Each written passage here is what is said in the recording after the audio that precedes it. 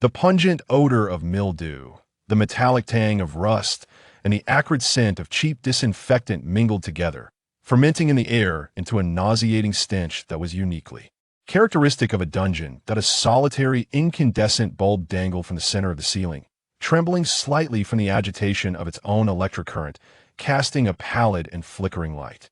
This illumination stretched across the damp walls, creating enormous and distorted shadows that resembled a congregation of silent phantoms, coldly observing the cruel spectacle about to unfold. Beneath the bustling surface of Longzhou City lay this forsaken, malevolent basement, a breeding ground for SI. In the corner, a man was brutally bound to a metal chair, his body marred by ghastly wounds.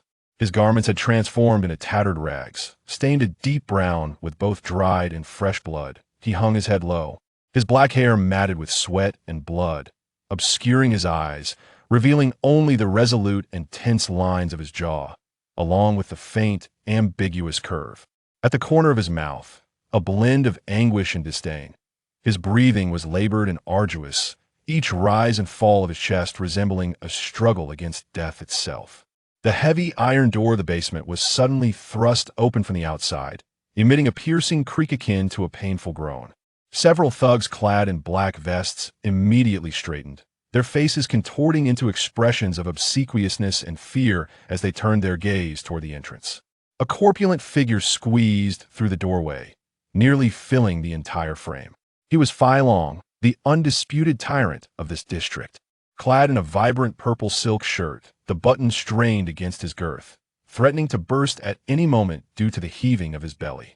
A gold chain, as thick as a thumb, hung around his neck, reflecting a gaudy, greasy sheen under the harsh light. His visage resembled an over-fermented dough, with features crammed together and a pair of small eyes glinting with irritation and lasciviousness. "Damn it, a bunch of useless fools." Fei Long's voice emerged, thick with contempt. "You couldn't even handle this trivial matter, forcing me to come down personally. My sweetheart is waiting for me in a suite at the Peninsula Hotel. Do you have any idea how much I stand to lose tonight?" As he continued to berate them, he advanced toward the bound man, crudely lifting his chin with the tip of his expensive Italian leather shoe. "Is it you?" Fei Long squinted, scrutinizing the bloodied visage before him. "Is it you, this reckless fool, who dared to cause a stir in my heaven on earth? You even injured 7 of my brothers?" His heaven on earth referred to the renowned den of vice in Longzhou City, one of his most significant enterprises. Tonight, he was supposed to revel in the opulence of the most luxurious private room there, enjoying a delightful evening with a newly acquired third-tier starlet, basking in the unparalleled pleasures that wealth and power could bestow. However, this man before him had appeared like a specter, stirring up a considerable uproar on his territory with thunderous force. Although swiftly subdued by his tactical numbers, the incident had thoroughly soured his mood. The bound man slowly lifted his head, the light finally illuminating his eyes.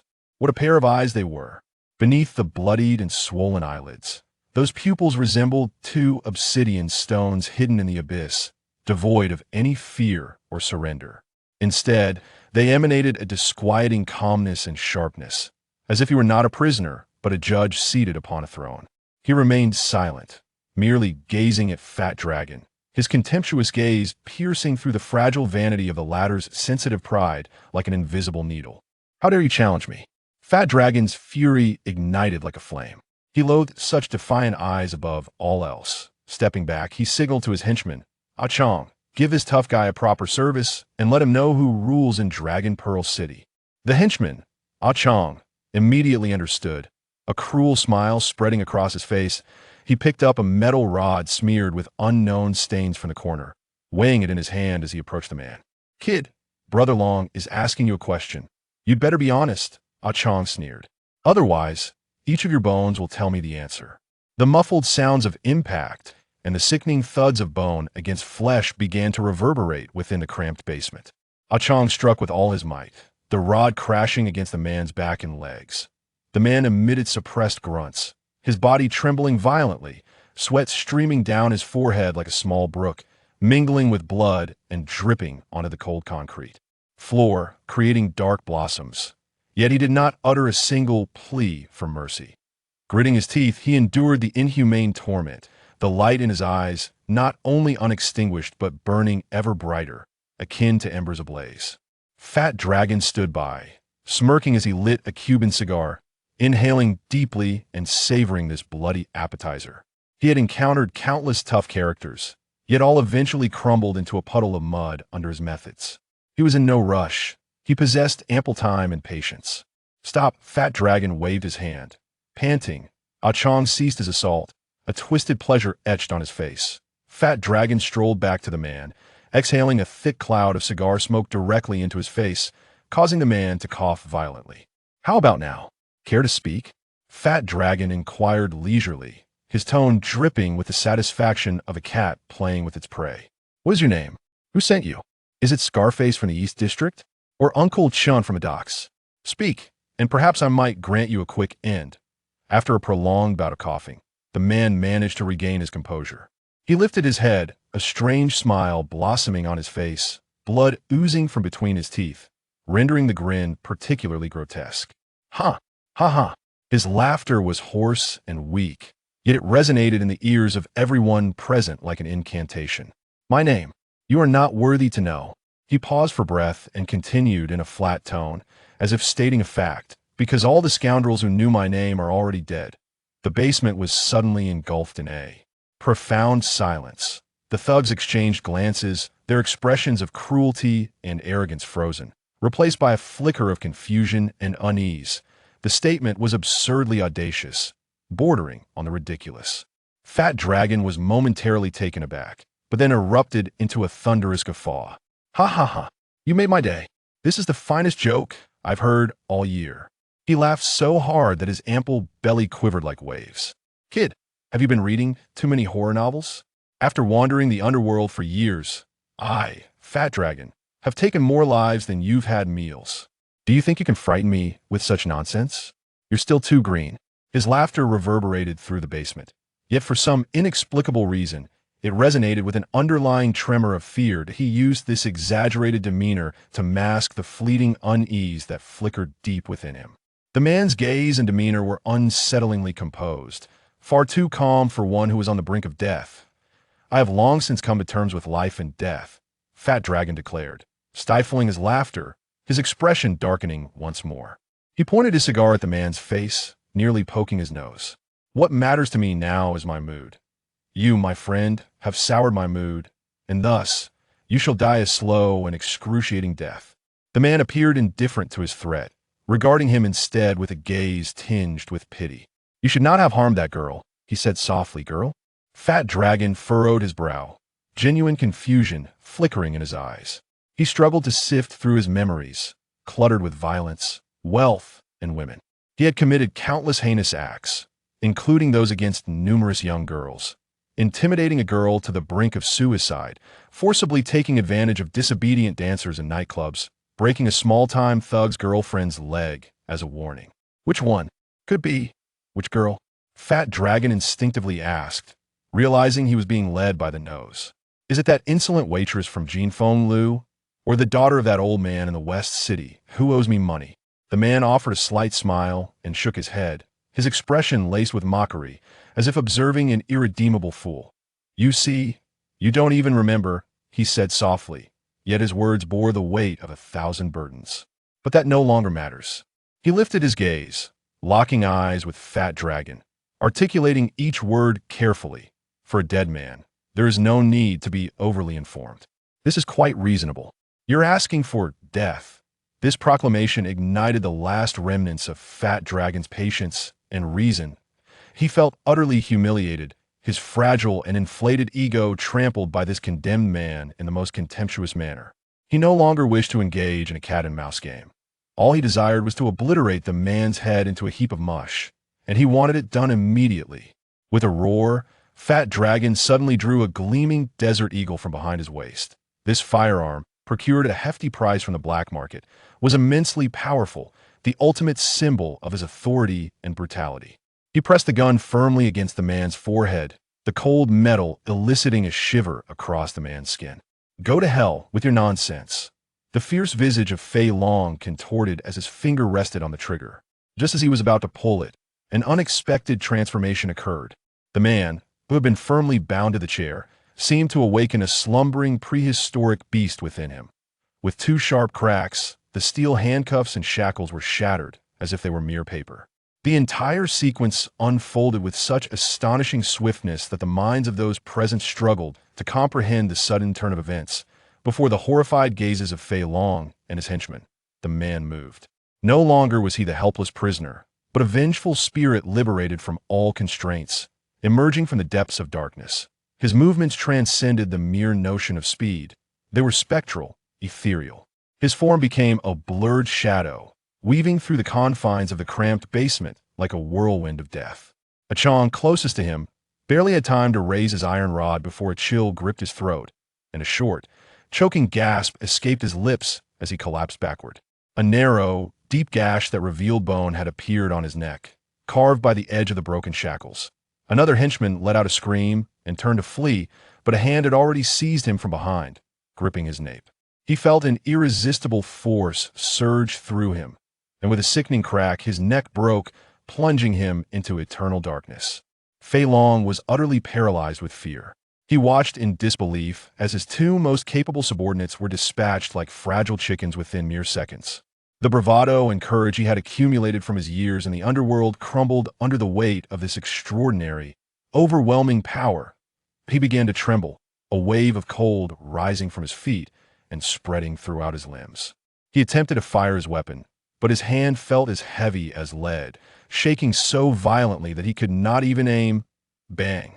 The gunshot rang out, the bullet ricocheting off the ceiling, sending concrete debris cascading down. This was merely a spasm of his muscles brought on by sheer terror. In the next moment, a shadow flashed before him, a cold hand gripping his wrist with the gun, twisting it gently. Fei Long emitted a scream akin to that of a slaughtered pig as his wrist bent at an unnatural angle, the desert eagle clattering to the ground. Immediately after, a tremendous force struck his knee, and he could no longer support his corpulent frame. Collapsing to the ground with a thud, he knelt in the very pool of blood that had dripped from the man moments before. In just a matter of seconds, the tides of battle had completely shifted. The man loomed above him, still bearing his wounds, yet emanating an entirely different aura. He stood like a silent mountain, exuding an air of death that left Fei Long gasping for breath. In his black eyes, there was no trace of human emotion, only an endless coldness and indifference, as if gazing upon an insignificant insect. Who are you? Are you a human or a ghost? Fei Long's voice trembled uncontrollably, warmth spreading in his trousers as a foul stench permeated the air. He had been so thoroughly frightened that he lost control. The man gradually crouched down, meeting Fei Long's gaze as he knelt on the ground. He disregarded the repugnant odor, merely observing him as the color drained from his face, leaving behind a pallid expression of sheer terror. In the final moment of Fei Long's life, he finally heard the name he never deserved to know. The voice was soft, cold, like a chilling breeze sweeping across a graveyard, penetrating his ears. I am the Dark Night Elf. Chapter 02. Ripples of shock and doubt. The morning sunlight, akin to a delicate veil of gold, struggled to pierce through the iconic skyline of Longzhou City, casting mottled shadows upon the labyrinthine streets below. This coastal behemoth, home to over 10 million souls, was stirring from a fleeting slumber, poised to embark on another day of clamor and tumult.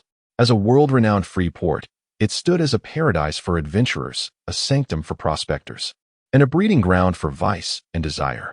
Yet, in a secluded industrial district to the west of the city, the tranquility of this awakening was abruptly shattered by the shrill wail of police sirens. What? Fat Dragon is dead? The news rippled through the underworld like a stone cast into a still pond, swiftly stirring the waters of both the legitimate and illicit realms. Fat Dragon, whose real name was Liang Dong, while not a towering figure in the pantheon of Longzhou's power brokers, was undoubtedly a formidable presence in the Western Territory, capable of silencing even the most obstreperous of children. As the second in command of the Shitia gang, he was notorious for his ruthless demeanor and insatiable greed, serving as the most formidable enforcer for the gang's leader, Ironhead. Now, this fierce dog, along with his most trusted henchmen, had been silently dispatched, and in the very confines of his heavily fortified underground lair, within the oppressive atmosphere of the Homicide Division S office at the Western District Police Station, Tension hung thick like a waterlogged sponge. Officer Lin Zicheng, the newly appointed head of the division, stood before an expansive evidence whiteboard, her brow furrowed in contemplation. At 27, she was the most luminous star within the police force. With a neat bob of shoulder-length hair, her sharp features and almond-shaped eyes, which would involuntarily narrow in thought, exuded a composure and focus that belied her youth. The impeccably pressed navy blue uniform she donned appeared as a second skin, distinctly separating her from the weary and jaded veteran officers surrounding her. A protégé of the police commissioner, Lin Zicheng graduated from the police academy with near-perfect scores and later spent 2 years in an exchange program with Interpol, crafting a resume that inspired envy. 6 months prior, she had been assigned to the chaotic Western District Police Station of Longzhou City, a widely acknowledged stepping stone for her career advancement. Zicheng, have you made any discoveries? The precinct chief, Chun, approached with a cup of goji berry tea, his tone laced with scrutiny. Report, Chief. Lin Zicheng pivoted to stand at attention, her voice crisp and assertive. The preliminary investigation at the scene is complete. There are 5 deceased individuals, including Liang Dong, known as Fat Dragon. All fatal injuries were the result of precise cuts to the carotid artery, executed with astonishing professionalism and efficiency, almost as if they were struck down in a single blow. No fingerprints, footprints, or any evidence apart from the deceased were found at the scene. Surveillance footage during the time of the incident was disrupted by a high-intensity electromagnetic pulse, leaving only a static haze. What's more peculiar, she continued, extracting 2 meticulously severed metal cuffs from an evidence bag, is that these are specialized handcuffs used to restrain one of the deceased, whom we suspect to be a victim. Crafted from high-grade steel, they can withstand nearly a ton of tensile force. However, forensic colleagues noted that the cuts are as smooth as glass, suggesting they were not forcibly broken, but rather severed instantaneously by some advanced high-temperature or high-frequency vibrating weapon. This transcends the known capabilities of any cutting tool currently at our disposal. Chin's brow furrowed deeper, indicating his awareness of the complexity of the case. Any news from the underworld? He inquired. Not at the moment, Lin Zicheng replied. The members of the West Iron Gang are tight-lipped, and our informants indicate that there is chaos within their ranks. It seems even they are unaware of what has transpired. Continue to follow up, Chin urged, patting her shoulder. This case is under intense media scrutiny. Remember, I require evidence, not conjecture. Once Chin departed, the office reverted to its usual clamor. Lin Zicheng inhaled deeply, her gaze returning to the gruesome photographs affixed to the whiteboard. Her mind functioned like a finely tuned machine, rapidly analyzing every detail in an attempt to extract a thread of logic from this seemingly insolvable enigma. At that moment, an elderly officer with graying hair and spectacles ambled over, cradling an enamel teacup. He was Old Chun, formerly known as Chun Jiadong, the most senior officer in the precinct. On the cusp of retirement in a year, he was neither one to seek accolades nor stir up trouble. His daily routine comprised sipping tea, reading newspapers, and organizing archaic files, existing almost as a specter within the station. Lin, are you troubled by this case? Old Chun inquired with a genial smile, revealing teeth stained yellow from tea. Lin Zicheng held no particular animosity towards this living relic of the police force, yet neither did she feel any sense of camaraderie. To her, Old Chun epitomized an outdated, rule-bound approach to policing, long rendered obsolete by the passage of time. Nevertheless, out of courtesy, she nodded in acknowledgement. Captain Chun, she responded politely. The crime scene was unnaturally pristine, too clean to be plausible. It was as if the murderer materialized out of thin air and vanished just as mysteriously, leaving no trace to follow. Could it be? Old Chun lowered his voice conspiratorially, leaning closer. The work of a night spirit? Night spirit? Lin Zicheng paused, then burst into laughter, as if she had heard an outrageous joke. She turned to face him, crossing her arms, regarding him with a hint of condescension. Captain Chun, did I hear you correctly? You are suggesting that we should include in our official report a notion of a vigilante dressed in tight attire, soaring across rooftops, one that exists solely in urban legends? Do you believe we should incorporate such intangible folk fantasies into our investigation? Her tone carried a barely perceptible edge of derision. She found it incomprehensible that a veteran officer with over 30 years of service could entertain beliefs that were the realm of third-rate novels and online forums. To her, the so-called night spirit was merely a figment of the public's imagination, born from a society under pressure. and served as a modern-day myth akin to Zhong Kuei or Batman, utterly absurd. Old Chun, however, did not take offense at her mockery. Instead, a flicker of resignation passed through his murky gaze. He removed his spectacles and wiped them with the hem of his shirt, speaking slowly. Lin, your time in Longzhou City has been brief. This city is akin to the surface of the sea. What you see are merely the glimmering waves. Beneath that surface lies a world of hidden currents and monstrous beings, the depths of which no one can truly articulate.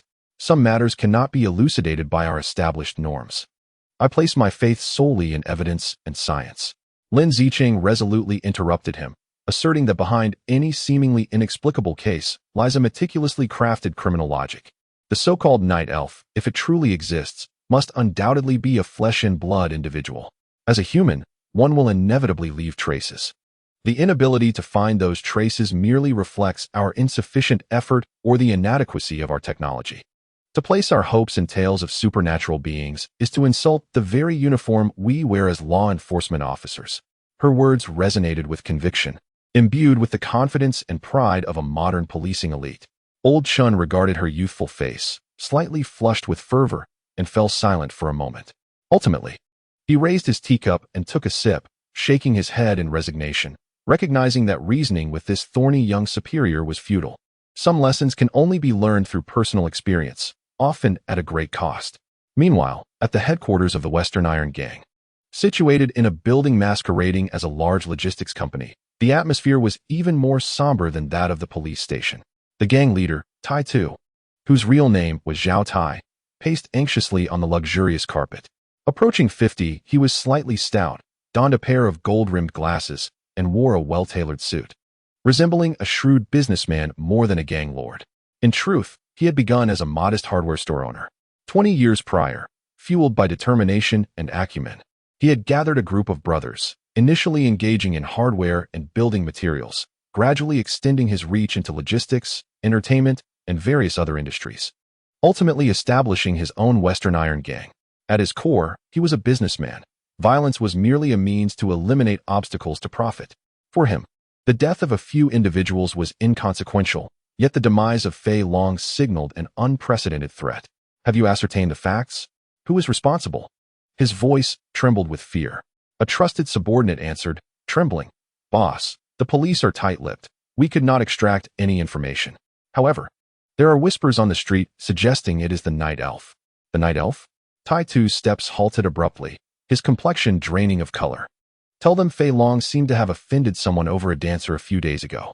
That dancer appears to be under the protection of the night elf. A chill ran down Tai Tu's spine, and cold sweat trickled down his temples. He had certainly heard of the legends surrounding the night elf. In the underworld of Longzhou City, this name was regarded as taboo. It was said that this figure could appear and vanish at will, meting out justice to those who overstepped their bounds. A few years ago, the leader of a drug trafficking ring in the southern part of the city, along with a dozen core members, had vanished overnight, leaving behind only an abstract chalk drawing of an elf's wings. Everyone claimed it was the work of the night elf. Tai Tu had always scoffed at such tales, dismissing them as mere ghost stories concocted by the vanquished after gang conflicts. However, now that this matter seemed to involve him, the fear that had long been buried within him surged uncontrollably. He was not a street thug. He feared death. He had toiled tirelessly to build his empire, seeking enjoyment, not a mysterious demise at the hands of others. Prepare the equipment. He stammered urgently. Book me a flight to Switzerland. The fastest one. No, a private jet. We need to leave immediately. Brother, are we really just going to leave like this? What about the business? Business my foot. Ironhead erupted in a fit of rage, sweeping a precious blue and white porcelain vase from the table, shattering it into pieces. What matters more, money or life? We must escape to avoid the storm. We can discuss it once this calms down. He could no longer concern himself with the dignity of being a leader or the future of the gang. In the face of that nebulous yet palpably real threat of death, all he desired was to flee, as far away as possible. Nightfall once again enveloped Dragon Pearl City.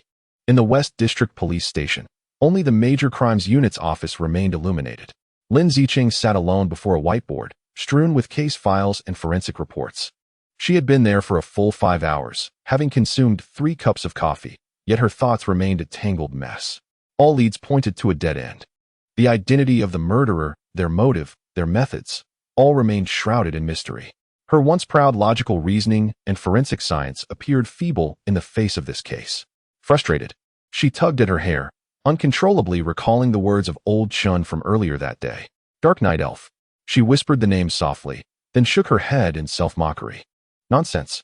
With a sharp snap, she closed the case file, the sound echoing sharply, attempting to expel the absurd thought from her mind. Yet, within her heart, a minuscule crack had quietly formed in the solid dam built of science and evidence. Chapter 03. Witness and Prohibition. The International Departure Hall of Dragon Pearl City buzzed with life, resembling a colossal blender filled with a cacophony of languages and emotions. The air was laced with scents of perfume, sweat, and fast food, while a massive electronic display rolled out flight information like an unceasing waterfall. Each individual waiting in line bore stories etched upon their faces, some reflective of anticipation, others fatigue, and still others numbness. Amidst the lengthy queue, a young girl stood out as particularly out of place. Her name was Suya, only 19 years of age, clad in a faded denim jacket. She clutched a well-worn canvas bag as if it were her sole anchor in this world. Her complexion was pale, her eyes filled with trepidation and unease. Resembling a startled fawn, vigilantly scanning her surroundings, any uniformed figure passing by sent tremors through her body. Finally, it was her turn. With her head bowed, she presented her documents along with a cheap ticket to a neighboring island. Name? The expressionless immigration officer inquired mechanically. Suya? She replied, her voice barely above a whisper. The officer typed a few commands into the computer, and a red alert flashed on the screen. He raised his gaze, his sharp eyes scanning Suya's face. Miss Suya, please come with me.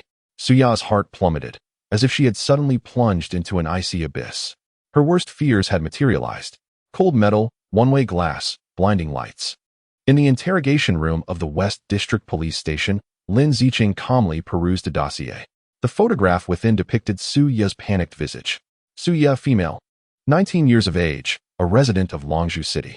A month prior, her mother had been brutally assaulted, resulting in severe injuries that necessitated hospitalization.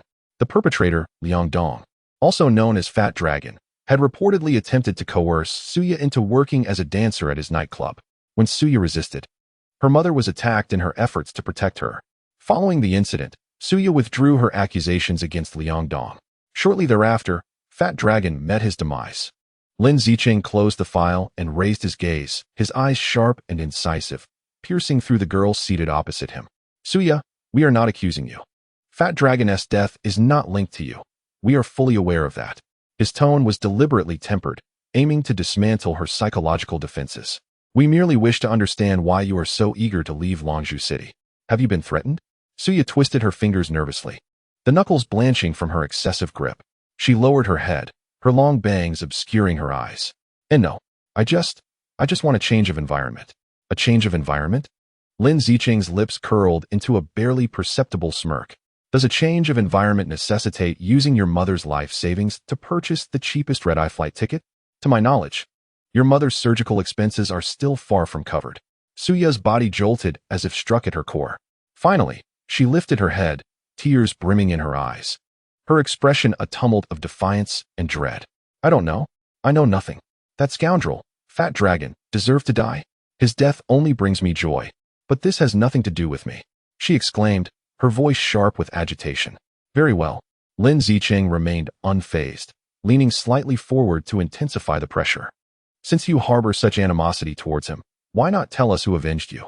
Who killed Fat Dragon? I told you I don't know. Do you truly not know? Lin Zicheng's gaze bore into her, relentless. Then what of the stack of old banknotes wrapped in oil paper within your canvas bag? A full 200,000. Neither more nor less. Precisely the amount required for your mother's second surgery. As a girl working part-time at a convenience store. Did you earn this sum on your own? These words detonated like a bomb, obliterating Suya's final psychological barricade. She froze, the defiance in her eyes crumbling, replaced by an abyss of panic.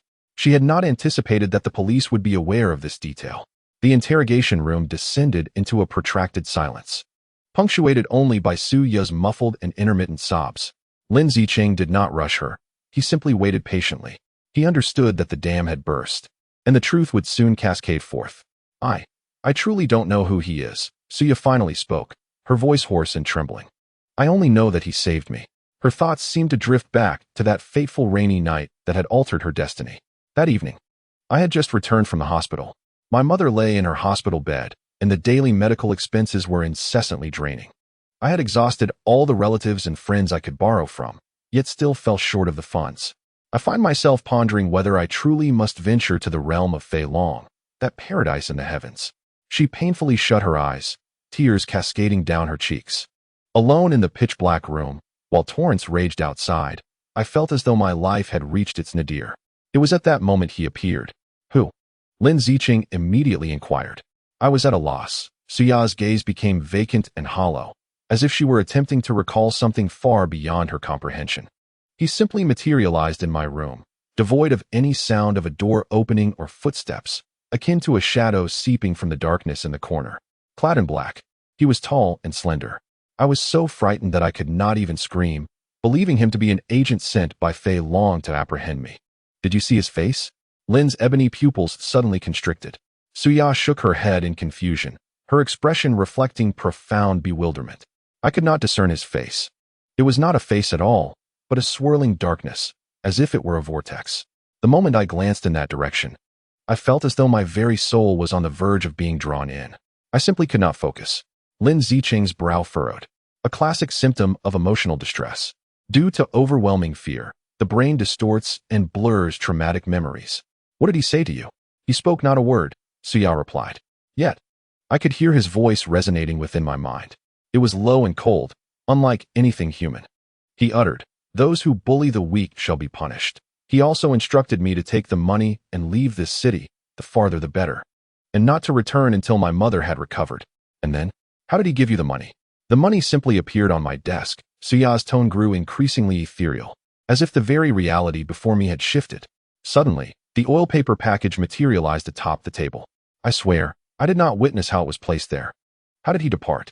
Suya fell back into confusion once more, struggling to recollect. But that segment of memory felt as if it had been surgically excised, leaving behind only a void. I can't remember. I truly cannot recall. I only remember fixating on his faceless visage, and then, when I came to my senses, I found myself alone in the room, with only the package of money remaining. The windows and doors were securely shut, and he vanished as inexplicably as he had come. Upon hearing Suya's account, Lin Zicheng fell silent. Deep within her, she felt a profound sense of disappointment. She had anticipated a clear depiction of the perpetrator and a logical sequence of events, rather than this narrative steeped in the supernatural, riddled with inconsistencies and illusory testimonies. She was entirely convinced that this girl named Suya had suffered immense psychological trauma, leading to a series of delusions. The so-called Dark Knight spirit was likely just an ordinary person, sympathetic to her plight, perhaps employing some sleight of hand or hypnotic techniques, leaving an impression akin to that of a ghostly apparition in the mind of this terrified girl. The interrogation concluded. Suya was temporarily placed in the police's witness protection dormitory. Lin Zicheng wearily exited the interrogation room, only to collide with her superior, Chen. How did it go, Zicheng? Did the girl confess? Chen's tone remained as unhurried as ever. Reporting to you, Chen. Lin Zicheng stood at attention, yet a hint of frustration seeped into her voice. She did speak, but the credibility of her statements is exceedingly low. She claims a faceless man in black offered her money to flee. I believe this is a classic case of memory distortion and delusion stemming from post-traumatic stress disorder. Her testimony holds no value in court. She paused, inhaling deeply before continuing her report. Additionally, we received a tip-off that the leader of the Shitia gang, Zhao Tai, known as Iron Head, boarded a private jet to Switzerland 3 days ago. The reason, it seems, is that he was swayed by street rumors, fearing that the so-called night elf would come after him. She emphasized the phrase so-called street rumors, which represented her last vestige of stubborn adherence to scientific investigation. However, Chen's reaction was unexpected. Upon hearing the name night elf, his hand, which held a thermos, lingered momentarily in the air. His gaze flickered, revealing a complex array of emotions: fear, resignation, and perhaps even a hint of acquiescence. Understood. Chen's tone shifted to one of gravity. Zicheng, this case is concluded. What? Lin Zicheng thought she misheard, her head snapping up in disbelief. I said, this case can be closed, Chen reiterated firmly. I have already coordinated with the media to present a unified narrative. stating that this was a gang-related vendetta stemming from internal disputes over profit distribution. As for Zhao Tai, his departure is fortuitous. The Shitia gang, now leaderless, presents us with an opportune moment for our next sweep. Organize your materials and transfer them to the miscellaneous cold case unit in the archives, and you need not pursue this further. A rush of blood surged to Lin Zicheng's head, and she felt an unprecedented sense of humiliation. Chen, I don't understand. For the first time, she abandoned the formalities of reporting, directly challenging him. This case is riddled with uncertainties. That murderer, whoever he may be, has claimed 5 lives. He is an exceedingly dangerous criminal. How can we abandon the pursuit based on an ephemeral street rumor? We are the police. It is precisely because we are the police that we must make decisions beneficial to the greater good. Chen's expression darkened. You know full well who Fai Long is. His death, does it bode well or ill for the public safety in the Western District? Zhao Tai's flight, does it signify a collapse of a long-standing gang, good or bad? Sometimes, procedural justice must yield to the justice of outcomes. This is the survival principle of Longzhou City. I cannot accept this. Lin Zicheng's fists clenched tightly at her sides, her nails digging deep into her palms. The law is the law. No one can transcend it to execute vigilante justice, even with noble intentions. Then go apprehend him. Chen's voice rose a notch. Do you have evidence? Any leads? You can't even discern whether he is human or ghost. Are you really suggesting that the police department mobilize all its resources to pursue a faceless shadow? Lin Zicheng, while you are indeed exceptional, your ideals are overly romanticized. This is not a mock courtroom from the police academy. Execute your orders. After Chen finished speaking, he turned away with resolute strides, leaving behind an unassailable silhouette. Lin Zicheng stood frozen, her body chilled. She felt as though the convictions she had painstakingly built were shattered by a force both formidable and crude, emanating from the harshness of reality. She turned her head and, through the corridor's window, spotted the old officer Chen Jiadong, who was always seen sipping tea and reading the newspaper, gazing at her in silence. There was no mockery or pity in his eyes, only a profound understanding and calm that seemed to say, I have already warned you. This tranquility ignited within Lin Zicheng a deeper sense of anger and helplessness than any words could convey. Taking a deep breath, she pivoted and strode back to her office, slamming the door with a resounding thud. Grasping the dossier on the Fai Long case that lay on her desk, she noted the words Dark Elf emblazoned on the cover, as if inscribed in blood, glaringly vivid. Commands may be lifeless, but humanity is vibrant. As she stared at those 4 words, a flame of mixed fury, defiance, and challenge ignited within her eyes for the first time. The official investigation may have concluded, but her inquiry was only just beginning. Chapter 04. Forbidden Zones and Warnings. The subterranean level 2 of the West District Police Station is a realm seldom traversed even by the most seasoned officers. It is devoid of windows, and the air is perpetually saturated with the scent of aged paper, dust, and rusted pipes, reminiscent of a bygone century.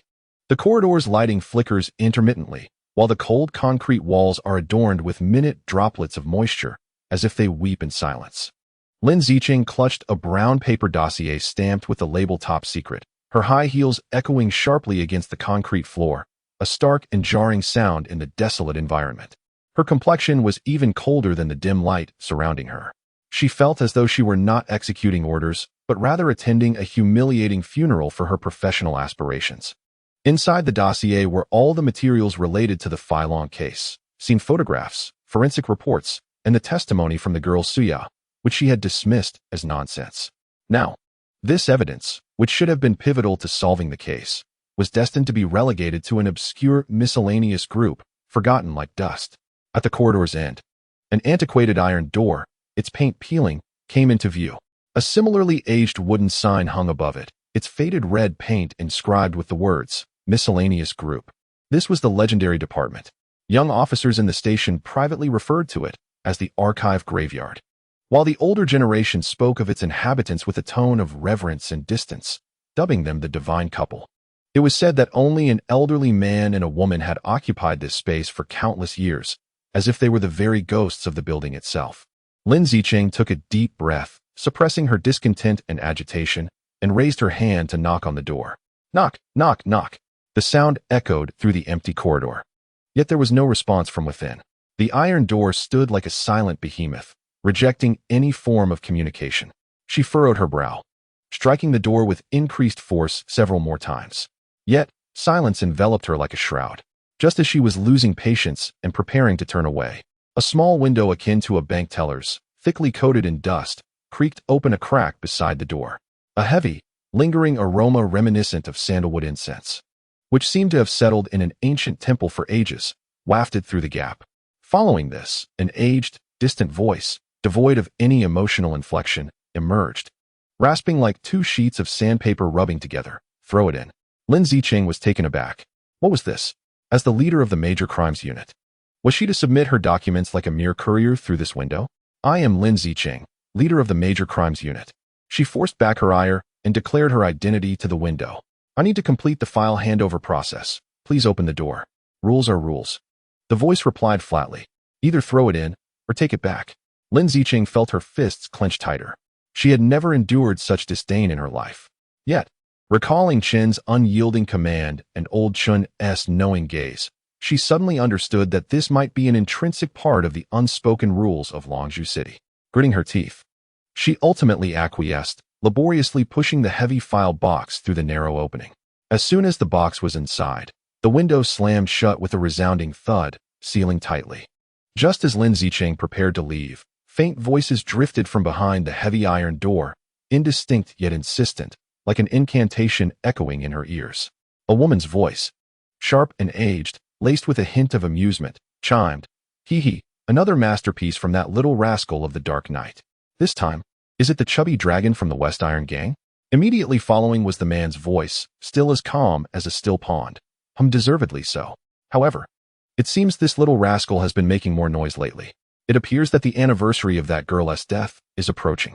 Indeed, every year at this time, he stirs up some commotion. That chubby dragon has truly walked into the line of fire. What terrible luck. The woman's tone carried a thread of schadenfreude, fate, and destiny. Place the files in drawer number 7 of the Xin series. Understood, you old codger. The subsequent voices faded into an almost imperceptible murmur. Lin Zicheng stood frozen, as if struck by lightning. Her initial reaction was one of absurdity, a profound sense of absurdity that utterly challenged her 27 years of materialistic worldview. The two individuals behind the door were discussing a major homicide case in which 5 lives had been lost with the casualness of neighbors gossiping about a mischievous child. That little rascal of the Dark Knight? They appeared to possess an intimate understanding of the mysterious perpetrator, even knowing his motives and the anniversary of his actions. How could this be possible? Lin Zicheng shook her head vigorously, attempting to dispel these preposterous thoughts from her mind. She would rather believe that these were two deranged old men, lethargically passing their days in isolation, having concocted delusions and madness from years of perusing bizarre case files. Yes, it must be so. She whispered this to herself and almost fled from the suffocating underground floor. Yet, that bizarre dialogue clung to her mind like a relentless parasite. That evening, as the lights began to twinkle, Lin Zicheng found herself seated in the bustling heart of Longzhou City, at a jazz bar named Rosemary. With a glass of amber whiskey on the rocks before her, she had exchanged her police uniform for a simple black dress. But the taut lines of her face and the lingering irritation in her brow rendered her starkly out of place amidst the relaxed ambience surrounding her. "Hey, our esteemed Officer Lin, why are you here drinking alone?" A melodious voice interrupted her thoughts, as a stylishly dressed woman with short hair took a seat across from her, a drink in hand. This was Zhuo Min, Lin Zicheng's close friend from university, now one of the most sought-after investigative journalists in Longzhou City, renowned for her incisive reports and ability to unearth hidden truths. "Nothing much, just encountered some troublesome matters, feeling a bit out of sorts," Lin Zicheng replied. Taking a sip of her drink, the fiery liquid slid down her throat, scorching her esophagus, yet failing to alleviate the turmoil within. "Let me take a wild guess," Zhuo Min said, winking and donning a professional air of curiosity. "Is it related to that recent case you've taken on, the Fat Dragon case? I've heard whispers on the streets, claiming that the night elf has resurfaced. So, my dear detective, have you managed to catch a glimpse of this urban hero?" Lin Zicheng forced a bitter smile and downed her drink in one go. "Don't even mention it. The higher-ups have ordered a halt to the investigation." "What?" Zhuo Min's smile vanished, replaced by a look of astonishment. "A halt? Why? Fat Dragon is no minor player. This case has garnered significant media attention. The official stance is gang-related vendetta. Case closed, Lin Zicheng said with a tone laden with self-mockery. As for that so-called night elf, there's no trace of such a person in the police reports. Zhuo Min fell silent. As a seasoned journalist, she immediately sensed the unusual undertones in the situation. Leaning closer, she lowered her voice. Zicheng, heed my advice. Let this matter rest. Do not pursue it further. Lin Zicheng lifted her gaze, confusion etched on her face.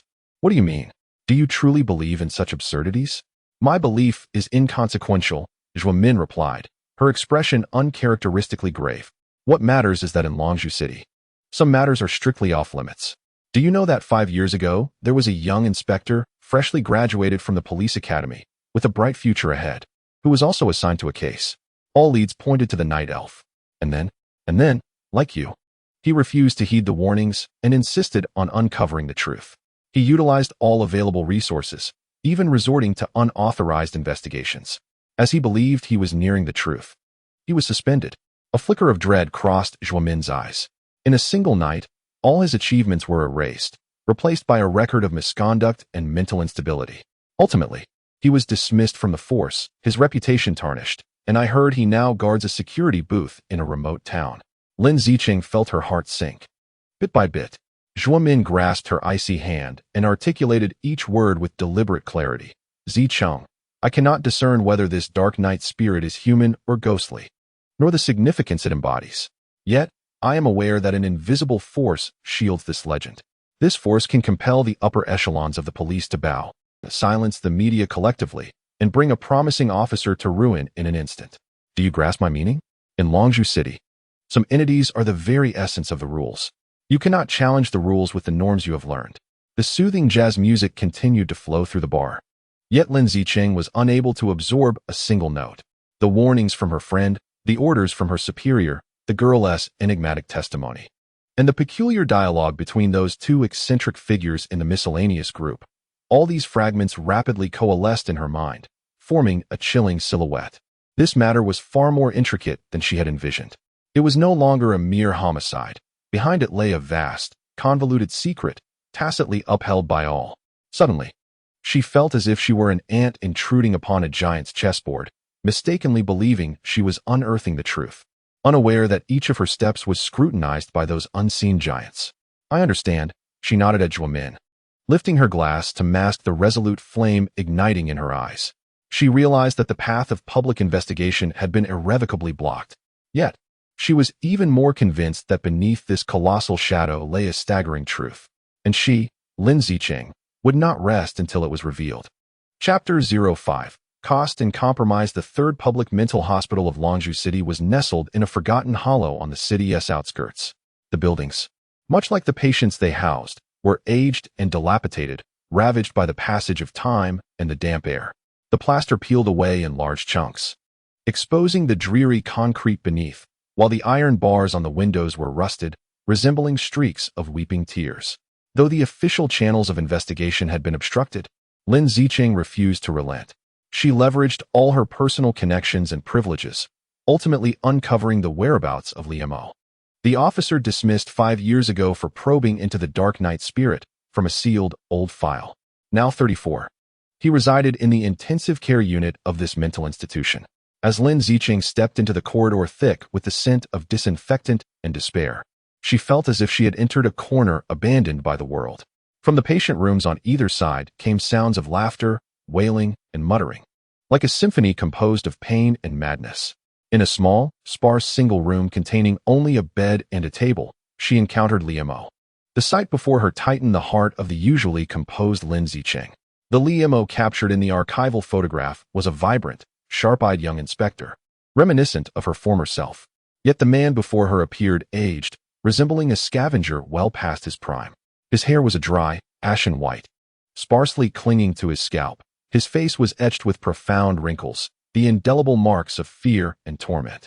His body hunched, emaciated to the point of skeletal fragility, swathed in an oversized hospital gown that hung loosely around him. Most terrifying of all were his eyes, void of any glimmer, murky and hollow, lacking focus as if his very soul had long since fled this decaying shell. Lin Zicheng suppressed her inner turmoil, drew up a chair, and sat before him. "Hello," Officer Lee, my name is Lin Zicheng, from the Major Crimes Unit in the West District.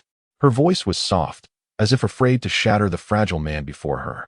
Officer Lee showed no response, his gaze fixated on a stain on the ceiling.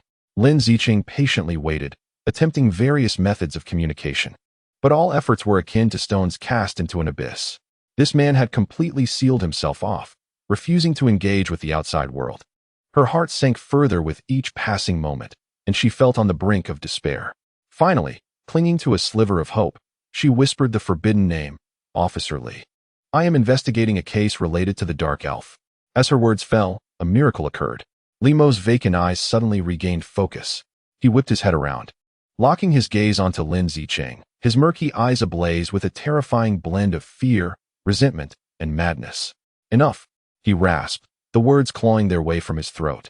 Hoarse like a rusty saw scraping against wood, his body began to tremble violently, hands gripping the bed's edge until his knuckles turned white. Enough. Stop your investigation. You will die? We will all die. He watches us. He has always been watching us. In the darkness. Faceless. Faceless. His voice escalated into a frenzied roar.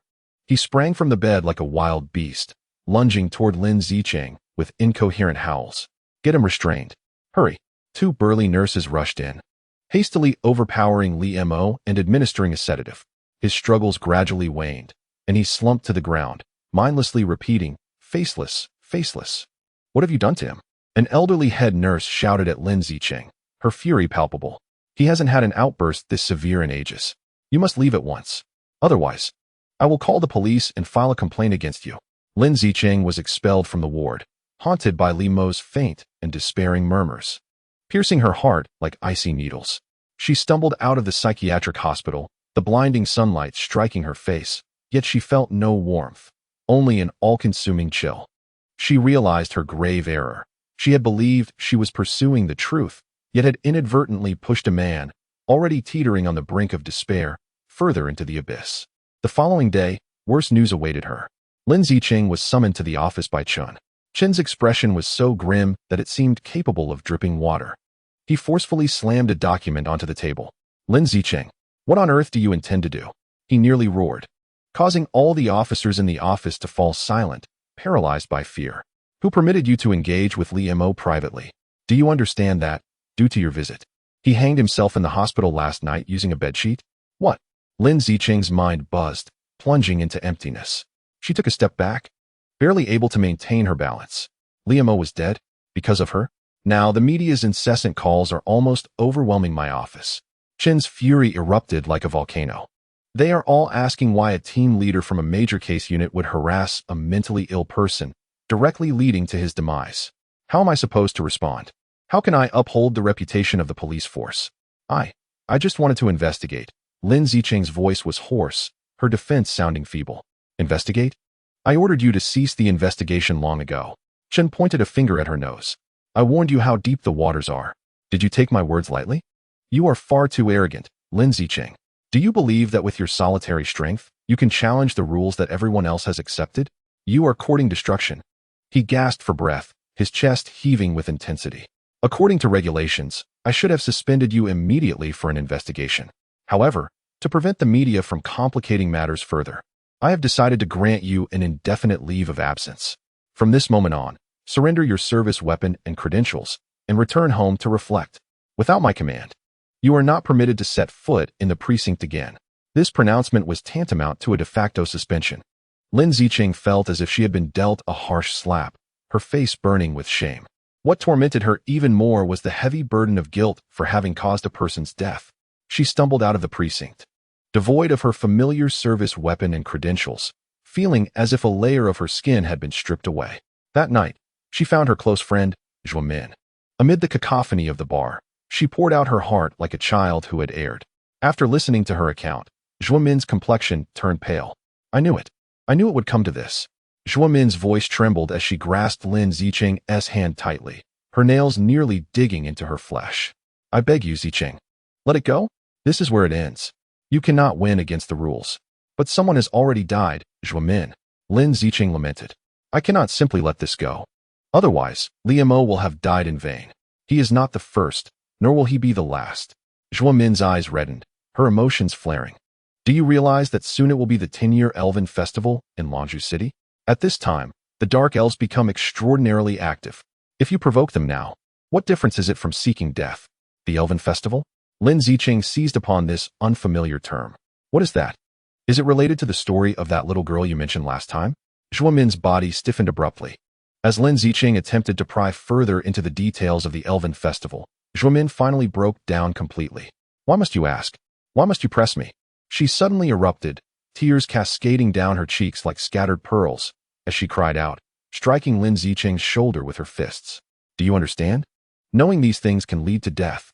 Do you want me to meet the same fate as Li Mo, dying in the streets or locked away in a mental institution? Do you think my life is too comfortable? Her cries were imbued with despair and fear, drawing the attention of those around them. Lin Zicheng was momentarily taken aback by her outburst. She had never seen her fearless friend so consumed by terror. It dawned on her that this so-called spirit offering might not merely be a legend for Zhuo Min, but rather a gruesome reality that had once unfolded. Gazing at Zhuo Min's face, twisted by tears and dread, Lin Zicheng felt as though an invisible hand had tightly gripped her heart. She recalled Li Mo's desperate eyes, and his final, anguished cries. Now, she witnessed her dearest friend teetering on the brink of collapse due to her own stubbornness. She had always believed she was championing justice, yet inadvertently pushed those around her towards the precipice of peril. Enough, truly enough. I'm sorry, Min, Lin Zicheng said, tightly embracing her trembling friend, her voice heavy with fatigue and guilt. I won't ask anymore. I promise I won't investigate anything further. This ends here. For the first time, she chose to compromise, not in submission to power, but in acknowledgement of the weighty responsibility that could harm the innocent. Chapter 6. The Day of the Offering and Legends, May 6th. According to the ancient legends of Longzhou City, this day marks the opening of the 5 Ghosts' Gates and the crossing of the 6 Evils, a day deemed inauspicious. In recent decades, this archaic taboo has taken on a new, chilling significance, the spirit offering. Legend has it that every 10 years, on this day, the nocturnal guardian, the dark night spirit, conducts a sweeping purge, ruthlessly expelling the most tenacious evils lurking in the city's shadowy corners. No one knows the criteria he employs, nor the targets he selects. The only certainty is that on this day, the nights of Longzhou City will be longer and more sanguinary than ever before. Lin Zicheng was roused from her slumber by the insistent ringing of the doorbell. With her disheveled hair, she opened the door to find her friend Zhuo Min, laden with bags of groceries, wearing an excessively radiant smile. Behind her stood 2 young men, one tall and sunny, his grin dazzling like California sunshine, the other slightly slender. Possessing a calm demeanor, adorned with black-framed glasses, his gaze gentle yet profound. Ding ding ding. Zhuo Min breezed into the house like a whirlwind, unceremoniously shoving the items into Lin Zicheng's arms. I know you've been cooped up at home, so I organized a warm family gathering to rescue your lonely soul. Lin Zicheng, witnessing this spectacle, couldn't help but feel a mix of amusement and exasperation. She was well aware of her friend's good intentions. Ever since that fateful night in the bar, Zhuo Min had kept an unwavering watch over her, fearful that she might once again contemplate delving into that case. Today's unfolding drama seems merely an attempt to monopolize her time and energy with culinary delights and handsome men. Enough of the pretense. Lin Zicheng smiled wryly, stepping aside to allow them entry. I appreciate the gesture. Do remember to give me a heads up next time, so I can prepare accordingly. We are all family. No need for formality.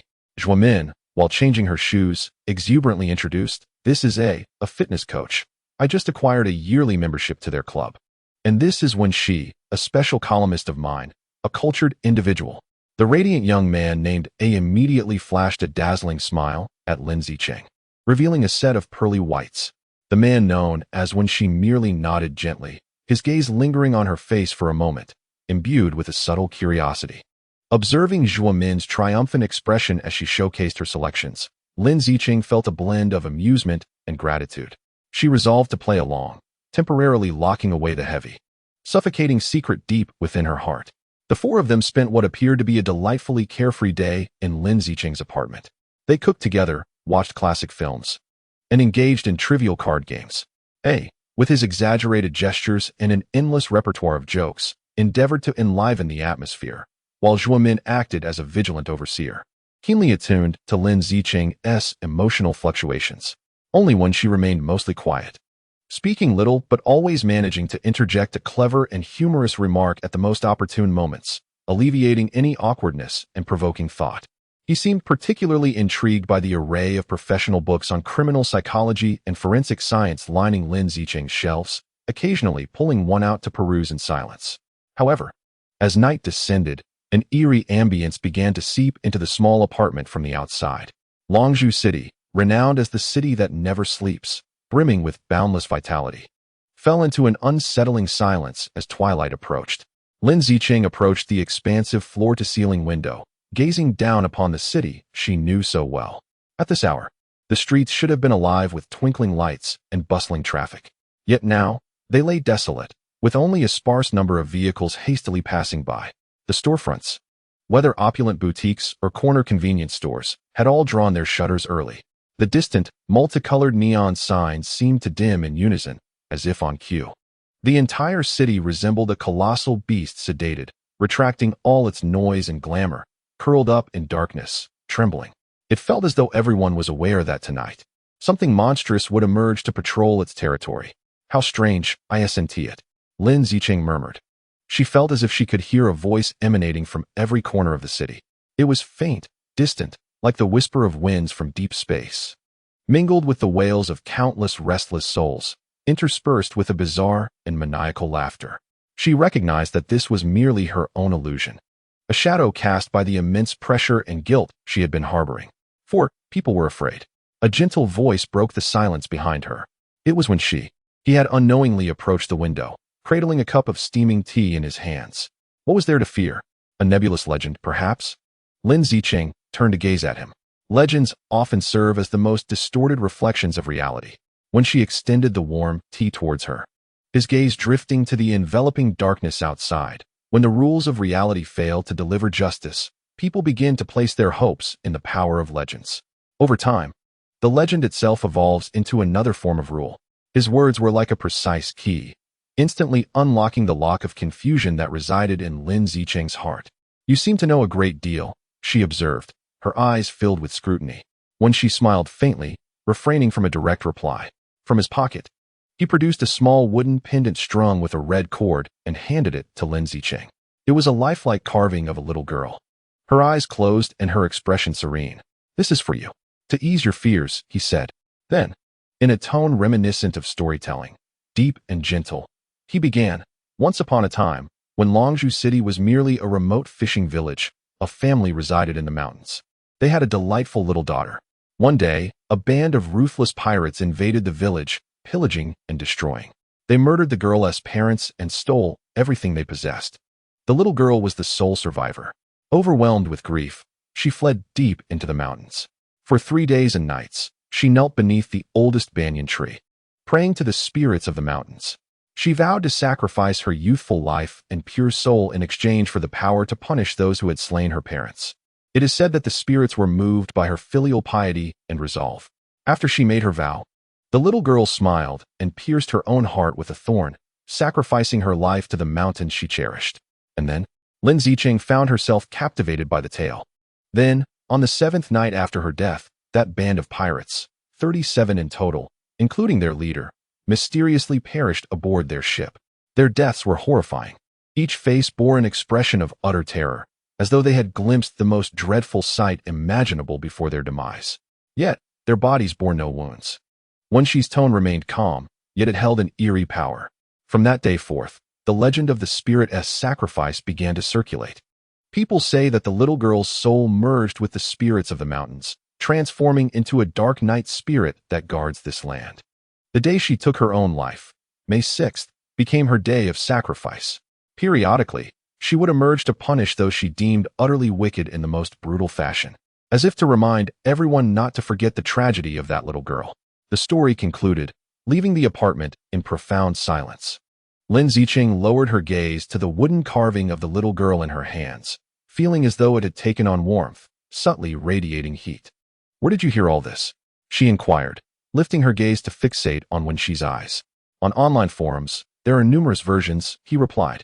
Wen Xi chuckled lightly, as if he had merely been sharing an amusing post. Official revelations, folk histories, insider scoops. There were all manner of tales, each more captivating than fiction itself.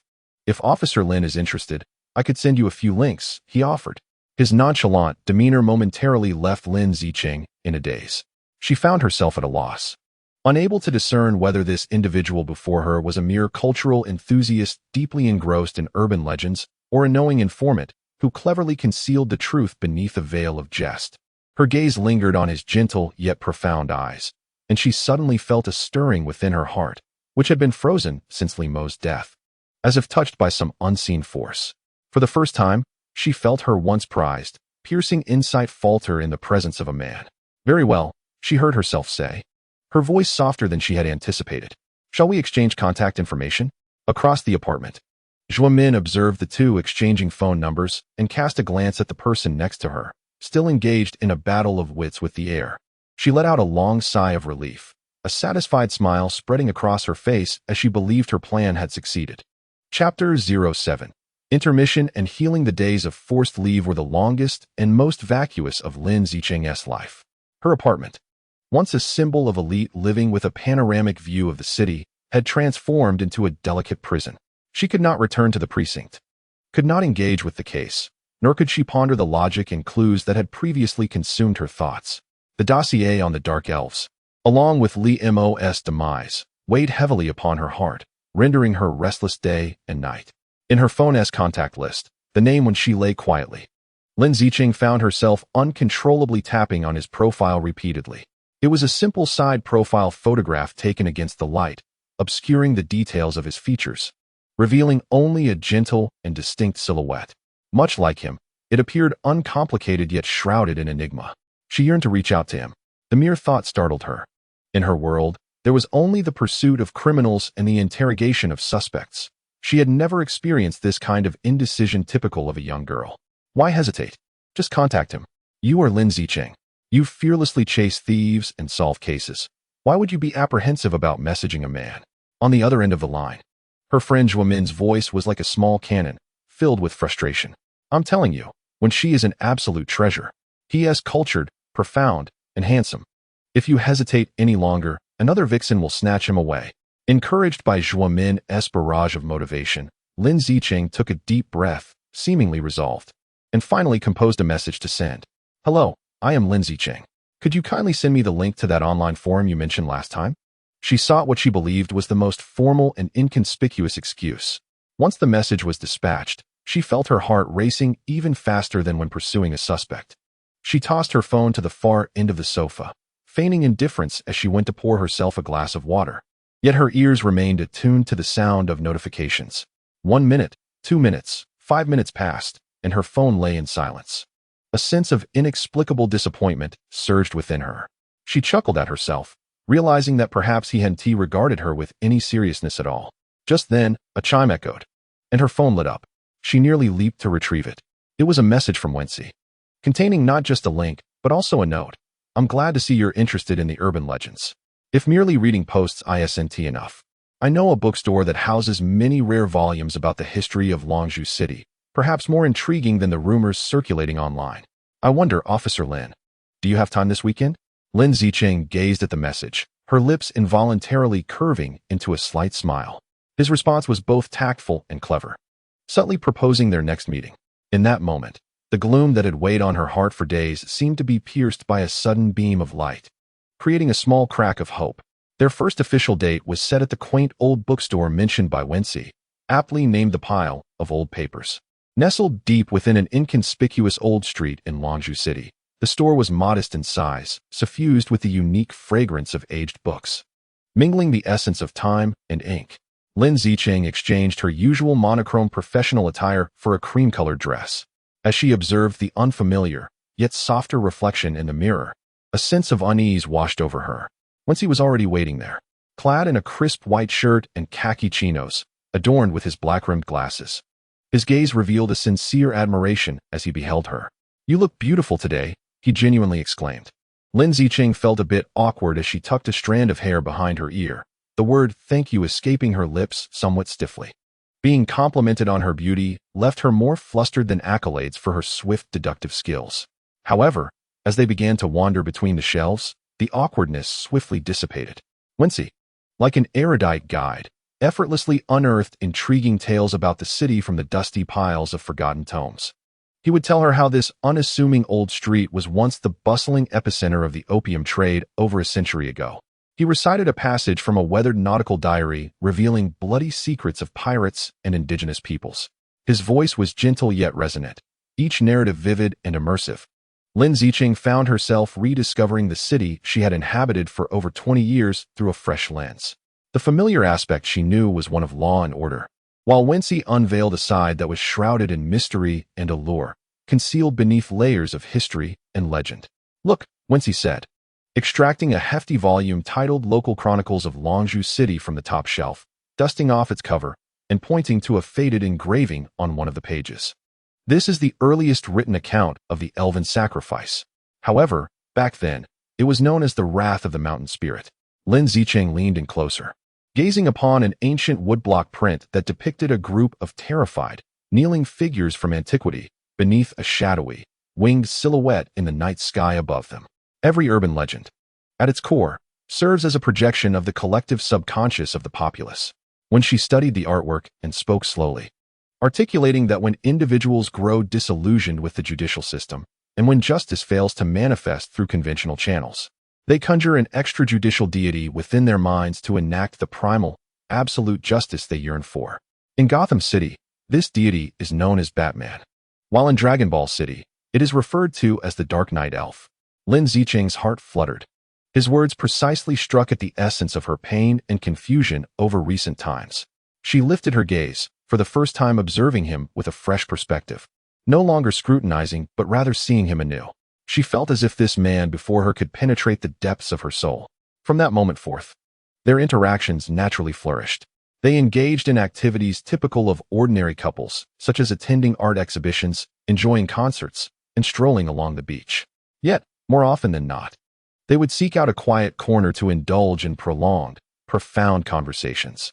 Lin Zicheng discovered that in Wen Xi's presence, she could shed all pretenses and defenses. She could be an ordinary woman lamenting the frustrations of her job, rather than the ever-correct, perpetually composed Officer Lin. When she never probed into the specifics of her work. However, he always managed to soothe her restless heart, which longed for the battlefield, with the gentlest and most appropriate words. At times, Lin Zicheng experienced a sense of disorientation. She pondered whether her swift emotional investment was genuinely due to her attraction to Wen Xi, or merely a means to fulfill the assignment Zhuo Min had set for her. A way to prove to those who cared for her that she had moved on. She even found herself analyzing Wen Xi through the lens of her profession. Who exactly was he? How did he possess such intimate knowledge of the city's hidden tales? Did he harbor any ulterior motives for drawing close to her? Yet, whenever these thoughts arose, a gentle glance from Wen Xi, a wise utterance, or an inadvertent, considerate gesture would dissolve her doubts into nothingness. She could not deny that, stripped of the complexities of their backgrounds, Wen Xi embodied the very type of person she would naturally be drawn to, with his profound thoughts and his gentle, accommodating nature. With him, she felt an unprecedented sense of relaxation and tranquility. Finally, on a rainy night, after attending a play, they walked along the damp streets. Wen Xi held a black umbrella, tilting most of its canopy toward her, allowing the rain to drench one shoulder. Lin Zicheng paused, observing his shirt soaked by the rain, and felt the softest part of her heart stirred. "Wen Xi," she said, looking into his eyes, "what do we define our relationship as now?" Wen Xi hesitated momentarily before breaking into a smile. He closed the umbrella, letting the cold rain cascade over them both. Then, amidst the hazy curtain of rain and the soft glow of streetlights, he gently took her hand in his. His hand was warm, dispelling the chill of the rainy night. "I thought we were already there." He gazed at her, his eyes filled with a seriousness and affection she had never witnessed before. "Zicheng, will you be my girlfriend?" At that moment, Lin Zicheng felt the ice within her heart, frozen since Li Mo's death, completely melt away. She nodded, tears mingling with the rain as they slid down her face. That evening, Zhuo Min received a message from Lin Zicheng, containing only 3 simple words: "Mission accomplished." Zhuo Min stared at those words, nearly leaping from her bed in excitement. She exhaled a long sigh of relief, feeling as though she had finally completed a monumental task in saving the world. She genuinely rejoiced for her friend, naively believing that from that moment forward, Lin Zicheng's life would finally be free from darkness and danger, returning instead to sunshine and sweetness. Chapter 08. The Demon King power serves as the core lubricant of the colossal machine that is Dragon Pearl City, as well as its most potent corrosive agent. When a power node vanishes suddenly, the vacuum it leaves does not usher in peace. Rather, it incites more fervent and bloody aspirations. The news of Iron Head Zhao Tai of the West Iron Gang absconding with funds fell like a drop of blood into a shark tank, instantly igniting the greed and unrest within the underground world of Dragon Pearl City. The lucrative streets he left behind, along with the astonishingly profitable gray industries, hung suspended in the air like a tantalizing morsel, exuding an alluring aroma. Among the first to pounce were the veteran gangsters of the Xingyi Society from the east of the city. The leader of Xingyi Society, a true survivor who had clawed his way up from the brink of death, perceived Zhao Tai's escape as a signal of the West Iron Gang's total collapse and an exceptional opportunity to expand his territorial influence into the western part of the city. Thus, on a sultry afternoon, heavy with the promise of impending rain, one of the largest street battles in recent years erupted at the entrance of the West Iron Gang's most significant entertainment venue, Radiant Golden Palace. Nearly 100 gang members, armed with steel pipes and machetes, clashed in broad daylight like two murky torrents colliding violently. The cacophony of curses, wails, the clashing of metal, and the sickening sound of bones breaking interwove into a symphony that epitomized the city's descent into chaos. Innocent bystanders screamed and fled in all directions. Shop shutters were hastily drawn down in terror, and the entire block was instantly transformed into a hellish nightmare. The turmoil ultimately culminated in a tragic toll of 3 dead and 17 injured, forcibly quelled by the tardy arrival of the police riot control unit. The severity of the incident shocked the entirety of Dragon Pearl City, with media coverage inundating the public with negative reports, and the phone lines of the police department's higher-ups nearly being overwhelmed. A tremendous pressure surged towards the Western District Police Station like a tsunami. In the chief's office, Chen's expression darkened like the sky before a storm. He slammed a newspaper onto the desk. The front-page headline featured a harrowing photograph of the street battle. Incompetence. A bunch of useless fools. He bellowed at the assembled officers. I've trained you for 1,000 days, only to have you falter at this crucial moment. Now the Western District is in utter disarray. Who among you can tell me what to do? The office fell silent, no one daring to touch this hot potato. The infamous dragon of the Xingyi Society is renowned for its cunning. Each time it orchestrates a scheme, it manages to extricate itself without a trace, leaving no direct evidence behind. In silence, Chen's gaze fell upon the long-emptied desk of the chief of the homicide unit. After a moment of inner turmoil, he reluctantly picked up the phone and dialed the number he had hoped never to call again. At that moment, Lin Zicheng was at a seaside CAF, enjoying afternoon tea with Wen Xi. It was her second week of vacation, and with Wen Xi's companionship, the icy barrier in her heart was gradually thawing. She began to attempt to embrace the simple pleasures of life as an ordinary girl, relishing the sunshine, coffee, and the blossoming of love. Return to the precinct immediately. Chen's tone on the phone was abrupt and urgent, devoid of any warmth, akin to an irrevocable command. Lin Zicheng's heart sank. She understood that her fleeting and illusory holiday had come to an abrupt end, as she donned her crisp police uniform and re-entered the West District Police Station. All eyes were drawn to her, an amalgam of complex and subtle emotions. There was surprise, schadenfreude, but more significantly, a glimmer of hope, as if they had spotted a savior. I need you to bring the dragon back to me. In Chen's office, there were no pleasantries exchanged, only the most direct of tasks conveyed. I do not care what methods you employ, interrogation, pressure, or intimidation. I seek no evidence. I demand results. Extinguish this fire in the West City at once. Lin Zicheng regarded his face, contorted by anger and anxiety, and felt no joy in her reinstatement, only a chilling understanding. She recognized herself as a sharp yet perilous scalpel, hidden away until the situation had deteriorated beyond repair, at which point the higher-ups would reluctantly unearth her to tackle the most troublesome and sordid issues. She offered a formal salute, her eyes as calm as a still pond. For hours later, the notorious dragon of the Xingyi Society was ushered into the deepest interrogation room of the West District Police Station. He was a middle-aged man in his 40s, robustly built, with a scar stretching from the corner of his brow to the corner of his mouth, rendering him a fierce and menacing figure. With a casual demeanor, He leaned back, legs crossed, regarding Lin Zicheng with a disdainful smirk. Officer Lin, it is an honor to finally meet you. I wonder what brings you to summon me for tea at such an ungodly hour. Lin Zicheng disregarded his provocation, methodically laying a thick stack of photographs before him, one by one. The images depicted the gruesome aftermath of the recent shootout: blood, severed limbs, and contorted, anguished faces, each photograph imbued with a visceral impact. Dragon brother, in the world of the underbelly, we uphold the principle of loyalty. Lin Zicheng's tone was unruffled, as if engaging in casual conversation.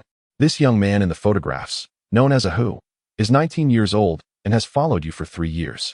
He idolized you, believing you to be a man of great loyalty and honor. When he met his end, he clutched tightly to the jade pendant you gifted him. Even as he suffered 3 stab wounds to his chest, the final blow piercing his lung. The smile on the dragon's face faltered slightly. This one, named Da, has an elderly mother of 80 and a child waiting to be fed.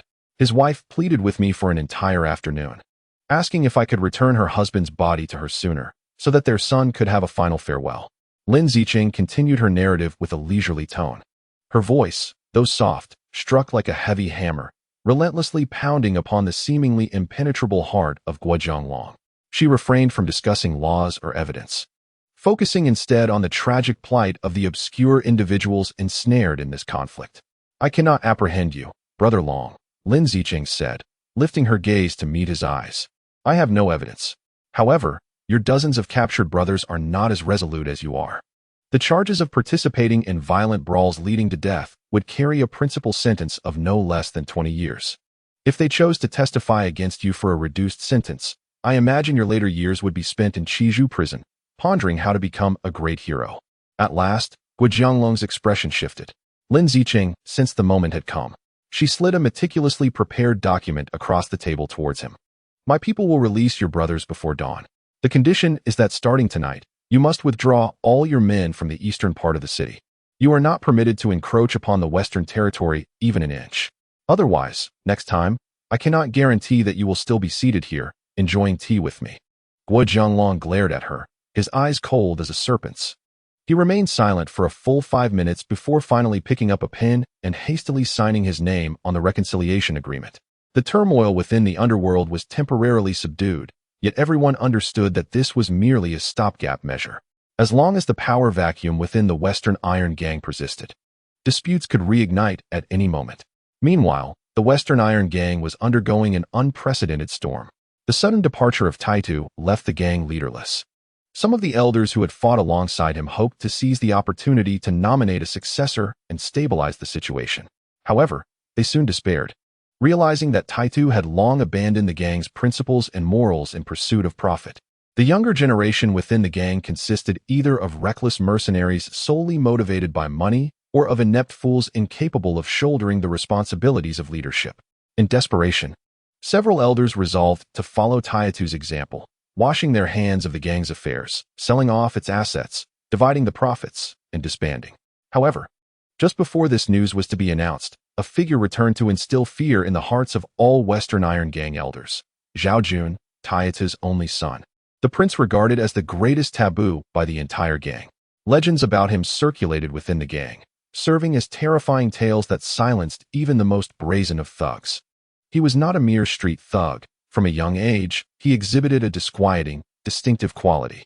While other children fought out of a desire to assert dominance, he engaged in violence solely for the sheer thrill it provided. He would relish the sight of his opponent's pain and fear with an almost obsessive, morbid gaze after bringing them down. At the age of 15, he had brutally scarred the face of a wealthy schoolmate with a broken beer bottle, requiring over 70 stitches, all due to a girl's mocking laughter. Ironhead expended a considerable sum to suppress the matter and subsequently sent him abroad for his studies. However, life overseas did not constrain him. Rather, it unleashed the demons lurking deep within his soul, akin to opening Pandora's box. He became enmeshed in a myriad of underground parties, indulging in excessive drinking, reckless driving, and the objectification of women, ultimately succumbing to the allure of narcotics.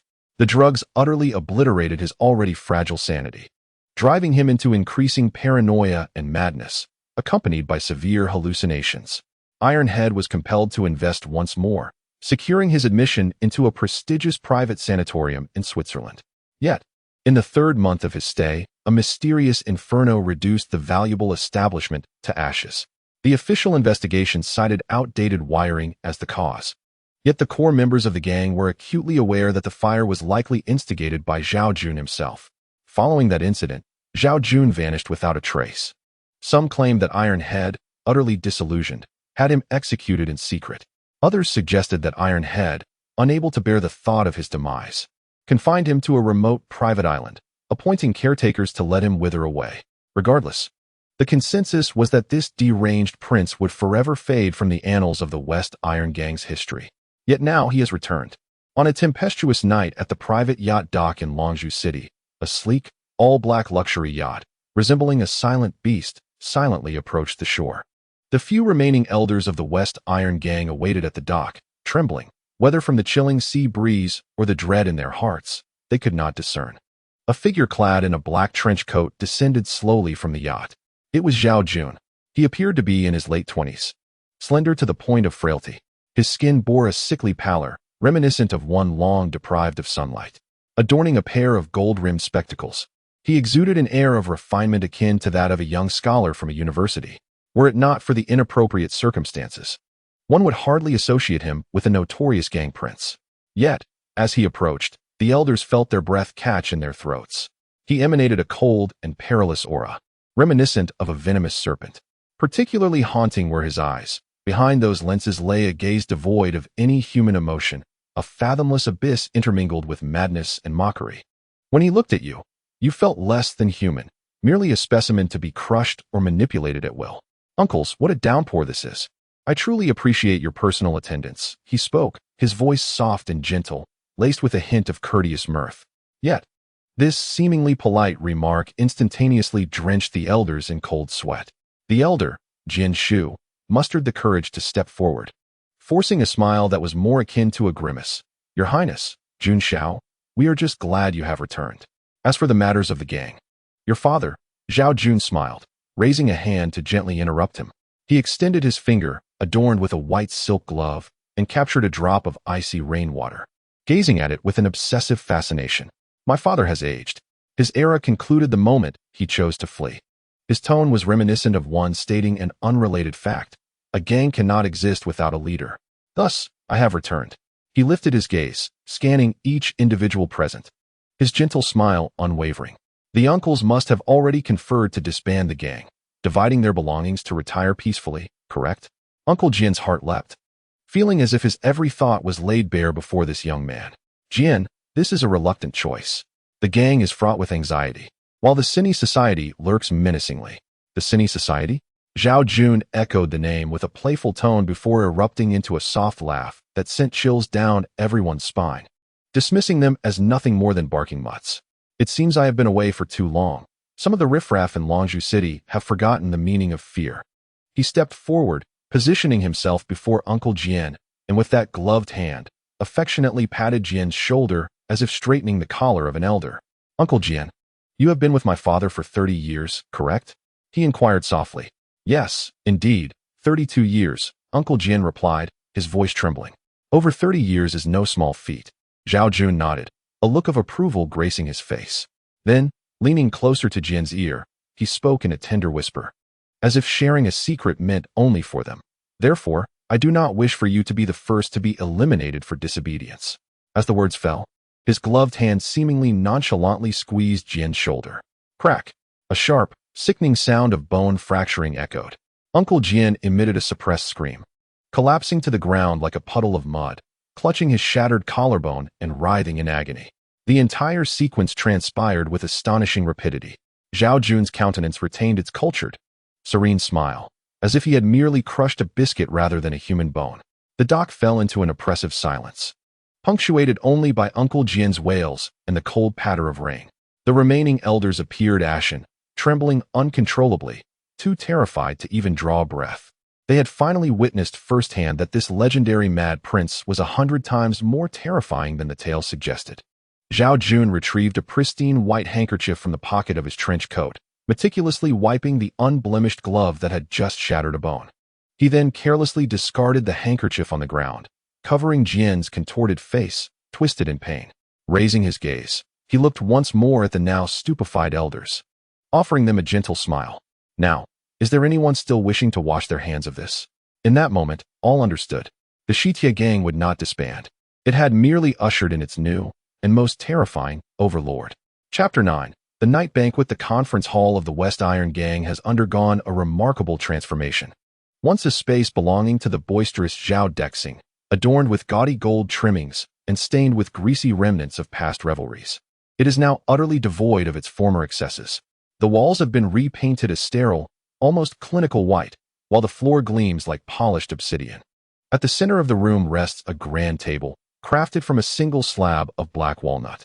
The air is devoid of the acrid scent of smoke or the pungency of alcohol. Instead, it is infused with an expensive woodsy aroma, mingling with the coolness of the air conditioning, reminiscent of an upscale art gallery or a meticulously designed mausoleum. Seated at the head of this mausoleum is Zhao Jun. He is clad in a tailored white silk shirt, the cuffs loosely rolled up to his forearms, revealing a pale yet distinctly defined wrist, adorning no jewelry. His fingers are clean and slender as he leisurely wields a small silver fruit knife, meticulously peeling a green apple. The blade glides steadily and precisely, the thin, emerald peel cascading down in spirals, resembling a green serpent coiling around the fine porcelain plate beside him. Flanking the long table are the few remaining elders of the West Iron Gang, once fierce warriors who fought alongside Iron Head to carve out their territory. They now resemble a group of sentenced students, sitting bolt upright, beads of cold sweat forming on their brows, their breaths measured and cautious. They dare not meet Zhao Jun's gaze, their eyes glued to the polished surface of the table, the reflections distorted and blurred, mirroring their current state of unease. My father. Zhao Jun finally speaks. His voice, soft yet resonant in the overly quiet room, is quite nostalgic. He prefers the old guard, believing them to be reliable. Yet, he fails to grasp that reliability and obsolescence are often synonymous. He slices a paper-thin piece of apple, savoring it with the grace of one indulging in a rare delicacy. Times have changed, gentlemen. Relying on protection rackets, running gambling houses, and smuggling foreign liquor are relics of the last century. The profits are meager, the risks daunting, and frankly, it lacks sophistication. An elder named Uncle Biao, the most senior among them, forces himself to lift his head, managing a smile that is more painful than pleasant. Young Master Jun speaks the truth. We have grown old, our minds no longer keep pace. From now on, the West Iron Gang shall be under young Master Jun's command. Upon his utterance, several others hastily echo their agreement. Indeed, we shall heed young Master Jun's direction. If he bids us go east, we shall never venture west. Zhao Jun smiles gently, a purity in his expression reminiscent of a child, yet his eyes are as frigid as frost. Command? No, I am not here to command.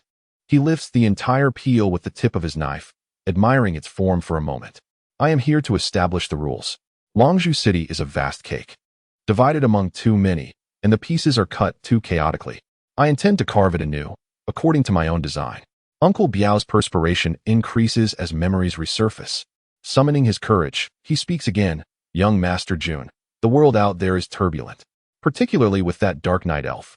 Even the fat dragon has succumbed to him. Should we not lay low for a while? Dark Night Elf? Zhao Jun repeats the name, savoring it like an intriguing morsel. His expression remains unchanged. I have heard of him.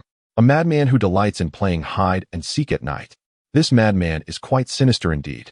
Another elder could not resist interjecting, his presence as elusive as a wisp of smoke. The robust gang, numbering in the dozens and armed, vanished overnight. Whispers in the underworld spoke of him as a specter, a harbinger of death. Fear, indeed, is a contagion.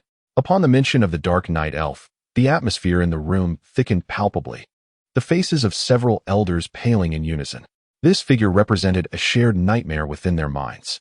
Zhao Jun paused in his task of peeling an apple, lifting his gaze to scrutinize each individual present for the first time. His expression was devoid of emotion, akin to an entomologist examining specimens. A ghost? He murmured, following which a low, resonant laughter escaped him, echoing in the pristine white space. Gentlemen, do you know how to banish the fear of ghosts? He did not await a response. Rising, he sauntered behind Uncle Biao, placing a hand lightly upon his shoulder. Uncle Biao's body stiffened instantly, as rigid as stone.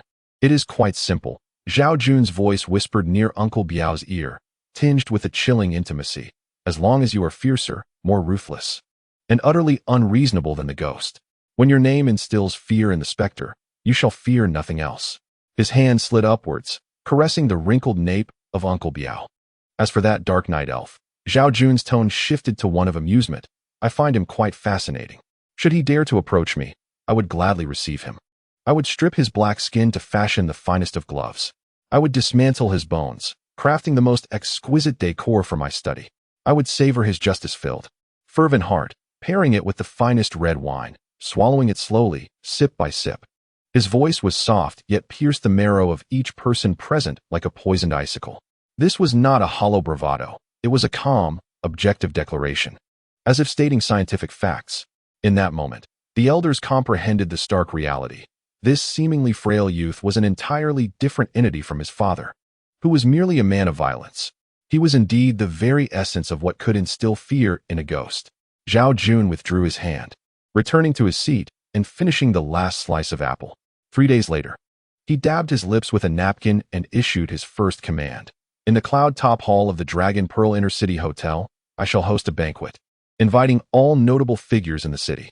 I intend to proclaim to all that the West Iron Gang has returned, or rather, that I, Zhao Jun, have returned. He paused, surveying the hushed assembly, a satisfied smile gracing his lips.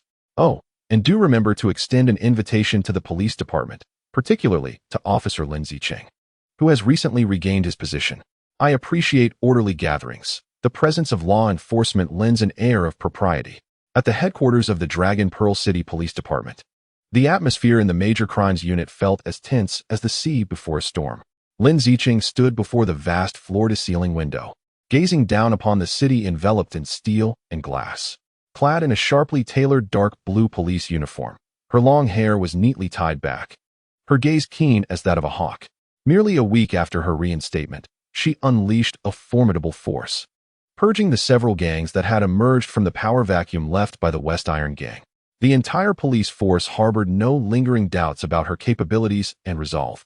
Yet, at that moment, the gilded invitation in her hand instilled an unprecedented pressure within her. Zhao Jun, son of Zhao Dexing, stood behind her, his brow furrowed. I have reviewed the dossier. This individual is a thorough madman. At the tender age of 15, he blinded a classmate simply because the latter accidentally sullied his book. He was swiftly pacified by Ironhead's financial influence and dispatched abroad, spending a full decade in a secluded psychiatric institution. Old Chun, cradling a thermos filled with strong tea, added with concern, I've heard from informants in the underworld that during Ironhead's reign, his greatest fear was this son. They say he is not human, but a demon. Now that Ironhead has fled, it is likely he calculated that this boy would return. For even he dares not confront him. A psychiatric patient returning to inherit the largest organized crime syndicate in the city.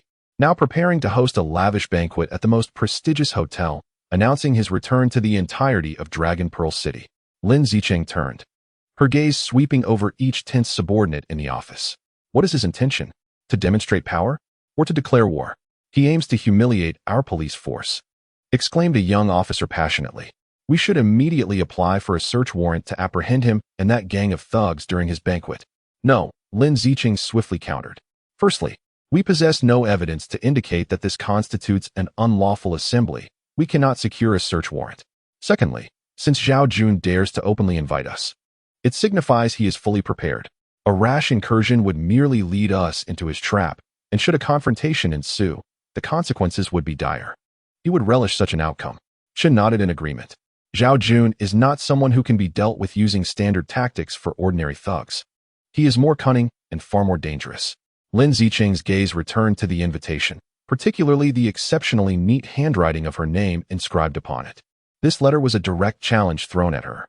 If he desires to perform, we shall not allow him the stage to himself. Lin Zicheng resolved, we shall attend. What? Everyone was taken aback. We will not only attend, but do so with the highest level of formality. Lin Zicheng's tone was calm, yet unwavering. On the night of the banquet, we shall seal off all access points surrounding the hotel, with the SWAT team on standby. Inside the hotel, I will lead the plainclothes officers myself. If he fancies rules, we shall present the law enforcement's regulations within his banquet hall. Chen regarded her with concern. Yet his eyes reflected trust. Zicheng, this is perilous. You are the commander. You should not take such risks. This battle must be fought by me personally. A fierce determination ignited within Lin Zicheng's gaze. Zhao Jun has specifically called for me. He does not wish to encounter merely a police officer, but Lin Zicheng herself. Should I falter, it would signify the police force's defeat in the first skirmish. I must demonstrate to him who truly holds authority in Dragon Pearl City. Her voice, though soft, resonated with conviction. In the office, the expressions of all present transformed from tension to respect and resolve. 3 nights later, the Dragon Ball Intercity Hotel, a luxurious landmark of the city, sparkled under the starlit night, yet remained heavily guarded. Outside, flashing police lights silently rotated, casting a blue and red hue over a 1-kilometer radius. Officers clad in tactical gear, along with unseen sniper vantage points, formed a vast and silent web of security. Meanwhile, on the 88th floor, the cloud-top hall was a realm entirely of its own. A magnificent crystal chandelier cascaded like a galaxy, its brilliance illuminating the polished marble floor beneath. Melodious classical strings floated through the air, while impeccably dressed servers navigated through the crowd, holding trays brimming with champagne.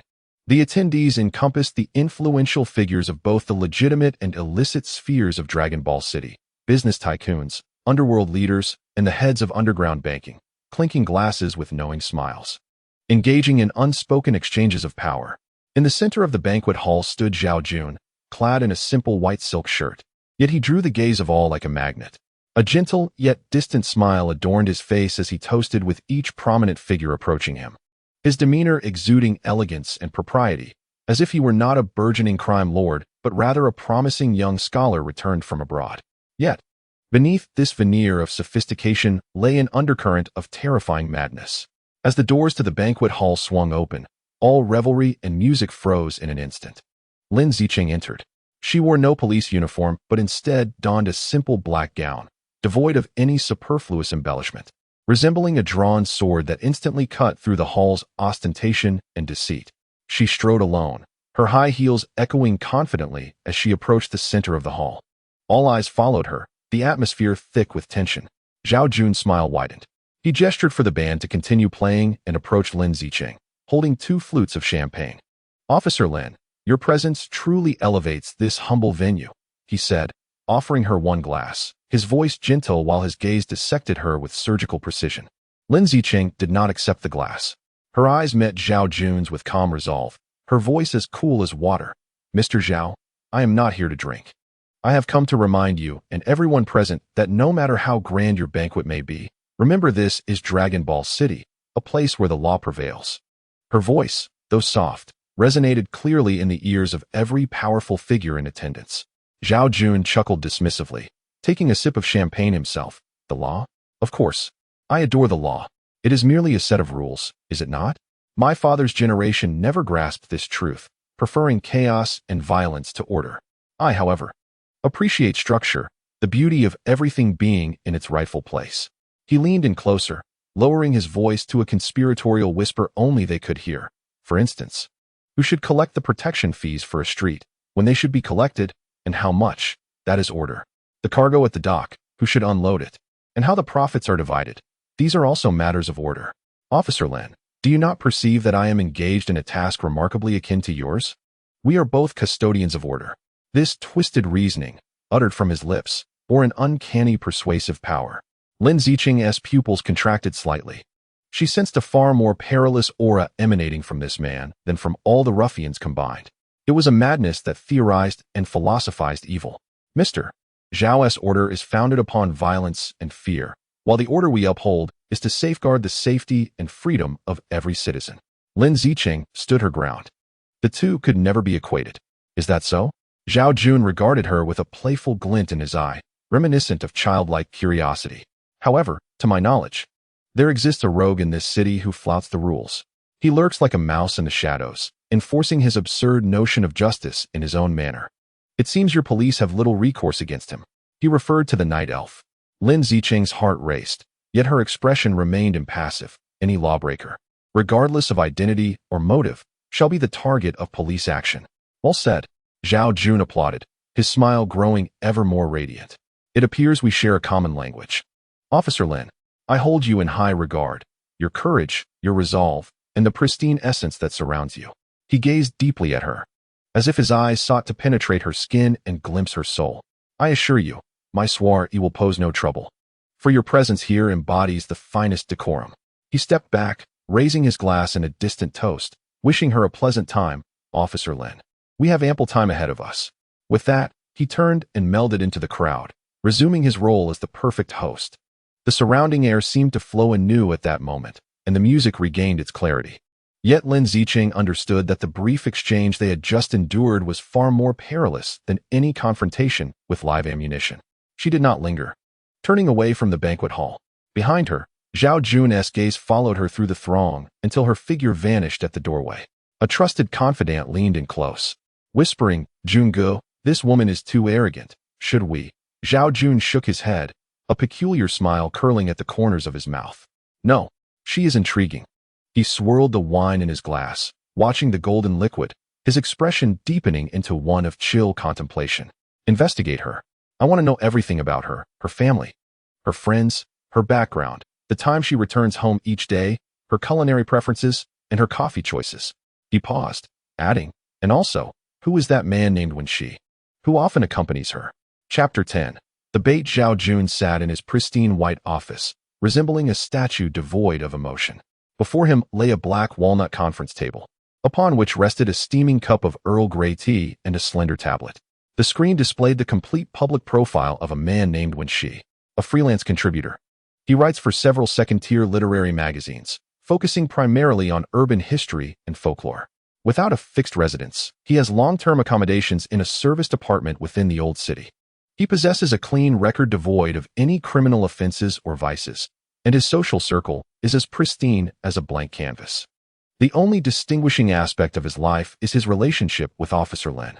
The report centers on a young man named Hao.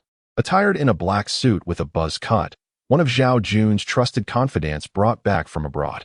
His tone is flat and devoid of emotion, reminiscent of reciting a product manual. Zhao Jun's elongated fingers tap rhythmically on the smooth surface of the table, producing a monotonous yet rhythmic sound. Too pristine. Zhao Jun finally spoke, his voice soft, almost unnaturally so. Hao stood silently, awaiting instructions. A researcher of legends is, in essence, akin to a legend himself.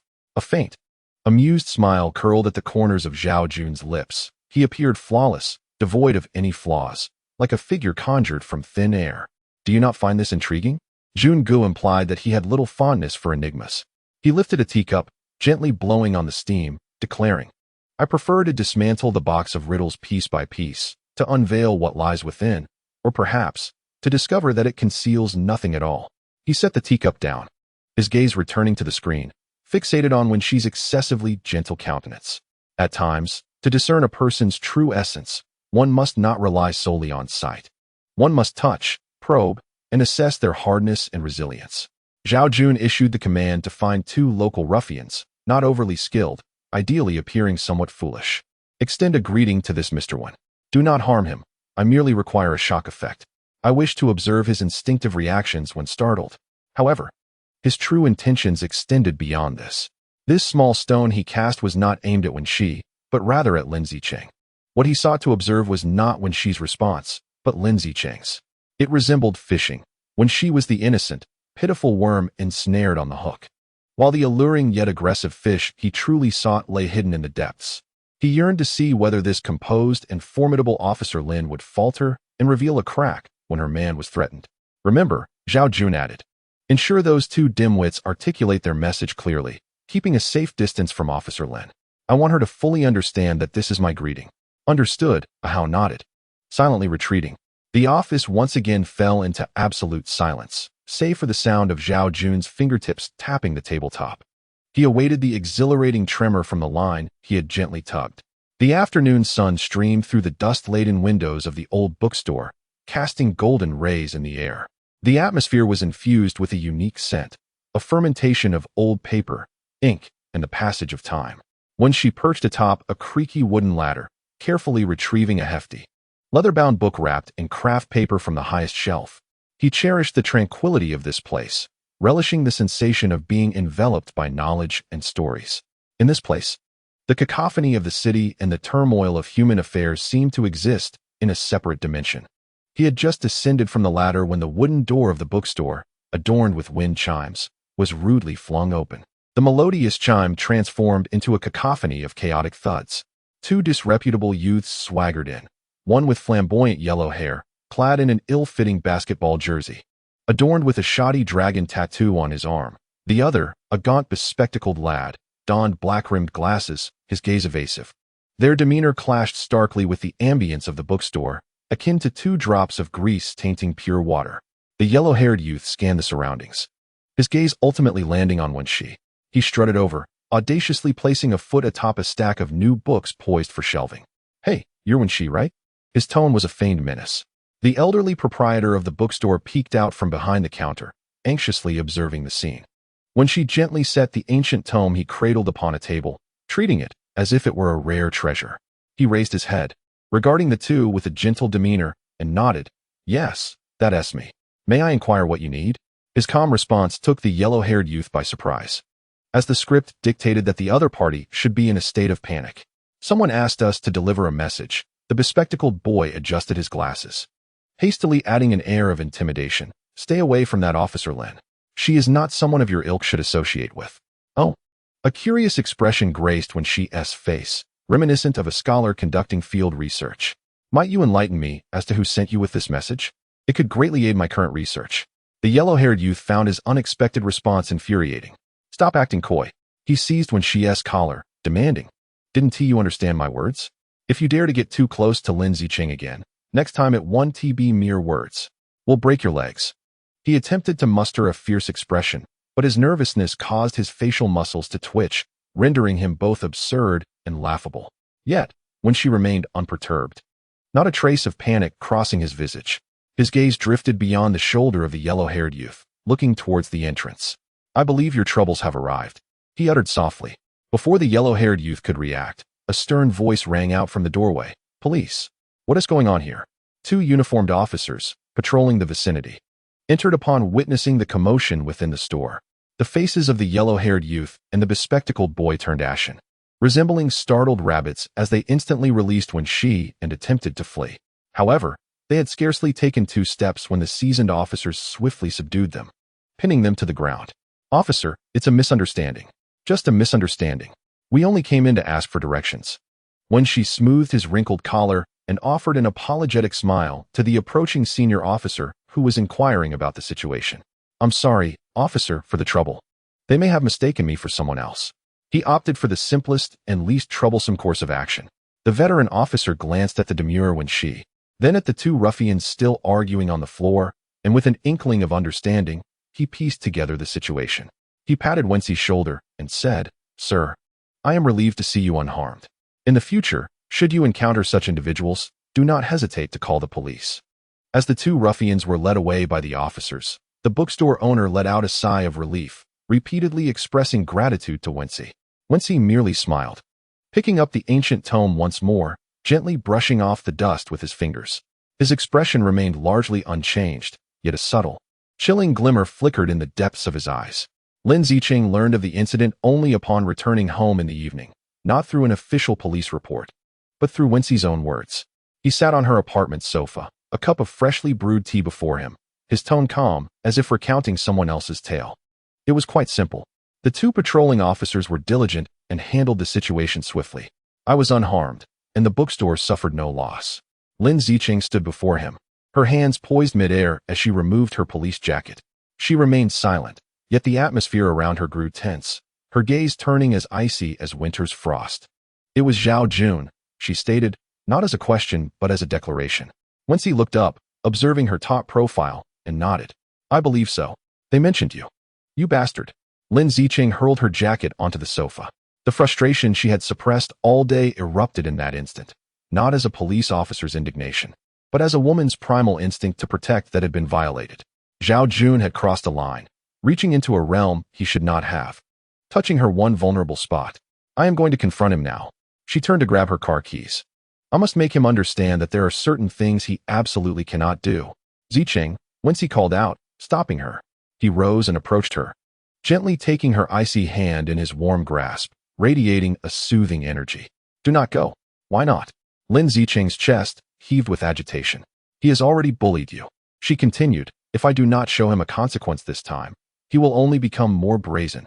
I understand, Wen Xi replied, his gaze clear and profound, as though he could see through all facades. But not now, and not in this manner. He guided her back to the sofa, adopting a rational tone akin to that of an investigator analyzing a case. Consider carefully why Zhao Jun would act this way. He does not genuinely wish to harm me. If he did, he would have employed a professional assassin, not two obvious lackeys. His sole intention is to provoke you. Lin Zicheng's breathing gradually steadied as she began to contemplate Wen Xi's words. He possesses an extreme narcissistic, performative personality, Wen Xi continued.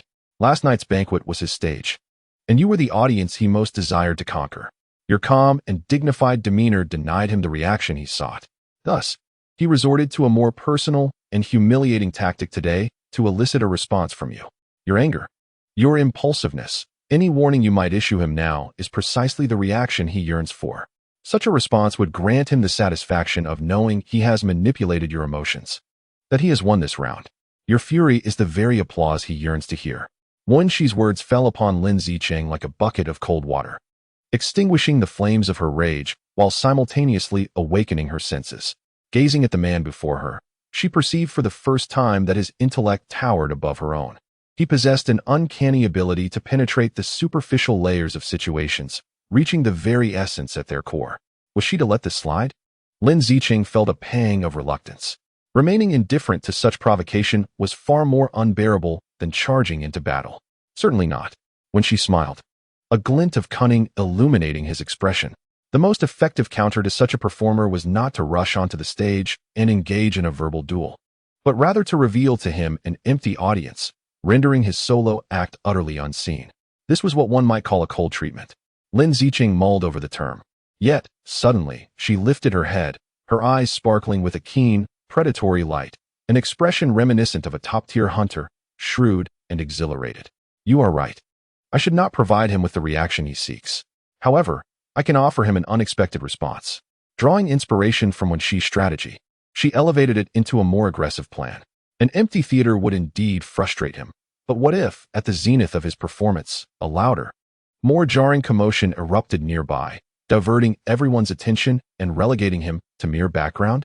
Would this not incite greater fury and loss of control? Wen Xi regarded her with admiration, recognizing that the enraged lioness had discovered her method of retaliation. 2 days later, within the bustling confines of the largest underground casino in Longzhou City, Jinmantang, chaos reigned. A man clad in an oil-stained vest, known as Fat Gio, a minor leader of the Xing-Yi society in the eastern part of the city, had succumbed to frustration. With a furious sweep, he overturned the cards and cursed vehemently. Damn it. Lost again. What ill fortune. The dealer across from him chuckled. Brother Gio, perhaps your luck has run dry. Why not take a break? I'll break my foot. Fat Gio spat a thick loogie onto the floor, loud enough for half the casino to hear. I've been cursed lately. Ever since that lunatic from the West Iron Gang escaped from the asylum, the entire underworld has descended into chaos. A madman thinks he is a king? Bah. His companions quickly chimed in. Indeed. I heard that lunatic spent time in a foreign asylum, meant for the most deranged, peeling apples like a woman, and he dares to aspire to be a leader? I heard he is even unafraid of the dark elves, claiming he would devour them whole. He is merely a delusional fool, unaware of his own insignificance. Such crude invectives spread like a virus, rapidly permeating the lower echelons of the various gangs in Longzhou City. From casinos to nightclubs, from foot massage parlors to mahjong halls. Whispers of the new deranged leader from the West Iron Gang echoed everywhere. Naturally, these voices reached Zhao Jun's ears without omission. In his pristine white office, Ahao bowed his head, reporting the gossip gathered from all corners. With each additional word, the temperature in the room seemed to drop by a degree. Upon hearing the phrase regarding the lunatics escaping from the mental institution, Zhao Jun's exquisite silver apple-peeling knife emitted a sharp crack as he forcefully snapped it between his fingers. His countenance remained inscrutable, yet his eyes brewed a tempest capable of annihilating worlds.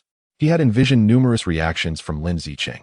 He anticipated she might come to warn him, intensify her surveillance, or even resort to underhanded tactics for retribution. However, he never imagined she would choose this particular approach. Instead of confronting him directly, she artfully maneuvered behind him, employing the most venomous and vulgar language to humiliate him, striking at his most cherished and vulnerable attributes, his perceived elegance and dignity. She successfully diverted his attention.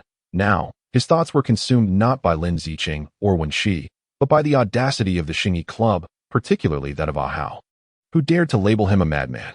Zhao Jun's voice was as frigid as if it had emanated from the depths of hell. Find out where that fat Geo from the Xingyi Club is currently located. He casually discarded the broken blade into the trash, his gaze alight with a cruel satisfaction. Since they relished discussing him, he would provide them with a matter truly worthy of their discourse. He recognized this as Lin Zicheng's stratagem. Yet he was indifferent to its implications. His singular desire now was to take a life. Chapter 11. Patricide. The night was as dark as ink, concealing murderous intent. In a bathing center in the eastern part of the city, Fat Geo from the Xingyi Club reveled in debauchery, oblivious to the fact that his crude vitriol was drawing the curtain on his existence. Outside the bathing center, dozens of elite members of the Shitia gang had quietly assembled, akin to wolves in the night, poised to pounce at a single command, ready to shred him and the entire Xingyi Club's reputation to shreds. Zhao Jun did not need to be present at the scene. He sat comfortably in his pristine white office, listening through a covert earpiece as his confidant, Hao, relayed real-time updates from the location. He relished the sensation of orchestrating events from afar, akin to a conductor elegantly wielding a cleaver. Brother Jun, all exits have been sealed. The target remains in the private room and can be dealt with at any moment. Hao's voice was calm and efficient. Excellent. Zhao Jun lifted a cup of freshly brewed Longjing tea, inhaling its crisp aroma. Proceed, but remember, I want him alive. Bring him before me. I wish to discuss the clinical manifestations of insanity personally. His tone was reminiscent of one deliberating over an intriguing academic matter. However, just as he prepared to issue the final command, the heavy door of his office swung open with a resounding bang. It was not his subordinates who entered, but a squad of police officers clad in black tactical vests, led by none other than Lin Zicheng. Her face bore no expression, her gaze sharp as a blade, and in her hand, she held a formal arrest warrant. Mr. Zhao Jun, her voice was colder than the air conditioning within the room. We suspect you are involved in a murder case. Please accompany us immediately for questioning. The smile on Zhao Jun's face froze. He slowly set down the teacup, his gaze not betraying panic, but rather an extreme displeasure at the interruption of his plans. He gestured for Hao in his earpiece to pause his actions, then looked at Lin Zicheng with keen interest. A murder case? Officer Lin, are you mistaken? He shrugged. I have been quite law-abiding lately, not even stepping on an ant. What we suspect is not a recent case. Lin Zicheng stepped forward and personally placed the handcuffs on him. The cold metal shackles starkly contrasted with his pale wrists. What we suspect, she stated, locking eyes with Zhao Jun, is the death of your father, Zhao Dexing. At the police headquarters, in the interrogation room, under the glaring fluorescent lights, Zhao Jun sat on the cold iron chair, the shackles on his wrists having been removed. His expensive white silk shirt remained pristine. He surveyed the small, oppressive room, displaying not a hint of tension, but rather a childlike curiosity. In the observation room, just a wall away, Chun and Old Chun were intently watching the monitor, their expressions grave. An urgent report from the Swiss police came in this morning, Chun said heavily.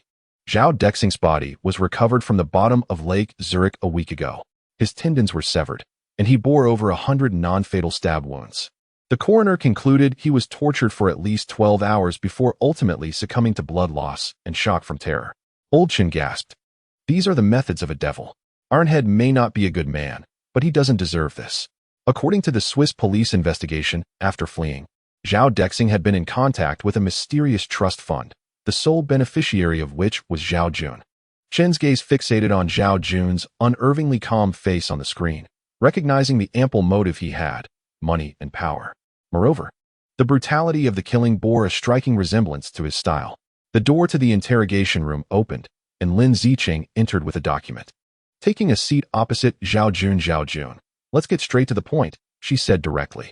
Your father, Zhao Dexing, has died shortly after he fled to Switzerland. You are one of the last people to have seen him, and you are the sole heir to his estate. Zhao Jun's expression of curiosity abruptly transformed into an exaggerated, theatrical sorrow.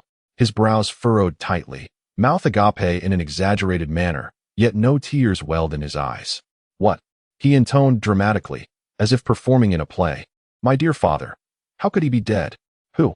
Who could be so cruel as to murder such a kind and gentle old man? His performance was so clumsy and insincere that old Chun in the observation room couldn't help but mutter, this scoundrel, his acting is atrocious. Lin Zicheng regarded him impassively, like a spectator observing a clown. We have checked your immigration records. A month before you returned to Longzhou City, you were indeed in Switzerland. Yes, Zhao Jun nodded eagerly, amplifying his sorrowful demeanor. As soon as I heard of my father's trouble, I rushed over from the sanatorium. We embraced in tears after such a long separation.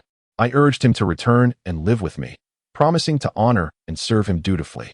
Yet, he claimed he was weary and desired solitude in the quietude of the outside world.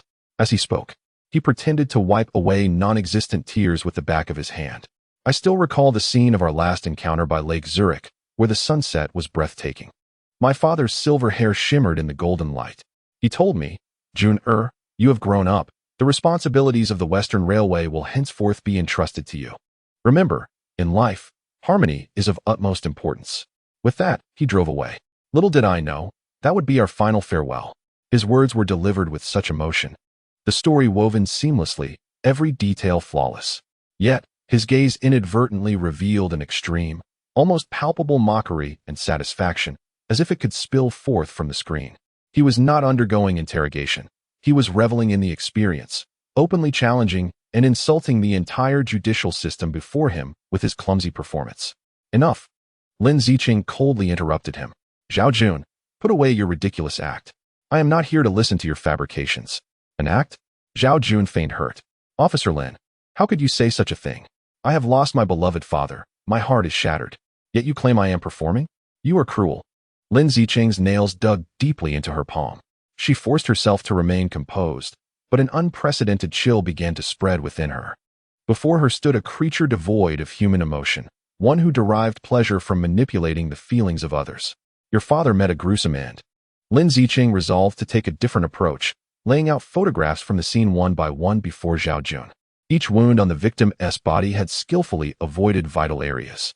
The murderer was evidently well-versed in human anatomy, knowing precisely how to prolong suffering while ensuring the victim remained alive.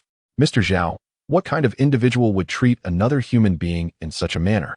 Zhao Jun's gaze fell upon the bloody, horrific images. The facade of feigned sorrow on his face cracked for the first time, replaced by an almost obsessive, morbid appreciation. He stared intently, as if admiring a magnificent work of art. Perfect, he murmured almost inaudibly. Though it lasted but a fleeting moment, Lin Zicheng caught it, as did Chun and old Chun in the observation room. That brief glimpse of genuine emotion was more real and chilling than any confession. Zhao Jun. Lin Zicheng's voice trembled for the first time. It was you who killed your father. Zhao Jun abruptly came to his senses. His expression reverted once more to exaggerated grief. He slammed his hands on the table, standing up abruptly. You lie. This is slander. I will sue you for defamation. He shouted hoarsely. How could I possibly harm my father? We had a loving and deep bond. You have no evidence. Indeed, there was no evidence. The Swiss police found no witnesses, and the scene was devoid of fingerprints. Zhao Jun possessed a flawless alibi. Even if the entire world is aware of his culpability, in the eyes of the law, he remains as innocent as a blank slate. Lin Zicheng understood that this interrogation had reached its conclusion. Rising from her seat, she carefully stored the photographs and cast a final glance at Zhao Jun. You may leave now, Mr. Zhao. The anger etched on Zhao Jun's face vanished instantaneously, replaced by a victorious, elegant, and haughty smile. He adjusted his impeccably pristine collar and offered Lin Zicheng a courteous bow. Thank you, Officer Lin, for your concern. Once I have attended to my father's affairs, I shall certainly come to express my gratitude. With that, he turned and exited the interrogation room with an air of nonchalance. The news of Zhao Jun's patricide swept through the entire underground world of Longzhou City like a Category 12 tempest, engulfing it overnight. This time, it was no longer mere whispers of conjecture, but had received official validation from the police. The remaining elders of the Shitia gang, including Uncle Biao, convened for a final meeting in a clandestine safe house. Fear, as profound as marrow, was etched on each face. He has truly lost his mind. Uncle Biao's voice trembled. He could so ruthlessly turn against his own father. We are still in his employ. It is only a matter of time before we meet the same fate. Indeed. Another elder's pallor deepened. Why did Taituga flee? It was not out of fear of the police, nor was it the shadowy specter of the night elf. He fled from his own son, and we foolishly remain, hoping to partake in his spoils. What now? Shall we escape? Longzhou City is not vast. Where can we run? Despair and terror spread through the room like a plague. Ultimately, it was Uncle Biao who resolved to act. He stood, his tone imbued with a somber gravity. Fleeing is a dead end. To oppose him is to invite annihilation. The only path to survival is retreat. He gazed upon the assembly. From this day forth, I withdraw from the Shitia gang. I relinquish all businesses, all territories. Those brothers who wish to accompany me, I will lead them towards legitimate pursuits. Those who do not may directly report to young Master Jun. I seek only to preserve my life and enjoy my twilight years in peace. His proposal was met with immediate assent from all present. This was no longer a struggle for power, but a fundamental question of survival. In the face of Zhao Jun's merciless insanity, all notions of wealth and authority became utterly inconsequential. That very afternoon, Zhao Jun welcomed these uncles, who had come to resign, into his pristine white office. Each one bowed their heads in utmost humility, presenting all affairs under their stewardship. Their words laced with reverence for Zhao Jun and a yearning for retirement. Zhao Jun listened to their entreaties with a smile. He did not impose difficulties upon them. Rather, he graciously poured each a cup of tea. My esteemed uncles, he began, you have all fought alongside my father to build this empire. You have toiled throughout your lives. And it is time you rest well. His tone was imbued with genuine concern. Rest assured, I shall ensure that your territories and businesses are handed over to capable hands. I will also take care of your loyal subordinates. The Shitia gang will forever be a home to all. The elders, as if granted a reprieve, hastily departed from this stifling place. Only after the last silhouette vanished at the door did Zhao Jun's smile gradually fade. He approached the expansive floor-to-ceiling window, gazing down upon the city sprawled beneath his feet. The death of his father, a mere accident, not only brought him no trouble, but rather acted as a catalyst, allowing him to swiftly consolidate power. From this day forth, the Shitia gang would no longer have elders or factions. There would be but one voice, one will, resonating from the top to the bottom, from the inside out. That voice and will belong solely to him, Zhao Jun. He picked up the phone and dialed a house number, issuing a new directive to cancel the operation against the Xingyi Society. A Hao paused on the other end. Jungo? Just a barking dog, not worth my personal concern. Zhao Jun's voice carried a hint of languid indifference. I have a more intriguing plaything now. Chapter 12. Mountain Beast Nightfall brings the gentlest moments to Longzhou Forest Park. The day's clamor recedes, leaving only the soft rustle of the evening breeze through the treetops and a hazy orange glow from the distant city illuminating the horizon. The air is infused with the mingled scents of earth, grass, and wildflowers, refreshing and invigorating. Li Wei and Chen Qian are immersed in this tranquility. They are a quintessential elite couple from Longzhou City, who, after a week of battling in the high-pressure offices of the financial district, relish weekend nights driving to this urban oasis to savor a fleeting moment of peace. They spread a checkered picnic blanket on a grassy knoll and lit a small camping lamp, its warm glow illuminating their faces and the exquisite food before them. It's so comfortable here, Li Wei sighed contentedly after sipping his red wine, feeling the week's fatigue dissipate. Chen Qian smiled, placing a piece of sushi onto his plate. That's why I told you not to overexert yourself. Money is endless. I have no choice. I'm being promoted to director next month. It's a critical time, and I cannot falter. Li Wei grasped her hand. Once I secure my position, I'll take you to Europe for a proper vacation. Sounds great. Chen Qian's eyes sparkled under the lamp's glow. I've even prepared a travel guide. The two nestled together, softly discussing their future plans. The gentle breeze caressed them, and the chirping of insects filled the air. Everything felt like a scene from an artful film. Then, without warning, a disruption occurred.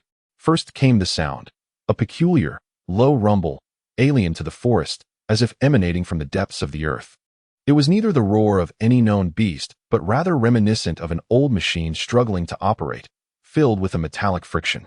Next, the scent arrived, a potent, nauseating stench mingled with the decay of earth and the coppery odor of blood, instantly dispelling the fresh aroma of the surrounding flora. Li Wei immediately stood alert, positioning himself protectively behind Chen Qian. Who is there? He shouted towards the dense thicket at the edge of the lawn. No reply came. The eerie grinding sound grew closer, and the bushes began to shake violently.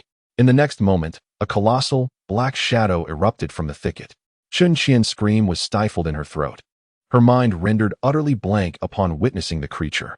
It was no bear, nor was it a wild boar. Its size rivaled that of an adult brown bear.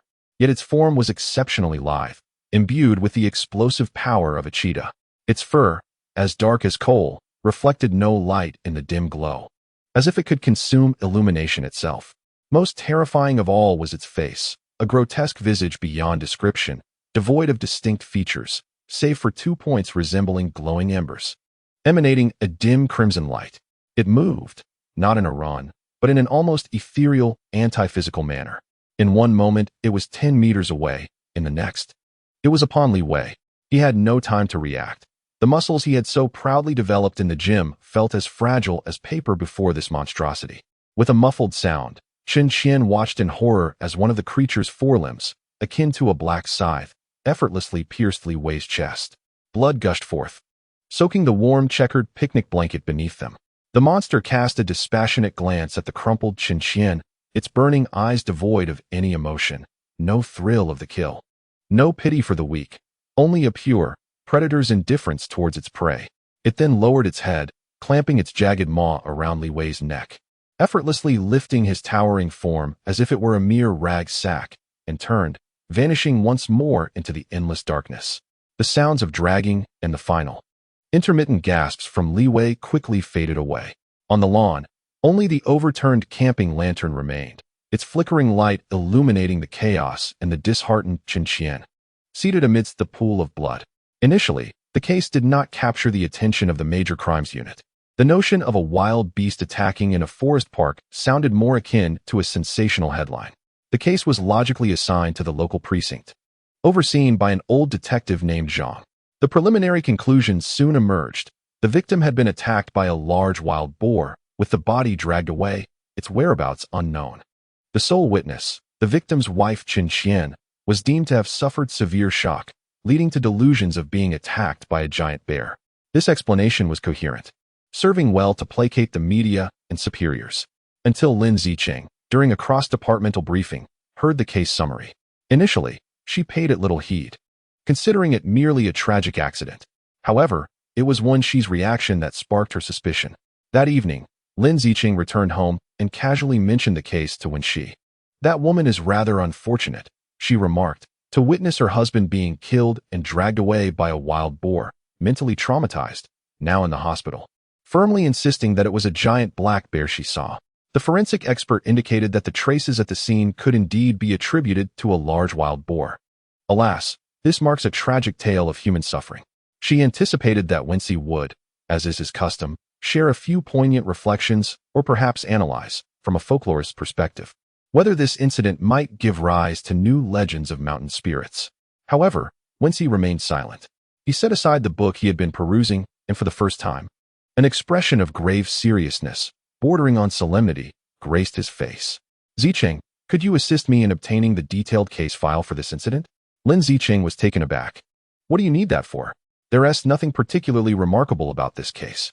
"No, it is quite remarkable," Wen Xi asserted, rising to pace restlessly in the living room, a demeanor imbued with an anxiety that Lin Zicheng had never witnessed before. The ecosystem of Longzhou City could not possibly nurture a wild boar capable of directly killing an adult male. Furthermore, dragging away a body is not a behavior typical of wild boars. Though omnivorous, they prefer to consume their food on-site rather than hoarding it. His display of zoological knowledge astonished Lin Zicheng. That might be an exception. Animal behavior can be anomalous at times. And what of the eyewitness testimony? Once he halted, fixing her with an intense gaze. "Do you truly believe that a woman who has just witnessed her husband's brutal murder would hallucinate a wild boar as a bear?" Psychologically speaking, when an individual experiences extreme fright, the mind instinctively personifies fear. Yet, this personification typically opts for a more familiar and logical source of terror.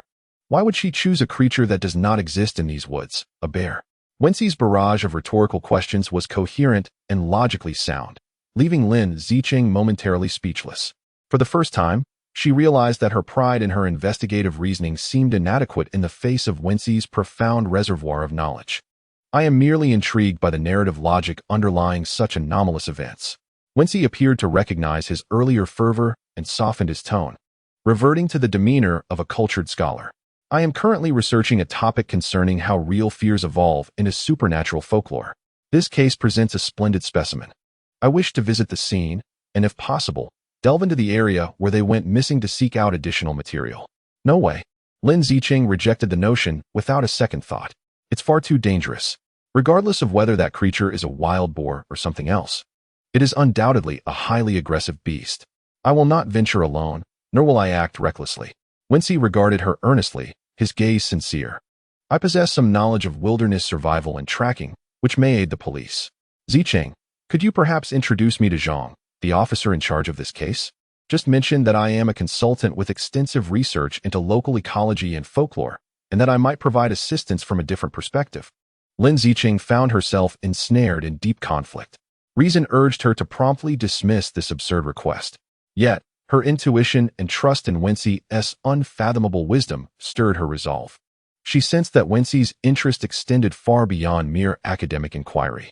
Behind this case, there must be a secret known to him that remains elusive to others. Ultimately, curiosity triumphed over apprehension. The following day, Lin Zicheng accompanied Wen Xi to the local police station, where they met Officer Zhang, the investigator assigned to the case. Zhang was a seasoned officer nearing 50, with graying hair and sun-kissed skin, his face etched with the wisdom and weariness of years. His gaze held an air of scrutiny, as if he could see through everything, tinged with impatience. Upon hearing Lin Zicheng introduce Wen Xi as a consultant, his murky eyes openly displayed skepticism and disdain. Lin, I respect you as a high-ranking officer at headquarters, but our investigations rely on evidence, not narratives. He scrutinized Wen Xi's refined appearance with a critical eye, his tone brusque. How can a mere writer assist us in tracking down that murderous wild boar, or persuade that madwoman to speak the truth? I understand your reservations, Officer Zhang. Wen Xi replied, unperturbed by the man's demeanor, offering a polite smile. I merely wish to examine the scene's details from a professional perspective. Perhaps there are nuances we have overlooked that could be interpreted differently through the lens of folklore or semiotics. Folklore? Zhang scoffed, as if he had heard the most absurd jest. We are police officers, not an archaeological team. Mr. Wen, with all due respect, this is not the appropriate setting for you. Lin Zicheng felt a twinge of embarrassment and was about to interject, but when she preempted him. Picking up a photograph from Zhang's cluttered desk, the image depicted a vague footprint discovered in the muddy ground. Officer Zhang, you believe this to be a boar's hoofprint, correct? When she inquired. Indeed, Zhang replied dismissively, though somewhat distorted, the overall outline aligns with that of a large wild boar. Yet, have you noticed? When Xi's finger gently traced a specific spot on the photograph, the pressure point of this mark is primarily concentrated in the rear half. Moreover, the way the soil has crumbled around the edges suggests that the force was applied vertically downward, rather than the forward momentum characteristic of a boar in flight. He paused, lifting his gaze to meet Zhang's. This method of exertion resembles that of a bipedal creature, leaving traces while standing or moving slowly. The disdain on Zhang's face froze instantaneously. He snatched the photograph back, scrutinizing it closely. In his decades of experience, he had never analyzed a hoofprint from this perspective. Prompted by Wen Xi's outsider insight, he suddenly sensed an inexplicable eeriness emanating from the mark. Furthermore, when she continued, the survivor, Miss Chen Qian, repeatedly mentioned in her testimony that the creature exuded a scent of decaying earth. This detail is often dismissed as a result of acute fright leading to olfactory hallucinations. However, in the legends of our region, there exists a creature known as the mountain demon, which is characterized by an aroma of ancient, rotting soil. As they are said to dwell within the mountains, Zhang was rendered speechless. He regarded Wen Xi, his expression evolving from initial disdain to astonishment and ultimately a perplexed reverence. Mr. Wen spoke with a dry throat. Who exactly are you? Wen Xi smiled gently, steering the conversation back. I am merely an ordinary individual intrigued by stories. Zhang, would you be willing to grant me access to the complete dossier and allow me to visit the scene in an advisory capacity? After a prolonged silence, Zhang finally nodded heavily in agreement. Once outside the police station, Lin Zicheng could no longer contain herself. She seized Wen Xi's arm and inquired urgently, Wen Xi, what do you truly know? The mountain demon? Aren't those just tales for children? When she turned to her, his gaze deepening with an unprecedented intensity. Zicheng, do you believe? Some stories are indeed true. He paused, speaking in a near whisper, and sometimes, these stories can be hungry. Chapter 13. Fractures. The air in Dragon Ball City struck Lin Zicheng with an unparalleled sense of disconnection. On one side lay the familiar world, constructed of steel, concrete, legal statutes, and verifiable evidence. In this realm, she was an elite member of the police force, a believer in rationality, where every problem, no matter how intricate, could ultimately be dissected by the scalpel of logic to reveal the core truth. On the other side was the narrative world that when she slowly unfurled before her, rich with ancient legends, mysterious beings, and unknown laws. This realm resembled a landscape painted in ink, expressive and hazy, yet imbued with a raw, almost brutal sense of reality that struck at the heart. These two worlds were engaged in a silent struggle, pivoting around the relationship between her and Wen Xi.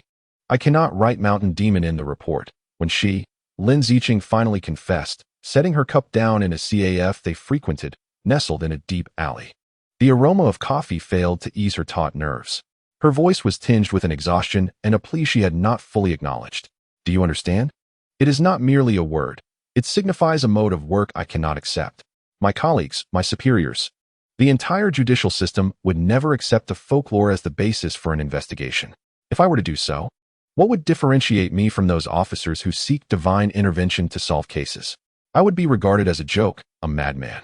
She recalled Liamo, the predecessor who fell from grace in his pursuit of the nocturnal spirits, ultimately leading to his ruin. His tragedy was like an everlasting scar, seared into Lin Zicheng's heart. A constant reminder of the red line she could not cross. When she listened quietly, his fingers absent-mindedly tracing the rim of his cup. Unlike his usual immediate rebuttal, he remained silent for a moment, as if weighing his words. I understand your predicament, Zicheng. He finally spoke, his tone gentle yet imbued with an undeniable authority. I never intended for you to include Mountain Demon in your report. It is merely a code name, a label we use to denote the unknown. You may refer to it as a creature or an unidentified source of attack, but we cannot pretend it does not exist simply because we lack the ability to name it. He leaned slightly forward, his gaze intensely fixed upon her. The crux of the matter is, deep within your heart, do you truly believe that it was merely an ordinary wild boar? I too have perused the preliminary report from the forensic examination. The lacerations on the deceased, in terms of depth, shape, and the extent of skeletal fragmentation, far exceed the capabilities of an Asian wild boar. Moreover, consider the surviving witness, under extreme terror. Why did she exclaim bear instead of a creature more in line with her experiential understanding, such as an unusually large wild boar? Lin Zicheng felt her heart sink. What Wen Xi articulated was precisely the conundrum that she had been grappling with yet deliberately evading. Her pride in her investigative logic had, for the first time, begun to show cracks in the face of these inexplicable realities. Perhaps there are other possibilities, she argued with difficulty. Maybe it was an illegally trafficked exotic species, such as a captive beast that had escaped. That is conceivable. When she nodded, neither dismissing her conjecture nor negating it, but rather building upon her thoughts.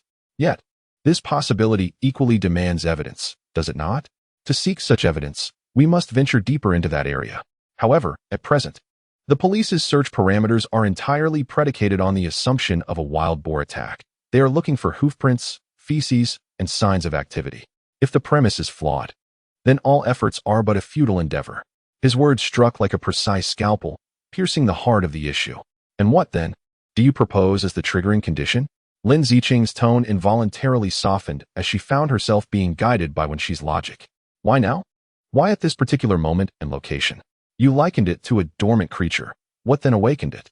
Hunger. Wen Xi's response was simple and direct. A primal hunger suppressed for far too long. As for why it is now, I cannot say. Perhaps it is due to some environmental change we have yet to perceive, or a specific scent, or even linked to the recent undercurrents in Longzhou City. The final statement caused Lin Zicheng's pupils to constrict sharply. What do you mean? It's merely a hypothesis. Wen Xi's expression turned enigmatic. The ecology of a place does not solely refer to the natural environment. Humans are part of that ecology as well. Could the gang violence and shifts in power be akin to a forest fire, disturbing certain unseen neighbors? This discourse transcended Lin Zicheng's realm of comprehension. It was far too fanciful. This was no longer science, nor even a rigorous sociological analysis. It resembled, it sounded like a science fiction narrative. She blurted out, her tone tinged with absurdity. Upon hearing this, when she suddenly laughed, that smile, reminiscent of their initial encounter, exuded a scholarly warmth, an assuring enchantment. As if the previously assertive and logically rigorous analyst was but a fleeting apparition. Science fiction is, after all, the science of the future, he quietly remarked. We once deemed telephones and the internet to be fanciful notions, did we not? Zicheng, I do not wish for you to abandon your principles. I merely hope you can allow a sliver of existence for the unknown. This dialogue, akin to a stone cast into the seemingly tranquil lake of Lin Zicheng's heart, stirred up intricate ripples of emotion. She realized that her relationship with Wen Xi was undergoing a subtle yet profound transformation due to the recent incident involving the mountain beast. The delicate veil of sweetness and warmth that enveloped their connection was quietly lifted, revealing a starkly contrasting, even subtly opposing worldview beneath. This sensation unsettled her, evoking a long-buried, uncontrollable anxiety. I feel as though I am increasingly bewildered by him. In Zhuo Min's apartment, cluttered with fashion magazines and interview transcripts, Lin Zicheng curled up on the sofa.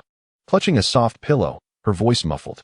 Outside the window, the dazzling nightscape of Longzhou City sparkled with vibrant lights, bustling traffic, and the comforting certainty of human existence. Yet, in that moment, none of it could offer Lin Zicheng any solace. Zhuo Min handed her a cup of hot tea and sat beside her, concern etched on her face for her troubled friend. What's wrong? Did you have a fight? Zhuo Min inquired cautiously. As a journalist, she understood the potency of words and recognized the importance of knowing when to listen. It wasn't exactly a fight. Lin Zicheng shook her head, forcing a bitter smile. We were merely discussing the case. But it feels like we're not even speaking the same language. The theories he mentioned, about the mountain demon and the slumbering creatures, sound absurd. Yet he manages to present them with a semblance of rigorous logic. For a moment, I almost found myself persuaded. She lifted her gaze to Zhuo Min, her eyes brimming with confusion. Min, do you know? When he examined that case file, his expression, focused, fervent, even tinged with excitement, was not that of an ordinary writer seeking material. It seems he possesses an extraordinary obsession with the truth behind these stories. This makes me feel alienated, even somewhat frightened. Zhuo Min fell silent, stirring the lemon slices in her cup, seemingly deep in thought. Zicheng, after a lengthy pause, she finally spoke, her tone unusually grave. There is something about Wen Xi that I am uncertain whether I should disclose to you. Lin Zicheng's heart skipped a beat. What is it? Truthfully, I am not well acquainted with him. A flicker of guilt crossed Zhuo Min's face. I met him on an online writers forum. We exchanged a few conversations, primarily about writing techniques and payment rates. He struck me as a typical writer, somewhat talented yet lacking in social skills. So when he suggested meeting in person to discuss a potential collaboration, I agreed without much thought. Lin Zicheng listened intently, her heart sinking gradually. That meeting took place at our usual CAF. Zhuo Min continued, her gaze evasive, unable to meet Lin Zicheng's. We spoke for less than half an hour. He spent most of the time listening to me. Then he began to inquire about you. About me? Lin Zicheng asked, surprised. Yes, Zhuo Min nodded, her tone growing more uncertain. He asked if I had a good friend working in the police force. He wanted to know if you were impressive, if you often handled challenging cases. At that moment, I was indignant on your behalf regarding your suspension and shared your circumstances with him, including Fat Dragon's case and the grievances you suffered while investigating the Dark Elves. The apartment fell into an oppressive silence, punctuated only by the low, droning hum of the central air conditioning. Then, Zhuo Min's voice emerged, faint as a mosquito's buzz, as he suggested finding an opportunity to introduce you to one another. He expressed his long-standing fascination with the urban legends of Dragon Pearl City, believing you to be someone who could access the authentic narratives. You are already aware of what transpired thereafter. I brought him to our gathering, and he comported himself with such grace and charm that I presumed you two would make a splendid pair. Zhuo Min's voice trembled with sorrow as he uttered, I am truly sorry, Zicheng. I did not think much of it at the time.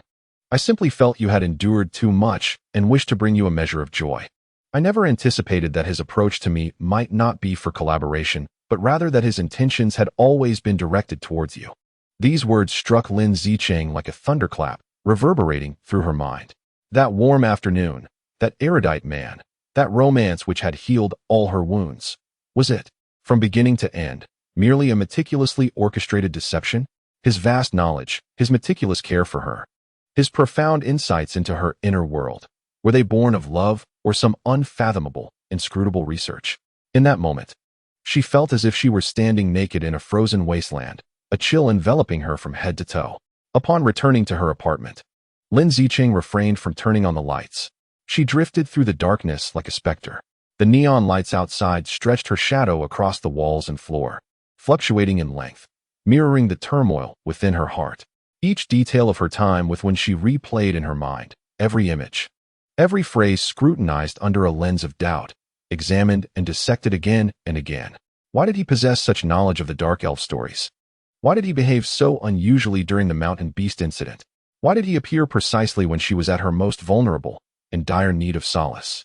Question after question coiled around her heart like cold, venomous serpents, tightening their grip and nearly suffocating her. No, it cannot be like this. Lin Zicheng abruptly halted, inhaling deeply. Who is she? She is Lin Zicheng of the Dragon Pearl City Major Crimes Unit. She is the finest officer. She cannot rely on mere conjecture. She requires evidence. This thought split through the chaos in her mind like a bolt of lightning. The familiar, composed, and indomitable Officer Lin was gradually rising from the ruins of her emotions. She powered on her computer, the screen's light illuminating her pale, yet resolute face. Without a moment's hesitation, she deftly typed on the keyboard, entering an internal system she should not access during her suspension. She input the name Wen Xi. The search results emerged swiftly, yet they were alarmingly sparse. Wen Xi, male, 32 years old. Place of origin, unknown. Educational background, unknown. Parental information, unknown. The immigration records reveal that 3 years ago, he entered Dragon Ball City holding a passport from a neighboring country. Over the past 3 years, he has lived as a freelance writer, devoid of a permanent workplace or clear source of income. His bank transactions are as sparse as a blank slate, with only sporadic payments from several publishing houses, all of modest sums. The rent for his apartment is also paid in cash. This individual resembles a specter, his past ensconced in an impenetrable fog, seemingly erased with intent. Lin Zicheng's fingers hovered over the keyboard, trembling slightly. A person with an almost entirely blank identity, yet possessing knowledge rivaling that of a university professor. An author who appears to be disengaged from the world, yet manages to materialize at every pivotal moment of her life. Coincidence? The corners of Lin Zicheng's mouth curled into a cold, self-mocking arc. The first lesson she learned in her career was to never trust coincidences. She shut down the internal system and opened a public search engine. This time, her query shifted from the name Wen Xi to more obscure combinations of keywords: folklore, supernatural legends, mountain goblins, dark elves. She sought to uncover any threads that might connect Wen Xi to the stories he was so enamored with. Alas, the results were still fruitless. While discussions about these legends were abundant online, not a single article resonated with Wen Xi's writing style or logical patterns. He was too well concealed. Just as Lin Zicheng was on the verge of surrendering, the doorbell rang unexpectedly. Her body tensed instantaneously, reminiscent of a startled cat. She glanced at the clock, 11 o'clock at night. Who could it be? She tiptoed to the door and peered through the peephole. Beneath the corridor's light stood Wen Xi, holding a thermos container, his face adorned with that familiar, gentle, slightly apologetic smile, as if he had just concluded a lengthy writing session and made a special trip to deliver her a late-night snack. In that moment, Lin Zicheng's heart nearly skipped a beat. She was uncertain whether to feel fear or a peculiar sense of calm. She opened the door. "I apologize for disturbing you at such a late hour," Wen Xi said softly as he handed her the thermos. "This afternoon at the CAF, I let my excitement carry over, bringing work-related emotions into our conversation. I became too engrossed. I sincerely apologize." His gaze was clear and sincere, devoid of any semblance of pretense. "I prepared some soup. You've been quite fatigued lately and need nourishment." He paused before adding, "Regarding that case, I will no longer intervene. I respect your work and trust your professional judgment. Let us consider it merely the musings of a bored writer, shall we?" The more he spoke, the deeper Lin Zicheng's heart sank. If this was a trap, it was almost too perfect.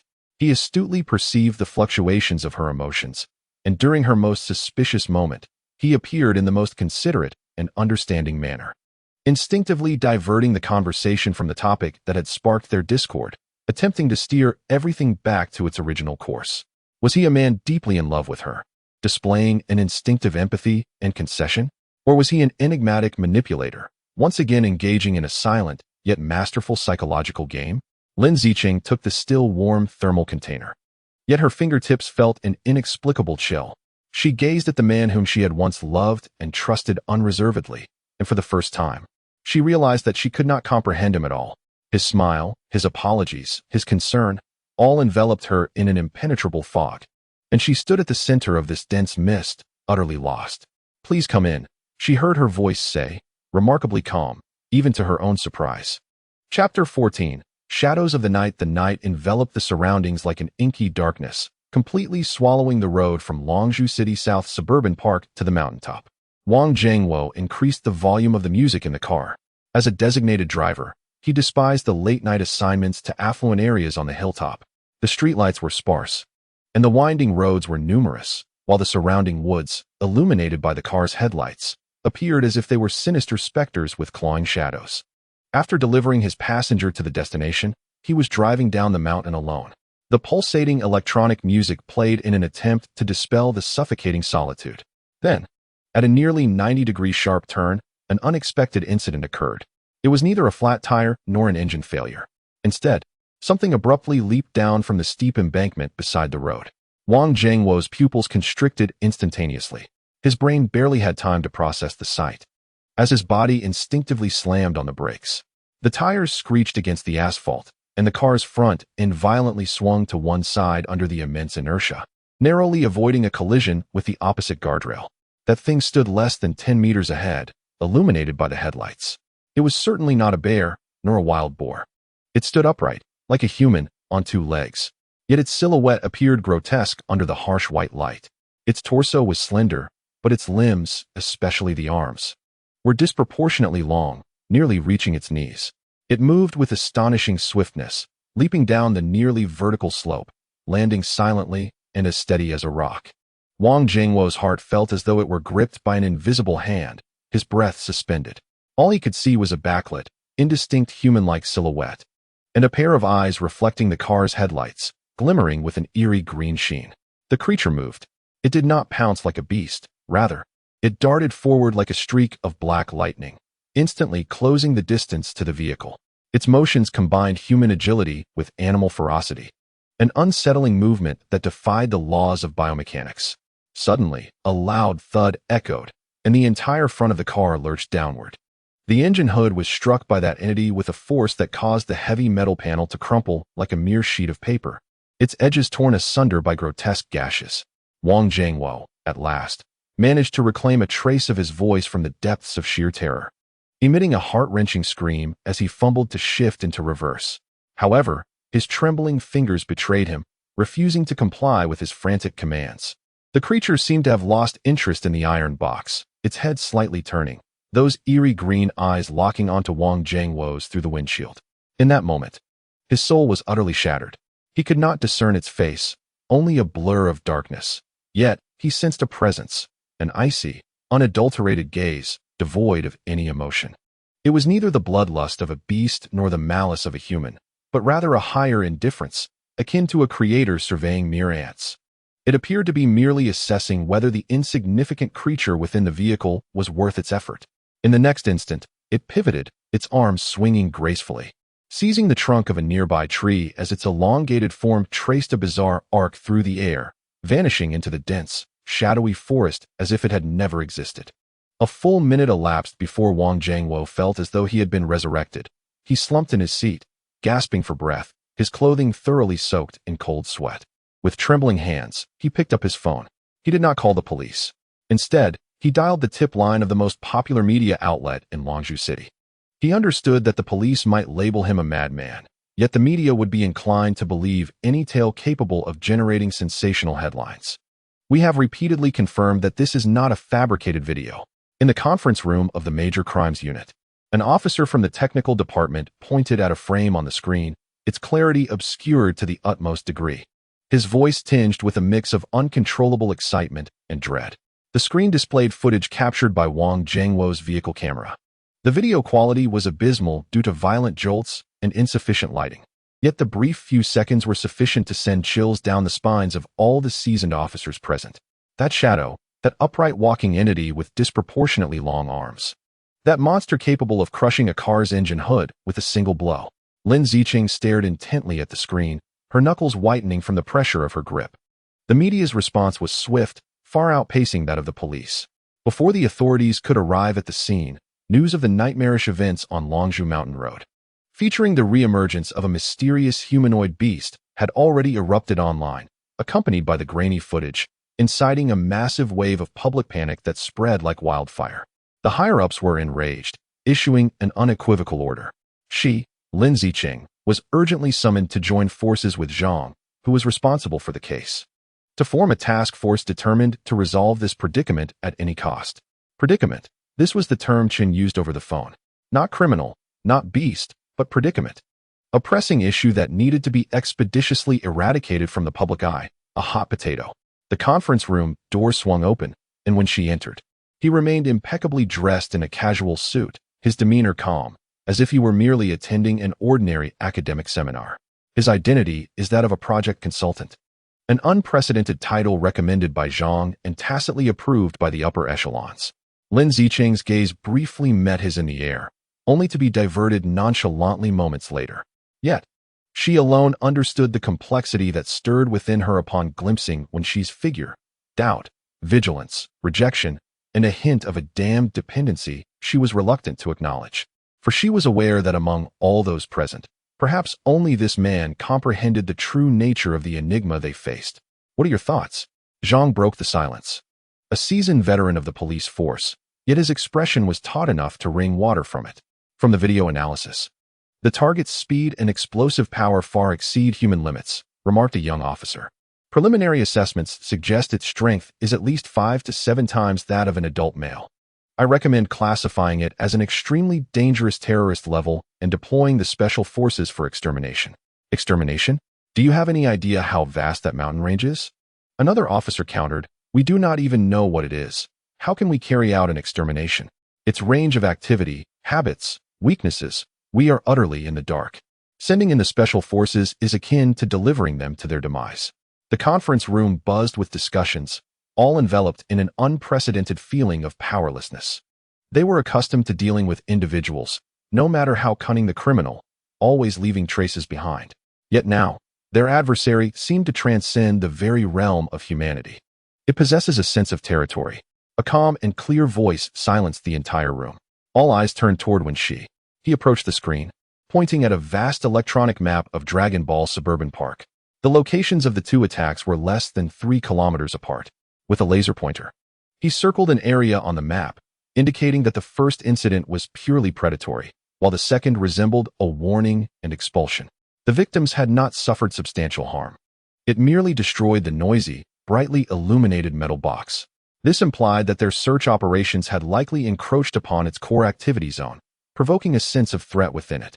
His analysis was lucid and logically sound, redirecting the collective thought of all present from the fear of the monster itself back to a rational examination of the case. Are you suggesting it has a lair? Zhang immediately seized upon the crux. Highly likely, when she nodded, such a creature, be it the legendary mountain demon or an unknown species, would undoubtedly require a secure and concealed habitat. Its aggressive behavior revolves around this core area. If we continue our current method of sweeping the perimeter, we will not only fail to locate it, but also risk inciting its wrath, leading to further attacks. Lin Zicheng listened quietly, yet a tumult surged within her. His conviction was unsettlingly strong, as if he were not analyzing but rather stating a fact he had long known. He even accurately predicted that the police's search would provoke it. Was all of this truly based solely on ancient tales and legends? Then what is your suggestion? Lin Zicheng finally spoke, her voice devoid of any personal emotion, adopting a tone that was entirely businesslike. When she cast a glance at her, his gaze profound. Change of strategy. Cease the perimeter search and consolidate our forces, he declared with resolute conviction. We shall form an elite task force equipped with the most advanced life detection technology, led by experts familiar with mountainous terrains. This team will delve directly into the core area, conducting a surgical and precise search operation. Our objective is not to capture it, but to locate its lair. Once we find the lair, we will seize the initiative. As his words echoed in the room, a collective gasp resonated from the attendees. Venturing deep into the mountains? That is exceedingly perilous. Zhang was the first to voice his dissent. We are confronting a creature capable of dismantling vehicles with its bare hands. Sending a small team in. Should a direct confrontation arise, the consequences could be catastrophic. I concur with Zhang's assessment. Lin Zicheng immediately echoed. Her rational mind warned her that Wen Xi's plan was fraught with danger, yet a voice deep within her whispered that this might be the only correct path. Her opposition stemmed more from an instinctive desire to thwart his intentions rather than genuine disagreement. Danger is unavoidable. Wen Xi's gaze swept over each individual, but is passively awaiting the next attack, allowing more civilians to become victims, not dangerous as well. Sometimes, the greatest risk lies in doing nothing. His words cast a heavy silence over the room. At that moment, the large door of the conference room swung open once more. This time, it was Lin Zicheng's superior, Chun, who entered. His face was ashen, flanked by several men whose distinguished demeanor was evident, clad in military green combat uniforms. The discussion of the Special Task Force concludes here. Chen's voice carried an undeniable authority. I have reported the situation to higher-ups. From now on, I will personally assume command of the case. He glanced at Wen Xi, his expression complex, yet ultimately nodded. Mr. Wen's suggestions have been tentatively approved by the higher-ups. However, the execution of the task will not be in the hands of the police. He stepped aside, allowing the military personnel behind him to advance. The lead officer, a middle-aged man with an eagle-like gaze and formidable presence, was introduced by Chun. This is Colonel Gao Chong, commander of the Fangya Special Forces directly under the Southern Military District. From today onwards, Fangya will take full charge of the eradication operations at Longzhou Mountain. The police will handle perimeter security, logistical support, and intelligence. Colonel Gao stepped forward and spoke in a voice resonant as a bell. Our mission is straightforward. Locate the target and assess the threat. If capture is feasible, we will bring it back for study. If the threat is deemed too high, we will eliminate it on the spot. His words were simple, direct, imbued with the characteristic grimness and ruthlessness of a soldier. Chun continued, in addition to Fangya's ground forces, drones and armed helicopters will conduct round-the-clock reconnaissance. Thermal scanning, biological pheromone analysis, every available high-tech means will be employed. I refuse to believe that anything can remain concealed under the modern net of surveillance. The situation escalated in an instant. A criminal investigation, spearheaded by the police, has officially morphed into a paramilitary operation. Lin Zicheng gazes upon the unfolding scene, her heart a tumult of emotions. She understands that this is the only option, albeit a most reluctant one. When the instruments of law and order falter, what remains is the primal force of violence. Her gaze once more falls upon Wen Xi, who stands there, his demeanor unwavering. Yet Lin Zicheng perceives a hint of regret in the depths of his inscrutable eyes. It seems that, to him, this grand display of humanity's pinnacle technology and violent machinery is still a misguided choice. After the meeting concludes, in the corridor, Lin Zicheng calls out to Wen Xi as he prepares to depart. This is the outcome you desired, is it not? Her voice is soft, yet sharp as a blade forged in ice. When she turns to face her, silent, escalate the conflict, draw in the military, and confront that entity with the utmost force. Lin Zicheng advances toward him, her gaze as piercing as a knife. You anticipate its every move with such precision. Who are you truly? What connection do you share with it? This is the first time she has posed such direct inquiries. When she regards her, remaining silent for a protracted moment, so long that Lin Zicheng nearly believes he will not respond. I am merely a lover of stories, Zicheng, he finally speaks. His voice tinged with weariness, and every narrative possesses its intrinsic logic and inevitable conclusion. I do not predict, I merely perceive the conclusion. What conclusion? She inquires. A sorrowful one. Wen Xi's gaze drifts toward the mountains cloaked in the night's shadow, fraught with peril. When humanity attempts to wield incomprehensible forces to challenge an existence of which it knows nothing, the outcome is rarely auspicious. Having uttered these words, he offers Lin Zicheng no further opportunity for inquiry, turning away to depart. Lin Zicheng remains rooted in place, watching him vanish into the corridor's depths, a chill enveloping her. She feels akin to a marionette, tugged by invisible strings. One force represents the modern civilization order constituted by law and technology, while the other embodies the mysterious, unknown, and anciently governed dark world represented by Wen Xi. Now, these two forces are poised to collide violently upon the stage known as Longzhou Mountain. Chapter 15. The malady at the foot of Longzhou Mountain, a makeshift military command center, has risen within mere hours. This is the cerebral nucleus of the entire operation. The air is thick with the rich aroma of brewed coffee, the distinctive scent of ozone generated by electronic devices, and an intangible, taut tension. Dozens of police officers and military personnel traverse the space, each face etched with professionalism and gravity. Lin Zicheng sits before a row of screens, feeling like an intruder. Her world was meant to consist of forensic reports, interrogation records, and logical deductions. Yet the world before her is comprised of thermal imaging displays, first-person perspectives from drones, and the steady stream of calm, professional tactical directives relayed through encrypted military communication channels. On the screen, the Fangtooth Special Forces appeared as ethereal green phantoms, silently infiltrating the dense, dark green primordial forest of Dragon Ball Mountain in the formation of a three-man combat unit. Their movements were synchronized and devoid of superfluous chatter, with all communication conducted through intricate yet efficient gestures. This represented the pinnacle of human martial prowess, a flawless amalgamation of order and strength. At the core of the command center stood Colonel Gao Chong, the commander of this operation. With arms crossed, he resembled an iron tower, his sharp gaze sweeping across the main screen, which was segmented into numerous miniature frames, occasionally issuing terse commands. He possessed absolute confidence in both his personnel and equipment. Nearby, Wen Xi stood quietly, an incongruous presence amidst the tense atmosphere. He paid no heed to the fully armed soldiers nor the flickering data on the instruments. His focus remained fixed on several screens displaying geological structures and infrared spectral analyses, as if he were deciphering an arcane tome. Chun, restless, barely set down the phone in his hand. For him, this was no longer merely a case. It had escalated into a crisis management scenario that could determine his career trajectory. Every few minutes, he would report back to higher-ups on the progress of the eradication operation, his words earnest as he assured them that the issues would soon be resolved. Time trickled by second, yet on Colonel Gao Chong's granite-like visage, a flicker of impatience began to emerge. Thermal imaging teams, report any anomalous heat sources detected.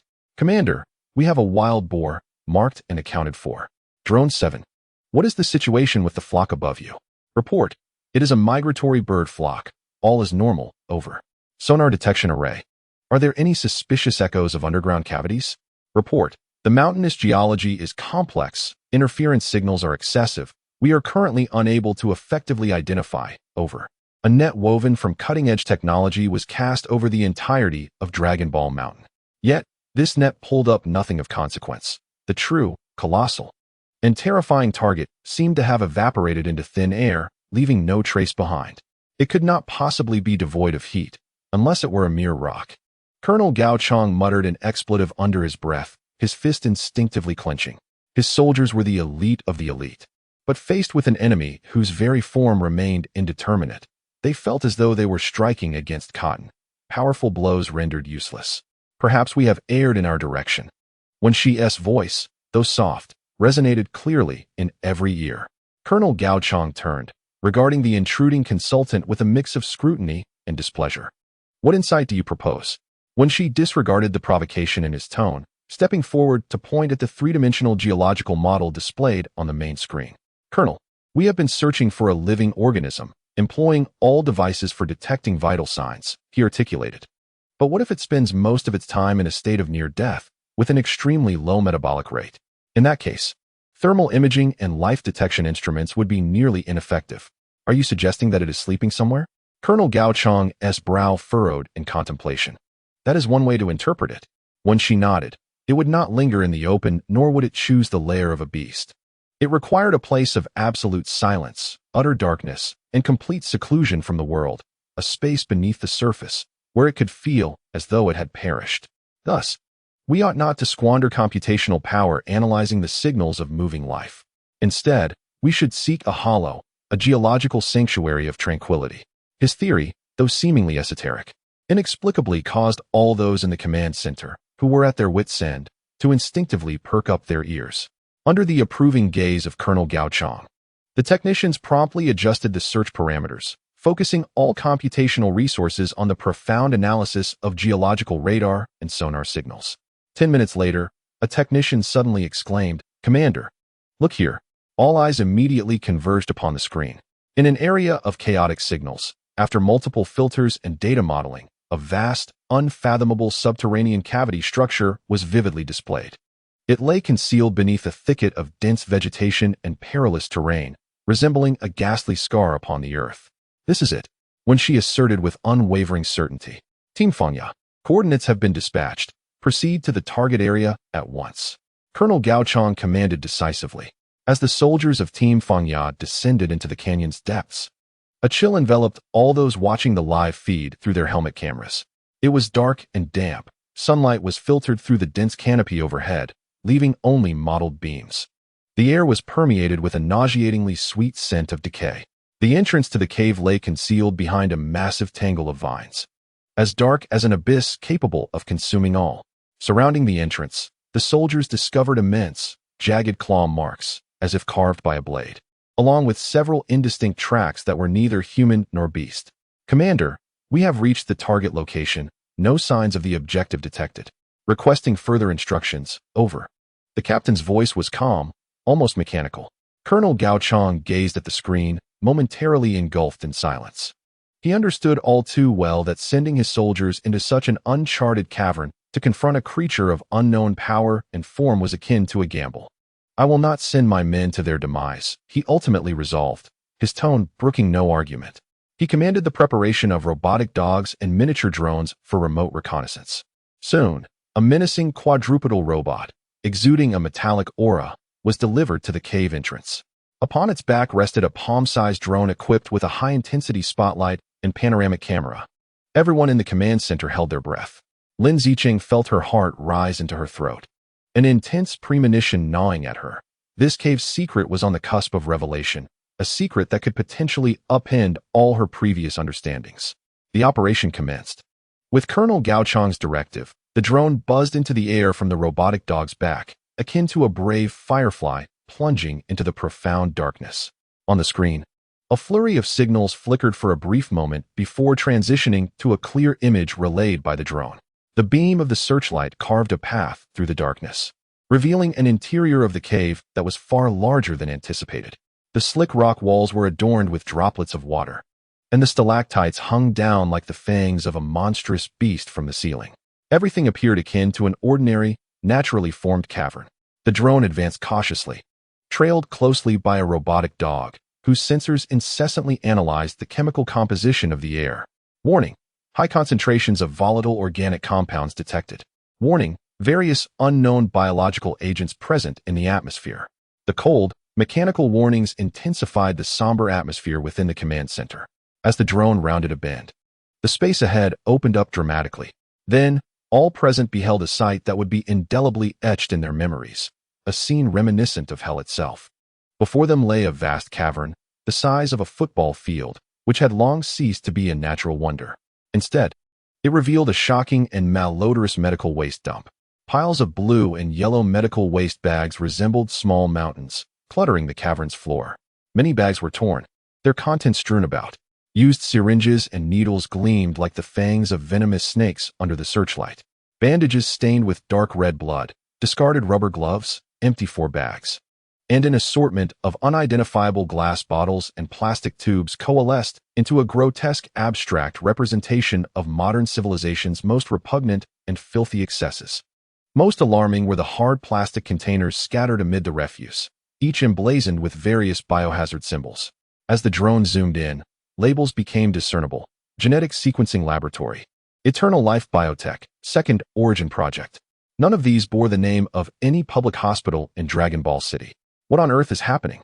Chen's voice trembled, his face as pale as parchment.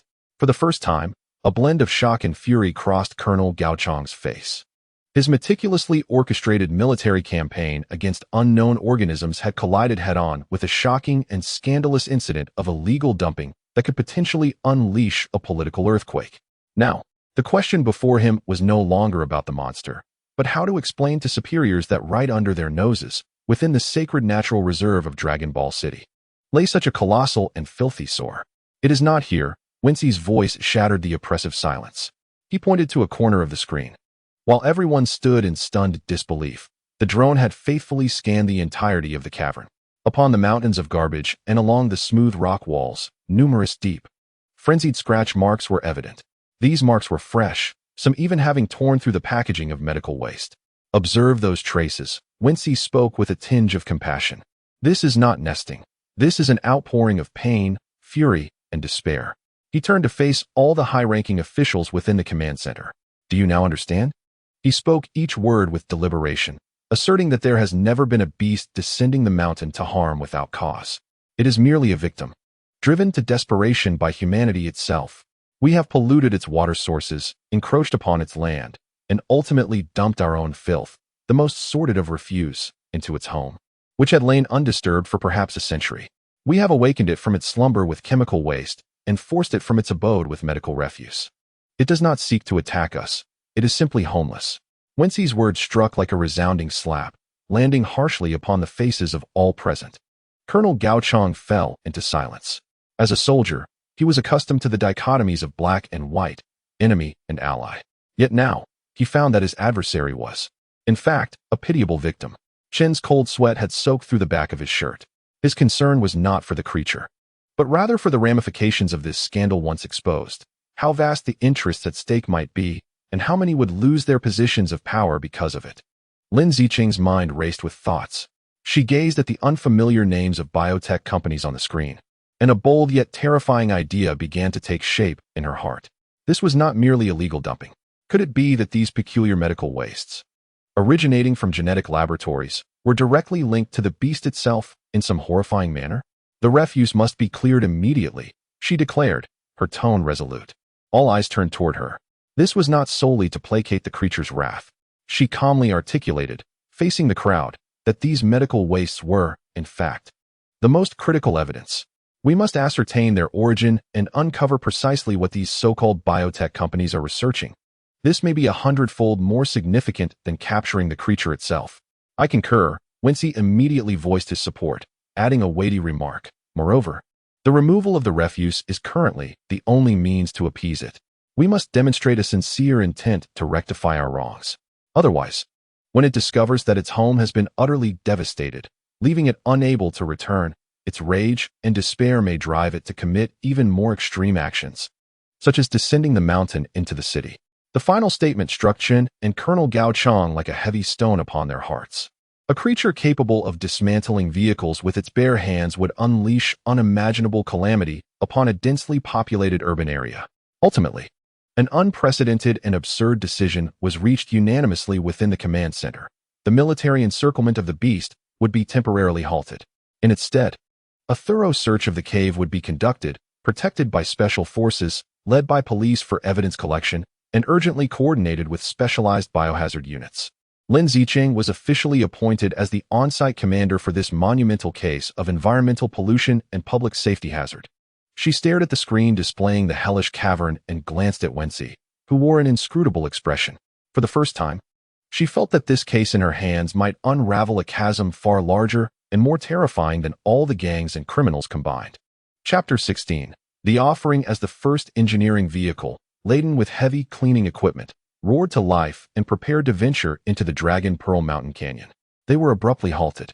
The obstruction was not a landslide, nor a ferocious beast, but rather a group of elderly men, clad in faded, coarse tunics and caked in dirt from their liberation shoes. Their faces were etched with deep lines, bearing witness to the travails of time and an obstinate disconnect from the modern urban landscape. They stood resolutely in the middle of the road, akin to gnarled old pines that had sprouted from the rocks, silently defying the metallic behemoth's growl. You cannot proceed. The elder at the forefront, the village chief from a nearby hamlet, spoke with a raspy yet commanding voice. If you charge in with such noise, you will disturb the mountain spirit. It could lead to death. Inside the makeshift command center, everyone watched this unexpected scene unfold through drone footage. Absurd. Colonel Gao slammed his fist onto the table, causing the coffee cups to rattle. What era are we in, still indulging in feudal superstitions? Send someone to escort them away. Wait, Colonel Gao. Chun urgently intervened, beads of sweat forming on his brow. This is absolutely not permissible. The media's gaze is fixed upon us. If news breaks of the military treating local villagers harshly, it will spiral out of control. We must soothe the situation. Calm is imperative. Chen rushed outside, donning a conciliatory smile, and engaged in fervent discussions with the elders, wearing his vocal cords thin. Yet, the elders remained unmoved, reiterating their refrain. The mountain spirit is angry, and it is grave. You do not understand. You cannot act recklessly. If you wish to enter, you must first offer a sacrifice and seek the mountain spirit's forgiveness. Thus, a modernized biochemical cleanup operation, escorted by elite forces, found itself thwarted at the very first step by an elusive mountain spirit. The scene was absurd, resembling a darkly comedic play. Within the command center, an eerie silence ensued. All eyes turned towards the ever-composed advisor, Wen Xi. Lin Zicheng's emotions were a tumultuous blend. She instinctively recoiled from such superstitious antics. Yet deep within her subconscious, a realm she had yet to fully acknowledge, there lingered a profound belief that perhaps only when she could untangle this predicament. Mr. Wen, what is your perspective? Chen placed his final hopes upon this enigmatic young man. When she stepped forward, gazing at the obstinate elders on the screen, and spoke slowly. I believe we ought to respect their opinions. What? Colonel Gao's eyes widened in disbelief, nearly convinced he had misheard. You wish to discuss the mountain spirit with us? Mr. Wen, I respect your knowledge, but this is a military operation, not a cultural exploration. Colonel, when I speak of respect, I do not imply that we must believe in the existence of the mountain spirit. When she replied, his tone remaining calm, yet imbued with an undeniable logical force. We can interpret this as a matter of risk management and psychological intervention. He turned to the group, commencing his scholarly analysis. Firstly, from a psychological standpoint, these villagers have resided here for generations, instilling within them a deep reverence for the mountain. Their superstitions are survival principles derived from centuries of harmonious coexistence with nature. To forcefully advance will only intensify conflicts, instilling profound insecurity and hostility among them, which would be detrimental to subsequent endeavors. To soothe them is to appease the hearts of the people. Furthermore, from the perspective of risk management, his tone shifted and his gaze deepened. We are still unable to ascertain the behavioral logic of that entity. Yet, it is certain that it is exceedingly sensitive to external stimuli. The villagers' proposed worship ritual, albeit archaic in form, fundamentally seeks tranquility and goodwill. This does not inherently conflict with our objective of placating it. Rather than allowing the construction convoy to create a cacophony through an unpredictable hard landing, why not first attempt a gentler, more symbolic soft landing? This, in itself, serves as a form of exploration. His words cleverly reframed superstition as risk management, leaving everyone present momentarily stunned. Even the typically obstinate Colonel Gao was plunged into contemplation. Ultimately, under Chen's persistent persuasion, a plan that could be described as magical was approved. The cleanup operation was suspended, allowing the villagers, under the supervision of the military and police, to conduct a ritual to appease the mountain deity. The ceremony took place the following morning, right before the abyss-like cave entrance. The villagers brought forth numerous offerings, ancient ritual vessels, yellow paper inscribed with incomprehensible symbols, and bundles of fragrant herbs. They also tethered a live sheep at each of the 4 cardinal points, approximately a kilometer away from the cave entrance. This was a tribute for the mountain deity as a passing offering. The village chief explained to the bewildered Lin Zicheng that the 4 directions symbolize peace from all corners. Offering a live sheep signifies to the mountain deity that we harbor no ill intent, merely passing through, fearing that it might grow hungry, descend, and become enraged upon seeing us. Lin Zicheng found herself both amused and perplexed. This rationale seemed utterly absurd to her, a staunch materialist.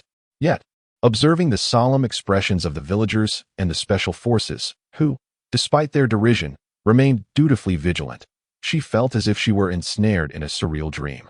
Meanwhile, when she stood among the crowd, quietly observing the proceedings, his expression bore neither curiosity nor agreement, but rather an inscrutable calm, as if he were scrutinizing a play he had witnessed countless times before. The ceremony commenced. The village chief took on the role of the main officiant. He ignited the herbs, and a dense, medicinal smoke wafted upwards. Several elderly villagers struck the drums and gongs they had brought, producing a deep, monotonous sound that carried a peculiar rhythm capable of slowing one's heartbeat. The village chief recited ancient, esoteric incantations, not in modern language, but rather reminiscent of a long-lost dialect, each syllable imbued with a raw, primitive power. Lin Zicheng suppressed her discomfort, watching this grand spectacle unfold. She reminded herself that this was merely a performance to soothe the populace, a necessary compromise to facilitate the smooth progress of their work. However, just as the ceremony reached its midpoint and everyone perceived it to be an unremarkable folk ritual, an extraordinary transformation occurred. Wen Xi, without any prior indication, stepped forth from the crowd, advancing deliberately beside the village chief who presided over the ritual.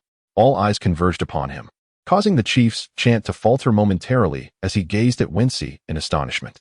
Without uttering a word, Wen Xi offered a slight nod, his expression calm, yet imbued with an undeniable authority that brooked no dissent. He then turned towards the abyssal entrance, inhaling deeply and deliberately. In the next moment, he was in motion.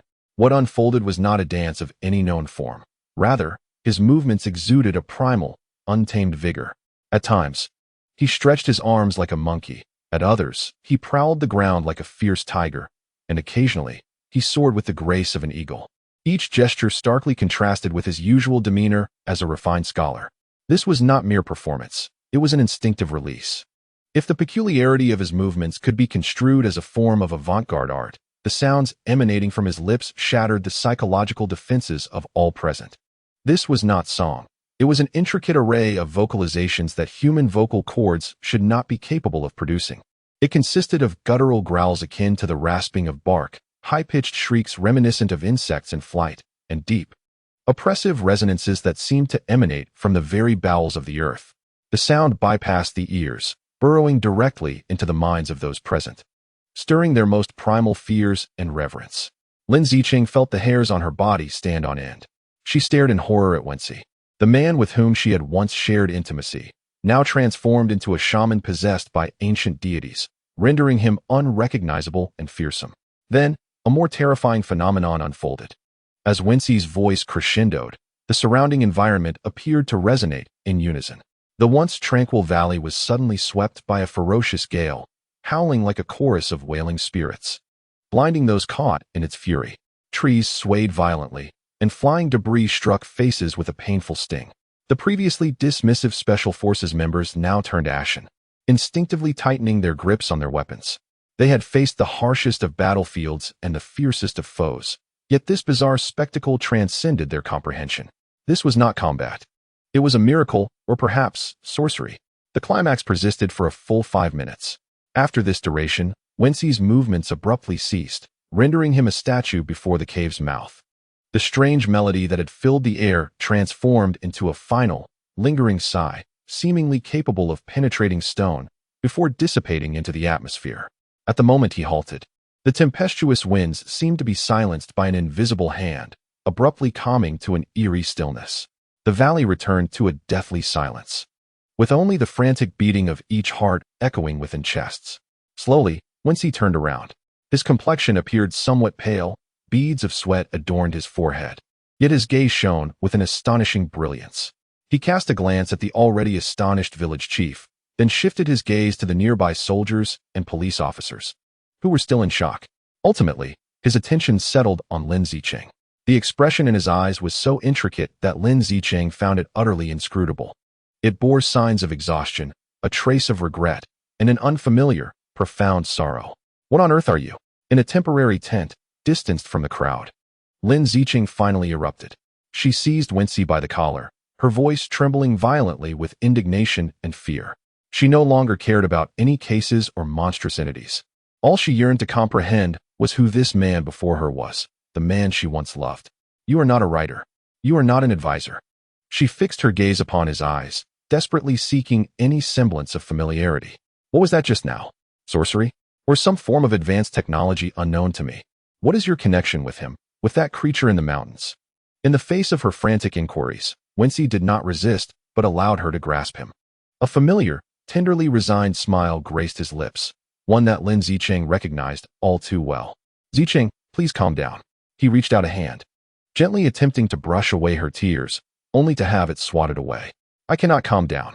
Lin Zicheng nearly shouted. "How can you expect me to be calm? My boyfriend performed an astonishing act in front of everyone, provoking chaos. How am I supposed to believe in science? How can I trust the worldview I have built over the past 20 years? That was not sorcery." Wen Xi's voice was soft yet imbued with a soothing power. You may interpret it as a unique form of communication, an expression of goodwill and requests in the language of the other. The language of the other? Whose language? The language of the mountain god. Lin Zicheng's emotions flared once more. It is the language of the mountain. Wen Xi looked at her, articulating each word deliberately. Every mountain, every river, possesses its own breath and frequency. I merely happen to know how to mimic and resonate with it. That gust of wind can be seen as mere coincidence or as a response from the valley to my clumsy imitation. He gently pulled Lin Zicheng's hand away from his collar, enveloping it with his warm, dry palm. I apologize for frightening you. He gazed into her eyes, his expression earnest and filled with remorse. I did not wish for this to happen.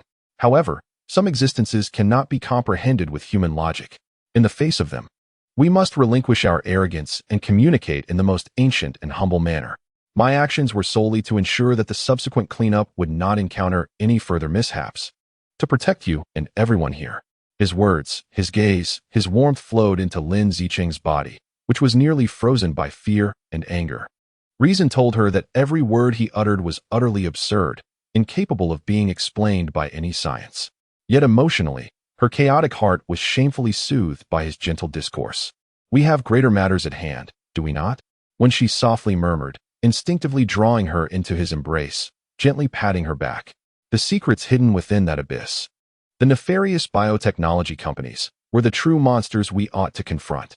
In comparison, my trivial antics pale into insignificance. He deftly shifted the topic, steering her focus back to the case at hand. Lin Zicheng leaned against him, her body ceasing to tremble. For the moment, she reluctantly accepted his words. For he was indeed correct. There were greater matters at stake. Yet, deep within her heart, she understood that something had irrevocably changed.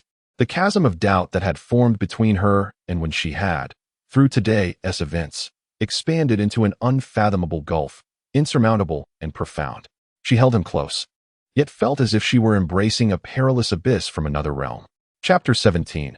Order beneath the glaring searchlights that illuminated the canyon as bright as day. Lin Zicheng discovered a long-lost, almost distorted sense of tranquility. This was her new battleground, a realm constructed of caution tape, procedural manuals, chains of evidence, and clear directives. In this world, there was no shamanic dance of supernatural forces, no inexplicable breath of the mountains, only problems demanding resolution and the resolvers of those problems. She was the resolver. As the chief commander of the scene regarding a major environmental pollution and public safety hazard case, Lin Zicheng transformed herself into a finely tuned, high-speed machine. Clad in a tactical police uniform suited for mobility, her hair was neatly tied in a ponytail, her face devoid of superfluous expression. Her voice, transmitted through the radio, resonated calm and clear to every corner. Biochemical processing team, be mindful of the sample collection area beneath your feet. The forensic team has yet to complete their evidence collection. Team Fangya, expand the outer 10-meter security perimeter. I do not wish for a single fly to infiltrate. Logistics unit. When can we expect the second batch of nutrient solution and purified water? The frontline personnel have been working continuously for 6 hours. She resembled a seasoned battlefield commander, seamlessly integrating the seemingly disparate systems of site clearance, forensic evidence collection, and military vigilance. Colonel Gao's team was tasked with constructing absolute security through force. Her police colleagues were responsible for collecting incriminating evidence with evidence bags and cameras, while those clad in heavy protective gear meticulously eradicated the afflictions from the land. Everything unfolded under her meticulous control, orderly and systematic. This sense of control was her sole weapon against the tumultuous chaos within. As long as she remained sufficiently occupied, as long as there were ample issues to resolve through logic and procedure, she could momentarily forget the man dancing wildly upon the altar, forget the bizarre tempest that had upended her worldview, and forget the insurmountable chasm that lay between them. When she was astute, since that day, he had seldom appeared at the scene. Lin Zicheng was acutely aware that he spent the majority of his time in the rear command center, functioning as a true advisor, meticulously analyzing the various environmental data relayed by drones. Occasionally, he would submit analyses regarding the potential movements of the mountain beasts through Zhang. These reports were impeccably crafted, brimming with scientific jargon and logical deductions, as if that astonishing shaman from earlier had merely been a collective hallucination shared by the masses. Lin Zicheng deliberately refrained from perusing those reports. She delegated all matters concerning the mountain beasts to Colonel Gao Chong and his military intelligence analysts. Her singular focus was a case, one so shocking that it had sent ripples through the entirety of Longzhou City, a heinous pollution incident.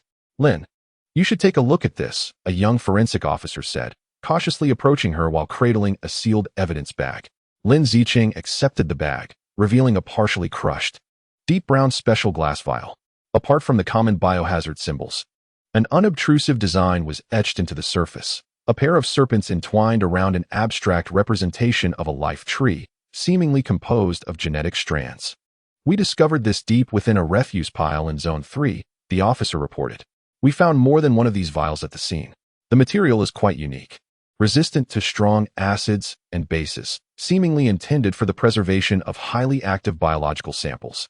Lin Zicheng's gaze lingered on the life tree for several seconds. Eternal Life Biotechnology. She instinctively murmured the name of the company she had seen on the containers in the cave. This must be connected to those enigmatic firms. Classify this as a priority piece of evidence, she commanded. Send it immediately to the headquarters laboratory. I need to ascertain any residual components within, as well as the true nature of this company. This was an adversary she could comprehend and control, one with a name, a logo, subject to investigation and prosecution. This realization brought her a sense of reassurance. In contrast to the pure, purpose-driven bustle at the scene, dealing with human affairs proved far more intricate. As evening fell within the makeshift command tent, Colonel Gao Chong's patience was evidently waning.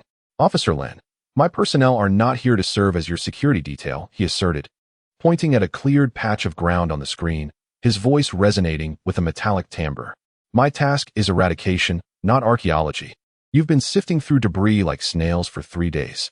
That creature could have long since fled dozens of kilometers away. At this rate, by the time you excavate this mountain, it will have already settled in the city. Lin Zicheng remained undaunted by his imposing demeanor.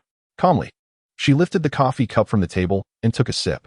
Colonel Gao, I understand your concerns, she replied, setting the cup down and meeting his gaze with unwavering composure. However, you must realize that what we are confronting may not be two separate issues, but rather a singular one. The emergence of this creature and the presence of these illegal medical waste may have a direct correlation that we have yet to comprehend. She rose to her feet and approached another screen, pulling up a document. This contains the preliminary investigation into certain companies found on-site. Eternal Life Biotechnology, Second Origin Project. Gene Sequence Laboratory. These entities either do not exist in the commercial registry of Longzhou City or are mere facades with fraudulent addresses. In other words, this is an organized and premeditated criminal syndicate with clearly defined roles. Their ongoing research is of a clandestine nature. I care not for the affiliations of this group. Colonel Gao Chong abruptly interrupted her. All I know is that my orders stipulate the elimination of targets posing a direct threat to the public. Therefore, identifying the source is the most effective means of eradication. Lin Zicheng stood her ground, her presence at that moment rivaling that of the Special Operations Commander before her. If we do not ascertain what lies within these waste materials or their relationship with that organism, you will forever be unable to predict its subsequent actions. You may drive it away today, but tomorrow it could become more aggressive due to some chemical reaction within its body that we are unaware of. Furthermore, this criminal organization may harbor second and third laboratories in other locales of Longzhou City, producing even more monstrosities. By then, deploying any number of special operations teams will merely amount to an endless game of whack-a-mole. Her words plunged Colonel Gao Chong into silence. Though a soldier through and through, he was not without intellect. He understood that Lin Zicheng was indeed correct. After bidding farewell to Colonel Gao Chong, Lin Zicheng promptly dialed her close friend Zhuo Min. Her tone shifted from earlier assertiveness to a gentle weariness. Minmin, it's me. Zicheng, you're alive, came Zhuo Min's exaggerated exclamation from the other end. Goodness, do you know what rumors are swirling outside? Godzilla has been sighted on Longzhou Mountain. The military has sealed off the area, and there are suspicions of an alien arrival. What in the world are you all up to? I've sent you dozens of messages, and you Haven T replied. I'm handling a significant case. Lin Zicheng replied with a wry smile. I need your assistance. Public sentiment is spiraling out of control. She succinctly conveyed the narrative that needed to be managed to Zhuo Min. She spoke no falsehoods, but deliberately omitted all supernatural details regarding the mountain beast and Wen Xi. framing the entire incident as an exceedingly grave and large-scale illegal dumping of biochemical waste. I need you and your connections in the mainstream media to publish more positive reports based on the investigation itself. Lin Zicheng's tone grew earnest. For instance, highlighting the professionalism of the police, the determination of the military, the severe dangers of environmental pollution, and our unwavering stance in pursuing the masterminds behind this. We must redirect public attention from those ethereal monsters to this concrete crime. This is crucial, Minmin, as it impacts the feasibility of our operation within a stable social environment. On the other end of the line, Zhuomin paused for a moment. Zicheng, she hesitantly inquired, "Are you all right? You sound exhausted. And what about Wen Xi? Isn't he your consultant? Is he with you?" Upon mentioning that name, Lin Zicheng felt as though her heart had been pierced by a needle. "We are well," she said, her tone abruptly chilling, reverting to a businesslike demeanor. "He has his duties, and I have mine. Now, I shall ask you only this. Will you assist? Or will you not?" Zhuomin sighed, aware that her close friend had once again transformed into the impervious Lin. "I will do my utmost," Zhuomin replied, "but Zicheng, you must promise me to prioritize your safety. I have an unsettling feeling that this matter is far from simple." "I understand," Lin Zicheng said, disconnecting the call and massaging her throbbing temples. As dusk fell, an officer responsible for perimeter security approached with a peculiar expression to report, "Lin, the 4 sheep have vanished again." "What do you mean?" "The 4 sheep that the villagers had tethered again this morning have, just like yesterday, disappeared into thin air." A hint of fear flickered across the officer's face. "Our team has been monitoring continuously for 24 hours, and there have been no alerts from the infrared surveillance. It is as if they were consumed by the very air itself. There are no traces of blood, no signs of struggle. And even the ropes used to tether the sheep lie intact on the ground." Lin Zicheng listened in silence, not uttering a word. "The villagers have brought in new sheep," the officer added. "They believe this to be a good omen, signifying that the mountain deity has accepted their offerings and has not grown angry again." Lin Zicheng waved her hand, signaling for the officer to leave. Alone, she walked to the edge of the command post, gazing into the gradually obscured and profound mountain forest as twilight descended. For sheep. No, now it was 8. Their disappearance, leaving not a single trace behind. The world she had constructed upon logic and evidence had once again been torn asunder by a small, yet unhealable rift. She struggled to expunge this inexplicable anomaly from her mind, convincing herself that it must have been some clever beast, capable of evading surveillance. Yes, it had to be that. She turned to return to her world filled with documents and reports, a realm governed by reason.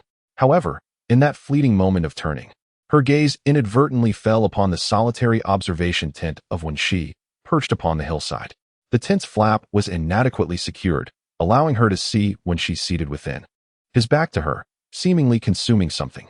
He was eating slowly, with great focus. Before him rested a small table adorned with a steaming portable grill. Lin Zicheng's pupils constricted sharply. In that instant, an absurd and terrifying thought, one that even she found incomprehensible, slithered into her mind like a venomous serpent. No, it was impossible. She shook her head vigorously, striving to expel this maddening notion. He was merely having dinner. Yes, just dinner. Taking a deep breath, she forced herself to regain her composure and hastily returned to her tent. She powered on her computer and accessed the newly established project folder concerning the biotechnology of immortality. The glow of the screen illuminated her beautiful yet unnaturally pale face, void of color. She had to work. Only through work could she distract herself from thoughts of the vanished sheep. Only through work could she refrain from pondering what exactly was being roasted in Wen Xi's oven. Chapter 18. The cost of lies. The blockade in the mountainous region was officially lifted 4 weeks after the incident. The once fear-stricken suburban park has now returned to its former tranquility. The media cameras, having chased after newer headlines, have long dispersed, and online discussions regarding the specter of Longzhou Mountain have swiftly been submerged by celebrity gossip and fluctuations in the stock market. The city's memories resemble footprints on the beach. With the arrival of a wave, they vanish without a trace. The cleanup operation was classified as a major illegal hazardous waste dumping case and concluded successfully. Lin Zicheng, with her exceptional interdepartmental coordination skills and calm, decisive on-site command, received unanimous praise from her superiors. The thick dossier documenting all the medical and industrial waste that had been cleared, along with the evidence photographs of the mysterious tree of life, was sealed and handed over to a special task force within the Environmental Protection Agency. The handover ceremony took place on an unremarkable afternoon. Lin Zicheng watched as the other party, expressionless, signed the documents and placed the dossier, which might conceal earth-shattering secrets, into a mundane briefcase. The entire process was official, courteous, and meticulously guarded. She attempted to inquire about the direction of the subsequent investigation, but the response was merely a standard bureaucratic phrase. Officer Lin, thank you for the professional assistance from the police force. The follow-up will be managed entirely by us. Rest assured, everything will be handled in accordance with the law. Those 5 words, handled in accordance with the law, felt like a cold barrier, blocking her curiosity and inquiries from penetrating further. She understood that this signified the end of the matter. Just as the case of Fai Long was relegated to the miscellaneous group, this uncontrolled mountain beast, along with its secrets, would be buried deeper within another bureaucratic grave. The Fangyao Special Operations Team had long since departed, leaving behind only a few infrared dynamic monitors, installed by the fire department as a mere FAAD of forest fire prevention equipment, quietly blinking with a faint red light. It all seemed as if the previous harrowing encirclement, the eerie shamanic dance, and everything that had shattered her worldview was merely a vividly realistic dream. Life appeared to have been forcibly yanked back onto its original course. Lin Zicheng immersed herself once more in her routine police duties, addressing the relentless disputes and crimes in Longzhou City. She employed frenzied work to numb herself, attempting to expel the stormy night of the ritual from her mind. Yet, she found herself unable to do so. Whenever the night fell silent, Wen Xi's otherworldly singing and the dance that stirred the winds would echo in her thoughts. Additionally, she could not shake the memory of the last scene she glimpsed of him in his tent, elegantly slicing a sizzling piece of meat with an ancient knife. That piece of meat bore an uncanny resemblance to the missing sacrificial goat. This notion was so horrifying that it sent chills down her spine. She dared not dwell on it, yet found herself unable to avoid it. Once he had not contacted her again, he too seemed to require time to process the revelations of that night. A peculiar tacit understanding formed between them, with neither daring to touch the taut string.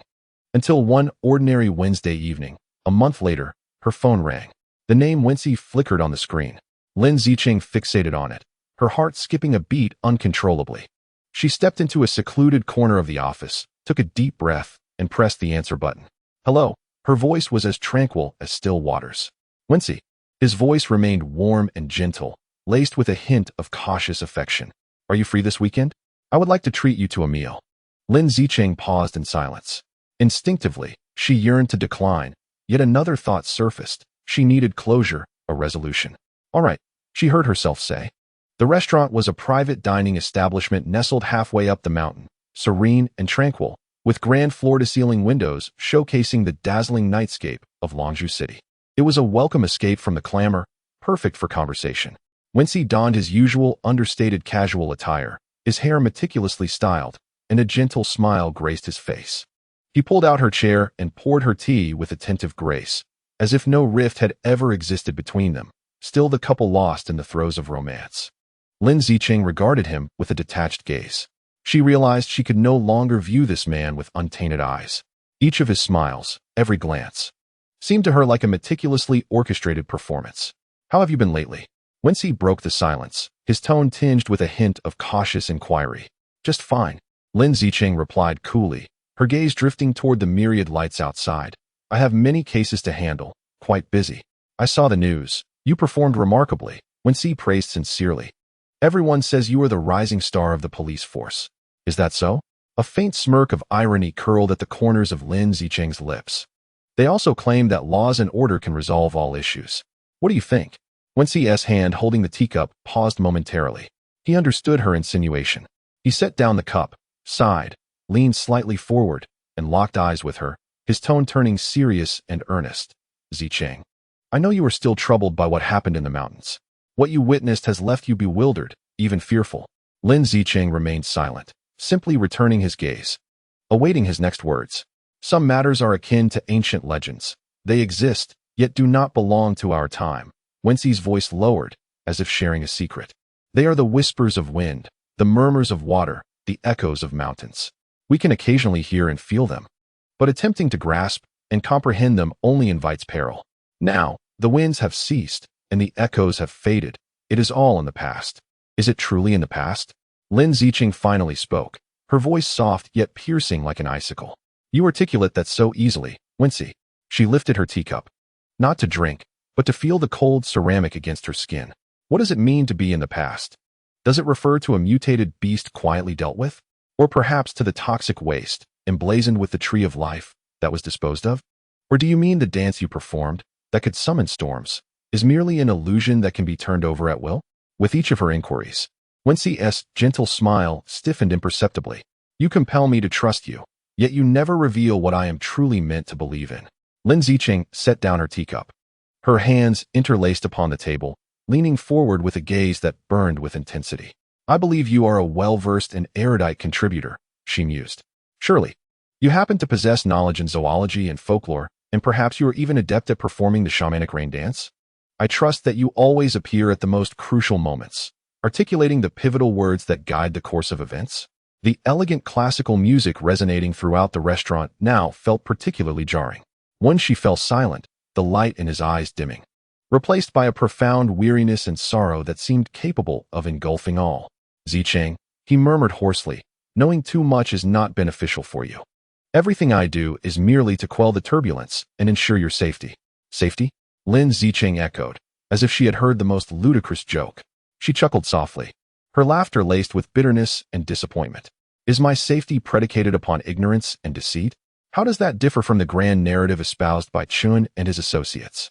Taking a deep breath, she reined in her visible emotions, her tone transforming into an unsettling calm. Wen Xi, we have known each other for some time now. She fixed her gaze upon him, articulating each word with deliberate precision. I have always believed that our relationship is characterized by honesty. Therefore, I think it is time for me to meet your family. This was the final act. An invisible lightning bolt shattered the facade of peace that cloaked their interaction. Wen Xi's pupils constricted at the mere mention of family, a fleeting reaction so swift it was almost imperceptible, yet Lin Zicheng witnessed it. It was the first crack in the mask he wore, the fissure she had been anticipating. He lowered his eyelids, his long lashes casting a shadow over his expression, concealing all emotions. He lifted the now lukewarm tea to his lips, as if needing this gesture to buy himself a moment of contemplation. When he raised his gaze once more, his face bore the familiar expression tinged with a subtle sadness. Yet this time, to Lin Zicheng, it seemed laden with a disingenuous theatricality. I have no family left, Zicheng. His voice was soft, imbued with a sorrow that had been honed through countless trials. Many years ago, a tsunami struck South Asia. My parents and my sister, we were vacationing there. The entire village was swept away, and I was the only one to survive. Clinging to a floating tree, he spoke, his eyes drifting into the distance, as if recalling a vividly horrific tableau from the past. Since then, I have been utterly alone. The tale was tragic, complete, with no apparent flaws that could be readily challenged. Had this occurred a month ago, Lin Zicheng might have felt moved, grasping his hand in compassion, assuring him that he was not alone. But now, her heart lay encased in ice. She finally understood, from beginning to end. It was all a narrative, a bespoke tale crafted for her, weaving the myth of the dark elf. The folklore of the mountain goblin punishing the wicked was a story. And now, the narrative of his own orphaned existence was yet another tale. This man existed within an immense web of lies spun from countless stories. She was once the most loyal listener to this web of deceit. Trust, akin to a fragile mirror, shatters beyond repair. Lin Zicheng felt as though every ounce of strength within her had been siphoned away. She leaned back against the chair, her expression devoid of anger or sorrow, replaced instead by a profound weariness that seemed to see through it all. She no longer wished to inquire about the specifics of the tsunami's year, nor did she desire to peruse the list of missing persons from that time. Such pursuits were futile. When the foundation of trust crumbles, any attempt at validation only serves to amplify one's own desolation. I am sorry, she uttered, her voice as calm as if discussing the weather. This emotionless apology bore a more lethal weight than any fervent accusation. When Xi's body tensed imperceptibly, he knew she didn't believe a word he said. Lin Zicheng picked up her bag from the side and stood. When she looked down at him, this man she once cherished, now so alien to her. I think we both need some time and space. Let us separate for a while and allow ourselves to cool down. Cool down, such a dignified yet cruel phrase. They both understood that this was not a pause, but rather an ending.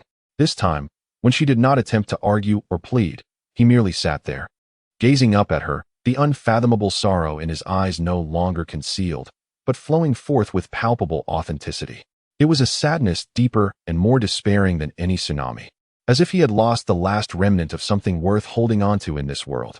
He nodded silently, his throat constricting with difficulty. All right, just that single word. Lin Zicheng turned, not looking back. With resolute steps, she exited the restaurant, leaving behind a relationship built on lies, returning to her own cold and tangible black and white world. Behind her lingered the still resounding strains of classical music and a man forever enshrined in their story. Once she sat alone at the table for a long, long time. It was not until the dishes on the table had grown cold and the night outside deepened that he slowly rose and departed from the place that bore witness to their conclusion. He walked along the bustling streets of Longzhou City, his silhouette elongated by the neon lights, appearing profoundly solitary. Chapter 19. The wolf's transformation. In the days following her separation from Wen Xi, Lin Zicheng immersed herself entirely in her work. It was as though she had constructed a fortress composed of case files and procedural reports, shielding herself from emotional intrusions from the outside world and the chaotic echoes within. That enigmatic man, along with the bizarre world he represented, one that defied scientific explanation, was forcibly confined to the deepest recesses of her heart. She returned to the familiar realm of evidence, logic, and the stark realities of a black and white existence. Ironically, as she resolved to sever all ties with the legends, the darkness of reality surged forth with renewed vigor, pulling her back to the vortex's center. Ding! The notification sound of an encrypted internal communication software echoed in the quiet office. Lin Zicheng opened the message. It was a directive from a high-ranking official in the Organized Crime and Gang Investigation Division. All team agents, report to conference room 1 in 10 minutes for an urgent case briefing. The atmosphere in the conference room was tense. The meeting was presided over by the stern-faced chief superintendent, a seasoned officer renowned for his iron-fisted approach. Beside him sat the head of the narcotics task force, equally grim in demeanor. On the projection screen loomed the handsome yet sinister visage of Zhao Jun. Ladies and gentlemen, the chief superintendent's voice resonated deeply. We have received a critical tip-off. The largest drug trafficking syndicate in South America, known as Sangre, or Blood Serpent, has infiltrated Longzhou City, with one of their core operatives, codenamed the Messenger, having already arrived clandestinely. A subtle stir rippled through the conference room. The Blood Serpent Group is infamous for its ruthless and brutal methods, rarely venturing into Asian markets due to the insular nature of the local gang networks. The head of the narcotics task force took over, stating, "The Messenger's objective is unequivocal, to establish a new drug transit and distribution network through Longzhou City. Intelligence suggests that their chosen collaborators are highly likely to be the Shitia gang." All eyes instinctively turned to Lin Zicheng. Over the past few months, the name of the Shitia gang had become a taboo in the underworld of Longzhou City, since the mysterious assassination of their leader, Tai Tu, in Switzerland, and Zhao Jun's bloodless consolidation of power. The Shitia gang had emerged as a ferocious beast, unshackled, and embarked on a frenzied expansion. However, their method of expansion diverged starkly from that of any gang before them. There were no large-scale shootouts, no blood-soaked street battles. Instead, the rise of the Shitia gang was accompanied by a chilling silence. In the Western District, a veteran gang leader and the head of Yitong were discovered one night, along with 2 bodyguards, drowned at the bottom of their villa's swimming pool, their bones shattered, their deaths horrific, yet the scene bore no signs of struggle. The police investigated for 3 months, yielding no results. The following day, the territory and businesses of Yitong were entirely seized by Zhao. The long-standing Hailong gang, which had dominated the docks for years, saw its smuggling vessels plundered 3 times on the high seas by unidentified speedboats, their cargo incinerated, and crew members slaughtered and cast into the depths. Before the Hailong gang leader could seek revenge, his only son accrued a gambling debt in a Macau casino that threatened to obliterate his fortune. A week later, this once mighty leader voluntarily relinquished control of the docks and fled with his family. A saying began to circulate in the underworld. The Shitia gang was not conquering the world, but reaping its harvest. They moved like a pack of precise and efficient wolves, never lingering in battle, always striking unexpectedly and lethally at the throat. Those seasoned in the violent ways of the underworld began to feel a new kind of fear. This fear did not stem from blades or guns, but from an unknown, meticulously calculated, and inescapable annihilation. Other gangs, like avoiding a plague, deliberately steered clear of the Shitie gang's glare. They would rather forfeit lucrative gray areas than engage with this soulless young wolf. In the span of mere months, the entire underground order of Longzhou City was irrevocably rewritten. Zhao Jun had changed. The chief superintendent gazed at the photograph projected on the screen and slowly remarked, his gaze ultimately resting on Lin Zicheng. He is no longer the deranged and cruel individual who relied on fear to intimidate others. He has transformed into a cunning, restrained, and exceedingly dangerous figure. Officer Lin Zicheng, the chief constable, spoke gravely. You have confronted Zhao Jun on multiple occasions and are the most knowledgeable person about him within the police force. This operation will involve a special task force formed by the surveillance and narcotics teams, and you will represent the surveillance team, deeply engaging in the investigation, primarily responsible for profiling and analyzing Zhao Jun's behavioral patterns. Lin Zicheng stood and replied, her expression devoid of emotion. After the meeting, she acquired all the recent intelligence concerning the West Iron Gang. Seated at her desk, she meticulously perused the documents, her brow furrowing deeper with each page. The intelligence revealed that Zhao Jun had promoted a group of newcomers, all of whom were audacious and reckless outlaws, unburdened by any ties. He restructured the gang's internal organization, emulating a modern enterprise by establishing departments for operations, finance, and intelligence, with clearly defined roles and remarkable efficiency. He had even begun to dabble in seemingly legitimate investment ventures, laundering illicit money to lay the foundations of his commercial empire. His modus operandi, indeed, resembled that of a cunning wolf, striking swiftly and lethally at times, while at others, exhibiting an unfathomable tendency to retreat, relinquishing readily attainable gains, leaving all bewildered by his intentions. This fluidity in his approach was a stark contrast to the impulsive and irascible Zhao Jun of the past. What troubled Lin Zicheng most was a name that recurred throughout the intelligence files, Mr. Zhong. No one knew the full name of this Mr. Zhong, nor his origins. He appeared like a shadow, silently standing behind Zhao Jun. According to informants, he was a man in his 50s, of slender build, always clad in a well-tailored Chinese-style Mandarin collar jacket, sporting a pair of gold-rimmed glasses, resembling not a man of the underworld, but rather an erudite professor or an antiquities dealer. Zhao Jun was utterly obedient to this Mr. Zhong, to the point of reverence. On one occasion, when Zhao Jun sought to seize a piece of land through forceful means, Mr. Zhong merely uttered a single phrase, "Patience in small matters leads to greater schemes." Instantly, Zhao Jun withdrew, watching helplessly as that lucrative opportunity was consumed by a rival. A month later, that rival was embroiled in significant violations of development regulations and subsequently apprehended by the government. As Lin Zicheng gazed upon the name Mr. Zhong, a chill coursed through her. She comprehended that the metamorphosis of this wolf, Zhao Jun, was not born from within, but rather orchestrated by an elite handler lurking behind him. This Mr. Zhong was refining Zhao Jun's madness and cruelty into a sharper, more lethal weapon, adept at concealment. He had suppressed all of Zhao Jun's overt psychological traits, cloaking him in a profound and reserved guise, befitting a true overlord of the underworld. In a realm that cannot accommodate two tigers, how could a gang sustain two masterminds? What was Mr. Zhong truly after? While she pondered, the internal phone on her desk rang. It was a colleague from the forensic analysis department. Zicheng, regarding the Tree of Life you asked me to keep an eye on from the Shanshou case, there's a new development. Lin Zicheng's heart raced at the unexpected news. In a rather obscure dark web trading forum, we have traced this emblem.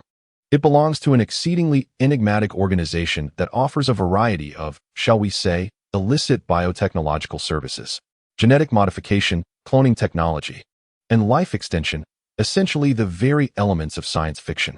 Their confidentiality level is of the utmost degree. Despite employing all our resources, we could uncover no more than this. Oh, my colleague paused and added, the code name of this organization is Eternal Life. Lin Zicheng hung up the phone, sitting in her chair in a daze. She felt ensnared by two invisible nets simultaneously.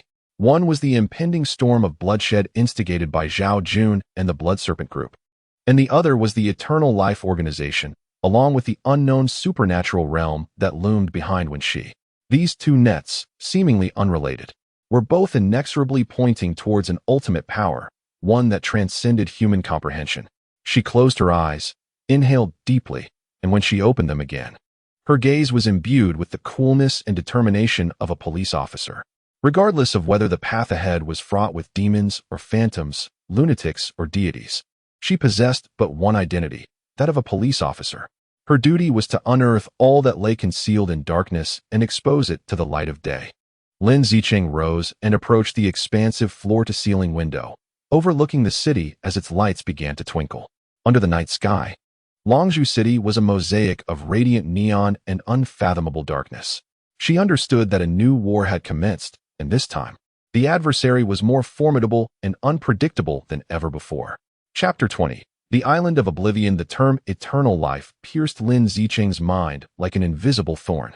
The Joint Task Force's operations had commenced in full swing, with all efforts concentrated on the impending drug transaction.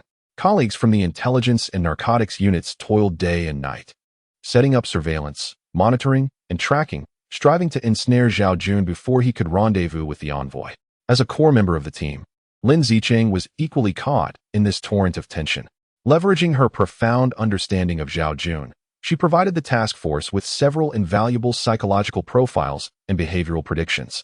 Yet, amidst the heavy workload, the emblem of the Tree of Life and the codename Eternal Life lingered relentlessly in her thoughts. It resembled a specter, lurking beneath all visible malevolence, emanating a deeper and more perilous aura.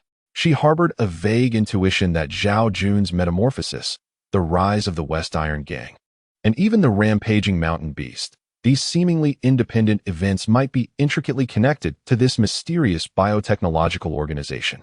She submitted a request for international cooperation to Interpol, hoping to acquire more information about the Eternal Life organization. However, the response was as silent as a stone cast into the sea. Weeks passed without a word. She realized this could either mean that they had gleaned no information, or that the organization's level of authority was so elevated that even Interpol lacked the jurisdiction to probe into it freely. With official channels proving unfruitful, Lin Zicheng resolved to pursue her own path.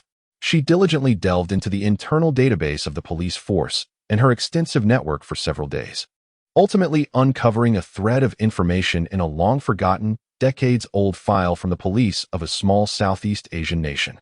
The document detailed a company named Tree of Life Biotechnology, which once operated a large research facility on a remote island known as Skull Island, situated near Malaysia. However, 5 years prior, an unforeseen inferno razed the entire establishment to the ground.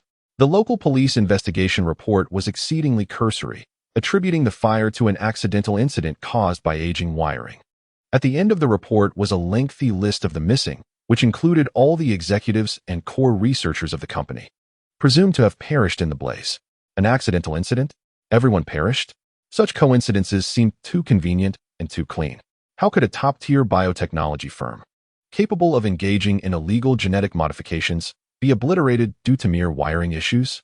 Lin Zicheng did not believe a single word of it. This appeared more akin to a meticulously orchestrated escape, a flawless collective disappearance that erased all traces. Skull Island.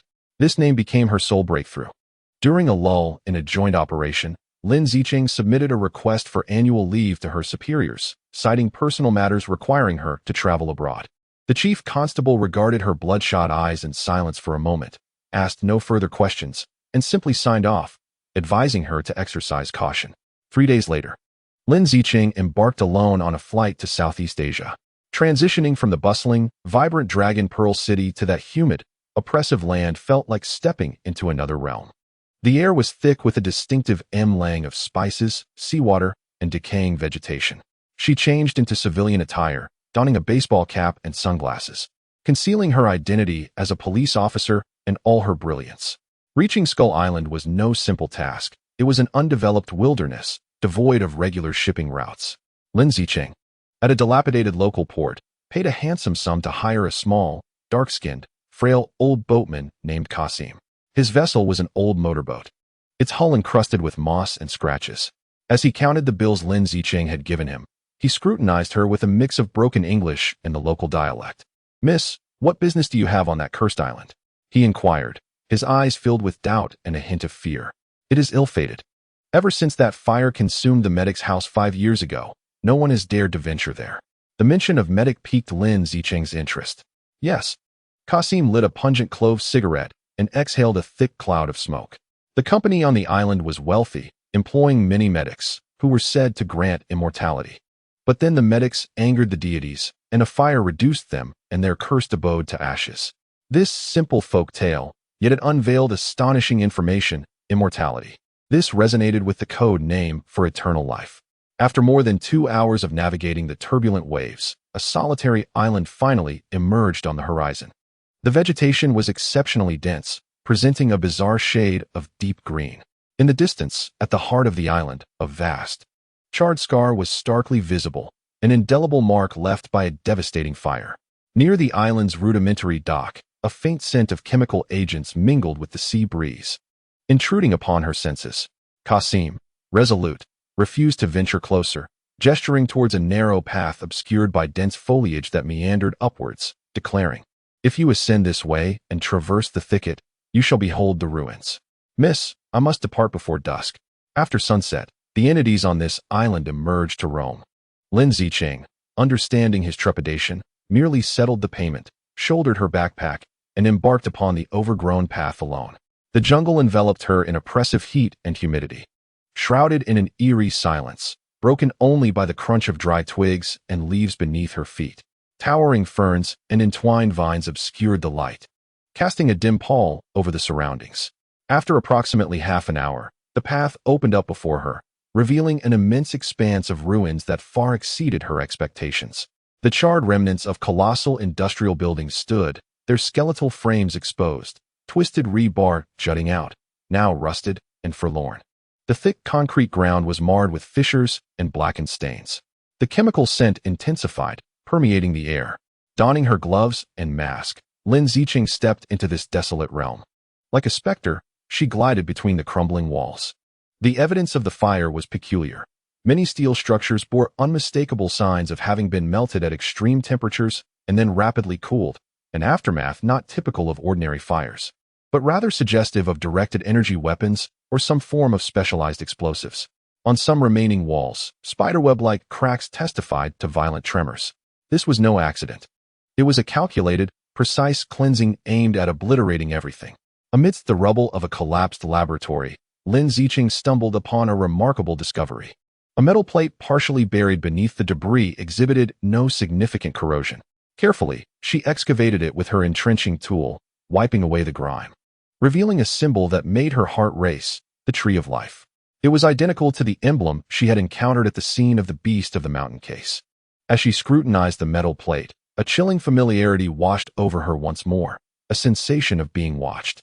It mirrored that haunting night in Dragon Ball Mountain, where she sensed a pair of eyes fixated upon her from the shadows. Startled, Lin Zicheng sprang to her feet, scanning her surroundings. The ruins echoed with an eerie stillness, interrupted only by the haunting whistle of the wind through the skeletal remains. Instinctively, her hand moved to her back, where a firearm was absent, replaced only by a Swiss Army knife for self-defense. Were those the beings Qasim had spoken of, or was there another presence? She maintained her composure, feigning a search through the debris while casting wary glances at the surrounding jungle. Suddenly, a shadow flitted across the upper levels of a partially collapsed tower to the east. Her heart raced, and she discreetly shifted in the opposite direction, seeking refuge behind a massive, scorched water tank, retrieving a high-powered portable telescope from her backpack. She directed the lens towards the tower. In the magnified view, she discerned that it was not an animal, but a man, clad in a deep gray tactical combat uniform. He was well equipped, wearing windproof goggles and a mask that concealed all but his chilling eyes. In his hand, he held an assault rifle she had only seen in the arsenal of special forces, methodically scanning the vast expanse of ruins with a tactical scope. His movements were professional, composed, and exuded a lethal efficiency. This was no ordinary security guard, nor merely an adventurer.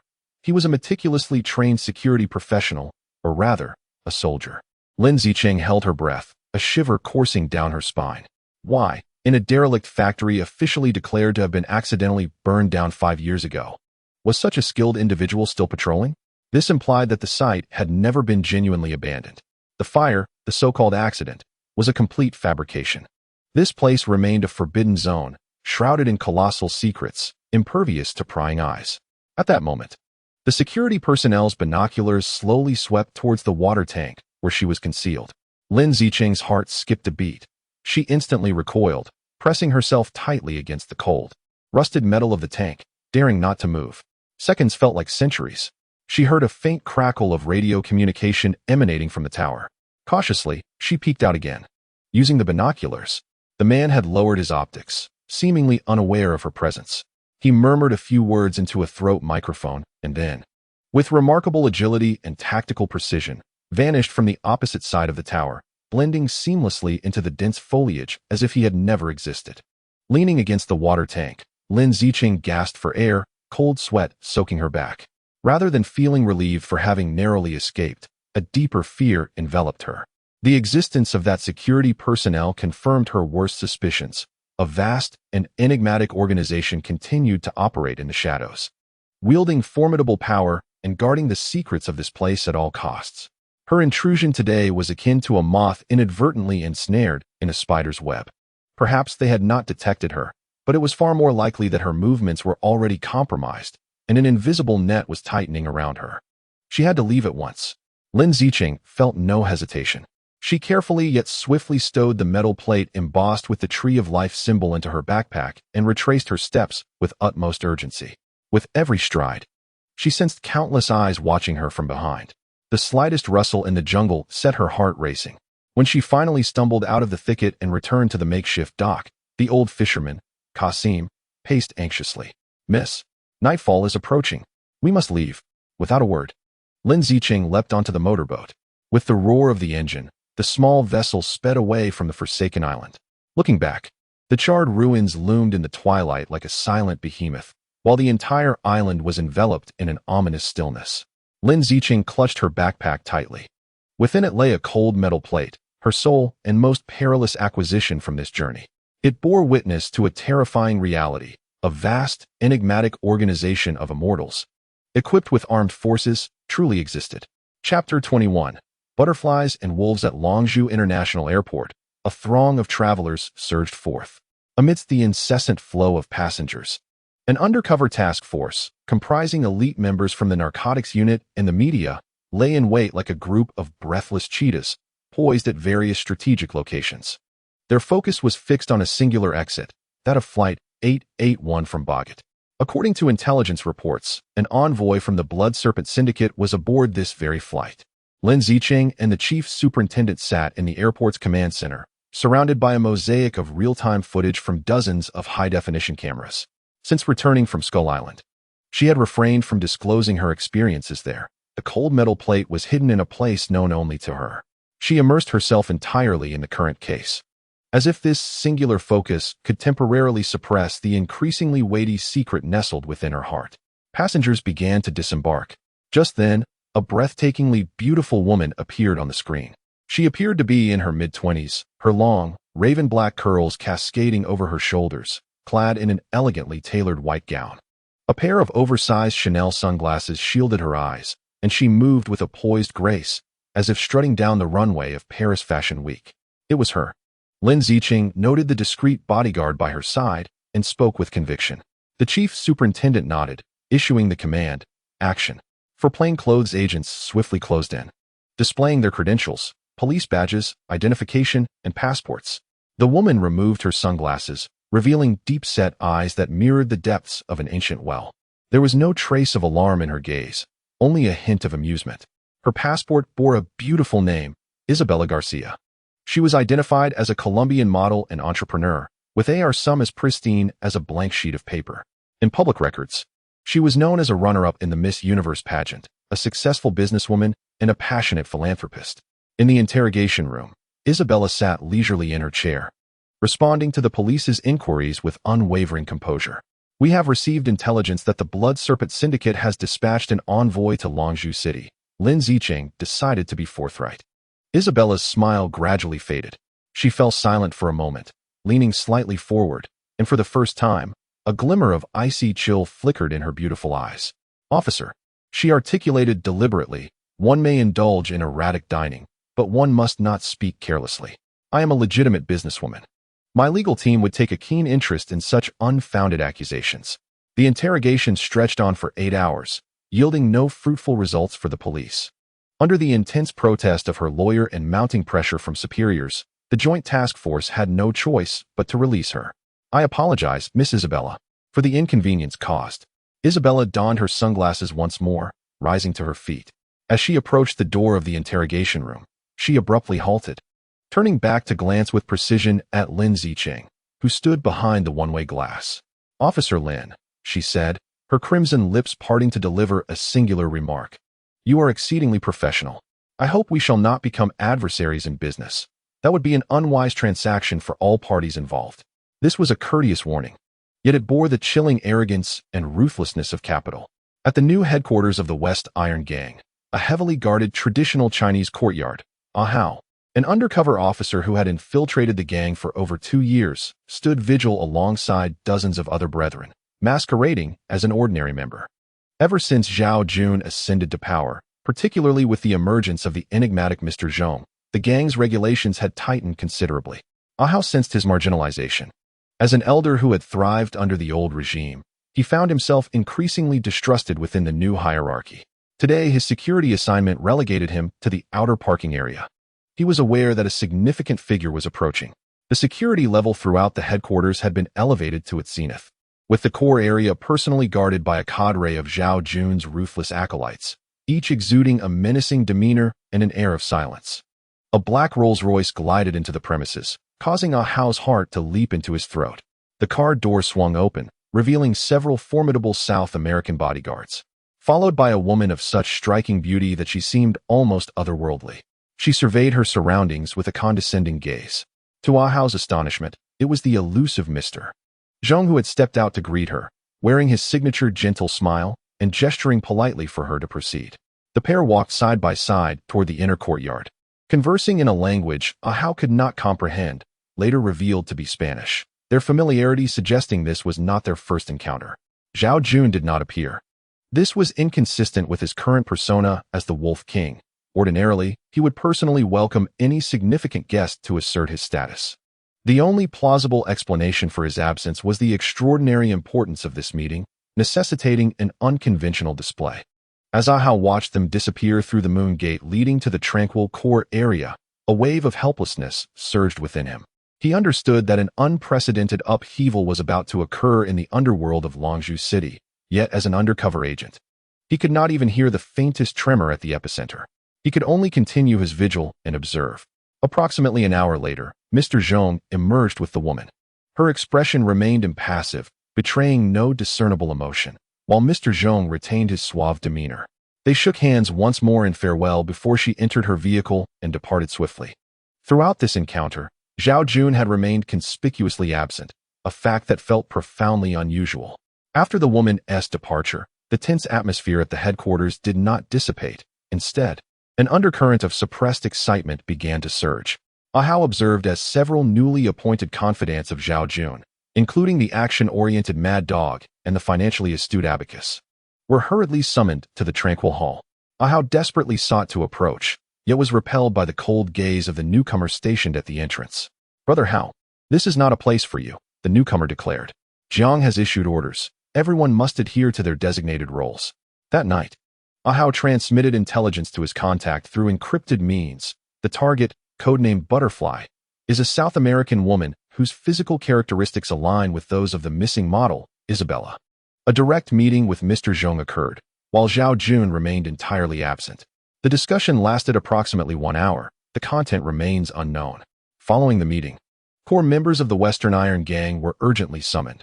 The atmosphere was unusually tense, suggesting a significant operational deployment. I repeat, a significant operational deployment is suspected, though the specific direction remains unclear. Instructions are requested. At the Joint Operations Command Center, Lin Zicheng gazed at the intelligence relayed by the undercover agent, who risked his life for this information, and fell into a prolonged silence. The Butterfly emerged unscathed, leaving the police with nothing. Her meeting with the Western Iron Gang transpired right under the police's nose, yet the proceedings were shrouded in mystery. Zhao Jun's absence and Mr. Zhong's leadership revealed unusual signals. The commissioner's expression mirrored the gravity of the situation, They are performing a charade. From the moment they arrived at the airport, it has been a performance staged for our benefit. This butterfly is conveying, in her own manner, that she can navigate within our rules with remarkable ease. What was discussed? The head of the drug enforcement team paced anxiously, pondering whether it pertained to drugs, arms, or something far more sinister. No one could provide an answer. Lin Zicheng closed her eyes, envisioning the butterfly's beautiful, icy eyes and her final warning. She recalled the silent, fully armed soldier on Skull Island. A profound premonition gripped her. The Western Iron Gang's ambitions extend far beyond mere tears of God. Zhao Jun and Mr. Zhong's aspirations are grander than they can fathom. The butterfly, along with the blood serpent behind her, and the even more enigmatic Eternal Life Organization, heralds a new set of rules capable of overturning the entire order of Longzhou City. All returned to a deceptive tranquility. Yet, Lin Zicheng understood that this was merely the suffocating calm before the storm. A vast, unknown conspiracy was quietly taking shape in the shadows. This time, the enemy did not explicitly designate her as a target. However, this uncertainty is far more chilling than any clear threat could ever be. Chapter 22. Pawns and Players within the Organized Crime and Triad Investigation Department, commonly known as G. The atmosphere was heavier than usual.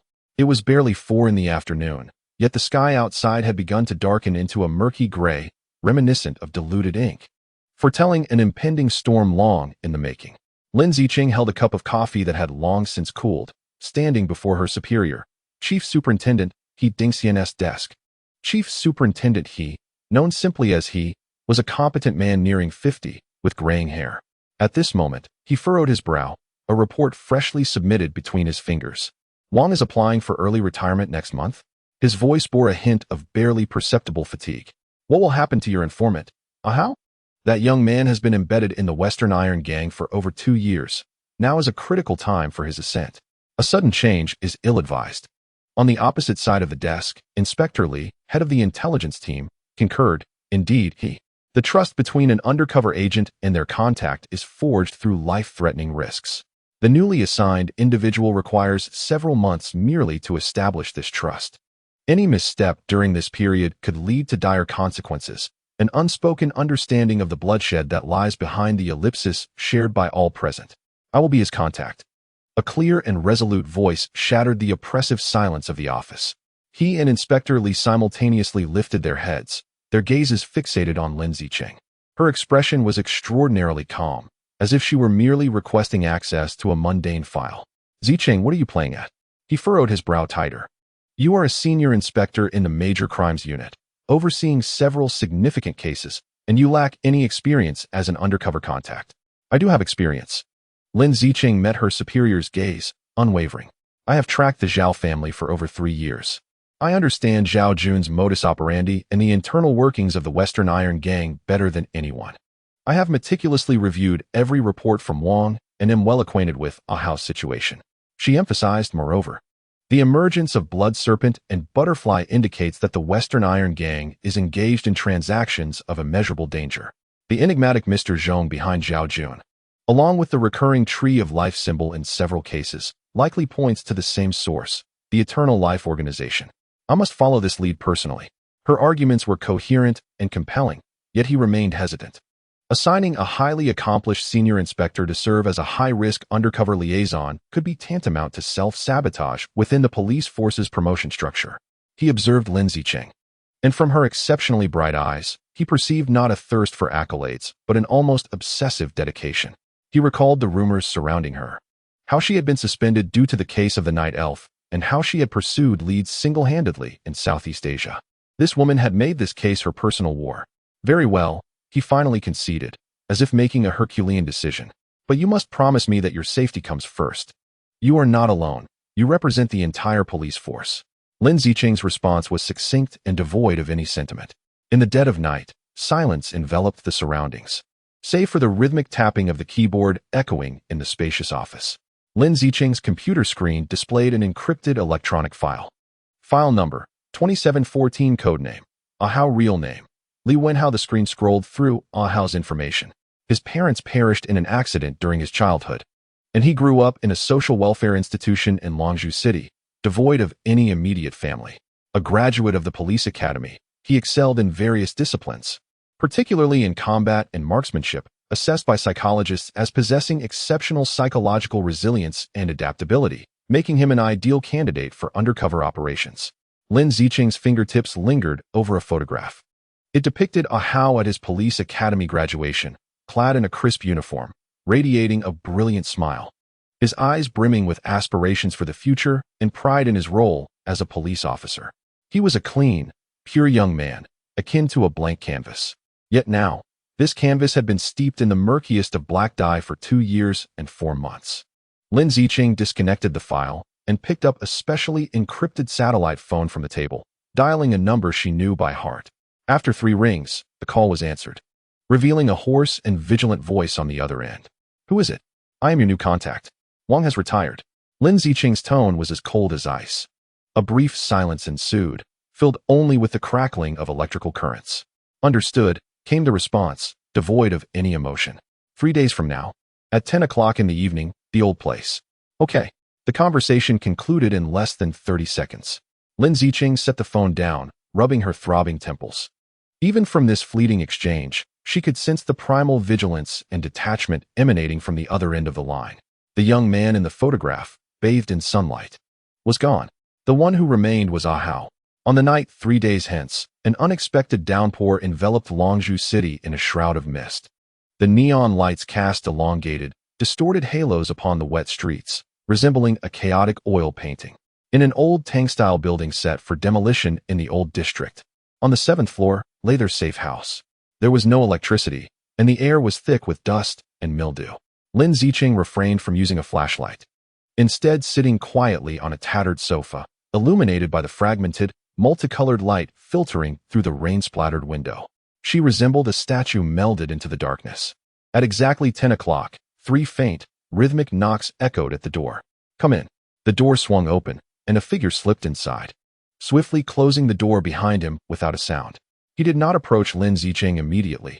Instead, he moved silently around the room like a raccoon, inspecting the windows and every possible hiding spot before finally taking a seat across from her. It was only once he settled that Lin Zicheng truly discerned his features. His skin displayed an unhealthy waxen hue, with deep-set eyes reflecting a weariness born of hardship and an ingrained vigilance. His hair was somewhat long, greasy against his forehead, and he wore a faded, cheap shirt paired with jeans, exuding an odor of tobacco, alcohol, and the distinct scent of street life. His posture was casual, leaning back slightly, one leg rhythmically bouncing, a cigarette, unlit, held between his fingers, which he unconsciously twisted. This was Ahao, a stark contrast to the spirited youth captured in the file photograph. Time and circumstance had etched the harshest marks upon him. "Lin?" Ahao's voice was hoarse, tinged with an uncertain inquiry. It was evident he had already ascertained the identity of the new contact through his own channels prior to arriving. "It's me," Lin Zicheng nodded. "How have you been?" "Just like that." Ahao shrugged, producing a cheap lighter from his pocket, flicking it open with a snap to ignite his cigarette. He inhaled deeply, then exhaled slowly, the white smoke twisting and rising in the dim light, obscuring his expression. "Zhao Jun's mad dog is becoming increasingly difficult to manage. A few days ago, a bookkeeper named Fei Ming, who had been with him for several years, simply vanished over a discrepancy in accounts. In a few days, a severed finger was discovered in a steamer at a tea house in Saigon." Ahao recounted the tale in a detached manner, as if it were someone else's story. Yet Lin Zicheng could discern the slight tremor in his fingertips as he exhaled smoke rings. "And Mr. Zhong?" Lin Zicheng inquired directly. At the mention of this name, Ahao's body momentarily stiffened, albeit imperceptibly. He flicked the ash from his cigarette and chuckled self-deprecatingly. "Mr. Zhong? He is not a man, he is a ghost. You cannot see him, but you know he is always lurking behind you." The matter with Fei Ming was a suggestion he made to Zhao Jun. He said that to instill discipline among subordinates, one must communicate in a language they comprehend. Ahao mimicked an elegant yet chilling tone, causing the damp room's temperature to drop further still. "I require more specific intelligence," Lin Zicheng stated, his voice unwavering. "What are the details of the transactions between the Butterfly and Blood Serpent organizations? What has Zhao Jun provided them, and what do they seek in return?"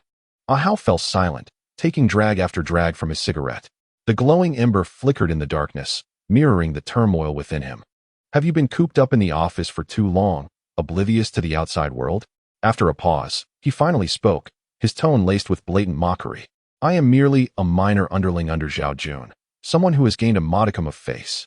As for the nature of such transactions, who knows what they are truly discussing? What I hear are merely whispers and rumors. Want to eavesdrop?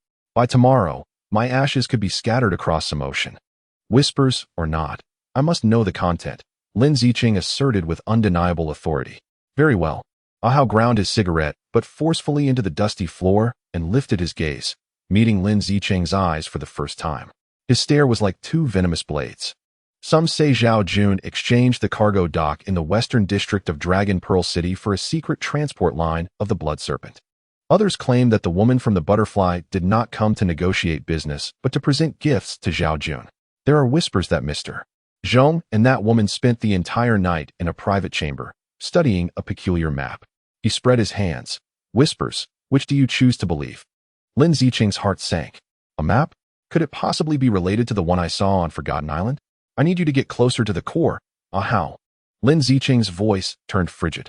Your progress has been woefully slow. Over 2 years, and you remain on the periphery. Wang has been far too lenient with you. This statement pierced through the facade Ahau had desperately maintained like a needle. He abruptly stood from his chair, the sudden movement causing it to skid backward with a jarring screech. Progress too slow? He bellowed, like a provoked beast pacing in a confined space. Am I slow? The first thing I do upon waking each day is ponder how to survive the day. I drink and gamble with a group of maniacs who consider murder a casual pastime. I have witnessed them dismembering traitors to feed to the dogs. Do you understand that Zhao Jun's rabid dog would suspect you of plotting against him if you merely cast him a glance? Do you know that old fox, Mr. Zhong? He can deduce from a careless remark what you had for dinner last night. His emotions erupted in a tempest of fervor, his voice quivering with excitement as droplets of saliva danced through the air. You have perused my dossier, have you not? Senior Inspector. He stepped closer, leaning in so that his face nearly brushed against Lin Zicheng's, a potent aroma of smoke and alcohol enveloping them. What you see is the perfect candidate, isn't it? But let me elucidate what that signifies. It means I am but a wretched soul. When I perish, no family will come to the precinct to mourn. No journalist will report on my demise. The file marked 2714 in the archives will merely bear an additional crimson stamp of death in the line of duty. Then you shall seek the next immaculate candidate. His voice suddenly dropped, morphing into a chilling whisper laced with bitterness. Do not forget who is responsible for sending individuals like me, one by one, into the abyss. On what grounds do you presume to look down upon me and declare that I have not performed adequately? In the face of this tempestuous accusation, Lin Zicheng remained steadfast, her posture unyielding. She exhibited neither anger nor retreat. Instead, she gazed silently at him, allowing his outburst to unfold. It was only when Ahau began to gasp for breath, overwhelmed by excitement and a lack of oxygen, that she finally spoke. Her voice was surprisingly calm, even gentle. Have you finished? Ahau was momentarily taken aback, all words lodged in his throat. You are correct. Ahau, Lin Zicheng continued. I comprehend your predicament, your fears, your sacrifices. While I cannot fully empathize, for I am not you, it is precisely for this reason that I must sit here and make demands of you. Rising to her feet, she met his gaze for the first time. Although she was slightly shorter than Ahau, her presence was commanding. For if I were to abandon hope, if I were to believe that merely surviving is sufficient, then your sacrifice, along with those of your fallen brothers, would be rendered meaningless. Her gaze pierced through Ahau's hardened, cynical exterior, reaching deep into the core of the young man who once donned a police uniform. Zhao Jun is not the end. The organization behind him is a vast malignancy, eroding this city from within. I require you, Ahau, not as a mere pawn, but as the only comrade capable of infiltrating enemy lines. I need your eyes, your ears, to unveil their true machinations. The ferocity and malevolence in Ahau's eyes gradually dissipated as Lin Zicheng spoke. It was as if all strength had been drained from him. He retreated 2 steps, sinking back into the chair, his hands cradling his head as he buried it deeply. In the darkness, only the sound of his suppressed, anguished breaths could be heard. Lin Zicheng did not intrude upon him further. She understood that for one who had wandered in darkness for far too long, any grandiloquent rhetoric would appear insipid. He needed to process this weight alone, to rediscover his motivation to move forward. After what felt like an eternity, perhaps 5 minutes, perhaps 10, Ahau finally lifted his head. His eyes were red-rimmed, yet his expression had regained its former calmness, even imbued with a hint of resolve. "That butterfly seems quite interested in you," he rasped, presenting a significant piece of information. Lin Zicheng's heart skipped a beat. "What do you mean?" "She inquired about you with Mr. Zhong," she asked in great detail. Ahau remarked that he had inadvertently overheard a conversation. Mr. Zhong commented that she was like an indomitable cockroach, quite bothersome. The woman laughed, asserting that such cockroaches were her favorite to crush. The atmosphere in the room instantly thickened, a chilling wave coursing up Lin Zicheng's spine. She finally comprehended that she was no longer the hunter conducting a secret investigation. In the eyes of her adversaries, she had transformed into the prey that needed to be eliminated. "I understand," Lin Zicheng nodded, her face betraying no hint of fear. "Protect yourself. For our next contact, await my signal." Upon finishing her words, she turned and strode toward the door without glancing back. Behind her, Ahau observed her resolute silhouette and slowly reignited a cigarette. This time, his hand holding the cigarette was steady as a rock. Stepping out of the Tang building, the cold rain instantly soaked Lin Zicheng's hair and shoulders. Yet she paid it no mind. She lifted her gaze to the night sky, fragmented by neon lights and rain, inhaling deeply the frigid air laced with rain and dust. She knew the chess game had commenced. Both she and Ahau were mere pawns, compelled to fight desperately within this game, their fates entwined. Yet, who was the player? And who would ultimately triumph remained an enigma. Chapter 23. The gaze from the abyss. The night enveloped Longzhou City like a drenched black velvet, weighing heavily upon its skyline. The neon lights in the western part of the city struggled to cast their decadent glow upon the damp streets. The air thick with a distinctive aroma, lang of cheap perfume, barbecue smoke, and a faint hint of blood. The Huangdu nightclub, under the auspices of the Shitia gang, served as the very heart of this area. Ahau lounged on the sofa in the manager's office on the third floor, his legs crossed over an expensive wooden tea table, a non-lit cigarette dangling from his lips as he idly perused a ledger. The ledger was a fabrication, the figures flawlessly crafted, each line pointing to a legitimate and compliant business entity, immaculate enough to evade scrutiny from tax auditors. This was the current state of the Shitia gang. Everything had transformed since the arrival of the man named Mr. Zhong. Once, the Shitia gang comprised a pack of wild dogs, overflowing with testosterone, brandishing steel pipes and machetes in territorial disputes on the streets. Now, they donned bespoke suits, delving into finance and management, discussing capital operations and offshore companies. They remained wolves, now merely cloaked in a refined sheep's skin, their fangs concealed beneath genteel smiles, rendering them even more perilous and lethal. As one of the older members of the gang and one of Zhao Jun's most trusted brothers, Ahau was ostensibly the overseer of this nightclub. His duty was to ensure the seamless operation of this colossal money laundering machine while managing minor territorial disputes. A gentle knock sounded twice on the door. "Brother Hao," came the voice of his trusted subordinate, Adong. "Come in," Ahau rasped, tossing the ledger aside. Adong entered, a hint of obsequiousness gracing his smile. "Brother Hao, there's a small issue downstairs. The cops are here to check the licenses, claiming it's a routine public order inspection." Ahau did not even lift his eyelids. "Which precinct?" "The West City Precinct. The team leader is an old acquaintance, called Li Pengzi." Li Pengzi, Ahau snorted through his nose and straightened his posture, deciding he no longer desired his share of the month's profits. How audacious. In the past, such matters required his personal intervention, employing stacks of cash and a blend of coercive persuasion to send individuals on their way. Yet now, times have transformed. Inform them that we are a legitimate, tax-paying enterprise, welcoming police oversight. Let them scrutinize every corner. No room shall be overlooked. For however long they investigate, we shall accompany them. Ahau leisurely rose and approached the expansive floor-to-ceiling window, gazing down at the flickering police lights below. Furthermore, contact lawyer Zhang from Onqing Law Firm and request his presence, stating that officers are allegedly obstructing our normal operations. Adong paused momentarily, then enlightened, his smile broadening. "Understood, Brother Hao. Your wisdom is unmatched. This is the transformation brought forth by Mr. Zhong. No longer are problems resolved through brute force, but rather through regulations. Utilizing the very rules crafted by the elite, they now find themselves ensnared in their own game. The officers shall soon realize that they will uncover nothing, and instead, they will find themselves embroiled in legal troubles for hindering our operations, ensnared by lawyers wielding the law. After a couple of such encounters, they will cease their futile pursuits. Dong departed, and tranquility once again enveloped the room. Hao gazed at the nightscape outside, his eyes unfocused.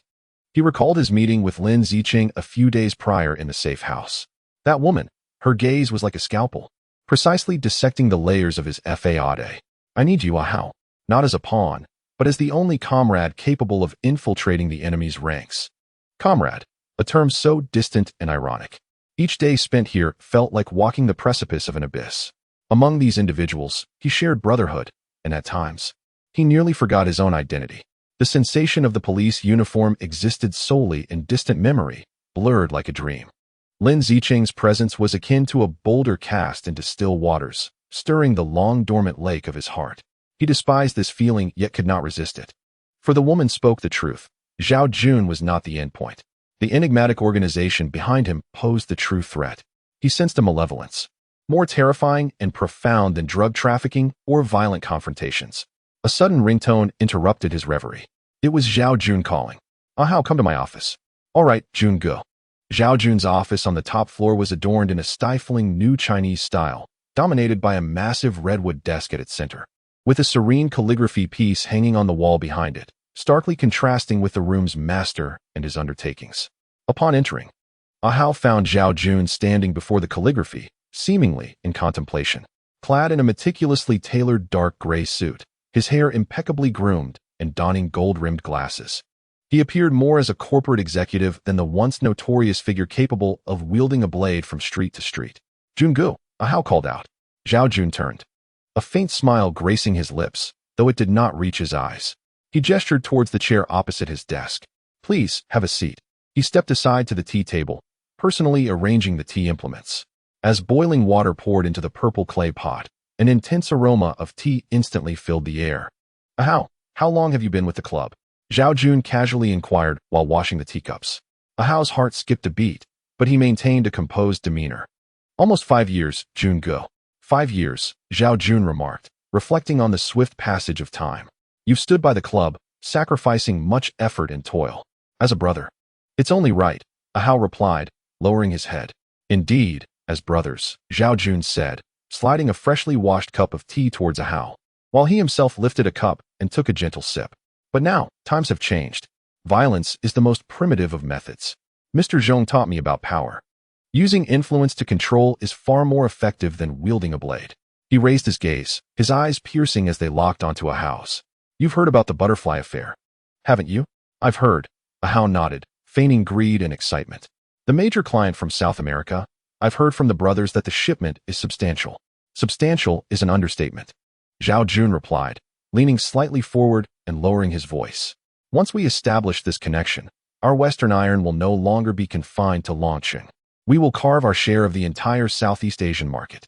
A fervent gleam ignited in his eyes, an insatiable flame of ambition.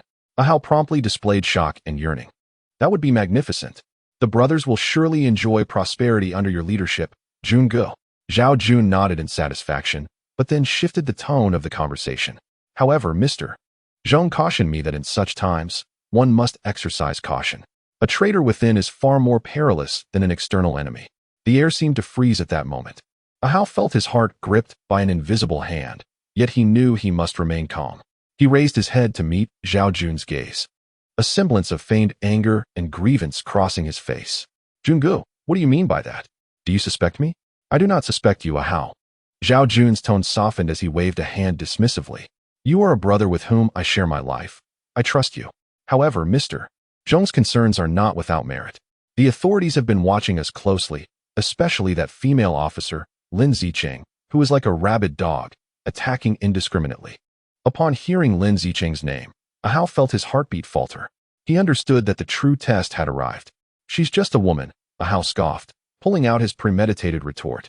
I encountered her at the entrance of the royal capital last time. She knows nothing of the world. Jungu. Should I gather a few brothers to teach her a lesson? Let her know that the territory of Western Iron is not a place for her to run rampant. He donned a fierce expression, fully embodying the persona of a rogue. Zhao Jun scrutinized him for several seconds, seemingly discerning the truth behind his words. Then he chuckled. No need. Mr. Zhong has said we should temporarily disregard such minor characters. Stirring the grass will only alert the snake, potentially jeopardizing our greater plans. Our goal is the stars and the sea. There is no need to be distracted by an ant at our feet. He reclined back in his chair, lifted his teacup, and continued. The reason I called you here is to entrust you with an important task. Jungu, you have but to command. Ahau immediately straightened his posture, adopting an attentive demeanor. At that moment, the office door swung open, and a middle-aged man clad in a traditional Tang suit, exuding an air of refined elegance, entered. It was Mr. Zhong. The moment he appeared, the atmosphere in the room shifted dramatically. If Zhao Jun was a fierce tiger, openly domineering, then Mr. Zhong was like an unfathomable ancient well, concealing unknown depths within. Mr. Zhong. Zhao Jun promptly rose to his feet, respectfully addressing him. Mr. Zhong. Ahau followed suit, lowering his head slightly, hesitant to meet his gaze. He could sense Mr. Zhong's seemingly gentle eyes fixed upon him, probing as if they could see through to his very essence. Please, take a seat. Mr. Zhong's voice was warm, laced with a hint of amusement. Ahau, it is a pleasure to see you again. Indeed, Mr. Zhong, Ahau replied. I overheard you discussing that female police officer. Mr. Zhong settled himself gracefully at the tea table, seamlessly taking over the task of brewing tea from Zhao Jun, his movements fluid and proficient, indicative of a master in this art. Yes, Mr. Zhong. Ahau mentioned wanting to teach her a lesson, but I intervened, Zhao Jun clarified. Well, your intervention was prudent, Mr. Zhong nodded. When hunting a rabbit, one must employ full strength. However, until our grand endeavor is realized, any actions that might attract significant police attention would be foolish. He handed Ahau a cup of freshly brewed tea. I have heard that your management in the capital has been commendable. The accounts are clear, and troubles are few. Excellent. This seemingly ordinary compliment made Ahau break into a cold sweat. He understood it was a test. Mr. Zhong was conveying, I am aware of everything about you. All thanks to Brother Jun and Mr. Zhong's guidance, Ahau humbly replied, accepting the teacup with both hands. Mr. Zhong smiled faintly, shifting his gaze away from Ahau to address Zhao Jun. The butterfly has confirmed the time and place for the delivery. However, before the goods arrive, we require a secure, clean, and utterly inconspicuous transit warehouse. Zhao Jun's expression sharpened. Please instruct me, sir. The East City Dock, Warehouse 13, Mr. Zhong specified an address. This warehouse area was on the verge of demolition, with chaotic property rights and sparse human presence, making it the ideal hiding spot. However, I needed to transform into a ghost warehouse within the week. A ghost warehouse? Zhao Jun queried, perplexed. Indeed, a glint of intensity flickered in Mr. Zhong's eyes. We must erase its existence from any official documents, maps, and even the memories of nearby residents, if only temporarily. I require absolute silence and seclusion. Not a single stray dog that wanders and should leave alive. Zhao Jun gasped. Such demands transcended the realm of typical gang confrontations, imbued with a near-perverse desire for control and power. This matter must remain known to only a select few. It must be entrusted to our most trusted associate, Mr. Zhong stated, once again directing his gaze toward Ahau. In that instant, Ahau felt akin to a frog ensnared by a venomous serpent. He recognized he had no room for refusal. To refuse would imply suspicion, and that would lead to exposure. Ahau, Zhao Jun began. You will take the lead on this task. Select a few of the most trustworthy brothers, whose lips are sealed and hands remain untainted. From this moment forth, that warehouse shall be your domain. Apart from you, myself, and Mr. Zhong, I wish for no outsider to know what occurs within. Understood, Jungu. Ahau replied loudly as he rose to his feet. He must exhibit profound gratitude and excitement for this bestowed trust. Mr. Zhong regarded him with satisfaction, slowly articulating. Ahau, you must understand that trust is the most precious of commodities. It is robust, yet exceedingly fragile. Once fissures appear, they become irreparable. His voice, though soft, struck Ahau's heart like a heavy hammer, serving as both a reprimand and a final warning. I comprehend, Mr. Zhong. Ahau lowered his head, his voice trembling with emotion. I stake my life to ensure the task's completion. Excellent, Mr. Zhong said, lifting his teacup and gently blowing away the steam. You may proceed. Upon exiting the office and closing the weighty mahogany door, Ahau realized his shirt was drenched in cold sweat. He exhaled deeply. Those brief minutes had been more exhilarating than any street confrontation he had ever faced. He had obtained crucial intelligence, the Eastern Dock, Warehouse number 13. Yet, He was acutely aware that he had been pushed to the very edge of a precipice. Mr. Zhong had placed him in this position for both utilization and surveillance. This so-called domain was not only his operational site, but potentially a prison, or even a grave, prepared for him. As he traversed the resplendent corridors of the imperial city, he passed by brothers bowing and scraping. His expression reverted to that of the irreverent, somewhat fierce Hao Ge. No one knew that beneath this facade lay a heart calculating how to safely transmit information while striving to survive in this perilous game. He retrieved his phone and glanced at the time. There remained 36 hours until his next rendezvous with Lin Zicheng. During these 36 hours, he must vanish like a true specter from all sight, delving into the abyss designated as number 13. And that very abyss was gazing back at him. Chapter 24. Long lines and deep hooks at the eastern dock. Warehouse number 13. The air was thick with a pungent amalgamation of rust and sea salt, intermingled with the putrid scent of decaying wood. The immense corrugated steel shutter isolated the warehouse from the outside world, leaving only an inconspicuous side door for entry and exit. Since Ahau had brought his meticulously chosen 6 brothers to inhabit this space, it had transformed into an isolated island, detached from society. All mobile phones were surrendered and locked away in a safe. Food and water were procured personally by Ahau, with no one permitted to leave without authorization. Mr. Zhong's orders were unequivocal. The ghost warehouse necessitated absolute silence. In the span of a week, Ahau and his subordinates had rendered this place excessively pristine. The ground bore no extraneous debris.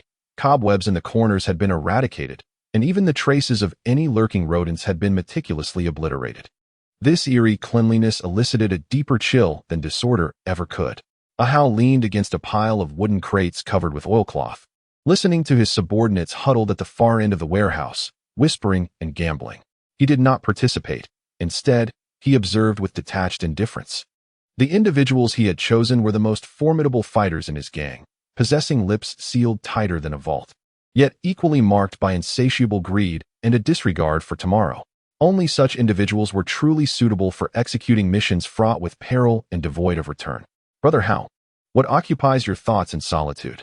Are you reminiscing about the ladies of the capital? A voice broke through his reverie. It belonged to Zhao Jun's most trusted lieutenant, a man known as Leopard.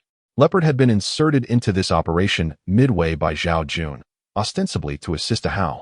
But Ahau understood all too well that he was merely a pair of watchful eyes sent by Mr. Zhong and Zhao Jun, anxious about his reliability. Ahau slowly exhaled a ring of smoke, his eyelids too heavy to lift. What use is there in thinking? I'm painfully constrained. Once this job is done, I intend to luxuriate in the presidential suite of the capital for an entire month. Leopard chuckled, settling beside him, and produced a finely crafted metal box from his coat, opening it with a flourish. Brother Hao, behold this exquisite treasure. Inside the box lay a series of neatly arranged, translucent sheets, each roughly the size of a postage stamp, adorned with an almost imperceptible butterfly insignia. A sudden tightening gripped Ahao's heart, yet his expression conveyed a curious disdain. What is this? A newfangled postage stamp? Are these still in vogue? You do not comprehend, Brother Hao, Leopard replied, lowering his voice, his eyes gleaming with avarice. This surpasses those powders and ice cubes by leaps and bounds. These are cutting-edge goods from South America, and Mr. Zhong has dubbed them angels. Angels? Ahau scoffed. That sounds more like a woman's name. Do not underestimate it, Leopard said mysteriously. This substance requires neither inhalation nor injection. Simply affix one to your skin, and within 10 minutes, you will taste the flavor of paradise. Moreover, once the effect fades, there will be no trace left to detect, even if the police apprehend you. It would be futile. Ahao's gaze hardened. He recognized that the peril associated with this substance far exceeded Leopard's comprehension. Is it truly so miraculous? He feigned disbelief. Reaching out to grasp it, Leopard swiftly snapped the box shut, warily regarding him. Hey, Brother Hao, you cannot handle this recklessly.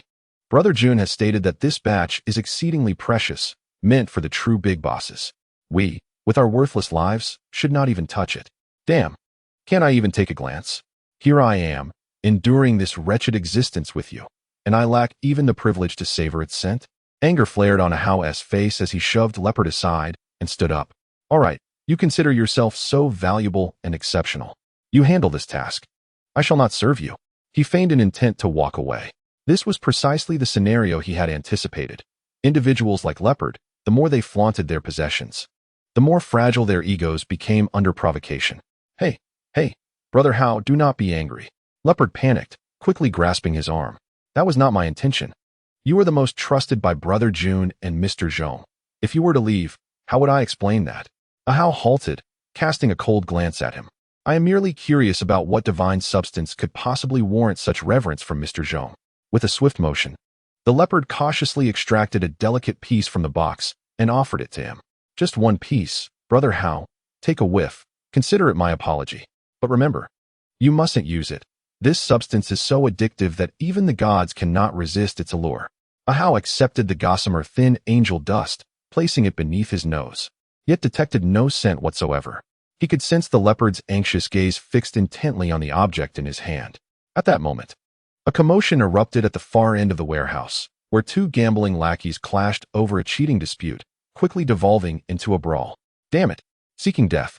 The leopard was instantly drawn to the fray, roaring as he charged towards them. Now was the moment. Hao, in a flash, slid the piece of angel dust into the concealed pocket of his sleeve, while simultaneously retrieving a piece of gum wrapped in foil from his pocket, mirroring the size and shape of the original. The entire maneuver took less than half a second. As the leopard subdued the two lackeys with swift punches and kicks, he returned to find Hao disdainfully discarding the foil onto the ground. What the hell is this? It reeks of chemicals. He spat. Fine, I won't hold this against you. Keep your men in check. If anything goes awry, Mr. Zhong will have us filling the sea. The leopard picked up the foil, inspected it, and, finding nothing amiss, offered a sheepish smile. Yes, Brother Hao is right. Hao resumed his seat atop the wooden crate, yet his back felt clammy with cold sweat. He knew he had just danced on the edge of a blade, but the most crucial item was now in his possession.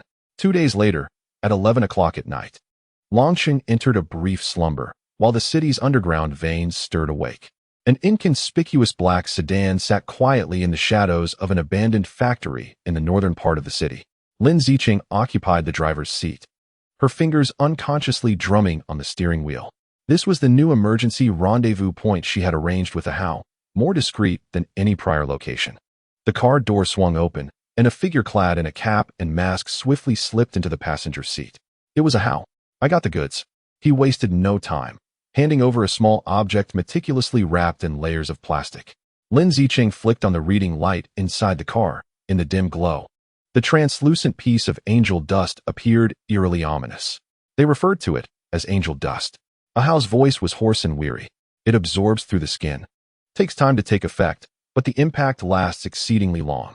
Most importantly, it's incredibly difficult to detect, and as the leopard claimed, its addictive potential is unparalleled, even beyond the grasp of deities. Lin Zicheng delicately grasped the sample with tweezers and placed it into an evidence bag. Her expression was more serious than ever. This was no mere drug, but a weapon, a biological weapon capable of silently controlling an individual. Behind this, there must be the technological support of a high-tech organization. What is the situation at the warehouse? She inquired. An absolute no-go zone. Mr. Zhong has decreed that not even a stray dog must leave alive. Hao removed his mask, revealing a haggard face. I have an informant embedded among us, known as the Leopard. Securing this sample was purely a stroke of luck. Lin Zicheng gazed into his bloodshot eyes, pausing momentarily before speaking. You have endured much. Hao offered a self-deprecating smile. Endured? Each day, I feel my humanity gradually eroding. Even with my eyes closed, I can smell the rust and despair lingering in that warehouse. When will you take action? Eliminate them all at once, so I may find relief. A hint of pleading laced his tone. The endless masquerade and constant anxiety had nearly shattered his spirit. Yet, Lin Zicheng did not respond immediately. She started the car, gradually pulling out of the factory and merging onto the desolate road beneath the midnight sky. Hao, she said softly, her gaze fixed ahead. If we act now, what will we gain? Hao paused, contemplating. We could seize a shipment of drugs, apprehend several core members of Zhao Jun's organization, and if fortune smiles upon us, perhaps even capture Zhao Jun himself. And then what? Lin Zicheng countered. What about Mr. Zhong? The butterfly? Their entire supply network and organization? If we strike the warehouse, it would be akin to disturbing a hornet's nest. All leads would be severed instantly. Mr. Zhong would vanish as if into thin air, and when he resurfaces, it will be with more seclusion and greater brutality. Silence enveloped the car, broken only by the steady hum of the engine. Ahau understood this truth all too well, yet he was utterly fatigued. So, your plan is, he began hesitantly, to cast a long line and catch a big fish. Lin Zicheng's voice was calm and resolute, even tinged with a hint of coldness. I don't seek merely a shipment or a single faction. I aim to dismantle the entire network, from the butterfly in South America to Mr. Zhong in Longqing. I intend to uproot this malignant entity entirely. Cast a long line. Ahau's body tensed. You mean to let this shipment enter Longqing before my very eyes? Yes, Lin Zicheng replied, her voice as frigid as ice. Ahau's breathing grew labored as he suddenly turned to her, fixing his gaze on her profile. Do you comprehend what that entails? This is no ordinary drug. Once unleashed, it will devastate countless lives and families. You want me to stand by and witness this for your damn big fish? I will not permit it to spread.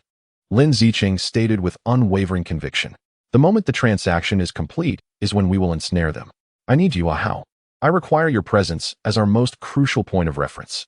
I need you to closely monitor Mr. Zhong and the butterfly, to observe every detail of their dealings and discern their next moves. This is our ultimate objective. This is far too perilous. Ahau bellowed. You are gambling. You are wagering my life and the safety of the entire city. Lin Zicheng abruptly slammed the brakes, halting the car in the middle of the deserted river-crossing bridge.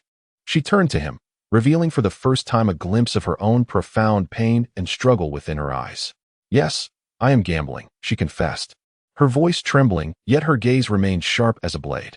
From the day I took you under my wing, I have been at the gambling table. I have no other options. Conventional methods cannot contend with them.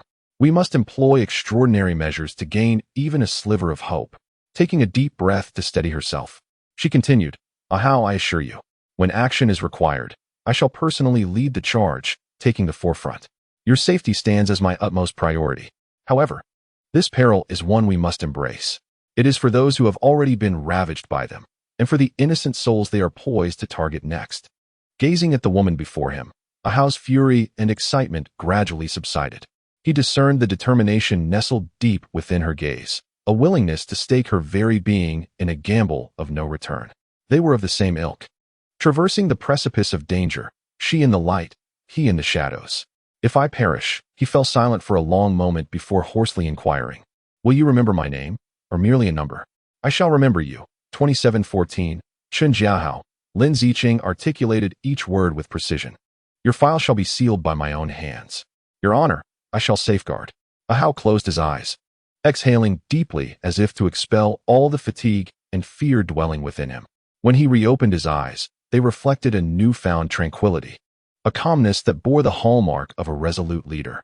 Very well, he affirmed, I shall accompany you in this wager. Lin Zicheng restarted the vehicle. Relay to me the internal structure of the warehouse, the personnel deployments, and all the details you possess. Her voice regained its professional composure. The warehouse has 2 exits, a rolling shutter door and a side door. My team is divided into 2 shifts, keeping a vigilant watch day and night. The Leopard's men and mine observe one another closely. The black sedan, like a drop of ink, silently blended into the profound darkness that enveloped Longqing just before dawn. Inside the vehicle, the 2 individuals were engaged in a high-stakes gamble that would determine the fates of countless lives, weaving a vast net leading into the abyss. Meanwhile, the drug sample ominously dubbed Angel lay quietly in an evidence bag, resembling a devilish invitation adorned with a smile. Chapter 25. A silent farewell. The nights in Dragon Pearl City always reveal 2 starkly contrasting visages. One is the Eastern Dock, where Ahau resides, an abyss of rust, despair, and the fermentation of crime. The other is the vibrant commercial center, aglow with lights, where the air is perfumed with the aroma of exquisite cuisine and the scent of wealth. Lin Zicheng sat in an elegantly appointed Italian restaurant, leisurely twirling her fork amidst the pasta on her plate. Soft jazz music flowed through the establishment, and the warm lighting cast a gentle, soothing glow upon the faces of the patrons. This was another realm, one utterly alien to the life she had been leading recently. Opposite her sat her dearest friend, the renowned investigative journalist, Zhuomin. Honestly, Zicheng, you've lost too much weight lately. Zhuomin sliced a small piece of steak and delicately placed it in her mouth. Yet her eyes betrayed a deep concern, dark circles underlining her exhaustion that even concealers struggled to mask. Is the police force treating you like livestock? Lin Zicheng forced a weary smile, her lips pulling into a slight grimace. There have been many cases lately. Being busy is only to be expected. She refrained from mentioning that this fatigue stemmed not solely from work, but also from the heavy gamble that weighed upon her heart after her meeting with the How.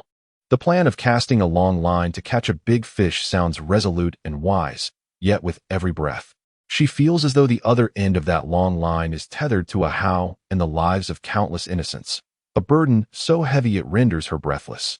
The case. Has your life been reduced to nothing but a case? Zhuo Min set down her cutlery, a hint of reproach in her tone. And what of Wen Xi? Is it truly over? Even I find it regrettable. At the mention of Wen Xi's name, Lin Zicheng's hand, twirling the spaghetti, paused imperceptibly. There is nothing to regret. She lowered her eyelids, her voice devoid of emotion. Different paths, different pursuits.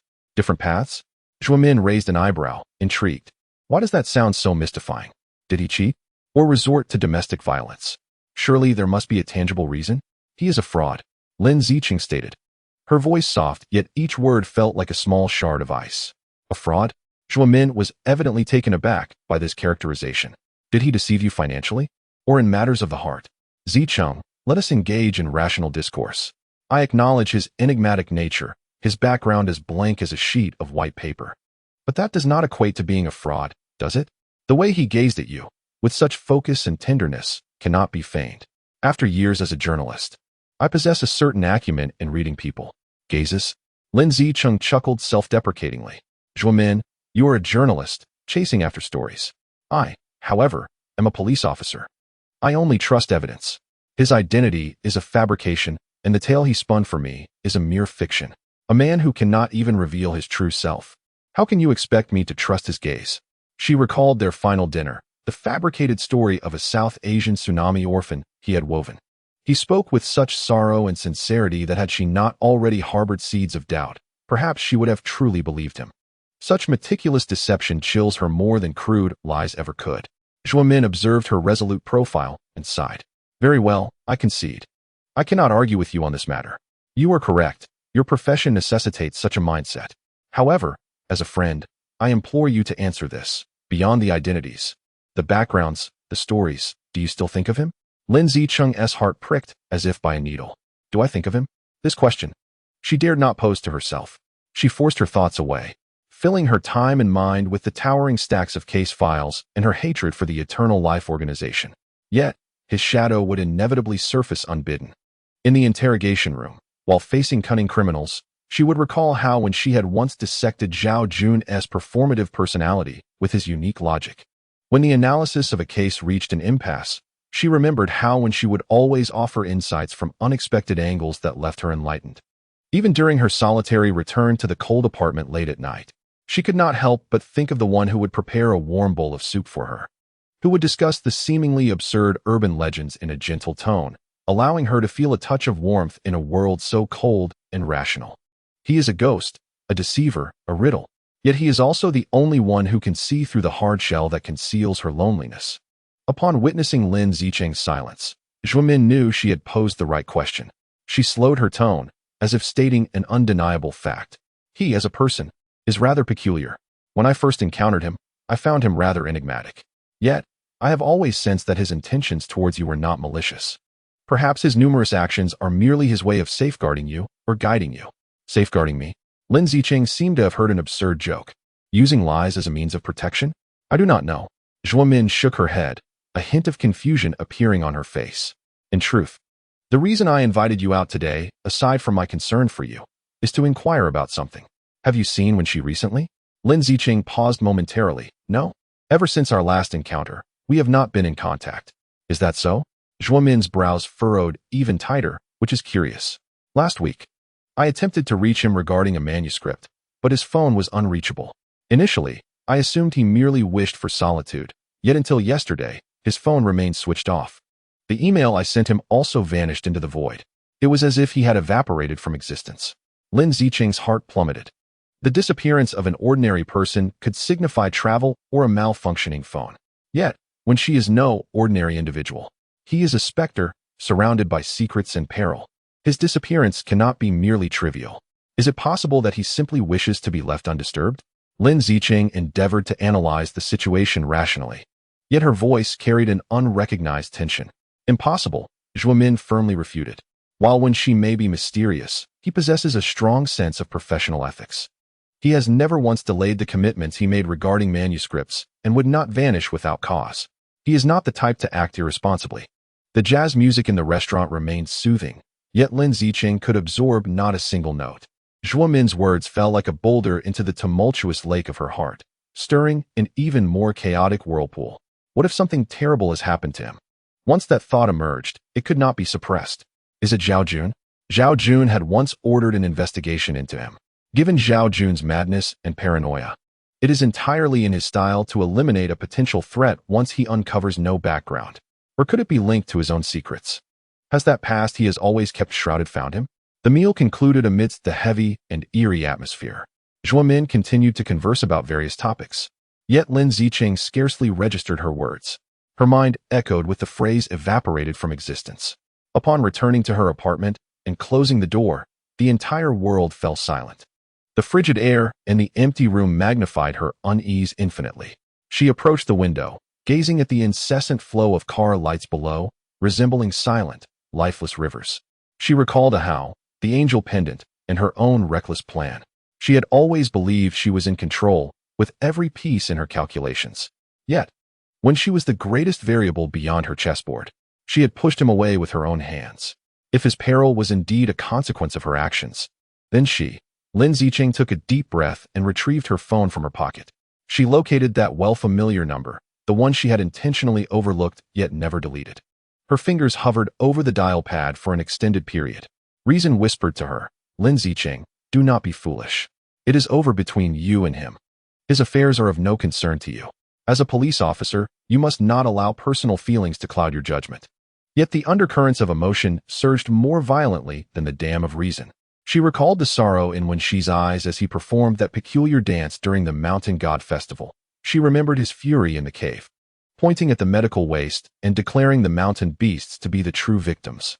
She thought of the strange yet effective comfort he had offered in her moments of despair. He had never hurt her. He was merely shrouded in secrets. With a barely audible sigh, Lin Zicheng pressed the dial button. In the receiver, a series of monotonous beeps echoed before a cold, emotionless electronic voice announced, "The number you have dialed is turned off." Although she had anticipated this outcome, the moment it was confirmed, her heart felt as though it were gripped by an invisible hand, a wave of suffocation washing over her. He had truly vanished. She hung up the phone and leaned weakly against the wall, a tumult of complex emotions engulfing her: concern, anxiety, guilt, and a hint of regret she had not yet recognized within herself. She began to uncontrollably reminisce about their shared moments. While Wen Xi's lies were indeed detestable, they seemed to point toward a larger world, one she could not comprehend. When he spoke of the mountain spirits, the offerings, and the legends she scoffed at, could it be that these were the genuine realms he sought to convey to her? Yet, with her stubborn, black-and-white logic, she had rejected all his efforts. She demanded he prove his innocence by her standards, never considering that perhaps in his world, notions of identification and residential addresses were non-existent. The night was as deep as an unfathomable abyss. The silvery moonlight streamed through the window, bathing her in its chill, yet offering no warmth. Lin Zicheng slowly crouched down, burying her head between her arms. For the first time, she began to regret her callousness. She lamented her reduction of his clumsy, bizarre, yet possibly sincere expressions to mere deceit. She had treated him as a suspect to be interrogated, rather than a flesh-and-blood man to be understood. If he had indeed encountered misfortune, then their separation, a decisive confrontation that offered him no chance for explanation, would stand as their eternal, silent farewell. This realization pierced through her facade of strength like a sharp ice pick, exposing her to an overwhelming chill and panic in the boundless silence. She understood that she might have committed an irretrievable error. Chapter 26. The mountain god's lament. The night was an abyss without end. The entrance to Longzhou Mountain Wilderness Park had long been sealed off by a towering barbed wire fence. A conspicuous warning sign, red with white lettering, hung upon the wire. Inscribed in 3 languages, military restricted zone, entry prohibited, violators will be shot. Since the incident with the mountain beasts, this place had ceased to be a park accessible to the public. The military had taken control of everything. Behind the barbed wire, A high-definition camera is positioned every 50 meters, equipped with infrared night vision and dynamic thermal imaging capabilities, monitoring this area around the clock without any blind spots. Along the essential path leading to the mountain's cave, military-grade pressure sensors and microwave detectors have been strategically placed. Any creature exceeding the weight of a rabbit that trespasses will trigger an alarm at the command center within 3 seconds. This place has transformed into a quasi-militarized cage, imprisoning the secrets of the mountain. A figure emerges like a specter under the moonlight, silently appearing outside the barbed wire. It is Wen Xi, clad in a dark, activity-friendly tactical jacket. His face bears no disguise, and his expression remains as serene as a still lake. He stands quietly, glancing upward toward the mountain peak, where dark clouds gather silently, devouring the last glimmer of the moonlight. He chooses neither to dismantle the barbed wire nor to seek out the camera's blind spots. He merely takes a step forward, effortlessly crossing that physical barrier. His form seems to momentarily dissolve, touching not a single wire and making not a sound. Naturally standing within the confines of the forbidden zone. The leaves beneath his feet do not crackle. His steps are as light as a breeze. He walks along the path, long trampled by military boots and heavy equipment, as the cameras faithfully record the desolate scene, and the underground pressure sensors remain silent. As if he bears no weight at all, he appears to exist in a dimension parallel to the reality of this world, able to observe yet unbound by its rules. As he ventures deeper into the mountain, the air grows increasingly damp and chilly. The once vibrant birdsong and insect chirping have vanished. The military's large-scale extermination campaign has not only extinguished the legends of the mountain beasts, but has also robbed the forest of its original vitality. Soon, he arrives at the vast entrance of the cave, which is even more heavily guarded. The entrance is sealed by robust steel bars, leaving only a heavy alloy door that requires 3 passwords and an iris scan to unlock. Inside and outside the bars, various advanced detection devices are installed. Any unauthorized intrusion would be akin to walking into a trap. When she halts before the cave entrance, he extends his hand, but his fingers do not touch the cold alloy door. Instead, they gently rest against the adjacent rough, unrefined mountain wall. He closes his eyes, as though listening intently. The vibrations of the mountain rock resonate through his fingertips, not in a physical sense, but as a deeper pulse emanating from the earth itself. He can hear the mountain's memories. He perceives the roar of heavy machinery, the sound of booted footsteps, the acrid scent of chemical disinfectants, and the anxious conversations and suppressed fears of soldiers. Yet beneath all this cacophony of human memories, he discerns another sound, a long, mournful wail, imbued with endless solitude and anguish. It is the final echo left by the mountain beasts. It is the fury when its homeland is invaded and desecrated, the desolation when it licks its wounds in solitude amidst darkness, the despair when it is treated as a monster, hunted down, and forsaken by the entire world. This lingering sentiment, akin to a reluctant specter, is indelibly etched within this mountainous terrain. Wen Xi's brow furrowed slightly, a fleeting expression of compassion flickering across his visage. He opened his eyes, his palms still pressed against the rock face. An invisible, warm energy gradually seeped from his palm, as if to soothe this disturbed mountain range. He circled around the main entrance, approaching a steep cliff nearly engulfed by creeping vines. This area was a blind spot for geological surveys, as well as a dead zone for surveillance. He extended his finger, gently tapping 7 times on the coarse surface of the rock in an odd, erratic rhythm. A low, almost imperceptible resonance echoed forth. The seemingly intact rock face before him silently caved inward, revealing a narrow, profound crevice wide enough for a single person to pass through. This was a natural fissure in the mountain, a genuine secret passage overlooked even by the military back then. Once he slipped inside, the rock face quietly sealing behind him, completely isolating him from the outside world. Inside, darkness enveloped him, rendering his hand invisible before his eyes. The air was thick with the smell of disinfectant, yet it could not mask the primal and fetid scent mingling with soil, humus, and the essence of some large creature. The area had been meticulously cleaned. The ground was leveled, illegal medical waste had been entirely removed, and the walls had been washed with high-pressure water. Yet, some remnants could not be washed away. Wen Xi needed no source of light. In this absolute darkness, he perceived more clearly than in daylight. He could discern the frantic claw marks gouged into the rock face. Some several inches deep, he observed a subtle depression in the floor, containing a small, dark red stain of dried blood. He noted several coarse, long hairs belonging to the mountain beast still clinging to the stalactites above. He walked slowly, each step a measure of the sorrow of a life lost. He could even see, in the depths of the cave, its former bedroom, where the ground was strewn with soft, shredded leaves and dried grass. This had once been a home, a dwelling destroyed by violence and ignorance. A rumble echoed outside, a deep thunder reverberating through the thick layers of rock, causing the entire cave to tremble. A storm was approaching. Wen Xi reached the broadest central area of the cave and came to a halt. He gradually removed his outer jacket, revealing the snug black attire beneath. Barefoot, he felt the cold, damp ground beneath him, sensing the chill emanating from the depths of the earth. He inhaled deeply, and then began to emit a peculiar sound, one that bore no resemblance to any known human language. In the beginning, the sound was reminiscent of the wind's lament as it traverses through the valleys, imbued with an ethereal and mournful quality. Subsequently, a series of short, powerful clicks emanated from his throat, mimicking the sound of rocks fracturing. Then, the pitch soared suddenly, transforming into a long, desolate chant that seemed to resonate with the thunder itself. This melody appeared to originate from the dawn of time, carrying the most primal rhythms of nature. As his song unfolded, the air within the cavern began to stir. The lingering breaths, those scents of the mountain beasts that even disinfectants could not obscure, began to coalesce around him. With a roar, a bolt of lightning cleaved the night sky, its fleeting brilliance streaming through a narrow fissure at the mountain's crest, illuminating the cave momentarily like a sacred spotlight.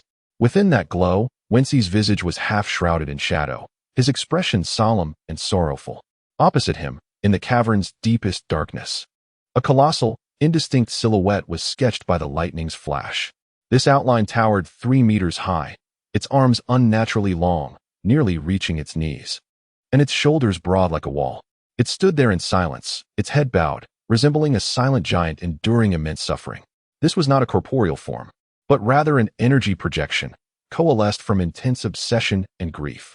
It was the last vestige of the wronged mountain beast, unwilling to depart as its home had vanished. It was discontent, for it had perished without understanding its transgressions. Wen Xi's song persisted. His body began to execute peculiar movements. His arms occasionally stretched skyward like branches reaching for the heavens. At other times, they coiled like vines, forming intricate and ancient symbols upon his chest. His body arched backward about the waist in a manner unfathomable to ordinary beings, as if paying the utmost humble respect to the earth and the departed spirit. Every movement, every syllable, was laden with significance. It was an ancient dirge, a ceremonial dialogue with the soul. In this manner, he conveyed, "I comprehend your anguish. Your home has been tainted by us. Your fury is justified. Yet, all has come to an end. Dust to dust, earth to earth. Your suffering should no longer bind you. Rest now, child of the mountain." Another bolt of lightning struck. This time, the great projection's outline became clearer. It appeared to lift its head slightly, those non-existent eyes seemingly gazing at Wen Xi. The ferocity and pain emanating from it seemed to diminish somewhat, replaced by a profound, boundless weariness. Wen Xi's movements grew more serene. His song transitioned from the initial, heart-wrenching crescendo to a gentle, subdued tone, akin to a lullaby sung by a mother. He extended one hand, palm facing forward, towards the immense projection.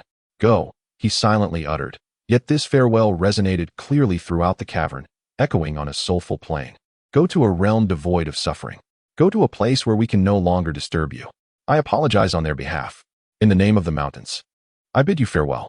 As his final words reverberated in the air, the colossal humanoid projection began to fade into transparency. Its broad shoulders transformed first into countless flickering specks of light, reminiscent of fireflies dancing in a summer night, dissipating into the surrounding darkness. Next, its elongated arms and robust torso followed suit. It cast a final glance at Wen Xi. Its immense head seemed to nod ever so slightly, as if in gratitude or farewell. Ultimately, it dissolved completely into the profound darkness of the cavern, leaving no trace behind. The powerful obsession that had lingered here for weeks, along with the sorrow and resentment, finally evaporated into nothingness. The cave returned to an absolute silence, one that belonged solely to death and rock. With a sudden motion, Wen Xi dropped to one knee, bracing himself against the ground as a mouthful of blood escaped from the corner of his lips, dripping onto the frigid stone beneath him. His complexion turned as pale as parchment, beads of sweat dotted his forehead, and his body trembled slightly from exhaustion. Engaging in a soul-level communication and consolation with such a formidable obsession had taken a significant toll on him. He lifted his gaze to the void of darkness, his expression a tapestry of complex emotions, sadness, relief, and a hint of resoluteness. Rising to his feet, he wiped the blood from his mouth with the back of his hand. He walked over to retrieve his tactical jacket, donning it once more, concealing all weariness and fragility beneath a facade of calmness. He cast one last glance around the empty cavern, as if bidding farewell to a fragment of himself. Then, he turned and re-entered the secret passage, disappearing deep into the mountain, as if he had never existed at all. Outside, the torrential rain finally poured down, cleansing the land once disturbed by human intrusion. Reminiscent of a silent funeral, offering its final elegy. Chapter 27. The unraveling chessboard angel had arrived, like a silent spring rain, yet yielding the most insidious of fruits. Unlike traditional narcotics that require injection or inhalation, users need only to affix a small, nearly transparent patch to their skin to experience profound tranquility and pleasure within minutes. It bore no scent, no pinprick marks, and even its packaging resembled that of high-end skincare samples. Overnight, this novel drug, dubbed the Angel Patch, silently infiltrated every corner of the city, from the revelries of nightclubs to the midday breaks in office towers. From the libraries of university towns to the tranquil bedrooms of upscale residential areas. In the narcotics squad's office, the atmosphere was as oppressive as the sea before a tempest. Lin Zicheng's desk was cluttered with reports from various precincts, each mentioning Angel. Victims spanned all ages and social strata. They were initially drawn in by its stress-relieving and inspiration-boosting effects, only to become ensnared in deeper physiological and psychological dependencies, suffering from lethargy, frequent hallucinations, and in some cases, acute heart failure due to overdose.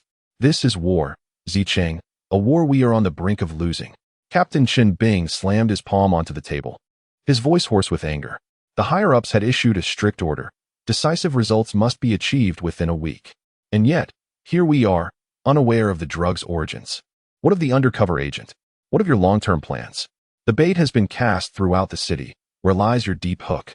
Lin Zicheng tightly clutched a piece of evidence bag in her hand, containing a confiscated angel patch, exactly the sample that Ahao had risked his life to steal from Zhao Jun. Her once proud plan, the intricately laid long line, now stood as a monumental irony.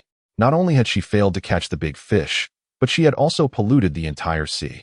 A fiery turmoil swelled within her chest, searing her insides with pain. This fire was fueled by hatred for the drug dealers, sorrow for the victims, but more than anything, it was a wrath born from feeling deceived and betrayed. At this moment, she required an outlet for her indignation. She grabbed her coat and, with a cold expression, strode out. I am going to meet him. In the underground parking garage, repurposed from an air raid shelter in the old city, the atmosphere was dank and chilling. Ahao leaned against a graffiti-covered concrete pillar, anxiously awaiting. He had been waiting for nearly an hour. The surrounding darkness and the sound of dripping water seemed to threaten to engulf him. Since their last meeting, he had been living in a dual torment.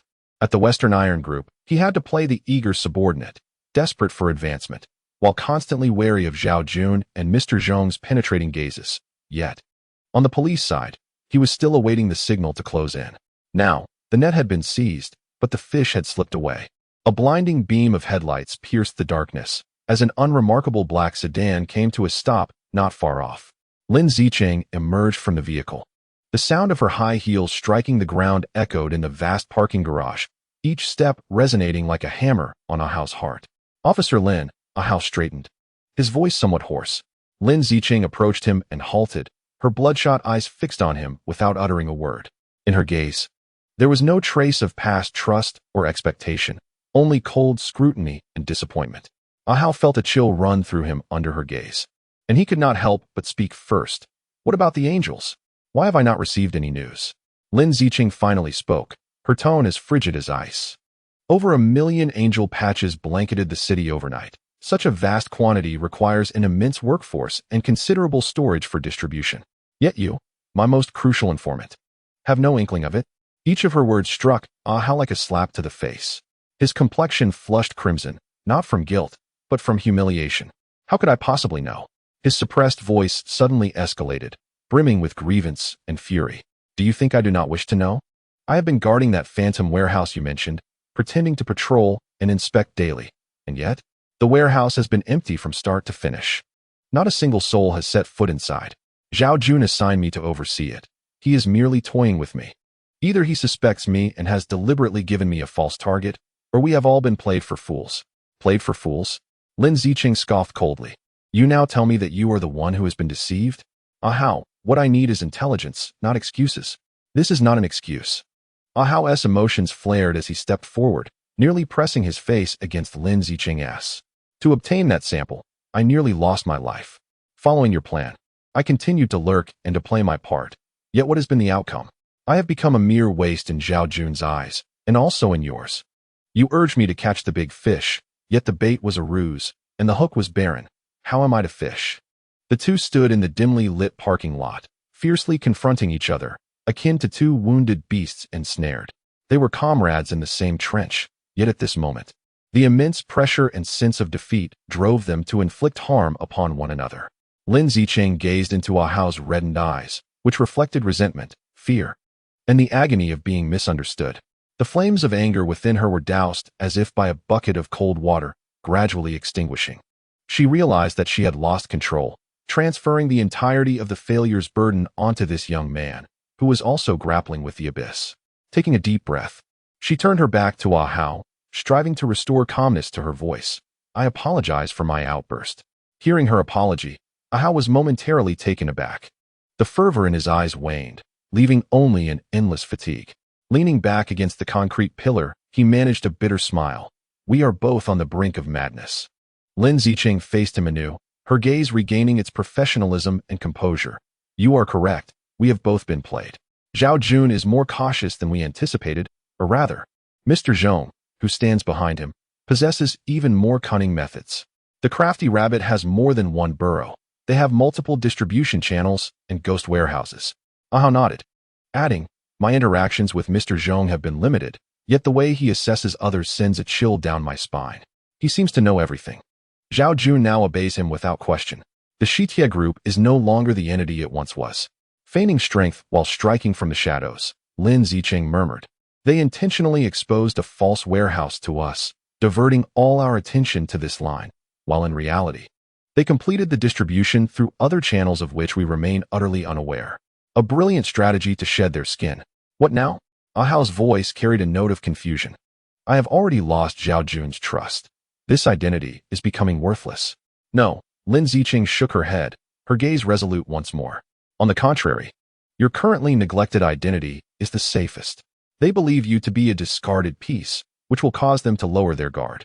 Remain in place, do nothing, and play your role of the disheartened individual. The more disheartened you appear, the safer you will be.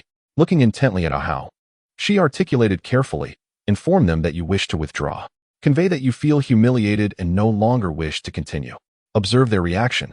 This was a perilous suggestion, yet it was the sole path forward. They needed to shatter the current stalemate and rediscover the enemy's vulnerabilities. A sweeping police operation was launched citywide. Countless officers were deployed to nightclubs, bars, and internet cafes, with plainclothes officers sifting through the streets like a sieve. The operation was grand in scale, with hundreds of users and low-level distributors being apprehended each day, while confiscated angel patches piled high. News media inundated the public with reports of the police's glorious achievements, and citizens applauded in approval. Yet, only those within the drug enforcement team understood that this was merely a fade of relentless endeavor. They apprehended merely the foot soldiers of a vast operation, while the true masterminds remain untouched. It is akin to battling a raging forest fire, futilely extinguishing the embers on the ground, while the underlying flames remain beyond their grasp. Amidst the chaos of a nationwide anti-drug campaign that has left the police overwhelmed, Zhao Jun undertook an unexpected action. He voluntarily entered the CAF across from the city police station and specifically requested to meet Lin Zicheng. When the news reached the drug enforcement team, everyone was astounded. Chen Bing summoned Lin Zicheng to his office, his expression grave. What does he intend? This is an outright provocation. How audacious. Yet, Lin Zicheng displayed no signs of surprise. She calmly replied, I will meet him. You're going alone? No. That is too perilous. Captain, do you think he would dare to harm me right across from the police station?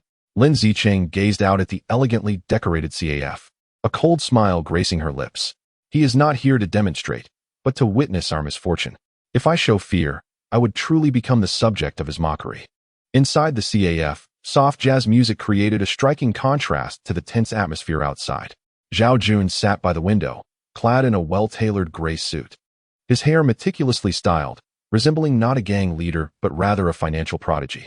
Before him sat a steaming cup of Blue Mountain coffee. Upon seeing Lin Zicheng enter, he greeted her with a gentlemanly smile, rising to pull out the chair opposite him. Officer Lin, I didn't expect you would grace me with your presence. I thought I would have to wait longer. Lin Zicheng ignored his courteousness, taking a seat directly.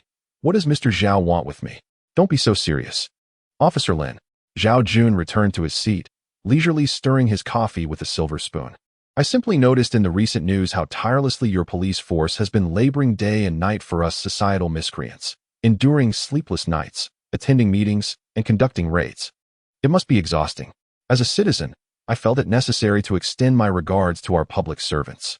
His tone dripped with mockery and sarcasm, each word pricking at Lin Zicheng's nerves. Lin Zicheng took a sip from the glass of water the waiter had brought, allowing herself to regain her composure. She lifted her gaze, locking eyes with Zhao Jun. Thanks to you, we are indeed quite busy. However, I have heard that Mr. Zhao's business has been thriving lately. I understand your South American associates are quite pleased with you. Zhao Jun paused in his stirring, then resumed as if unfazed. He smiled. Officer Lin is truly well informed. In business, the essence lies in mutual benefit. Unlike your line of work, which often seeks to obliterate others, how dull that is. Your notion of cooperation entails selling substances like angel to children, does it not? Lin Zicheng's voice was soft, yet resonant with strength. Have you ever considered how many families your so-called business devastates? Families? Zhao Jun appeared to find humor in her words. He set down his coffee spoon, leaning slightly forward and lowering his voice. Officer Lin, you speak to me of families? How naive. This world has always been one of the survival of the fittest. If they lack self-control and are eliminated, who can they blame? I merely presented them with a choice. It was their own volition that led them to select Angel. He paused momentarily, his gaze sharpening, reminiscent of a venomous serpent poised to strike. I must express my gratitude to your esteemed police force. Your grandiose drug eradication operation has significantly assisted in purging many disobedient downstream channels. The merchandise available in the market is now considerably purer than before, and the prices have risen substantially. Officer Lin, you truly are my lucky star. Lin Zicheng's fingers, gripping the water cup, turned slightly pale from the exertion. She understood that every word uttered by Zhao Jun was an intentional provocation, designed to rattle her composure. She must not fall into his trap. Suddenly, she smiled, a smile imbued with profound significance. Is that so? Then allow me to offer a word of caution to Boss Zhao. Our South American associates possess an insatiable appetite. You may believe you are engaging in a perilous gamble, but beware, for you may end up with nothing but bones left behind. The West Iron Group's banner will soon change hands, I fear. Zhao Jun's smile finally faltered. He narrowed his eyes, fixated on Lin Zicheng, and the temperature in the air seemed to plummet. This was his greatest anxiety, the very concern that Mr. Zhong had long warned him about. He yearned to leverage external forces for rapid expansion, yet feared the repercussions of such alliances. Lin Zicheng's words struck at the very heart of his unease. It seems Officer Lin has indeed invested considerable effort into your undercover agent, Zhao Jun remarked coldly, his tone now laced with unabashed menace. Unfortunately, it appears he is not particularly effective. Much like a fishing rod cast in the wrong place, yielding nothing but exposure to the glaring light of day. Wouldn't you agree? It is rather tragic. He was probing, testing the extent of Ahao's exposure. Lin Zicheng's heart sank, yet her expression remained impassive. She lifted her cup and drained the remaining water in one swift motion, then rose to face Zhao Jun from a position of superiority. The efficacy of the fishing rod is not yours to determine. Zhao, heed my words. Her voice resonated with clarity and resolve. The game has only just commenced. Neither you nor those behind you will escape unscathed. With that, she turned on her heel and departed, devoid of any lingering sentiment. Zhao Jun remained seated, the smile on his face having entirely evaporated, replaced by a brooding countenance. He watched Lin Zicheng's resolute figure retreat and raised the now lukewarm cup of coffee to his lips, consuming it in one gulp.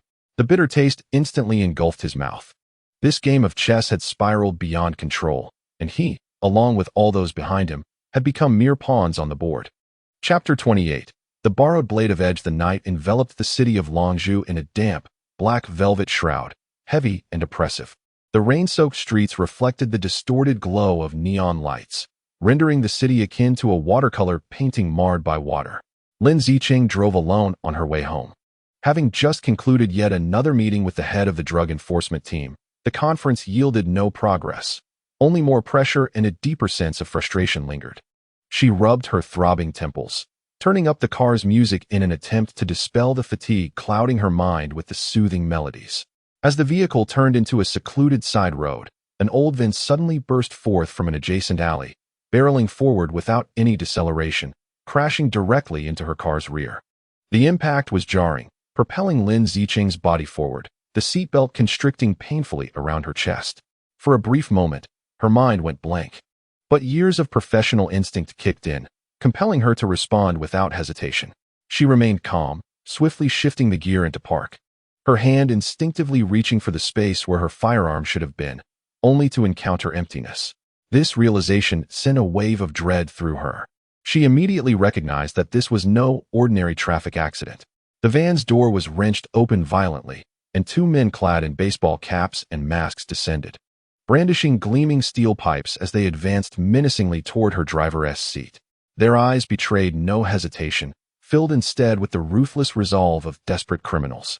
Without a moment's pause, Lin Zicheng unfastened her seatbelt, attempting to exit through the passenger side, but her adversaries were swifter. One of them had already reached her side, raising the steel pipe to deliver a brutal blow to the car window. With a shattering crash, the glass exploded inward, showering her with shards like a torrential downpour. Instinctively, she raised her arms to shield her head, yet she felt a sharp sting as a fragment sliced into her left arm, blood gushing forth immediately. "Get down, you bitch!" the leading man roared, reaching for her hair. A glint of cold determination flickered in Lin Zicheng's eyes. She did not recoil.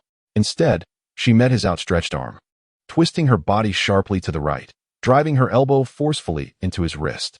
A sickening crack echoed as the man howled in agony. His wrist contorted at an unnatural angle. The second assailant, witnessing this, bellowed as he circled around, steel pipe slicing through the air toward her head.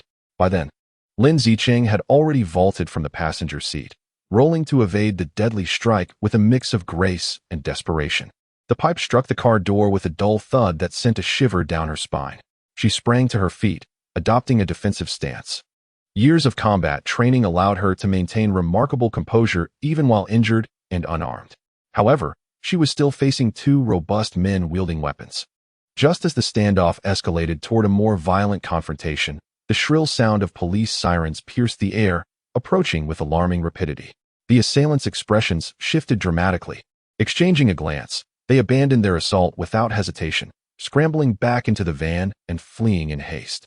As Lin Zicheng watched them vanish into the depths of the alley, the tension in her body finally began to dissipate. Leaning against the cold vehicle, she glanced at her bleeding arm, the crimson staining her white shirt sleeve. A stark and shocking sight. A wave of dizziness washed over her, not from the injury, but from a dawning realization of rage and a chilling sense of betrayal. This was not a spontaneous act by street thugs. It was a premeditated, targeted assault. In the hospital ward of the municipal bureau, the acrid scent of antiseptic mingled with the furious shouts of Captain Chen Bing. "Zhao Jun! It must be him. That madman." Chen Bing paced back and forth before the hospital bed, akin to an enraged lion. The last encounter at the CAF had left him humiliated, and now he sought revenge through underhanded means.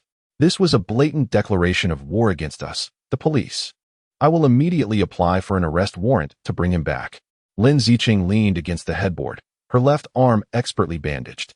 Fortunately, it was merely a superficial injury, sparing her tendons and bones. Though her complexion was somewhat pale, her gaze remained remarkably serene. "Captain, do you believe this resembles the actions Zhao Jun would take at this moment?" she inquired softly. Chen Bing halted, gazing at her in confusion. "What do you mean? Who else could it be?" "Too crude." Lin Zicheng shook her head. "Two inconsequential thugs, a dilapidated van, attacking less than a kilometer from my home. This feels more like a warning or perhaps a performance, one stage for us and for others to observe. A performance? Chen Bing questioned. Under Mr. Zhong's tutelage, Zhao Jun is no longer the madman who only knew how to resolve issues through violence. He now prefers to manipulate emotions, achieving his goals without bloodshed. This assault is far too direct and foolish, as if someone is deliberately signaling us. Look, this is the work of Zhao Jun, furrowing his brow. Chen Bing had to concede that Lin Zicheng's analysis held merit. This did not align with Zhao Jun's character. The man whose words in the CAF had been laced with profound cunning. Are you suggesting someone is framing him? Or perhaps they wish to wield his blade against me? Lin Zicheng replied, her gaze drifting toward the window. Someone seeks to muddy the waters, inciting an immediate conflict between us and Zhao Jun. In such murky depths, it becomes easier to fish. At that moment, a gentle knock echoed at the ward door. A nurse peeked in. Officer Lin, a Mr. Wen is here to see you. Lin Zicheng's heart skipped a beat, as if gripped by an invisible hand. Wen Xi, how could he possibly know? Instinctively, she wanted to refuse, but the words caught in her throat. In recent days, she had often recalled the panic and worry she felt during his disappearance.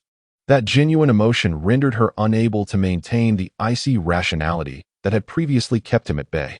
Let him in, she heard herself say. Chen Bing cast her a complex glance, but, understanding the situation, replied, You rest well. I shall return to coordinate the investigation. Regardless of who is responsible, I will not let them escape justice. With that, he turned and exited the ward. Moments later, when she entered, he wore a simple beige trench coat. His hair slightly tousled, and his face bore an evident look of anxiety and dread. He came empty-handed, without flowers or fruit baskets. Yet his eyes were filled with a heavy concern. I saw the news. He approached the bedside, his voice hoarse, trembling slightly as he spoke. Are you all right? Lin Zicheng regarded him, the man she had once loved, loathed, doubted, and worried for. It had been ages since she had looked at him with such tranquility. The enigmatic depths in his eyes had vanished, leaving only the purest concern behind. I'm not dead. She tugged at the corners of her mouth, attempting to convey a sense of ease, yet found her voice equally parched, merely as superficial wound. Wen Xi's gaze fell upon her arm, swathed in bandages, and his brow furrowed even deeper. He extended his hand, seemingly wishing to touch her, but halted midway, ultimately allowing it to fall feebly to his side. I'm sorry, he suddenly murmured. Lin Zicheng was taken aback. Why apologize? If it weren't for me, perhaps you wouldn't. He did not finish his thought. Yet Lin Zicheng grasped his implication. Whether concerning the previous mountain beast case or her current confrontation with Zhao Jun, her position at the storm's center was significantly entwined with Wen Xi. Lin Zicheng fell silent, unsure how to respond. The air in the hospital room grew still, punctuated only by their shared breaths. After a long pause, she finally broke the silence, posing the question that had lingered in her heart. Where have you been these days? Her tone was calm, devoid of accusation or reproach. She merely sought to understand. Wen Xi lifted his head, gazing deeply into her eyes. He recognized this as an opportunity, a chance to mend the rift between them. Yet, he also knew that the truth remained unutterable. I dealt with some family matters. He opted for a vague yet seemingly sincere response, laden with complexity and intimacy. I'm sorry for not informing you in advance, for causing you worry. Family. Lin Zicheng astutely seized upon the term. This was an entirely different narrative from the earlier fabrication regarding the South Asian tsunami orphans. Wen Xi offered a wry smile. That story was a fabrication of mine. I simply didn't know how to articulate my own existence. Some matters are far more intricate than you can imagine. Zicheng, I do not wish to deceive you any longer, but I cannot reveal the entire truth just yet. Can you grant me a bit more time? His eyes brimmed with sincerity and pleading. Lin Zicheng gazed into his eyes for an extended period. The scales of her heart swayed tumultuously. As a police officer, she ought to press for the truth, to unveil all lies and enigmas. Yet, as Lin Zicheng, a woman who had just endured an assault, equally vulnerable, she discerned a glimmer of what could be deemed sincerity within his gaze. Perhaps she should indeed attempt to believe, not in those fantastical tales, but in the essence of the man before her. Your hands are cold, she suddenly remarked, extending her uninjured right hand to gently cover his hand that hung by his side. Wen Xi's body stiffened abruptly, incredulous as he looked at her. Her hand was warm, a warmth that seemed to instantly dispel all shadows and weariness from his heart. He turned his hand to grasp hers tightly, as if to meld her into his very existence. I will not allow you to endure any further harm, he articulated slowly, more an oath to himself than a promise to her. In that moment, their relationship quietly softened, the once unfathomable chasm appearing to be subtly filled by a more intricate and profound emotion. The police investigation proceeded with remarkable efficiency. Through an investigation of the surveillance footage surrounding the scene, the elusive hit-and-run van was swiftly identified. Following the trail, both assailants were apprehended at an abandoned auto repair shop. In the interrogation room, confronted with an overwhelming amount of evidence, the two criminals' psychological defenses crumbled rapidly. They divulged the mastermind behind the attack, the notorious leader of the Chengxi gang, known as Guo Jianlong. This revelation astonished everyone present.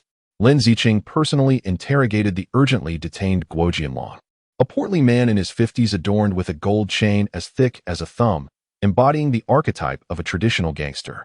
Upon entering the interrogation room, he proclaimed his innocence vehemently. Officer Lin, this is a tremendous injustice. I wouldn't dare lay a finger on you. Then why did your subordinates assault my vehicle? Lin Zicheng coldly fixed her gaze upon him, her eyes sharp as a scalpel. It was a misunderstanding. Truly a misunderstanding.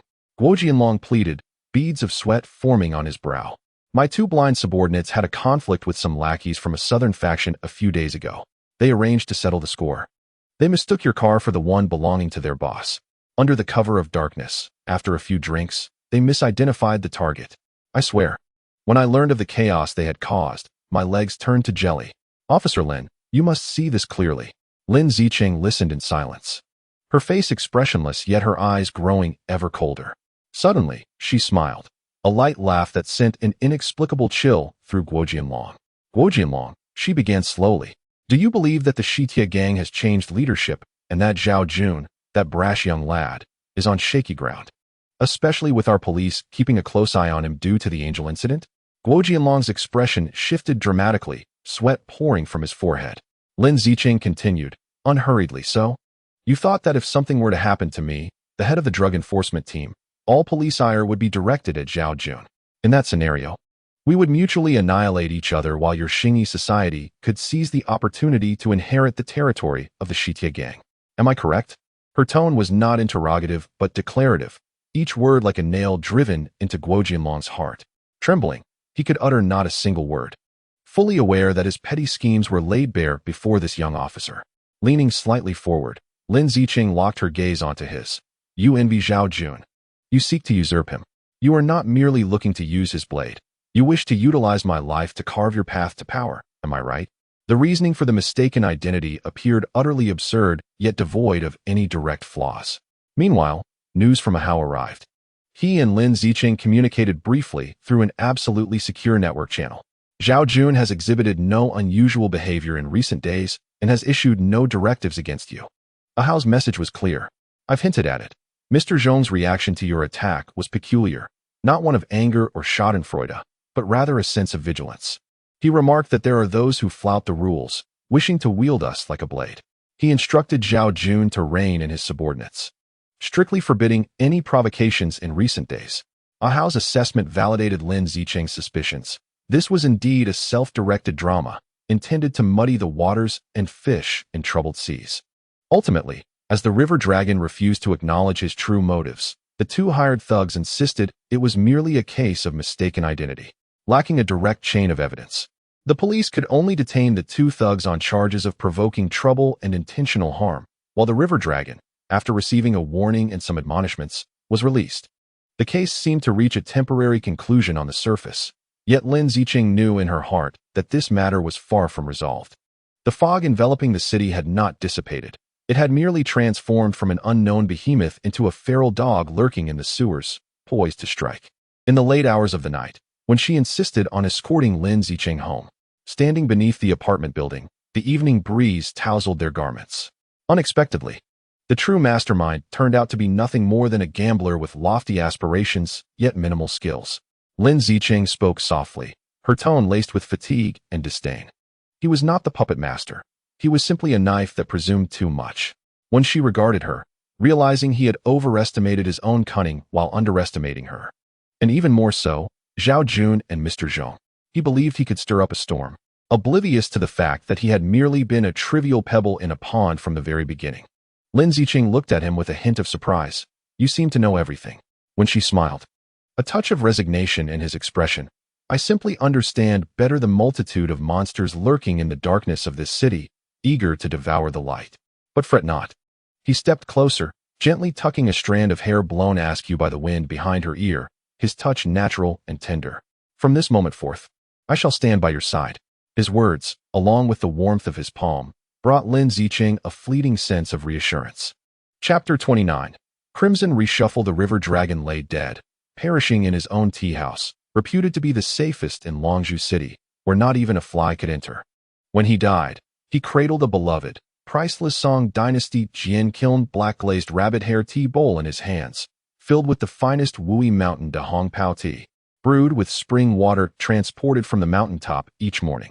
Everything was as it had been for the past 30 years, imbued with a sense of ritual and the dignified air of a martial arts overlord. Yet, a slender red line marred his throat, the sole wound, precise and clean, severing the trachea, arteries, and all the legends of the martial world. There was no struggle, no cry for help. Not even a drop of the steaming tea before him was spilled. The assassin moved like a specter, traversing through a dozen bodyguards and 3 password-protected doors, solely to carve that red line across his throat, then vanished like a ghost. The news spread the following morning. Initially, no one believed it. The River Dragon was the head of the Xingyi Society, a century-old organization rooted in Longzhou City since the late Qing dynasty, with connections and foundations as deep as ancient trees. To kill the River Dragon was akin to detonating a nuclear bomb on the surface of the martial world in Longzhou City. No one possessed the audacity, nor the capability, to undertake such an act. However, when the police erected a cordon and the leaders of the Xingyi Society stormed into the tea house with reddened eyes, witnessing the still-warm body bearing an expression of serene enjoyment, as if savoring tea, the atmosphere of the entire underworld instantly froze. Soon after, this frozen air was ignited, transforming into a raging wildfire. In a nondescript mahjong parlor in the western district of Longzhou City, smoke wafted languidly. Several mid-level leaders from different factions sat around a table, their minds elsewhere as they played cards, each face etched with fear and anxiety. Is this for real? The old dragon head is actually gone. A tattooed man picked up a tile, casting it aside without even glancing at it. Absolutely true, murmured the scar-faced man opposite him, lowering his voice as if wary of eavesdroppers.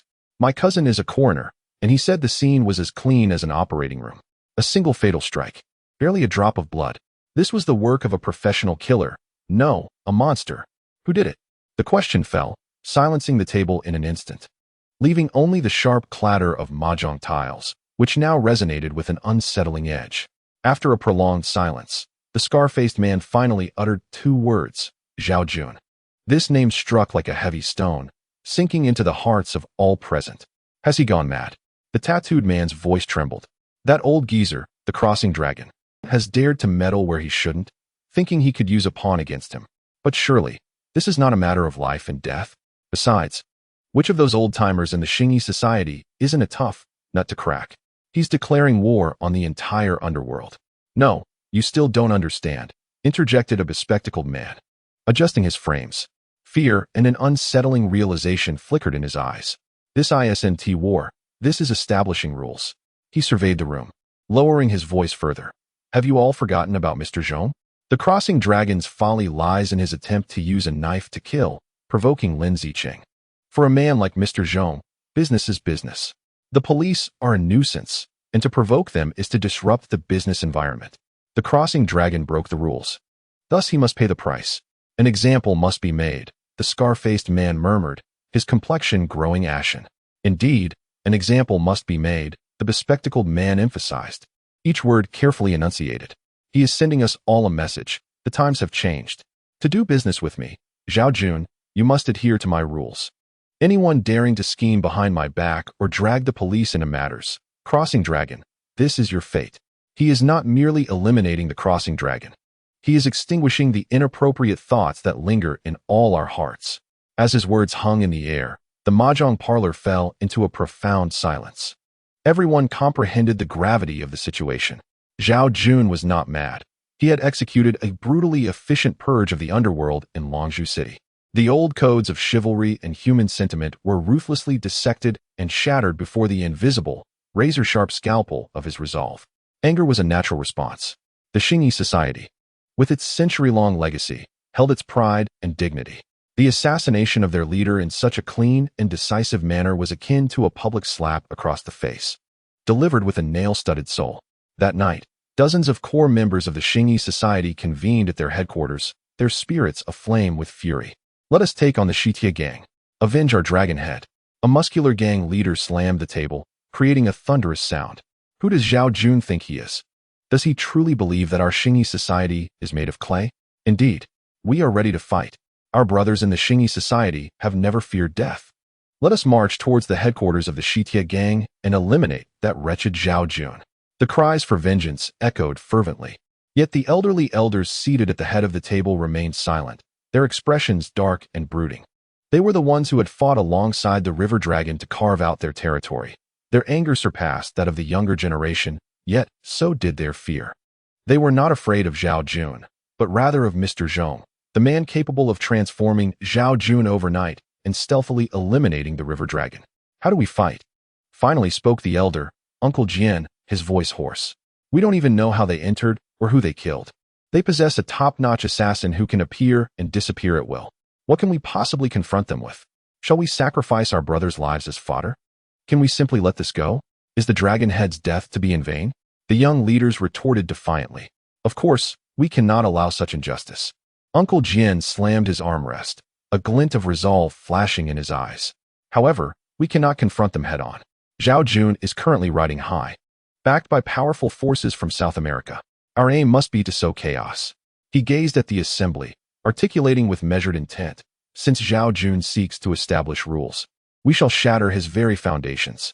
He desires to consolidate the underground market. We will disrupt his operations. He wishes for stability in his shipments. We will incinerate his warehouses. He aims to instill fear in everyone. We will ensure that all see that provoking the Xingyi society means he will never experience a moment of peace within his Shitia gang. I refuse to believe he can eliminate every adversary. Uncle Jin's strategy garnered widespread approval. Faced with the impossibility of a direct confrontation, they resolved to engage in the most primal and brutal form of warfare, a relentless guerrilla campaign. Yet, they overestimated their capacity for execution while underestimating the chaos stemming from a leaderless faction. The night in Longzhou City descended into a battlefield. The Xingyi society's counterattack was more ferocious and disordered than anyone had anticipated. Lacking unified command or meticulous planning, each faction acted on sheer fury, fighting their own battles. In the northern part of the city, a property owned by the Shitia gang was stormed by a dozen of Xingyi society's lackeys armed with machetes and iron rods, who charged in during the witching hour. They struck anyone in their path, smashing everything in sight. The cacophony of screams, shattering glass, and the piercing cries of women filled the air. By the time the police arrived, the hall was drenched in blood, with several of the Shitia gang's guards lying incapacitated on the floor, uncertain of their fate. In the southern docks, a warehouse used by the Shitia gang for smuggling electronic goods erupted in flames at 3 in the morning. The fire blazed skyward, casting a crimson hue across the night. It took the firefighters 2 hours to extinguish the inferno, but the entire warehouse and its contents were reduced to ashes. A mid-level Shitia gang operative met a tragic end when, while escorting his lover home, his vehicle was rammed into the roadside greenery by a large truck, resulting in instant death. The driver fled the scene, leaving no trace behind. Revenge is indeed a two-way street. Zhao Jun's counterattack was equally swift and ruthless. He held no interest in discovering who had acted. In his reasoning, anyone associated with the Xingyi society was deserving of death. An underground casino operated by the Xingyi society was brutally assaulted by dozens of armed henchmen from the Shitia gang. The assailants uttered not a single word, charging in and unleashing a hail of bullets, leaving gamblers and dealers sprawled across the floor. An elder of the Xingyi society was discovered at home, his entire family of 7 hanging neatly from the chandelier in the living room. The bloody violence spread like a virus. Initially, it was merely a conflict between the Shitia gang and the Xingyi society, but soon, other factions were drawn into the fray. Smaller gangs seeking to profit from the chaos began targeting the peripheral enterprises of both sides. Those with old grievances against the Xingyi society seized the opportunity to strike, while others allied with the Shitia gang were compelled to choose sides. The entire underworld of Longzhou City spiraled into utter chaos. Daily shootouts erupted, with bodies littering the streets. Gunfire replaced the midnight stillness, and blood stained the dawn-lit avenues. Many shops dared not open at night, and citizens huddled indoors as darkness fell. Even the wail of police sirens became a commonplace occurrence. This once thriving international metropolis had, in a blink, transformed into a war-torn city under siege. In the offices of the Narcotics Task Force and Major Crimes Unit, lights burned bright through the night. Lin Zicheng and her colleagues had worked tirelessly for over 72 hours. They traversed from one bloody crime scene to another, sifting through heaps of disorganized leads. Madness. Pure madness. Captain Chen Bing slammed his fist onto the desk piled high with case files, his eyes bloodshot. In just 4 days since the killing of the Jianglong, 37 named gang members had perished, and this was merely the count of those known by name. Our manpower is utterly depleted.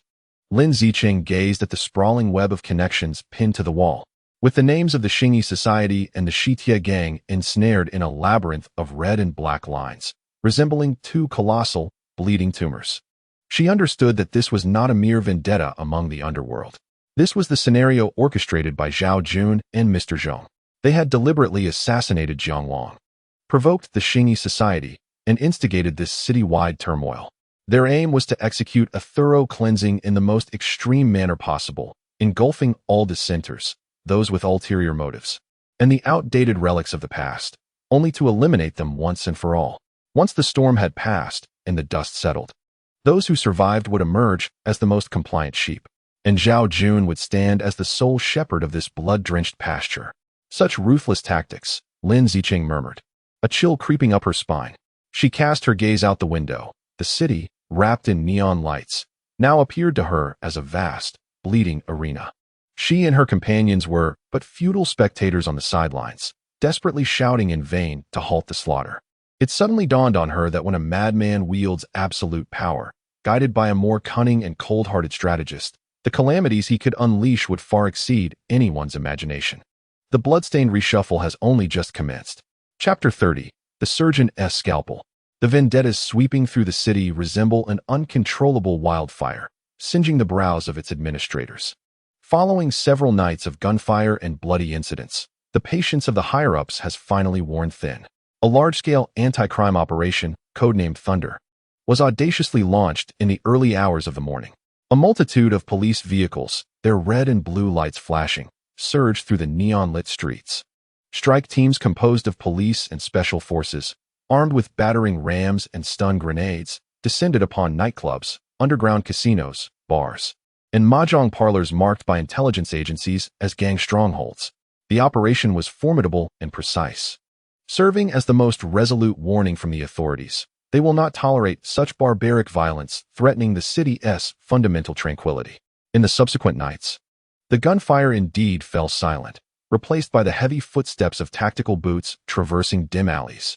Yet, this felt more like a potent sedative, forcibly suppressing a feverish patient without eradicating the underlying ailment. Beneath the surface, the power dynamics of the underground world were undergoing tumultuous upheaval in a manner beyond the police's complete control. The Xingyi Society, once a formidable entity with the backbone of the over-the-river dragon removed, was disintegrating at an alarming rate. The leaders within the organization resembled a pack of directionless hungry wolves. Some were captured during the police's thunderous operation, while others fled with their confidants, leaving the remaining members to viciously claw at one another in the dark over the meager remnants of power. The once bonded brotherhood proved fragile and easily shattered in the face of power and fear. Just as the Xingyi Society teetered on the brink of complete collapse, poised to be devoured, an unexpected figure emerged like a silent shadow, returning to the city. The estranged son of the over-the-river dragon, Long Wen Yuan, had come back. His return was like a stone cast into a murky pond, sending ripples of confusion, suspicion, and even mockery throughout the underworld. In everyone's mind, Long Wen Yuan was a blank slate, having devoted years to extricating himself from his father's shadow, charting a life path that diverged entirely from that of the Xingyi Society. He had become a respected surgeon, renowned for his steady hands and absolute calm, within the pristine confines of the operating room. He healed the sick and adhered to the strictest professional ethics, leading a life defined by precision and rationality beneath the surgical lights, starkly contrasting the brutal world in which his father thrived. His return, to the remnants of the Xingyi Society's leadership, appeared more like a jest. Within the opulent private rooms of the society's largest nightclub, filled with swirling smoke and the overpowering scent of alcohol, several leaders were embroiled in a heated argument. Wine bottles and fruit platters were swept to the floor, mingling glass shards and sticky juice in a disarray that mirrored the gang's current plight. Zhao has been too arrogant. With Long Gu's body still warm, they wish to consume our territory whole. I cannot swallow this, bellowed a chubby leader known as Firecracker, once the most loyal enforcer of the over-the-river dragon. Swallow it. What do you possess to contend with them? The police pursued relentlessly, like hounds on a hunt. Our men lay dead or scattered. Another relatively composed leader lit a cigarette, his face etched with sorrow. At that moment, the heavy door of the private room swung open. There was no announcement, nor any attendance. Long Wenyuan stood quietly at the entrance. He wore a finely tailored dark gray overcoat, beneath which was a crisply ironed white shirt, and perched on his nose were gold-rimmed glasses. There was no hint of the underworld about him. Instead, he exuded a faint scent of antiseptic, reminiscent of a hospital. He surveyed the disarray in the room and the astonished faces of those present, his gaze as tranquil as a deep pool. "Who are you? Get out!" Biaozhong, caught in the heat of the moment, shouted without thinking. Long Wenyuan ignored him and walked directly to the head seat, a position once reserved for his father. He removed his overcoat, casually draping it over the back of a chair, then sat down with unhurried grace. "I am Long Wenyuan," he stated, his voice clear and measured, not loud, yet instantly overpowering the clamor in the room. "From this day forward, the Xingyi Society will be under my command." After a brief silence, the room erupted into laughter. "Doctor, have you stumbled into the wrong place? This is a place for bloodshed, not for healing," Biaozhong mocked. "Do you think you can seize control? Have you consulted the knives we wield?" Long Wenyuan remained unperturbed, gazing at Biaozhong as if assessing a patient with a complex ailment. "I have heard of your loyalty. However, loyalty is not proclaimed by words nor proven through foolish anger." He turned his attention to everyone present, his tone devoid of emotion, yet imbued with undeniable authority. "You are like a swarm of headless flies, awaiting either the police to arrest you or the Western Railway gang to collect your corpses. Do you seek revenge? With what? Your bickering mouths? Or your brothers who cower at home, afraid to emerge?" He paused, his gaze sweeping across each individual. "What is the most vital aspect of a society? It is the people. Without them, territory and business belong to others. Right now, our men lie bleeding in dark corners, their families starving at home. Yet here you are, drinking, arguing, discussing meaningless vengeance." His words fell like icy water upon each listener. Then, he made the first and most shocking decision. "Clear this place out." He pointed at the opulent dance floor and booths, addressing the bewildered managers standing nearby. "Remove the lights, the sound systems, the liquor cabinets, everything. Assemble the pool tables to serve as temporary beds. Go, and with all the remaining funds of the society, purchase medical supplies on the black market, buy as much as you can. Hire a few trustworthy nurses." Mr. Long, the manager, bewildered, thought he had misheard. "This is our venue. It is our cash cow. From now on, this is a clinic," Long Wenyuan declared, his tone leaving no room for dispute. "A sanctuary for healing our brothers." His command stirred a tumult within the chaotic ranks of the Xingyi Society, far beyond their comprehension. They had anticipated a leader who would be more ruthless and bloodthirsty to lead them in vengeance, not a doctor intent on transforming a nightclub into a hospital. The first to voice his opposition was the Firecracker. "Brother Wenyan, we respect you as Long Ji's son, but you cannot act so recklessly. What the brothers need are guns and money, not bandages and potions."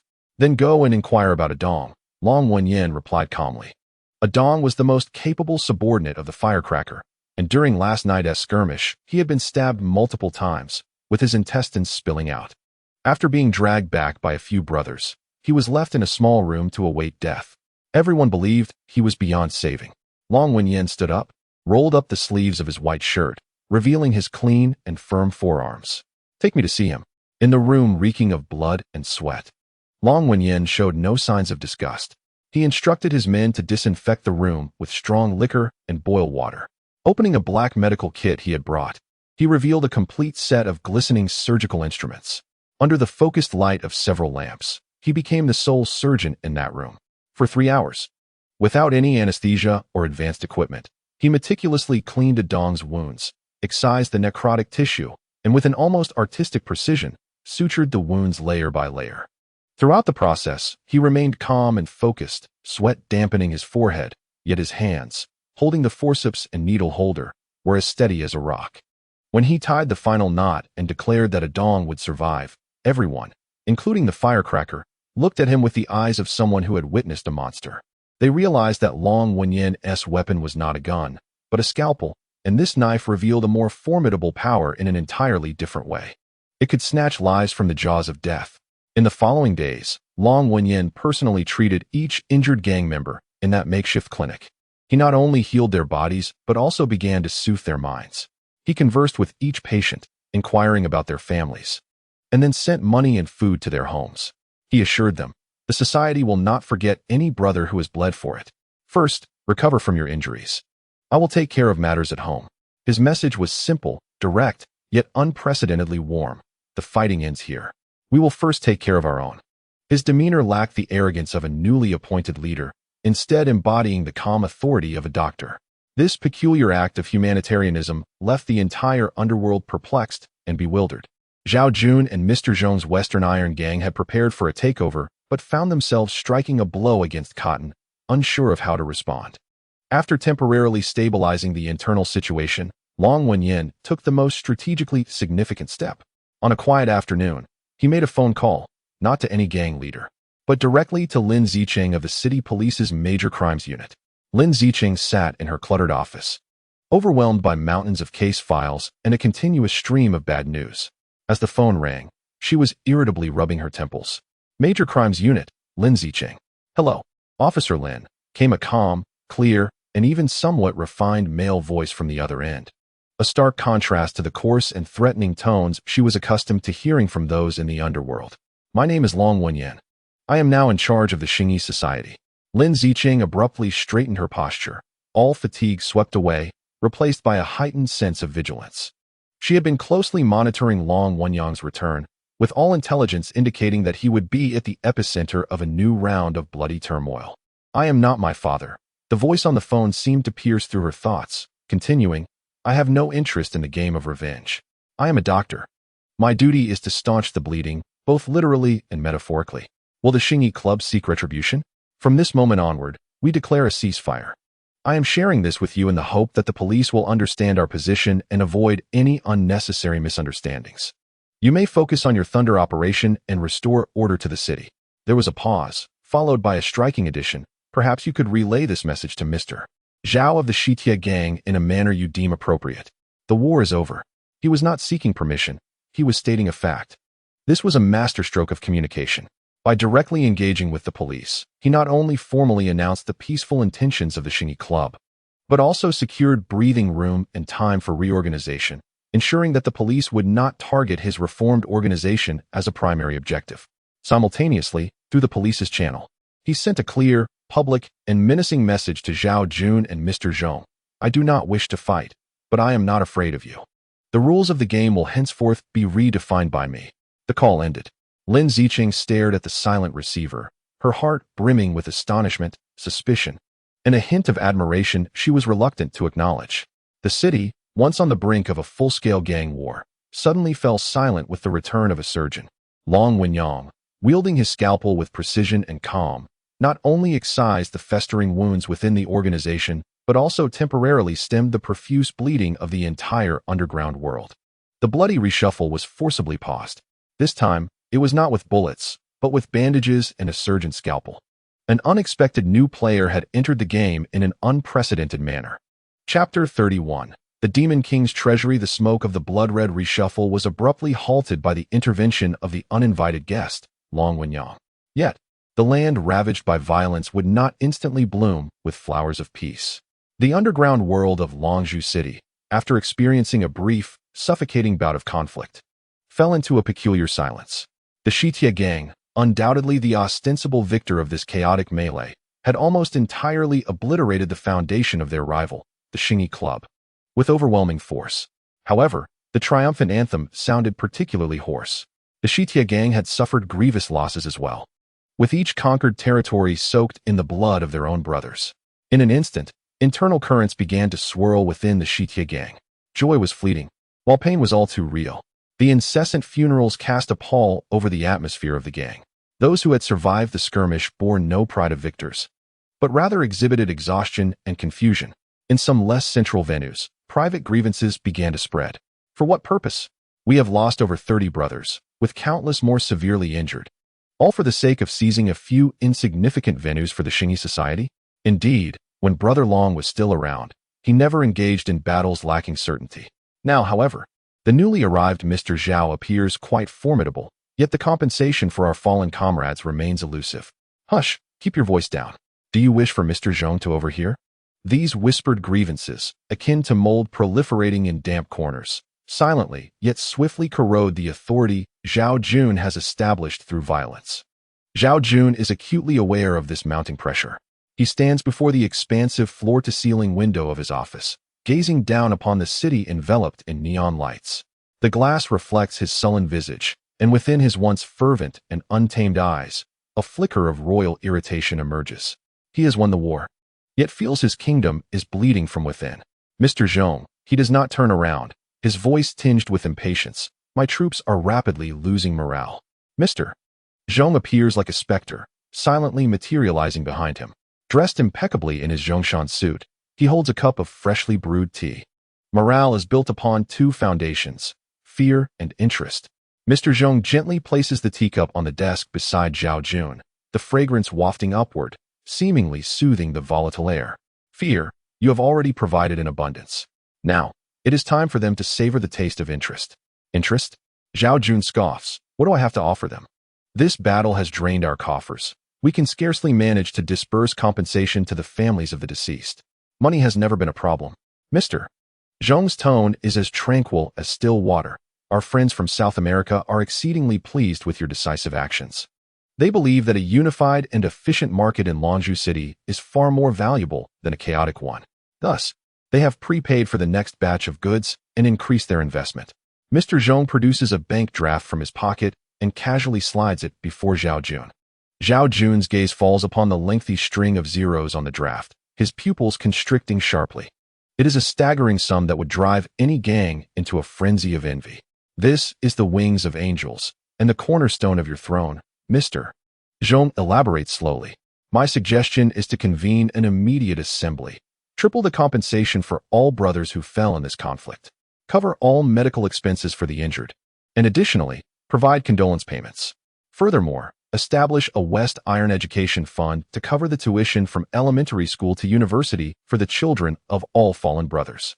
Zhao Jun gazes intently at Mr. Zhong, the man who can see through everything.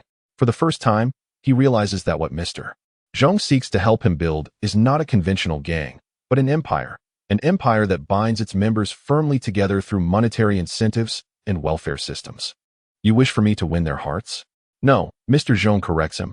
I wish for you to purchase their souls.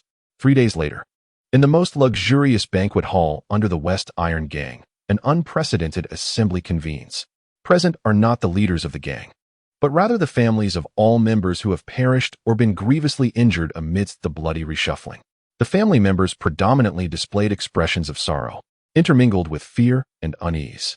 They had been summoned to receive compensation, and many had braced themselves for the prospect of being dismissed with indifference or even threatened. In their perception, the so-called gang was merely a cadre of ruthless scoundrels. As the meeting commenced, Zhao Jun and Mr. Zhong ascended the stage side by side. Zhao Jun remained silent, his piercing gaze sweeping across the assembly with an oppressive intensity, while Mr. Zhong approached the microphone. Ladies and gentlemen, I understand that no words can alleviate the anguish of losing a loved one. Mr. Zhong's voice resonated clearly through the sound system, imbued with a tone of deep sorrow and sincerity. They are the heroes of the West Iron Gang. We shall never neglect our heroes. He then unveiled the astonishing West Iron Welfare Plan, a revelation that would fundamentally alter everyone's understanding. As terms such as triple compensation, coverage of medical expenses, and educational funds for children rolled off his tongue, an initial hush fell over the crowd, swiftly followed by an outburst of incredulous commotion. "Did I hear that correctly? Triple?" exclaimed a young woman, covering her mouth as tears streamed down her face. The distribution of cash further escalated the atmosphere of the assembly to a euphoric peak. Instead of checks or bank transfers, boxes filled with crisp, new banknotes were brought onto the stage, personally handed to each bereaved family member by core members of the gang. The weighty bundles, imbued with the scent of ink, served as the most direct, albeit crude, yet profoundly effective consolation for their grief. An elderly mother, her hands trembling, received the substantial sum that would secure her remaining years. She fell to her knees, bowing repeatedly before Zhao Jun and Mr. Zhong, mumbling incoherently, "Thank you, Mr. Zhao. Thank you, boss. My son's death was worth it." This act of kneeling was akin to toppling the first domino. The bereaved family members around her followed suit, collapsing to the ground. Their sorrow seemed to be supplanted by a more complex emotion, gratitude, and an overwhelming reverence for this irresistible, formidable power. Those gang members who had previously grumbled in private now stood in the corners of the venue, witnessing the unfolding scene. Their faces were etched with shock and shame as they realized that the sacrifices they had perceived were, in the eyes of their leaders, valued at multiples beyond their expectations. Discontent evaporated, replaced by a fervent, almost religious reverence. Zhao Jun had swept away the adversaries with his tyrannical might, while Mr. Zhong, through the wealth of his treasury, purified all resentment and dissatisfaction, transforming it into the most steadfast loyalty. This news flew like the wind, spreading throughout the underworld of Longzhou City overnight. In a concealed, antiquated tea house, several surviving minor gang leaders huddled together, exchanging intelligence, their faces reflecting the panic of having survived a calamity. "Have you heard? The West Iron Gang awarded $3 million in relocation funds to each deceased member. Not just $3 million. I also heard they covered college tuition for the children. Goodness. Is this a business or a gang?" Zhao Jun is truly a madman. But who can withstand his approach? A seasoned veteran known as Scar Lu took a sip of tea, his expression marred by bitterness. "My brothers who stand by me earn merely $10,000 a month. If injured, I might provide a red envelope of $3,000 to $5,000. Meanwhile, the lives of those in the West Iron Gang are directly bought by the company. How are we to continue fighting after this? My brothers might well be contemplating a shift to the West Iron Gang." His words echoed the sentiments of all present, evoking a profound sense of helplessness and dread. They recognized that the rules of the underworld had irrevocably changed. In the past, conflicts were resolved through sheer numbers and the sharpness of blades. Now, Zhao Jun and Mr. Zhong had elevated the game to an entirely new dimension. They played with capital, management, and the hearts of men. This was no mere criminal syndicate. It was a war machine cloaked in the guise of one. A death group offering benefits so lavish they were almost grotesque. The allure for its lower-tier members was nothing short of fatal. "What shall we do now?" a young leader asked, his voice trembling. Scar Lu sighed deeply and drained his cup of tea. "What else is there to do? We can either wait to be consumed piece by piece or take the initiative to approach the docks, perhaps to follow Mr. Zhao and share in the spoils." The once palpable fear and hostility began to subtly morph into a morbid yearning in the face of undeniable interests.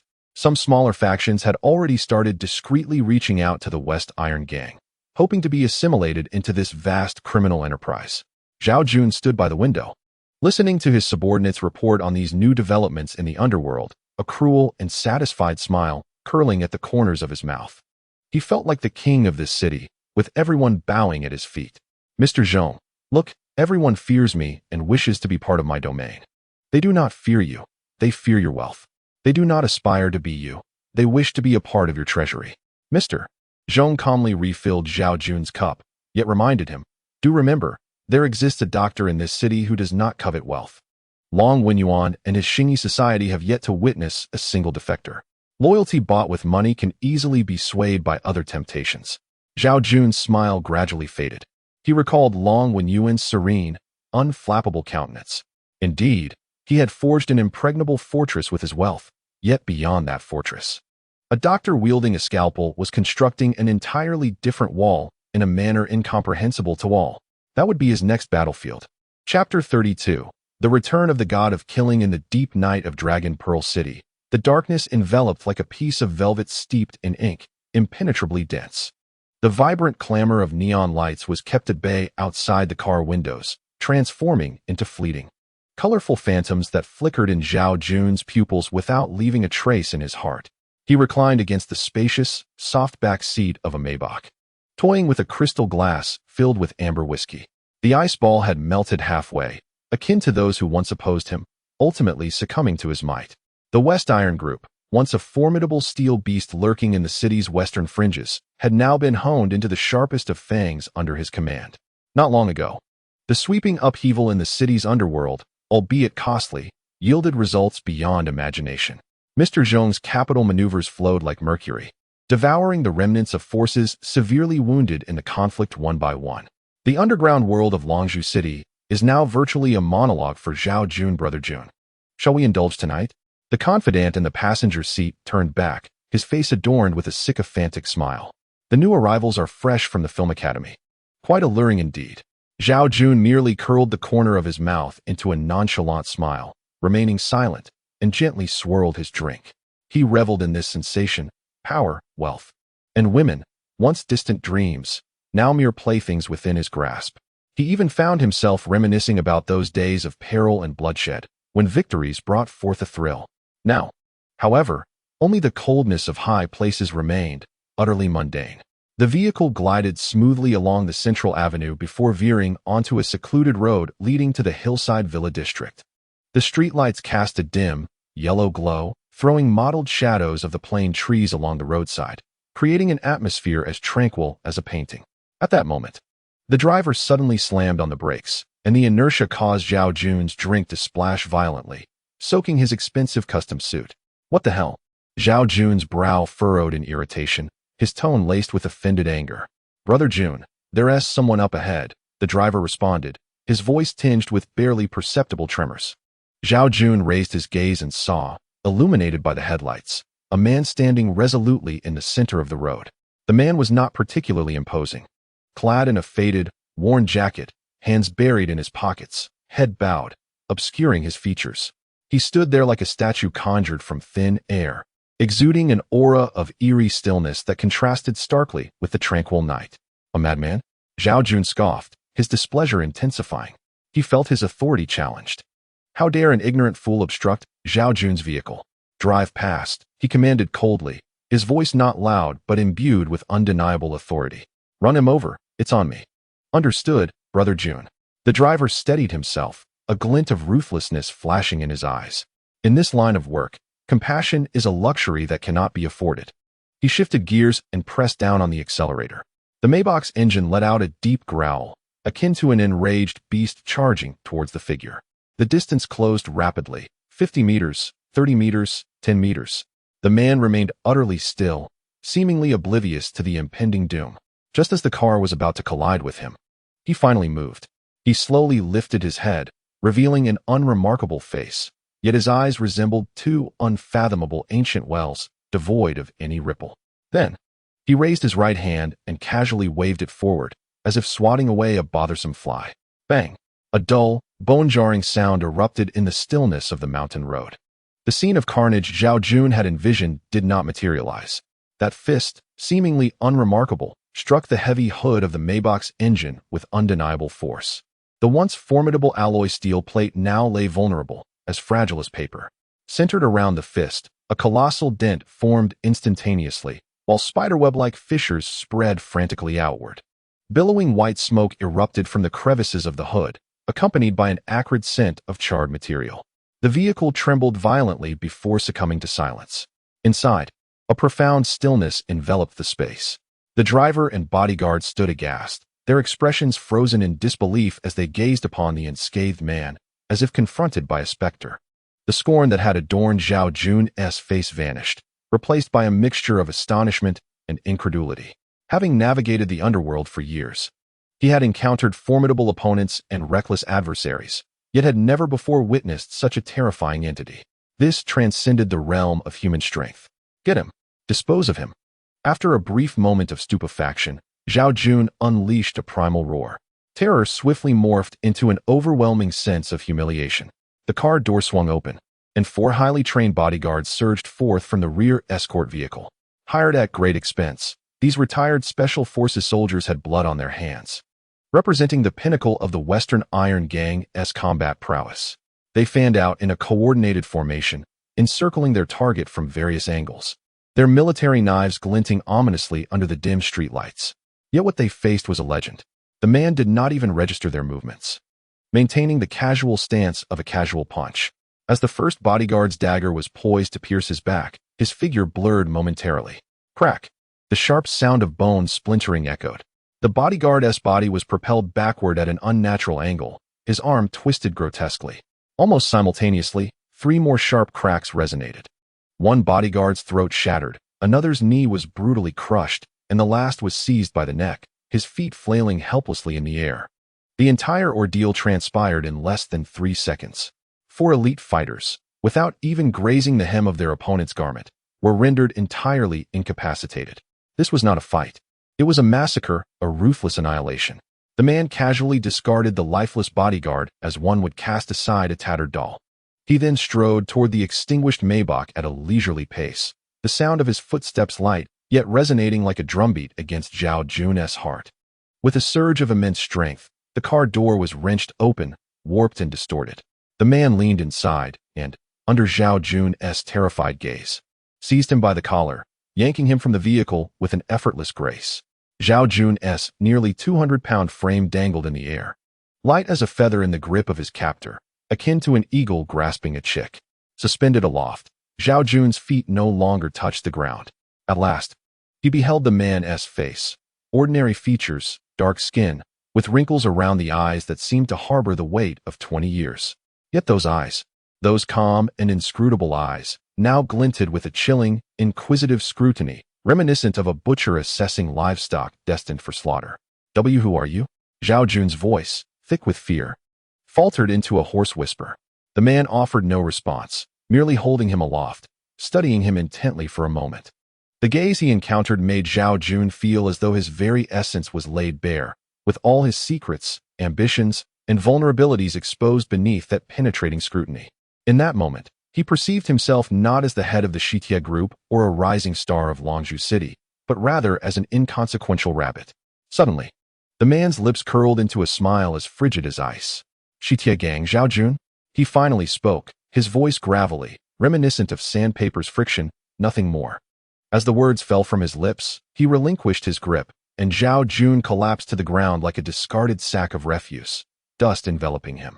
Ignoring the pain, he struggled to raise his head, yet all he could see was the man's retreating silhouette, tall as a pine, solitary as snow, soon vanishing into the darkness at the end of the road, as if he had never existed. The air was thick with the remnants of engine smoke, the anguished groans of the bodyguards, and Zhao Jun's labored breaths. An unprecedented humiliation and dread gnawed at his heart like a venomous serpent. At the headquarters of the Shitia group, Mr. Zhong's office remained brilliantly illuminated. When Zhao Jun burst in, reeking of disarray and fury, Mr. Zhong, donned in gold-framed glasses, was leisurely steeping a pot of Dahong Pao tea with the Yixing teapot. The fragrant aroma of tea stood in stark contrast to the murderous aura that enveloped Zhao Jun. I want his life. I will have him shattered into pieces. Zhao Jun pounded his fist on the mahogany desk, roaring, "Utilize all resources and turn Longzhou City upside down to find him." Mr. Zhong adjusted his glasses and calmly pushed a cup of brewed tea toward Zhao Jun, his demeanor unruffled. "Sit down. Calm your anger," he urged in his ever-steady voice. "I am already aware." Zhao Jun paused, incredulous. "You know? Before your return, I received reports from at least 3 sources," Mr. Zhong replied, lifting the teacup and gently blowing away the steam, including our informants embedded within the Xingyi Society. Xingyi Society? Zhao Jun's eyes sharpened. Is it that reckless little doctor? Long Wenyuan? No, not him. Mr. Zhong shook his head, setting down the teacup, his expression turning unusually grave. This individual hails from the Xingyi Society. Or rather, he was the architect of the former Xingyi Society. He paused, articulating each word with precision. His name is Chunzhan, known as the God of Death. God of Death? Zhao Jun pondered over the moniker, a chill surging from his feet to the crown of his head. 2 decades ago, Longzhou City's underworld was far more tumultuous than it is today. The Xingyi Society was then merely a second-rate gang, besieged by several powerful adversaries, teetering on the brink of annihilation. Mr. Zhong's gaze wandered into the distance, as if recounting a forgotten history. It was during that tumultuous period that the old president of the Xingyi Society miraculously gathered 4 young men, dubbed the 4 Heavenly Kings. And Chunjian was the sharpest blade among them. That battle is remembered by the older generation as the blood-soaked Long Street. Alone, wielding a blade, Chunjian carved his way from one end of Long Street to the other, obliterating the core strongholds of 3 rival gangs, vanquishing 137 elite fighters in a single night. By the time he reached the end, drenched in blood, his blade dulled from use. A mountain of bodies lay behind him, yet none dared to take a single step forward. Zhao Jun felt a chill run through him, as if he could vividly recall that bloody night, when a man single-handedly trampled an entire era beneath his feet. After that battle, the Xingyi Society rose to prominence, while the name of the killing god, Chunjian, became a nightmare throughout the martial world.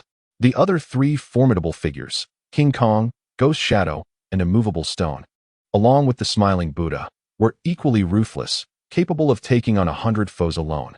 Yet, just as the Xingyi Society basked in its glory, these 4 individuals mysteriously vanished, as if they had evaporated from existence. Some whispered that their prowess had overshadowed their leader, leading to their covert disposal by the old president. Others speculated they had grown weary of bloodshed, choosing to wash their hands of violence and retreat into obscurity. Still, others conjectured they had embarked on a secluded training journey, seeking a higher realm of martial arts. Mr. Zhong sighed. It had been 20 years, and everyone believed they had perished, becoming mere legends. Little did they know, he had returned. Zhao Jun fell silent, the flames of anger within him gradually extinguished by a wave of cold rationality. He finally comprehended that the figure he encountered tonight was a living legend, a monster from a bygone era. Do you still desire revenge? Mr. Zhong inquired, his gaze profound. The Shitia gang had just endured a fierce battle, its foundation uncertain and morale fragile. Our lavish spending to pacify the hearts of men aims to stabilize, not to ignite a new conflict with an unseen enemy. Is it worth it for the sake of pride? Zhao Jun clenched his fists tightly, his knuckles turning pale from the strain. Ultimately, he weakly released his grip. Is that how it ends? His voice brimmed with reluctance. A gentleman avenges himself. 10 years is not too late, Mr. Zhong replied coolly. What we must do now is ascertain why he has returned and why he has pledged allegiance to Long Wenin. Meanwhile, at the new headquarters of the Xingyi Society, transformed into a makeshift clinic, the atmosphere was solemn and grave. When the man in the tattered jacket entered the hall, all the busy members halted their tasks. The younger generation wore expressions of confusion, unaware of the identity of this stranger. However, the older members, those over 40, upon recognizing the visitor's visage, exhibited a dramatic change in countenance, their eyes revealing a complex blend of reverence, fear, and fervor. Brother Jean, an elderly man, his hair white as snow, trembled as he spoke, nearly losing his grip on his cane. He was the old leader of the Xingyi Society, having witnessed its former glory 2 decades prior. Chunjian ignored the gazes of the crowd, weaving through them to stand before Long Wenin, who was tending to a wounded member. Long Wenin also noted the unexpected guest, lifting his gaze to meet Chunjian's steady eyes. He sensed the palpable aura of bloodshed emanating from this man, as if he had emerged from a mountain of corpses and a sea of blood. Yet, he felt no fear. As a surgeon, he had encountered life and death too many times. He even possessed a peculiar familiarity with the scent of mortality. Is there something you need? Long Wenin gently inquired, setting down the tweezers in his hand. Chunjian silently regarded him, and for the first time, a flicker of emotion appeared in his otherwise inscrutable eyes. He was not observing Long Wenin's face, but rather the steady, skillful hands stained with blood and medicine, hands that saved lives. After a prolonged silence, under the watchful gaze of all present, the infamous god of death, who instilled terror throughout the martial world, performed an astonishing act that left everyone in shock. He knelt on one knee, lowering the proud head he had held high for 20 years. Xingyi Society, Chunjian, his voice, though hoarse, resonated with conviction. I pay my respects to the president. From this moment on, my life belongs to you. In the vast hall, one could hear a pin drop. The elder members, now teary-eyed, understood the profound significance of this moment. The return and allegiance of the god of death was akin to a potent tonic, reviving the beleaguered Xingyi Society. Long Wenyuan quietly regarded the man kneeling before him, aware that the loyalty being pledged was not to his status as a son of the dragon, but to the noble cause he was championing. This man, who had once carved out a domain for the Xingyi society through bloodshed after 2 decades of absence, had chosen to become a healer, wielding a scalpel to save his brethren. This choice itself was a declaration of a new era. Rise, Long Wenyuan's voice remained calm. Here. There is no president, only a doctor and a patient. You too are a patient. Chen Zhan suddenly lifted his gaze, a glimmer of confusion crossing his eyes. Your ailment lies within your heart, Long Wenyuan stated, locking eyes with him, his words deliberate and clear. The return of the god of death was like a colossal stone cast into the recently calmed waters of Longzhou City's martial realm. The humiliation of Zhao Jun, Mr. Zhong's apprehensions, and the uncontrollable elation within the Xingyi society intertwined, casting a shadow of bloodshed and rebirth. All understood that Long Wenyuan, the young doctor, had firmly established his position as the decision-maker of the Xingyi society, safeguarded by this loyal and fierce lion. A new storm was brewing. Chapter 33. The underlying turmoil after the calm in the aftermath of the typhoon. Longzhou City's sky appeared as if washed anew, a brilliant blue. The gang conflict that recently swept through the city was akin to that brief, violent storm, leaving chaos in its wake, only to be swiftly soothed by the remarkable self-healing ability of this vast metropolis. The lives of the citizens returned to normalcy, with the headlines of newspapers once more dominated by the scandals of a certain celebrity, as if the gunfire and bloodshed on the streets had merely been a distant dream. The martial world seemed to have temporarily regained its superficial tranquility. However, only those immersed in the intricate game understood the turbulent undercurrents brewing beneath this calm facade. Within the oppressive atmosphere of the major crimes unit at the city police headquarters, Lin Zicheng stood before the expansive floor-to-ceiling window, gazing down at the bustling city below. Despite the police's formidable operations, they remained unable to trace the origins of the new drug, Angel. Reports from the undercover operative Ahao had dwindled and grown increasingly perilous. The unfathomable thoughts of Mr. Zhong sent chills through Lin Zicheng. This piece on the chessboard, which he had meticulously placed, now dangled precariously over an abyss. At a logistics company named Tieyu, under the West Iron Group, located within a vast warehouse in the dock area, Ahao meticulously checked a list against the newly arrived goods. Clad in the company uniform, his demeanor was serious and exacting, appearing no different from the other employees in the facility. Yet only he himself knew that his back was already drenched in cold sweat. Since Mr. Zhong assumed control over the modernization of the West Iron Gang, this place was no longer one where brotherhood and brute strength could dictate terms. Everything had become meticulously organized, with clear rewards and punishments, but it was also chillingly austere. Each individual resembled a wound-up cog, operating with precision while simultaneously keeping a watchful eye on one another. Not far away, Zhao Jun's confidant, Leopard, leaned against a stack of containers, watching him with a smile that was neither here nor there. That gaze was as sharp as an eagle's, missing no movement of Ahao. Ahao understood that since the incident at the ghost warehouse, Zhao Jun and Mr. Zhong had begun to harbor suspicions about him. They did not take action against him, perhaps because his image of ineptitude still held some utility, or perhaps they wished to see what tricks he might conjure. Ahao continued his work with an impassive demeanor, yet his peripheral vision rapidly scanned the surroundings. His objective today was those few crates marked as medical equipment, just unloaded from a South American freighter. He had a strong premonition that Angel's secret lay hidden within. Seizing the opportunity to check the labels, he gradually approached the crates. "Brother Hao, you've worked hard. Here, have some water," a young mover offered him a bottle.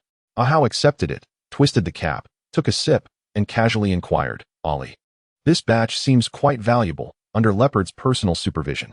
The young worker named Ali's expression shifted slightly, instinctively glancing at Leopard in the distance, and spoke in a hushed tone.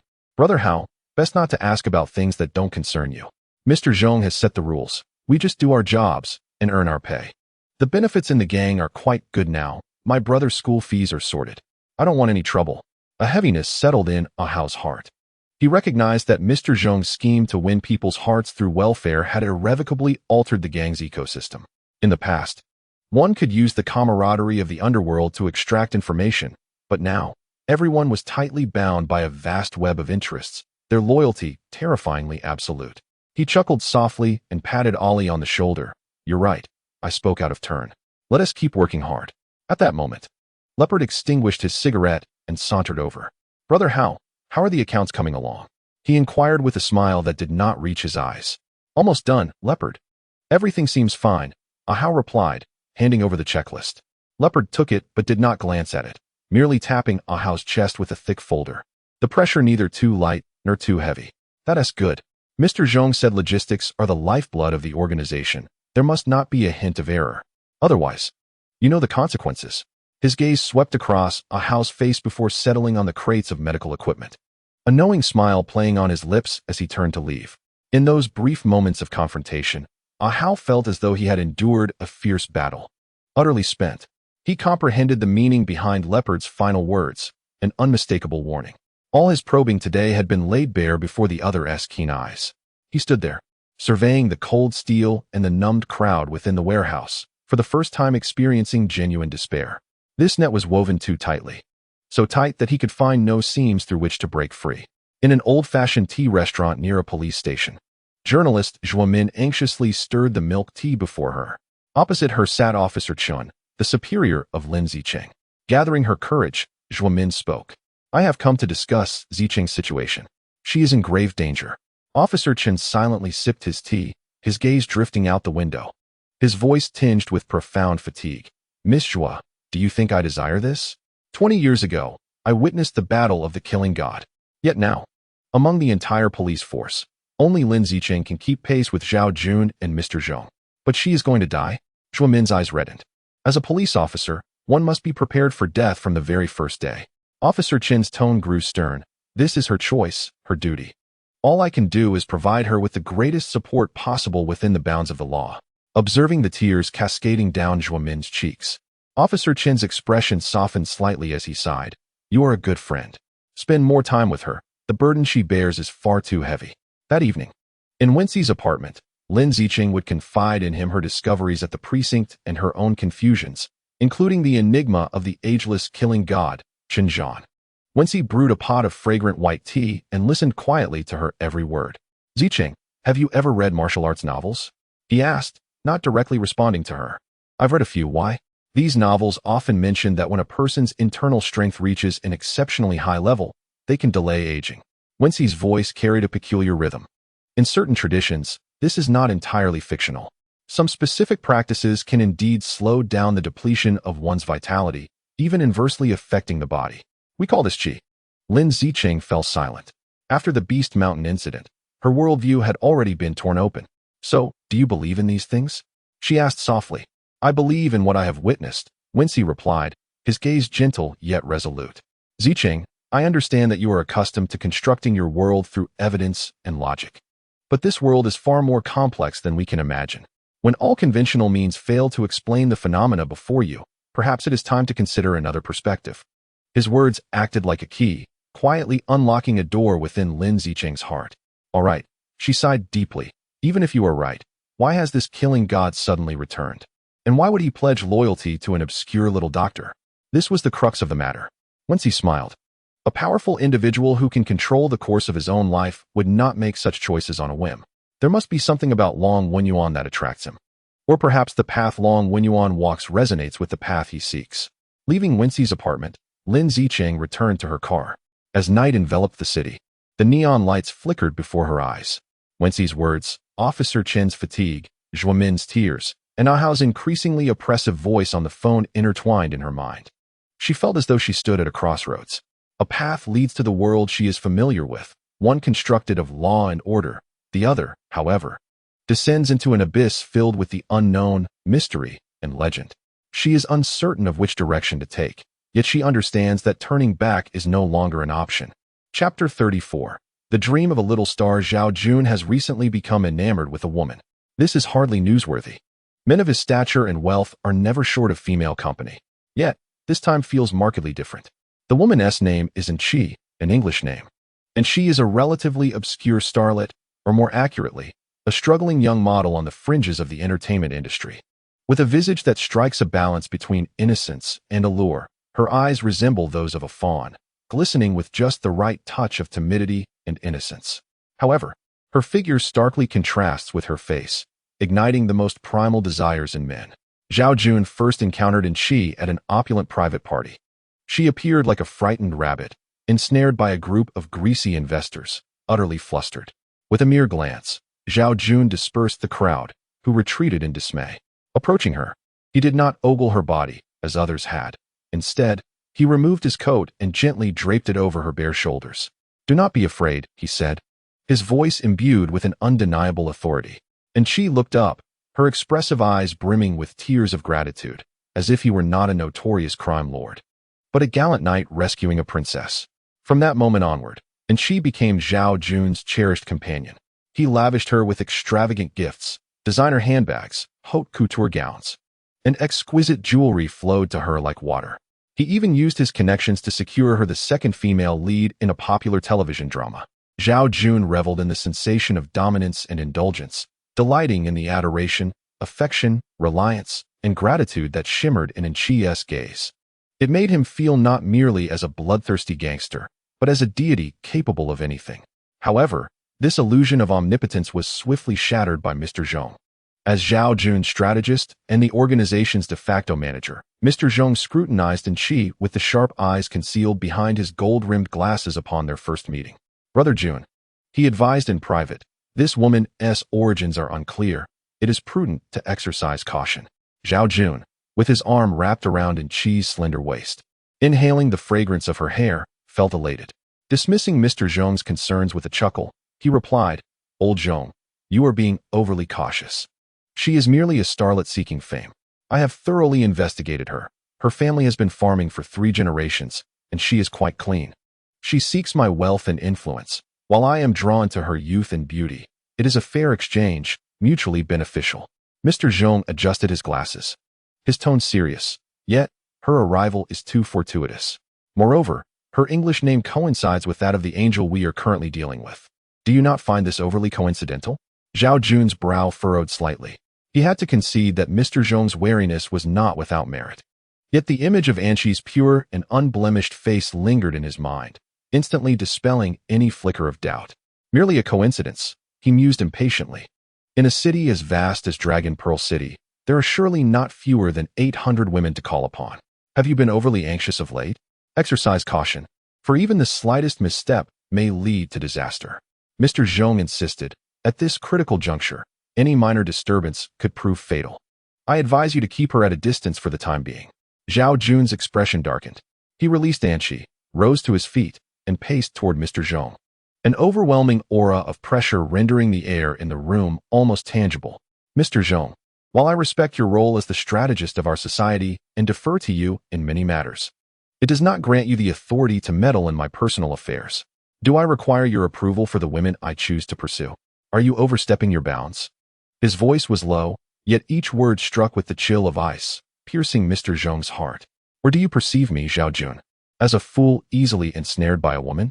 This was Zhao Jun's first occasion speaking to Mr. Zhong with such severity. Mr. Zhong's complexion paled slightly. He recognized he had touched Zhao Jun's sore spot. As the elder brother, Zhao Jun could tolerate Mr. Zhong's shrewdness in business and meticulousness in management. But he would not abide any challenge to his authority, particularly regarding his masculine pride. Mr. Zhong remained silent for a moment before ultimately opting to concede. He slightly bowed. "I was overly concerned. Your counsel is appreciated, Jun Ge." Watching Mr. Zhong's retreating figure, Zhao Jun scoffed, yet a sense of discontent lingered within him. He despised this feeling of being questioned. To affirm his stance in silence Mr. Zhong once and for all, he dispatched someone to discreetly investigate Wen Xi's background once more. The outcome was unchanged. Wen Xi's life story was as uncomplicated as a blank sheet of paper. Born in a poverty-stricken village on the outskirts of Dragon Pearl City, she had ventured to the metropolis, armed with striking beauty and a hint of restless ambition, dropping out of school at an early age. After years of grappling at the bottom, she had signed with a mediocre agency, appeared in inconsequential advertisements, and mingled in various social gatherings. Her sole aim being to grasp a vine that could elevate her to fame in a single leap. Like the myriad girls in this city who dreamed of stardom, she was ordinary, authentic, and brimming with desire for fame and fortune. Zhao Jun slammed the investigation report onto Mr. Zhong's desk. "Are you satisfied now, Mr.?" Zhong adjusted his glasses and meticulously reviewed the report. He lifted his gaze, his expression unreadable. "Since Jun Ge has confirmed this, I have no further remarks. However, I reiterate, Having her closely follow you remains a potential risk. Enough. Zhao Jun's fury reached its zenith. I will heed your counsel regarding the society's affairs, but I shall govern my own relationships. Should you utter another word, do not expect my continued goodwill. This time, Mr. Zhong did not persist. He nodded, gathered the reports from the desk, and turned to leave. Yet, in the instant he turned away, a flicker of barely perceptible concern and cold light flashed in his eyes. He understood that a perilous crack had begun to form in Zhao Jun's vessel. Simultaneously, this news reached Lin Zicheng through a Hao. In an abandoned warehouse on the outskirts of the city, a Hao, under the pretense of inspecting goods, dialed a number that had become second nature to him. Zhao Jun was now accompanied by a woman named Wen Xi, a petite model. His voice was hushed, almost a whisper, as he expressed his affection for her. They were inseparable. Mr. Zhong had quarreled with him over this matter. On the other end of the line, Lin Zicheng was in her office, troubled by a pile of case files concerning angels. Upon hearing this news, she immediately sat up straight. Wen Xi. She keenly seized upon this keyword. Indeed, a Hao confirmed, Mr. Zhong had his suspicions as well, but Zhao Jun had thoroughly investigated her and found no issues. Send me the background information, Lin Zicheng commanded. It has already been sent to your encrypted email. Zicheng, be cautious. I sense this woman is not as simple as she appears. A Hao's voice was laden with concern. Since the last incident at the warehouse, his position within the organization had grown increasingly precarious, each step feeling like walking on thin ice. Understood. Take care of yourself and refrain from any rash actions. Lin Zicheng hung up and promptly opened her email. Wen Xi's profile matched Zhao Jun's findings precisely. She presented the quintessential image of a gold digger, clear, straightforward, devoid of any dubious elements. Lin Zicheng even utilized the internal police system to cross-reference all her information. Yet the result remained one of innocence. She enlarged Wen Xi's photograph, scrutinizing it intently. The girl in the picture wore a radiant smile, her eyes bright and imbued with an innocent charm. Lin Zicheng struggled to reconcile this visage with that of the siren capable of inciting discord between Zhao Jun and Mr. Zhong. Too pristine. One's past cannot be so immaculate, particularly for a woman striving to survive at the fringes of society and the entertainment industry. Her history must surely harbor some blemishes, some unseemly compromises made in the name of survival. Yet, Wen Xi's history revealed nothing but poverty and hard work. This alone constituted the greatest suspicion. Leaning back in her chair, Lin Zicheng massaged her aching temples. Her intuition insisted that Wen Xi was undoubtedly a crucial piece in unraveling the angelic enigma. She recalled the words Wen Xi had once imparted regarding aura. A person's past and essence cannot be entirely concealed. They inevitably seep through in subtle ways. Perhaps she should seize an opportunity to personally meet this angel, Wen Xi, to discern what hidden essence she bore. A bold plan began to take shape in Lin Zicheng's mind. She recognized the inherent risks, should her intentions be unveiled. The consequences would be dire. Yet now, there was no turning back. Longzhou City was shrouded in the shadow of angels, and she must become the sword that pierces through the darkness. Chapter 35. The Lament of the Sewers. The opportunity soon presented itself in an unexpected manner. The television drama featuring Wen Xi was in the throes of intense filming at a production base in Longzhou City. The crew reported a theft to the authorities. What was stolen was not a valuable item, but rather a bespoke piece of prop jewelry, custom-made by a renowned designer, significant in the pivotal narrative and uniquely irreplaceable, the recreation of which would severely hinder the filming schedule. The case, though not grand, should have been handled by the local precinct. However, Lin Zicheng, citing the considerable monetary value and the potential involvement of a premeditated gang, took over the case directly from the Major Crimes Unit. She did not don her police uniform, but instead wore a sharp casual outfit, arriving at the set in an unremarkable private vehicle. At that moment, Wen Xi was seated in her dedicated luxury van, applying a facial mask while listening to her agent incessantly lament the disarray in the production team's management. Lin Zicheng's assistant knocked on the van's door. Miss Wen Xi, we are from the city's Major Crimes Unit and would like to inquire about the theft of a prop. Upon hearing the words Major Crimes Unit, the agent's face turned pale, and he hastily sought to take control of the situation.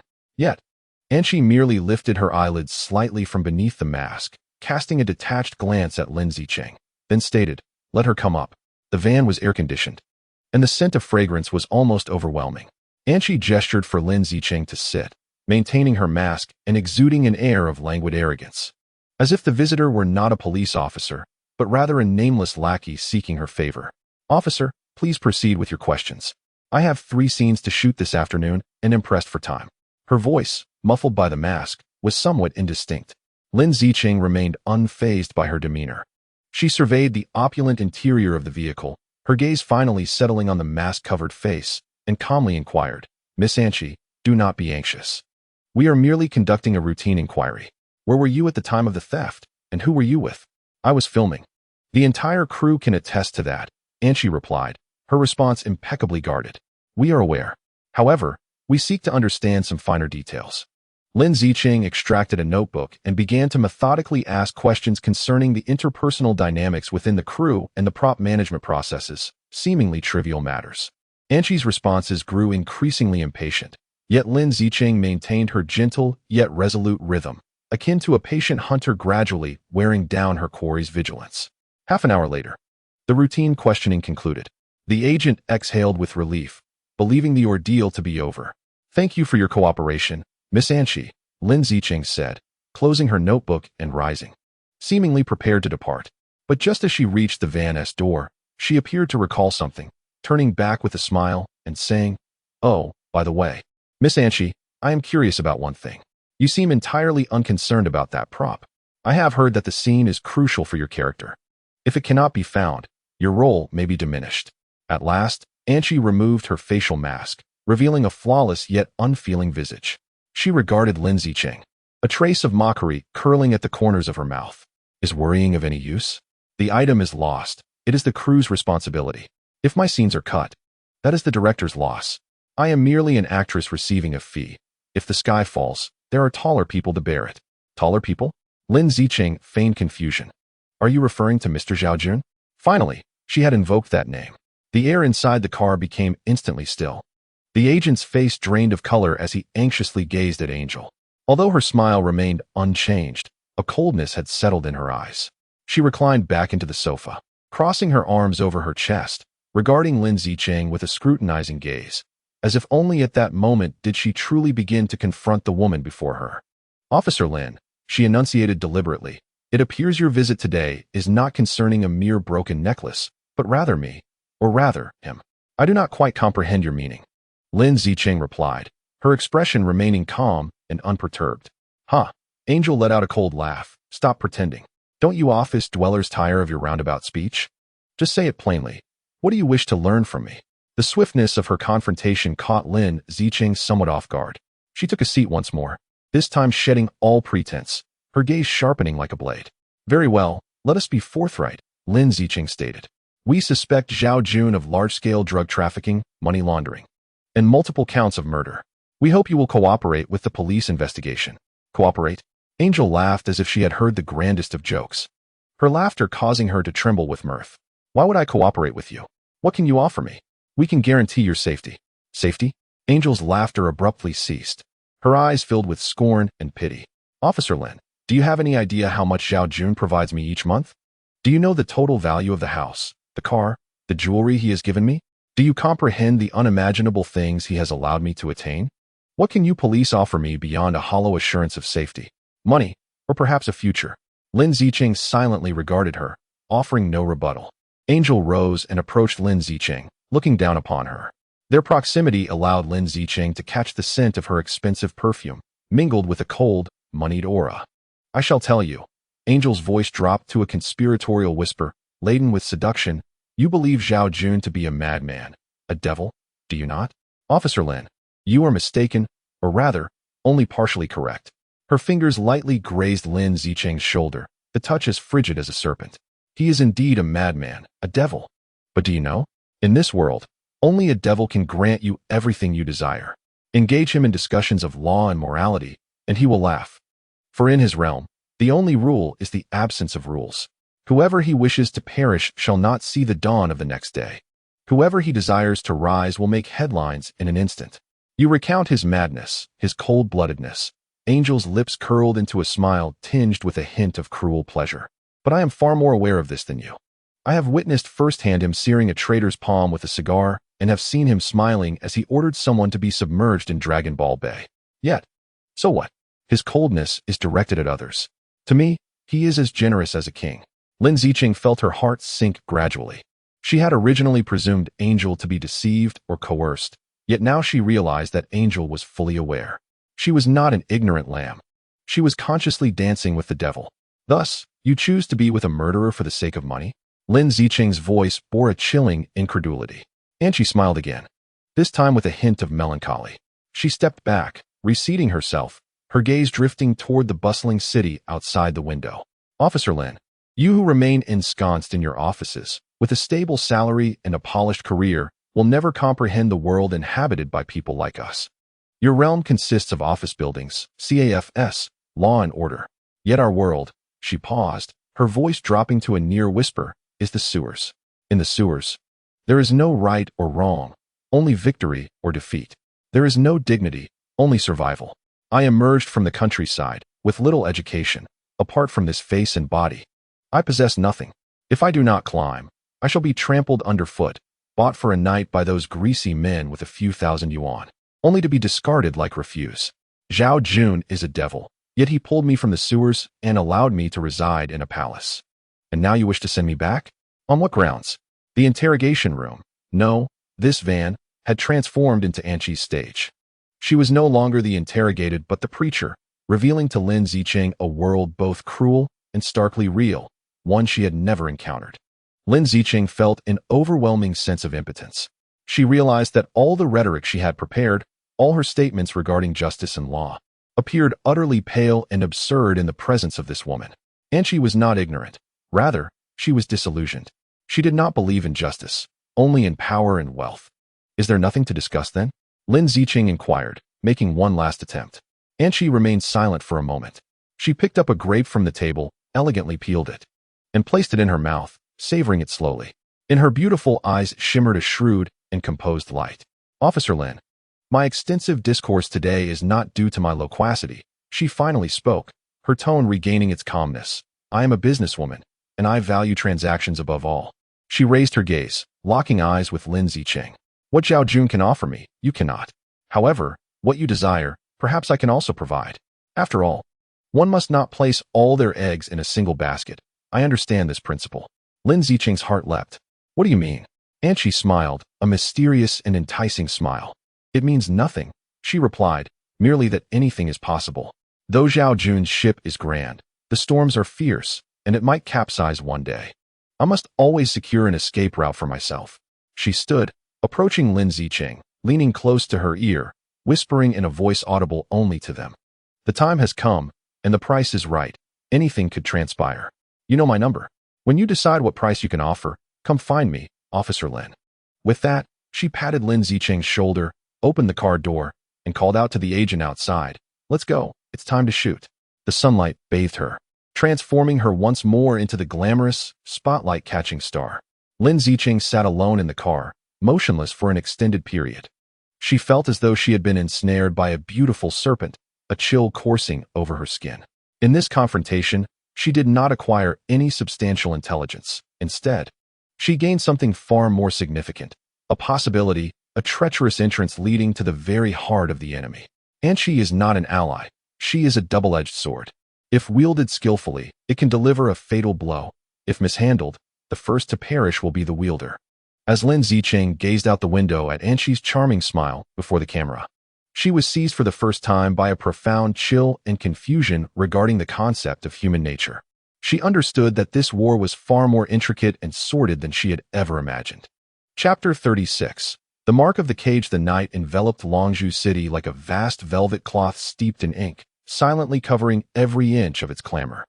On the terrace of a luxurious penthouse, the wind carried a hint of coolness, stirring the expensive silk robe that adorned Anqi.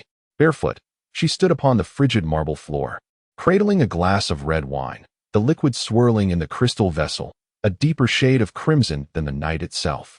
Behind her lay a resplendent living room, opulent as a palace, a lavish cage constructed by Zhao Jun's wealth, which she called home. Before her, the brilliant starry river of Longzhou City unfurled, a sea of lights from countless households stretching into the horizon. This was a vista she had once never dared to dream of. Her earlier conversation with Lin Zicheng on the film set felt like a stone cast into a serene lake, sending ripples through her heart at this moment. The words she had spoken and the expressions she had worn replayed endlessly in her mind after removing her mask. She was acutely aware that her performance was impeccable. The blend of disdain, contempt, and absolute clarity in her portrayal of a fallen woman was sufficient to astonish and immobilize anyone residing within an orderly world. She had successfully embodied a perfect, convincing embodiment of a devilish woman. Yet, only she knew that when she had condescendingly declared to Lin Zicheng that their world resembled a sewer, her heart had been painfully pierced. She tilted her head back and drained her glass of red wine. The spicy liquid coursed down her throat. Yet it could not suppress the familiar bitterness that surged from the depths of her heart. Her thoughts wandered back to her past, not mere memories, but a brand etched in her very bones, a perpetual, chilling nightmare lurking behind every glamorous day. Her homeland was a destitute village surrounding Longzhou City, a place unmarked on any map. In her memories, the sky was perpetually gray, the roads were muddy, and her parents endlessly quarreled due to their financial struggles. She could not recall having any proper toys. Her most profound childhood recollection was of hunger, a gnawing emptiness in her stomach that ignited a sense of panic. At the age of 14, she watched the glamorous stars on television, and for the first time, the thought of escape blossomed within her. She yearned to flee from that place, where even the air was saturated with despair, and to journey to Longzhou City, the fabled city paved with gold. She clambered onto a vegetable truck, jostling in the foul-smelling cargo hold for an entire day and night, until she finally arrived in this dream city. Yet, the first embrace Longzhou City offered her was cold. She found herself unable to secure employment, unable to afford housing, and resorted to sleeping beneath an overpass for 3 days, only to have her meager savings stolen entirely. It dawned upon her that the city's glamour held no connection to her existence. She felt akin to a mouse lost amidst a porcelain shop, out of place and subject to disdain. In her struggle for survival, she took to washing dishes in a restaurant. Her hands becoming red and raw, she became a low-paid distributor of flyers, enduring the scorching sun for an entire day, only to be met with her employer's disdain and wage cuts. During that time, she lived not as a human, but rather as a rat fighting for survival in the sewers, filthy, degraded, devoid of dignity. A turning point arrived on her 16th birthday. On that day, stricken by a high fever, she was cast out by a heartless foreman and curled up in an alley, convinced she was on the brink of death. It was then that a greasy talent scout discovered her, presenting her with a steaming bowl of beef noodles and an incomprehensible contract, ushering her into the hellish realm of the entertainment industry. She believed she would finally don beautiful garments and bask in the limelight. Yet, the reality was that she became a mere gift exchanged among lascivious investors, gluttonous directors, and producers with peculiar proclivities. Each banquet was a humiliating transaction. She learned to wear the sweetest smile while downing the harshest liquor. She became accustomed to enduring the repulsive hands that roamed her body. She adjusted to being summoned to hotel rooms in the dead of night, only to emerge the next morning with a handful of cash, dismissed like refuse. She grew numb, hardened. No longer did she weep, for tears yielded no sympathy, only more brutal violations. She locked away her soul, leaving behind a beautiful shell that could smile and knew how to please men, until she encountered Zhao Jun. This man was unlike any she had ever met. Others gazed at her with unbridled desire, while Zhao Jun regarded her as one would an exquisite piece of art. He rescued her from the clutches of those lecherous men, and then, with a more opulent and secure cage, he imprisoned her alone. He granted her everything she desired: wealth, status, fame, and the exhilaration of vengeance. With a mere word, he could ruin a director who had once tormented her. With a glance, he could bankrupt a wealthy man who had once objectified her. She reveled in this indulgence and bestowed power. She convinced herself that this was her true desire. She chose to dance with the devil, for the devil could lead her to heaven, even if the end of heaven was hell. But was she truly safe? Angel closed her eyes, and another face emerged in her mind: Mr. Zhong. The man always donned gold-rimmed glasses and impeccably tailored suits, resembling a university professor. Zhao Jun's henchmen feared his madness. Yet Angel knew that Zhao Jun was merely a capricious tyrant, while Mr. Zhong was the lethal serpent lurking in the depths. Each time Mr. Zhong looked at her, a chill coursed through her being. His gaze was not that of a man viewing a woman. It bore no desire, only a cold appraisal and scrutiny, like a butcher calculating when to send a pig to slaughter for maximum profit.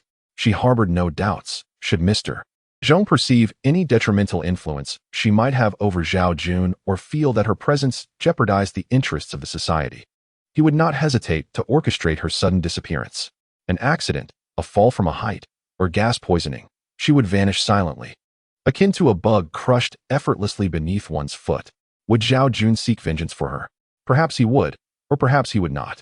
Yet, in Zhao Jun's heart, she, the canary, could never compare to Mr. Zhong, the strategist capable of devising plans and solidifying his reign. Contemplating this, a bone-chilling cold surged from her feet, rapidly enveloping her entire being.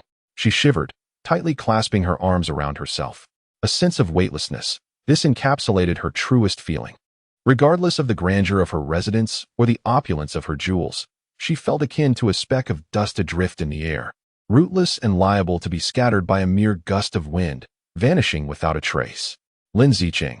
This name resurfaced in her mind once more. That woman was unlike anyone she had ever encountered. She was not beautiful, at least not in a way that could rival her own striking allure. She was not fragile. In fact, she possessed a certain fortitude. Yet, there was something within her that Anshi had never possessed and fervently longed for, a foundation. Her feet were firmly planted on the ground, her strength emanating from herself and the order and law she believed in. She required no one's approval. Her worth was defined solely by her own standards. Returning to her room, Anshi retrieved a nearly pristine laptop from a concealed corner beneath her bed. This was a secret preparation, one she had never utilized under her own identity. She powered on the device and connected to an anonymous network, hesitating for a moment before typing Lin Zicheng into the search bar. The screen illuminated with a multitude of information, official announcements, and news reports. She beheld photographs of Lin Zicheng at various crime scenes, her expression grave and her gaze focused. She observed Lin Zicheng's remarks at press conferences, sharp and logically coherent. She even stumbled upon some gossip columns dubbing her the tireless warrior of the police force, who could go days without rest in pursuit of justice. And she read through each entry, witnessing the narrative of a woman's struggle, a starkly contrasting tale of a woman who carved her path in another realm through her own intellect and toil. She felt envy, jealousy, and even a glimmer of hope. Lin Zicheng embodied an alternative possibility, a life unshackled from dependence on men, thriving with strength and dignity without compromising oneself. The moment had arrived. The price was right. Anything could transpire. She gained new insight into the phrase she had uttered during the day, a mere cunning businessman's ploy to secure her own fallback. Yet now, it resonated as a faint call from the abyss, a whisper toward the light. And she closed the laptop, her pale and bewildered visage reflected on the screen. She remained ensnared within Zhao Jun's cage. However, today, she glimpsed a key outside the bars. She was yet uncertain whether that key led to rebirth or another snare. But she knew she could no longer afford to remain passive. She must find a genuine path for herself. Chapter 37. The Medical Way. The Xingyi Society, a venerable establishment in Longzhou City that has stood for nearly a century, is undergoing an unprecedented and transformative operation. The lead surgeon is Long Wenyuan, with the infamous Chun Zhan wielding the scalpel. Within the main hall, the scent of sandalwood lingers, and the atmosphere is solemn.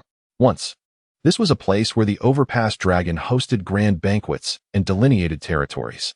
Now, it resembles a military command center. At the heart of the hall, instead of a statue of Guangdong, lies an enormous map of Longzhou City, adorned with a myriad of markings in various colors. Long Wenyuan, clad in a simple white shirt with sleeves rolled to his elbows, is elucidating something before the map. His voice is soft and his tone measured, akin to a lecture in a university classroom.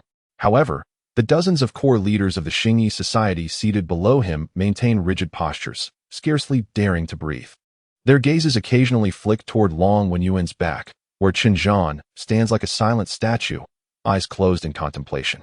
He utters not a word, yet his presence exudes an undeniable authority. Any doubts regarding Long Wenyuan must first weigh the consequences of incurring the wrath of this legendary assassin. Following the thunderous upheaval, the underworld of Longzhou City has encountered an eerie tranquility. Long Wenyuan's inaugural command was to temporarily convert all halls, nightclubs, and mahjong parlors into makeshift clinics for the reception and treatment of the wounded. He personally led efforts, irrespective of faction, to tend to all those injured in this bloody reshuffle. This act of benevolence swiftly garnered him immense acclaim and quelled the restless sentiments within the Xingyi society, stirred by the demise of the overpass dragon. Thus, he deftly secured the allegiance of the people. Now that the rescue operations have concluded, the gang must return to normalcy. However, the question of which path to take has become paramount. Brother Yen, spoke an elder known as Uncle Bao, who sports a goatee and oversees several entertainment venues in the western part of the city. His tone was respectful, yet his words were sharp. Our brothers need sustenance. The society's expenses are considerable.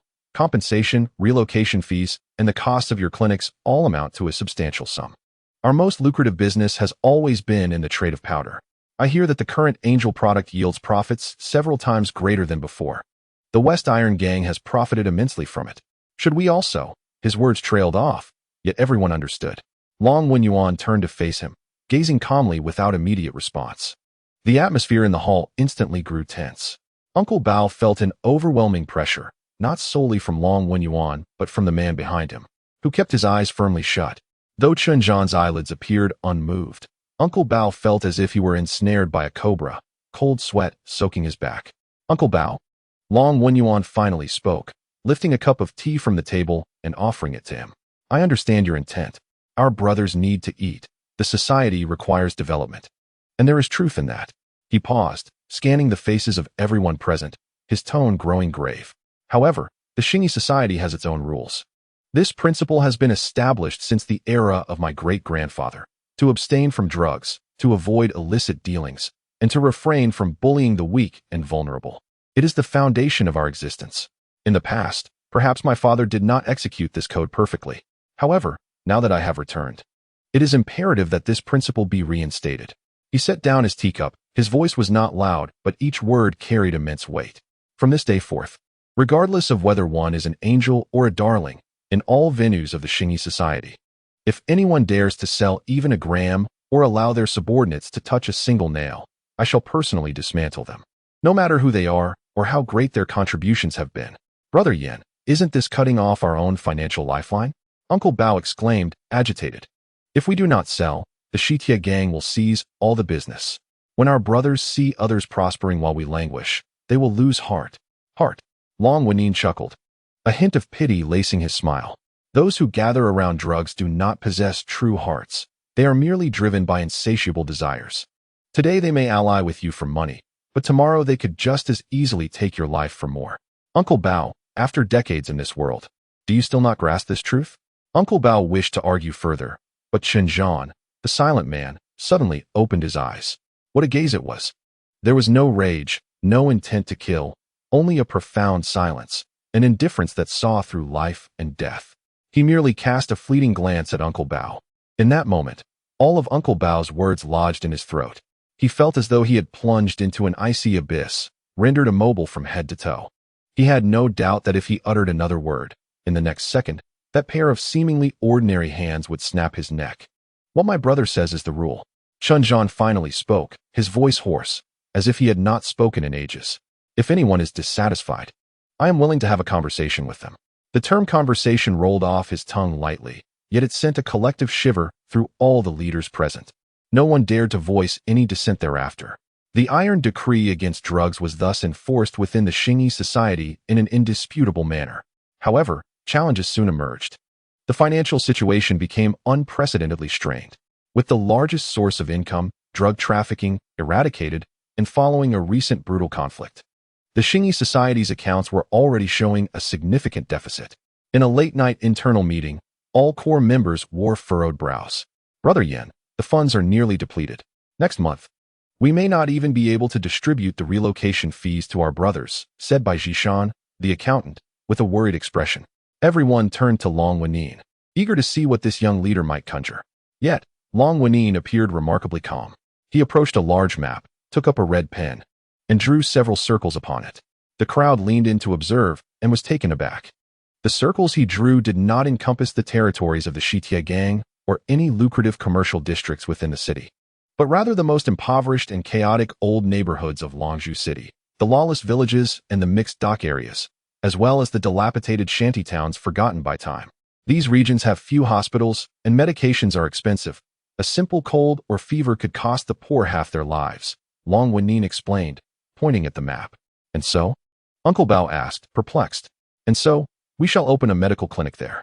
Long Wenyin articulated a plan that left everyone astounded. Open a clinic? Bai Zhishan thought he had misheard. Brother Yen, we are a society, not a charity. How much can we earn treating those impoverished souls? This is not philanthropy. It is commerce. It is also a means of paving the way, Long Wenyin replied, his eyes gleaming with a wisdom that belied his years. We shall establish a neighborhood clinic, catering only to minor ailments such as headaches and sprains. We will charge a mere 10 yuan per patient. As for the medication, we will procure it directly from the manufacturers through our association's channels, selling it at cost price. Our aim is not to amass great wealth, but to operate on thin margins with high volume, ensuring a steady cash flow for our society. Observing the puzzled expressions around him, he continued, more importantly, we must win back the people's trust. While the Western Iron Gang employs drugs to manipulate the populace, that is the path of darkness. We will garner their hearts through benevolence, and that is the true way to power. Consider this. If we open a clinic in a community and successfully treat their family members at half the price of others, who will they trust? Us, or those who extort protection fees and peddle narcotics? When the entire community places their faith in us, that area will genuinely become our territory, a realm far more stable than one seized by force. His words left the rough and tumble crowd in a haze. Yet a sense of undeniable logic resonated within them. The first clinic, Xingyi Medical Center, opened on the most dilapidated street of Jiqing. There were no firecrackers, no ribbon-cutting ceremonies, just a simple wooden sign. The attending physician was none other than Long Wenyin himself, while the nurses, pharmacists, and orderlies were all brothers from the Xingyi society. They had exchanged their black suits for white coats, their dragon and tiger tattoos visible beneath the fabric, awkwardly greeting each patient with a warm welcome. Initially, the locals were too frightened to enter. A society that did not collect protection fees nor operate gambling dens had instead opened a clinic. Many assumed it must be a new scam. That was until an elderly woman, known as Granny Wang, desperate for help when her grandson developed a high fever in the middle of the night, decided to give the clinic a chance. Long Wenyin personally diagnosed the child, prescribed medication, and worked tirelessly through the night, ultimately bringing the fever down. The next day, when it came time to settle the bill, the total was a mere 20 yuan. Granny Wang could hardly believe it. In a large hospital, she would have needed at least 1,000 yuan to receive such care. The word spread like wildfire throughout Jiqing. Have you heard? The new leader of the Xingyi society is a miraculous healer. His fees are almost as if he is giving it away, and his demeanor is more pleasant than that of specialists at major hospitals. The once feared gangsters were now courteous, even helping the elderly cross the street. As the news spread, more and more people entered the clinic, initially with skepticism, but they left filled with gratitude and trust. For the first time, a line formed outside the clinic, and those who had once been avoided by residents transformed into good Samaritans, maintaining order, assisting neighbors with their burdens, and even changing light bulbs. Long Wenyuan and his Xingyi society are transforming the most impoverished ecological landscape of Dragon Ball City in an unprecedented manner. As night falls and the clinic closes, Shenzhen quietly tidies up, meticulously disinfecting and returning the acupuncture needles and gauze he used during the day. His movements as deft as a professional caregiver. Observing the tranquil streets outside, Long Wenyuan softly remarks, "Zhanggu, you have worked hard."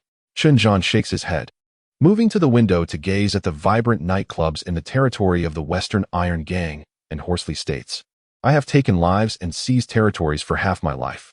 I never imagined that territory could be claimed in such a manner. What is seized with blades and guns breeds fear. What is earned through the hearts of men fosters reverence." Long Wenyuan reflects, Zhao Jun's path appears formidable, yet it is, in truth, exceedingly fragile. The empire built on wealth and drugs is akin to a castle upon the sand, swept away by a single wave. Our mission is to embed our roots into every brick of this city. Shenzhen remains silent for a considerable time before nodding. For the first time, a flicker of distinct brilliance ignites in his once dull eyes. He gazes at Long Wenyuan's silhouette, seemingly witnessing a glimmer of something that even the old dragon head he pledged his life to 2 decades ago had never possessed. That essence is known as hope. Chapter 38. Ghost Shadow in the Deep of Night. As the city's clamor gradually settles, leaving only the distant murmur of traffic and the wind whispering through towering buildings, The headquarters of the Cine Society remains brilliantly illuminated. This place has long shed its former guise. The scents of smoke, alcohol, and cheap perfume have been replaced by the subtle aroma of disinfectant and traditional Chinese herbs. In the corridors, the men who once strode bare-chested, adorned with tattoos of dragons and tigers, now predominantly don tidy uniforms, moving briskly, their brows less furrowed with past hostility, infused instead with a mixture of uncertainty and anticipation for the future. Long Wenyuan's office occupies the top floor, offering a panoramic view of the city's nightscape. He refrains from turning on the main lights, opting instead for a single warm desk lamp, its gentle glow illuminating a stack of documents before him. These are the financial statements of a community clinic, the lines within narrating the most authentic accounts of daily sustenance, the agony and recovery of patients. His fingers glide tenderly over the numbers, his gaze focused and serene, as if he were reading a poem about rebirth. The office door opens soundlessly, revealing a towering figure that fills the doorway, akin to an iron tower. He makes no sound, standing silently, resembling a statue of stillness, contrasting yet curiously harmonious with the surrounding tranquility. It is the god of death. Long Wenyuan does not lift his gaze, as if he possesses eyes at the back of his head, and speaks gently. "Please, take a seat, Asha. You haven't tea rested yet at this late hour?" Asha steps inside, his heavy military boots barely making a sound on the soft carpet. He sits upright on the sofa opposite Long Wenyuan. His posture is straight as a sword poised for action. He does not touch the tea on the table, his eyes piercing through the dim light, resting upon Long Wenyuan's profile. "Chairman," his voice rasps deeply, akin to the friction of rough stones. "When shall we exact our vengeance on the Iron West gang?" His words were direct, devoid of any preamble, infused with a sanguine quality that swiftly tore asunder the tranquil atmosphere of the office. The warmth surrounding the clinic, the community, and the new beginnings seemed to retreat in the face of that single word, vengeance. Long Wenyuan finally lifted his gaze from the documents, meticulously closed the report, and set it aside before turning towards the god of death, his eyes clear and profound. "I believe what we are currently engaged in is revenge." The god of death furrowed his dark, ink-like brows, his expression revealing confusion. "These clinics?" "Indeed," Long Wenyuan affirmed with a nod, rising to approach the expansive floor-to-ceiling window, gazing out at the myriad lights of the city. "Tell me, Asha, what does Zhao Jun fear the most?" Without hesitation, the god of death replied, "He fears death." "No," Long Wenyuan countered, his voice resonating distinctly in the stillness of the night. "A man like him fears more the loss of all that he currently possesses, power, wealth, and the illusory empire built upon them. If we were to kill him outright, it would be a swift end. But if we were to undermine the very soil upon which he thrives, allowing the foundations of his empire to decay, causing him to plummet from his lofty heights and become a pariah in the eyes of the masses, that would be 1,000-fold more agonizing than mere death." He turned to face the god of death, wisdom gleaming in his eyes. "We shall establish clinics to win the hearts of the people, enabling those who once relied upon and feared Zhao Jun to discover that they have better options. We are uprooting him, Asha. This is the first and most crucial step towards vengeance." The god of death fell silent. He was a pure warrior, a deity of execution, existing in a world of black and white, where enemies ought to be vanquished in the most straightforward manner. The battle Long Wenyuan described was an approach he had never encountered, a silent, yet seemingly more lethal form of combat. After a prolonged silence, he finally spoke. "I understand. However, those who directly harmed the former president and our brethren must pay with blood." His tone left no room for debate. It was the foundation of his dignity and honor as a warrior. Of course, Long Wenyuan resumed his seat, leaning slightly forward, his demeanor shifting as if he had transformed from a benevolent healer into a master strategist. "I have never forgotten a single drop of blood. Allow me to show you something." He retrieved a tablet from his drawer, unlocked it, and slid it before the god of death. The screen displayed not documents, but a complex web of interpersonal connections. At the center was a grotesque image of Zhao Jun. Numerous lines radiated from him, connecting various names and faces. However, the most striking feature was a thick, blood-red arrow extending from the top of Zhao Jun's head, pointing southward towards a region on the map labeled South America. "Zhao Jun is but a pawn, a mere knife thrust into the limelight," Long Wenyuan stated, his finger indicating the South American region. "The true threat lies in the hands that wield the knife." Zhao Jun's current standing is not a result of his own merit, but rather the ceaseless support from the vast drug empire in South America. They provided angels, supplied funding, and armed Zhao Jun, transforming him into a rabid dog to carve out a market in China for them. If we merely eliminate Zhao Jun, they will swiftly support a second and third Zhao Jun. At that point, we shall face an endless array of troubles. The god of death's pupils abruptly constricted as he fixated on the map, his gaze sharpening with unparalleled intensity. He comprehended, fully grasped, Long Wenyan's scheme. This was no mere vendetta, it was a war. The chairman's intent was clear: eradicate the roots. Long Wenyan articulated deliberately, stating that our mission extended beyond the mere assassination of Zhao Jun. We must sever the dark hand behind him completely. Thus, our battlefield cannot be confined to this city. It must extend to South America. A profound silence enveloped the office. The god of death felt his blood warming, a long-lost thrill in the face of genuine challenge. He had once believed that avenging the old chairman would entail grand skirmishes and assassinations. Yet, he had not anticipated the vastness of Long Wenyan's vision. This was the true path of a sovereign, winning hearts with virtue and employing thunderous methods to eradicate the roots of illness. What must I do? The god of death's voice was no longer merely hoarse but trembled with a quiver, an instinctive reaction akin to a beast scenting blood. To venture to South America and confront a mature criminal empire head-on was unfeasible. We require intelligence, infiltration, someone who can silently and invisibly penetrate the heart of the enemy. Long Wenyan remarked as he observed the god of death. In an instant, the god of death comprehended Long Wenyan's implication. In terms of charging into battle, he was undoubtedly capable.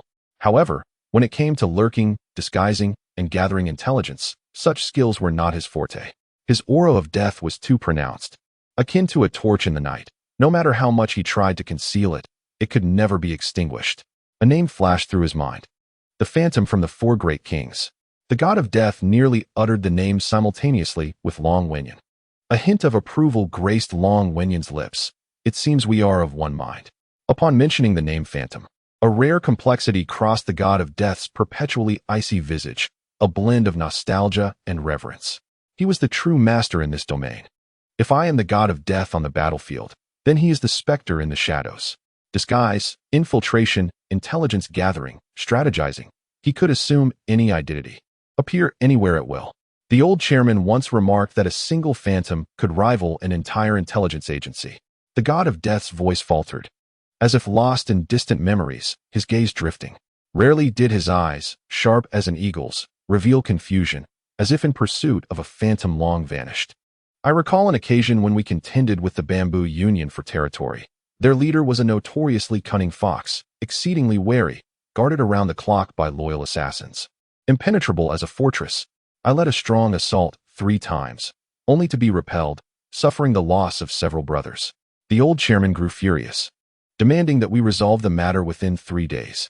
The voice of the assassin lowered instinctively, as if wary of disturbing some memory. Just as we found ourselves at a loss, the shadow spoke up, expressing his intent to give it a try. None of us paid him any heed, assuming he merely sought to gauge the situation. He ventured out alone, and within a day, he returned. The following evening, the leader of the Bamboo Union succumbed to a heart attack in his private chamber. The police could find no evidence of foul play, no signs of poisoning, and the surveillance footage revealed no outsiders had entered his villa that night. Long Wenyuan listened intently, refraining from interjecting. It was later revealed, as the assassin continued, his tone imbued with an ineffable shock that remains incomprehensible to this day, that the shadow had somehow disguised himself as a gardener a month in advance. Infiltrating the lair of that cunning old fox, he meticulously observed all of the old fox's habits, aware of his severe heart condition that required timely medication. On that fateful day, he simply swapped the old fox's prescribed pills with identical-looking vitamin tablets. It was that straightforward, without a single confrontation.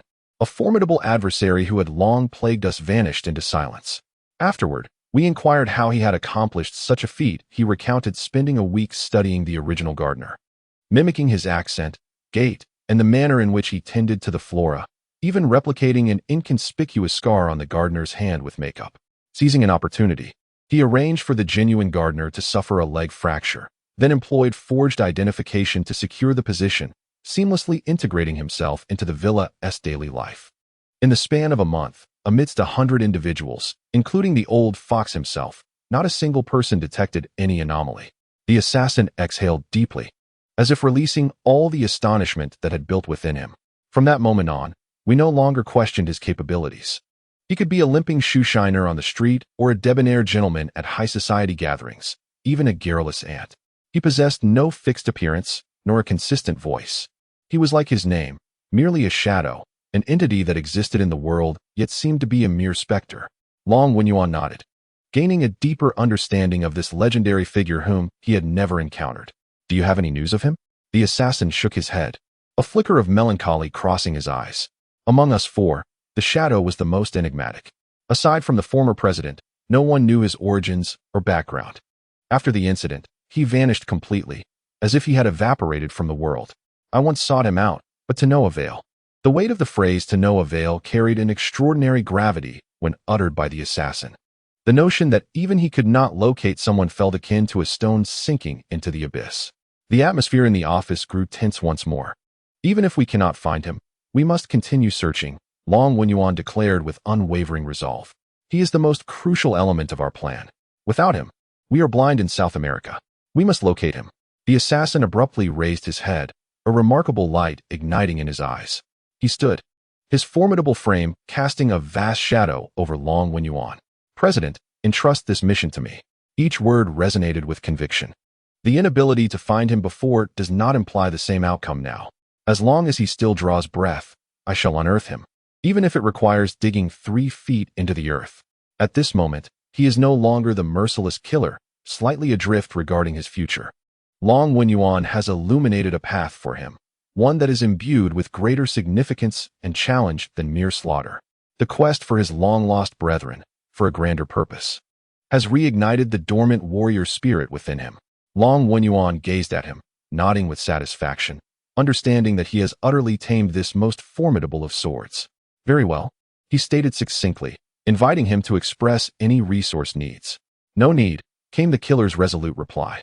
Finding people is my private affair, a matter between brothers. I shall proceed in my own manner. With that, he offered a slight bow to Long Wenyuan.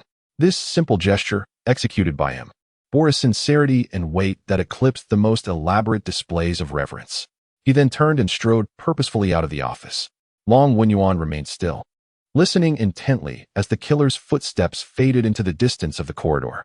He returned to the window, gazing into the deepening night, his gaze seemingly penetrating endless space towards the distant southern continent. There, a new storm was quietly brewing, and he had already set the first pivotal piece into motion. The night grew darker still.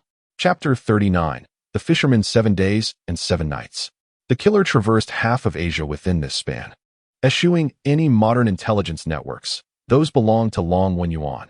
His search for the ghost shadow was a personal endeavor befitting one of the 4 great kings. He employed the most ancient and primal methods to trace the long-broken threads, visiting those who had long since obscured their identities, akin to a dogged hound, following the faintest musty scent lingering in the air. He journeyed southward. Ultimately, he arrived here, a fishing village in South Asia, nearly unmarked on the map.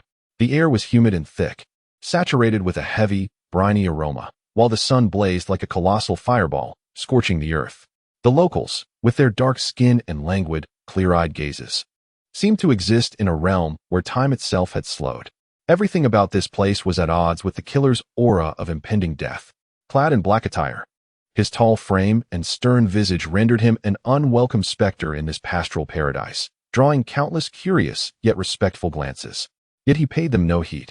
His focus was fixed upon a solitary rock by the sea. There sat a figure, adorned with a weathered straw hat, dressed in a faded linen shirt and shorts, barefoot, with a fishing basket at his feet. He grasped a rudimentary bamboo fishing rod, the line dangling motionless in the emerald waters. He sat there quietly, as if he had melded into the rock and the sea, becoming one with the landscape. He appeared to be just another ordinary fisherman from the village, unremarkable, gaunt, perhaps even somewhat destitute. Yet the killer knew that he was the ghost shadow. The passage of 20 years seemed to have left little mark upon him, yet it had transformed him entirely. Once, there was a man who traversed the shadows, his every glance imbued with a hint of malevolence. Now, he stands sun-kissed and darkened, his gaze as tranquil as a still pond. The god of death approached step by deliberate step, his heavy military boots sinking into the soft sand, producing a muffled rustling sound that resonated clearly amidst the crashing waves. He arrived beneath the rocky outcrop, remaining silent, simply standing still. The phantom did not turn, nor did he even stir his fishing rod. It was as if he had not heard the weighty footsteps, or perhaps he had long since known who approached. Thus, one stood and the other sat, one cloaked in shadow, the other basking in sunlight.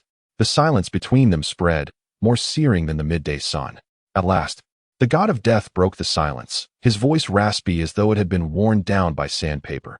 I have sought you for a long time. The phantom finally displayed a flicker of reaction. He tugged at his fishing rod, finding it unresponsive, then replied in a near impassive tone, thick with local accent, "Then you have mistaken the person. I am merely a fisherman." His voice was devoid of emotion, flat and unremarkable. "Your disguise remains impeccably seamless," the god of death stated, his tone unwavering, as if declaring an undeniable truth. "Yet you cannot deceive me. We have borne arms together, shared drinks, and buried our brothers. I would recognize your bones, even turn to ash." The phantom fell silent once more. A sea breeze lifted the frayed edges of his straw hat, revealing eyes as calm as a deep well. He gazed out at the ocean and murmured, "Those are matters of a past life. The people of that life have long since perished. The former president has also passed away." The god of death's voice suddenly deepened, like a boulder plunging into a placid lake. He was slain by Zhao Jun and the Shitia gang, a brutal death.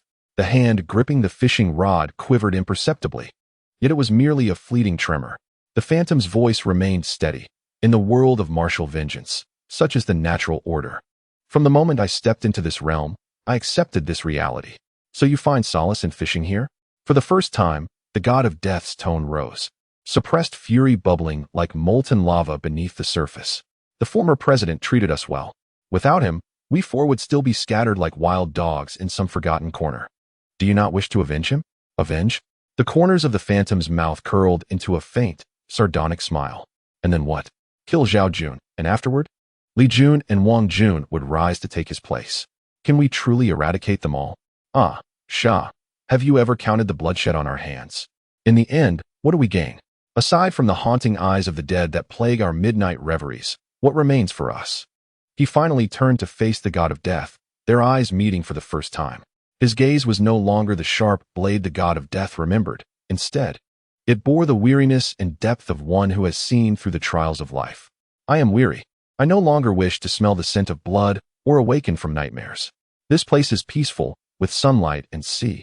It is simple, and I find great pleasure in it. Long Wen Yuan has returned." The god of death disregarded his words, casting forth a bombshell.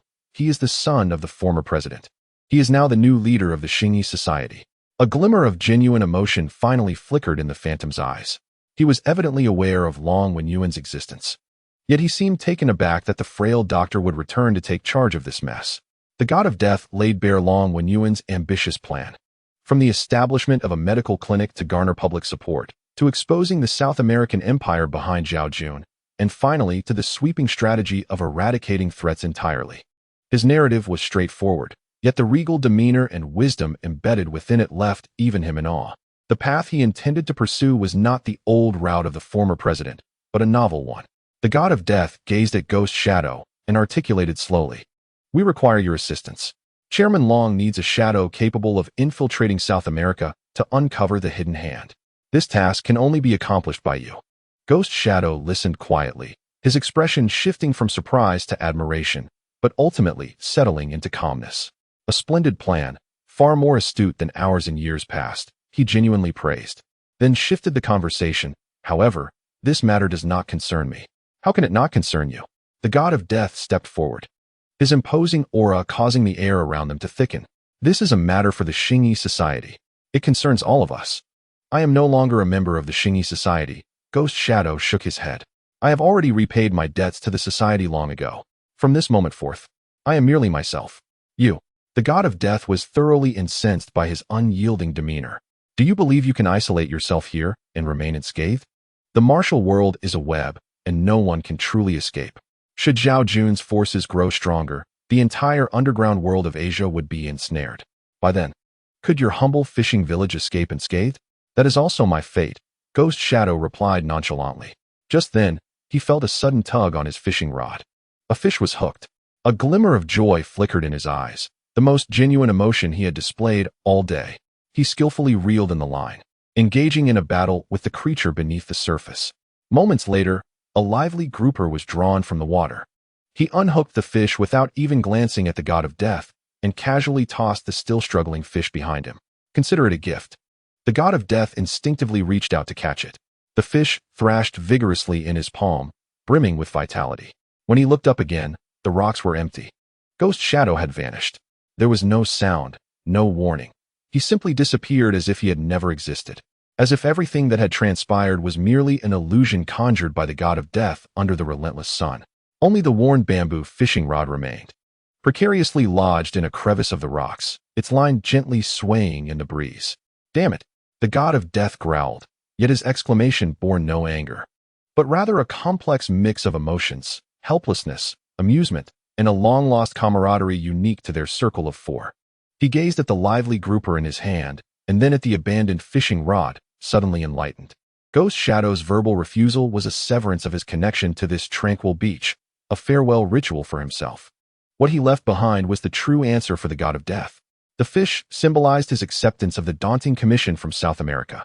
The abandoned fishing rod signifies his complete departure from the identity of a fisherman, allowing him to revert to the shadowy specter he once was. This is his essence, never fully articulating his thoughts, always opting for actions over promises. The god of killing stood steadfast against the sea breeze, methodically consuming the still wriggling fish, each bite serving as both sustenance and a silent ritual, signifying his acceptance of a brother's vow. Upon finishing the last morsel, he cast the fish bones into the ocean, then stooped to retrieve the forsaken rod. Without hesitation, he turned and strode purposefully towards the path back, bathed in the golden glow of the setting sun. His steps were steady and resolute. His journey had begun with a quest, and now he returned in triumph. He understood that the specter had consented. From this moment forth, the specter would once again evaporate from this realm, only to re-emerge upon seizing the great fish of South America. The god of killing's task was complete. He would return to inform Long Wenin that the most vital piece had descended to the depths of the chessboard. Chapter 40. Eye contact as night fell. The neon lights of Longzhou City flickered to life, painting the sky in resplendent shades of crimson and purple. The night bar, perched atop a bustling commercial skyscraper in Central, stood in stark contrast to the clamor below. It exuded tranquility and elegance. The vast floor-to-ceiling windows framed a dazzling urban nightscape, while the air was infused with the languorous strains of jazz and the subtle aroma of fine whiskey. Lin Zicheng, Zhuamin, and when she chose a cozy booth by the window. To be honest, I still feel as if I am dreaming. Zhuamin swirled the amber liquid in her glass, her expression a blend of excitement and absurdity typical of a journalist. The Yixing Society, a century-old gang, has actually washed its hands of crime and embarked on a path of healing? Is the next step to run for community representative or be named one of the top 10 outstanding youths by year's end? Her tone brimmed with jest, eliciting a faint smile from Lin Zicheng. The tension that had gripped her for days began to dissipate in the presence of friends and the influence of alcohol. I find it quite unremarkable, when she interjected slowly, his gaze fixed on the vibrant night view outside, as if critiquing an artwork unrelated to him. Any organization that endures for a century derives its vitality from its original form.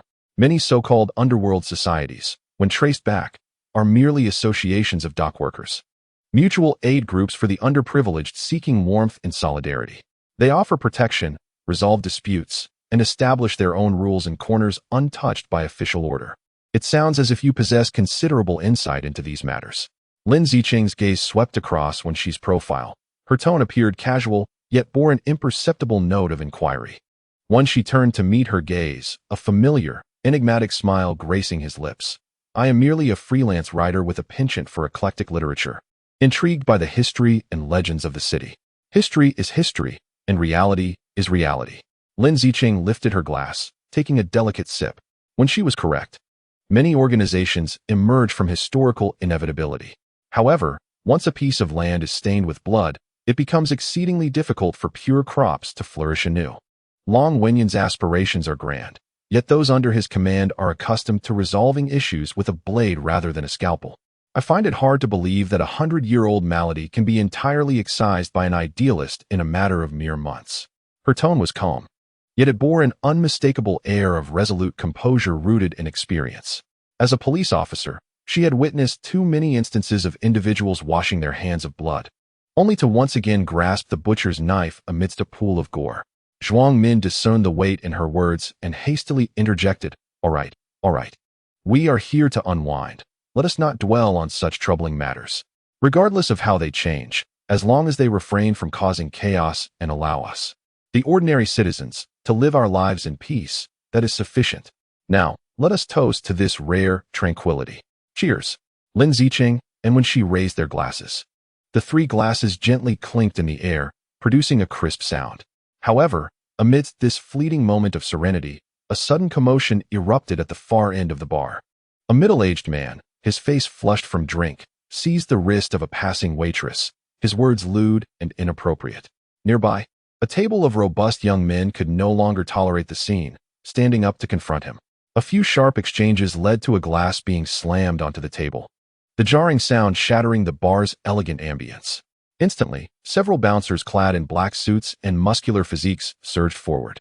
They offered no words of mediation, but rather forcefully shoved the young men towards the exit, cursing vehemently, their actions brutish, clearly aiming to clear the area with the most direct form of violence. The chaos escalated further, the shoving devolving into a brawl, the shrieks of women intertwining with the curses of men. Lin Zicheng's expression shifted in an instant.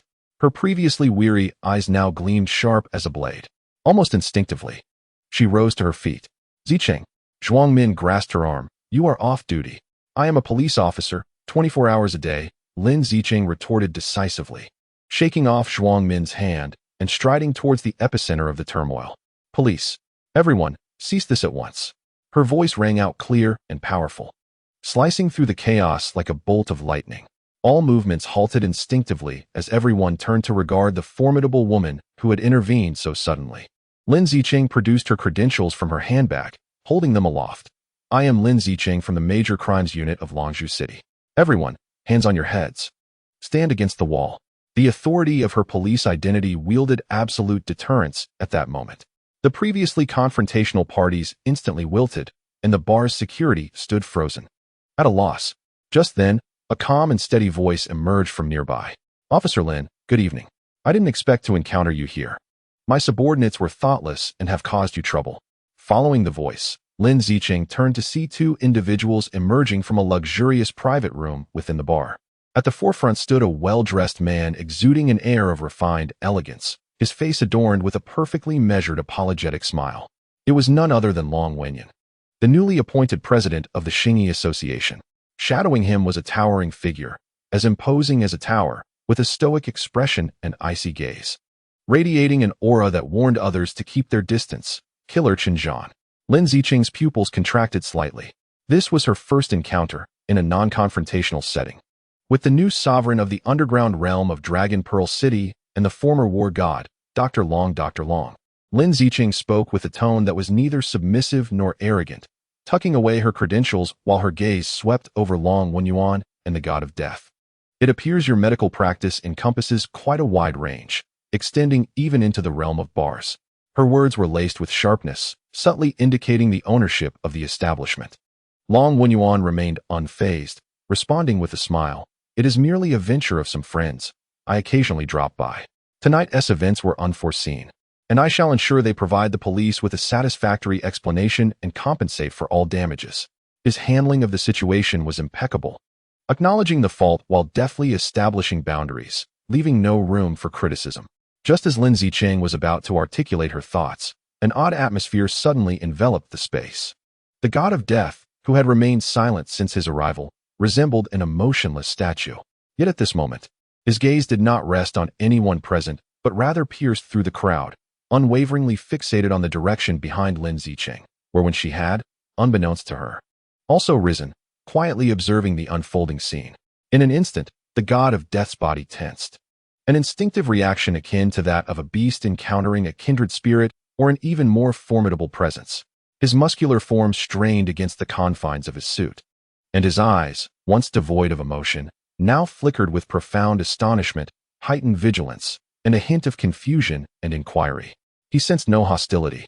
Yet he was acutely aware of an indescribable force that sent shivers through his very soul, an energy that transcended his understanding.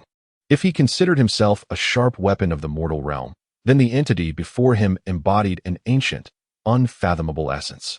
It was formless and intangible yet omnipresent, gentle yet brimming with the power capable of upending the world. Simultaneously, Wen Xi too felt the piercing gaze directed at him, a gaze that seemed poised to penetrate his very being. He did not shy away. Instead, he met the god of death's eyes with a slight nod, his lips curling into an almost imperceptible smile, imbued with goodwill. It was not a challenge, but rather a greeting, akin to a deity acknowledging another divine presence encroaching upon its domain. This silent exchange transpired in the blink of an eye, yet Lin Zicheng's keen perception captured it all.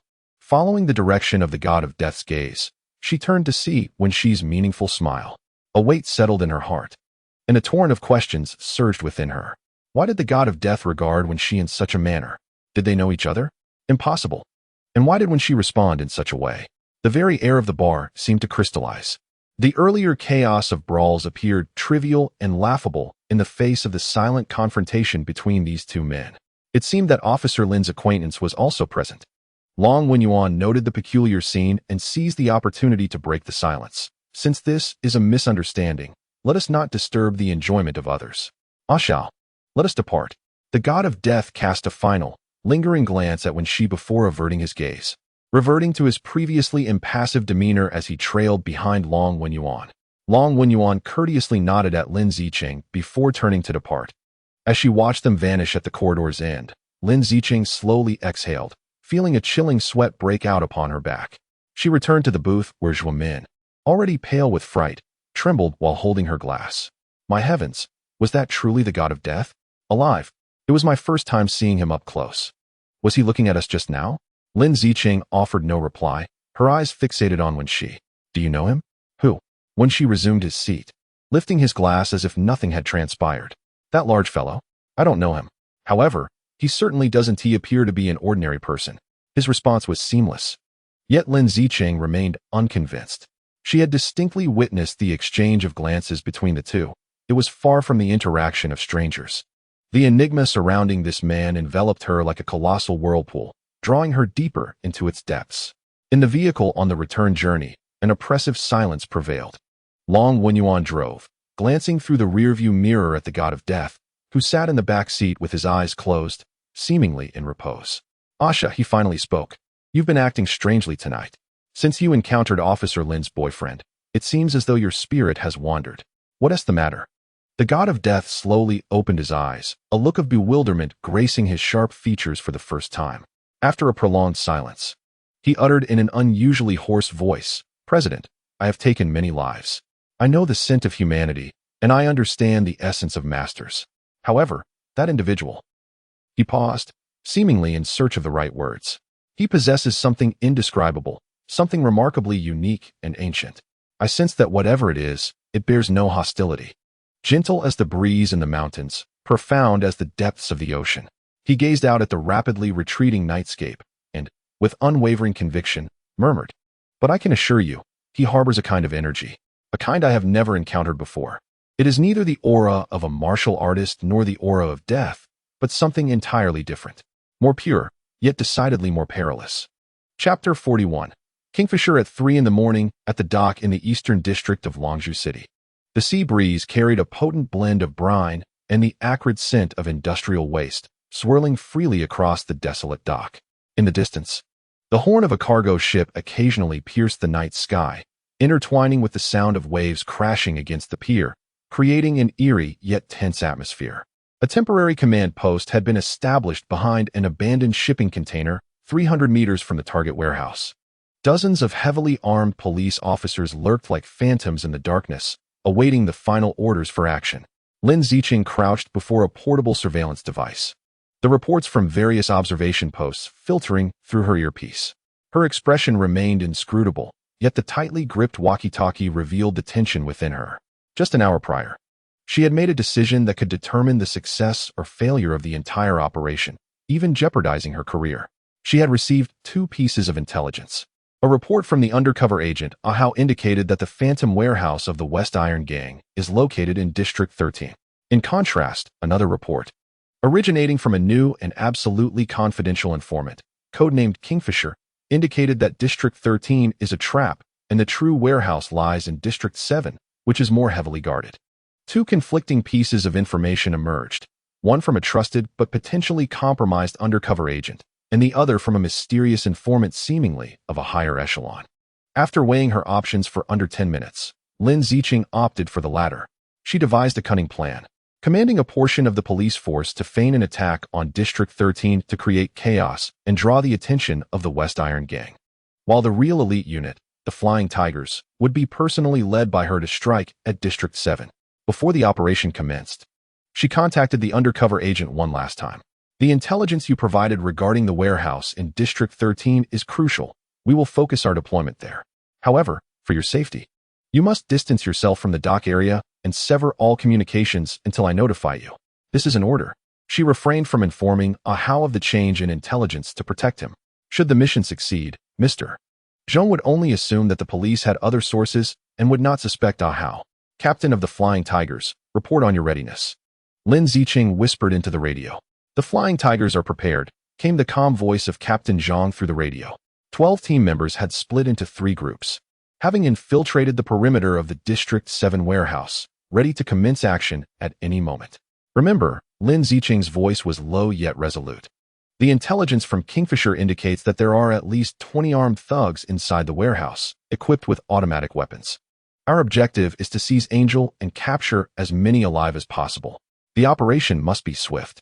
You must breach the door within 30 seconds after the gunfire from the feigned attack in District 13 begins. Understood. Lin Zicheng took a deep breath, glancing at her watch. The hands pointing to 3:30 a.m. Commenced the operation. Almost simultaneously, in the direction of the dock area, intense gunfire and explosions erupted. The feigned attack unit had engaged with the thugs lying in wait. Meanwhile, in District 7, silence reigned. Now, at Lin Zicheng's command, the Flying Tigers, positioned at various entrances of the warehouse, simultaneously detonated the directional breaching explosives. Boom, boom, boom. 3 resounding blasts echoed as the 3 entrances of the warehouse were blown open. Amidst the smoke and debris, the 12 Flying Tigers surged in like tigers descending from the mountains, forming a battle formation as they stormed into the interior of the warehouse. The warehouse was brightly lit, and the occupants were evidently taken aback by the sudden onslaught. Dozens of underlings hastily packaging drugs scattered in panic, while a dozen armed guards reacted swiftly, seeking cover and returning fire. Rat-a-tat-tat. The dense tongues of fire intertwined within the warehouse, bullets striking containers and sparking brilliantly. The Flying Tigers, well-trained, quickly utilized the terrain to establish a crossfire network, steadily advancing forward. Group 1. Suppress the left flank. Group 2. To the second floor. Group 3. Follow me. Zhang commanded loudly while accurately firing his automatic rifle. The battle was exceptionally fierce, though the marksmen of the Western Iron Gang are formidable.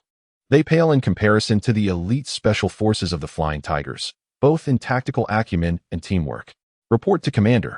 A substantial cache of Angel products has been discovered, right in the center of the warehouse, shouted a team member over the communications channel. Lin Zicheng's gaze was fixed intently on the surveillance screen, where at least 100 silver briefcases lay stacked. Protect the evidence, she commanded. At that moment, 2 bandits burst forth from a blind corner on the second floor, their AK-47s spewing flames as they unleashed a barrage from above. One Flying Tiger operative was caught off guard, struck in the thigh, and collapsed with a muffled groan. Another team member attempted to rush to his aid, but was grazed by a bullet on the arm. Sniper, Zhang roared. The police sniper, already positioned at a vantage point outside, swiftly zeroed in on the targets through the scope. Bang, bang. With 2 crisp shots, the 2 assailants on the second floor fell lifelessly. The tide of battle had turned. With their firepower compromised, the remaining bandits in the warehouse descended into chaos. Within 5 minutes, all resistance was quashed. Of the 23 bandits, 17 were captured alive, and 6 were neutralized. The scene is secured. Repeat, the scene is secured. Zhang's voice, tinged with fatigue, was also laced with exhilaration. Lin Zicheng's taut body finally relaxed as she leaned against the container wall, only then realizing her back was drenched in cold sweat.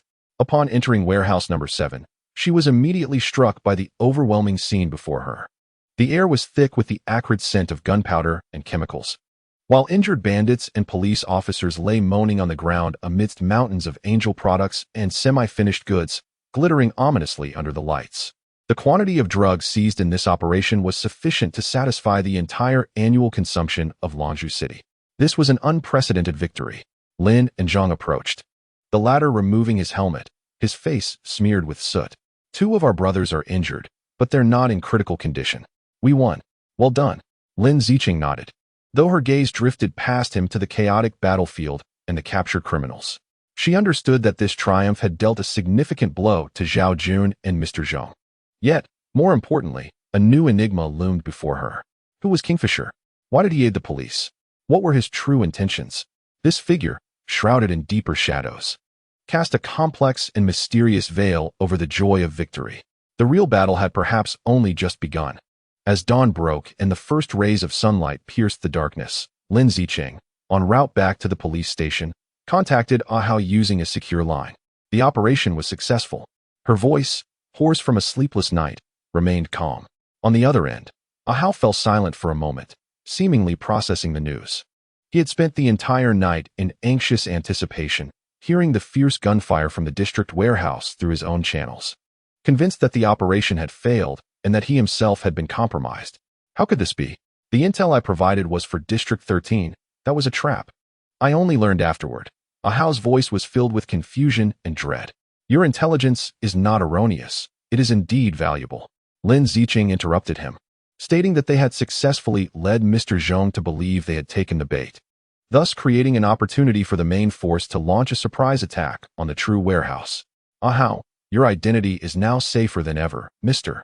Zhong will only assume we possess more sophisticated channels and will never suspect you. Upon hearing this, Ahao let out a long sigh of relief. Lin Zicheng shifted her tone, becoming unusually grave. However, Ahao, this operation has also revealed an unsettling truth. There may exist another individual within the ranks of the Shitia gang, or more precisely, in Mr. Zhong's vicinity, who is relaying information to us. We do not know who they are, their motives, nor whether they are friend or foe. What? Ahao exclaimed in astonishment. We have one of our own? Not necessarily one of our own, Lin Zicheng corrected. Therein lies the greatest peril. I need you to undertake 2 tasks from this moment forward. First and foremost, safeguard yourself. The Shitia gang has suffered significant losses. Mr. Zhong will undoubtedly commence an internal purge, placing you in even greater danger. Do not engage in any unnecessary actions. I understand.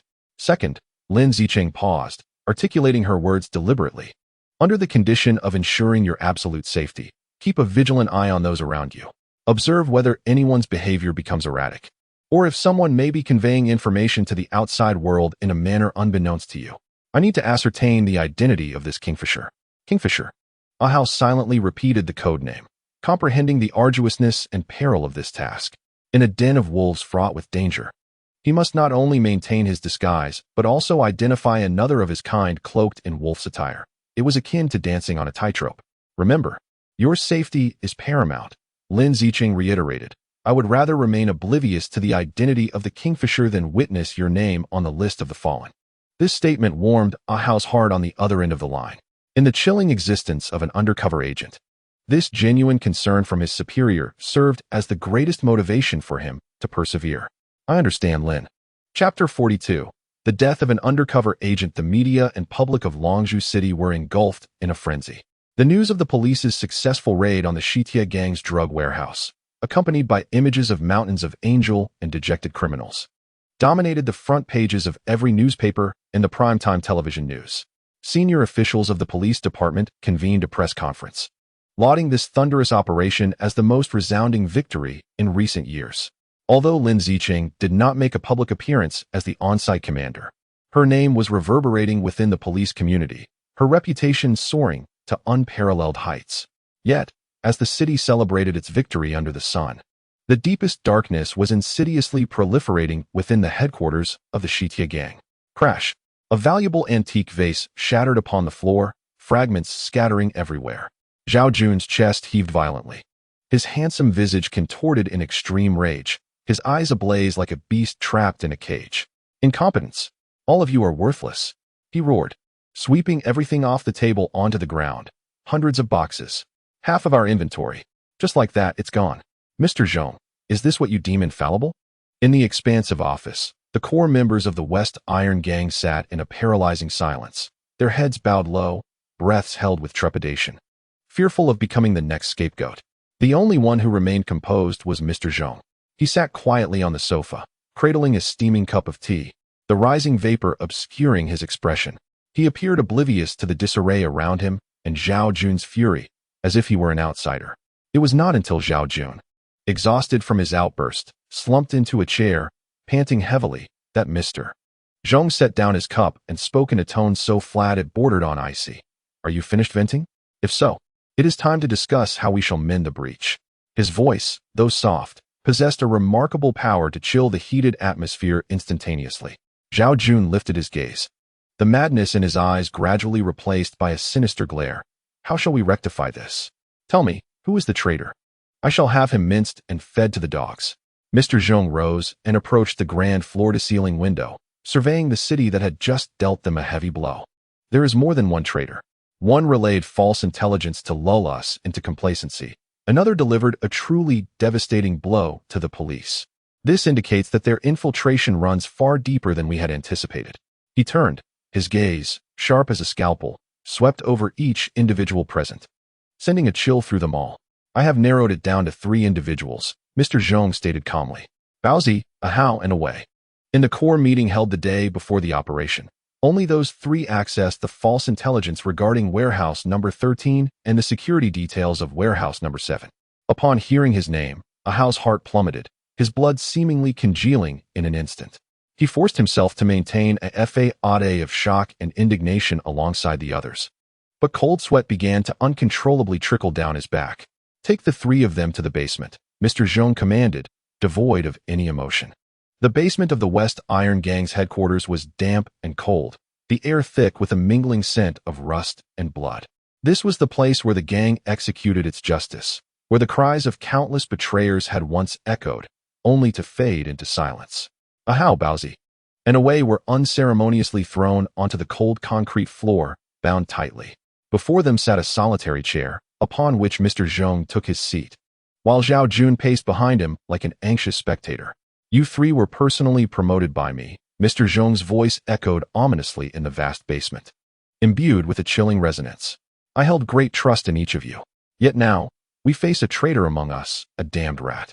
I hope he will have the audacity to step forward. Silence enveloped the room. Baozi bore a fierce countenance. A Wei's eyes reflected fear, while a Hao endeavored to portray the role of an unjustly accused and defiant individual. Mr. Zhong smiled, though there was not a hint of warmth in that smile. Very well. It appears I must assist you in recalling the events.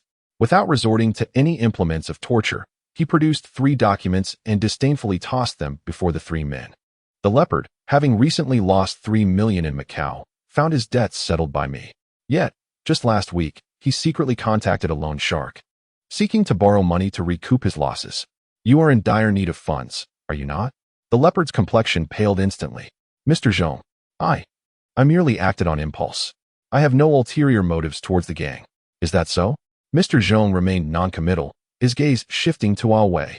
Ah Wei, your sister underwent heart surgery last month, did she not? The expenses were not trivial, I presume. I have investigated the surgeon who operated on your sister. His wife's brother is a known enforcer. Quite the coincidence, wouldn't you agree? Ah Wei trembled, his lips quivering, unable to articulate a response. I don't know. I truly don't know. Finally, Mr. Zhong's gaze settled on Ah Hao. A sense of dread gripped Ah Hao's throat. Ah Hao, Mr. Zhong said, his eyes seemingly piercing through him. You are intelligent and capable. Your background is immaculate, devoid of any suspicion. Yet, your cleanliness is almost excessive. Like a pristine sheet of paper, one prepared for you by others long ago. Ah Hao's heart plummeted. He understood that for a man like Mr. Zhong, suspicion need not be substantiated by evidence. I do not comprehend what you are insinuating. Ah Hao raised his head, summoning all his strength to roar. I have been with the gang since my teenage years. I have bled for the gang. You doubt me now? Simply because I lack a gambling-addicted brother or a sick family member. He exhibited the fury of a cornered beast, filled with the indignation of being wronged. Mr. Zhong observed his performance quietly, nodding. Well, your reactions are entirely as I anticipated. He rose, slowly drawing a handgun from his waist and disengaging the safety. The chilling sound of cold metal echoed in the silent basement, like the tolling of a death knell. Since no one will confess, I shall resort to my own method of judgment. He paced towards the trio, the dark muzzle of the gun sweeping across the foreheads of the leopard, Ahau, and Ah Wei in succession. At that moment, time seemed to slow. Ahau could distinctly hear the pounding of his own heart, each thump resonating like a drum. He was prepared. The instant the gun was aimed at him, he would break free, ready to fight to the bitter end rather than submit passively. His muscles tensed to their utmost, poised to unleash a ferocious counterstrike. However, Mr. Zhong's gun ultimately halted before Ah Wei. In that instant, Ah Wei's psychological defenses crumbled completely. Tears streamed down his face as he incoherently cried out, "It's not me. I swear it's not me. Mr. Zhong, spare me. Mr." Zhong regarded him with an expression that suddenly bore an almost compassionate quality. You see, a person's reaction in the face of death is the most authentic. The leopard is greedy, hence he rushes to defend himself. Ahau is defiant, thus he reacts with rage. Yet your fear is so pure. As innocent as a policeman who has never taken a life. Ahau stood frozen. In that instant, he grasped the truth. Ah Wei was also an undercover agent, a colleague of whom he had been wholly unaware.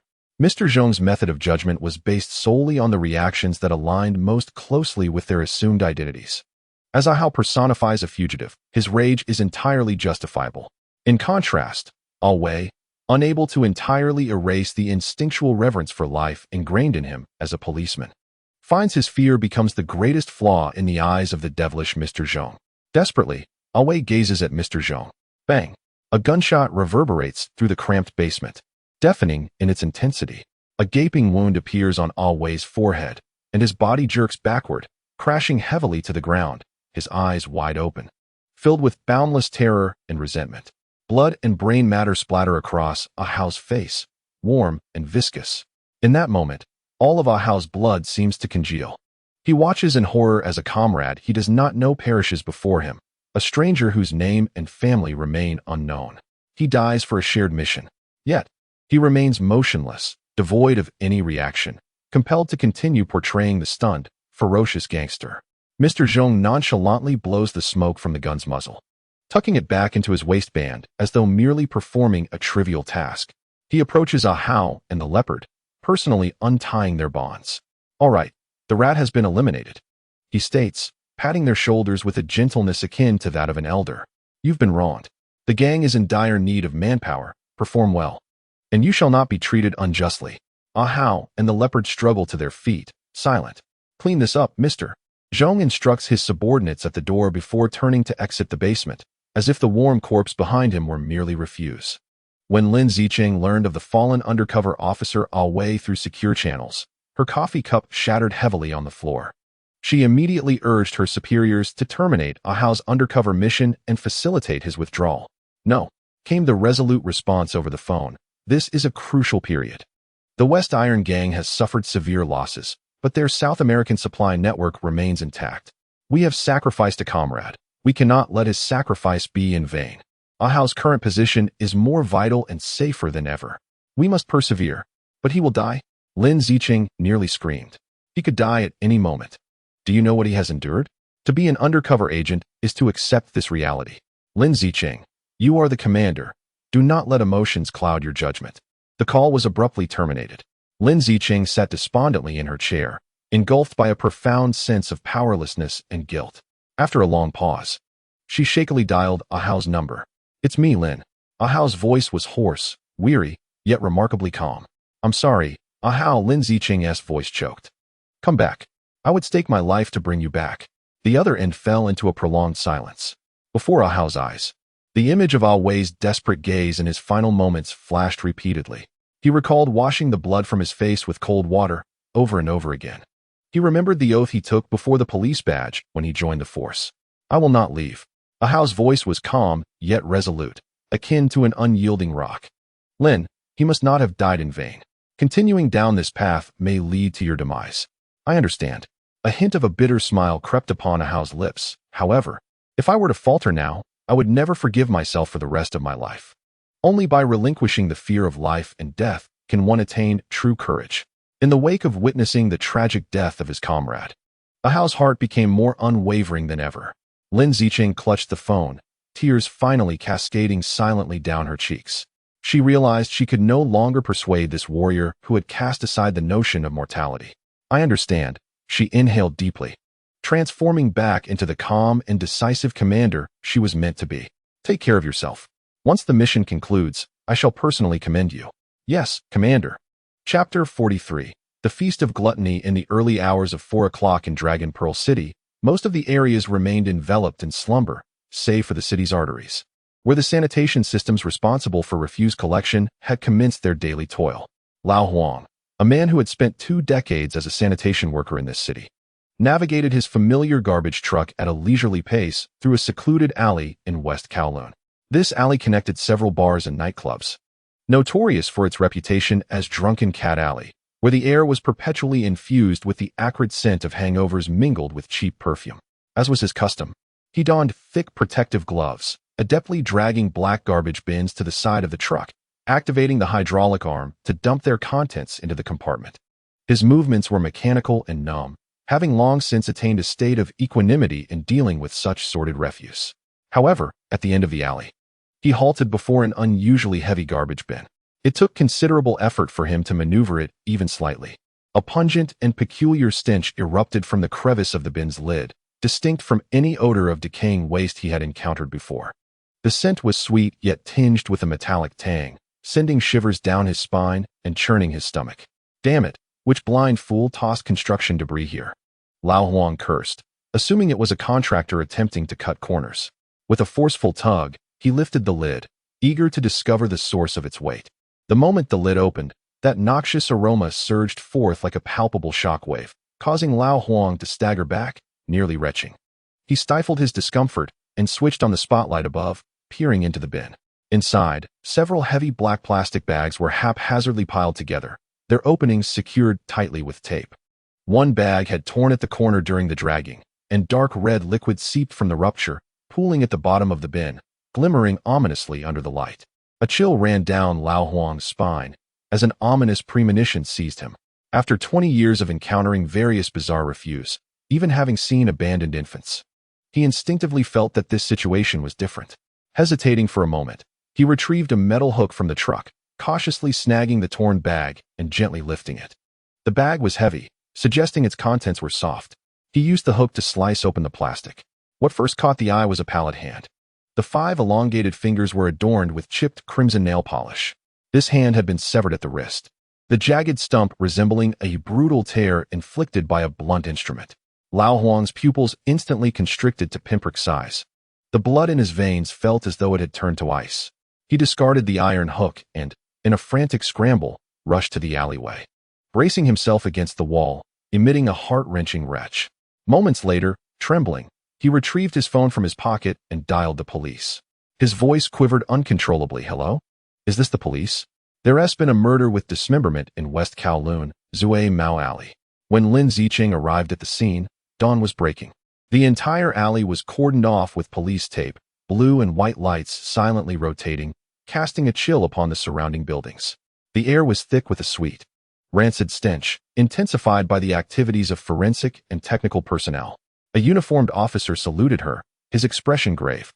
Lin Zicheng nodded, accepting the shoe covers and gloves offered by her subordinate, donning them while inquiring, "What's the situation?" "It's dire," her subordinate replied, his voice dry. "The forensic pathologist has preliminarily assessed it as human remains. The dumpster is entirely filled with them. We are in the process of sorting and counting." Taking a deep breath, she suppressed the discomfort in her chest and stepped into the cordoned area. Colleagues from the forensic department had already spread a large waterproof sheet around the dumpster, carefully unwrapping black plastic bags one by one, neatly arranging the contents upon the white cloth. What lay before her was a sight that could shatter the sanity of any normal individual. Human arms, thighs, calves, and torsos had been butchered into irregular fragments, discarded like refuse from a slaughterhouse. Most of the cuts were exceedingly rough, with visible signs of bones being forcefully snapped, revealing the extreme violence and brutality of the perpetrator during the dismemberment.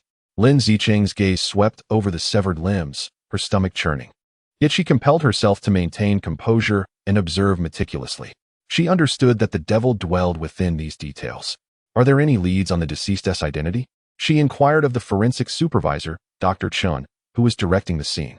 Dr. Chun, a lean man in his 50s, donned thick glasses, his expression more somber than ever.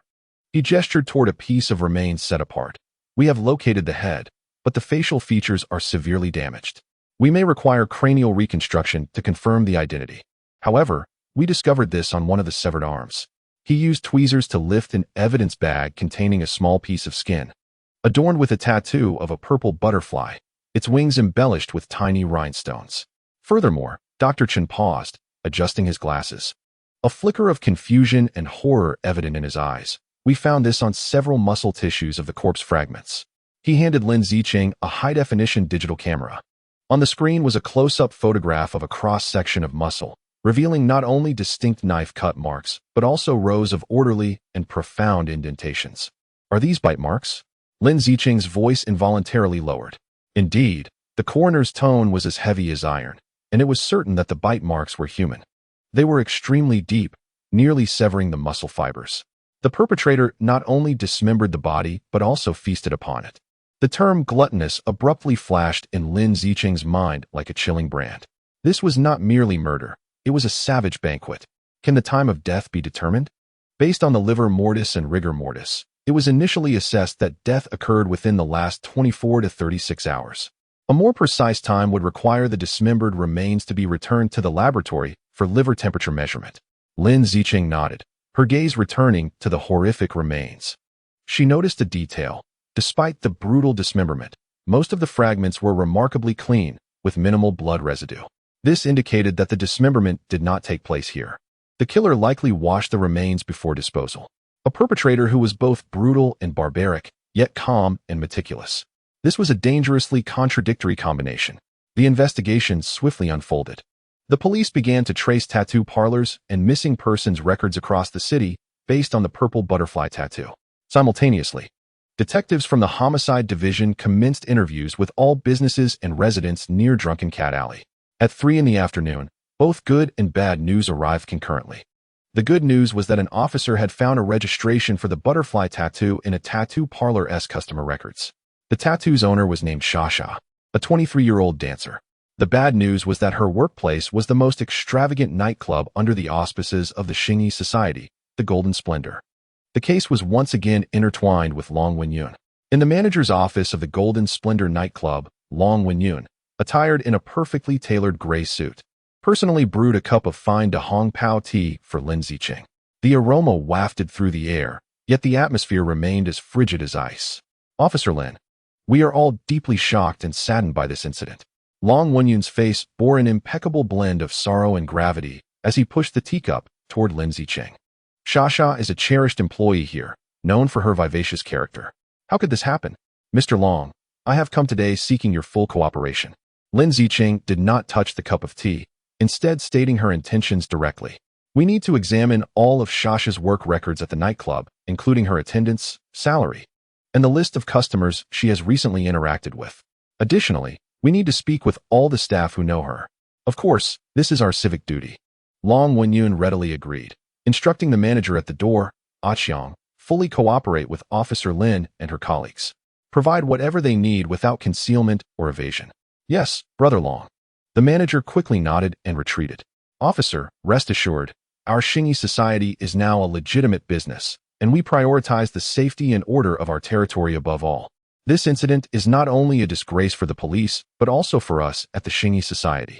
Long Wenyun leaned back on the genuine leather sofa, arms crossed. His tone sincere.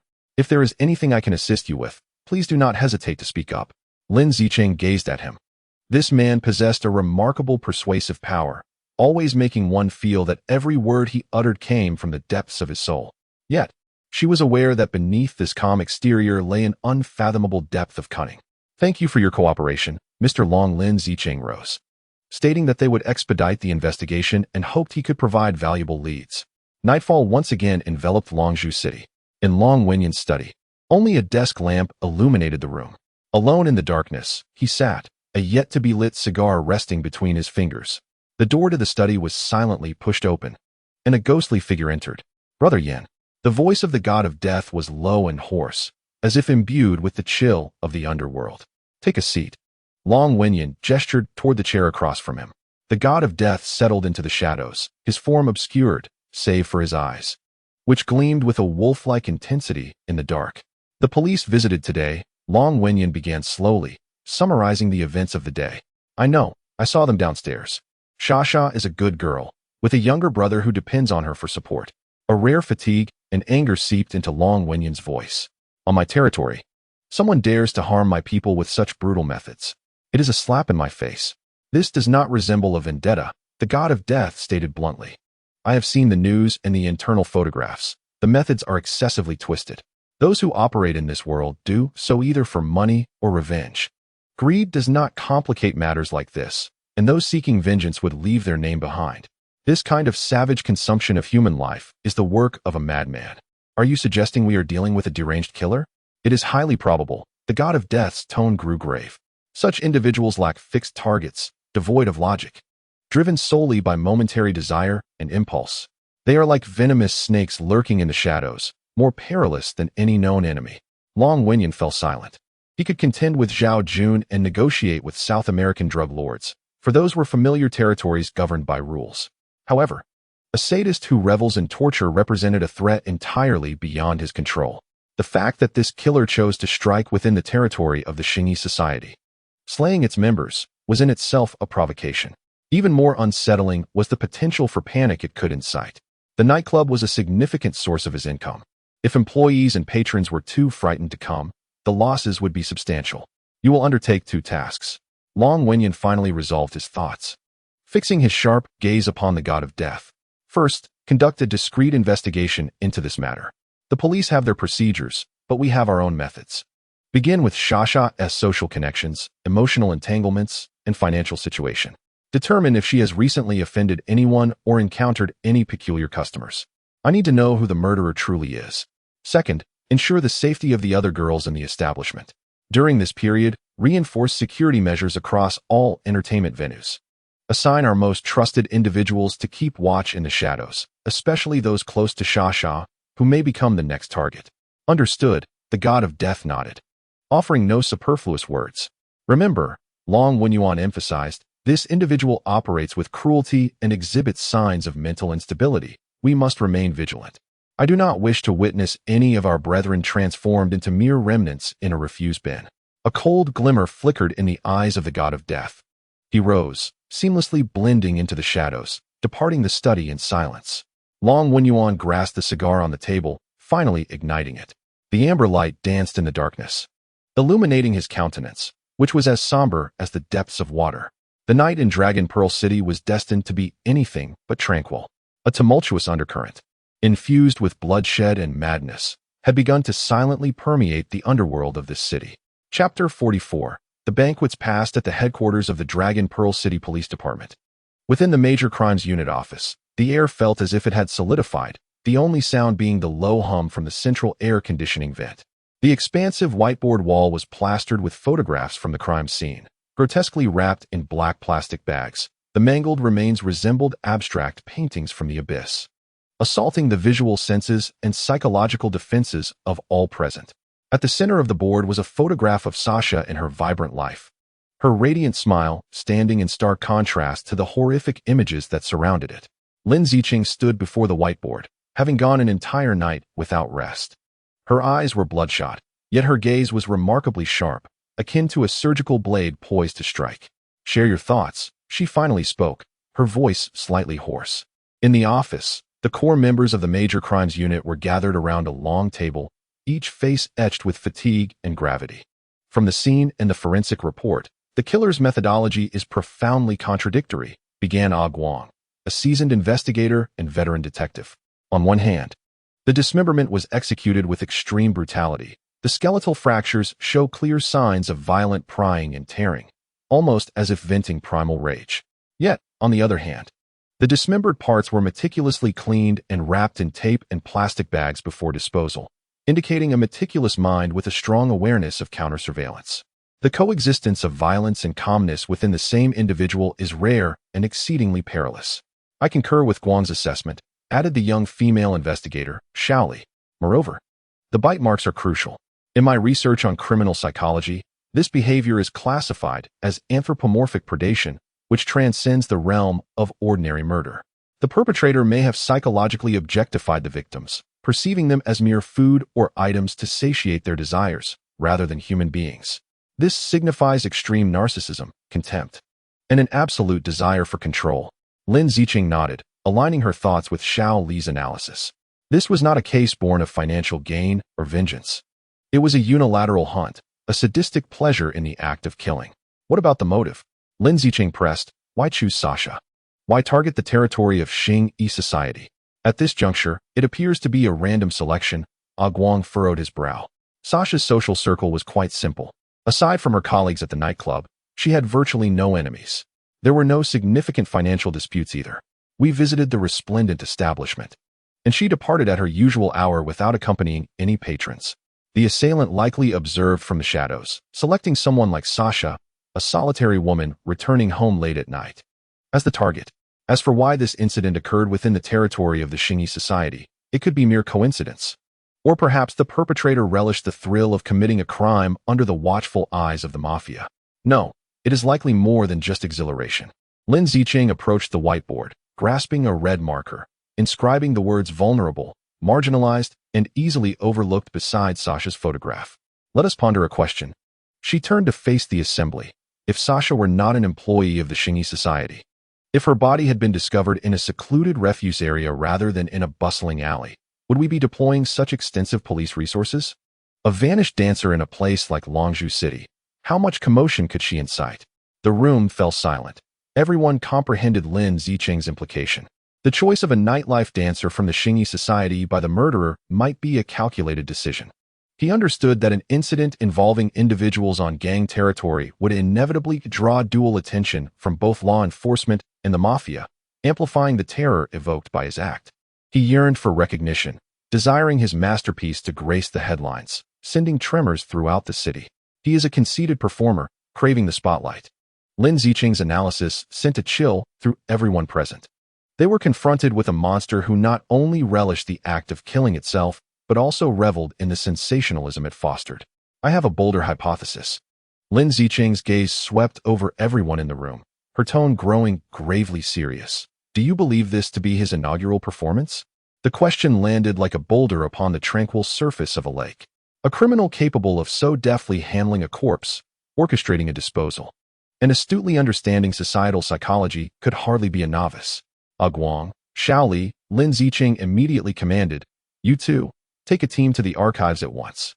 I want you to meticulously review all unsolved cases of missing women across Hong Kong from the past 5 years, as well as unidentified dismembered remains."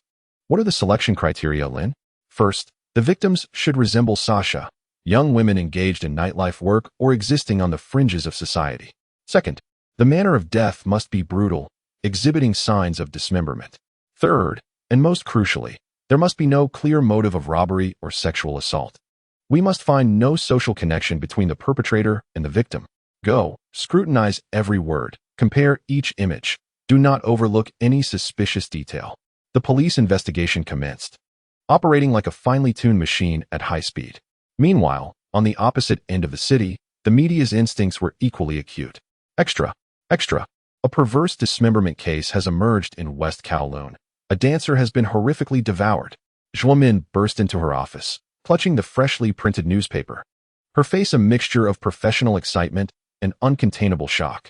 As the star social news reporter for Longzhou City Frontline, she recognized this as a story capable of captivating the entire city.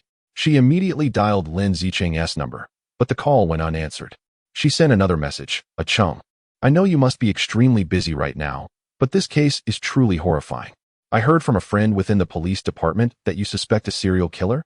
If there's anything I can assist with, don't hesitate to ask. Also, please take care." Putting down the phone, Zhuo Min immediately convened a meeting with her team to strategize their subsequent in-depth report. She resolved that this coverage must delve deeper than the gruesome details. She aimed to uncover the profound struggles faced by these marginalized women and the darkness lurking beneath the surface of this bustling metropolis. Meanwhile, in a quiet CAF, when she was scrolling through the news on his phone, when he read the words indicating that the body bore bite marks, his hand, which held the coffee cup, momentarily froze in midair. A barely perceptible frown crossed his brow, and a rare, cold glint flickered in his usually gentle eyes. Unlike the police, who analyzed the situation from a criminal psychology standpoint, or Zhuamin, who interpreted it sociologically, he sensed a more fundamental, chaotic, and greedy essence emanating from the case. It was an essence akin to gluttony, not that of mythical beasts, but rather that of an insatiable monster lurking in the abyss of human nature, eternally ravenous and devouring all. He took out his phone and dialed Lin Zicheng. This time, the call rang for quite a while before it was answered. Hello? Lin Zicheng's voice was laced with fatigue. It's me, Wen Xi.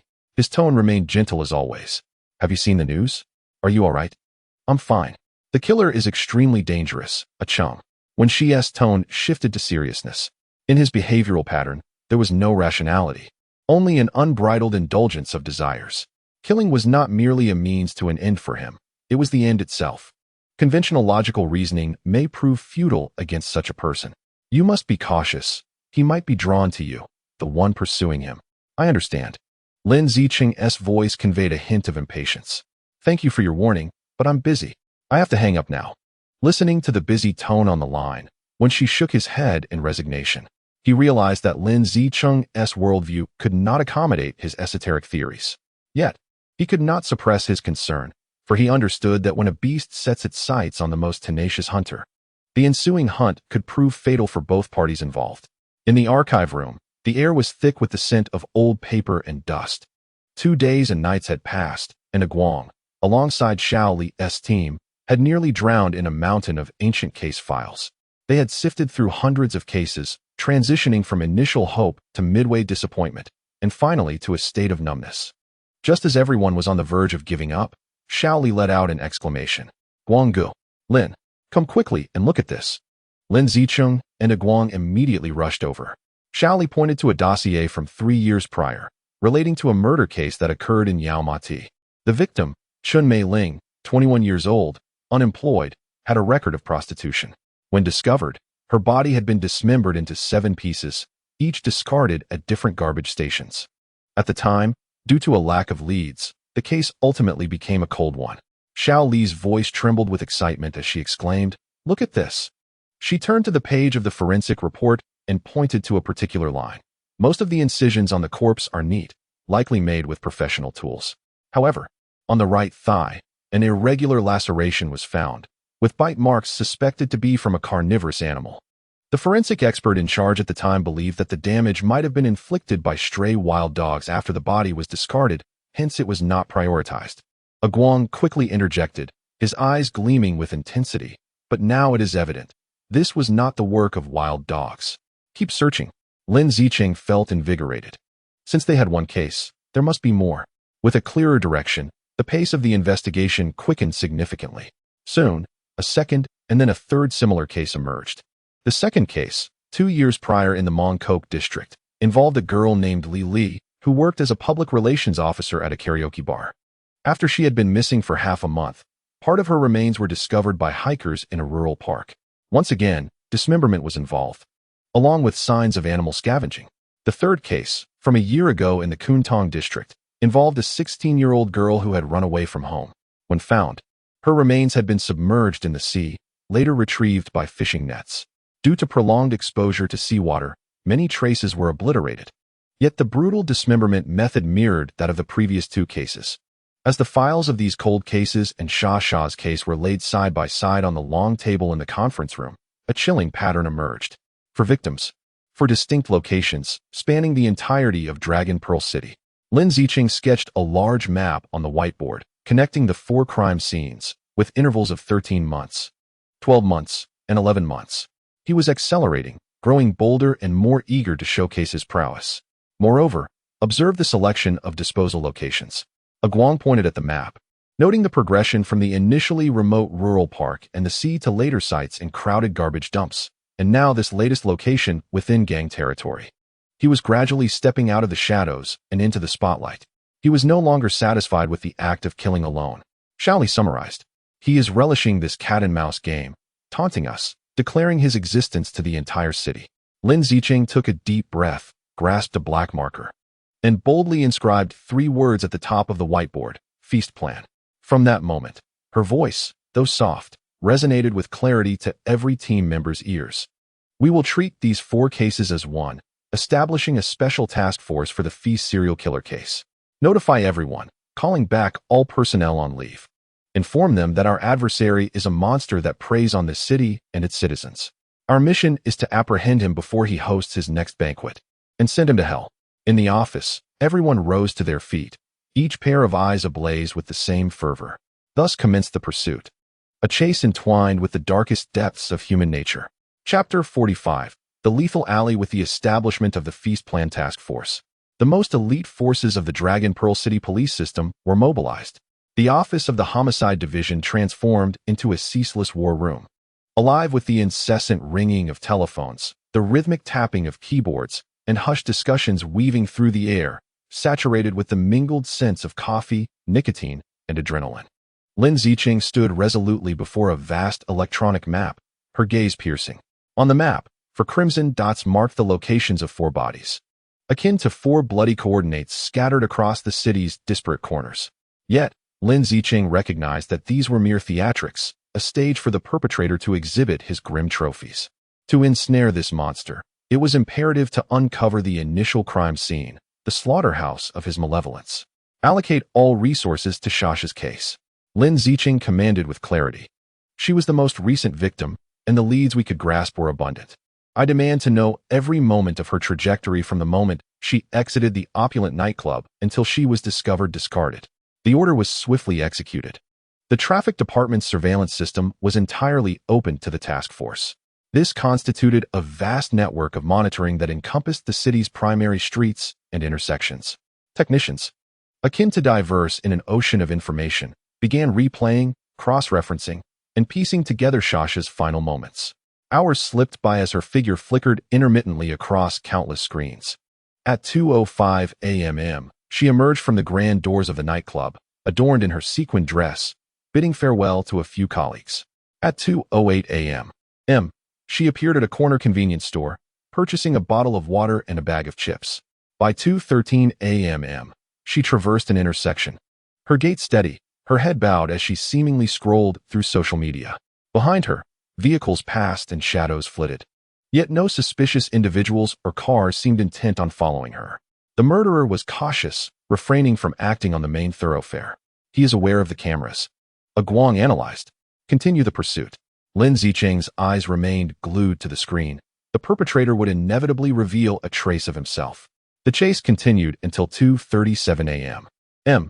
The last time Shasha's figure appeared on public surveillance. The footage depicted her turning into the street leading to her rented apartment building. It was an older street. Shops long shuttered, illuminated only by a few dim streetlights. The distance from this point to her apartment door spanned approximately 300 meters. With several blind spots in the surveillance coverage, identify every private camera that could have captured footage on this street. Lin Zicheng commanded, bank cameras, shopfront security systems, even residential doorbell cameras, leave no stone unturned. This undoubtedly constituted an immense undertaking, requiring agents to visit each location, coordinating diligently. Yet, at that moment, no one expressed any grievances. Another sleepless night ensued. As the first rays of dawn penetrated the office, a technical officer responsible for video analysis suddenly exclaimed, "Lin, we found it. We found it." Instantly, everyone converged around him. It was footage from the entrance of a 24-hour laundromat, the angle tricky and the image somewhat blurred. Nevertheless, the video unmistakably captured that pivotal moment. At 2:42 in the morning, Sasha strolled alone along the sidewalk. Upon reaching a dark alley nestled between 2 buildings, she paused momentarily. She cast a glance into the abyss of the alley, her face etched with a hint of uncertainty. Then, turning her head, she surveyed the desolate street to her left and right as if searching for something. Her body language betrayed a fleeting hesitation, but within seconds, she seemed to resolve to make a choice, pivoting to step into the unfathomable depths of the alley. Thereafter, she vanished without a trace. As the video concluded, An oppressive silence enveloped the command room. Each heart sank with a heavy weight. This was not a violent abduction or a sudden assault. Sasha had willingly walked in. Zoom in. Enhance her expression just before she entered the alley. Lin Zicheng's voice shattered the stillness. The technicians immediately complied. After a series of sharpening adjustments, Sasha's final expression was frozen on the screen, a complex visage, imbued with curiosity, hesitation, and perhaps a subtle hint of anticipation. Why did she enter? Shaoli murmured, articulating the ultimate question that lingered in everyone's minds. The fateful black alley was soon besieged by dozens of police officers and forensic personnel. Narrow and deep, one side bore the weathered rear wall of an old residential building, while the other housed the greasy exhaust vent of a shuttered restaurant, sullied with grime. The air was tainted with a pungent mix of sewage and rot. This place was a forgotten scar on the urban landscape, a realm where the gloss of city life never dared to glance. The perpetrator had chosen a perfect location. Wang surveyed the surroundings, his complexion ashen. This was an ideal blind spot for surveillance, with scarcely a passerby in sight. Donning a mask and gloves, Lin Zicheng was the first to venture inside. She meticulously examined every inch of the alley, scrutinizing each nook and cranny. The ground was uneven concrete, marred with stagnant water. The walls were plastered with graffiti and tattered advertisements. Several dilapidated trash bins lay toppled, exuding a foul odor. He had tidied the scene. Lin Zicheng crouched down, using tweezers to lift a section of the ground that was slightly lighter in hue, noting signs of having been washed with a high-pressure water gun. Quite professional. The forensic team quickly sprang into action, setting up powerful ultraviolet lights and multispectral sources to conduct a thorough examination of the entire alley. Under the illumination of the multispectral light, some invisible traces began to materialize. Lin, we have a discovery.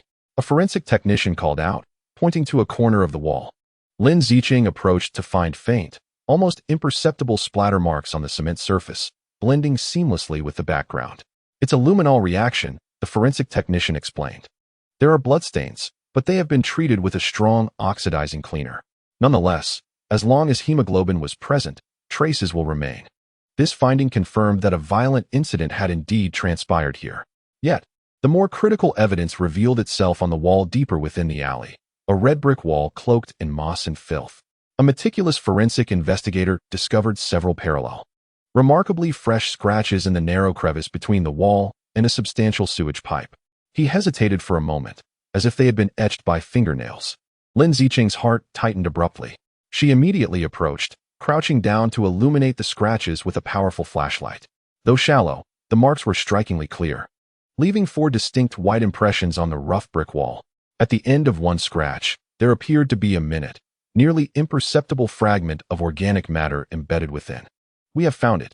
Lin Zicheng's voice, strained by overwhelming restraint, emerged hoarsely, symbolizing her final struggle. In that instant, a tragic image flooded her mind. Sasha pressed against the wall by her assailant, gripped by the terror of death, exerting her last ounce of strength to claw at the wall, desperately attempting to leave a trace, to emit her silent cry for help. Handle the evidence with care. Lin Zicheng instructed the forensic team, each word seemingly forced through gritted teeth. I require all trace evidence from the scratches on the wall, especially any nail fragments. Expedite their return to the laboratory for comparison. Several hours later, the results of the analysis were urgently delivered to the investigation team. As anticipated, the samples extracted from the wall scratches matched perfectly with those of the victim, Sasha. The primary crime scene was irrefutably established. However, upon receiving the news, the atmosphere within the investigation team was devoid of any sense of triumph. Instead, it deepened into a somber pall. While they had located the scene, it rendered the central enigma even sharper and more unfathomable. In the late hours of the night, in the command room, Lin Zicheng stood before the whiteboard, juxtaposing a screenshot of Sasha entering the alley with a close-up photograph of the wall scratches. We can now ascertain several facts, she stated, turning to face her team. First, Sasha suffered a fatal assault in the alley. Second, she attempted to resist, but the disparity in strength was overwhelming, and she was swiftly subdued. Third, the assailant murdered and dismembered her in the alley, subsequently cleansing the scene before disposing of the remains in stages. Yet, she pivoted her discourse, drawing a large question mark with a red marker between the two images. All of this fails to elucidate the initial question. Why would a young girl willingly enter such a dark, filthy dead end at 2:40 in the morning? What compelled her to venture inside? This question loomed like a shroud over everyone's minds. Could it be an acquaintance committing the crime? Guang proposed the most straightforward hypothesis. Did she go to meet someone she knew and trusted? After examining her communication records and social media, Xiaoli promptly responded. From the time she finished work until she entered the alley, she neither received nor made any calls, nor did she send or receive any suspicious messages. We have also investigated her friends and family. No one had arranged to meet her. Could it have been a signal for help? Another investigator speculated. For instance, someone in the alley calling for help or making the sounds of a kitten or puppy, provoking her sympathy? That is plausible, Lin Zicheng nodded, acknowledging that such a pity trap was a common tactic employed by certain serial killers. They exploited the victim's kindness, luring them into an ambush. However, upon repeatedly reviewing the surveillance footage, Sasha's expression at the alleyway's entrance did not convey the tension or concern of someone who had heard cries for help. Rather, it appeared more akin to curiosity. Curiosity, a term that casts an even more sinister and chilling hue over the nature of the case. What could compel an adult woman to feel intrigued by a dark alley in the dead of night, willing to risk herself for it?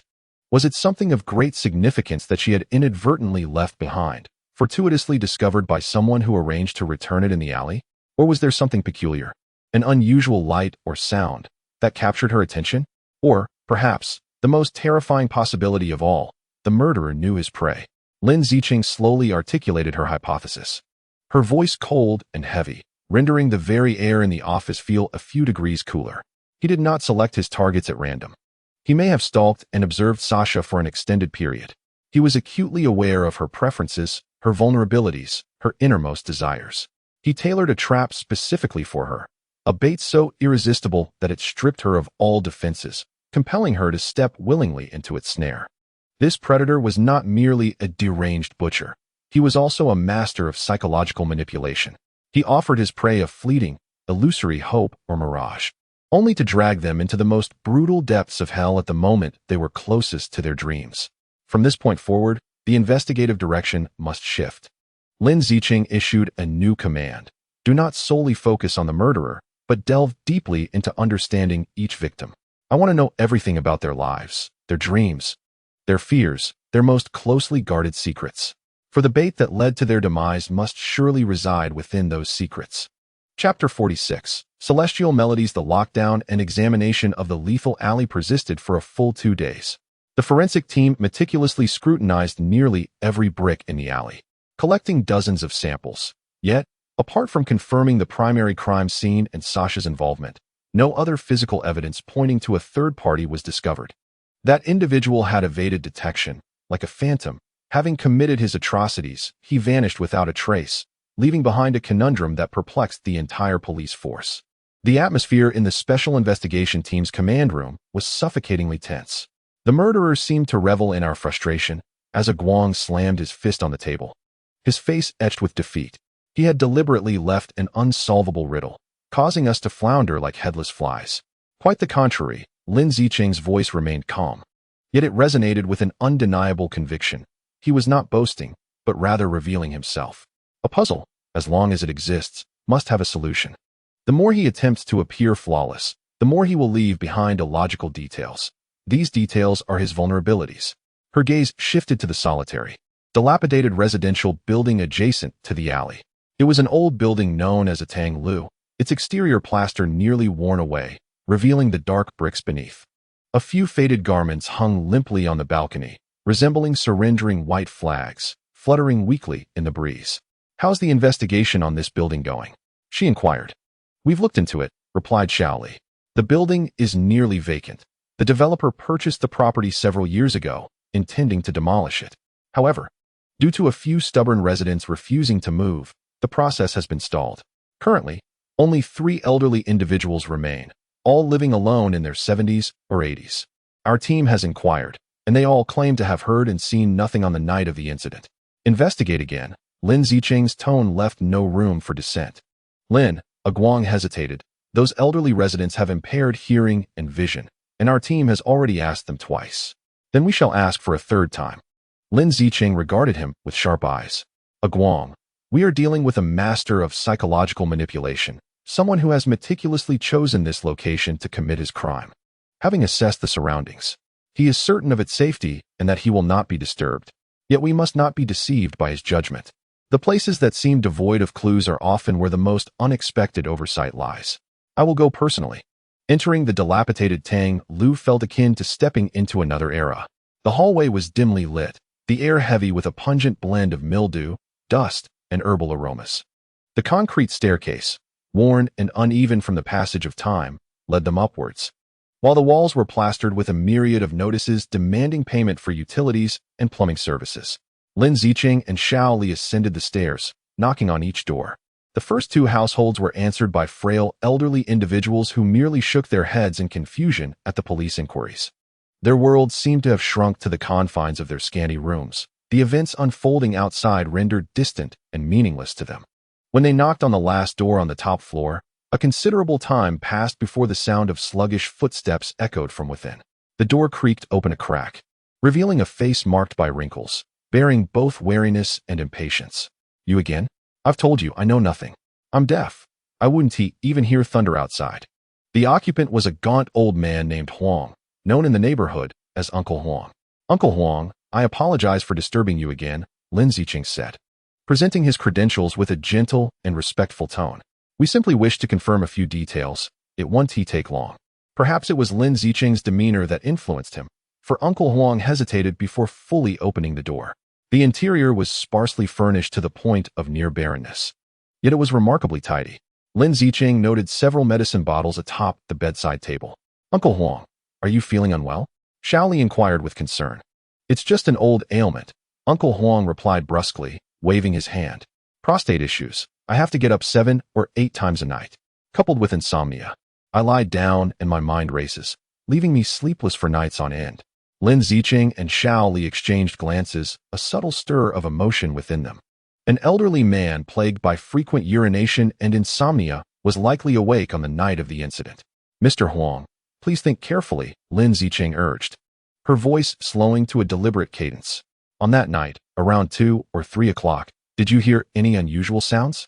Perhaps an argument or a woman's scream?" Mr. Huang's cloudy eyes darted around, lost in recollection. Furrowing his brow, he seemed to strain to grasp something elusive.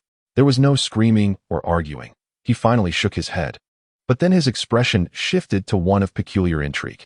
"However, I believe I did hear something else." "What was it?" Lin Zicheng's heart raced. "It was singing." Mr.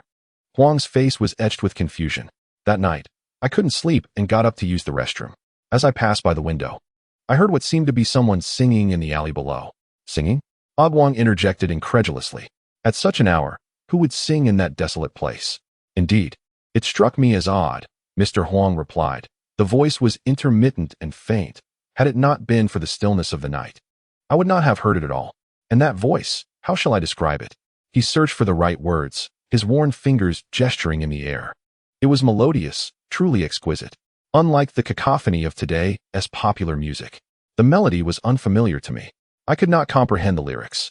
It was neither our local dialect nor English. It felt as though the sound transcended human capability, ethereal, akin to what one might hear on television. "Ah, yes, a celestial voice. Celestial voice." This phrase, uttered from the lips of a coarse old man, felt strikingly incongruous, yet possessed an undeniable persuasiveness. "Can you ascertain when you heard it?" Lin Zicheng pressed, striving to contain her excitement. "Absolutely." I glanced at the clock. It was 2:45, Mr. Huang asserted with confidence. "I was calculating that in 2 hours, I would need to head downstairs for Tai Chi. No mistake. 2:45 in the early morning." This precise moment aligned perfectly with the forensic deduction of the time of the victim's attack after Sasha entered the alley. Upon returning to the command room, the clue provided by Mr. Huang detonated like a bombshell, reigniting fervent discussions among the entire investigative team. A celestial voice? A man in his 70s claims he heard a celestial voice beside the crime scene in the dead of night? Guang was the first to express skepticism. "Lin, this is utterly absurd.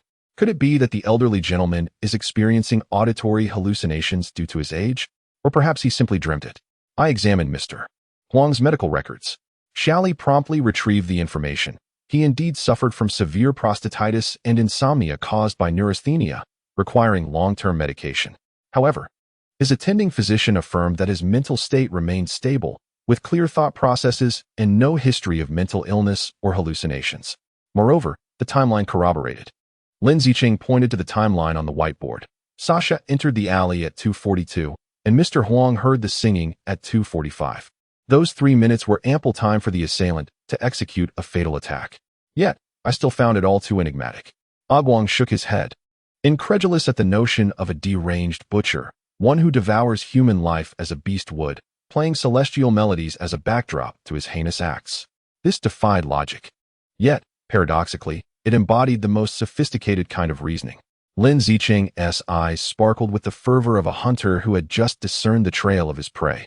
She approached the whiteboard, grasped a pen, and inscribed a musical note beside the imposing question mark. We had long pondered what compelled Sha to willingly venture into that alley. Now, we possessed the answer. She turned to face the assembly, articulating each word with precision. It was the song, not a cry for help, nor the voice of an acquaintance, but a melody she had never before encountered, exquisite and utterly alluring. Picture this scene. Lin Zicheng's voice resonated with an infectious energy, guiding her audience into her line of reasoning. Sha, a dancer accustomed to the sordidness and hypocrisy of the nightlife, was weary to the bone after a late shift. Traversing the path home, at that moment, from a pitch-black alley, wafted a melody that belonged not to this mundane realm. The song was pristine and pure, as if summoning her, whispering of a more beautiful world concealed within the shadows. Her initial reaction was one of curiosity and hesitation, peering into the alley, torn between intrigue and caution. Yet, the allure of that melody proved irresistible, seizing her innermost longing for beauty and purity.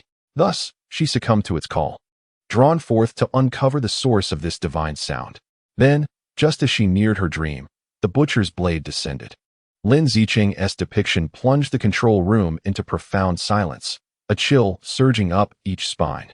This hypothesis impeccably elucidated Sha erratic behavior, elevating the image of the murderer from that of a mere, brutal butcher to a far more sinister entity. He was akin to a siren, as Shelley described, a creature from ancient Greek mythology who lured sailors to their doom with the most enchanting of songs. Indeed, Lin Zicheng nodded, recognizing that he wielded beauty as bait, using the pinnacle of allure to orchestrate the utmost malevolence. It was a grotesque mockery and desecration of purity. The direction was now clear. Lin Zicheng promptly issued new directives. First, the technical department was to analyze this celestial melody.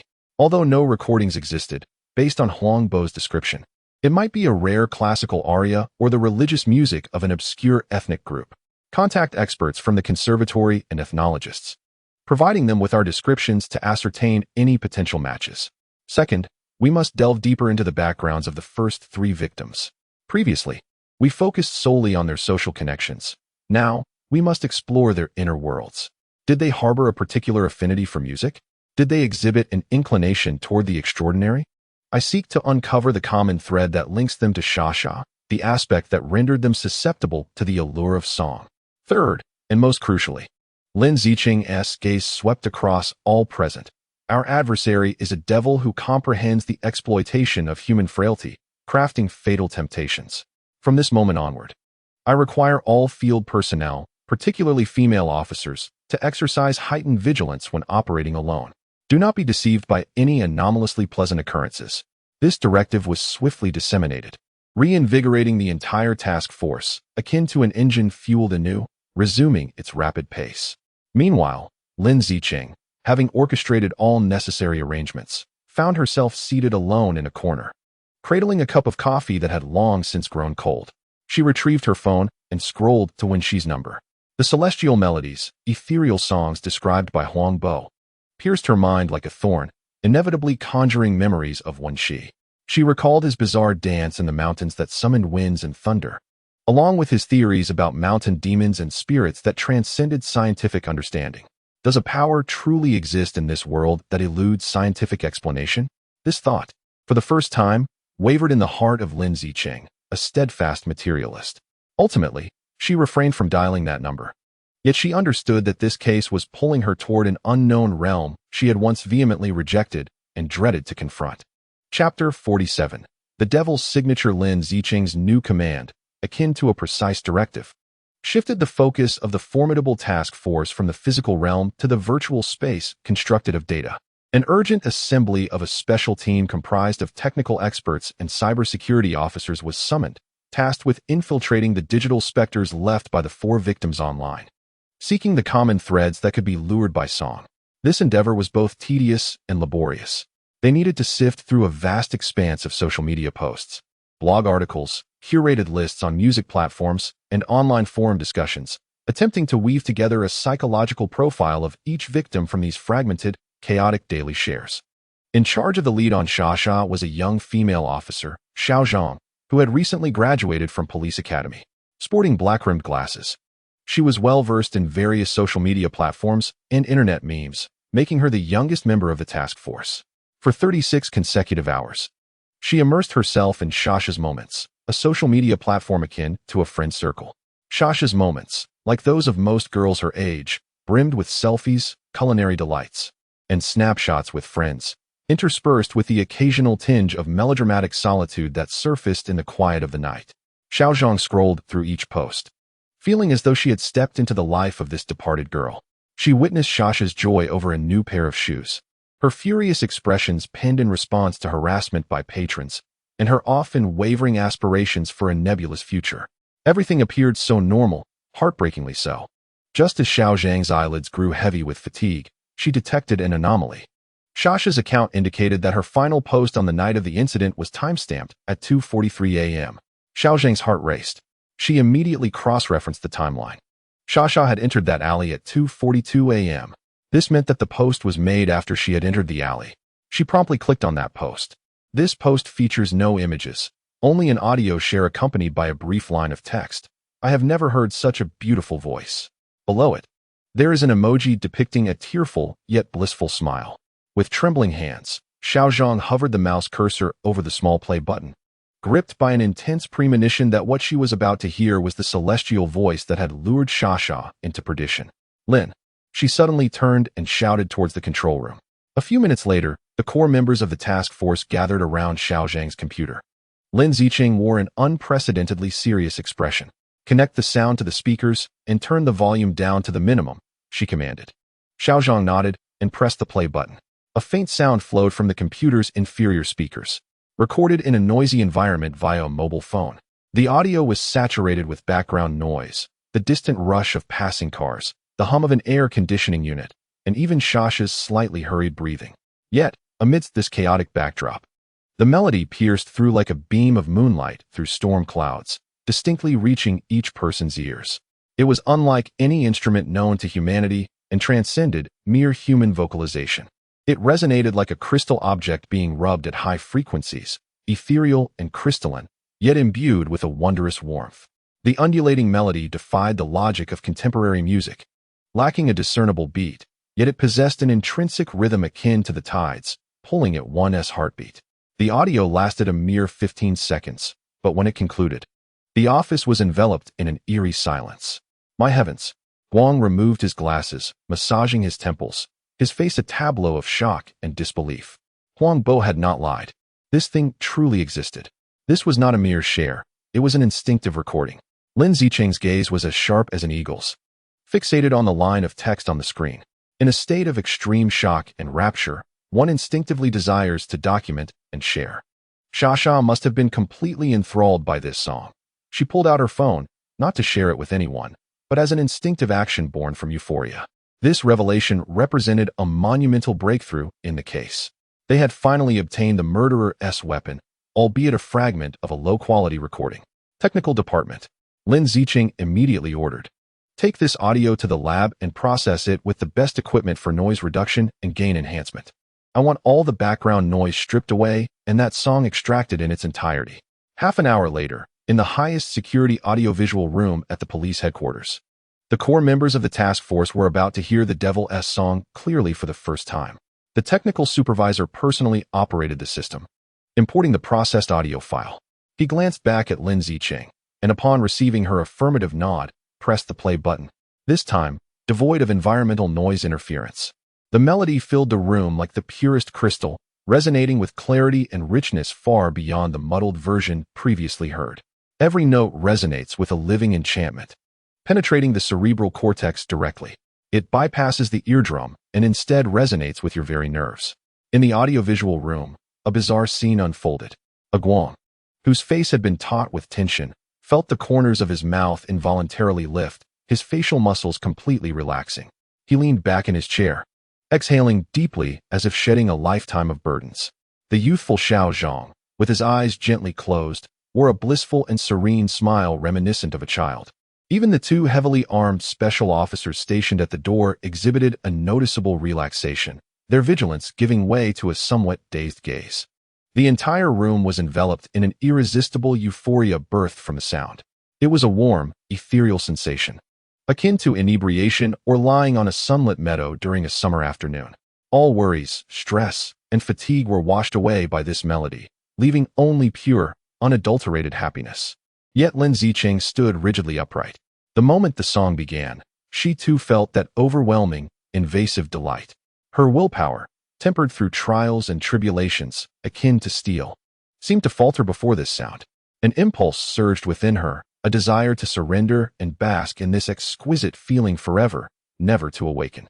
However, just as she was about to be engulfed by this warmth, a fleeting image pierced her mind.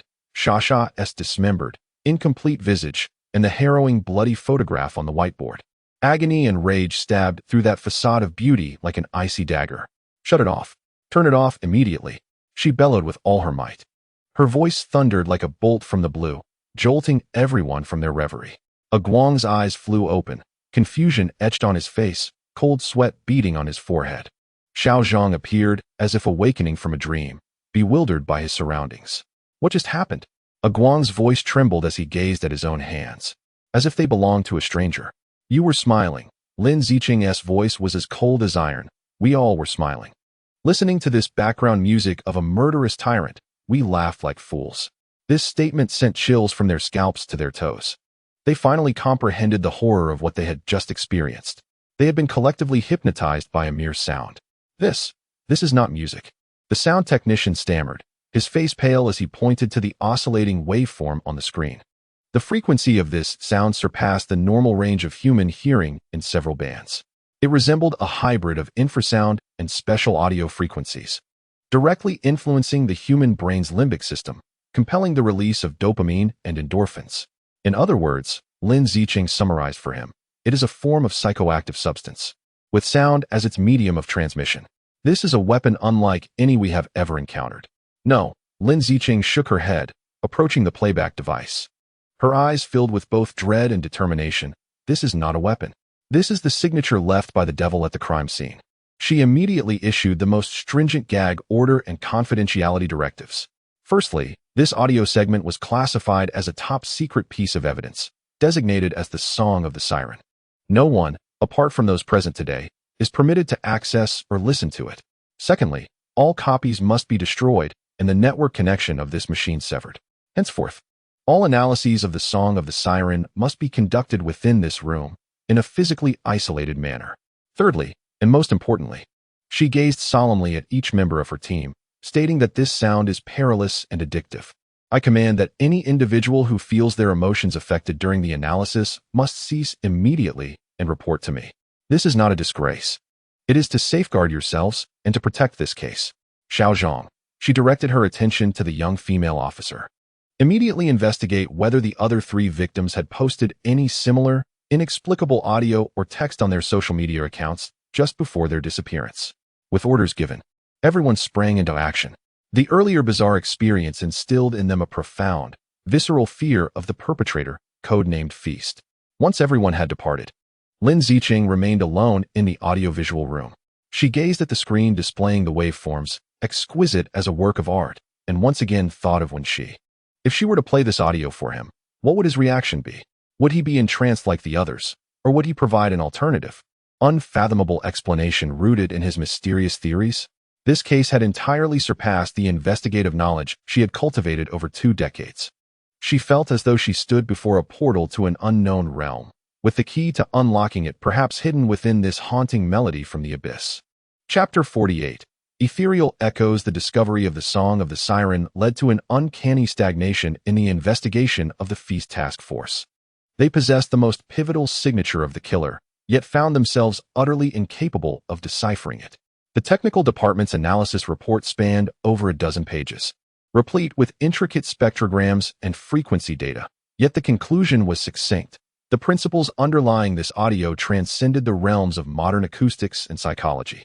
This signature resembled a cipher from another dimension. They could see it, yet could not comprehend it. We can no longer confine ourselves to our own domains. During a case analysis meeting, Lin Zicheng made a resolute decision. She pointed to the words "The Song of the Siren" on the whiteboard and addressed the group. We are police officers, not acoustics experts, nor psychologists.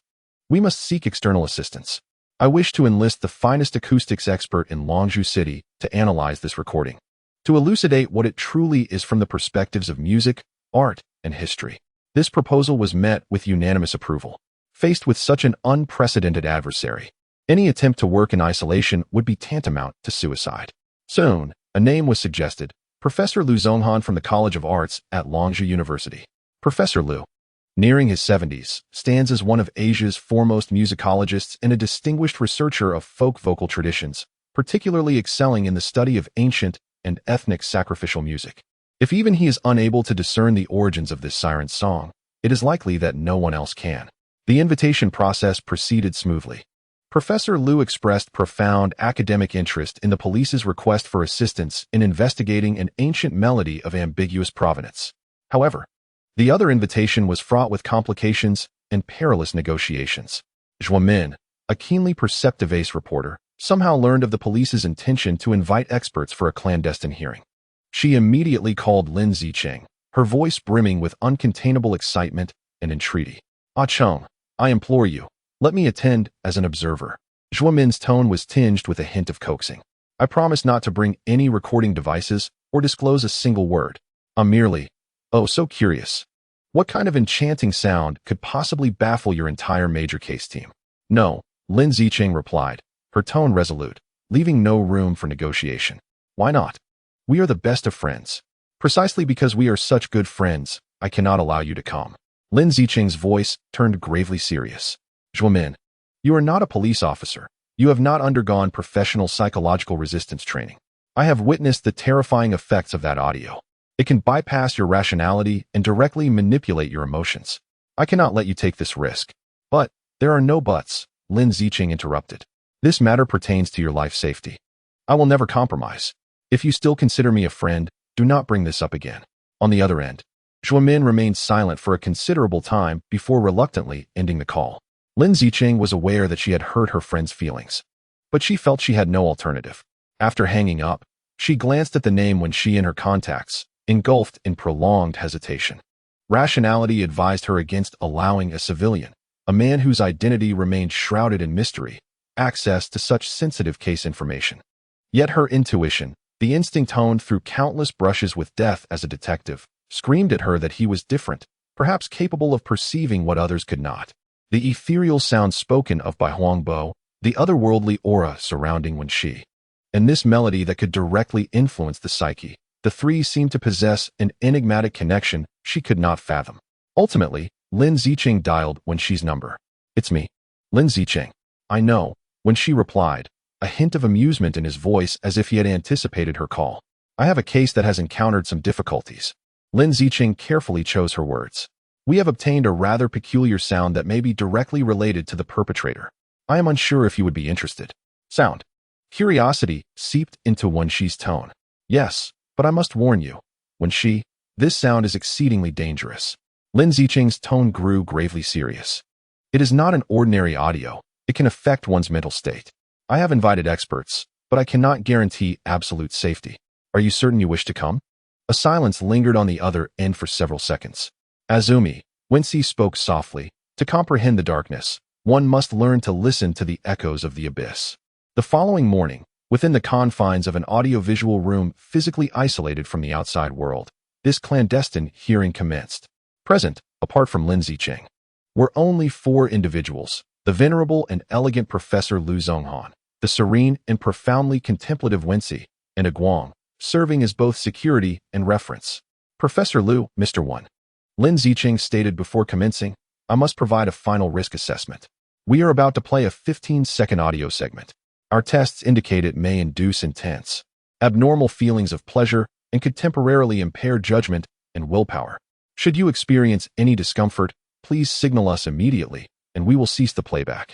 Professor Lu nodded solemnly, embodying both scholarly rigor and curiosity, while Wen Xi merely smiled faintly, signaling his readiness. Lin Zicheng inhaled deeply and commanded the technical supervisor, "Play it." Once more, the siren's song reverberated within the enclosed space. Professor Lu's reaction resembled that of a textbook filled with academic astonishment. In the initial 3 seconds, he adjusted his glasses, leaning slightly forward, his face reflecting a professional, attentive demeanor. 3 seconds later, his brow furrowed tightly, his focused attention shifting to confusion and disbelief. 7 seconds in, his mouth parted slightly, his eyes wide with horror, akin to a devout believer witnessing a miracle, or a physicist observing the violation of the laws of energy conservation. As the sound concluded, he slumped against the back of his chair, utterly drained, his murky eyes filled only with bewilderment and a near terror of reverence. In stark contrast, Guang's response was far simpler. Almost instantaneously upon the onset of the sound, he surrendered completely. His facial muscles relaxed entirely, a foolish grin lingering on his lips, his gaze vacuous as he succumbed to an illusory sense of bliss, only to be jolted back to reality by Lin Zicheng's heavy cough, at which point he bowed his head, drenched in sweat. Wen Xi, however, reacted in a manner entirely distinct from the others. He kept his eyes closed throughout, neither hypnotized nor entranced. His expression bore no hint of pleasure. Instead, it reflected an intense focus laced with a touch of compassion. His fingers unconsciously tapped lightly on his knee, as if responding to an unseen rhythm. When the music ceased, he slowly opened his eyes, revealing a depth of emotion that Lin Zicheng had never witnessed: understanding, regret, and an ancient, inescapable solitude. "Professor Lu." Lin Zicheng first turned to the eminent figure of musicology. "What are your thoughts?" Professor Lu Zhonghan took a sip of water, seemingly recovering from the profound impact of the experience. He gazed at the waveform displayed on the screen, as if contemplating an art piece that defied existence. "Officer Lin," he began, his voice dry and hoarse, "I have devoted my life to the study of music. I can assert that no culture on Earth, in any era, could have conceived such a composition. It was not created." Professor Lu diligently elucidated that human creativity, regardless of how fantastical, is invariably rooted in certain logics, emotions, and aesthetic paradigms. However, this phenomenon defies such conventions.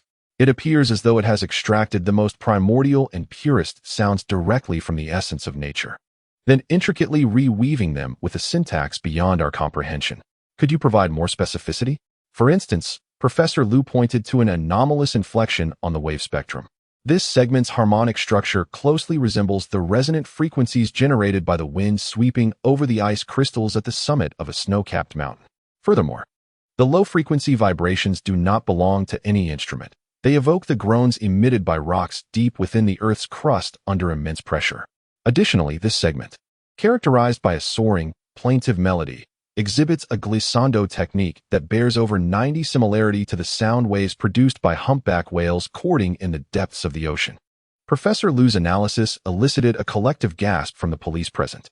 What was most unsettling was the gravity in his tone as he discerned, from the recording's minutiae, the faintest of breaths, environmental reflections, and the nearly imperceptible biological tremors of the sound source. This sound was not played back through any device. He lifted his gaze and, with deliberate clarity, addressed Officer Lin Zicheng. At the time of the incident, the individual or entity within that alley was singing. This was a live performance. This conclusion struck like a boulder, crushing the hearts of everyone present. The killer was the source of that celestial melody. "Mr. Wen." Lin Zicheng suppressed his inner turmoil and turned toward the unusually silent Wen Xi, asking, "What about you? What did you hear?" Wen Xi raised his eyes, calmly surveying the crowd. Professor Lu's analysis was impeccable. "From a technical standpoint, I completely concur. It is indeed a manifestation of nature's programming, a live performance. However, I wish to address something beyond the technical." His gaze seemed to penetrate the screen, perceiving the formless assailant singing in the dark alley. "This song is beautiful, yet it is profoundly devoid of substance." "Devoid?" Lin Zicheng queried, perplexed. "Indeed, devoid. Or rather, it lacks a human essence," when she elucidated. Human art, whether joyful or sorrowful, is fundamentally anchored in the resonance of emotion. Yet this sound harbors none of that.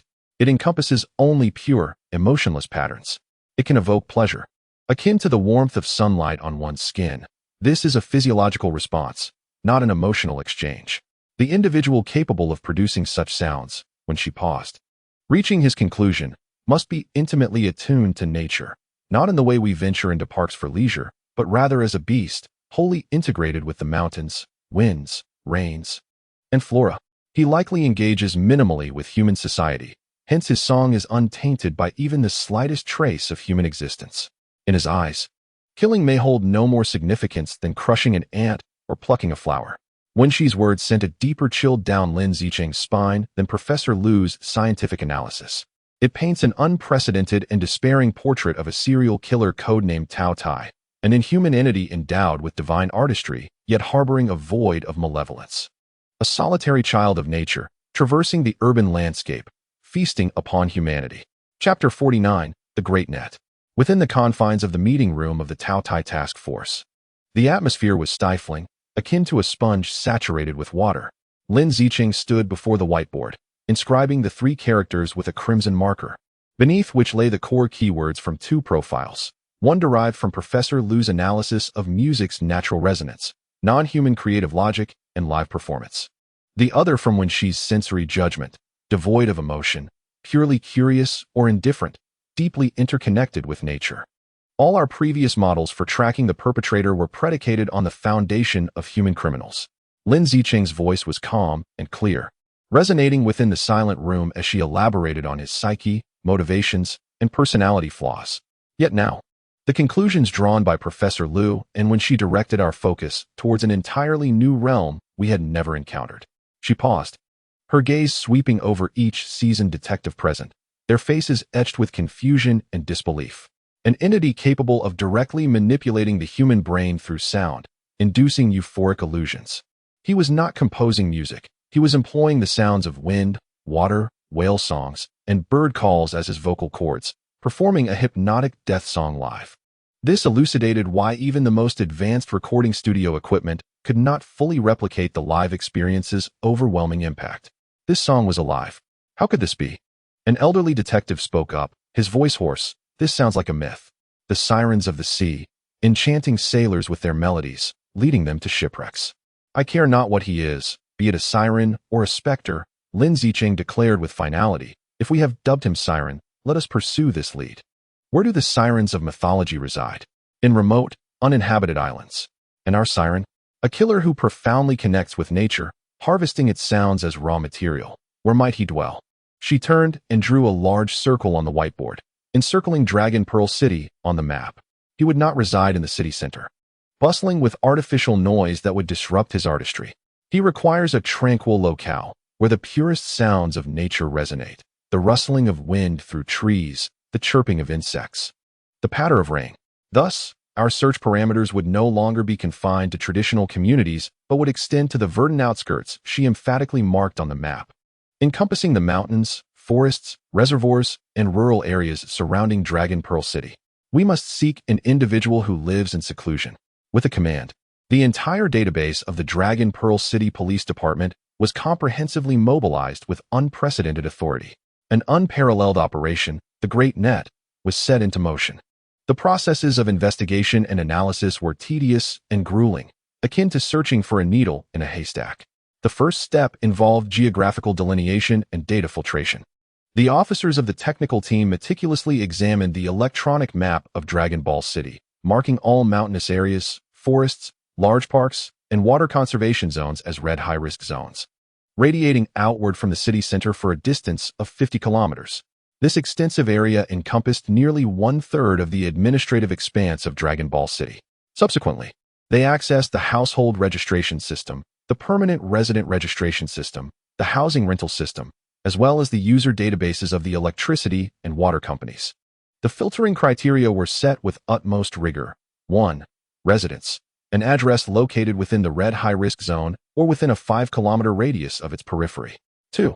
Living status. Individuals living alone, registered as single-person households, with water and electricity usage over the past 3 years consistently reflecting the exceedingly low levels typical of solitary living. 3. Gender and age. Male individuals aged between 25 and 50, identified as the optimal age bracket for criminal profiling, combining physical prowess with strategic intellect. 4. Social relations. An exceedingly simple social network, characterized by marital status as unmarried, divorced, or widowed. Individuals without fixed employment or engaged in freelance or seasonal work that necessitates minimal social interaction.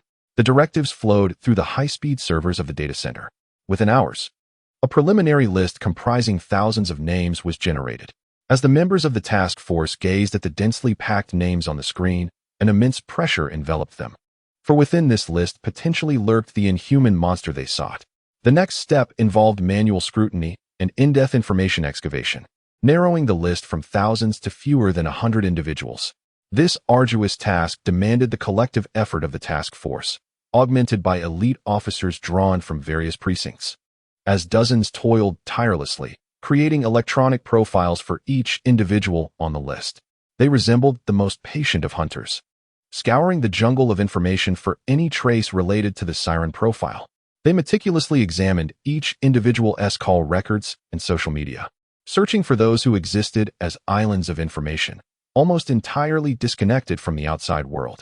They scrutinized bank statements, paying particular attention to those with ambiguous income sources or exceedingly singular spending patterns, primarily purchasing only essential goods. They even accessed medical records to determine if there were any histories of mental illness or unique physiological conditions. At this stage, Wen Xi's extraordinary intuition and sensitivity to detail proved pivotal.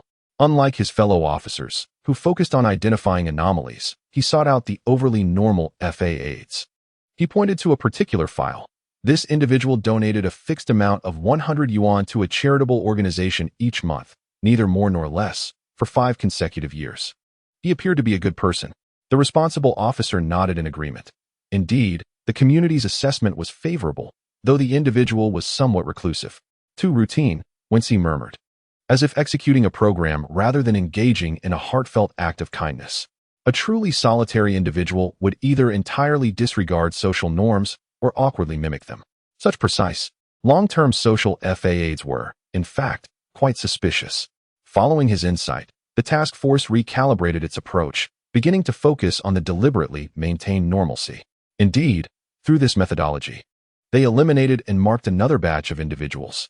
After an entire week of rigorous analysis, the lengthy list comprising thousands of names has finally been distilled to a mere 100.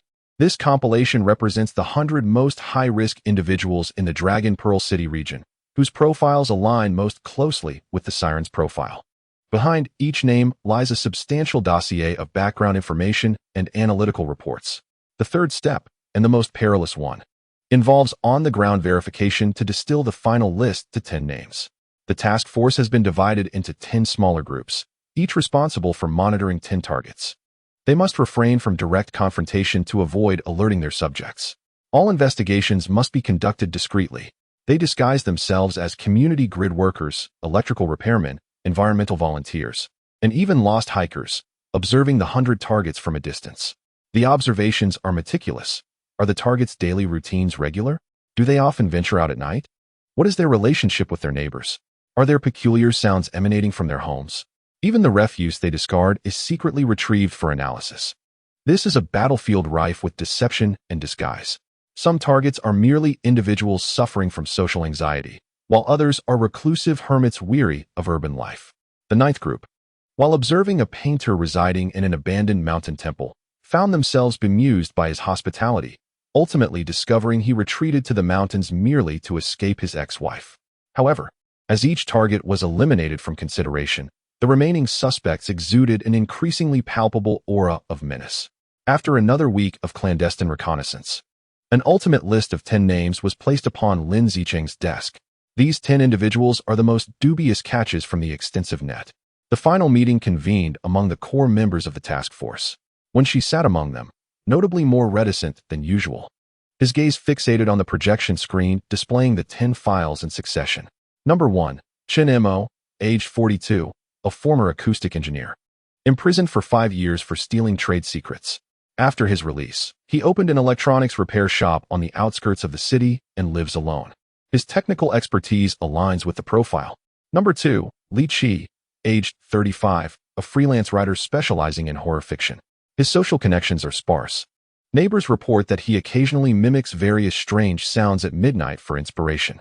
The files pass one by one, each brimming with ambiguities, yet seemingly lacking that decisive piece of evidence, until the 7th file appears. Number 7. Zhang Hai, aged 39. Occupation, gravekeeper. At the utterance of this profession, the atmosphere in the conference room seems to still momentarily. It is a vocation inherently associated with death, carrying an aura of chill. The officer reporting has a somewhat dry voice as he details Zhang Hai's unusual history. His original name remains unknown. Discovered by police in the western suburbs' mountainous woods at the age of 15, he was in a feral state, unable to speak and profoundly fearful of humans. Upon further investigation, he was confirmed to be the missing person from a 5-year-old cold case. A scanned image of a yellowed, old newspaper flashes onto the screen. 5 years ago, when he was merely 10, he resided with his grandmother in a remote fishing village along the eastern coast. One fateful night, their home was engulfed in flames. The blaze immense, and when extinguished, only a charred expanse of ruins remained. Amidst the ruins, a charred corpse was discovered, later identified by forensic experts as his grandmother. Zhang Hai, however, was reported missing. Everyone presumed he perished in the inferno, leaving no trace behind. This implied that he had survived alone in the wilderness from the age of 10 to 15. Lin Zicheng furrowed her brow. Indeed, much like a feral child. Upon his discovery, he was taken to the city orphanage, where he received basic education and training for reintegration into society. Yet, he remained taciturn, rarely engaging with others. Upon reaching adulthood, he chose the solitary life of a gravekeeper, working for 2 decades in the largest cemetery on the outskirts of Longzhou City, Jing'an Garden. He resided in a small dwelling adjacent to the cemetery, isolated from the world. The presentation concluded. Silence enveloped the conference room. Officers whispered among themselves. Most perceived Zhang Hai, despite his tragic background, as a severely traumatized recluse rather than a mastermind capable of orchestrating such a monumental crime. His history was rife with passivity and evasion, devoid of any signs of aggressive tendencies. Just a pitiable soul, someone quietly concluded. However, while everyone averted their gaze from the dossier, only when she remained fixated on Zhang Hai's black and white identification photograph. The man in the image wore a blank expression, his eyes hollow, as if devoid of any emotion. Yet, when she perceived far more, on that unremarkable face, he discerned something else entirely. He recalled the professor's profile and the profound connection to nature. A child who had survived alone in the mountains for 5 years. How many whispers of the wind and songs of birds had he encountered? For him, nature might not have represented mere scenery, but rather the sole language and companion. He also reflected on his own judgment, emotionless, stark indifference.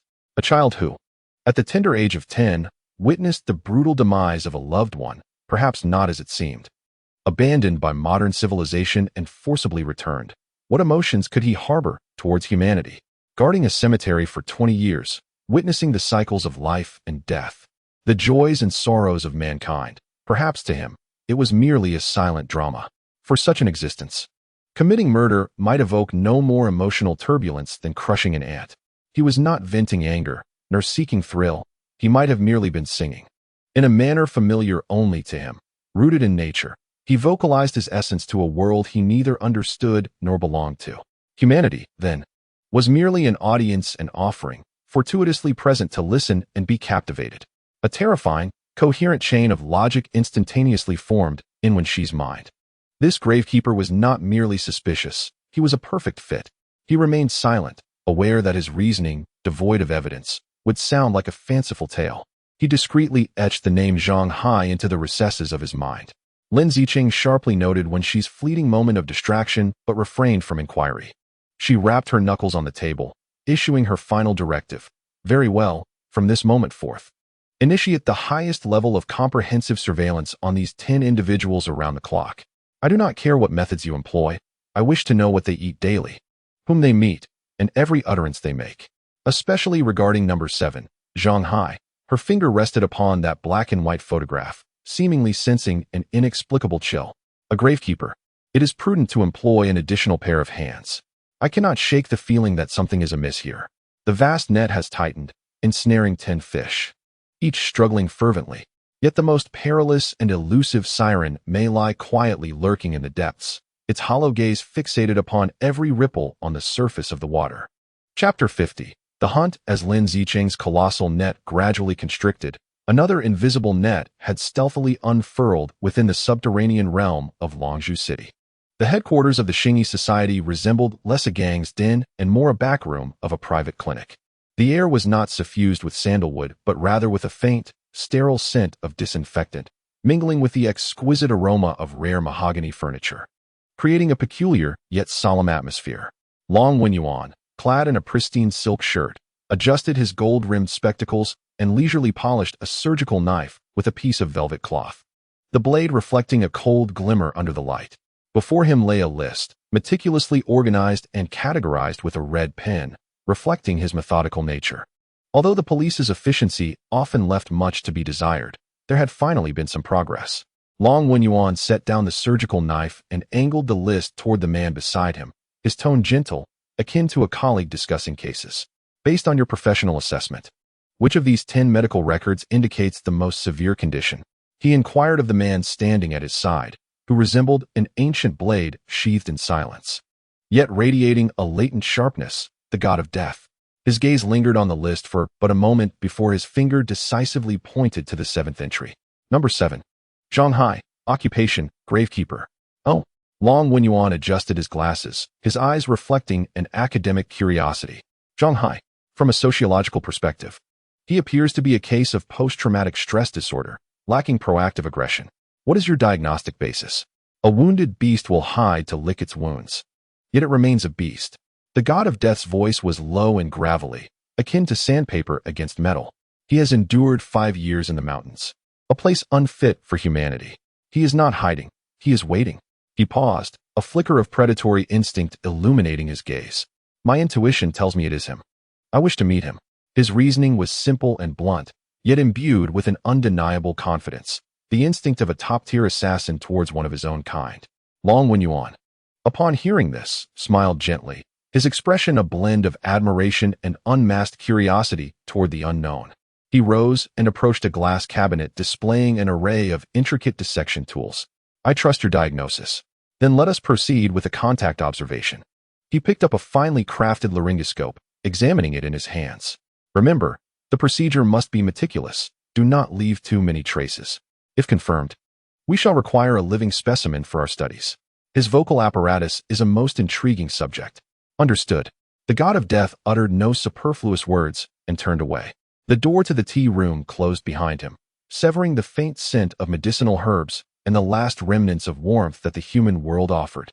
His destination lay ahead, the cemetery, the night, the realm with which he was most intimately acquainted. Midnight at the Jing'an Garden Cemetery was a true dominion of death. The moonlight, pallid and ghostly, cascaded over the countless gravestones like a delicate frost. The wind wove through the cypress trees, producing a mournful sound akin to the wails of lost souls. The silence here bore a tangible weight, pressing heavily upon one's chest. The god of death moved like a specter seamlessly merging into the shadows, traversing this forest of mortality without a sound. His footsteps were as light as a cat's, not disturbing a single fallen leaf. He circumvented the main burial area and approached a solitary little cabin in the northwest corner of the cemetery. This was the abode of the gravekeeper, Zhang Hai. The cabin was dilapidated, with only a single window casting a feeble yellow light, resembling a weary eye peering out from the darkness. The god of death chose not to storm in. Instead, he resembled the most patient of cheetahs, lurking in the nearby shadows, observing in silence. He sensed the presence of the occupant within. It was unnaturally still, devoid of the rhythmic rise and fall of breath or heartbeat, like a stone. This was not normal. A living person could not remain this motionless. Suddenly, the door of the cabin creaked open, and Zhang Hai emerged, clad in a faded gray work uniform. His figure was unremarkable, his expression blank. His gaze, hollow and indifferent, swept over the night and the gravestones as if he were viewing a landscape utterly unrelated to himself. He seemed merely to be stepping out for a breath of fresh air. Just as he turned to re-enter the cabin, the god of death sprang into action. There was no warning, no sign of murderous intent. In one moment, he was a shadow, and in the next, he transformed into a bolt of lightning. Propelled by a gust of wind that tore through the air, aimed directly at Zhang Hai's vulnerable back. This was a decisive strike. In such an unguarded moment, no skilled fighter would have a chance of survival. However, Zhang Hai's reaction defied all logic. He did not turn around, nor did he even pivot. As the god of death's fingertips were about to graze his skin, his body shifted sideways in a manner that seemed to defy the laws of physics. Eerily moving half a foot to the side, it felt less like a human evading an attack and more like a leaf fluttering in the wind. With a swift motion, the god of death's fingertips tore through Zhang Hai's clothing, leaving only a shallow wound beneath his ribcage. Unperturbed, the god of death transformed his strike from a fist to a claw, twisting his wrist as an eagle would pounce upon its prey, once more lunging for Zhang Hai's throat. Yet Zhang Hai, like an elusive eel, danced upon peculiar footfalls, skillfully evading the lethal strikes by mere fractions of an inch. Their struggle produced no earth-shattering clamor. Only the sound of fabric tearing and the crunch of gravel beneath their feet resonated through the air. The god of death's attacks were grand and powerful, imbued with an aesthetic of mortality, each move aimed with precision at vital points. Conversely, Zhang Hai's evasions were primal and wild, devoid of any discernible pattern, yet remarkably effective, as if he were one with the surrounding darkness, the whispers of the wind, and the very essence of death itself. You are not him. In the midst of the fierce battle, Zhang Hai suddenly spoke. His voice was peculiar, flat and devoid of intonation, as if he were merely stating a fact. The god of death did not respond, intensifying his assault. He was now 100% certain that the individual before him was indeed the notorious serial killer. An ordinary person could never possess such skills. This was an instinct honed at the precipice of life and death, a primal trait of a beast. Bang! In another clash, the god of death seized upon a flaw, delivering a powerful punch that struck Zhang Hai squarely in the chest. Zhang was sent hurtling backward, crashing against the wall of a small cabin with a muffled thud. Clutching his chest, he slowly rose to his feet, a trickle of blood escaping the corner of his mouth. Yet, his perpetually expressionless face bore no sign of pain. He merely lifted his head, his vacant eyes silently fixed on the god of death. Then, he began to sing. The sound was not of human origin. There were no lyrics, no melody, just a strange resonance emanating from deep within his throat, mingling with the sounds of the wind, droplets of water, and even the fluttering of insects. The moment the song filled the air, the god of death felt as if the entire world had transformed. The desolate graveyard, the pale moonlight, the cold gravestones vanished in an instant. He found himself immersed in a warm ocean, sunlight filtering through the water, illuminating a vibrant coral reef. Countless beautiful fish swirled around him, and a profound tranquility and joy, unlike anything he had ever experienced, enveloped his very soul. He felt all his fatigue, all his killings, all his sins washed away. He longed to remain forever lost in this paradise of bliss, never to awaken. This was the song of the sirens, a melody that directly influenced the mind, rewriting the senses, an irresistible lullaby. As the god of death's gaze, once filled with the essence of slaughter, began to waver and dissipate, a strange smile, the first and only of its kind, appeared at the corner of Zhang Hai's mouth. He picked up a sharp stone from the ground and stepped toward the god of death, for to him, the battle was already over. However, just as he raised the stone, poised to shatter the god of death's skull, an unexpected transformation occurred. The body of the god of death suddenly convulsed violently. He bit down hard on his own tongue. A surge of excruciating pain and a wave of metallic blood erupted in his mouth. He let out a roar. Unlike any human sound, a howl emerging from the depths of hell, filled with boundless agony and rage. The warm ocean shattered in an instant, and the beautiful fish morphed into grotesque, lifeless bones. The confusion in the god of death's eyes vanished, replaced by two blazing orbs of blood-red flames, fierce enough to ignite the entire night. How dare you compel me to aspire to goodness? He spat out, each word laced with chilling coldness and unfathomable fury. He did not shatter the illusion through sheer willpower. Rather, he forcibly tore apart the deceptive beauty with the deeply ingrained obsession for slaughter and darkness that resided within him. The siren's song beckoned happiness and peace, yet these were the very poisons most vehemently rejected by the essence of the god of death's soul. Attempting to purify a spirit forged from pure darkness with light could only yield a violent rejection. Zhang Hai's eerie smile froze in place. For the first time, a flicker of an emotion known as fear emerged in those hollow eyes.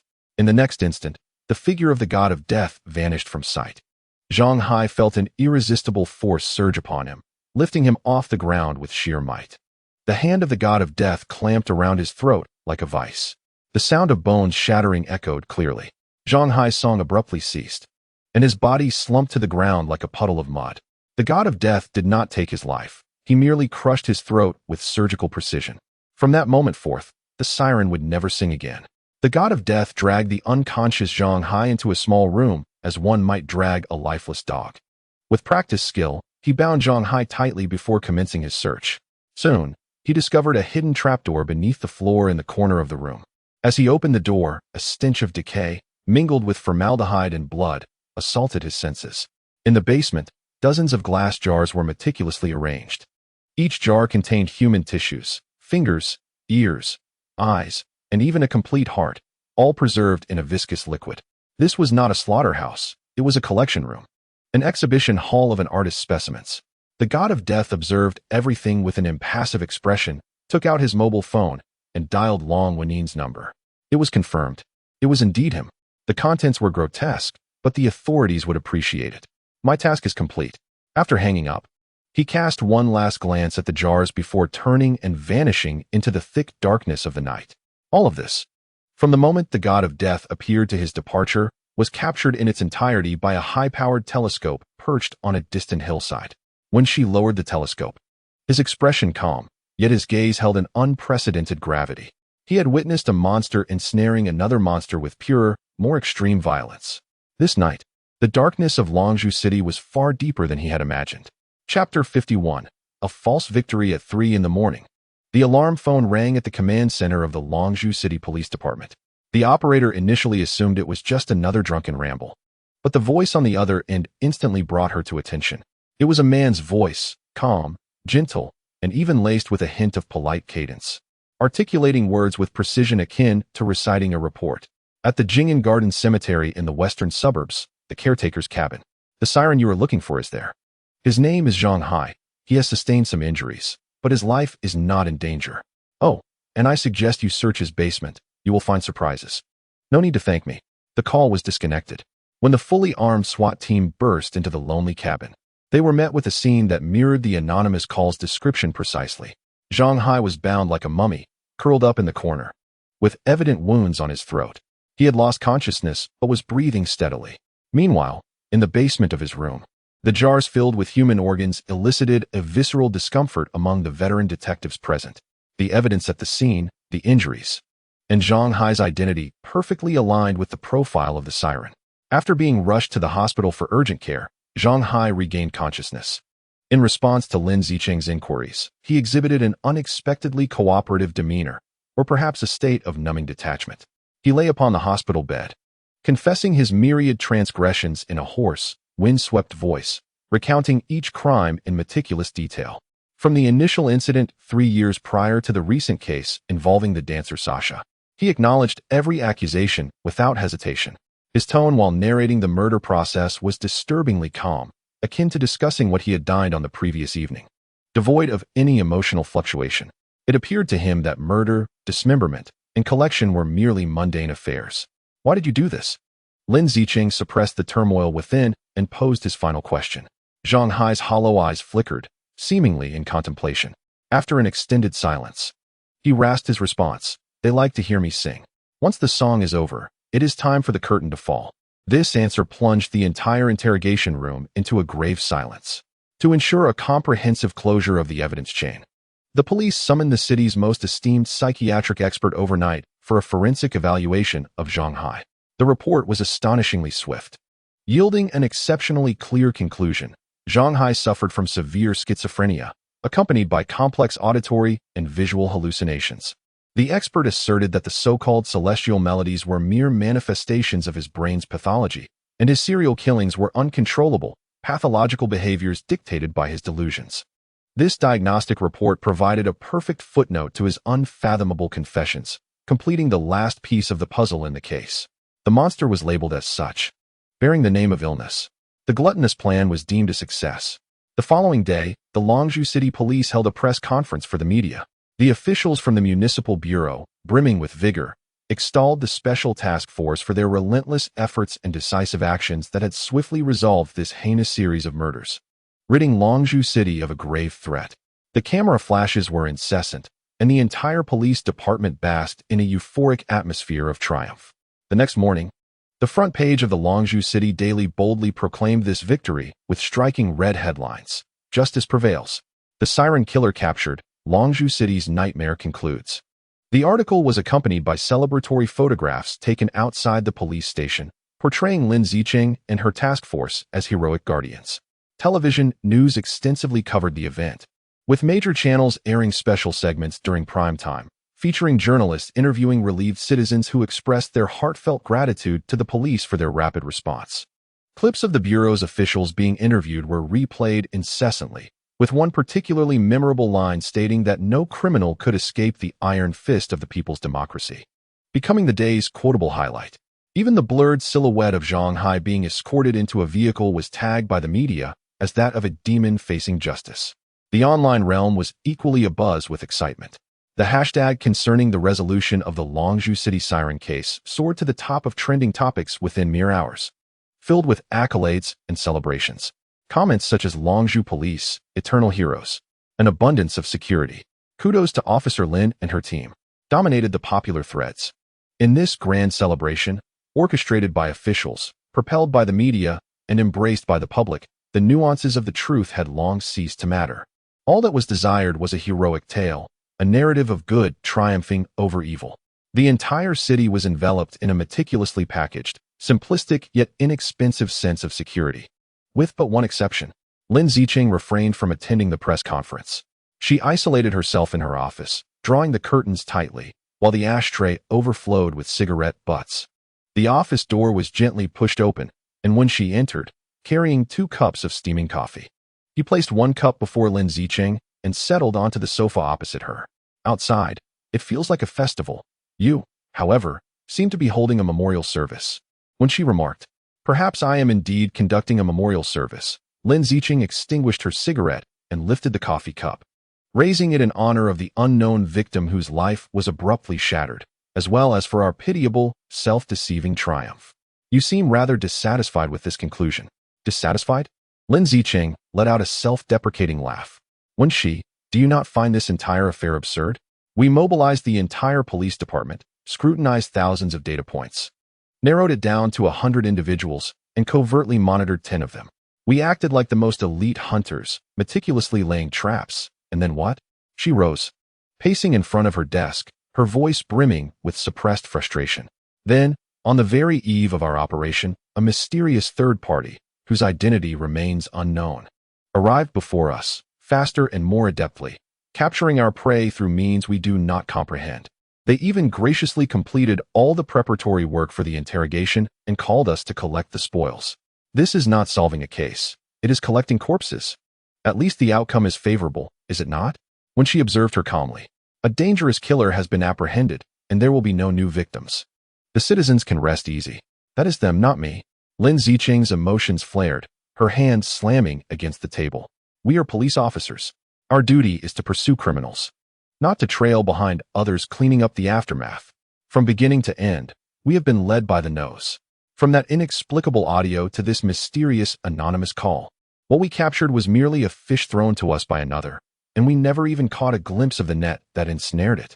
Her chest rose and fell violently, clearly indicating that this pent-up frustration had been building for far too long. When she remained silent, simply listening, he understood her need for catharsis. After a considerable time, Lin Zicheng gradually calmed down, dejectedly sinking back into her chair, her voice hoarse. Moreover, the most critical question is, how did that third party know our list of 10 individuals? This is the root of my deepest fear. This list was the utmost secret of the Taotai Project Task Force. Apart from a select few present, no one else was privy to this information. She lifted her gaze, her eyes bloodshot and fixed intently on Wen Xi, the only explanation being that there was a mole within our ranks. The term mole slipped from her lips lightly, yet it bore the weight of 1,000 pounds. The air in the office seemed to grow thick and stagnant. When she gazed at her weary yet resolute face, suddenly breaking into a smile. Rest assured, he said in a half-joking tone, I can assure you, I am certainly not the mole. Lin Zicheng frowned at him. In fact, I don't even hold a formal position in the Longzhou City Police Department.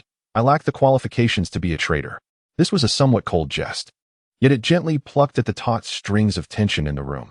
However, such humor did little to truly ease Lin Zicheng's anxiety. She merely tugged at the corners of her mouth, revealing a smile that was more grotesque than tears. Indeed, you are not. Her voice brimmed with exhaustion and a hint of helplessness. Yet it was precisely this that instilled fear within me. In this case, you are the only outsider I can place my complete trust in. This statement served as the highest affirmation of Wen Xi, as well as a profound lament about her current circumstances. She understood that capturing Siren Zhonghai was not an end, but merely a beginning. A far more formidable adversary had, through this collaboration, sent her a clear signal. I know you. I am aware of your every move. And I can accomplish what you cannot. This hidden predator, lurking in the shadows, is 100 times more perilous than the siren who performs on stage. Officially, this case will be concluded. I shall receive commendation, perhaps even a promotion. Lin Zicheng gazed out at the night sky, her eyes seeming to peer into an unfathomable vortex. However, my case has merely begun. When she lifted her coffee cup and took a gentle sip. Chapter 52. Ripples just as the celebratory atmosphere surrounding the siren case had yet to fully dissipate. A seemingly unrelated public security incident on the other side of Longzhou City stirred a new ripple.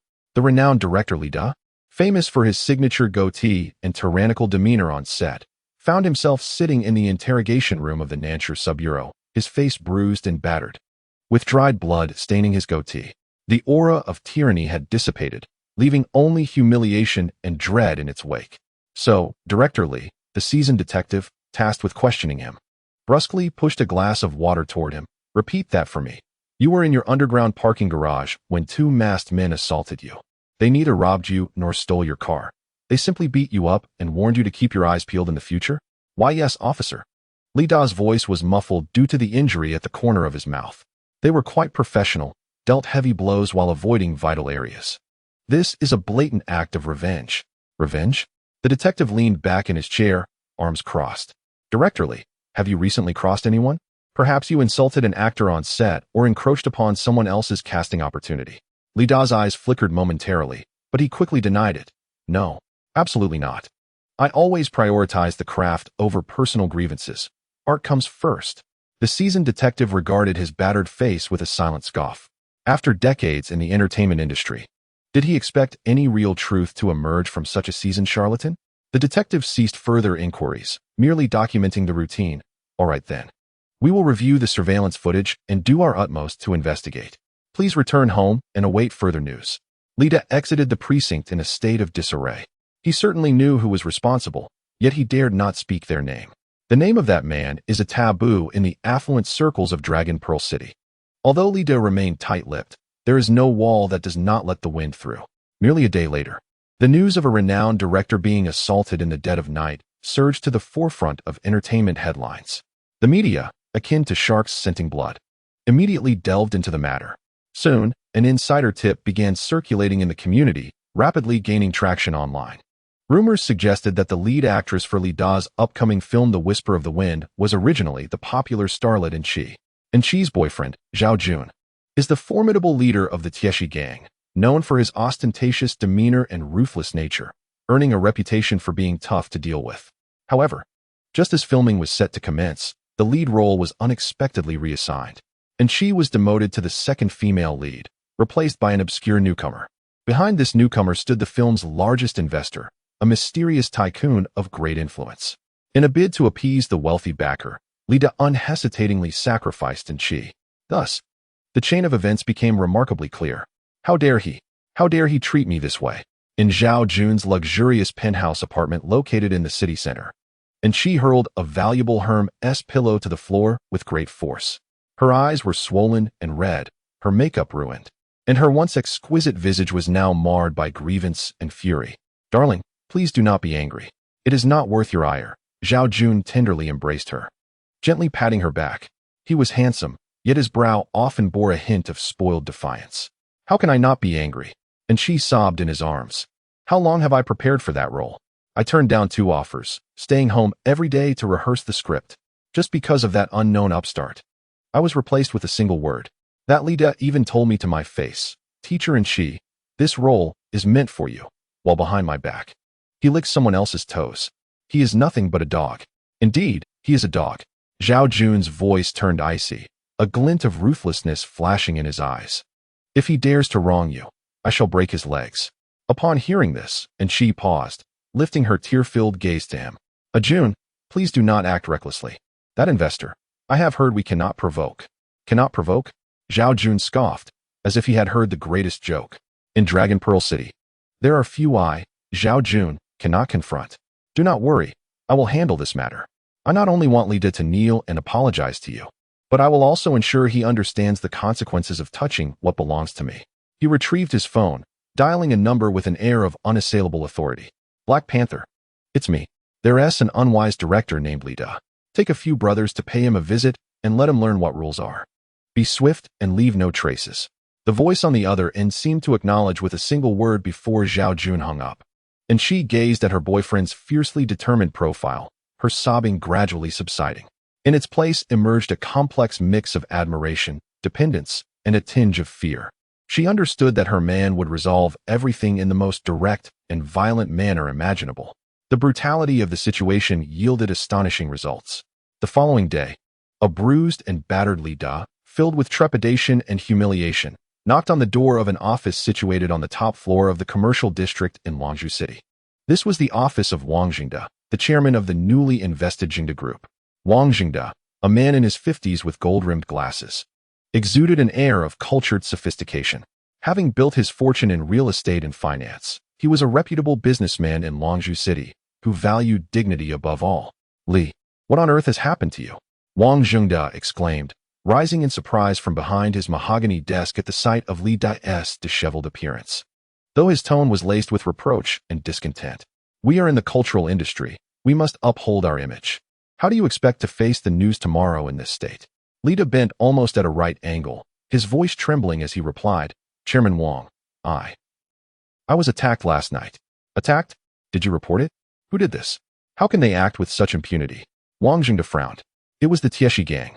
Li De managed to utter with difficulty. "They said I should not have touched Miss Anchi." The mention of the Tieshi gang caused Wang Jingde's displeasure to crystallize into a palpable tension. He slowly returned to his chair, his complexion paling. He remained silent for a full half-minute, the air in the office thick with an oppressive dread. "Chairman, perhaps we should show Zhao Jun a thing or two," Li De cautiously suggested. "No matter how brazen he is, he cannot surpass your authority. This is an affront to you." "Silence," Wang Jingde abruptly snapped, causing Li De to flinch. The usually genteel chairman now bore an expression of sheer terror. He removed his glasses and rubbed his temples vigorously, his voice turning hoarse. "What do you understand? Zhao Jun is akin to a rabid dog, a desperate outlaw. How can I contend with him? I have a name, a family, a business. What do I have to fight him with? Money? His wealth is tainted, while mine is legitimate. They are not comparable." He rose restlessly, pacing like a wild beast trapped in a cage. "I invested heavily in your film to earn a profit and to gain a reputable standing in the cultural sphere, not to entangle myself with a pack of rabid dogs." He pointed an accusatory finger at Li De. "You are a fool. Did you not inquire about who stands behind Anchi when you considered replacing her?" I thought you could manage it," Li De stammered. "I cannot manage it," Wang Jingde declared emphatically. "Now, at once, return the leading role to Anchi. No, not just return it." It seems he reached a resolution, donning his glasses once more with an irrefutable authority in his tone. "You will personally apologize to Miss Anchi. Inform her that all was a misunderstanding, that you failed to recognize her significance. Furthermore, tell her her remuneration will be increased by 30% on top of the original amount. No, 50%. From this moment on, Anchi will have the final say on this film." Li De stood in stunned silence, never having witnessed the chairman in such a state of disarray and humility. "Chairman, what about the newcomer we have already signed? I shall cover the penalty fees." Wang Jingde waved his hand dismissively, as if shooing away a fly. "What I desire now is Anchi's satisfaction, and for that mad dog Zhao Jun not to bite me again. Do you understand?" Understanding dawned upon Li De as he nodded repeatedly, dejectedly exiting the office. The moment the door closed, Wang Jingde felt as if all his strength had been drained from his body, collapsing onto the leather sofa. He He retrieved a bottle of quick-acting heart-saving pills from the drawer, trembling as he poured several into his palm and hastily swallowed them. A violent incident, ignited by jealousy within the entertainment industry, resembled a stone cast into water, sending ripples that would soon reach the ominous shadows lurking beneath the surface. Chapter 53. The Priceless apology arrived swifter and more humbly than Zhao Jun had anticipated. The following afternoon, he appeared outside Angel's apartment, cradling a grand bouquet of tulips airlifted from the Netherlands. The bruises on his face were still evident, a comical sight paired with his excessively contrite smile. "Teacher Angel, you possess such a generous spirit. Please do not hold my petty transgressions against me." Upon seeing Angel, Lida bent at a 90-degree angle, his posture scraping the floor. "I was blind and failed to recognize your brilliance. The leading role was tailor-made for you. None other could fill your shoes." Angel lounged on the sofa, clad in a silk robe, leisurely sipping her coffee without even raising her eyelids. She relished this moment of triumph. "Directorly, such words are too much for me to bear," she replied, setting her coffee cup down, her tone nonchalant. "With Mr. Wang's decree, how could I dare oppose the investors?" No. Mr. Wang has reconsidered," Lida hastily interjected, producing a pristine contract from his briefcase and reverently sliding it across the table. "Mr. Wang stated it was all a misunderstanding. To convey our sincere apologies, your fee will be increased by 50%. Furthermore, the script can be amended to your liking. Any dissatisfaction will be promptly addressed. From now on, this production will be at your discretion." Angel picked up the contract, glancing at the glaring figure inscribed upon it. A smile finally broke free from her lips. She let out a soft hum, signifying her acceptance of the apology. "Very well, directorly. Recognizing one's mistakes and amending them is indeed a virtue." She waved her hand dismissively, akin to shooing away a servant. "You may leave now. My agent will discuss the script with you." "Ah, yes. Thank you, Teacher Angel." "Thank you." Lida, as if granted a reprieve, nodded and bowed his way out. In the Nanshire precinct, the seasoned officer in charge of Lida's case received a call directly from the director, requesting the withdrawal of the case. "Captain Lin, Lida has retracted the case," the old officer announced, leaning against the doorframe of Lin Zicheng's office, his expression one of indifference. "He claims it was a case of mistaken identity, an unfortunate misunderstanding. A private resolution, and all is well." Lin Zicheng, who was organizing files related to the siren case, looked up, his face devoid of emotion. "Is that so? What else could be expected? One party is a major director in the entertainment realm, while the other is the leader of the Tieshi gang. When titans clash, it is wise for us mere mortals to keep our distance." The old officer shook his head, sipping his tea. "I had predicted this outcome. Such matters invariably dissolve into nothingness. However, that Angel possesses a certain cunning. I recall the last time she visited our office for a promotional event. She exchanged a few words with you and appeared to be quite an innocent young lady." Lin Zicheng's gaze flickered momentarily as she reminisced about that event. And she had indeed expressed her admiration for Lin's self-reliance and strength. Those words lingered in her mind, now tinged with irony. "Innocent?" Lin Zicheng scoffed. "In this city, no one is truly innocent." She lowered her head, continuing to peruse the files. Yet her thoughts drifted far away. A gang leader, brazenly injuring someone for the sake of a celebrity, later compelling the victim to withdraw the case. Such power, transcending the law, filled her with a sense of helplessness and revulsion. This was strikingly similar to the third party lurking in the shadows, who had presented the siren to her as a gift. Longzhou City resembled a vast, decaying mire. Anshi's elation did not endure for long. That very evening, a person she dreaded encountering and least wished to see arrived at her apartment. It was Mr. Zhong, the strategist of Zhao Jun. In his 40s, Mr.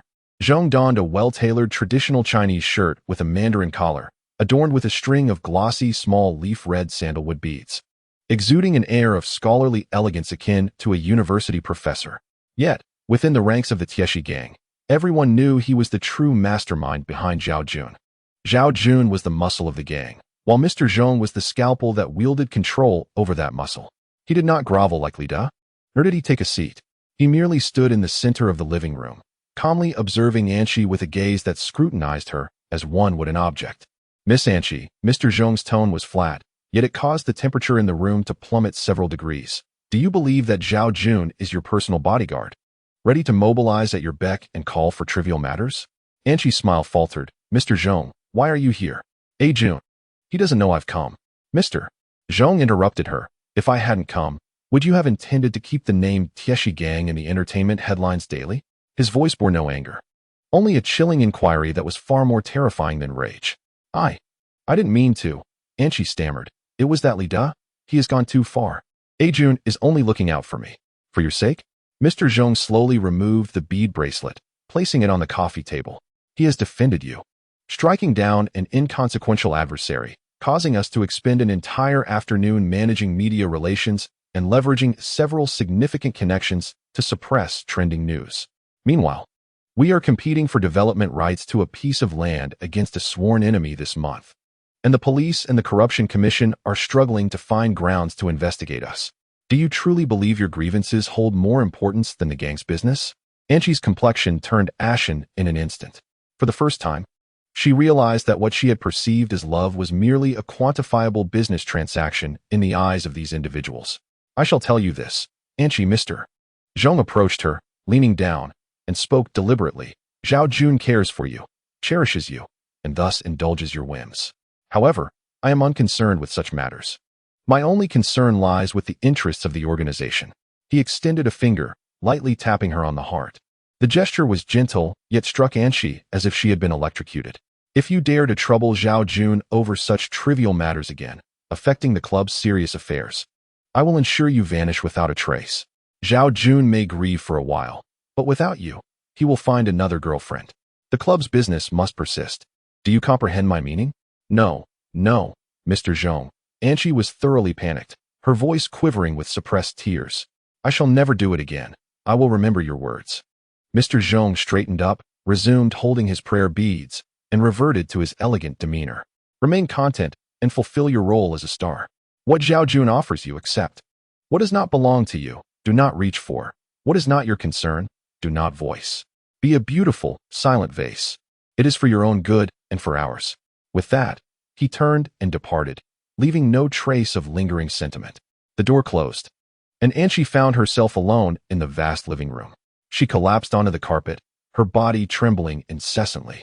What had just moments ago filled her with immense pride and satisfaction now loomed over her like a sword of Damocles. She suddenly realized that she was not the woman of some mafia lord. She was merely a trivial luxury item within this vast criminal organization, easily replaceable. She picked up her phone, intending to call Zhao Jun for a semblance of comfort. Yet, as her finger hovered over the number, it simply would not press down. She was too afraid. Mr. Zhong's cold gaze sent chills throughout her entire being. In that instant, Anshi experienced true terror for the first time. Chapter 54. A gift from afar. An unmarked international package was quietly placed on Long Wennin's desk. The parcel was modest in size, securely wrapped, with customs documentation stating the contents as academic materials. Long Wennin donned a pair of thin latex gloves and, with a delicate letter opener, meticulously and elegantly sliced open the package's seal, as if performing a surgical procedure. He never believed in accidents. Any minute powder or substance could be a lethal greeting from an adversary. Inside the package, there were no traps. Only a black disc and a stack of developed photographs sealed in plastic sleeves. The images boasted high resolution, clearly taken with professional equipment. He spread the photographs across the desk, as if arranging a series of medical slides. The assassin standing behind him also gazed at the photographs, his pupils constricting slightly, causing the already frigid air in the room to drop another degree. The subjects of the photographs were a group of South American men and women living in the tropical rainforest. Some were partying in lavish estates, while others were trading in secluded jungle camps, with heaps of white powder and heavily armed guards visible in the background. One photograph depicted a dark-skinned, menacing middle-aged man, his gaze as fierce as a serpent's. A grotesque, blood-red serpent tattoo coiled around his neck, extending from his collarbone to behind his ear. Blood serpent, Long Wennin remarked, pinching the photograph with tweezers, his tone as calm as if he were reciting a medical term. The leader of the largest cocaine cartel in South America, Cobra. Our Zhao Jun's true financial backer. He set down the tweezers and cast a glance at the god of death behind him, an inquisitive glimmer in his eyes. Is this your doing? The god of death nodded, acknowledging the inquiry. The intelligence provided by the phantom was both meticulous and ruthless. The blood serpent, whose true name remains unknown, rose to power from the chaotic jungles of South America. Once a child soldier in a local guerrilla faction, he learned the art of survival and slaughter amidst bloodshed and flames. Subsequently, he aligned himself with a drug cartel, leveraging his extraordinary cunning and brutality to eliminate his superiors and rivals through a series of assassinations and betrayals, ultimately consolidating the entire organization into his own Cobra empire. According to the Phantom's assessment, he commands a private militia of at least 500 men, armed with heavy weaponry sourced from the black market, and even possesses an armed helicopter. Deep within the jungle, he governs an independent kingdom larger than Dragon Pearl City, ruling through drugs and violence. The name Phantom has not been uttered within the Xingyi society for many years, yet it embodies a legend. Once one of the 4 golden kings of the society, he excelled in intelligence and infiltration, akin to a specter dwelling in the shadows. Years ago, the Xingyi society faced a devastating confrontation with the Blood Serpent's faction in the Golden Triangle, suffering significant losses. Disheartened by the incident, the Phantom withdrew from the world, vanishing from public life. However, the god of death never forgot the brothers lost that day. To seek vengeance, he paid a steep price to locate the reclusive Phantom and persuaded this former brother to return for one final mission in honor of their fallen comrades. This gift marks the first outcome of the Phantom's return to the fray, a pawn, or rather, a liaison. Long Wenyuan glanced at the beauty pageant winner's photograph, quickly losing interest. His attention was captured by the contents of the platter before him. He inserted the disc into his computer and opened the sole encrypted file contained within. The screen displayed a detailed analysis of fund flows, alongside intelligence regarding a mysterious organization. Intriguing. Long Wenyuan adjusted his gold-rimmed glasses, and for the first time, genuine interest flickered in his eyes behind the lenses. Eternal Life Biotech. He murmured the name softly, an illicit biotech company that had never been officially registered in any nation, specializing in the development and manufacture of new narcotics. The Phantom noted that the Blood Serpent invests 1/3 of his drug trafficking revenues into this eternal life technology, not for equity, but in exchange for exclusive rights to new products. New products? The god of death finally spoke, his voice hoarse. A new type of drug. The smile that had briefly graced Long Wenyuan's lips vanished, replaced by a near-obsessive revulsion. Preliminary investigations by the Phantom revealed that this eternal life technology employs illicit biological techniques to create unprecedented active substances that directly influence human psyche. The god of death fell silent. He held no interest in the complexities of commerce and science. His world was starkly simple, defined by life and death, predator and prey. Pointing to the photograph of the blood serpent on the table, he declared to Long Wenyuan, "I will go to South America. In 3 days. I will return with his head." His tone was devoid of any emotion, as if he were discussing something as mundane as eating or drinking. This was his method of problem-solving, direct, efficient, and steeped in a certain brutality. Avenge the fallen brothers of the Xingyi society. This was his sole obsession. No. Long Wenyuan rejected the notion without a moment's hesitation. He rose to his feet and approached the god of death, his gaze gentle, yet his tone unwavering. God of death, you are the sharpest scalpel in my hand, but a scalpel is meant to excise tumors, not to crush walnuts. He held up a photograph of Blood Serpent, gently waving it before the god of death. This individual was merely a large abscess growing on someone else. If you venture into South America, into his territory, even if you manage to kill him, we would suffer significant losses and attract the attention of Interpol. Risking so much for the sake of avenging a few dead is not worth it. What then should be done? A flicker of confusion and suppressed anger passed through the god of death's eyes. Use force against force. Long Wenyuan's smile was enigmatic. Do you know what drug traffickers fear most? It is not us, the gangsters, but their own kind, as well as those even more ruthless, the terrorist organizations. In the dossier on Ghost Shadow, a nemesis of Blood Serpent was mentioned. I will inadvertently send this information to his rival. Let them engage in a dogfight. Is that not more entertaining? Moreover, he shifted his focus, picking up the report on immortality technology. Our true objective should be this. He tapped a finger against the text on the screen. Drugs are the cancer of our time. This immortality technology is the very source of those cancerous cells. His gaze sharpened, akin to a scalpel. We cannot merely settle for excising a single abscess. We must identify the source of the disease and eradicate it entirely. More importantly, this biotechnology, which directly affects the mind, is inherently neutral. In the hands of drug traffickers, it becomes poison, but in our possession. He did not continue. Yet the implications of his words sent a chill even through the god of death. The god of death observed the complex mixture of disdain and fervor in Long Wenyuan's eyes, remaining silent.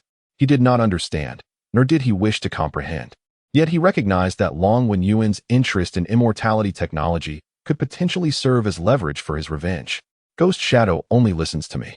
The god of death's voice carried a subtle firmness. His objective was solely Blood Serpent. Long Wenyuan smiled, having grasped the subtext of the god of death's words. I certainly understand. Leaning back in his chair, he interlocked his fingers, adopting a negotiating posture. I will help you eliminate Blood Serpent, once and for all. In return, you will have your Ghost Shadow assist me in acquiring the information on immortality technology. This deal is quite equitable, is it not? The god of death paused for a moment, then nodded, agreed. Excellent. A hint of satisfaction graced Long Wenyuan's smile. Please convey to Ghost Shadow that in South America, he should continue to stir the pot, creating chaos. His primary focus should shift to thoroughly investigating the secrets of immortality technology. I want to know everything, where its base is located, who is in charge, and the extent of its research. Understood. The god of death nodded, turning to leave. Wait. Long Wenyuan called him back. He cast a glance at the photograph on the table, depicting the beauty pageant champion alongside Zhao Jun, and smiled gently. As for our ostentatious Zhao, since he is so fond of this South American acquaintance, let us present him with a grand gift. We shall anonymously send this photograph, along with some basic information about the Blood Serpent, to Officer Lin Zicheng. I trust that her keen intellect will discern how to utilize it. Chapter 55. Collaboration. Late at night, the police headquarters in the city center remained brightly lit. In Lin Zicheng's office, the mingling scents of smoke and coffee created an atmosphere of palpable tension. She had been stationed here for 36 consecutive hours, her eyes bloodshot. A heap of documents sprawled across her desk, while the whiteboard on the wall depicted an enormous and intricate web of relationships. Names and symbols: Anshi, Zhao Jun. The Iron West Gang, Yongsheng Technology, were interconnected with red and black markers, resembling a spider-esque web designed to ensnare prey, with her positioned as the hunter at its center. Yet, at this moment, this hunter felt an unprecedented sense of difficulty. Zhao Jun, once merely regarded as a reckless scion of wealth, had now transformed into the ruthless leader of the Iron West Gang. The involvement of the Snow Serpent and Yongsheng Technology in this case escalated its nature dramatically, shifting from a mere dispute among entertainment stars to a major case potentially entangled in international drug trafficking and illicit biotechnological research. What troubled her most was the source of the intelligence. The information regarding the gravekeeper provided by the individual who called himself the Ghost Shadow was alarmingly precise. Yet it also suggested a troubling possibility of leaks within the police force. This left her constrained in mobilizing resources, requiring her to tread carefully with every step. Suddenly, the internal phone on the desk rang, shattering the silence of the office. Lin Zicheng frowned as she answered, recognizing it was a colleague from downstairs. Team Leader Lin, you have a call from outside, with no caller ID. Transfer it through, Lin Zicheng replied coolly, a hint of wariness rising within her. Few external individuals possessed her extension number. The call was swiftly connected, and after a brief crackle of static, a man's voice emerged, calm and steady, imbued with a subtle, gentlemanly magnetism, starkly contrasting with her mental image of any criminal. May I speak with Officer Lin Zicheng? I am. Who are you? Lin Zicheng's voice was firm, a tone she often employed during interrogations. The caller seemed unfazed, chuckling lightly. My name is Long Wenyuan. Lin Zicheng's grip on the phone tightened abruptly, her pupils contracting instantaneously. Long Wenyuan, the notorious leader of the Xingyi Society. This name echoed resoundingly through both the legitimate and underworld circles of Longzhou City. Unlike the ostentatious and unscrupulous Iron West Gang, the Xingyi Society under Long Wenyuan's control operated discreetly, with well-defined boundaries, like a giant crocodile lurking in deep waters, seldom revealing itself. Although the police had long regarded them as a significant threat, it was exceedingly difficult to pin down their true transgressions. Lin Zicheng could hardly fathom that he would directly contact her. She hesitated to respond, her mind racing. Was this a show of force regarding Zhao Jun, or an attempt to distance himself from the situation? Mr. Long, I believe there is little left for us to discuss. Lin Zicheng stood up and walked to the window, gazing at the incessant flow of car lights below, trying to calm her turbulent emotions. No, Officer Lin, I am convinced we do have matters of significance to address. Long Wenyuan's tone remained unhurried, as if he held everything in his grasp. We share a common adversary. Oh, the Tieshi gang, along with their benefactor, Yongxing Technology, and a South American drug lord known as Shueisha. With each name Long Wenyuan uttered, Lin Zicheng felt her heart sink further. This was highly confidential intelligence she possessed. And yet, this Long Wenyuan seemed to know it all. Was it the ghost shadow? No, her instincts told her otherwise. This was an entirely different source of information. It appeared Mr. Long was well informed. Lin Zicheng's voice brimmed with caution. Likewise, Officer Lin must have been troubled by this matter. Long Wenyuan paused before revealing his intent. I wish to meet with you. Certain information may prove beneficial to your investigation. Meet with the crime lord? Lin Zicheng's immediate reaction was to refuse. Such an action would be a gross violation of protocol. Yet reason urged her that this might be an unprecedented opportunity. Conventional investigative methods had reached an impasse, and Long Wenyuan's appearance could very well be the variable needed to break the deadlock. She recalled the gravekeeper incident, where the value of intelligence sometimes outweighed the adherence to rules. Time and place. Lin Zicheng ultimately made her decision. You may choose, Long Wenyuan replied succinctly, exuding confidence.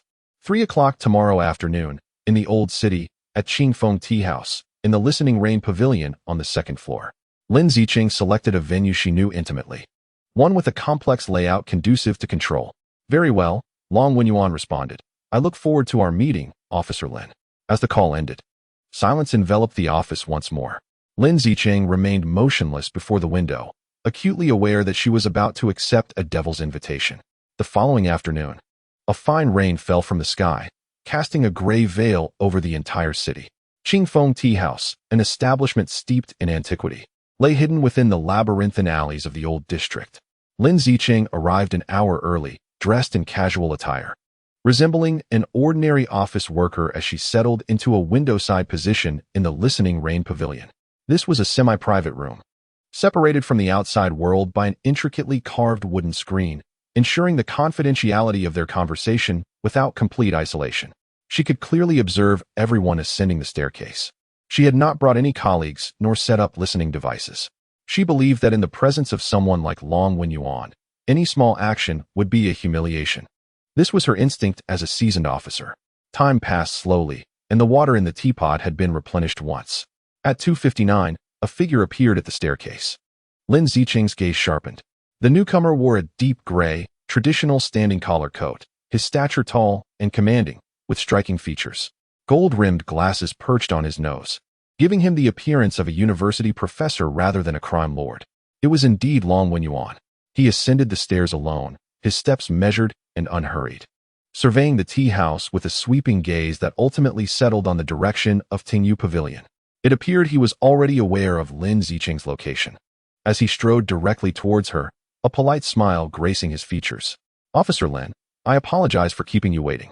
He seated himself opposite Lin Zicheng, his movements fluid and natural. Mr. Long, you are quite punctual, Lin Zicheng replied coldly, yet her eyes darted over him quickly. She endeavored to discern any flaws in his demeanor, but disappointment was her only reward. The man before her was as composed as an unfathomable lake.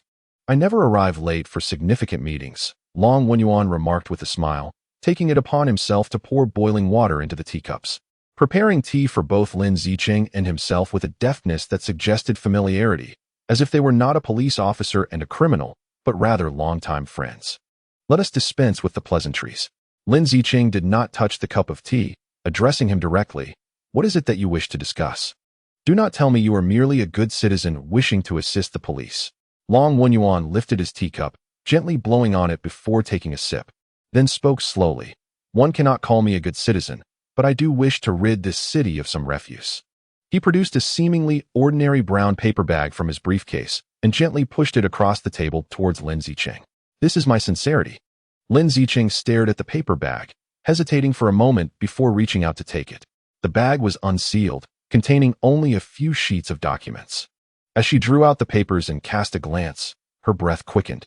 The first page detailed information on the snow serpent, chronicling his early days as a South American scout and how he meticulously built his drug empire, even outlining the composition and firepower of his private militia, all laid out with remarkable clarity. This intelligence surpassed even that which Interpol had shared with her. The second page contained information on everlasting technology, though limited. It bore significant value for the police. As Lin Zicheng flipped through the pages, her expression grew increasingly grave. Each piece of information detonated in her mind like a heavy bomb.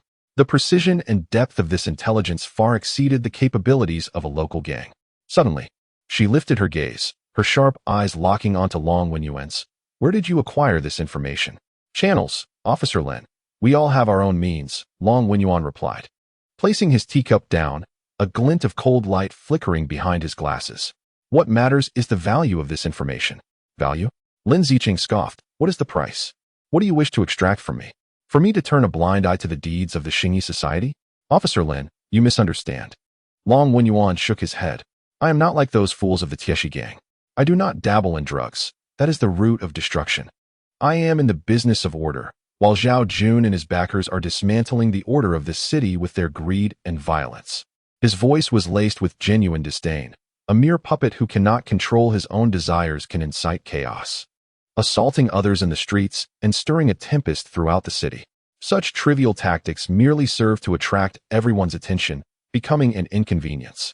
Lin Zicheng remained silent, partially trusting Long Wenyuan's words. It is utterly commonplace for gangs to clash over territory and interests. Long Wenyuan's intention to eliminate his rival through the police is the most plausible explanation. So, do you intend to employ a knife to slay? I would prefer to call it collaboration. Long Wenyuan leaned slightly forward, his gaze piercing as he regarded her. I am aware of the police's predicaments. You require evidence and adherence to procedure. Yet, a person like Shueisha is as cunning as a fox and possesses formidable arm strength. To act against him is no less than a Herculean task. However, I can provide you with the sharpest blade, intelligence. I furnish the information, and you execute the law. I assist in eradicating the malignant tumor, while you clear the obstacles for me. Our objectives, at this stage, align perfectly. Is this not a mutually beneficial scenario? Lin Zicheng's heart raced violently.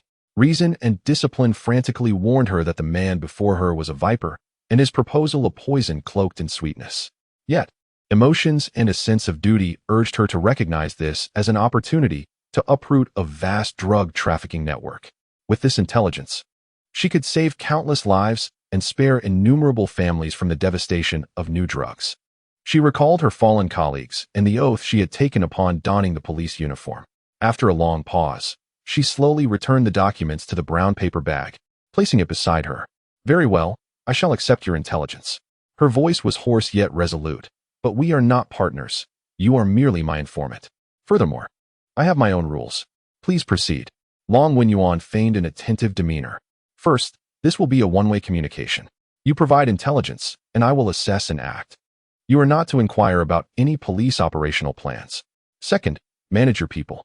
From this moment forward, should Xingyi engage in any violent acts related to this case, our collaboration will terminate immediately, and I will publicly incinerate these documents. Third, and most importantly, this meeting between us today is both the first and the last. Henceforth, all intelligence must be conveyed through non-contact methods. Each of Lin Zicheng's words resonated with authority as she sought to maintain control in this perilous transaction. Upon hearing this, Long Wenyuan's face broke into an appreciative smile. He nodded, acknowledging, no problem. Officer Lin's rules shall be mine as well.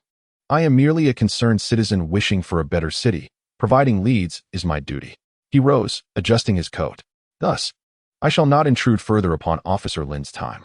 I look forward to your favorable news.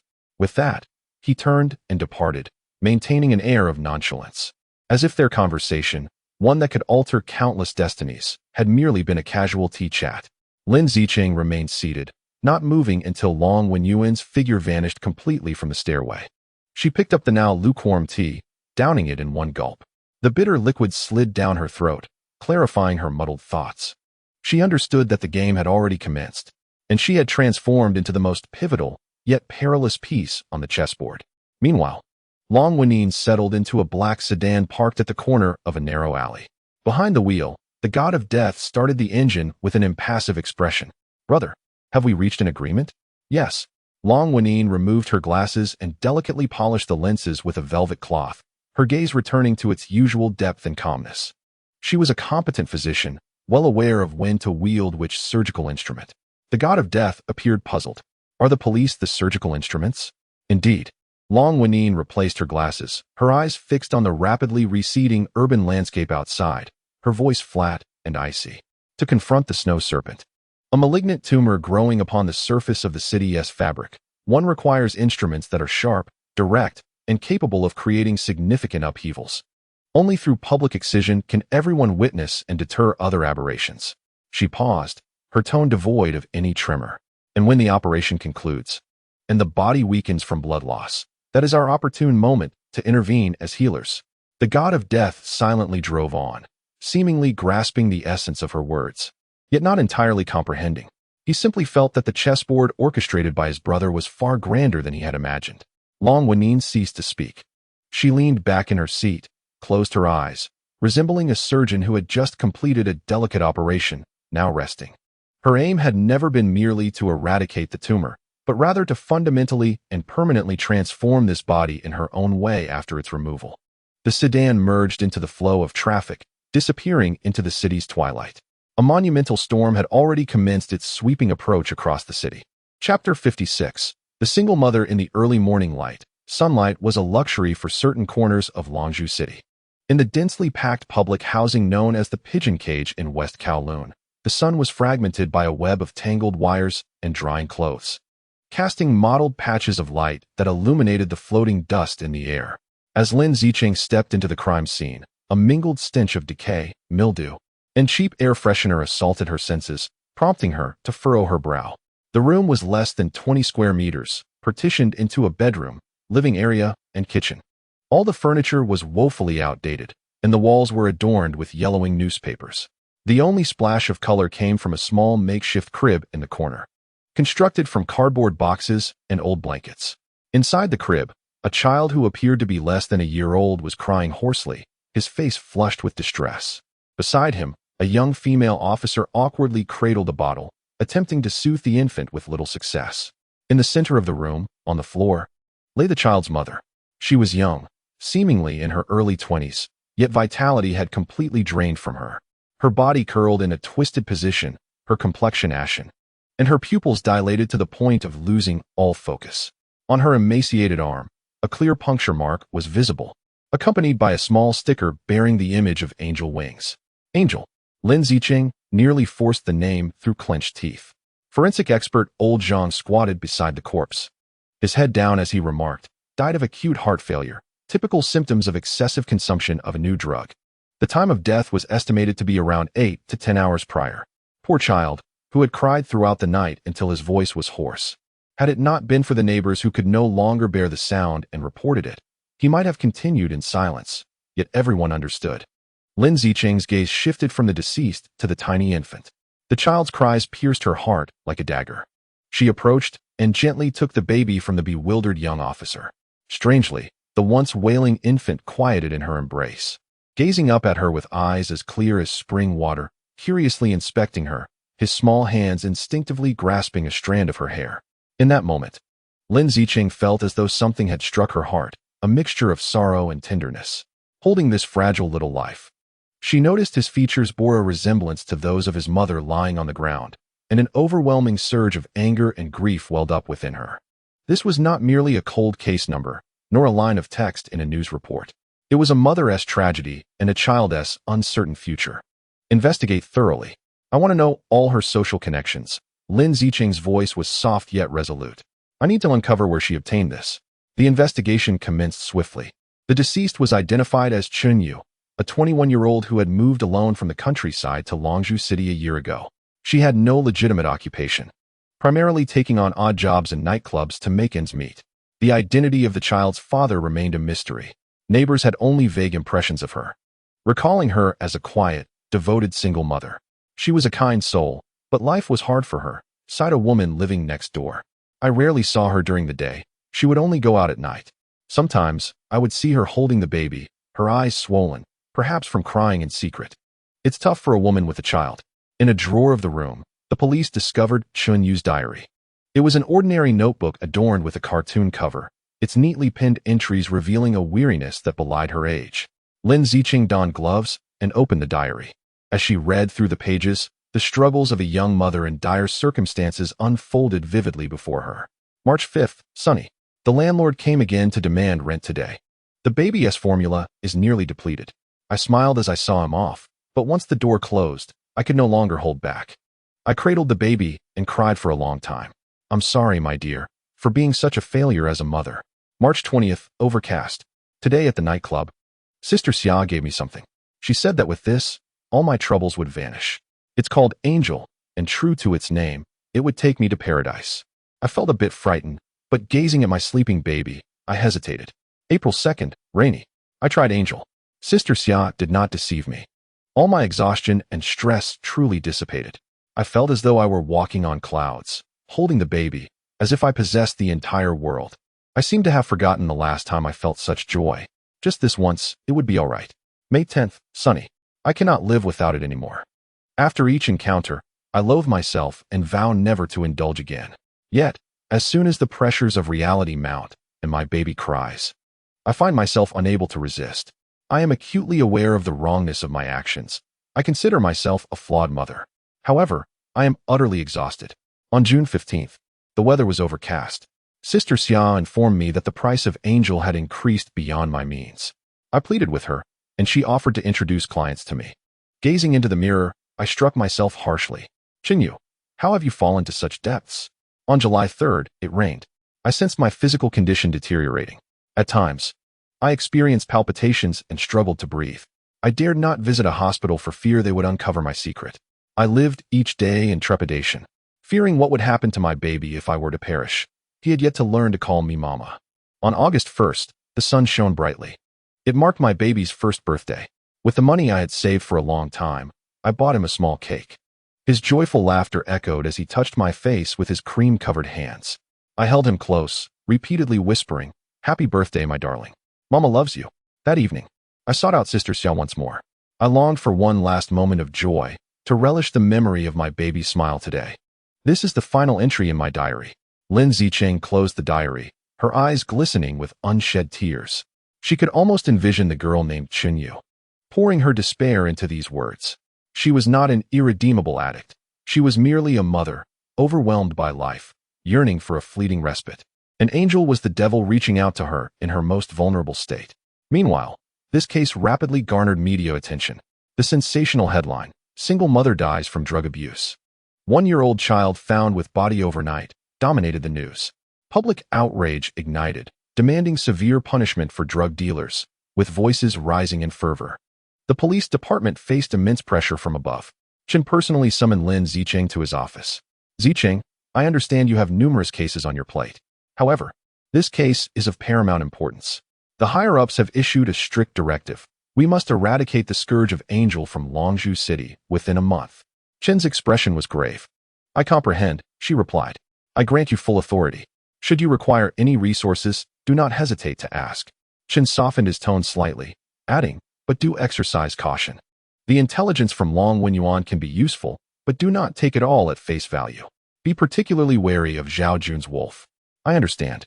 Lin Zicheng nodded, her gaze imbued with unprecedented resolve. Upon exiting Chen's office, Lin Zicheng swiftly convened a meeting with the task force. "From this moment forth, we have but one objective." Standing before the whiteboard adorned with Chunyu's photograph alongside that of her hungry child, she declared, "We shall unearth every facet of Angel's distribution network, from dismantling small dealers to apprehending major suppliers.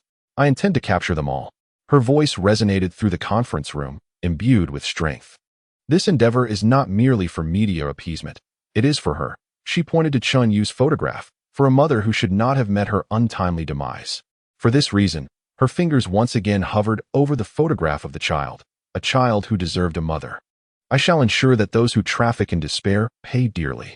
In the conference room, every officer stood resolute, their eyes ignited with the same fervor as Lin Zicheng's. Outside, the night enveloped the world, yet the lights of the police station foretold another sleepless night. Lin Zicheng stood before her office window, clutching a photograph nestled within Chunyu's diary. In the image, a young mother embraced her child, her smile a blend of shyness and joy. She recalled Long Wenyuan's words, "The police are the surgical scalpel that removes tumors." This time, She willingly embraced the role of the sharpest blade. Not only would she excise the tumor, but she would also meticulously scrape away the cancerous cells lurking behind it, purging them entirely. This was her silent vow to Chun Yu and the innocent child. Chapter 57. The Starlet in the Task Force's Conference Room. The atmosphere was so tense it felt as though it could drip with gravity. On the whiteboard, the vast web of connections had been marred beyond recognition by a multitude of red circles and lines. The photographs of Chun Yu and her child occupied the central position, like a pair of silent eyes gazing upon everyone present. Despite the police's unwavering efforts, the investigation remained at a standstill. Angel's network of sales was far more intricate than they had anticipated. Since the warehouse was raided and the internal undercover, Lynx, was executed by the West Iron Gang, the entire network had plunged deeper underground. Mr. Zhong operated like a ghostly puppeteer, severing all potentially traceable leads, leaving only a few petty hustlers on the streets, captured and released, yet unable to reach the core. Undercover Ahau, though still lurking, had become marginalized, making it increasingly difficult to access crucial information.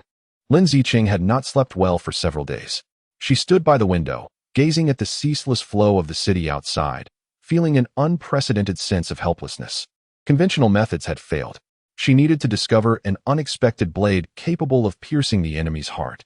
The intelligence provided by Long Wenyuan flickered in her mind. Requesting assistance from Interpol to strike at the source of the South American snow snake was one avenue. However, this would require protracted transnational coordination, a distant solution to an immediate crisis. Moreover, it would bind her further to Long Wenyuan, the ally she equally distrusted.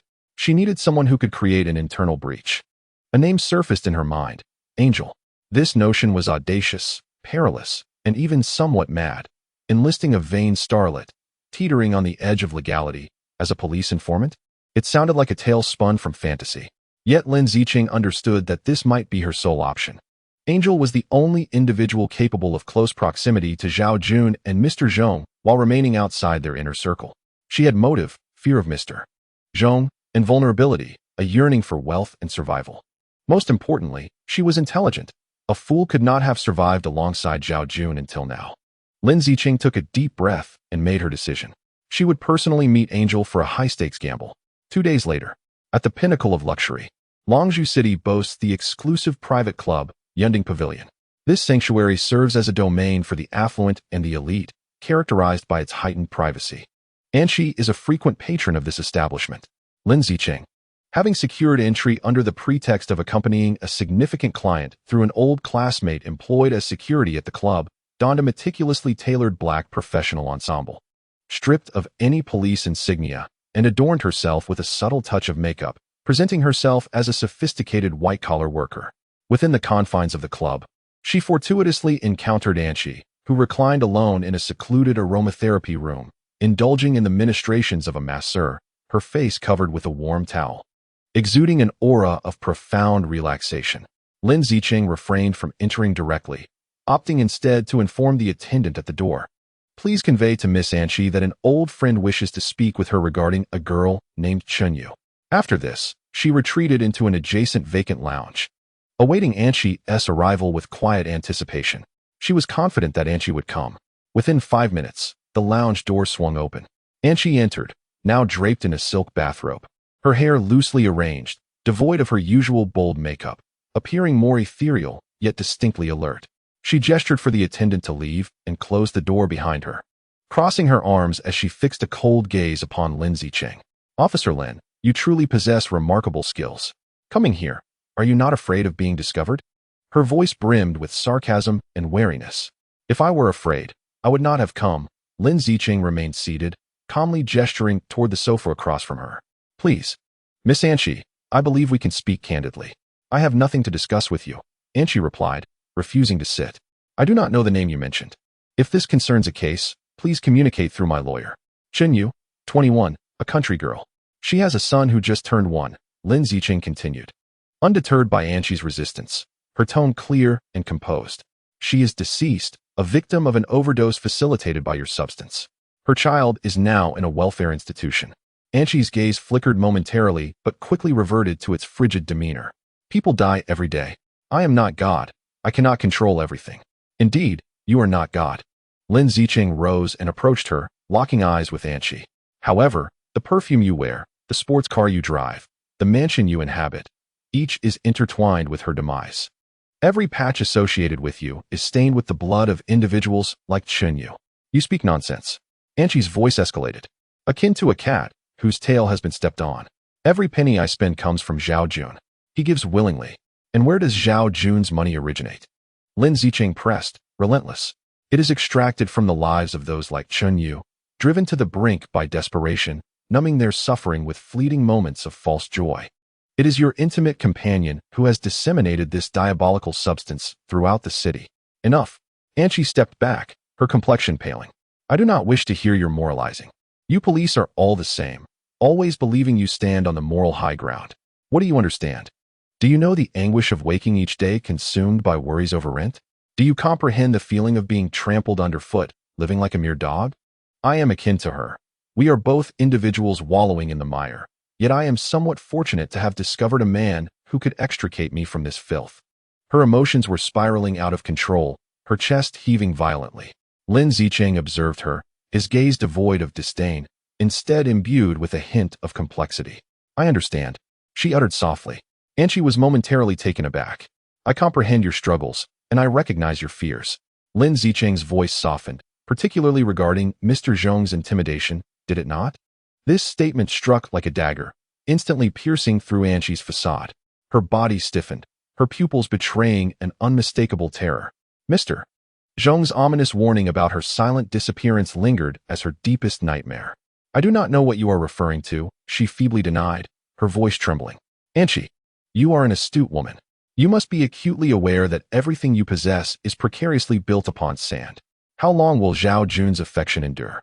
Once he tires of you, or you cease to be of value, what fate awaits you? Lin Zicheng articulated each word with precision, particularly regarding Mr. Zhong, whose gaze upon you resembled that of someone regarding an item readily discardable. Do you truly believe you can remain that caged canary forever? Anchi fell into profound silence.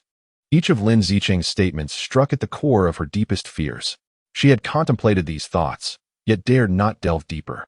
She had numbed herself with a life of luxury, convincing herself that everything was perfectly fine.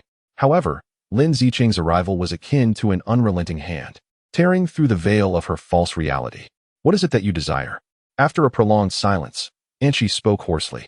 She sank into a chair, as though all her strength had been siphoned away. I require you to be my informant, Lin Zicheng stated her intention. Anchi abruptly lifted her head, then laughed self-deprecatingly. An informant? Officer Lin, you overestimate me. I am merely a vase. They would never allow me access to any core matters. Do you wish for me to steal documents or to plant listening devices? I am not ready to perish. I do not require you to undertake such risks. Lin Zicheng shook her head. I only need you to observe with your eyes and listen with your ears. She sat beside Anchi, lowering her voice. Who does Zhao Jun meet privately? Does Mr. Zhong evade him when receiving certain calls? Have they mentioned new warehouses or new partners? Any unusual detail you perceive could be invaluable to me. How am I to provide this to you? I will furnish you with a mobile device, specially designed to be untraceable. Lin Zicheng retrieved an item resembling lipstick from her handbag and handed it to her. This is an emergency communicator. Pressing it will emit a secure signal, allowing me to ascertain your location. Use it only in dire circumstances. Anchi gazed at the lipstick but did not accept it. What reason do I have to trust you? She inquired. Once the task is accomplished, will you police officers protect me as a witness and then provide me with a sum of money to enable my escape? Do not jest. I shall merely be discarded like a used tool, cast aside as far as possible. I cannot guarantee you anything in the capacity of a police officer. Lin Zicheng confessed earnestly, her gaze unwavering. But as a woman, I can make you a promise. She retrieved her phone and displayed a photograph. It was Chunyu's son, cradled in the arms of a caregiver at the orphanage, sleeping soundly. My motives extend beyond merely solving the case. They are for him. A tremor laced Lin Zicheng's voice. I do not wish to witness another child like him, a second or third. Anchi, you may choose to remain ensconced in your gilded cage until the day you are cast aside or dealt with by Mr. Zhong. Alternatively, you can gamble for yourself and do something righteous for these innocent children. I will not allow your risk to be in vain. Once this is accomplished, I shall personally ensure you receive a legitimate sum, sufficient to start anew in any country of your choosing. This is the greatest assurance I can offer you. Wen Xi's gaze was fixed intently on the child's photograph, her breaths quickening. She saw the child, and, in an uncanny reflection, glimpsed the version of herself that once struggled in the mire. After a prolonged silence, she slowly extended her hand, taking the lipstick-shaped communicator from Lin Zicheng and gripping it tightly in her palm. I have one condition. She lifted her head, her eyes no longer clouded by fear or confusion, but rather ablaze with a resolute determination. I want to witness Mr. Zhong receive his just fate. Lin Zicheng regarded her solemnly and nodded in agreement. I promise you. Upon leaving the club, Lin Zicheng settled into her car, only to realize that her back was drenched in cold sweat. She had succeeded, yet she was acutely aware that she had just propelled another woman to the precipice of despair. The transaction with the devil had commenced. Who was the hunter, and who the prey, might only be revealed in the end. Meanwhile, in the lounge of Yunding Pavilion, Wen Xi stared at her reflection in the mirror.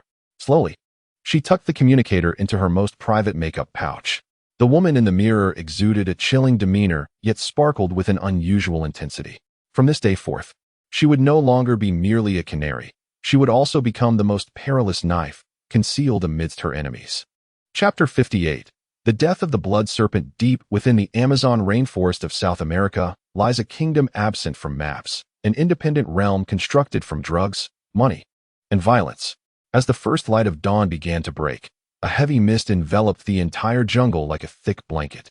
At the heart of this verdant ocean stood a heavily fortified estate, the lair of South America's notorious drug lord, Blood Serpent.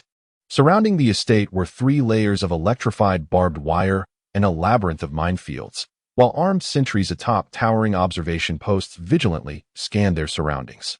This place, rather than a mansion, resembled a military fortress. Yet today, this stronghold was destined to meet its demise. 5 kilometers from the estate, a temporary assembly point housed a joint strike team led by Interpol, comprising special forces from multiple nations, as they conducted their final preparations before the operation. The operation, codenamed Scalpel, is commanded by a white colonel hailing from the French National Gendarmerie Intervention Group. He gazes intently at the satellite map, provided by the police of Dragon Ball City, which offers precise intel down to each building, his eyes sharp as an eagle's. Ladies and gentlemen, he transmits final orders to all operational units via a secure channel. We have 2 primary objectives. The foremost target, Blood Serpent, must be captured alive. The secondary target, codenamed Messenger, is our undercover operative who will, upon the commencement of the operation, proceed to the underground archives of the manor to gather all evidence pertaining to Blood Serpent's dealings with immortality technology. This is the key to severing the head of this venomous serpent. All units, synchronize your watches. The operation commences at 0500 hours. At precisely 0500, in the darkest hour before dawn, for Black Hawk helicopters, akin to phantoms from the depths of hell, silently sweep through the canopy of the rainforest in a low-flying mode. Beneath their fuselage, fully armed Special Forces soldiers are suspended. On the ground, 6 modified armored personnel carriers, resembling colossal steel beasts, crush the underbrush as they swiftly approach the manor's walls from 3 directions. Commence. With the commander's utterance, the silence is abruptly shattered. The Black Hawk helicopters ascend sharply, their mounted Gatling guns unleashing devastating tongues of fire, reducing several key strongpoints of the manor to rubble amidst a cacophony of roars. The watchtower collapses in an explosive blaze, transforming into a fiery orb. Almost simultaneously, grenade launchers atop the armored vehicles unleash dozens of smoke and stun grenades into the manor, enveloping the entire estate in thick smoke and deafening noise. Boom! One armored vehicle crashes through the manor's gates, followed by the others in a relentless procession. Special forces leap from the vehicles, swiftly forming combat formations as they surge into the manor's interior. Enemy attack! Enemy attack! The shrill sound of alarms reverberates throughout the manor. Blood Serpent's private militia reacts with astonishing speed. They are not mere drug traffickers, but seasoned mercenaries and fanatical enforcers groomed from a young age by the drug lord. They burst forth from various buildings, leveraging cover to mount a fierce counterattack with overwhelming firepower. The roar of firearms, the piercing whistle of rockets, and the muffled bursts of heavy machine guns merge with explosions and the soldiers' cries, transforming the scene into a veritable slaughterhouse. From the onset, the battle escalates to a fever pitch. Within a dormitory building on the west side of the manor, the undercover agent known as Messenger, Javier, calmly reloads after emptying a magazine. He has been lurking here for 3 years, rising from a lowly thug to become one of Blood Serpent's closest bodyguards. When the first explosion detonates, he remains unfazed. Amidst the chaos, as everyone rushes out to confront the enemy, he stealthily slips away from the fray, moving swiftly towards the main building. His mission is not one of carnage, but of intelligence gathering. Like a phantom, he weaves through the hail of gunfire, utilizing the cover of smoke and architecture to steadily approach his objective. He can distinctly hear the bullets whizzing past his ears and feel the shockwave of explosions nearly topple him. Yet, his heart holds only one conviction: to obtain the evidence. On a precipice 2 kilometers from the battlefield, a figure lay motionless beneath a camouflage net, resembling a statue. It was Ghost Shadow, equipped with neither conventional weaponry nor armaments. He possessed only a terrifyingly powerful telescope with advanced magnification and thermal imaging capabilities, alongside a tactical computer linked to a satellite antenna. To him, the gruesome scene of slaughter unfolded as mere waves of fluctuating data and images. His gaze, calm and composed, swept across the battlefield, capturing every critical piece of information. The assault team had infiltrated the area, encountering fierce resistance, with 3 casualties reported. The Blood Serpent Private Guard had been deployed, showcasing formidable firepower. Identified as operatives of the former Colombian Special Forces, the target, a messenger, had disengaged from combat and was advancing towards the main building via the optimal route. This individual exhibited remarkable mental fortitude. Ghost Shadow's fingers danced swiftly across the computer keys, conducting real-time analysis of the battlefield dynamics, meticulously documenting the events. He was not a participant. Rather, he was a detached observer, a chronicler faithfully recording this macabre feast of death. The battle had raged for 20 minutes. The assault team, leveraging their superior equipment and tactical acumen, had seized control of the majority of the estate. The Blood Serpent's forces were cornered near the main building, engaged in a desperate struggle for survival. Javier had successfully infiltrated the main building, skillfully evading hidden cameras and booby traps, arriving at the entrance of the underground archive. He faced a password verification. A chilling electronic voice resonated. Javier took a deep breath and entered a sequence of digits he had painstakingly acquired over 3 years. Identity confirmed. Welcome, Captain Ochoa. The steel door swung open with a resounding thud. Inside the archive, dozens of servers hummed into action. Javier inserted a disk into the main server, initiating a pre-written copy program. The progress bar on the screen advanced slowly, each second feeling like an eternity. Outside, the cacophony of gunfire and explosions drew nearer. He was acutely aware that time was slipping away. In the main hall, the Blood Serpent and his last 30 loyal guards were firmly confined. This drug lord, who had built his empire on the trade of death, now appeared deranged. Brandishing a golden AK-47, he fired wildly, screaming, "Kill them! Kill them! $1 million bounty for each." Yet, no amount of money could salvage his impending defeat. The assault team stormed the hall from 3 directions simultaneously, their crossfire weaving a deadly net. One by one, the Blood Serpent's guards fell. Ultimately, a sniper's bullet flew in with deadly accuracy from outside, shattering half of the Blood Serpent's cranium.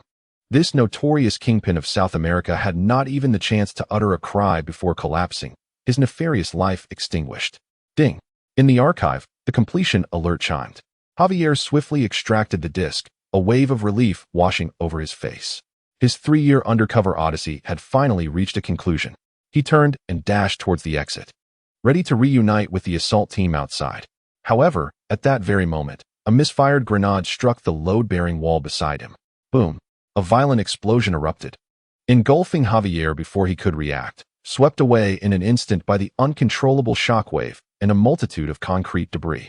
The plate in his hand melted under the intense heat of the explosion, transforming into an unrecognizable, charred remnant. Above, the Phantom observed this scene through his telescope, his face betraying no emotion.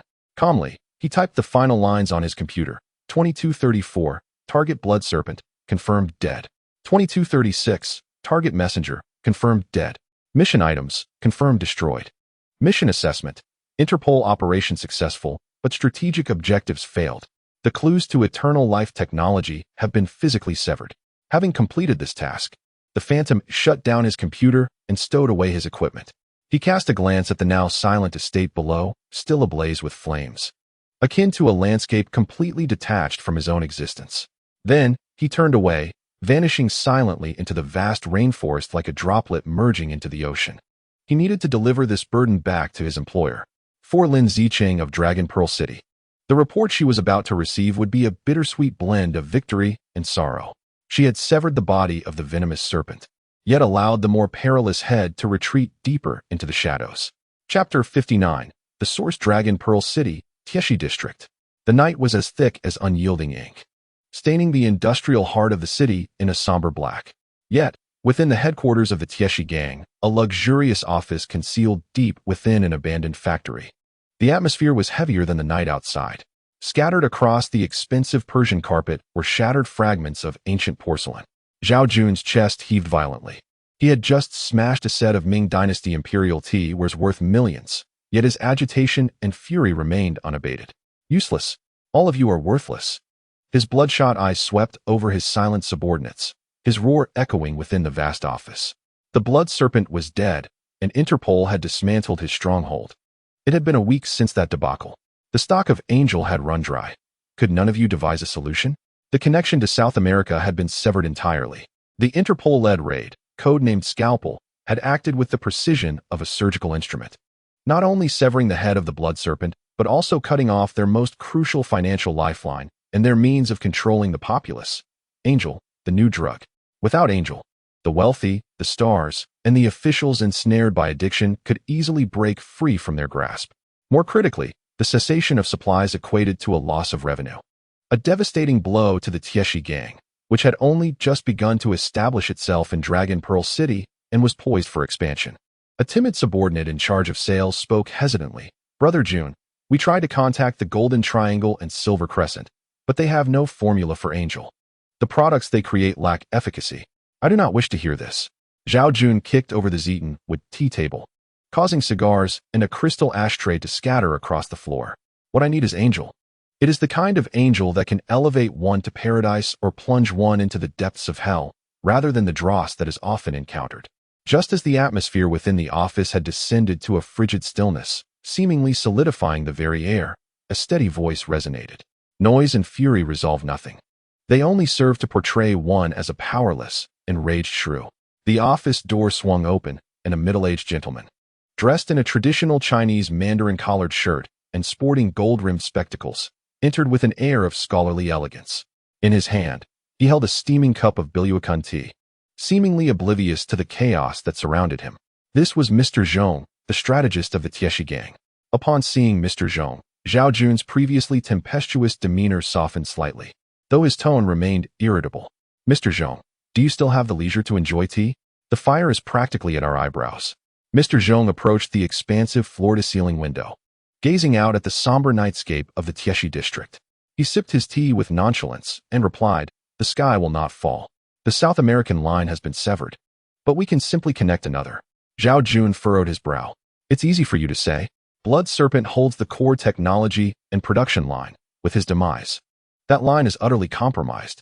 Where shall we find another Blood Serpent? The world has never lacked individuals willing to risk their lives for money, nor has it been short of ambitious souls. Mr. Zhong turned, his eyes glimmering with wisdom and calculation behind his lenses. Though Blood Serpent's empire has collapsed, his technical team and research materials will inevitably disseminate. If one is diligent, clues can be uncovered. He placed his teacup upon a relatively intact side table, his tone calm, yet imbued with undeniable authority. I shall personally handle this matter. You remain in Longzhou City and stabilize the situation. Remember, in times like this, it is vital not to lose composure. Zhao Jun regarded Mr. Zhong, feeling his previous agitation replaced by a profound sense of security. He understood that as long as Mr. Zhong was involved, there was no challenge insurmountable. Very well, I shall heed your counsel. What must I do? Manage your subordinates well, particularly that angel. Ensure she does not stir up further trouble. Mr. Zhong's tone was unadorned. Also, prepare a substantial sum of money. Reviving a line will not come without a hefty price. Money is not an issue, Zhao Jun assured, thumping his chest. Mr. Zhong nodded, uttered no further words, and exited the office. He knew this journey would be fraught with uncertainty and peril. Yet, He was acutely aware that this was a pivotal step for the Tieshi gang to transform from a mere local syndicate into a formidable underground empire. Meanwhile, on the other side of the city, in a brightly lit penthouse apartment, a figure known as Ghost Shadow danced his fingertips across the keyboard, as if performing a silent symphony. Before him were 6 colossal screens, filled with intricate data streams, satellite maps, and real-time surveillance footage. As the shadow of the Long family and the sharpest blade in Long Wenyuan's arsenal, Ghost Shadow refrained from engaging in any direct actions. He was merely an observer, a specter of information. His mission was to gather and analyze all intelligence pertinent to Long Wenyuan's enterprises, with the Tieshi gang being his primary focus. After the demise of the Blood Serpent, the angel supply chain of the Tieshi gang encountered a sudden disruption, resulting in unusual fluctuations in internal financial flows. The ghost's cold gaze swept across the data displayed on the screen, while Zhao Jun exhibited signs of agitation, his behavior aligning with expectations. Suddenly, his finger halted. A familiar figure, Mr. Zhong, appeared in a small window on the screen, emerging from the headquarters of the Tieshi gang and entering an unremarkable black Volkswagen sedan. The target strategist, Zhong Xian, departed the headquarters at 1:37 a.m. The ghost's tone remained unperturbed, yet his focus sharpened. Zhao Jun was the muscle of the Tieshi gang, but it was Mr. Zhong who served as the true intellect behind its operations. Any movements he made held far greater significance than Zhao Jun's outbursts. The ghost swiftly accessed the city's traffic monitoring system, tracing the Volkswagen's path clearly marked on the electronic map. The route did not lead home, but was directed towards the eastern part of the city. The ghost's brow furrowed slightly. The eastern district was a transportation hub for Longzhou City, home to an international airport, high-speed rail station, and long-distance bus terminal. He was preparing for a long journey. The ghost made an immediate assessment. Without notifying anyone, he silently initiated a higher-level tracking protocol, thus commenced a silent hunt. Mr. Zhong's counter-surveillance capabilities exceeded the ghost's expectations. He did not head towards the airport or the high-speed rail station. Instead, the Volkswagen halted in an old residential area in the east of the city. After disembarking, Mr. Zhong traversed several intricate alleys on foot, evading any potential physical tracking. He then boarded a taxi that had been waiting, directing it towards the airport of a neighboring city. Over the next 48 hours, he exhibited textbook-level counter-tracking techniques. He first flew to Bangkok in Southeast Asia, but did not exit the airport, instead making a direct transfer, using a forged South Korean passport to fly to Seoul. Upon arrival at Incheon Airport in Seoul, he blended in as an ordinary business traveler, clearing immigration and checking into a 5-star hotel. However, the ghost discovered through hotel records and surrounding surveillance that within half an hour of his arrival, Mr. Zhong exited via an employee corridor, donned a cheap tourist disguise, and vanished into the vast and crowded urban maze of Seoul via the subway. Intriguing. The ghost observed the target's disappearance on the screen, a faint, cold smile curving the corner of his lips for the first time. Rather than feeling disheartened, his competitive spirit was ignited. He abandoned the physical tracking and shifted his focus to the data layer. He infiltrated South Korea's customs and airline databases, employing fuzzy algorithms to match Mr. Zhong's physical characteristics. Hours later, he uncovered a lead. A man named Carlos Ghosn, holding a Panamanian passport, bore a striking resemblance to Mr. Zhong and boarded a red-eye flight to Singapore.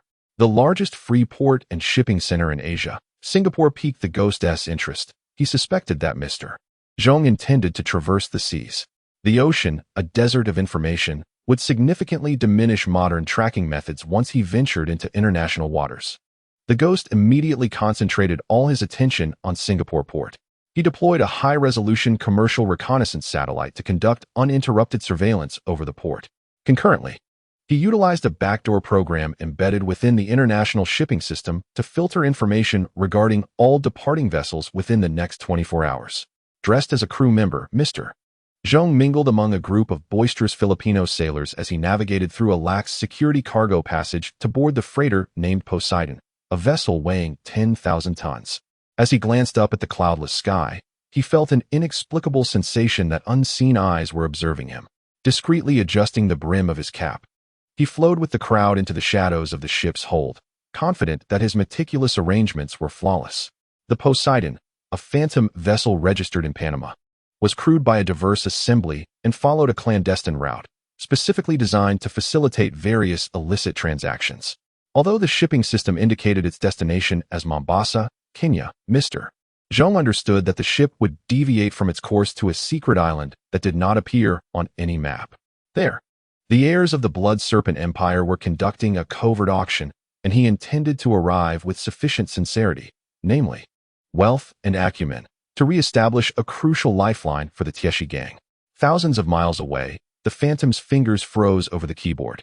His screen displayed the last clear image transmitted by the satellite, an individual wearing a cap, whose profile bore a 95% resemblance to Mr. Zhong. Ascending the gangway of the Poseidon. Target confirmed. The Phantom swiftly accessed the Poseidon's details, a Panamanian-flagged freighter, 25 years old, with no adverse records. Declared route, Singapore to Mombasa. Estimated voyage duration, 15 days. Everything appeared normal. Yet, he was acutely aware that this vessel harbored significant issues.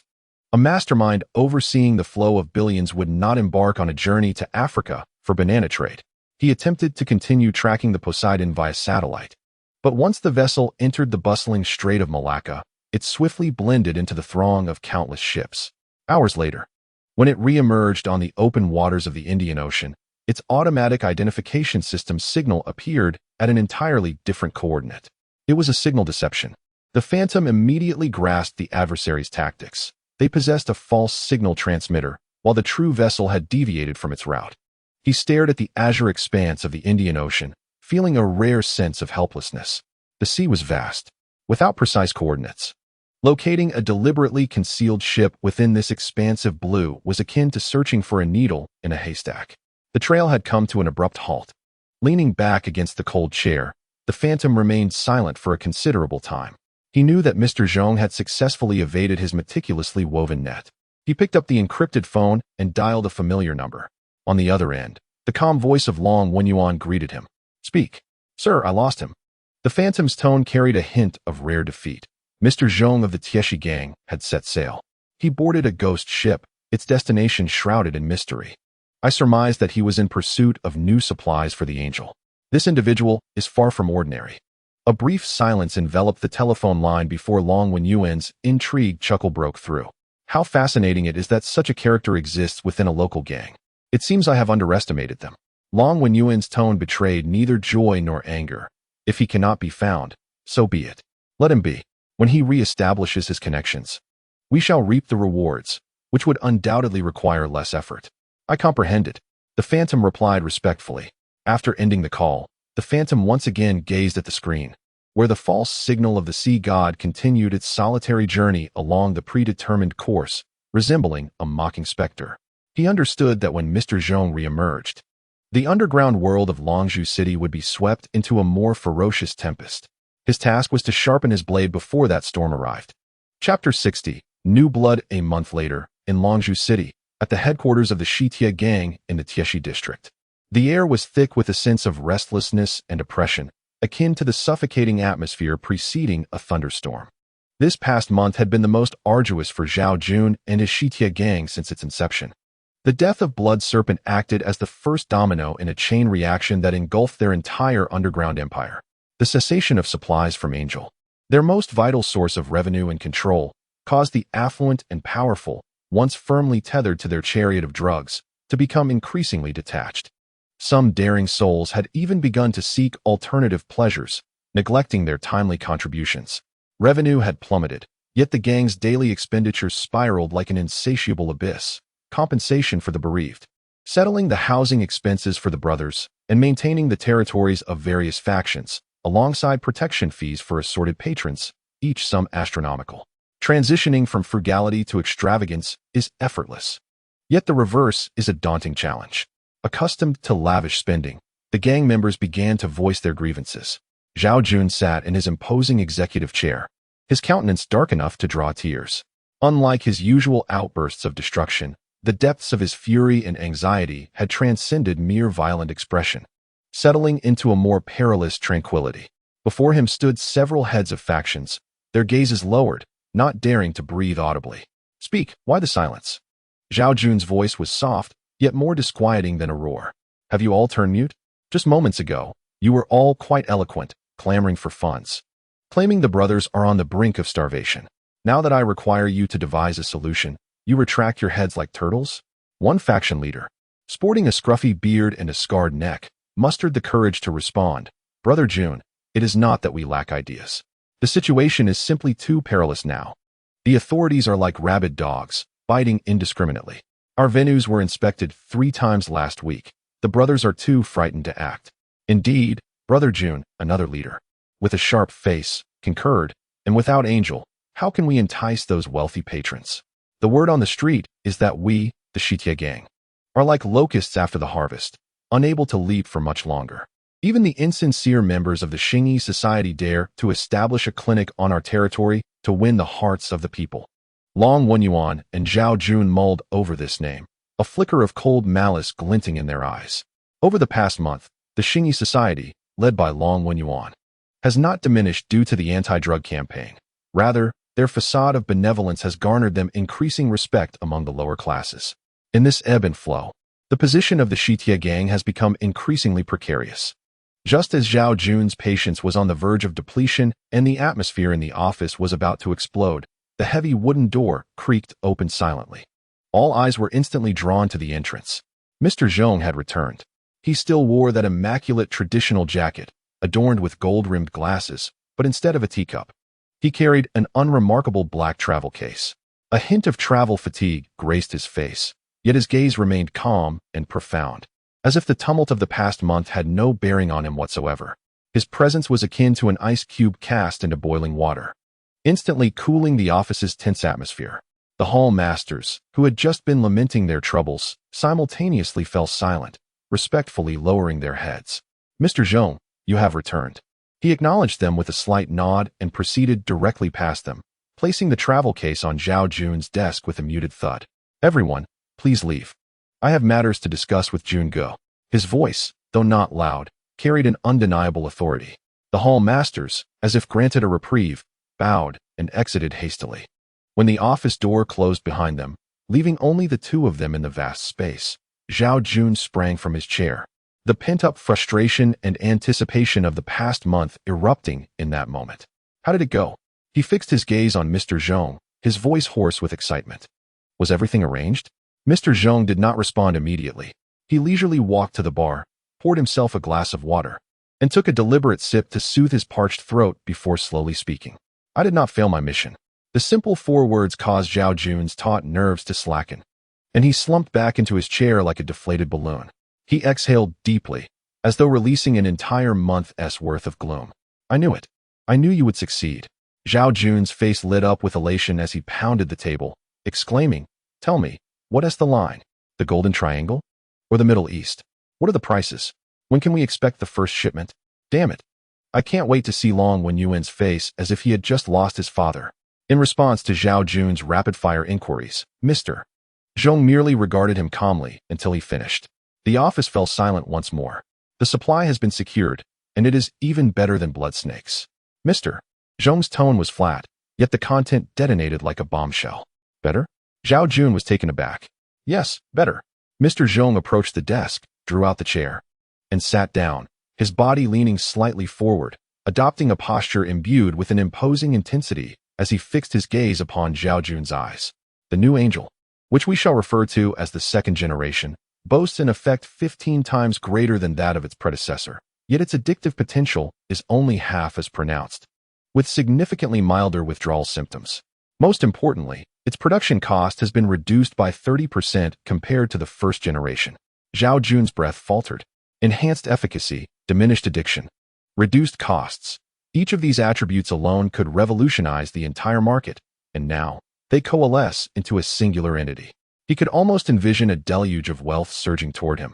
Picturing the astonished expressions of Long Wenyuan and Lin Zicheng's entourage. Is this truly real? Zhao Jun's voice trembled. Undoubtedly, Mr. Zhong affirmed with a nod. I have witnessed their production line firsthand and have personally experienced the samples. It is an organization far more formidable and cohesive than the makeshift operation of Blood Serpent. Resembling a glimpse into the future, Zhao Jun, brimming with excitement, rubbed his hands together and paced within the office, feeling the fervor coursing through his veins. Excellent. Simply splendid. So what are we waiting for? Contact them immediately for shipment. I intend to saturate the entirety of Dragon Pearl City with the second generation of Angel. I shall compel everyone to kneel at my feet. Not just yet, Mr. Zhong interjected calmly, interrupting his fervent daydreams. Why not? Zhao Jun abruptly halted. Bewildered as he looked at Mr. Zhong, the ecstasy on his face swiftly replaced by impatience. With the source secured, why the delay? Because the winds have grown too fierce. Mr. Zhong replied with unwavering composure. The demise of Blood Serpent has triggered an unprecedented international anti-drug storm. From South America to Europe and Southeast Asia, all shipping routes and ports have intensified inspections tenfold or more. Transporting goods at this juncture would be akin to committing a crime in the face of a gale. Walking straight into a trap. I do not care about that. Zhao Jun waved his hand irritably. We are running out of money. The gang is on the brink of collapse. Do you have any idea how I have been living this past month? I have been robbing Peter to pay Paul every single day. Without income, we will not wait for the law to come crashing down upon us. We shall collapse first. I understand. Mr. Zhong's gaze remained steadfast, staring directly into Zhao Jun's agitated eyes. That is precisely why I insist we wait. Wait. Until when? Until the storm passes. Until everyone believes we have been defeated and lowers their guard. Mr. Zhong articulated slowly. To achieve great things, one must possess tranquility. Even a tiger must patiently lie in wait before pouncing on its prey. We are currently in that phase of waiting. Waiting? How much longer must I endure this? Zhao Jun slammed his fist on the table, producing a thunderous sound. Mr. Zhong regarded him, slowly shaking his head, a hint of disappointment evident in his eyes. Jungu, you have yet to learn what it truly means to be a king. His voice was soft yet struck with the precision of a needle, piercing Zhao Jun's most sensitive nerve. A mere brute who can only wield his fists shall forever remain a mountain bandit. A true king understands forbearance, strategy, and knows when to deliver a decisive blow at the most opportune moment.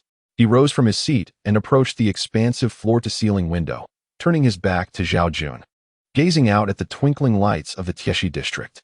Did you think that my purpose for this outing was merely to source supplies? Zhao Jun was taken aback, sensing an unprecedented grandiosity emanating from Mr. Zhong's silhouette. What I encountered was the representative of eternal life technology in the Asia-Pacific region. Our new partners are not merely interested in how much we can assist them in selling, but rather in the unique experimental grounds that Dragon Pearl City offers. They provide technology and products, while we furnish the market and data. We are no longer mere traffickers. We are a vital cog in their global strategic framework. An essential collaborator. Mr. Zhong turned, his gaze sharp as a blade behind his lenses. Perspective, Jungu. Your perspective must be broadened. Do not fixate solely on the confines of Dragon Pearl City, nor should you allow the allure of fleeting profits to disrupt your composure. Our ambition is to establish a monopoly, to create an unprecedented underground empire that permeates every capillary of this city. At that juncture, money will be but a number to us. Zhao Jun was utterly captivated by the grand vision Mr. Zhong painted. He opened his mouth, yet no words emerged. He felt that his own proud ambitions paled into insignificance, rendered a mere jest in the face of Mr. Zhong's expansive vision. Observing Zhao Jun's stunned silence, Mr. Zhong's tone softened. He returned to his desk and gently tapped the black travel case. I am aware of your current challenges. I have also considered the gang's expenditure issues.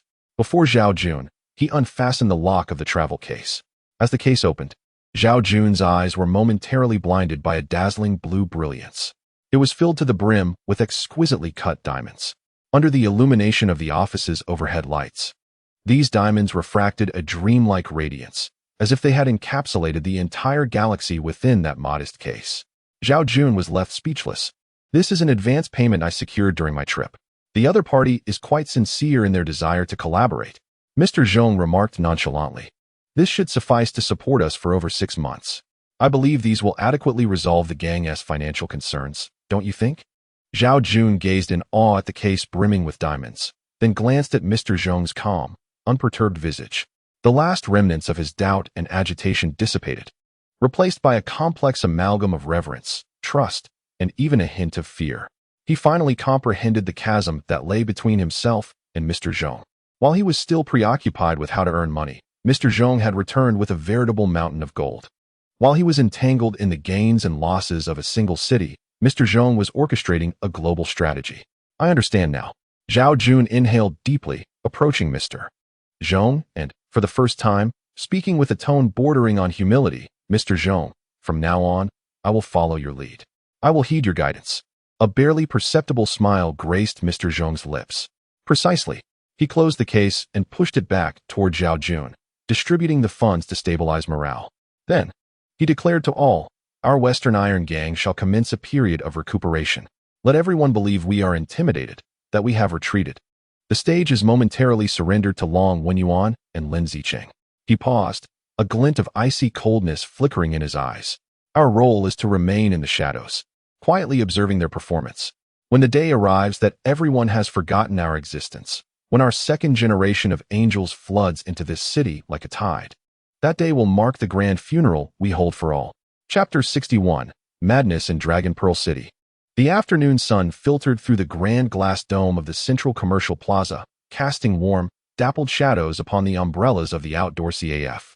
The air was infused with the rich aroma of coffee, the sweetness of pastries, and the exquisite fragrance of fine perfumes, all blending into the city's refined essence. It was a rare, tranquil afternoon. For the past month, the underground world of Dragon Pearl City seemed to have been placed on pause. The once rampant Shitia gang had silenced, taking with them the small, restless factions that had also vanished from sight. The crime rate plummeted, and every member of the police force found a rare moment of relief. Lin Zicheng absently stirred her latte with a dainty silver spoon, watching the froth and coffee swirl together, ultimately forming a hazy vortex. Opposite her sat Wen Xi. What are you thinking? Wen Xi's voice was gentle, akin to the afternoon sun, perfectly measured, neither scorching nor overwhelming. Since he had cared for her during her last hospital visit, their relationship had entered a delicate phase. Gone was the tension of rivalry, and the fervor of early romance had faded. Instead, it resembled a tentative truce, maintained at a safe distance. Lin Zicheng had taken the initiative to invite him, yet found herself at a loss for words. Nothing much, she replied, setting down the spoon and lifting her gaze. I just feel that things have been too calm lately. Isn't calm a good thing? One she countered with a smile. For the police, calm signifies peace and prosperity for the citizens, does it not? You don't understand. Lin Zicheng shook her head. She gazed at the leisurely throng in the plaza, her eyes penetrating the surface tranquility, sensing the undercurrents swirling beneath. This serenity was abnormal, reminiscent of the stillness preceding a tempest when even the wind ceases. Zhao Jun was not one to let things rest, and Long Wenyuan of Xingyi would not be content with the status quo. Their silence was, in itself, the greatest anomaly. When she regarded her intently, offering no rebuttal, merely stating softly, perhaps they have merely discovered new rules of the game. Sometimes, war does not necessitate shouts and bloodshed. His words seemed laden with double meanings, rich in significance that Lin Zicheng could not fully decipher. Just as she contemplated probing further, an unexpected turn of events unfolded. From the far end of the plaza, a woman's shrill scream pierced the air, short, sharp, and filled with terror, slicing through the languid atmosphere of the afternoon. Instantly, the commotion spread like ripples from a stone cast into water.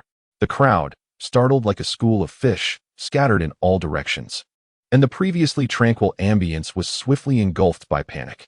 The deafening sound of overturned furniture, the piercing cries of a frightened child, and the frantic shouts of people converge into a chaotic symphony. In an instant, Lin Zicheng's body tensed. Her hand instinctively reached for the spot where her firearm once resided at her waist. This action left her feeling hollow, yet her professional instincts compelled her to rise. Her gaze honing in on the epicenter of the turmoil like a hawk. A man, an almost naked man. He was clad in a tattered piece of cloth, barely covering his waist, while his lower half was fully exposed to the air. His bronze skin was marred with intersecting bloodstains, seemingly self-inflicted. His hair resembled a tangled mess, his face caked with grime, and his eyes were vacant and unfocused, as if his soul had wandered into another dimension.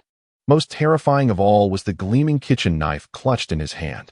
It was no exquisite dagger or professional weapon, but rather an utterly ordinary household knife, its blade stained with mottled rust and ominous dark red splotches. It was this mundane quality that rendered it particularly menacing in that moment. Stay back. Get away. The man brandished the knife, emitting a primal growl from his throat. His movements were erratic, rather than attacking. He seemed to be attempting to push away a world that filled him with dread in a self-destructive manner. A madman. He's insane. Call the police. Get security. The crowd recoiled in terror, forming a vast vacuum that isolated the man and his intangible fear from the rest. The faces of the onlookers were etched with fear, curiosity, and a tinge of relief, grateful that they were not the unfortunate soul chosen by fate. Stop. Don't move. Lin Zicheng's voice rang out, cool and resolute, like a frigid current attempting to penetrate the maelstrom of chaos. She did not retreat. Instead, she advanced steadily against the tide of panic. Zicheng, when she also rose, hastening to follow her. Stay back. This is my responsibility. Lin Zicheng replied without looking back, her entire focus fixated on the knife-wielding man. As she approached, she spoke in a calm, measured tone. Sir, please, remain calm and lower the knife. Look around. There are many children. Do not harm them. We can talk about this. Her voice was soft, yet amidst the tumult, it possessed a reassuring strength. Some of the terrified onlookers seemed to find solace in her presence, their gazes shifting toward this woman brave enough to confront danger. However, the deranged man showed no reaction to her words.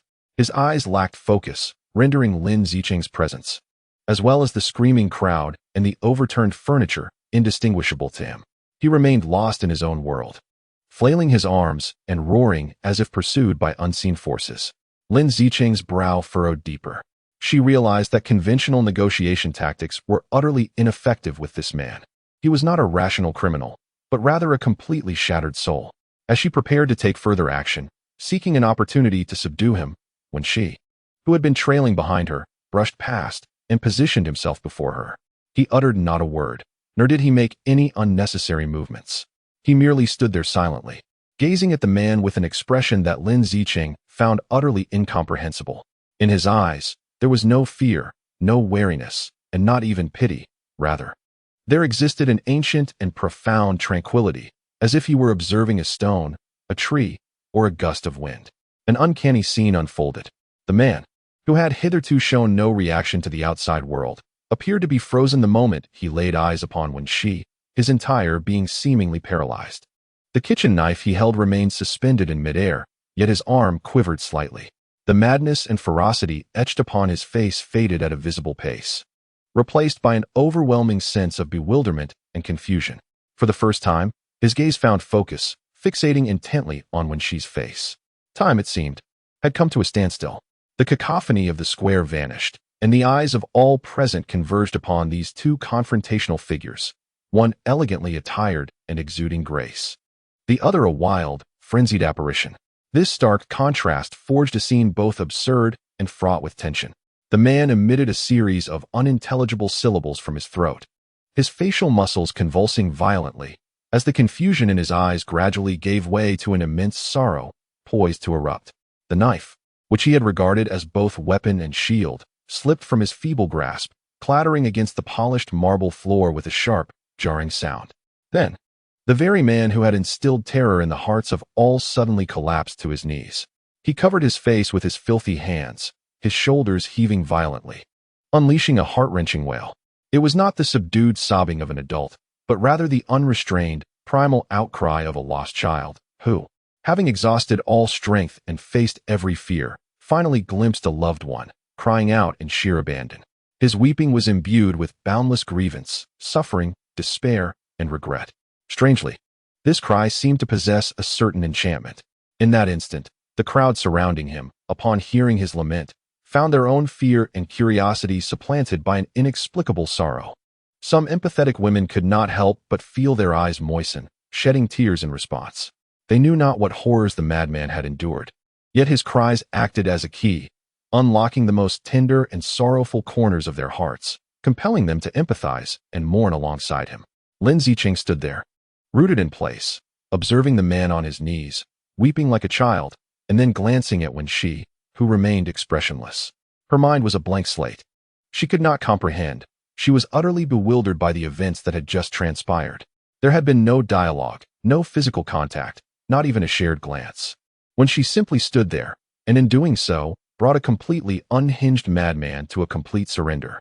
This has utterly transcended the cognitive framework she has constructed over the past 2 decades, leaving her more astounded and terrified than the last time when she invoked a celestial phenomenon. Quick, restrain him. It was only when the tardy security personnel and the police officers, who swiftly arrived after receiving the alarm, managed to subdue the man, now devoid of any capacity for resistance, that Lin Zicheng awoke from her daze. She watched as the man was taken away, still weeping, mumbling incomprehensible words. The murmurings of the crowd surged like a tide. My heavens, what just happened? Who was that man in white? What did he do? I don't know. I merely glanced at him, and the madman began to cry. How astonishing! Countless gazes filled with curiosity, reverence, and suspicion were directed towards Wen Xi. Yet, he appeared oblivious to it all, turning back to Lin Zicheng and calmly inquiring, Are you all right? Lin Zicheng looked at him. Her lips moved, but no sound emerged. After several seconds, she regained her voice, asking hoarsely, What did you do to him? I did nothing. When she replied, exactly as Lin Zicheng had anticipated. Impossible. Her emotions surged. Why had he suddenly discarded the knife? Why was he crying? Do not tell me this is yet another coincidence. He is not insane. Merely a child lost for far too long, unable to find his way home. Wen Xi's gaze was profound as he watched the direction in which the man was taken. Softly murmuring, he discarded the knife because he beheld that which should not have been seen, recalling memories best left forgotten. His tears are a release for the anguish that has long been pent up within him. I merely happened to be there. This cryptic explanation left Lin Zicheng feeling as though she had struck a pillow with her fist. Subsequently, a young officer approached, standing at attention to report, Lin, we have clarified the situation. The suspect's name is Li Weigua, with a long history of schizophrenia. According to his family, he suddenly relapsed after discontinuing his medication and fled. He has since been taken to the city's mental health center for compulsory care. Schizophrenia, Lin Zicheng murmured, repeating the words. It was yet another perfect, impeccable explanation that adhered to scientific logic. It could account for all of the man's erratic behavior, attributing the day's events to the random outburst of a mentally ill individual. Yet, Lin Zicheng understood that this was not the truth, at least not the whole truth. She lifted her gaze, fixating intently on Wen Xi, attempting to uncover any hint of a flaw in his calm demeanor. Wen Xi, who exactly are you? This had become a question she had posed countless times. Yet this time, her tone was laced with an unprecedented, profound bewilderment. Wen Xi offered no reply, merely lifting the cup of coffee on the table, now cold, and taking a gentle sip. The coffee has gone cold, he remarked. Chapter 62. The true and false. Wen Xi. The incident at the CAF lodged itself in Lin Zicheng's mind like an insidious thorn, deeply embedded and unremovable. The image of the deranged man kneeling on the ground, weeping uncontrollably, intertwined with Wen Xi's tranquil, inscrutable gaze, replayed incessantly in her mind. The chilling, leaden words of the official report regarding his mental history not only failed to provide her with any clarity, but instead served as a mockery, underscoring the absurdity and incomprehensibility of the scene she had witnessed. Once again, she found herself plagued by insomnia. Lying in bed, her eyes wide open, she stared at the ceiling, which shifted and morphed under the neon glow of the city outside. She felt ensnared in an invisible web, with Wen Xi at its core. Each word he spoke, each action he took, resembled intricately woven knots, seemingly unrelated, yet collectively guiding her toward an unknown, unfathomable abyss. She could no longer afford to wait. Whether driven by her duty as a police officer or her instinct for self-preservation as a woman, she had to uncover the true identity of Wen Xi. The following morning, Lin Zicheng returned to the precinct, her eyes bloodshot. She refrained from making a scene and, leveraging her authority, circumvented the usual protocols. Sending a clandestine request to a trusted former classmate in the cybersecurity department to conduct an in-depth background investigation on a freelance writer named Wen Xi. She aimed to bypass all official records and piece together the true essence of this man from the most fundamental aspects: online data, financial transactions, and social connections. However, before she could await her classmate's response, an urgent police call delivered a gruesome answer in a brutal and direct manner. In the Western District, at the No. 4 pumping station reservoir, a floating corpse had been discovered. The patrol team had cordoned off the area and requested support from the homicide division. The voice on the phone compelled Lin Zicheng to suppress all her personal emotions regarding Wen Xi. She swiftly donned her coat and strode out of the office, her voice regaining its usual calmness and decisiveness. All personnel, gather downstairs in 3 minutes. We depart. The number 4 pumping station in the Western District, a remnant of the early urban planning of Longzhou City, had long been abandoned, overgrown with wild grass and dilapidated. It seldom attracted visitors aside from the occasional vagrant or thrill-seeking urban explorers. Upon her arrival, Lin Zicheng found the scene already enclosed by a lengthy police cordon. The air was thick with an indescribable, nauseating odor, a noxious blend of decaying vegetation and rotting flesh, prompting several young officers to instinctively cover their mouths and noses. The forensic team and evidence collection specialists had already arrived and were methodically at work. The forensic expert in charge, Old Wang, approached her, removing his mask, his expression grave. "What is the situation?" Lin Zicheng inquired, her gaze shifting past Old Wang's shoulder toward the vast reservoir, which was filled with murky, dark green water. A grotesquely swollen corpse floated serenely at the center of the pool. The deceased was male, estimated to be between 25 and 30 years of age. Judging by the degree of adipocere formation and the state of the body, it was determined that the time of death was at least 6 months prior. For specifics, they would need to wait for the results of the insect and water sample analyses. Old Wang pointed to the body. "We just retrieved him. There are no identification documents on him." The attire was unremarkable casual wear, devoid of any brand name, and all pockets were empty. Lin Zicheng approached the edge of the reservoir, the pungent stench causing turmoil in her stomach, yet she compelled herself to observe the lifeless body with a calm demeanor. The corpse was pallid and swollen, its features indistinct, resembling a crudely fashioned wax figure. The forensic experts were meticulously placing it into a body bag, preparing to transport it back to headquarters for an autopsy. "Is this the crime scene?" Lin Zicheng inquired. "Hard to say," Old Wang replied, shaking his head. There were several blunt force injuries on the body, none of which appeared fatal. The cause of death could only be determined post-autopsy. "This place is rather secluded. It could very well be a dumping ground." Lin Zicheng surveyed her surroundings. It was an ideal location for disposing of a body, desolate, with blind spots for surveillance, and a pool of murky water that could obliterate all traces. Had it not been for the recent heavy rains that raised the water level and caused the body to surface, it might have remained hidden in eternal slumber. "Have there been any discoveries in the vicinity?" she asked the officer in charge of the investigation. "Report, Lin. We found a wallet in the grass approximately 30 meters from the reservoir." A young officer, donned in gloves, hurried over with a black leather wallet secured in an evidence bag. The wallet had been soaked in dirty water and mud for an extended period, becoming somewhat misshapen. Yet it remained relatively intact. Lin Zicheng gingerly accepted the evidence bag and carefully opened it. Inside were several bank cards, a small amount of cash, and an identification card. As her gaze fell upon the ID, her blood ran cold upon recognizing the all-too-familiar name emblazoned beneath the photograph. The sounds of the world seemed to fade away. All she could hear was the thunderous beating of her heart, echoing like a war drum against her eardrums.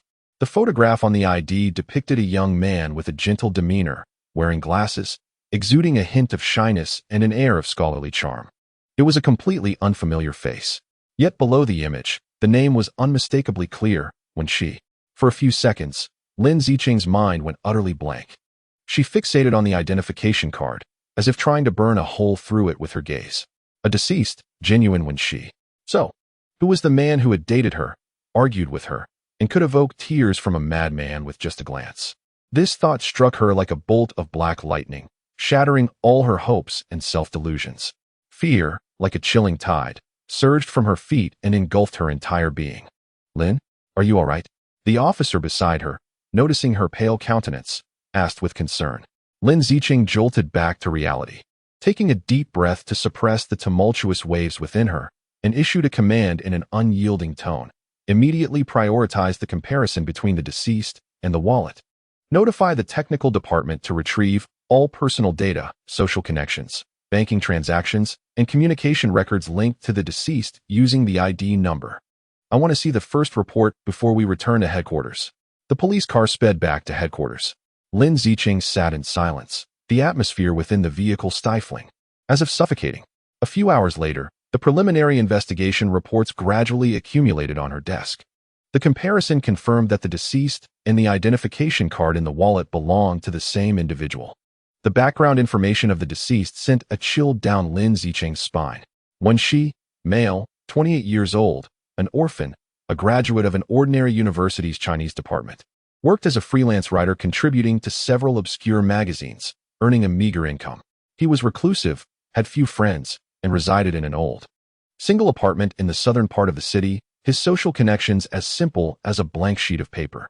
This identity background almost perfectly overlapped with the one she knew. The same name, the same profession, the same orphan status. This was no coincidence. It was unequivocally identity theft. That man had usurped the identity of a real person, and then that person had met their demise. The autopsy report arrived. Forensic expert Wang entered, his expression even grimmer than it had been at the crime scene, indicating a complex situation. "Speak." Lin Zicheng's voice was hoarse. "We discovered a tiny bubble in the deceased's heart." Wang handed her a report. The cause of death was acute heart failure, the trigger being air embolism. The assailant had injected air directly into the deceased's vein using an extremely fine needle, the method clean and swift, leaving almost no trace. If we had conducted a meticulous autopsy, it could have easily been misjudged as natural death. "Air injection murder," Lin Zicheng murmured. Such a technique required exceptionally specialized medical knowledge and a chillingly composed psychological state. "Indeed," Wang nodded, "and based on the liver temperature, rigor mortis, and the state of the stomach contents, we have narrowed the time of death down to between 8 and 10 o'clock on the evening of 42 days ago." 42 days ago. Lin Zicheng's pupils dilated sharply. She vividly remembered that 43 days prior was when she first met that man through her friend, Zhuo Min. The timeline matched perfectly. Just a day after the true when she was murdered, an imposter, wearing his gentle and harmless smile, had appeared in her life. All clues pointed to a singular, irrefutable conclusion. Lin Zicheng closed her eyes, feeling a wave of dizziness. She had once doubted, tested, and even severed ties. But she had never imagined the truth could be so bloody and brutal. All the warmth and resonance between them had been built upon a deceased person's identity. Suddenly, she opened her eyes, her expression transformed, the confusion, pain, and struggle replaced by a cold, resolute determination befitting a police officer. She picked up the phone and dialed that familiar number. "It's me. Do you have time? I would like to meet you." The voice on the other end remained gentle. "Of course, I'm at the apartment. You can come over anytime." "All right, I'll be there shortly." After hanging up, Lin Zicheng stood up, retrieved her service weapon from the safe, skillfully disengaged the safety, and secured it in her waistband holster. "Lin." The other officers in the office were utterly astonished. "Notify the action team to surround room 701 in the Spring River Flower Moon community in the southern part of the city after my arrival. Without my command, no one is permitted to act recklessly." Lin Zicheng's voice was as cold as ice. She was about to apprehend a suspect in a first-degree murder case. Standing alone before the familiar apartment door, her heart raced with an unprecedented intensity. She pressed the doorbell, and it opened swiftly. Wen Xi, clad in casual cotton and linen attire, held a book in his hands. Upon seeing her, a gentle smile graced his face. "You've arrived sooner than I anticipated," he remarked. His gaze swept over Lin Zicheng's unusually solemn expression and the hand she kept firmly on her waist. There was no hint of surprise in his eyes, as if he had foreseen this day would inevitably arrive. "Won't you invite me in for a moment?" Lin Zicheng inquired coldly. "Of course," he replied, stepping aside with a gesture of invitation. Lin Zicheng entered the apartment, which appeared just as she remembered, neat, elegant, and filled with the ambience of literature. Yet, at that moment, everything seemed profoundly hypocritical and ironic in her eyes. A male corpse was discovered in the reservoir to the west of the city, Lin Zicheng stated bluntly, getting straight to the point. "Oh." The man raised an eyebrow, seemingly intrigued. "His name is also Wen Xi." Lin Zicheng fixed her gaze on his eyes, attempting to discern any sign of weakness, but found none. His expression remained as tranquil as a deep pool, though beneath that calmness lay a hint of compassion. "So, you have come to arrest me," he stated, not as a question, but as a declaration. "Aren't you going to provide an explanation?" She pressed. "Explanation?" He chuckled softly. "Zicheng, some matters are beyond explanation. It is akin to trying to describe the color red to a congenitally blind person. Everything I have done is merely to enable you to witness the colors of this world for yourself." He set the book aside and slowly approached Lin Zicheng. Her heart raced, and her grip tightened around the gun's handle as she commanded, "Stop. Don't move." He halted at a safe distance and, to Lin Zicheng's utter astonishment, raised his hands in a gesture of surrender. "I will go with you," he said, without resistance, without argument, and without fleeing. He accepted his impending arrest with calmness and acceptance.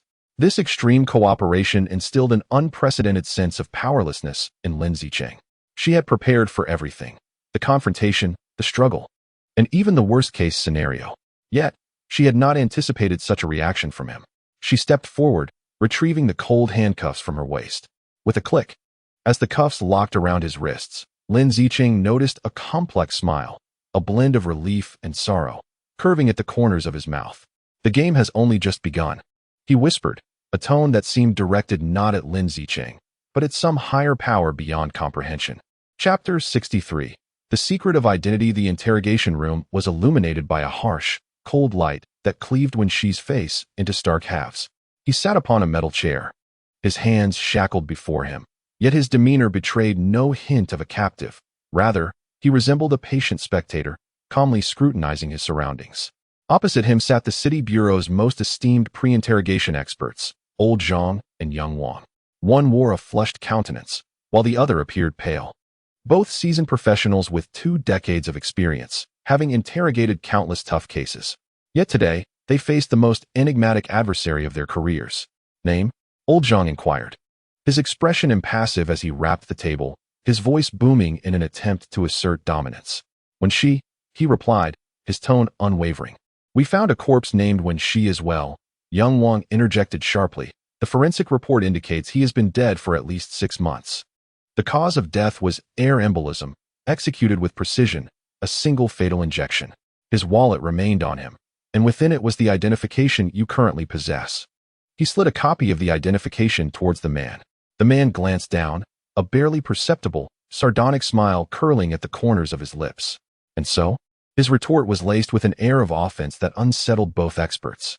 So we need to ascertain your identity. Old Zhang leaned forward, his gaze piercing like that of a hawk. Why would you assume the identity of a deceased individual? What is your connection to him? Did you kill him? I did not kill him. The man leaned back against the chair, sidestepping the crux of the inquiry, his voice as flat as an assertion of fact. Then who are you? Why assume his identity? Young Wang pressed further. The man remained silent, his eyes fixed upon him, offering no further response. Speak. Young Wang slammed his hand on the table, creating a thunderous sound. Do you think playing mute will allow you to evade the truth? The enigma that surrounds you is the greatest suspicion of all. Finally, the man spoke again, slowly raising his eyelids, his gaze transcending the 2 officers, as if perceiving something far beyond. His voice was soft, yet it pierced the hearts of all present like a chilling dagger. You have posed the wrong questions, he stated. You should not be asking who I am. Instead, you ought to investigate the deceased Wen Xi, what kind of person he truly was.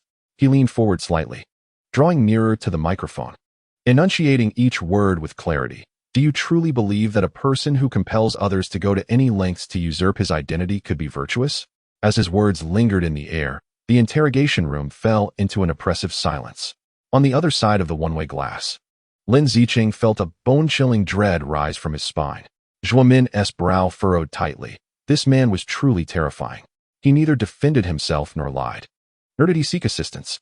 Instead, he presented a wholly new and darker enigma, akin to a masterful chess player, casually moving a piece that altered the entire nature of the game.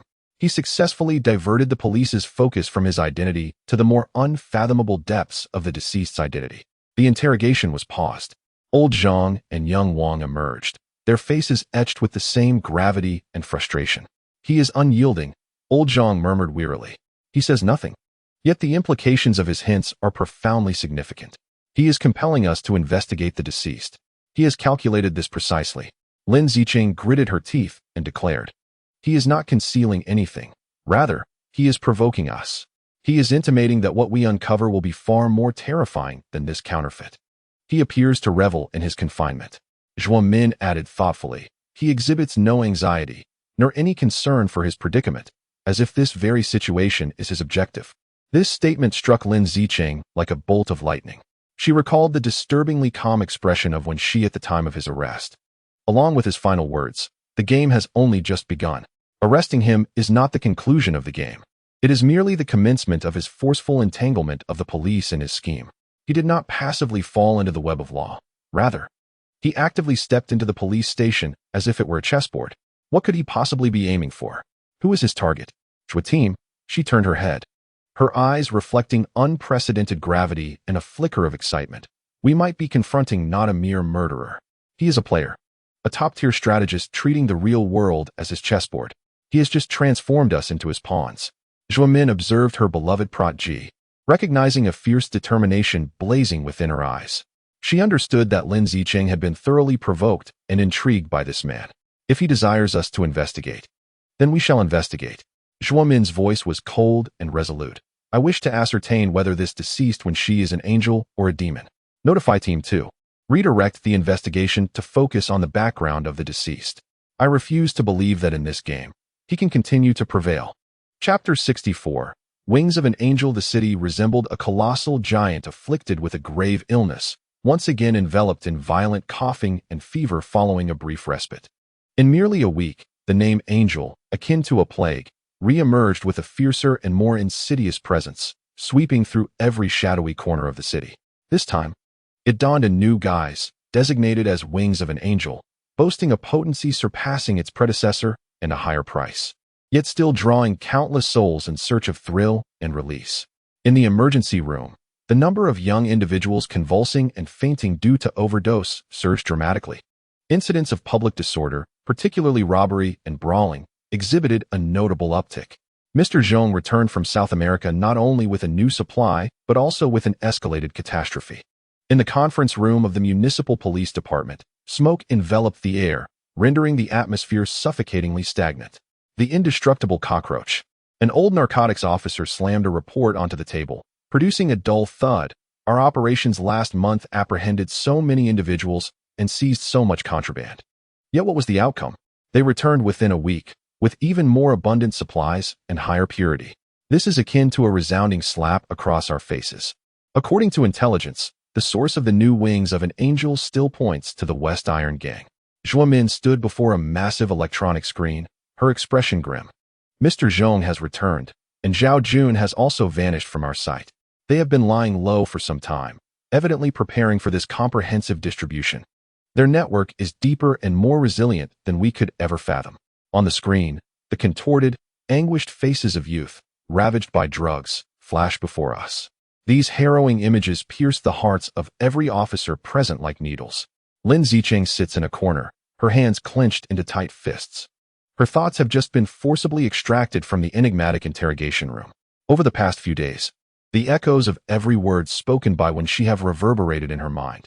As she attempts to piece together the fragments of truth from his calm gaze and cryptic hints, the investigation into the deceased Wen Xi has commenced in full force. Yet she is acutely aware that it will be a lengthy and intricate endeavor. However, the crisis at hand looms over her like an unexpected tempest, leaving no room for respite or distraction. As she gazes at the photographs of the victims and listens to her colleagues' reports filled with anger and helplessness, Lin Zicheng engages in an intense internal struggle. The mysterious Wen Xi draws her curiosity and personal emotions like a black hole. Yet the drug storm sweeping the city is an inescapable responsibility of her role as a police officer. She closes her eyes, takes a deep breath, and when she opens them again, the confusion and turmoil have vanished, replaced by her characteristic composure and resolve. She rises and approaches Zhuo Min, resolutely stating, "Captain Zhuo, I request to rejoin the team and continue overseeing the case of the West Iron Gang." Zhuo Min glances back at her, understanding everything through her gaze. She nods approvingly. "Welcome back to the team. However, you must remember that the case of Wen Xi is under the jurisdiction of Team 2. Your sole task now is to uproot Zhao Jun and Mr. Zhong, along with the entire network behind them." Understood. That night, a large-scale operation codenamed Broken Wings was launched with tremendous force. The entire city's police force was mobilized. Hundreds of officers, divided into dozens of action teams, struck simultaneously at numerous identified targets scattered throughout the city, from the raucous nightclubs and bars to private parties concealed within aging residential buildings, and to the virtual strongholds conducting transactions online. Lin Zicheng personally led the team, targeting an underground club known as Fallen Paradise in the west of the city. This venue is one of the core entertainment establishments controlled by the West Iron Gang and is among the highest in terms of reported shipments of Angel's Wings. The police cars glided silently through the night, halting 2 blocks away from the club. All officers changed into plain clothes and infiltrated through various entrances with stealth. Inside the club, The deafening music and flashing lights constructed a bizarre world. On the dance floor, countless youthful bodies writhed in a frenzy.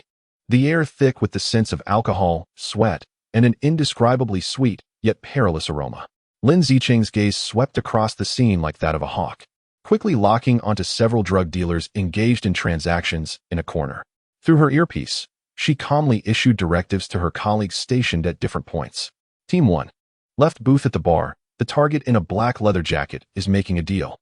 Team 2. At the restroom entrance. The individual in a white shirt is behaving suspiciously. Various units awaited a unified directive, poised for action. As the clock struck 1 in the morning, the frenzied music was abruptly silenced, and glaring white lights instantly illuminated the entire hall. Police, do not move. Hands on your head, crouch down. Officers, concealed in every corner, surged forth, swiftly securing the main passageways and apprehending the key figures. What was once a cacophonous paradise transformed into a scene of sheer panic. Screams and cries echoed in disarray. In the ensuing hours, a similar spectacle unfolded across the city. The operation persisted until dawn, yielding remarkable results. Over 200 individuals linked to drug offenses were arrested, alongside a substantial seizure of the new synthetic drug, Angel's Wings. The city's drug retail network suffered an unprecedented blow. However, when Lin Zicheng returned to the command center, her weary body slumping against the reports compiled before her, her brow furrowed in concern. The apprehended individuals were merely retail dealers and users. None were core members of the Shitia gang. Zhao Jun and Mr. Zhong had once again slipped through the net they had cast. Despite the significant quantity of drugs seized, intelligence suggested this amounted to less than 1/10 of their total supply. The winged serpent operation, though grand in scale, had only severed a few fangs of the venomous serpent, leaving its heart untouched. They had become more astute. Zhuo Min surveyed the expansive city map, marked with red dots indicating cleared locations. Her voice hoarse as she spoke. They have adopted a pyramid distribution model, with single-line communication and layered distribution. Retail dealers have no direct contact with their suppliers. All transactions occur through encrypted messaging applications. No matter how many small fish we catch, they can always cultivate a new batch. Lin Zicheng focused on a packet of Angel's Wings within the evidence bag, its exquisite packaging reminiscent of high-end perfume, sending a chill through her. Clearly, a highly skilled and shrewd mind orchestrated these operations. That person must be Mr. Zhong. Captain Zhua, she picked up an evidence analysis report. Look at this. We have discovered a rare, hard-to-detect fluorescent agent on the packaging of drugs at several scenes. This agent is unique, not a conventional industrial product. This minute detail seemed to ignite a faint spark in the endless darkness. Although its destination remained unknown, it represented a new, distinctive lead. The fire of determination reignited in Lin Zicheng's eyes. She understood that this war was far from over. She was up against an adversary more cunning and formidable than ever before. Meanwhile, the temporarily shelved enigma of Wen Xi loomed like a lurking shadow in the case's background, hinting that these seemingly parallel threads might converge at some pivotal point. Chapter 65. Source in the Deep of Night, Longzhou City, Kuntong Pier. The air was thick with the briny scent of seawater, diesel, and the stench of decaying fish.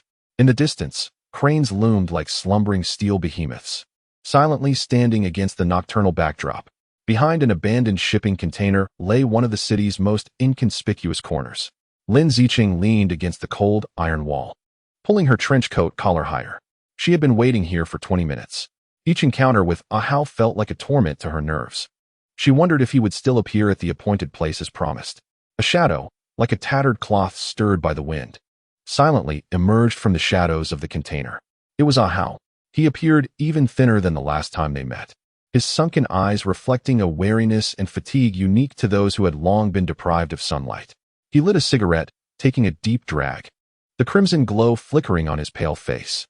"You look terrible," Lin Zicheng remarked softly, a hint of concern lacing her tone. "Surviving is already a blessing," Ahao replied, his voice hoarse, tinged with a trace of self-deprecation. "Mr. Zhong is a devil.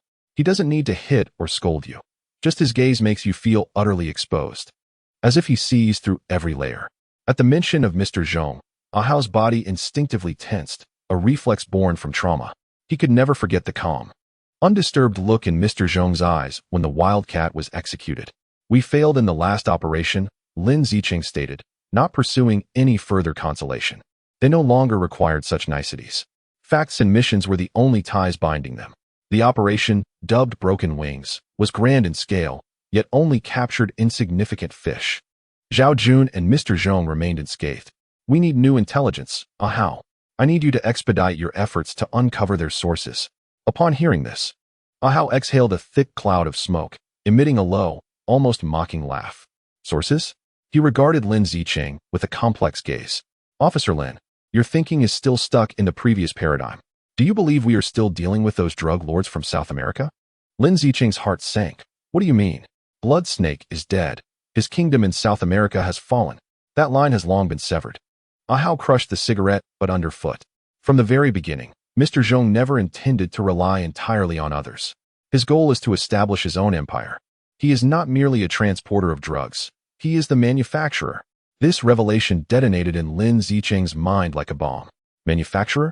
Domestically? Impossible.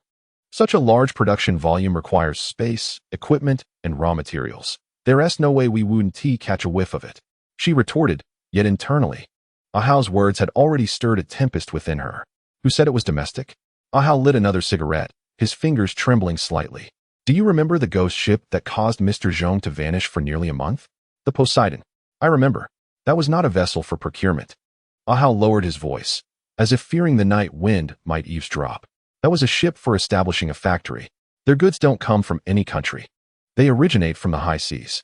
The high seas. Those words sent a wave of dizziness through Lin Zicheng. Mr. Zhong had a drug manufacturing facility on the high seas. It is highly likely that this scenario unfolds on a desolate island, devoid of sovereign claim. Ahao articulated his deductions meticulously, suggesting that it constitutes a mobile kingdom of narcotics, unbound by any national laws. This would explain the inexhaustible supply of their contraband and our inability to trace its origins, because the source exists beyond the reaches of land. Lin Zicheng's mind raced, intricately weaving together all the clues. Mr. Zhong's disappearance, the enigmatic route of the Poseidon, the background of eternal life technology, and their extraordinary financial and organizational prowess that surpasses that of ordinary criminal syndicates. Everything began to coalesce into a coherent narrative. But what about the evidence? Ahao, do you possess any proof? She pressed eagerly. No, Ahao admitted candidly, a hint of bitter resignation etched across his face. Mr. Zhong's inner circle was impenetrable, impervious to any intrusion. The only individuals I could engage with were the distributors. Yet, on one occasion, I overheard Zhao Jun, inebriated, lamenting to Mr. Zhong about the oppressive humidity at sea, which he claimed compromised the integrity of their angels. On another occasion, I witnessed Mr. Zhong poring over an exceptionally detailed maritime chart, marked with areas far removed from established shipping routes. These fragmented pieces of information coalesced into an exceedingly clear, yet despairing truth. Lin Zicheng fell into silence, her gaze fixated on the distant, obsidian sea, for the first time enveloped by an overwhelming sense of helplessness. What she confronted was no mere urban criminal faction, but an independent realm founded upon cutting-edge technology, operating in the high seas. The ramifications of this threat extended far beyond the jurisdiction and capabilities of the Dragon Pearl City Police. It was as if Ahao could read her thoughts, articulating the conclusion for her. Their factories could relocate from the Pacific to the Indian Ocean overnight. Alone, we could scarcely catch a glimpse of their shadows. We must collaborate with Interpol. Lin Zicheng's voice was laden with gravity. This was not a choice. It was the only avenue available. This is a problem for you to ponder. Ahao extinguished his second cigarette. This is all I can offer you. Delving deeper, I risk becoming the next Lynx. Lin Zicheng yearned to express her sentiments, to wish him well, to convey her gratitude, yet in the end, all words felt inadequate. She understood that for him, the most practical form of concern was to act swiftly, to extricate him from this hellish existence. I must take my leave. Ahao did not afford her the opportunity to respond. He adjusted his collar, casting one last glance in her direction. Next time, if I survive, I hope to hear good news. With that, he melded once again into the profound darkness, seemingly capable of swallowing all light, and vanished from sight. Lin Zicheng stood alone for an extended period, the frigid sea breeze chilling her to the bone. She comprehended that from this moment forth, the nature of this war had irrevocably transformed. The chessboard had expanded from Dragon Pearl City to encompass the entirety of the globe. Both Xi and Hao were but pawns in this colossal game, compelled to fight with all their might despite their lack of agency.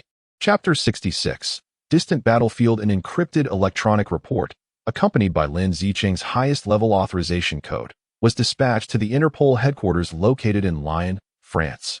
The report is both detailed and astonishing, from the evolution of the Angel drug series in Seaside City to the resurgence of Mr. Zhong, the leader of the West Iron Gang, culminating in the incredible intelligence regarding a mobile drug factory established on a high-seas island.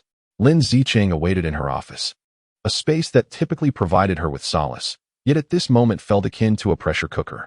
She understood that escalating the case and seeking the assistance of Interpol was the only prudent course of action.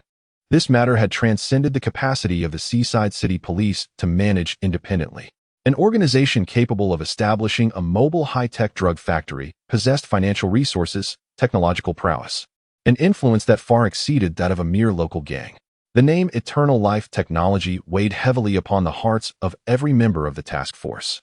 At precisely 3 o'clock, the secure communication device on the table emitted a sound.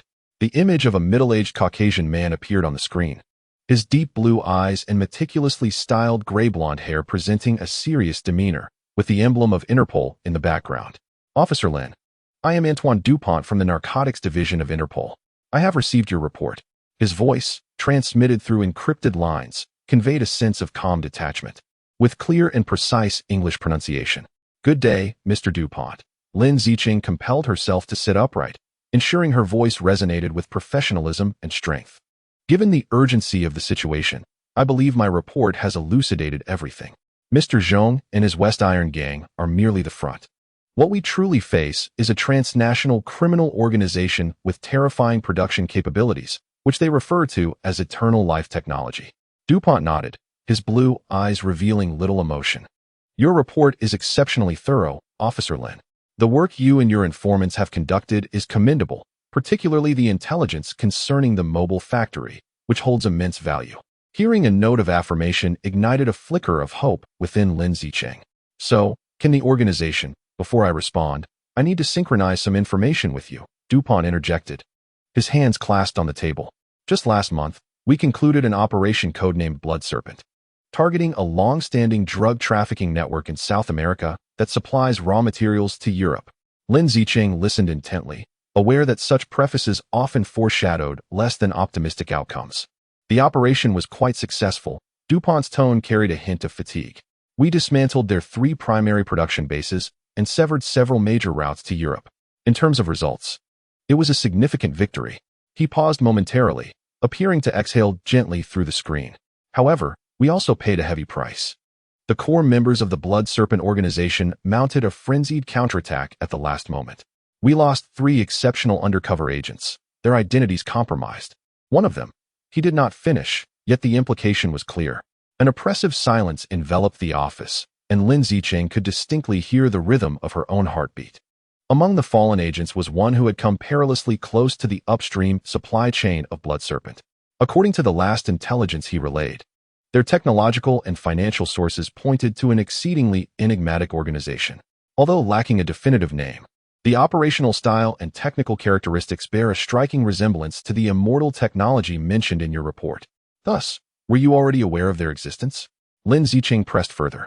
We are cognizant of a ghostly presence, a shadowy group providing technological support behind the global drug trade. However, we have lost our eyes and ears. Dupont's tone turned steely. The cost of the Blood Serpent operation has rendered our intelligence network in this domain nearly uprooted. The remaining agents must retreat and establish new identities. At this juncture, our knowledge of the internal circumstances surrounding immortal technology is virtually non-existent. We cannot even ascertain the precise location of the island factory your informant provided. Lin Zicheng's heart sank gradually. You mean to say, my meaning, Officer Lin, is that while we are profoundly grateful for your intelligence, the International Criminal Police Organization is unable to deploy any operational teams at this stage. In the absence of precise coordinates, internal intelligence, and requisite resource support, any military action targeting high seas objectives would be tantamount to suicide and could provoke serious diplomatic repercussions. Dupont's gaze was fixed upon her, imbued with an unwavering resolve. We have classified immortal technology as a paramount threat and will conduct data matching across global databases to seek any possible leads. However, this is a long-term strategic endeavor, not one that can be resolved overnight. I cannot offer you any unrealistic promises. The flicker of hope was extinguished entirely. A chill ascended Lin Zicheng's spine. The ultimate solution she had so dearly hoped for had transformed into a distant, empty promissory note. I understand, she said with difficulty, each word laden with immense weight. Let us keep in touch, Officer Lin.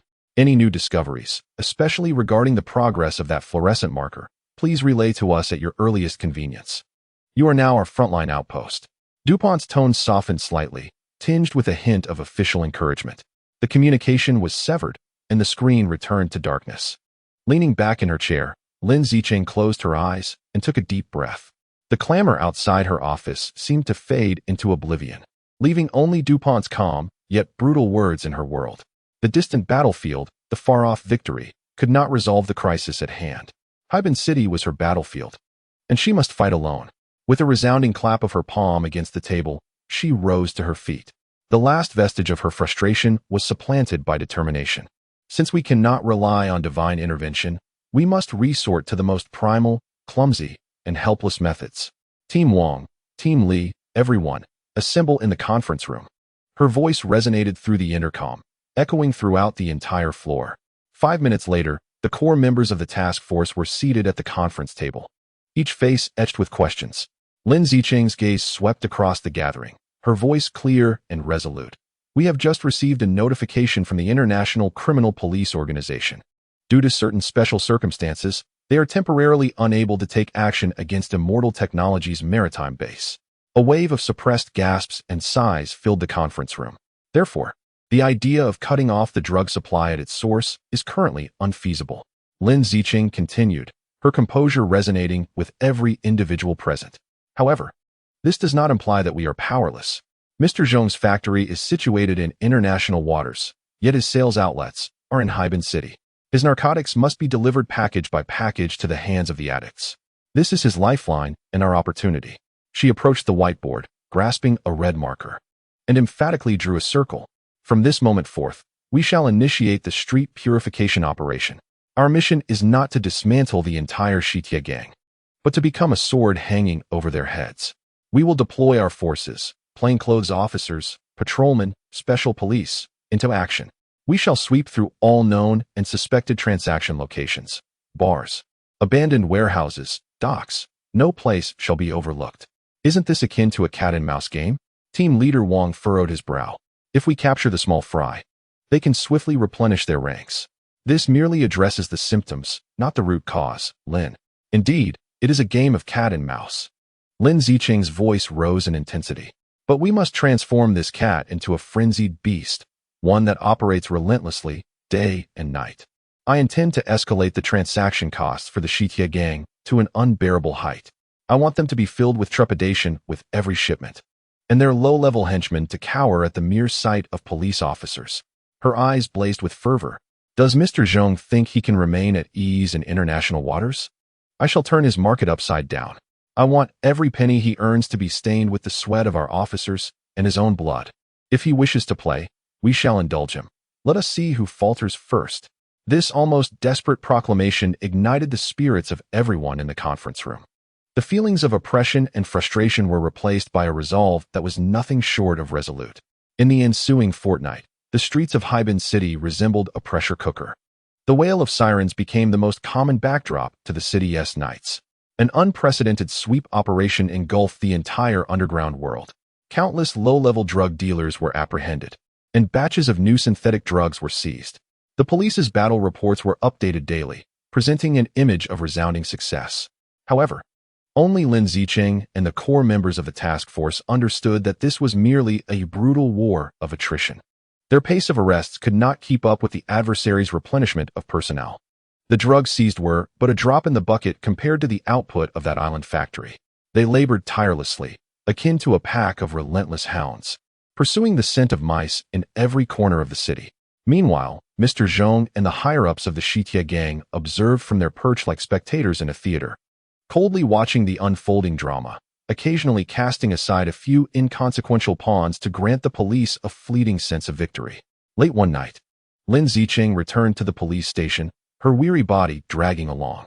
The office lights were still aglow, and Officer Zhang from the forensic department rushed over with excitement. Team leader, we have made a breakthrough with the fluorescent agent. Lin Zicheng halted abruptly, all fatigue vanishing in an instant. Speak. We compared the registration materials from all chemical plants and printing houses in the city, but found no matches. However, Xiao Zhang raised a report, his fingers trembling with excitement. We discovered that a certain chemical byproduct of this fluorescent agent bears a striking resemblance to a paint used for deep-sea exploration equipment, remarkably similar. Deep-sea exploration? A bolt of realization flashed through Lin Zicheng's mind, subtly connecting two seemingly unrelated cases.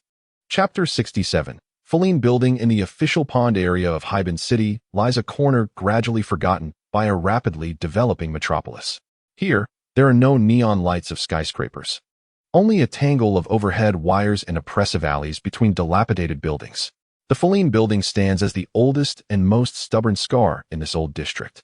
This 9-story Tang-style structure has long lost its plaster faade, revealing dark red bricks beneath, while the iron railings of the balcony are rusted, seemingly on the verge of collapse. Yet, this crumbling edifice has recently become the focus of citywide news. Within 2 weeks, 3 individuals have leapt to their demise. The first was an unemployed youth burdened by gambling debts. The second, a solitary elderly man suffering from prolonged illness. The third, an elderly lady who had lived her entire life within these walls, tragically occurring just yesterday at dawn. Lin Zicheng stood in the room of the third victim, Granny Chun. Her brow furrowed. The room was small, simply yet impeccably arranged. The window stood wide open, with a pot of wilting jasmine resting on the sill.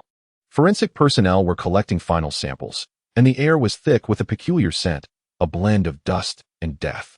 Team leader Lin, a young officer, presented a report, stating that there were no signs of struggle at the scene. Doors and windows were intact, and a suicide note was found on the table, confirmed to be in the handwriting of the deceased.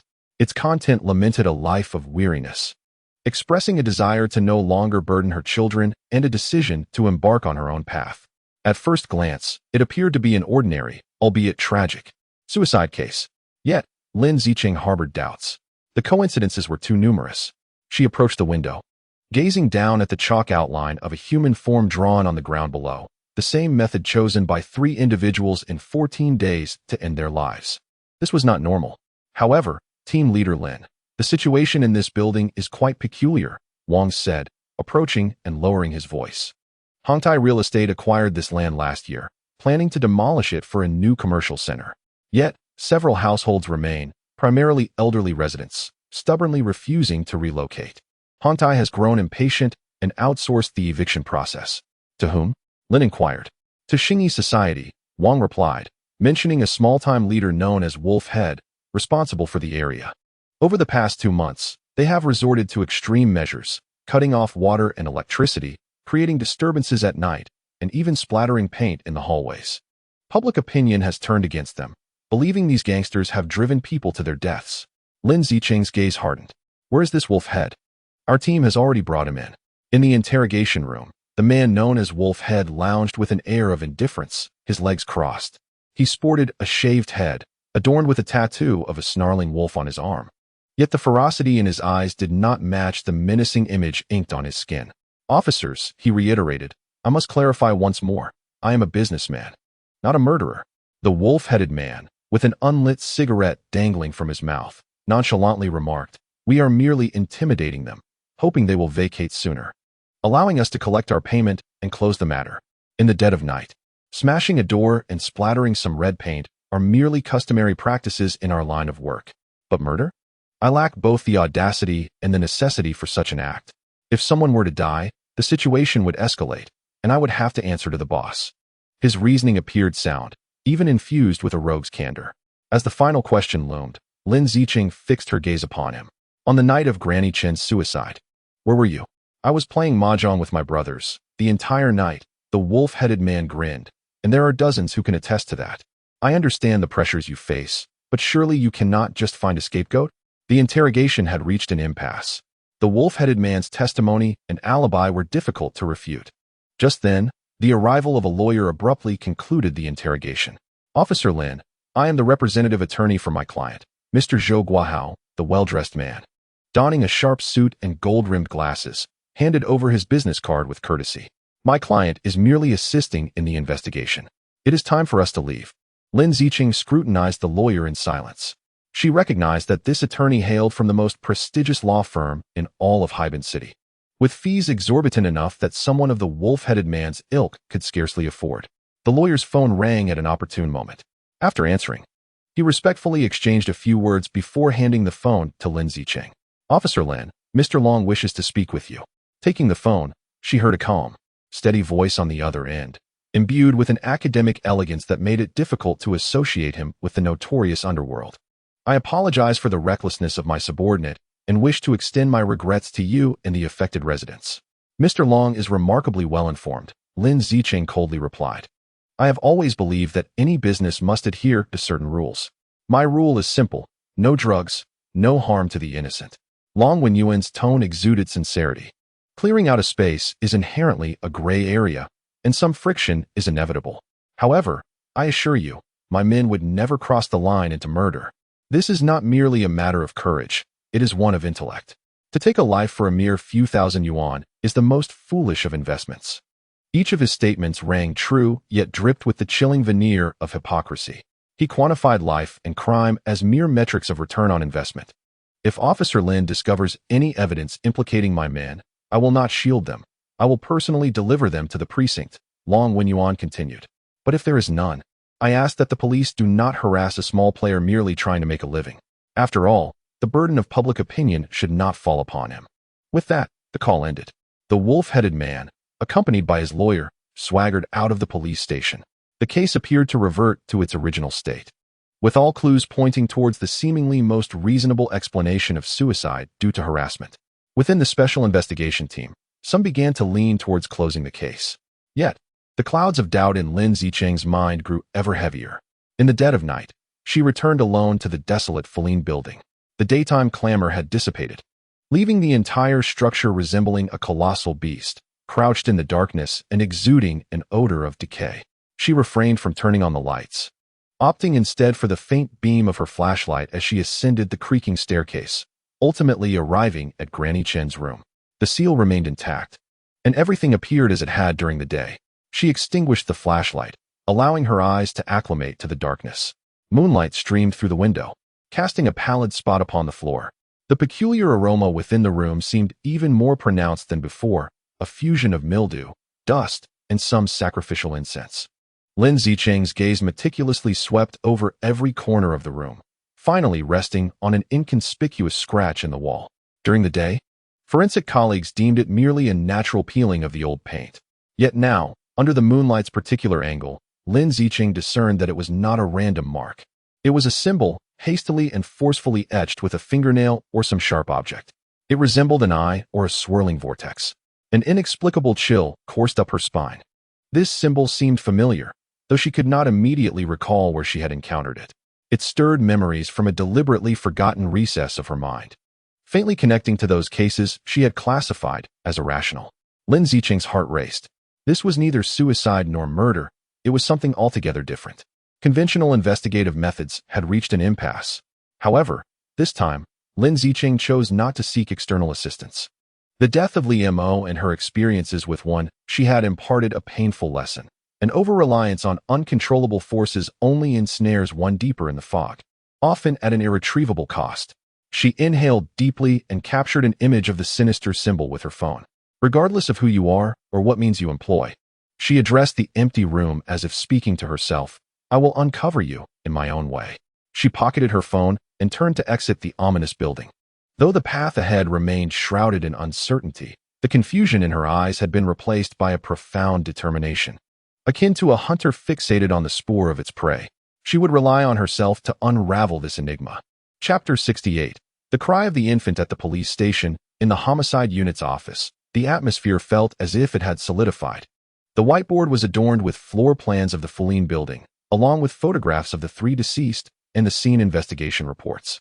Everything pointed towards suicide, with motives clear and evidence chains intact.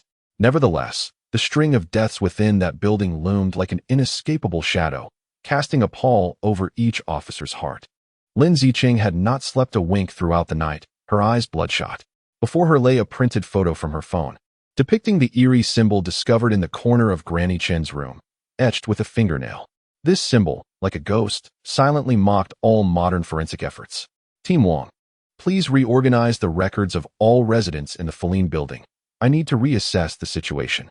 Shaoli, please investigate the background of Hongtai Real Estate and ascertain if they have any other business dealings with the Xingyi Association apart from this eviction outsourcing, Lin Zicheng commanded, her voice slicing through the office's silence. She resolved to temporarily shelve the incomprehensible symbol and return to the most fundamental, tedious, yet reliable aspects of criminal investigation. If someone was behind the case, they could not have left no trace. Captain Lin, we have already asked 3 times, Wong said, his face contorted with concern. Those elderly individuals, aside from complaining about the Xingyi Association and the real estate developers, have offered no further insights. Many struggle to hear, and their minds are foggy. The same question yields 3 different answers. Then ask them a 4th time, a 5th. Lin Zicheng's voice was resolute. This time, do not inquire about what they saw, but rather what they heard, what they smelled, what they felt. Even the sound of marbles from upstairs, the quarrels of the neighboring couple, or the strange noises of the plumbing at midnight. Do not overlook any detail. I require a precise sound log from the Feline building over the past fortnight, down to the hour. Though such a demand seemed almost unreasonable, the task force members recognized that Lin Zicheng's intuition often led them to breakthroughs from the most unlikely sources. The following day's inquiries became a test of patience and perseverance. Within the Feline building, an atmosphere thick with fear and distrust prevailed. Residents scrutinized the returning officers with wary eyes.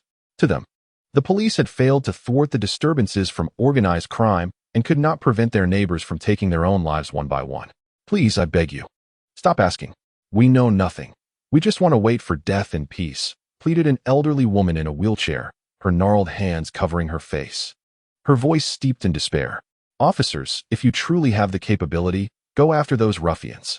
What good does it do to come and question us, the dying? A hot-tempered elder shouted, pointing at the red paint splattered in the corridor. The investigative work proved arduous. Officers struggled to piece together information amidst countless complaints, grievances, and irrelevant answers.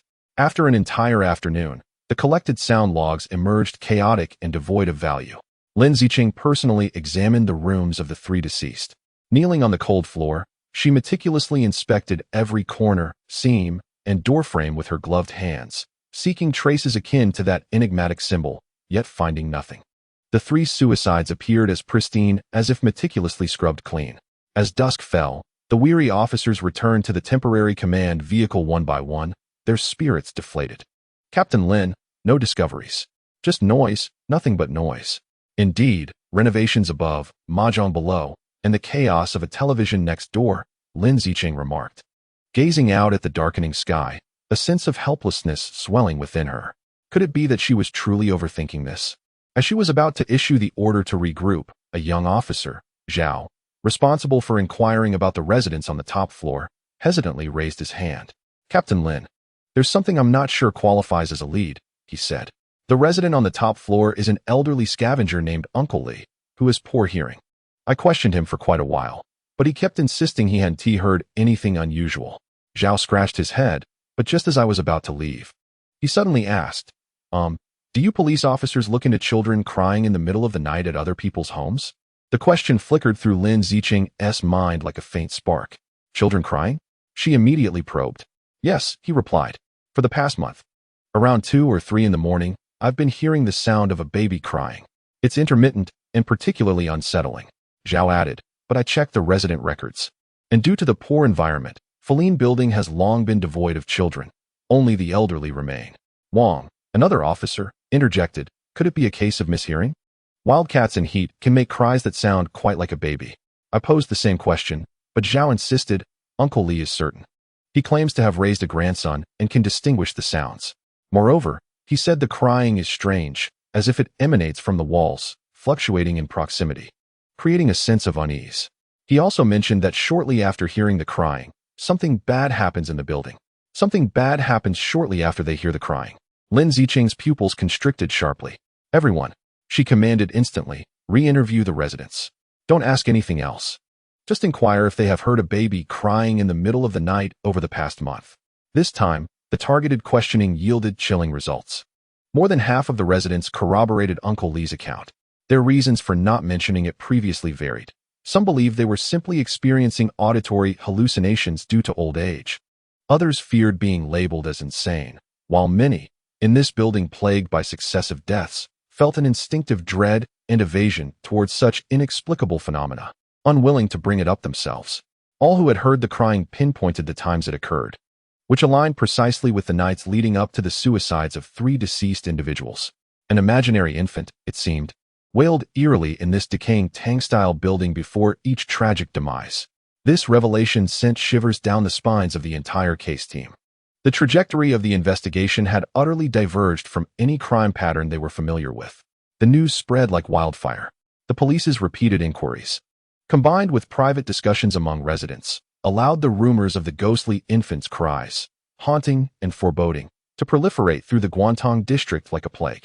Tabloid media seized the opportunity, sensationalizing the tale and depicting Fulin Building as a modern-day temple of lament. The immense societal panic placed unprecedented pressure on the police. Lin Zicheng sat in her office, her whiteboard adorned with a swirling symbol, now accompanied by the haunting phrase, "the sound of a baby crying." 2 seemingly unrelated, yet equally eerie clues lay there, quietly mocking her powerlessness. Just then, her private phone rang. It was Wen Zicheng. "Are you still preoccupied with the case at Fulin Mansion?" The voice of a concerned friend echoed from the other end of the line. "Yes, I have heard the rumors regarding the sound of a baby's cries." Zhuomin's tone wavered. "Zicheng, I understand your skepticism. However, do you not find this somewhat reminiscent of certain events you have encountered in the past?" Lin Zicheng fell into silence, fully aware of what Zhuomin was alluding to. "I know you are still angry with him, or rather, you remain cautious around him," Zhuomin sighed. "Yet, Zicheng, there are matters in this world that defy rational explanation. He is the only one capable of elucidating these occurrences. By confining him, you effectively shut the door to the answers." "Zhuomin, he is a suspect in a murder case," Lin Zicheng replied with an icy tone. "But you know he is not." Zhuomin's voice grew heated. "You simply lack the evidence to prove his innocence. I am not suggesting you release him. I merely believe you might request his assistance in the name of the police. After all, does he not claim to be some sort of folklore consultant? Consider it a consultation with an expert." Lin Zicheng's heart wrestled fiercely within her. She recalled her resolve at Fulin Mansion to uncover the murderer in her own way. That was her pride and the line she, as a police officer, would not cross. "Zicheng, I am not urging you to compromise," Zhuomin's tone softened. "I simply do not wish to see you bear such a burden alone. By confining him, it seems you have triumphed. But are you truly content? You view him as an adversary, yet do you not recognize what he has done for you? Perhaps granting him an opportunity to explain could also serve to ease your relationship." The heartfelt words of her friend struck Lin Zicheng like a stone cast into the seemingly tranquil waters of her heart. After ending the call, she remained seated for an extended period, her gaze fixed upon the 2 enigmas on the whiteboard. She realized that Zhuomin was correct. The conventional investigation had reached its limits. To progress further, she would need external assistance.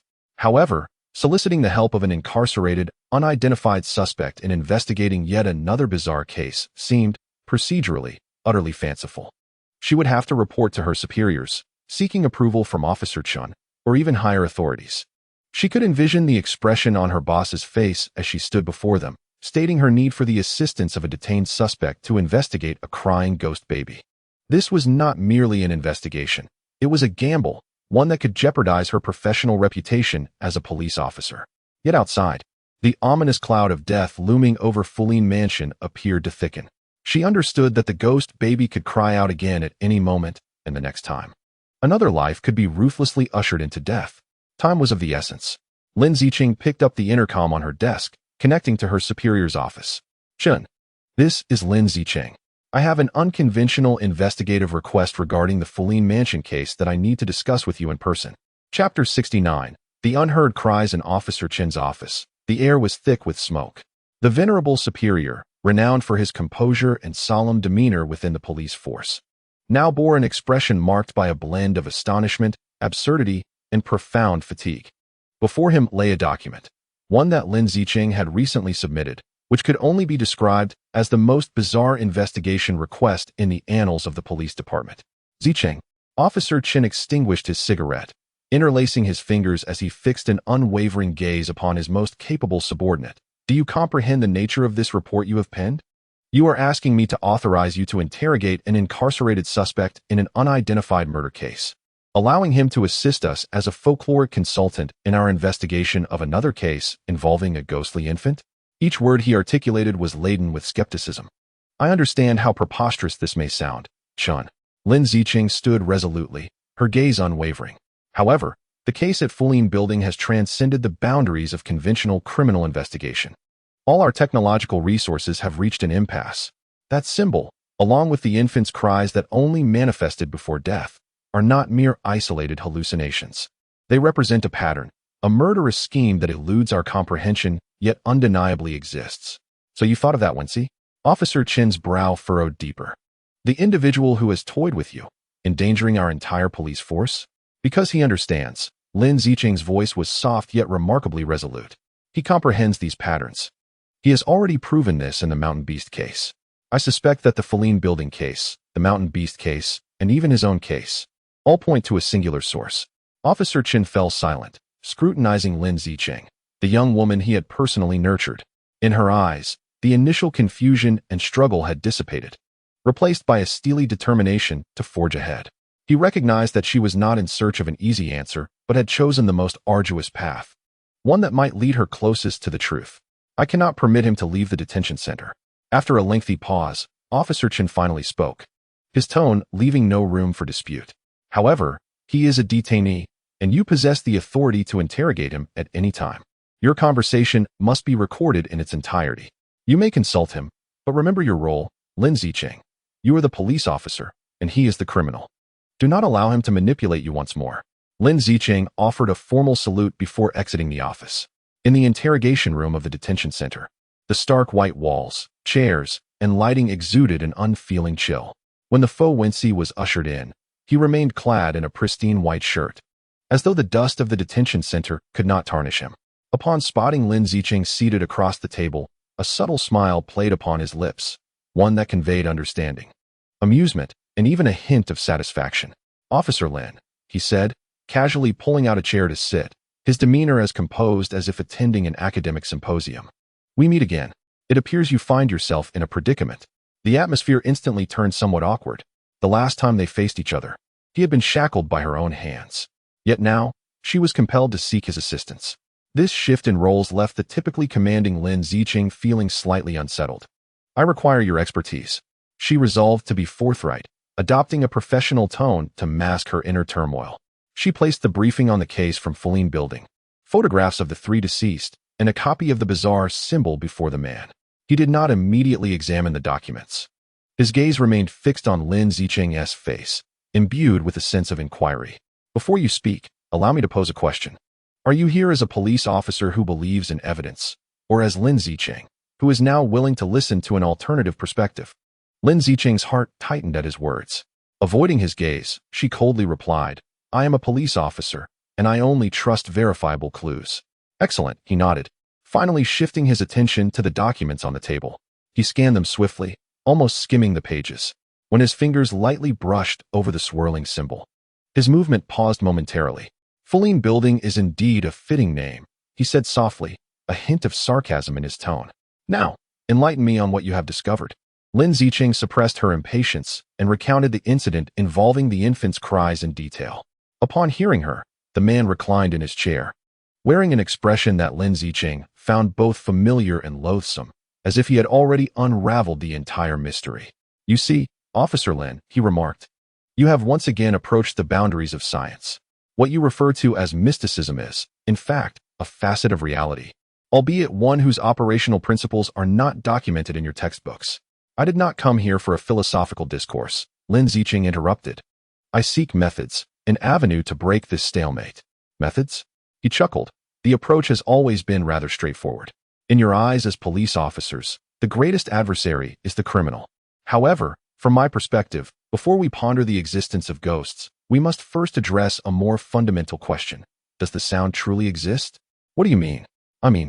Is the infant's cry an objective phenomenon, a physical sound wave that can be captured by a microphone, Or is it merely a signal that affects the human cerebral cortex? He gazed at Lin Zicheng, his eyes sharpening. In other words, is this a case for acoustic experts, or one that necessitates the consultation of psychiatrists regarding a collective hallucination? His words sliced through Lin Zicheng's chaotic thoughts like a scalpel. He offered no esoteric answers. Rather, he presented a profoundly rational perspective that introduced an angle she had never contemplated. So, your suggestion is? My suggestion is to conduct an experiment. The man straightened his posture, hands clasped on the table, resembling a true consultant outlining a mission. Equip your most advanced listening devices to fill every corner of that building. Simultaneously, station your bravest and most composed officers inside. Then, you shall wait together. He paused, adding, if the equipment captures sound and your officers hear it, congratulations. This is merely a standard criminal case, employing some high-tech audio device to perpetrate a hoax. But what if the equipment records nothing, yet your personnel still hear the cries? The air in the interrogation room seemed to solidify. A chill coursed down Lin Zicheng's spine. That night, an unprecedented operation unfolded quietly within the Feline building. A dozen plainclothes officers, disguised as utility maintenance workers and community service personnel, infiltrated various floors of the building. The most sophisticated listening devices and spectrum analyzers were installed within the walls, ceilings, and ventilation ducts, linked to a temporary command vehicle stationed at the street corner below. Lin Zicheng sat in the command vehicle, her gaze fixed intently on rows of surveillance screens and audio equipment displays. Time ticked away. Midnight, 1 o'clock, 2 o'clock. Everything remained normal. The only sounds emitted from the listening devices were the subtle creaks of the aged structure and the heavy snoring of a resident. The stationed officers reported via radio that all was calm. Team leader Wang, responsible for the operation, could not stifle a yawn. Captain Lin, perhaps we are overthinking this? It may simply be a case of collective hallucinations among the elderly. Lin Zicheng remained silent, her instincts telling her that something was bound to emerge. At 2:30, a sudden crackling sound erupted from the radio, followed by the quavering voice of Officer Achang stationed on the third floor, struggling to suppress his fear. Command Center, I think I heard something. What did you hear? Stay calm and clarify. Lin Zicheng seized the radio. It's a child crying, very faint, almost right across from my wall. Almost simultaneously, officers on the 5th, 7th, and 8th floors relayed identical reports. They too had heard the non-existent infant's eerie cries piercing through the night. Some claimed the sound wafted down the corridor, others said it emanated from the ceiling. And one insisted he felt the cry had just brushed past him from behind. Inside the command vehicle, everyone held their breath. Lin Zicheng's gaze darted to the audio monitoring station. The technician in charge of listening was pale, beads of cold sweat dotting his forehead. He pointed to the row of motionless waveform analyzers, his voice trembling. Captain Lin, the equipment. It shows no reaction, not a sound, completely flat. The command vehicle was enveloped in a deathly silence. All present could hear the increasingly terror-stricken reports of their colleagues over the radio. Chapter 70. The haunted child inside the command vehicle. The suffocating silence clashed with the gut-wrenching reports streaming through the communication channel, creating a hellish symphony. The technicians were ghostly pale, repeatedly checking every interface and wire, futilely attempting to find a physical explanation for the inexplicable contradiction confronting them. Yet, all their efforts proved in vain. The instruments were cold and objective, declaring with utmost precision a fact that had just overwhelmed the minds of all frontline officers. The infant's cries, on a physical level, utterly and completely did not exist. Lin Zicheng's back was drenched in cold sweat. She clenched her fists tightly, her nails digging into her palms, using the pain to combat the chill that surged from her spine to the crown of her head. This was not a conventional standoff between law enforcement and criminals. It was not the game of logic and evidence she was accustomed to. This is a brand new and unknown terror, one potent enough to upend the worldview she has meticulously constructed over the past 2 decades. The cry echoed like a ghost, bypassing all barriers of modern technology and piercing directly into the most vulnerable core of the human mind. All officers, withdraw from the Feline building in batches, she finally commanded, her voice tinged with an unrecognized hoarseness. Secure the perimeter, cross cover, and within 3 minutes, I want every one of our people out of the building. Received. The command authority was transferred to the special police team. Seal off all entrances and exits of the building. No one is to enter or exit. Received. Notify the community management and fire department that we are preparing for an evacuation. Just state that there is an unidentified gas leak in the pipeline, posing an explosion risk, and we need to evacuate all residents immediately. This was the only excuse she could conceive that would not incite widespread panic. She watched as the blue dots representing her officers swiftly and orderly retreated from the ominous edifice, her heart devoid of any sense of relief. When the enemy consisted of bullets and knives, she knew how to respond. Yet when the enemy was a phenomenon, all her experience became futile. The evacuation operation commenced urgently in the early hours of the morning. The piercing alarm and the shouts from loudspeakers shattered the tranquility of the night. The residents of the Fulin building were jolted from their slumber, their faces etched with confusion and fear. Despite the grumbling, under the threat of imminent explosion, the majority chose to cooperate, donning their night clothes, cradling their children, and clutching their most valuable belongings as they boarded buses bound for a temporary hotel. However, just as the operation was nearing successful completion, an unexpected occurrence transpired. Report to Command Center. The resident of Unit 11 refuses to leave. A young officer's voice crackled over the channel, laden with evident difficulty. We cannot persuade him. Who is it? Lin Zicheng furrowed her brow. An elderly man, named Wang Defa, whom the neighbors refer to as Uncle Wang. He adamantly refuses to leave, claiming we are colluding with the underworld to intimidate them into forcibly demolishing the building. Lin Zicheng's temples throbbed with irritation. She grabbed her coat. I will go up myself. Upon reaching the 11th floor, the oppressive atmosphere was nearly suffocating. The corridor lay vacant, save for a dim yellow light illuminating the doorway and 3 helpless officers. The door stood wide open, revealing a frail yet spirited elderly man seated in a grand armchair. Blocking the entrance, a well-worn cane glistening in his grip. He was Uncle Wang. His hair was sparse and gray, his face etched with deep, knife-like wrinkles. Yet his eyes were strikingly sharp, scrutinizing each person outside with the intensity of a hawk, brimming with unabashed hostility and disdain. You lot in uniforms only bully us old bones. Upon seeing Lin Zicheng approach, Uncle Wang struck the floor heavily with his cane, producing a dull thud. What? Can't argue with me. So you bring an official? Let me tell you, it's futile. This is my home, and none of you will make me leave. Uncle Wang, we are concerned for your safety. Lin Zicheng's tone softened as much as possible. There is a risk of a gas leak in the building, and an explosion could occur at any moment. We must evacuate all residents. Bah! Old Wang spat a thick phlegm at the doorway, exclaiming, such nonsense is fit only for a 3-year-old. A leak? I've lived here for 40 years. It never leaked before. Yet it suddenly starts when those rascals from Xingyi want to demolish the building. He stood up, agitated, his frail fingers trembling as they pointed at the officers. I see through you. You are in cahoots with them. They come to smash windows and splash paint, and you follow right behind claiming there's a gas leak. You simply wish to drive us away so they can sell this land at a good price. Let me tell you, even if I die, I will die in my own home. The old man's voice, hoarse and filled with a desperate fury, echoed through the empty corridor, causing several young officers to instinctively avert their gaze from his fiery glare. Lin Zicheng felt a heaviness in her heart. She understood that this elderly man, having long battled against injustice and harassment, had erected a formidable barrier within himself, harboring deep-seated distrust towards any form of authority. Simple persuasion had become futile. Yet his obstinacy, coupled with his remarkable composure on such a bizarre night, ignited a peculiar sensation within Lin Zicheng. In her prior inquiries among the residents, everyone had mentioned the eerie sound of a baby crying, all displaying varying degrees of fear. Why was it only he, this seemingly ordinary stubborn old man, who remained unaffected?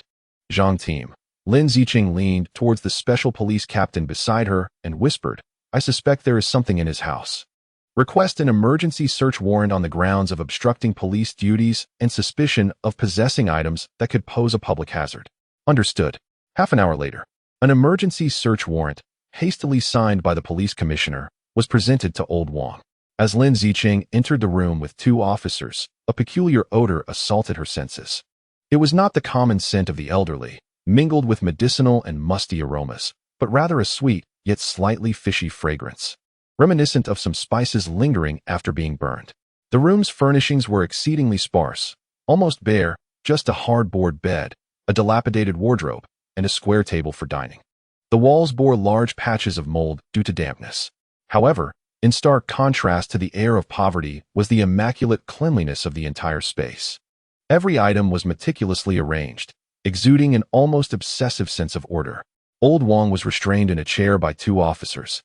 He ceased his cursing and merely fixated on Lin Zicheng with a pair of resentful eyes, a cold, derisive smile playing at the corners of his mouth. Lin Zicheng's gaze swept across the room. It was too clean, unnaturally so. Her attention finally settled on the tightly shut wardrobe.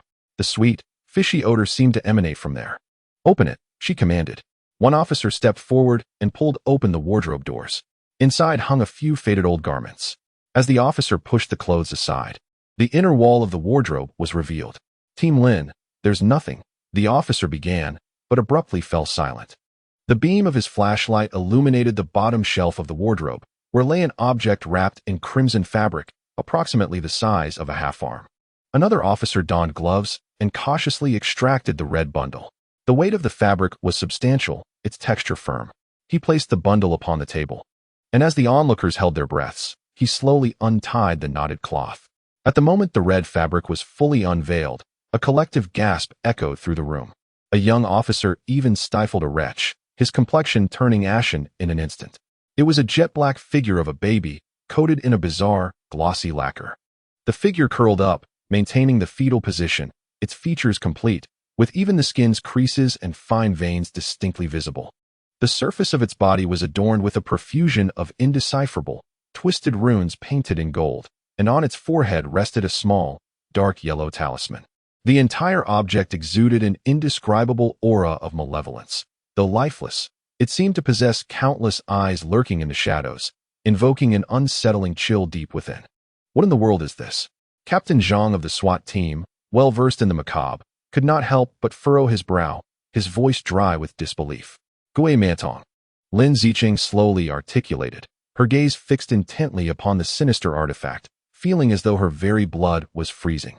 "It originates from Southeast Asia, crafted by sorcerers using stillborn infants or aborted fetuses through special rites and materials.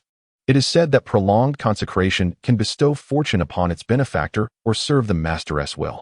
Her voice was soft, yet in the hushed room, each word struck like a hammer upon the hearts of those present. Illegal entry, worshipping malevolent objects. Lin Zicheng gradually turned, her icy gaze piercing towards Wang Bo, who was restrained in a chair.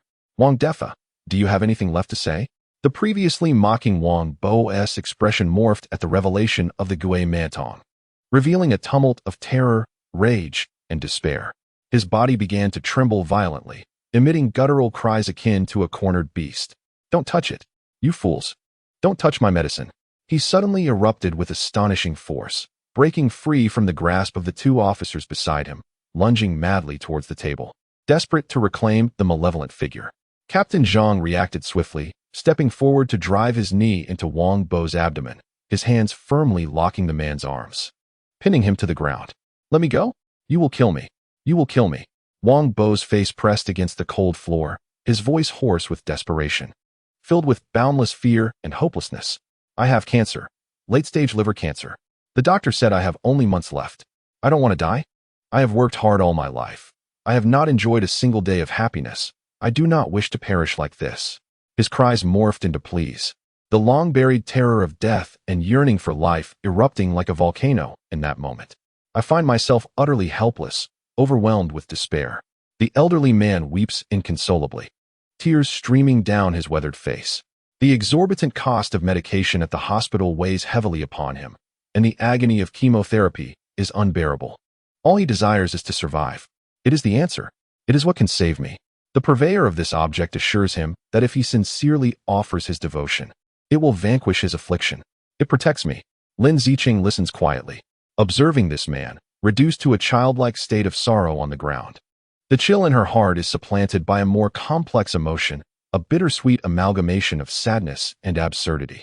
She perceives not merely a perpetrator of superstition, but a pitiable soul driven to desperation by the looming specter of death, grasping at a final, distorted lifeline.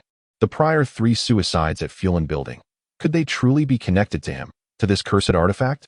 Was the inaudible cry of an infant the work of this deceased child? A flurry of questions swirls in her mind, rendering her dizzy. Take him away. Ultimately, she wearily gestures, and this object, as crucial evidence. Must be sealed and returned to the evidence department at once. No one is to touch it without my command. The officers escort the still cursing Mr. Wang out. An evidence officer, clad in 3 layers of gloves, carefully places the eerie artifact into a specially designed evidence box adorned with seals. Just before the lid closes, Lin Zicheng perceives the sinister smile at the corner of the infant statue's mouth deepening. At last, Fulan building is entirely vacated, enveloped in a profound silence before dawn. Lin Zicheng stands alone in the room saturated with a sickly, cloying odor. Approaching the window, she gazes at the gradually brightening horizon. Yet not a trace of triumph fills her heart regarding the case. The emergence of the cursed artifact has not clarified the situation, but rather unveiled a labyrinth of enigmas. What connections exist between it, the inaudible cries, the 3 suicides, and the sacrificial symbols left by Wen Xi on the wall? She feels akin to an intruder in a vast labyrinth, where each door she opens reveals not an exit, but deeper, more profound corridors leading into unknown darkness. This maze is aptly named Fulan Building. Chapter 71. Eradicating the roots of poison. The interrogation room is illuminated by a harsh, pallid light, casting a gray pallor across Mr. Wang's wrinkled visage. After hours of confrontation and silence, the old man's psychological defenses finally collapse amidst his hoarse, desperate cries. No longer does he curse or resist. He slumps in the chair like a soulless husk, murky tears cascading silently, soaking his chest. Lin Zicheng does not rush him. She simply waits, signaling to the recorder beside her to offer a cup of warm water. She understands that for someone utterly engulfed by despair and fear, any form of pressure would only provoke greater resistance. Only by allowing him to unburden his heart can a fissure to the truth be pried open. The doctor told me there is no hope. Mr. Wang finally speaks, his voice raspy as if 2 pieces of sandpaper are scraping against each other. I am in the late stages of liver cancer. It has already metastasized.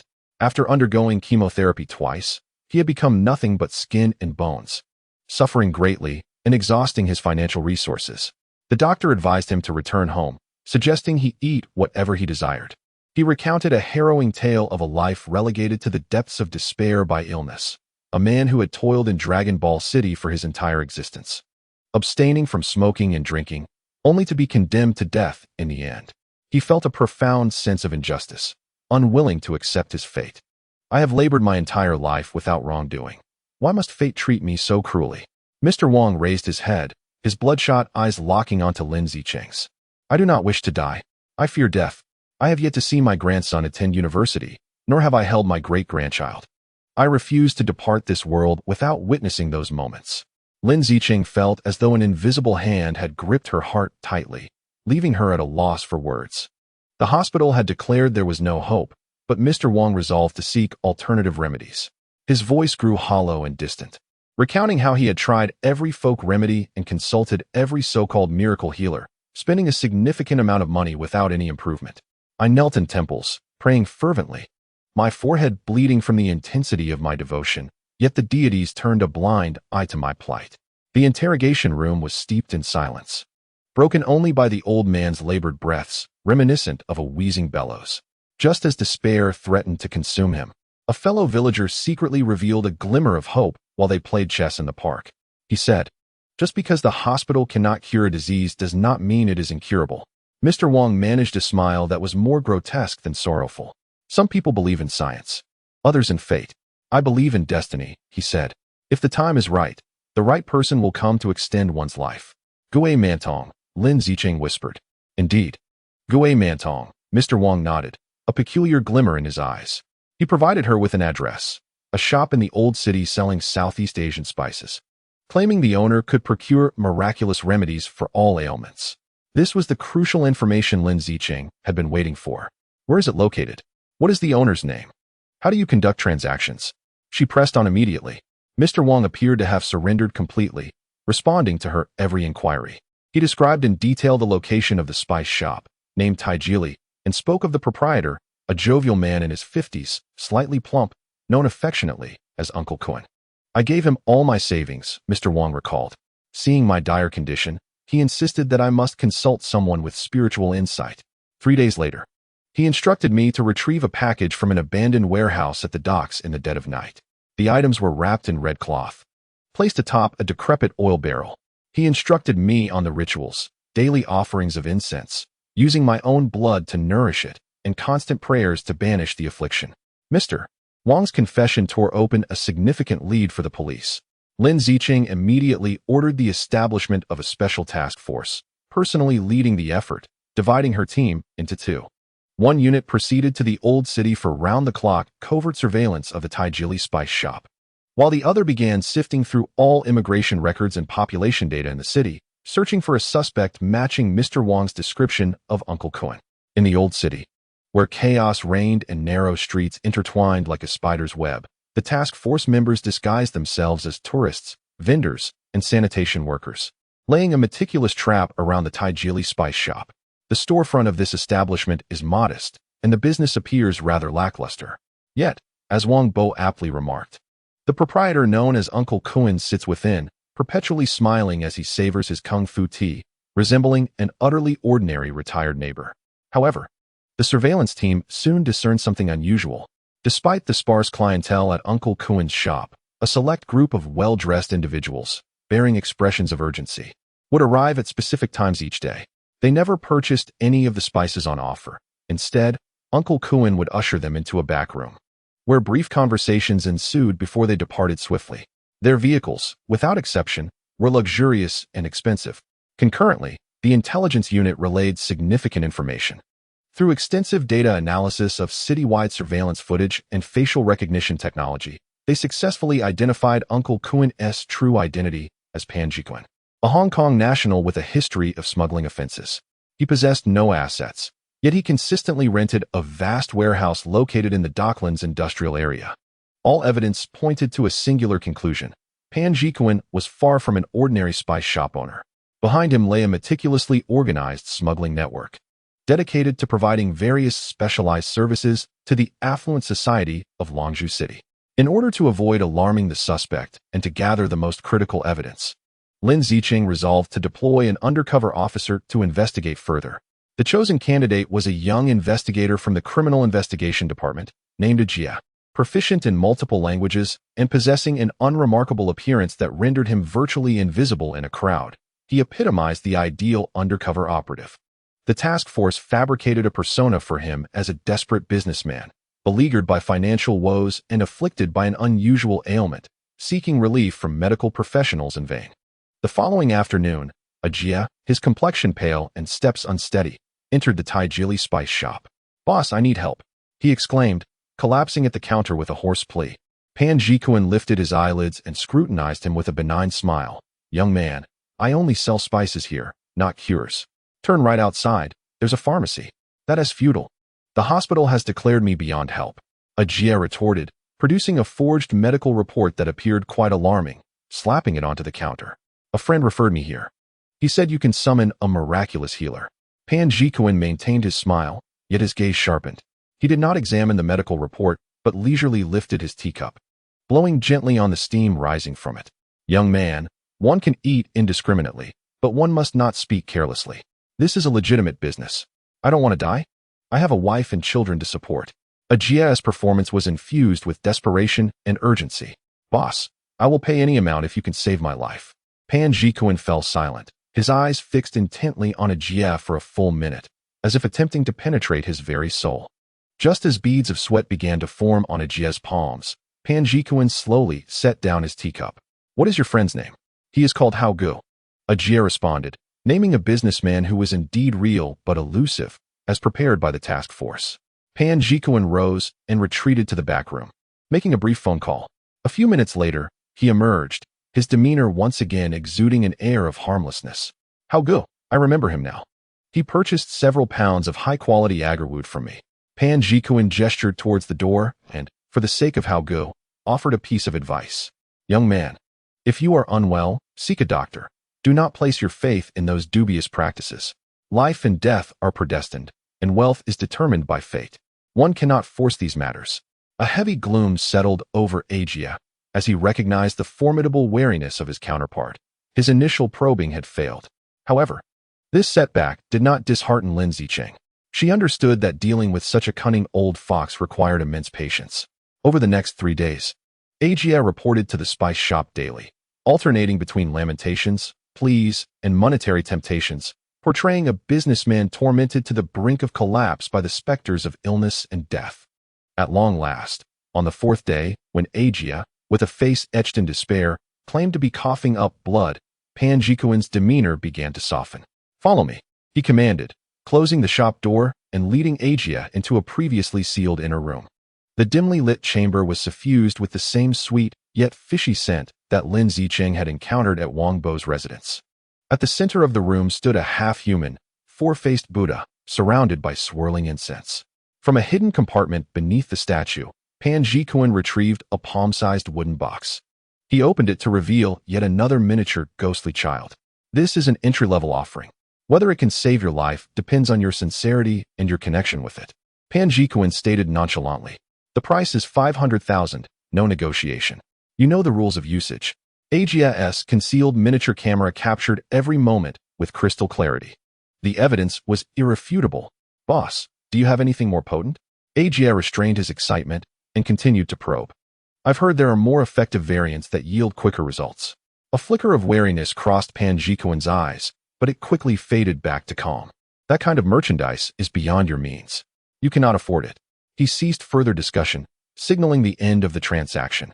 Having secured the crucial material evidence and transaction recordings, the time to strike had arrived. Lin Zicheng promptly mobilized the police force's 3 elite divisions: the Organized Crime and Triad Investigation Unit, the Criminal Intelligence Division, and the Special Task Force, known as the Flying Tigers, preparing for a simultaneous raid on Pan Jikuan's spice shop and his dockside warehouse under the codename Purification. The operation was set for 4 o'clock the following morning, a time when vigilance is at its lowest. The night was as dark as ink. Dozens of police vehicles silently positioned themselves at predetermined locations, while armed Flying Tiger officers descended from their vehicles like phantoms, swiftly encircling their target. Action! With Lin Zicheng's command. 2 teams simultaneously breached the doors.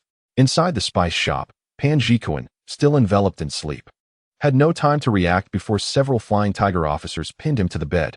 Meanwhile, in the secret chamber, the police uncovered numerous ghostly children of varying sizes and a ledger meticulously detailing transactions and amounts. On the other front, the raid on the dockside warehouse revealed a hellish scene for all participating officers. The vast warehouse was devoid of goods, only lined with shelves arranged in specific orientations. On the shelves, densely packed, were an array of grotesque dolls, each more peculiar than the last. Some merely floated in glass jars filled with formalin, remnants of deceased fetuses. Others had been desiccated into blackened raw materials, while some had been meticulously crafted, adorned with gilded paint and inscribed with runes, wrapped in crimson cloth. Quietly resting in their boxes, an approximate count suggested no fewer than 300 figures. This was no mere act of smuggling. It was a complete and gruesome industry chain, from sourcing to processing and finally to distribution and retail. Each malevolent object represented a life cut short and a family shattered. The sheer volume sent a chilling wave through all present. The revelations from the ledger were equally harrowing. The list of purchasers included prominent figures from various sectors of Longzhou City, wealthy merchants, celebrities, officials, and even leaders from rival factions.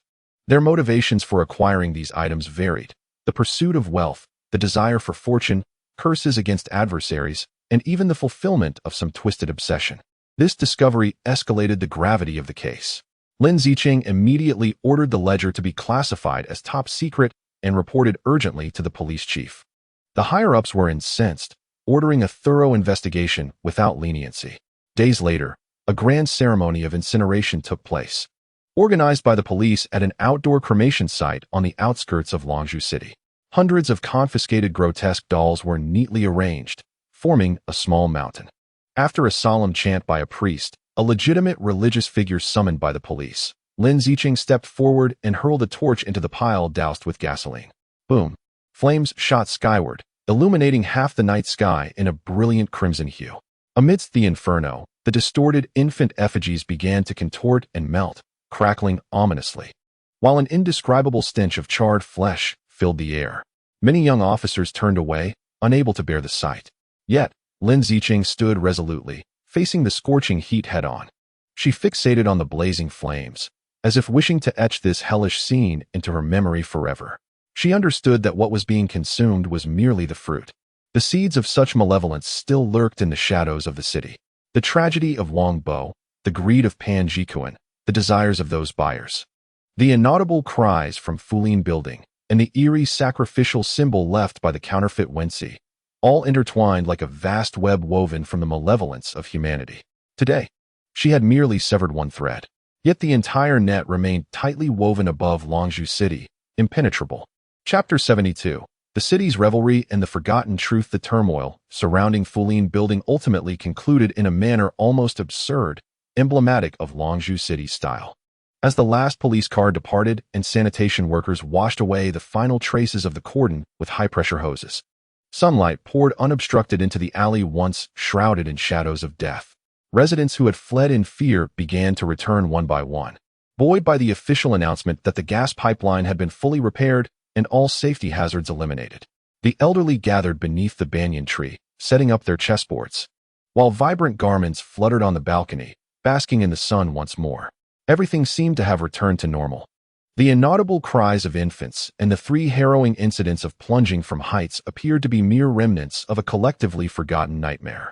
Life, with its undeniable and formidable inertia, trampled over the debris of tragedy and pressed onward. However, in another corner of the city, within the interrogation room perpetually shrouded in stark white light, Lin Zicheng understood that this nightmare was far from over, at least for her. The imposter, Wen Xi, still donned his light gray prison garb, yet his demeanor upon the interrogation chair exuded a tranquility surpassing that of lounging on his own study sofa. He even possessed the leisure to follow the flight of a moth that had inadvertently entered the room, a faint, enigmatic smile gracing his lips. The case against old Wang had concluded. Lin Zicheng gently placed a document on the metallic surface of the table, shattering the silence. Her voice was level, devoid of discernible emotion. Oh, when she redirected his gaze from the moth to her, what was the outcome? Charged with smuggling, possession, and dissemination of cult materials. The evidence and testimonies were irrefutable, and he had confessed without hesitation. Given his terminal illness and limited time remaining, the court would likely grant him medical parole, allowing him to spend his final days in the prison hospital. Lin Zicheng paused briefly before adding, as for Uncle Kuan, Pan Jikuan, the network and client list associated with him are too extensive and have been classified as a confidential case for further processing. However, I suspect that those high-profile individuals will only face fines and internal investigations. After all, folly and superstition are hardly grave offenses in Longzhou City. It sounded like a perfectly satisfactory conclusion. When she nodded, his tone reminiscent of one commending a subordinate who had just delivered a report. The villains had been punished, the threat alleviated, and order restored. Officer Lin, you should take pride in your work. Lin Zicheng's hands silently formed fists beneath the table. She despised his detached, godlike tone. I did not come here to receive your praise. Raising her gaze, her eyes gleamed with a sharpness akin to a blade. I am here to demand an explanation, a scientific explanation. An explanation? Do not feign ignorance. Lin Zicheng's voice finally quivered with emotion. That inaudible crying. How could an abominable object fashioned from the corpses of dead infants and their oils bypass the laws of physics and precisely project a non-existent sound into the minds of a dozen trained officers? What is the principle behind its operation? Is it infrasound? Some unknown electromagnetic pulse? Or collective hypnosis? She unleashed all the swirling questions that had plagued her heart. In recent days, she had perused countless scientific texts and consulted experts in physics, acoustics, and neurology, yet no one could provide her with a satisfactory explanation. All had insisted that it was impossible. Yet, she had experienced it firsthand, the uncontainable dread that surged from the depths of her being. That bizarre experience of hearing cries echo in her mind, without her eardrums vibrating, still sent chills down her spine. When she listened silently, his expression betraying not a hint of change. Until Lin Zicheng finished speaking, he slowly began to respond. Officer Lin, have you ever contemplated the true purpose behind your inquiries? Lin Zicheng was taken aback. What do you mean? Is your aim to uncover the truth, or merely to uphold your unassailable worldview, constructed upon logic and evidence? He leaned slightly forward, his profound gaze seemingly capable of penetrating the human soul. What you fear is not the phantom child, but rather the potential it signifies, an uncertainty your scientific framework cannot elucidate, control, or predict. It has pierced a small hole in your meticulously ordered kingdom of reason.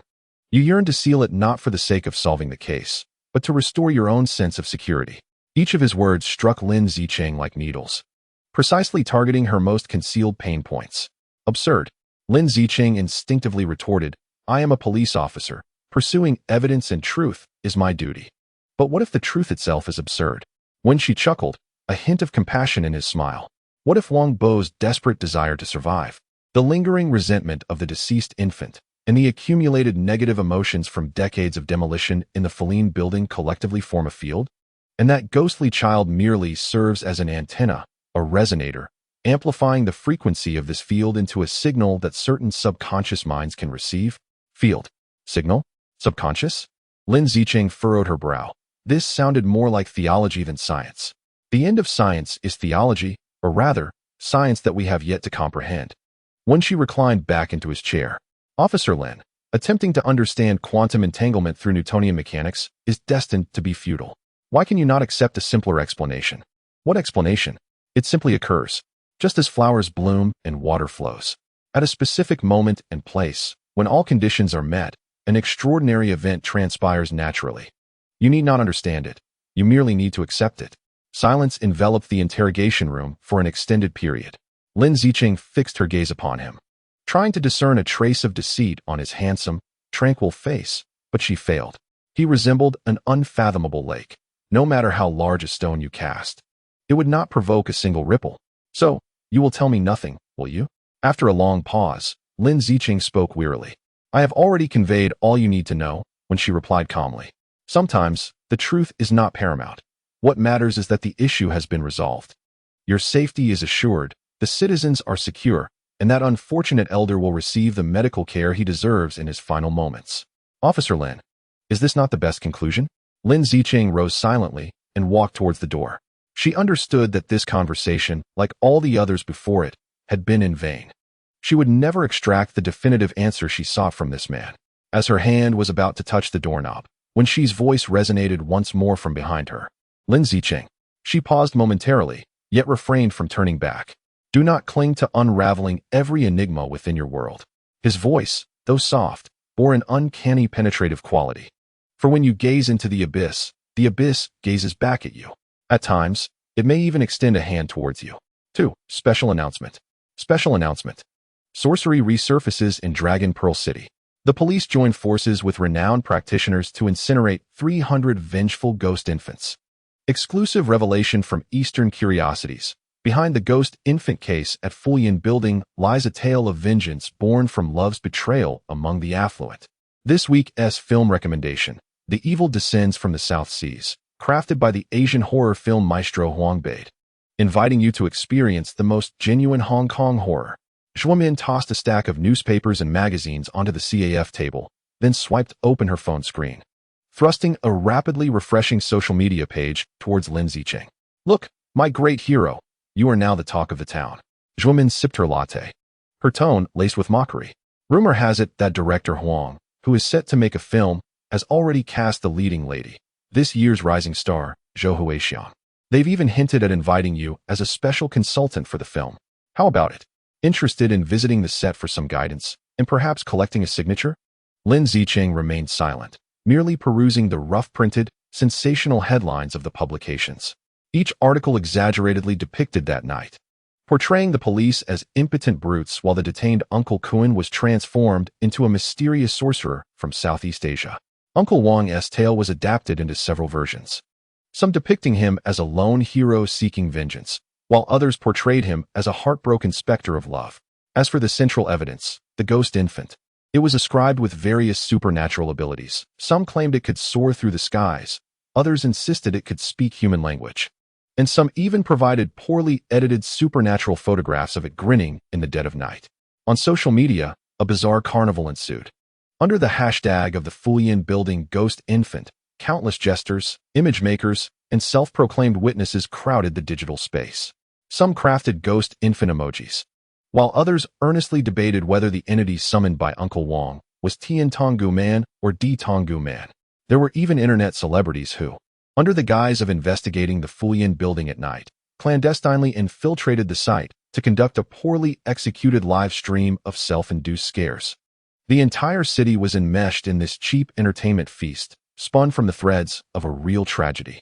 Do you not find this utterly revolting? Lin Zicheng finally spoke, her voice hoarse. Revolting? No, Cheng Cheng. This is the essence of Dragon Pearl City. Zhuo Min shrugged, her tone consistently clear and indifferent. You must understand. This city craves heroes, but more than that, it craves stories. Heroes are distant and burdensome, yet stories can be enjoyed, transformed into dinner conversation, printed for profit, and adapted into films for revenue. That is the true value of their existence. Value? To exchange the profound anguish of a man who has lost everything with the vengeful spirit of an infant who has yet to experience the world. For a trivial semblance of value? Lin Zicheng's emotions surged within her as she pointed to an article depicting Wang Bo as a vengeful soul in league with the devil. Had the journalist who penned this piece ever interviewed Wang Bo? Did he comprehend that Wang Bo, stricken by cancer and desperate to cling to life, had been duped out of his savings by those so-called miracle healers and their quack remedies? Did he know that in the interrogation room, Wang Bo wept like a child, pleading that he merely wished to survive? They were oblivious, and they preferred it that way. Zhuo Min responded with calmness, asserting that the truth was far too intricate, burdensome, and mundane. An elderly man, desperate in his affliction, grasping at straws. This was merely a societal news item, destined to be forgotten by tomorrow. Yet, a solitary hero seeking vengeance, summoning the spirit of a vengeful child to wreak havoc. Now that was a legendary tale, one that could endure through time. The public craved the latter, and thus the media obliged. It was as simple as that. So, must the truth be condemned to oblivion? Should genuine suffering be exploited for entertainment? What other course is there? Zhuo Min retorted, what do you propose?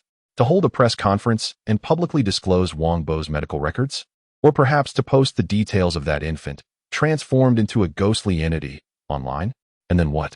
A fleeting wave of sympathy from the public, a few cheap tears, only for them to return the next day to watch the film titled Ghost Baby, and to exchange memes featuring its spectral visage. Cherishing, do not be so naive. You cannot salvage the soul of this city. Lin Zicheng slumped against her chair, engulfed by a profound sense of powerlessness. As she gazed out at the ceaseless flow of vehicles and crowds, she felt a disconcerting dissonance with the city she had vowed to protect. She had dedicated herself to solving cases day and night, repeatedly placing herself in peril for the sake of these people. Yet, they reveled in consuming the tragic byproduct of her toil.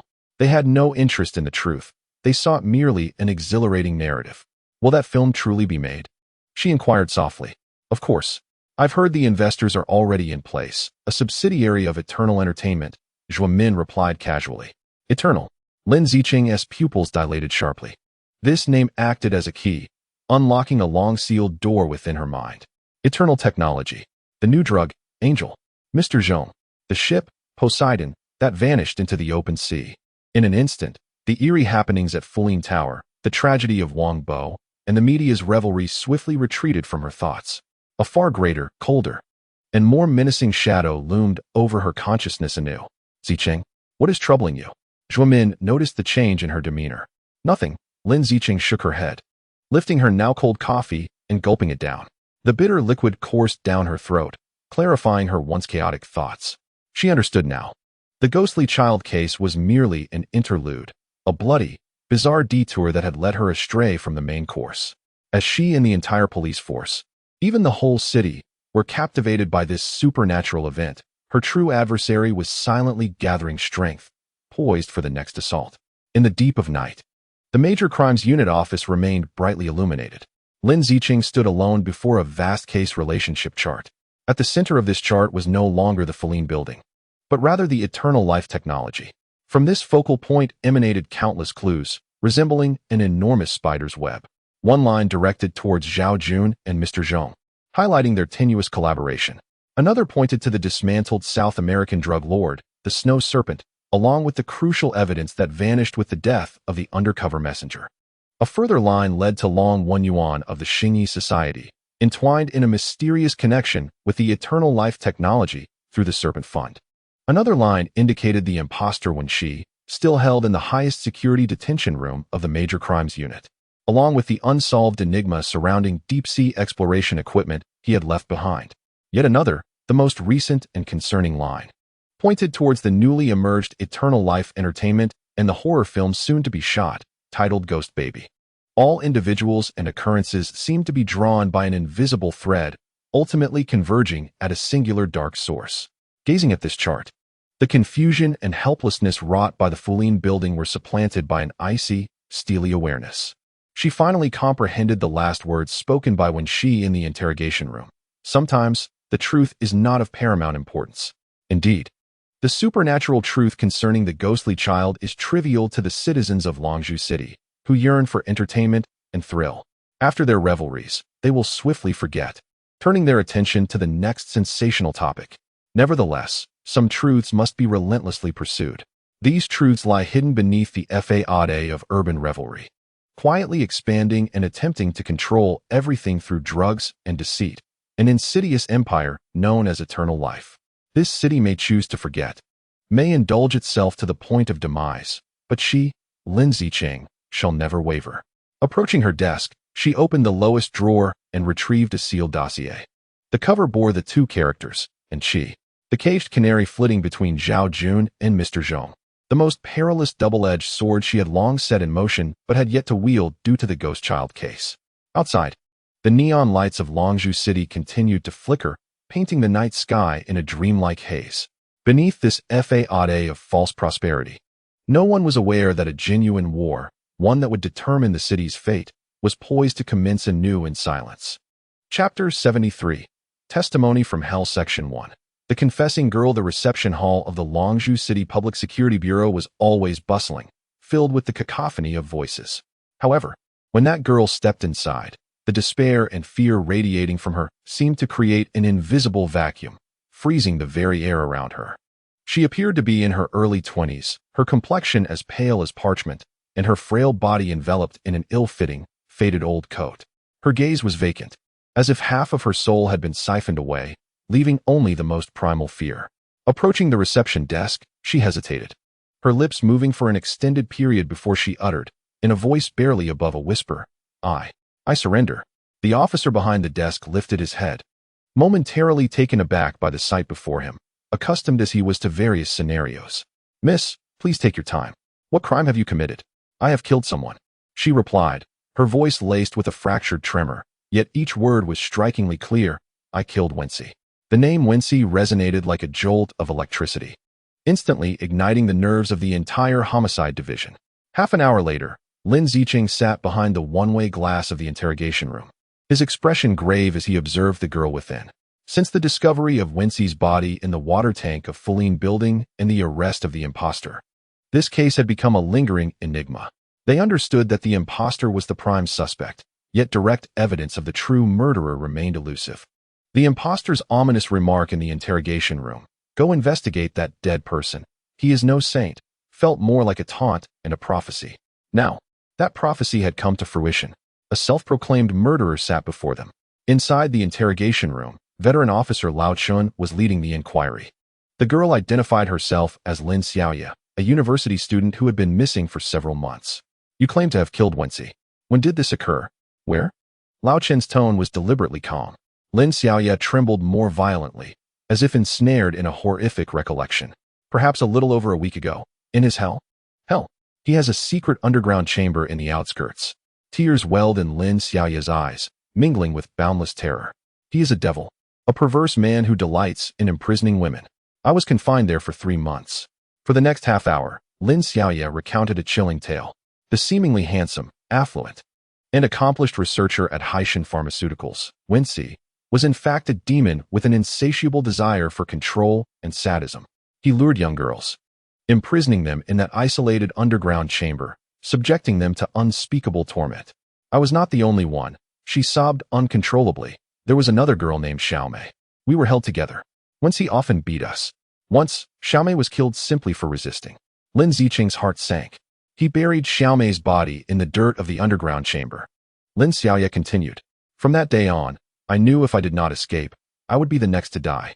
Days later, when he let his guard down, I seized a frying pan and struck his head with all my might.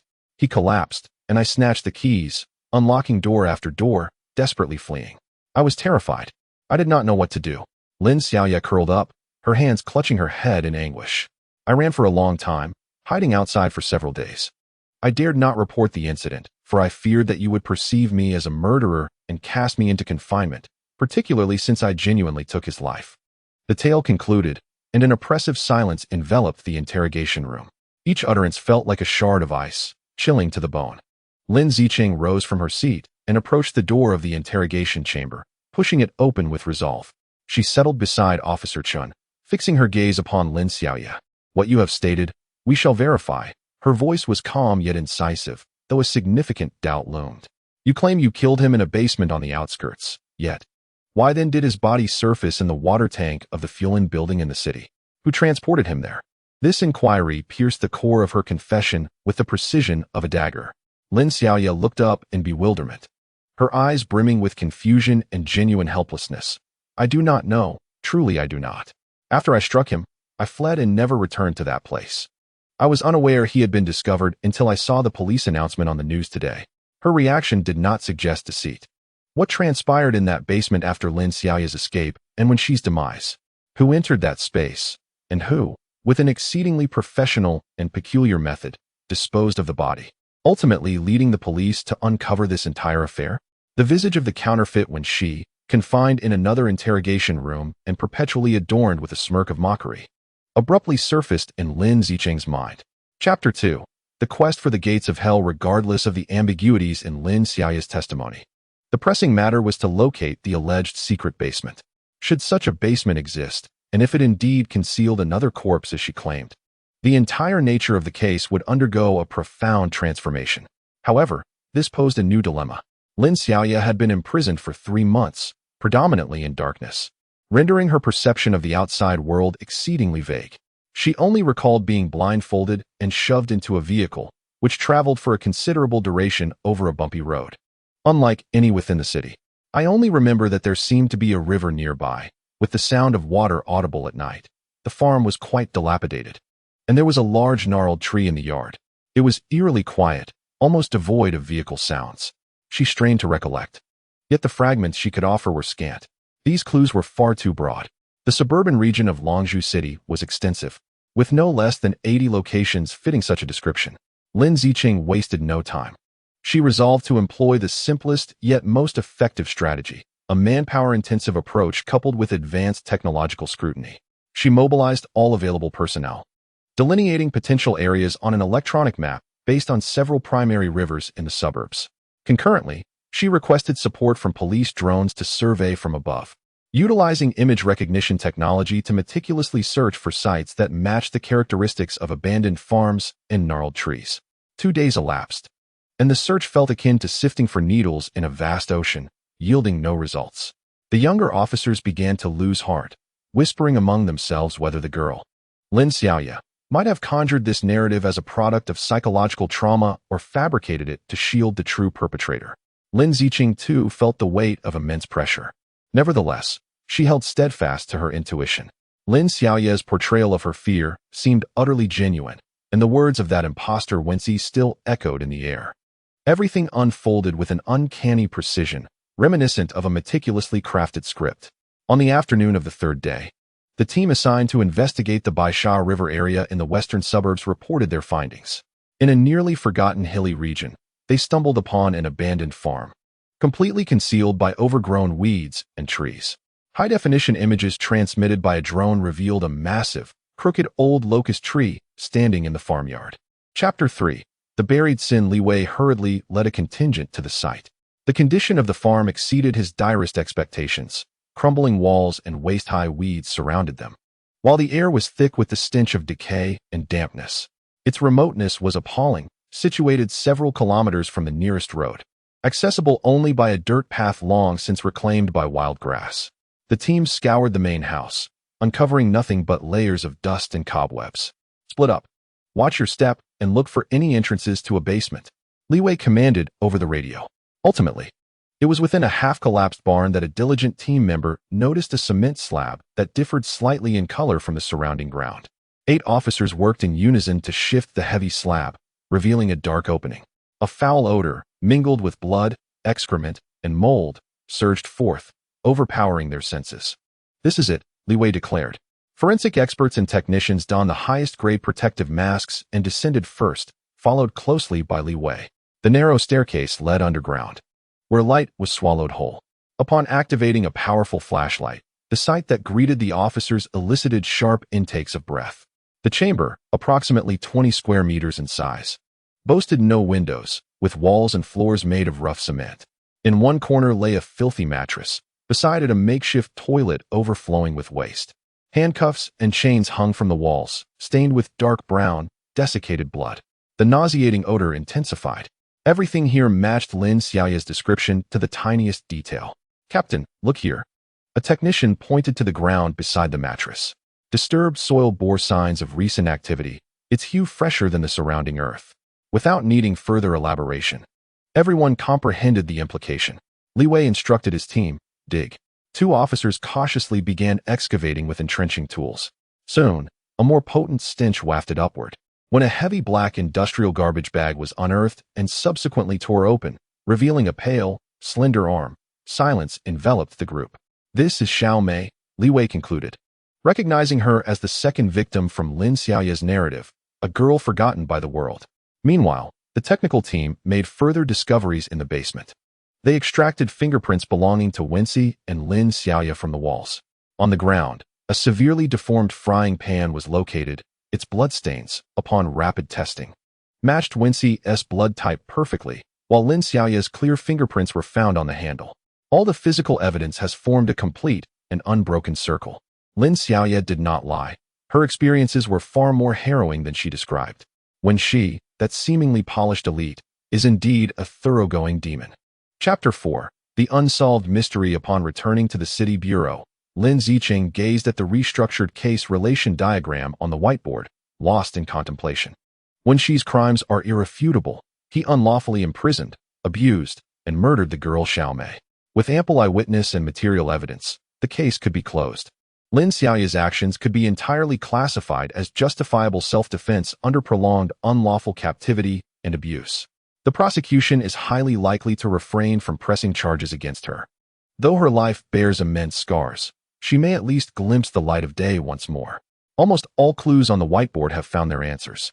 Yet, the initial question remains a sharp thorn, piercing the heart of the case. Who moved Wen Xi's corpse? This individual entered that hellish basement after Lin Xiaoya fled in panic. Faced with both a female and a male corpse, he made a bewildering choice. He ignored Xiao Mei, buried underground, and instead removed Wen Xi's body. He neither buried it on the spot nor discarded it in the wilderness, but employed an exceptionally professional technique of air embolism to fabricate the cause of death, subsequently transporting the body back to the city and concealing it within the water tank of Fulin building, ultimately orchestrating its discovery by the police. This is entirely illogical. If he were an accomplice of Wen Xi, his actions should have involved obliterating all evidence, burying both bodies deep to ensure the secrets of that basement remained hidden forever. If he intended to assist Lin Xiaoya, his approach was exceedingly foolish. Relocating the corpse to the city would only heighten police scrutiny and complicate matters further. The only explanation is that this third party's objective was neither to conceal the crime nor to aid the murderer. His aim was to direct the police's attention towards Lin Zicheng, revealing all the evils concealed beneath Wen Xi's hypocritical facade. He resembled a masterful chess player, manipulating Lin Xiaoya as a piece of vengeance, employing his unseen hand to ultimately place the sinner Wen Xi on the chessboard of judgment. Who was this individual? The face of the imposter Wen Xi resurfaced in Lin Zicheng's mind once more. That man seemed to have known everything from the very beginning. His arrest appeared more as a voluntary entry into the game. Lin Zicheng picked up the phone and connected to the detention center. "I wish to interrogate Wen Xi immediately." Her tone was cold and resolute. Right now, she understood that this game, entangled with the deceased, was merely the beginning of the true confrontation. Chapter 74. Awkward consolation. As night deepened, the neon lights of Longzhou City shimmered like a layer of radiant powder brushed upon the cold skyscrapers. In the west of the city, at the old story bar, jazz musicians languidly played the saxophone, the notes floating in the dim light and the amber glow of whiskey. This was the old haunt of Lin Zicheng and Zhuo Min. However, tonight, the atmosphere felt somewhat different. Zhuo Min sat opposite Lin Zicheng, cradling a warm cup of lemon water, her gaze imbued with a hint of cautious inquiry. As the most astute social news reporter in the city, she had, of course, been alerted at once by her informants regarding the shocking developments in the Wen Xi case. A girl had surrendered, unveiling that the deceased was a twisted fiend who had imprisoned and tortured women. This revelation was potent enough to ignite a media frenzy throughout the city. Yet, in this moment, Zhuo Min's primary concern lay with her friend seated across from her, silently tracing watermarks on the cup with her fingers. Zicheng. Zhuo Min cleared her throat, attempting to shatter the silence. I heard about it. Are you all right? Lin Zicheng did not lift her gaze, merely offering a faint acknowledgement.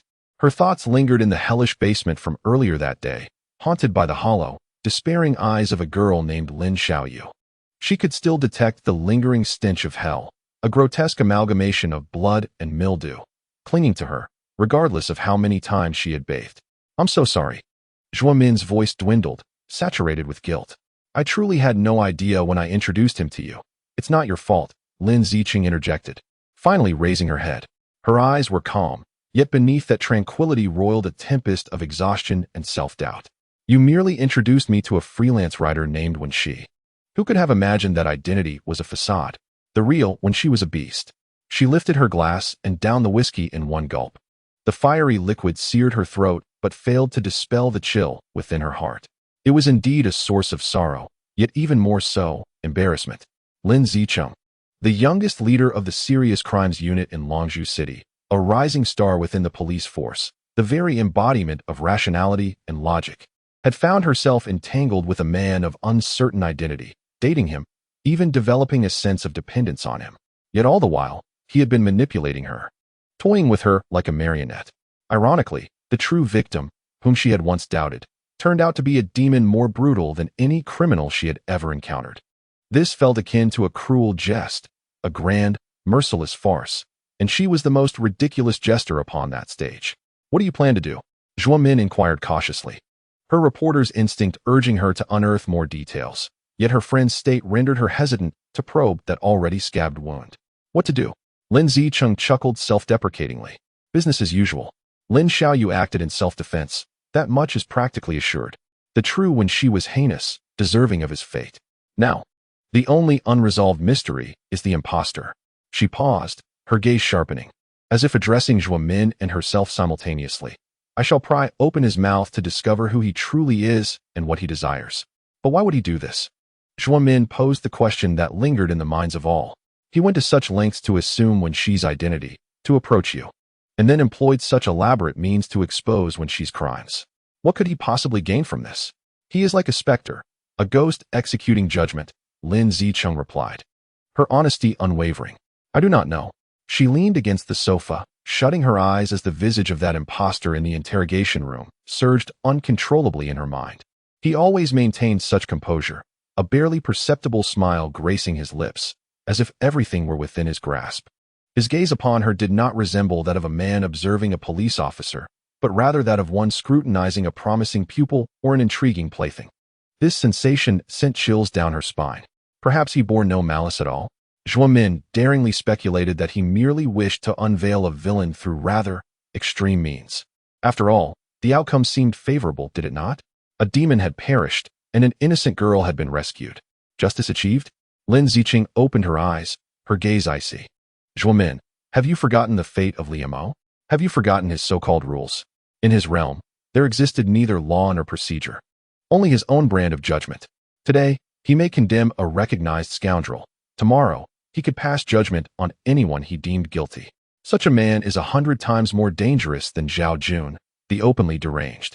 Zhuo Min fell silent, recalling Officer Liu Mo, whose pursuit of the Dark Knight elf had led to his family's ruin, and the invisible, chilling rules that pervaded the city. She looked at Lin Zicheng and suddenly realized that her friend was treading a path fraught with loneliness and peril. Forgive me, Zicheng. I was too presumptuous. Zhuo Min grasped Lin Zicheng's icy hand. I am simply, deeply concerned for you. I have drawn you into this maelstrom. Feeling the warmth and sincere apology emanating from her friend's palm, Lin Zicheng's heart began to thaw ever so slightly. She patted the back of Zhuo Min's hand in reassurance. I am fine, she replied, her voice softened. I am a police officer. This is my duty. The two sat for a while longer, engaging in trivial conversation, striving to dilute the suffocating heaviness permeating the air. Yet, they both understood that some events, once set in motion, could never be undone. As they exited the bar, a brisk wind swept through, awakening Lin Zicheng to newfound clarity. She gazed up at the city enshrouded in desire and secrets, her mind clearer than ever before. That imposter, that specter, believed he could control everything. But he was mistaken. He underestimated the resilience and pride of a police officer. Lin Zicheng retrieved her phone and dialed her subordinate. Inform the detention center that I shall reinterrogate Wen Xi early tomorrow morning.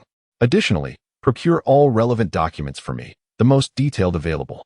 Regardless of who you are or what your intentions may be, from this moment onward, I shall dictate the rules of this game, Lin Zicheng resolved within herself. She tightened her coat collar and strode resolutely into the depths of the night. Chapter 75. Vanished into thin air the following morning, Lin Zicheng, bearing the chill of a sleepless night and an unwavering determination, drove towards the heavy-cased detention center on the outskirts of the city. On her desk lay a substantial stack of preliminary documents regarding Poseidon Pharmaceuticals and the Ouroboros Foundation, each word seemingly intertwined with the true, deceased Wen Xi. She had meticulously devised 100 questions, prepared to dissect the impostor's facade layer by layer, akin to a surgeon wielding a scalpel. Did he not revel in games? Very well, she now held an advantageous hand. The rules of this game would be dictated by her. However, just as she was approaching the detention center, her encrypted communicator erupted with frantic alerts. It was the emergency line of the detention center's warden. Team Leader Lin, there's been an incident. The warden's voice was laced with incredulity and panic. What is it? Speak calmly. Lin Zicheng's heart plummeted. He has vanished. Who is missing? Clarify. Wen Xi, the suspect you delivered. He has evaporated from the solitary confinement cell. Chapter 1. The Impossible Escape 15 minutes later. Lin Zicheng stormed into the special solitary confinement area of the detention center.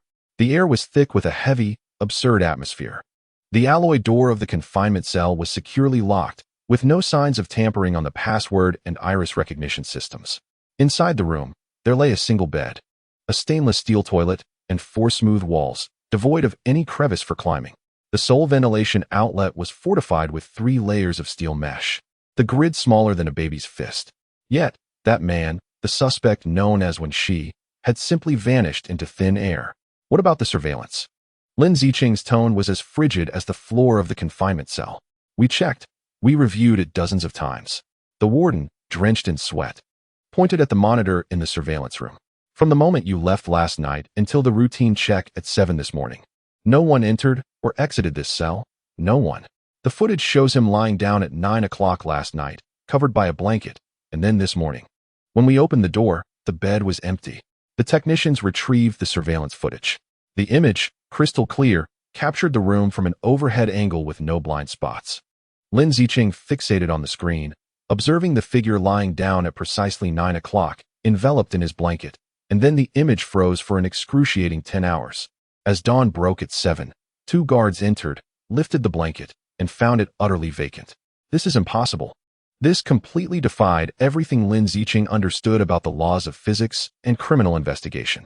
This was the detention center with the highest security level in Longzhou City, designed specifically to house the most dangerous felons and individuals with special abilities. Not even a fly could escape without triggering an alarm. The entire detention center descended into unprecedented chaos and shock. Every guard was interrogated repeatedly, every surveillance tape scrutinized frame by frame. And forensic colleagues nearly dismantled the tiny confinement cell, yet not a single strand of hair that did not belong to him could be found. He had evaporated like a droplet of water in a sealed flask. Chapter 2. Silent mockery. The news was tightly contained. Yet panic silently seeped through the higher echelons of the police force. A living man had vanished from a fortress-like solitary confinement cell. This was no mere escape, but a brazen affront to the entire law enforcement system of Longzhou City. Lin Zicheng locked himself in his office for a full 2 days. She sat there, devoid of sustenance, like a statue, endlessly scrutinizing the monotonous surveillance footage that drove one to madness. She endeavored to unearth even the slightest flaw from every pixel of the image. Was it magic?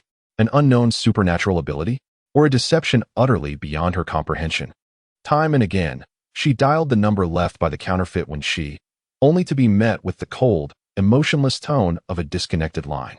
Each attempt deepened her sense of frustration. In recent days, She felt as though she were being consumed by an overwhelming sense of helplessness. The logic, evidence, and science she once prided herself on had become a mere jest in the face of this incident. The man had effortlessly torn apart her worldview in a spectral manner, leaving behind a vast, black hole of a mystery that silently mocked her presumption. Chapter 3. The Vortex of Regret. On the third night, Zhuo Min, carrying a steaming bowl of wonton noodles, unlocked Lin Zicheng's apartment door with a spare key. The room was shrouded in darkness, save for the faint glow of the computer screen illuminating Lin Zicheng's haggard face. The air was thick with a heavy scent. Look at you. Don't you care for your life anymore? Zhuo Min placed the wonton noodles on the table and forcefully drew open the curtains. Lin Zicheng squinted against the piercing neon light outside. Is something the matter? Her voice was hoarse. If I don't come by again, you might as well be preparing for asceticism, Zhuo Min retorted, pushing chopsticks into her hands. No matter how grave the situation, one must first satiate their hunger. Observing her friend's worried gaze, Lin Zicheng's taut nerves finally began to relax. She picked up the chopsticks and silently began to eat. I'm sorry, Zicheng. Zhuo Min sat beside her, her face etched with regret and guilt. I truly can no longer speak well of him. I even find myself regretting having met him. I should never have introduced him into your world. She was frightened. For the first time, Zhuo Min felt a genuine fear. If the tales of the Dark Elves had once carried a hint of romantic retribution, the existence of this counterfeit when she revealed another facet of the vortex, unknown, eerie, and unfathomable. If he could vanish from the safest place in the world, could he not just as effortlessly make anyone else disappear? It's not your fault, Lin Zicheng said, swallowing a mouthful of noodles and shaking her head. I underestimated him. She set down the chopsticks and regarded Zhuo Min, her eyes reflecting a clarity born of survival. I now understand that he is neither a criminal nor a madman, nor a judge. So what is he? He is a player, Lin Zicheng articulated, each word deliberate, a player standing in a higher dimension who views us all as mere pawns. To arrest him, interrogate him, or even uncover the truth may simply be parts of his script. He comes and goes as he pleases, while we cannot even comprehend the rules of the game. These words sent a chill down Zhuo Min's spine. After seeing Zhuo Min off, Lin Zicheng returned to the computer. But this time, her gaze was no longer one of confusion and defeat. The man has vanished, yet he left behind a clue, one that pertains to the true, deceased Wen Xi, who had ties to the Ouroboros Foundation. Did you believe you had escaped the chessboard? Lin Zicheng unlocked the encrypted case file, her gaze fixated on the words Poseidon Pharmaceuticals. Perhaps, you have merely transformed me into another player beyond the confines of the board. Chapter 76. Indebtedness. Lin Zicheng's vehicle traversed the midnight traffic of Dragon Ball City, the neon lights outside stretching into blurred and fragmented rivers of light, much like her current thoughts. 3 days have passed. For 3 days, she has drifted like a specter between the police station and her apartment. Each time she closed her eyes, she could envision the empty solitary confinement cell and the surveillance footage of the bed that lay still for 10 hours, seemingly mocking her in silence. That man had disappeared like a drop of ink dissolving in the ocean, leaving no ripple behind. Vanished without a trace, stammered the warden's report. Lin Zicheng despised that phrase, for it epitomized incompetence, uncertainty, and a complete subversion of all the order and logic she held dear. This was not merely an escape. It was a humiliation, an orchestrated affront directed at her and the entire police force. He had proclaimed in the most unimaginable manner, "Your rules are ineffective against me." Anger and frustration gnawed at her heart like two venomous serpents, day and night. The rationality and composure she prided herself on began to show cracks for the first time. She started to doubt herself, questioning whether she had fallen into a trap meticulously designed for her from the very beginning. Were those seemingly casual encounters, those sagacious hints, and those perfectly timed gestures merely the precise bait of a master player for a conceited pawn? With a sudden press of the accelerator, her car emitted a low growl, merging into the lane leading to the upscale residential area in the west of the city. She was unsure why she had come here. She knew there would be no useful clues within that apartment. It was merely a stage, a set, a fabricated space he had constructed to embody the role of Wen Xi. Now that the play was over and the actors had exited, seeking clues on an empty stage was undoubtedly foolish. Yet still, she had come. Perhaps, she was simply unwilling to accept defeat. Perhaps, she needed to return to the origin of this game, to once again experience the sensation of being manipulated. using pain to remind herself of the formidable nature of her adversary. Or perhaps, she merely wished to find a flaw in the world he had meticulously crafted. A flaw that belonged not to the player, but to the human. The car halted beneath the apartment building. She turned off the ignition and sat in the darkness for a long while, until the tumultuous emotions within her began to subside. Then, she stepped out of the car and entered the brightly lit, yet frigid edifice.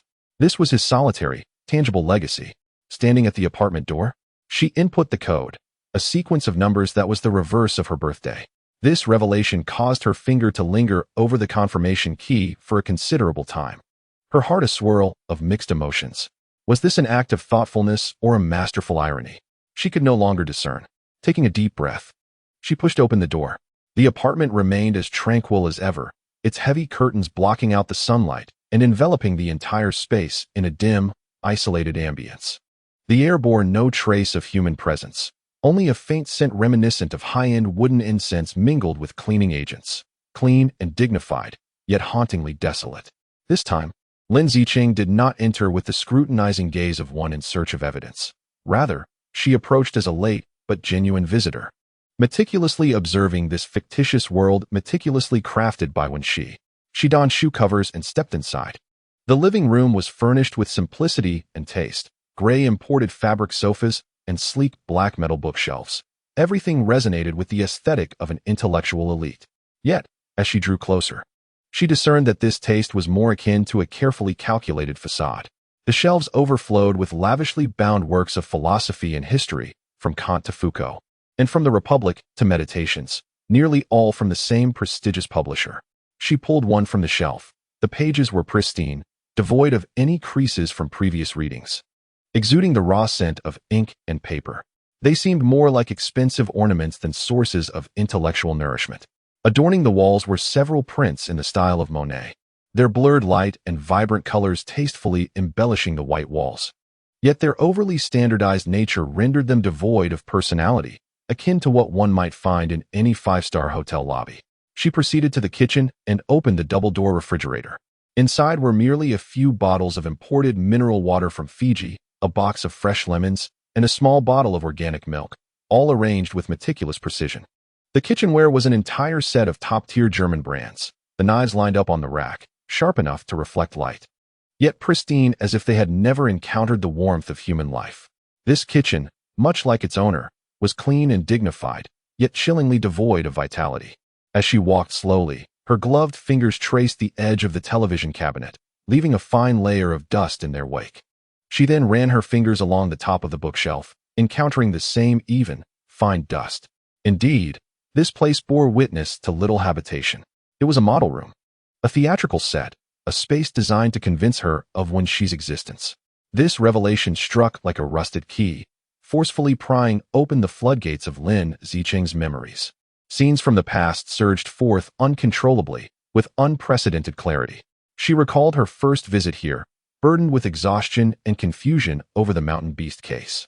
It was in this very living room, clad in a comfortable beige cashmere sweater, that he prepared her a cup of hot tea infused with lemon and honey.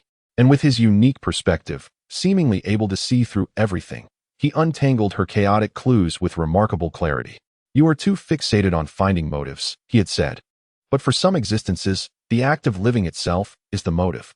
At the time, she had scoffed at his words. Yet they later proved to be pivotal to the case. She remembered the ghost child case, when the inaudible cries had plunged her into unease, nearly pushing her to the brink of mental collapse. Here, he guided her to contemplate the potential of collective unconsciousness and spiritual pollution through a theory that was almost metaphysical, yet could be rationalized by scientific logic. Ultimately, this led her to discover the malevolent object hidden within the wardrobe. She recalled countless late nights when, overwhelmed by the pressures and irritations of work, she would call him. He never declined her calls nor exhibited impatience, even when it was 3 a.m. His voice possessed a soothing power, always able to offer her insights from the most unconventional angles to resolve her dilemmas. He was akin to her personal, ever-available super consultant, an omniscient, human-like extension. Yet, what had she done for him? Lin Zicheng painfully realized the answer was nothing at all. She had never stayed in that apartment until dawn. Each time, she departed hastily after receiving her answers. She had never considered preparing a meal for him, not even a simple bowl of noodles. She had never truly cared about his work as a so-called freelance writer, having scoffed at it from the outset. She had never inquired whether he was tired, happy, or in need of assistance. He poured forth his wisdom to her, while she reciprocated with relentless doubt, probing, accusations, and criticism. When he revealed that he was an orphan of the South Asian tsunami, her first reaction was not sympathy, but a clinical analysis of what advantage this story might afford him. When he attempted to elucidate another facet of the world in his own way, her instinctive response was to reflexively categorize him as a charlatan. She had treated him as a mere tool, a suspect, a perilous enigma, an object to be deconstructed and conquered, neglecting the fact that he was, above all, a human being, one who had provided her with the greatest support and solace during her moments of helplessness. Upon reflecting on this, a profound and belated sense of guilt engulfed Lin Zicheng like frigid ocean waters. She leaned weakly against the cold wall, gradually crouching down and burying her face in her knees. It was then she realized that in this self-righteous contest she had presumed to engage in, she had lost from the very beginning. Completely. He had revealed fragments of his world to her as a player, while she, in the role of a police officer, stubbornly and arrogantly refused to step even a foot into his realm. Regardless of whether this man was good or evil, right or wrong, or who he truly was. For her, Lin Zicheng, she owed him a debt that could not be measured by laws and procedures, heavy and burdensome. This debt weighed more heavily on her than the frustration of being toyed with, leaving her breathless. Time passed, and slowly Lin Zicheng stood up. Her tears had dried. Yet the guilt within her felt like a branding iron, leaving a searing mark. However, this guilt did not crush her. Instead, it ignited within her an unprecedented clarity of obsession. She was determined to find him. This time, not to bring him to justice, nor for the sake of police honor, but to repay this debt. She yearned to ask him face to face, "Who are you really?" And then, with a calm heart, to listen to his answer, no matter how bizarre or absurd it might be. To locate a player who has willingly vanished, the sole recourse lies in examining the remnants of their game. Though he has disappeared, he has left behind the true Wen Xi, along with the formidable Haitian pharmaceutical and the Ouroboros Foundation, akin to an unsolved chess endgame. For her to decipher, Lin Zicheng stepped out of her apartment, her icy visage now adorned with an expression of resolute determination. No longer adrift in confusion or plagued by self-doubt, she was acutely aware of her purpose. She intended to unravel this intricate puzzle, not out of a sense of duty to the police, but because it was the only path that would lead her back to that man. She would enter his game in her own way and seek him out. Chapter 77. An unexpected visitor. The night had deepened. A chilling autumn rain pattered incessantly, washing away the sins and splendor of Longzhou City. The raindrops fell like needles, cloaking the city in a shroud of mist. As the neon lights bled their hues onto the damp streets, blurring the lines between reality and reverie. In the western part of the city, the newly opened Cine Medical Hall, under the auspices of the Cine Society, offered a rare sanctuary of tranquility. This was once a forgotten old courtyard, transformed by Long Wenyuan into a clinic for local residents in the front, while the back was meticulously restored to preserve its rustic charm, becoming a private enclave not open to the public. At this moment, beneath the wooden corridor of the backyard, a figure sat in stillness, as steadfast as rock. The god of death, Chen, clad in a simple black training outfit, his muscular contours resembled the most intricate of mechanical components, brimming with latent explosive power. He knelt upon the cold wooden floor, before him a set of antiquated tea utensils, a pot of hot tea emitting wisps of steam, contrasting starkly with the cold rain outside. He neither gazed at the rain nor savored the tea. His eyes were slightly closed, his being seemingly melding with the darkness behind him, yet his instincts, sharp as a predator's, enveloped the entire courtyard like an invisible net. He was awaiting someone, or rather, something. Ever since that fateful night in the bar when he locked eyes with the man named Wen Xi, a premonition, born from the instincts of a warrior, had lingered in his heart. He knew that man would seek him out. He was uncertain of the time or the manner in which this would occur, but he was certain it would happen. Amidst the sound of rain, a faint sound of a droplet hitting the ground pierced through the cacophony of countless raindrops, reaching Chen Zhan's ears with clarity. He remained still, not even lifting his eyelids. A figure, as if seeping from the inky shadows, silently emerged at the opposite end of the corridor. Dressed entirely in black, he blended almost seamlessly with the night. The rain seemed to purposely circumvent him, leaving him untouched, his footsteps as light as a falling leaf. The newcomer was none other than Wen Xi, who had seemingly evaporated from the confines of the high-security detention room. He stood quietly in the shadows, appearing as if he had been there for ages, yet also as if he had just materialized. His gaze rested calmly upon Chun Zhan's silhouette, imbued with a hint of scrutiny and understanding. The police in Longzhou City are growing increasingly inept, Chun Zhan finally spoke, his voice gravelly, reminiscent of two stones grinding against each other. He still did not turn back. Not even a solitary special confinement cell could contain an unarmed individual. Perhaps they never truly possessed me. Wen Xi slowly emerged from the shadows, the dim yellow light of the corridor illuminating his delicate yet pallid face. A cage is merely a cage because one believes in the existence of its bars. Chun Zhan finally opened his eyes slowly. His gaze was as sharp as a blade. Yet upon meeting Wen Xi's, it returned to a tranquil stillness. He picked up a purple clay teapot and filled an empty teacup, then delicately nudged it forward with 2 fingers grasping the rim. The teacup glided silently across the smooth wooden floor, coming to rest before Wen Xi. Sit, Chun Zhan stated succinctly. Wen Xi did not hesitate, taking a seat opposite him, his posture relaxed, as if facing not a legendary assassin capable of taking lives in an instant, but an old friend of many years. He lifted the teacup, brought it to his nose for a gentle sniff, and then drank it all in one go. Good tea. Enjoying tea on a rainy night. You truly have exquisite taste, Lord of the Killing Gods. I have no taste for tea, nor do I understand such refinement. Chun Zhan replied coldly. I am merely waiting for you. I knew you would come. Oh. Wen Xi set down the teacup, a subtle smile gracing his lips. It seems that what you sensed that night in the bar was more than you had imagined. Chun Zhan fell silent, feeling an indescribable tremor, a stirring from the very essence of life. It was a sensation that even he, standing at the pinnacle of human might, found unsettling, a presence of a higher dimension. It was neither power nor killing intent, but a fundamental difference in essence. What brings you here? Chun Zhan asked directly. He preferred to avoid circumlocution. I come seeking cooperation, was Wen Xi's equally straightforward response. Cooperation? Chun Zhan's brow arched slightly, the first discernible expression to appear on his face that night. A fugitive who had just vanished from the police station wished to negotiate with the largest syndicate in Dragon Pearl City? By what means? By the fact that we share a common enemy. Wen Xi's gaze deepened as he looked at Chun Zhan, articulating each word carefully, or rather, the enemy you are about to confront is the very target I have long sought. Zhao Jun, or the enigmatic Mr. Zhong behind him. Wen Xi shook his head. They are but pawns, mere marionettes brought to the forefront.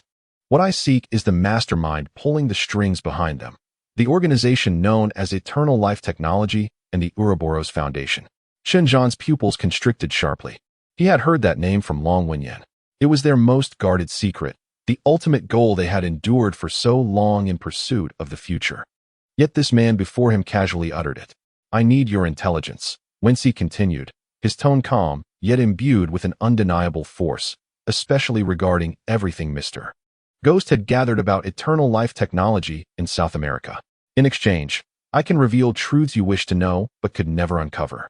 The courtyard fell into a prolonged silence, with only the sound of rain tapping against the eaves and banana leaves breaking the stillness. A tempest of emotions surged within Chun Zhan. The existence of the ghostly shadow is the highest level of secrecy within the Cine society, known to no more than 3 individuals. The other party not only possesses this knowledge, but has also accurately articulated the location and target of a specific mission. This transcends the mere strength of intelligence capabilities. Who exactly are you? Chun Zhan finally posed the question that had been swirling in the depths of his mind. Wen Xi smiled, gracefully pouring a cup of tea for Chun Zhan, his movements fluid and elegant. Who I am is of little consequence. He pushed the teacup back. Much like your name, Chun Zhan, or the god of death, holds little significance. What truly matters is what we must do and what we must confront. He paused, his gaze piercing through the rain, directed towards the profound night sky. What is crucial is that a storm is approaching, a tempest capable of engulfing us all. In the face of this storm, the conflict between the Cine society and the Western Iron Gang appears as trivial as children playing house. And I am the sole individual who can provide you with a weather forecast. Chun Zhan scrutinized him, his eyes sharp enough to seem as if they could penetrate his very being. Yet all he perceived was an unfathomable calmness, beneath which lay a vast enigma he could not comprehend.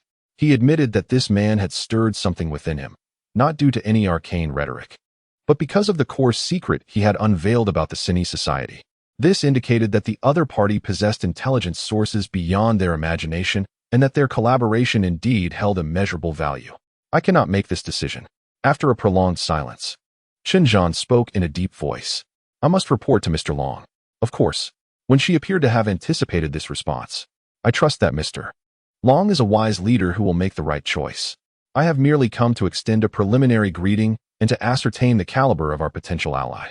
We are not allies yet. Soon enough. Wen Xi rose, his figure retreating once more into the shadows. I shall await your news.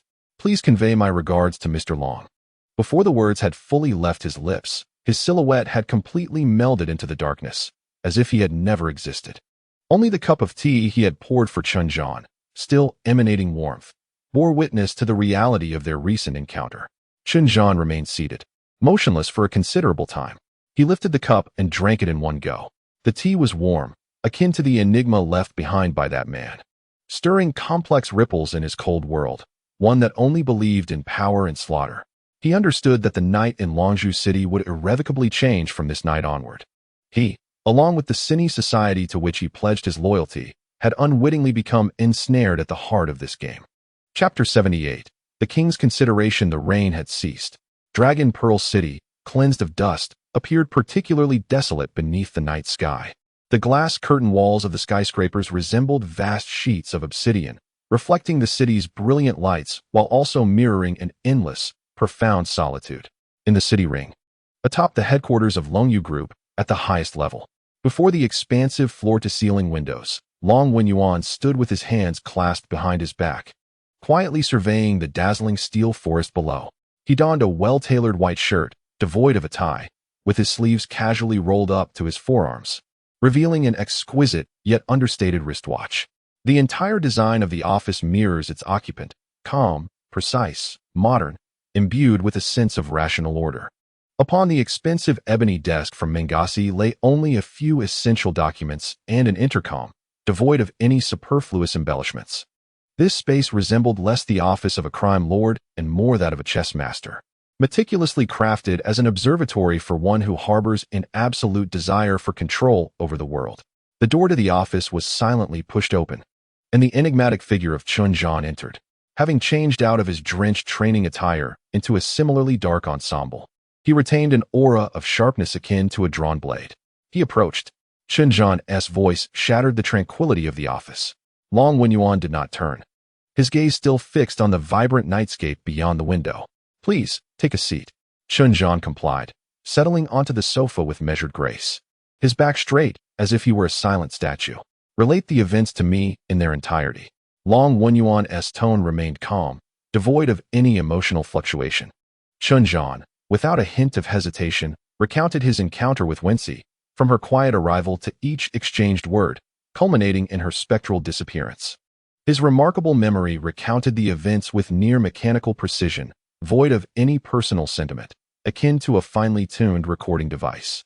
However, when he spoke of Wen Xi revealing details about eternal life technology and the Ouroboros Foundation, particularly regarding the Shadow's mission in South America, a barely perceptible rigidity seized Long Wenyuan's frame. Slowly he turned. Under the lights, his countenance still bore a genteel smile, yet within his gaze lurked a frigid, rapidly churning abyss. He was aware of the Shadow. He even comprehended the target of its mission. Long Wenyuan's voice was soft, as if musing to himself while simultaneously seeking confirmation from Xinjiang. This was neither conjecture nor coincidence. He possesses an intelligence network beyond our comprehension. Indeed, Xinjiang affirmed succinctly. Long Wenyuan moved behind the desk, intertwining his fingers gently atop its surface, a habitual gesture when he plunged into deep contemplation. A fugitive recently escaped from a high-security confinement held secrets that even the police, and we ourselves, could hardly fathom. He sought collaboration against a shared adversary. Everything seemed too meticulously orchestrated. Long Wenyuan's gaze was fixed upon Xinjiang, perceiving it as a potential trap. He is not a trap. Xinjiang's response was resolute. Oh. Long Wenyuan's brow arched slightly. Is this your intuition? Indeed. Long Wenyuan smiled, reclining slightly in his chair, his posture relaxing. Ajahn. You know I have always placed great faith in your instincts. You have never erred in gauging a person's danger and strength. Yet this time, we might be confronting a matter beyond mere strength. This individual resembles more a magician, a deceiver. His every demeanor is fraught with uncertainty. Chen Zhan fell silent for a moment, seemingly gathering his thoughts. Describing an abstract sentiment for a man who habitually resolves issues with his fists and blades is undoubtedly a formidable task. He is unlike others. Finally, he spoke, his voice more gravelly than usual. I have taken many lives and encountered numerous masters. Whether they are the kings of the battlefield or the elite assassins of the black market, I can sense the power emanating from them. It is an energy amassed through training and slaughter, varying in strength, but fundamentally identical. He paused, his gaze becoming somewhat distant, as if he were reminiscing about that disquieting sensation. Yet, he does not possess that energy. He stands there, akin to air, a shadow, a fluid. There is no palpable threat, yet every cell within you screams of danger. It is a presence that does not belong to humanity. Chen Zhan lifted his head, locking eyes with Long Wenyin, articulating each word with precision. He resembles more of a being, clad in human skin, something we utterly fail to comprehend, originating from another realm. The office fell into a profound silence. The smile on Long Wenyin's face gradually faded. He understood Chen Zhan. He was a quintessential warrior, a man who had honed his body and spirit to the utmost limits of humanity. In his world, there existed only black and white, strength and weakness, life and death. He never placed faith in spirits nor engaged in metaphysical discourse. To utter that someone was not human, to speak of another dimension, one could fathom the immense impact that when she had imparted upon him. Are you suggesting, Long Wenyin's voice turned somewhat hoarse, that he might indeed be the fabled night elf? Upon voicing the question, even Long Wenyin found it absurd.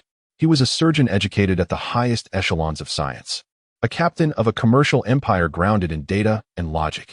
Urban legends, to him, were merely the follies of the masses and the extravagance of the media. Yet now, this most ludicrous notion had been presented to him in the most serious manner by his most trusted and pragmatic ally. I do not know, Chen Zhan shook his head. I have never encountered a night elf. But if that legend holds truth, if such an existence beyond reason truly exists, then the sensation he evokes in me should be akin to that of this man tonight.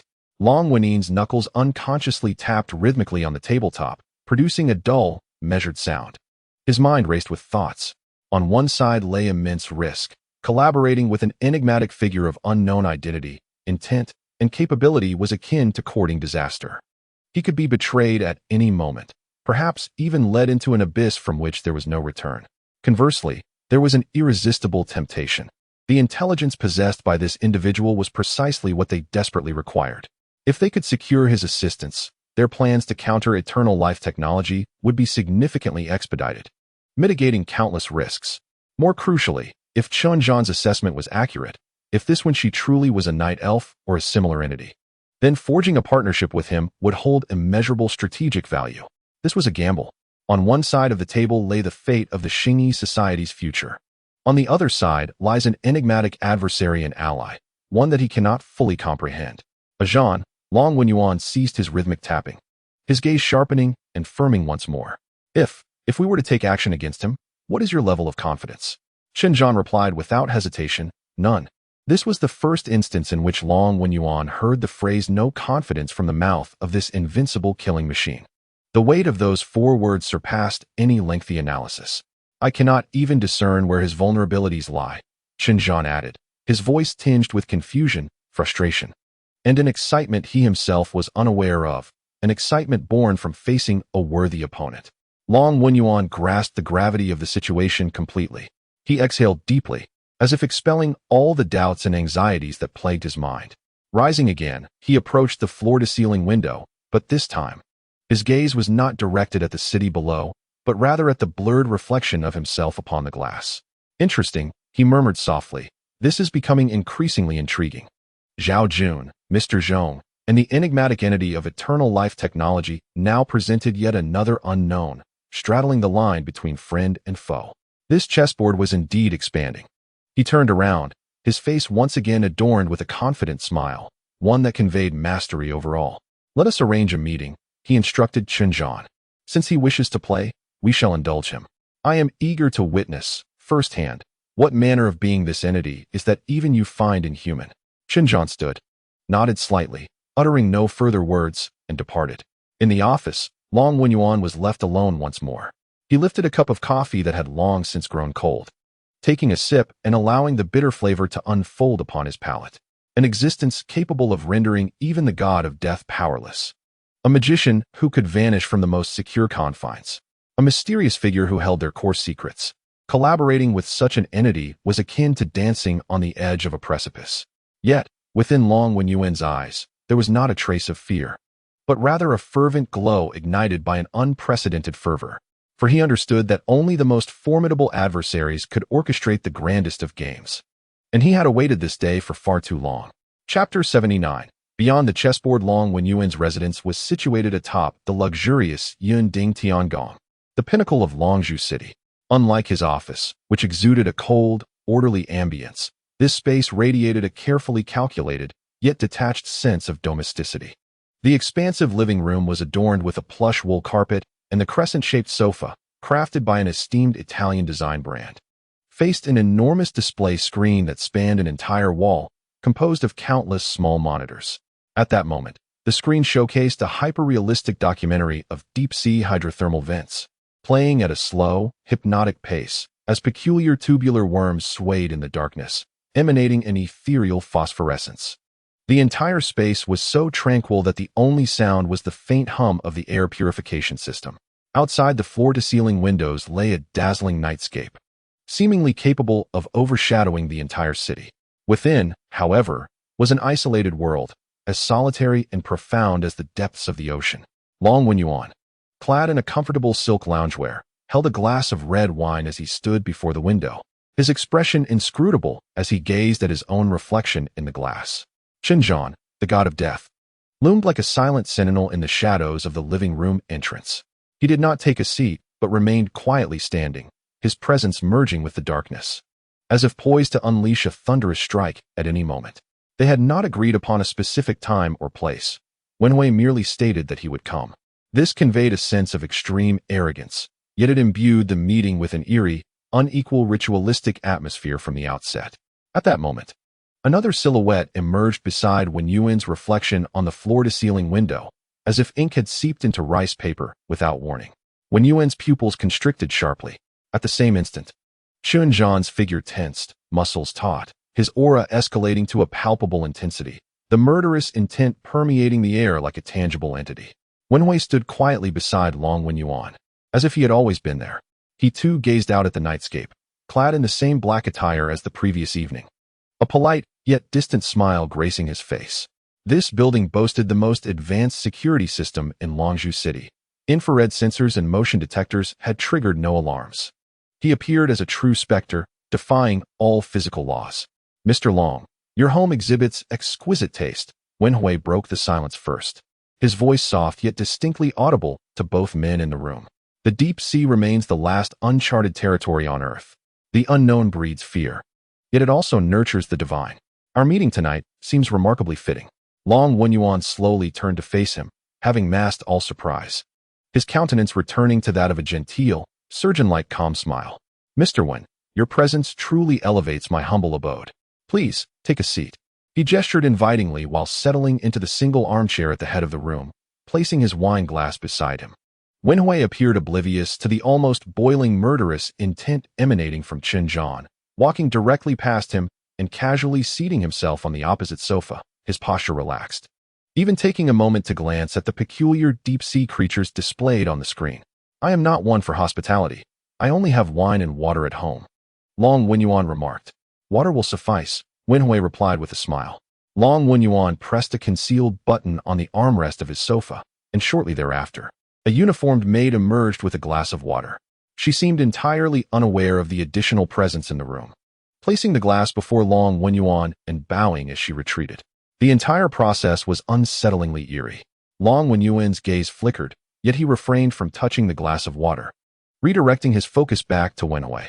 Mr. Wen, we are both intelligent individuals. I believe we can dispense with unnecessary formalities. You seek information on the phantom shadow to confront eternal life technology, and we too have a vested interest in this organization. This indeed forms the basis for cooperation. However, before divulging any intelligence, I must ascertain one matter.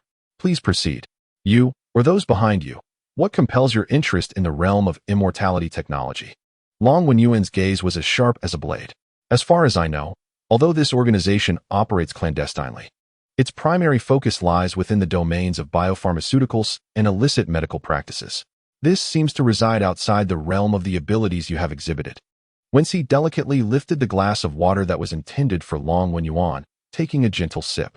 Mr. Long, true to his name, always manages to strike at the heart of the matter. He placed the cup down, fixing his gaze upon Long Wenyuan, his eyes reflecting a serene understanding of all things. I harbor no interest in its technology, its wealth, or its secrets. Then what piques your interest? Wen Xi's eyes traversed through Long Wenyuan, as if peering into an exceedingly distant place.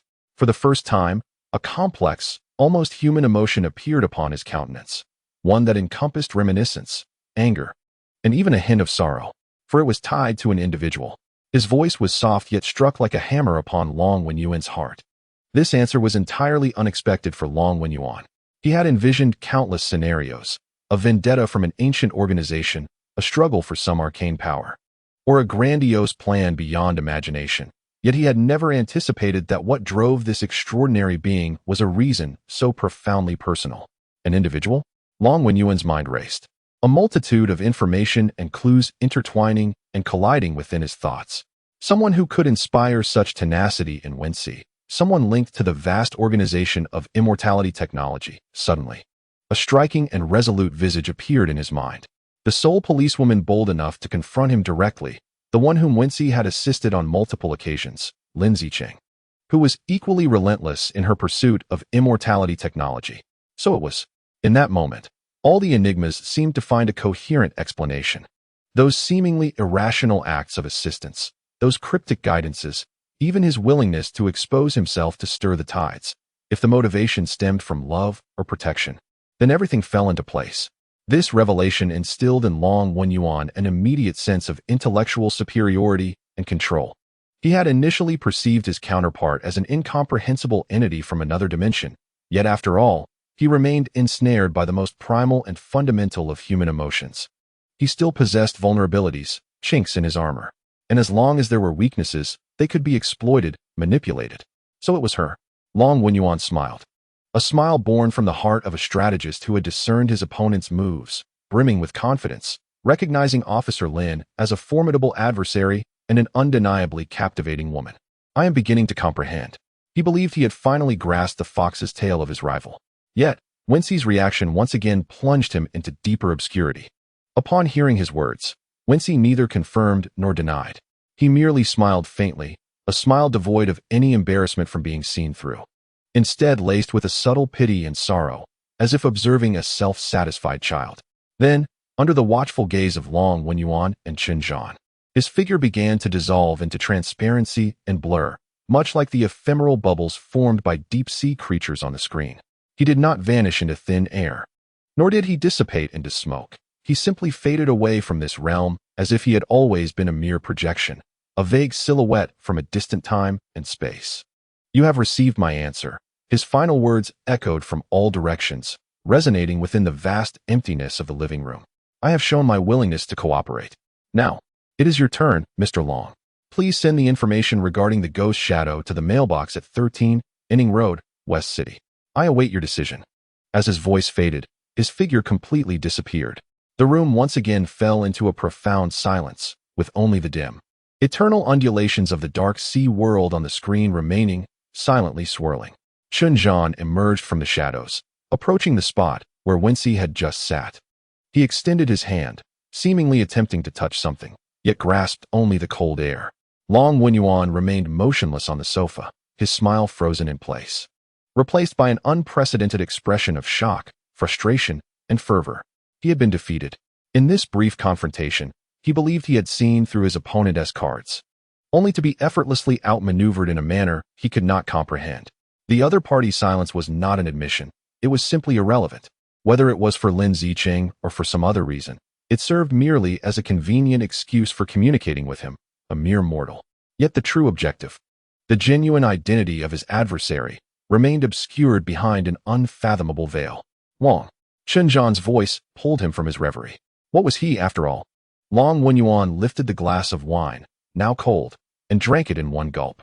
The spiced liquid coursed down his throat, reviving his body, which had grown chilly from overthinking, with a flicker of warmth. What he was had become inconsequential. Rising to his feet, Long Wenyuan's eyes burned with a fervor more intense than the nightscape outside. What mattered was that he had handed us the key. Cooperation? Yes, cooperation. A dangerous smile curled at the corners of Long Wenyuan's lips. Compile all the information the Ghost Shadow possesses regarding immortality technology and place it in that mailbox. Not a single word should be omitted. Since he wishes to see, let him see it all. And then, what next? Long Wenyuan approached the window, gazing down upon the sprawling city beneath him as if it were his chessboard. Then, we shall await the spectacle when a colossal beast from the abyss, one we do not comprehend, collides with another equally ferocious serpent lurking in the darkness. He understood that he had made a choice, not to believe in Wen Xi, but to embrace chaos. For it is only amidst the most profound chaos that he, the calmest player at the eye of the storm, could discern all the hidden cards and ultimately claim all the pieces, along with the entire board, into his possession. Chapter 80. The Puzzle of the Abyss in the Deep of Night. 3 days hence, the only source of illumination in Long Wenyuan's office emanated from a colossal display wall, composed of countless small screens. The dim light cast elongated, distorted shadows of him and Zhan, who stood beside him. On the screens flowed a real-time data stream, meticulously encrypted, with the sender's codename being Ghost Shadow. After 72 hours of relentless tracking, infiltration, and data integration, Ghost Shadow had finally pieced together a chillingly complete map of the technology of immortality from the vast expanse of the dark web, abandoned satellite data, and information acquired from bribed informants. He had found it. A hint of barely perceptible excitement tinged Long Wenyuan's voice. At the center of the screen, a satellite image appeared, depicting an island situated in international waters, a place devoid of any name on public maps. Ghost Shadow had unearthed an ancient name for it, Isla Perdida, meaning Lost Island. Based on a shipwreck log from a century prior, the island was shrouded in thick, persistent fog, where satellite signals experienced severe interference. However, after Ghost Shadow processed hundreds of cloud images using a supercomputer, a vast modern architectural complex hidden at the island's center emerged with startling clarity. This was the true lair of the technology of immortality. As Long Wenyuan manipulated the controls, the image began to expand rapidly, revealing details with unprecedented clarity. This was a technological park, sprawling across an area comparable to a small town, constructed entirely from silvery metal and reinforced glass. It exuded a sense of futurism and cold technological essence, standing in stark, bizarre contrast to the surrounding primitive and untamed jungle. Encircling the park was a 10-meter-high alloy electric fence, with automated defensive watchtowers positioned every 50 meters, their cold red lights flickering ominously. The first section, visual data of the park. Long Wenyuan softly read the title of the document sent by Ghost Shadow and opened the first folder. A cascade of high-definition photographs and short videos was unpacked, filling the entire screen.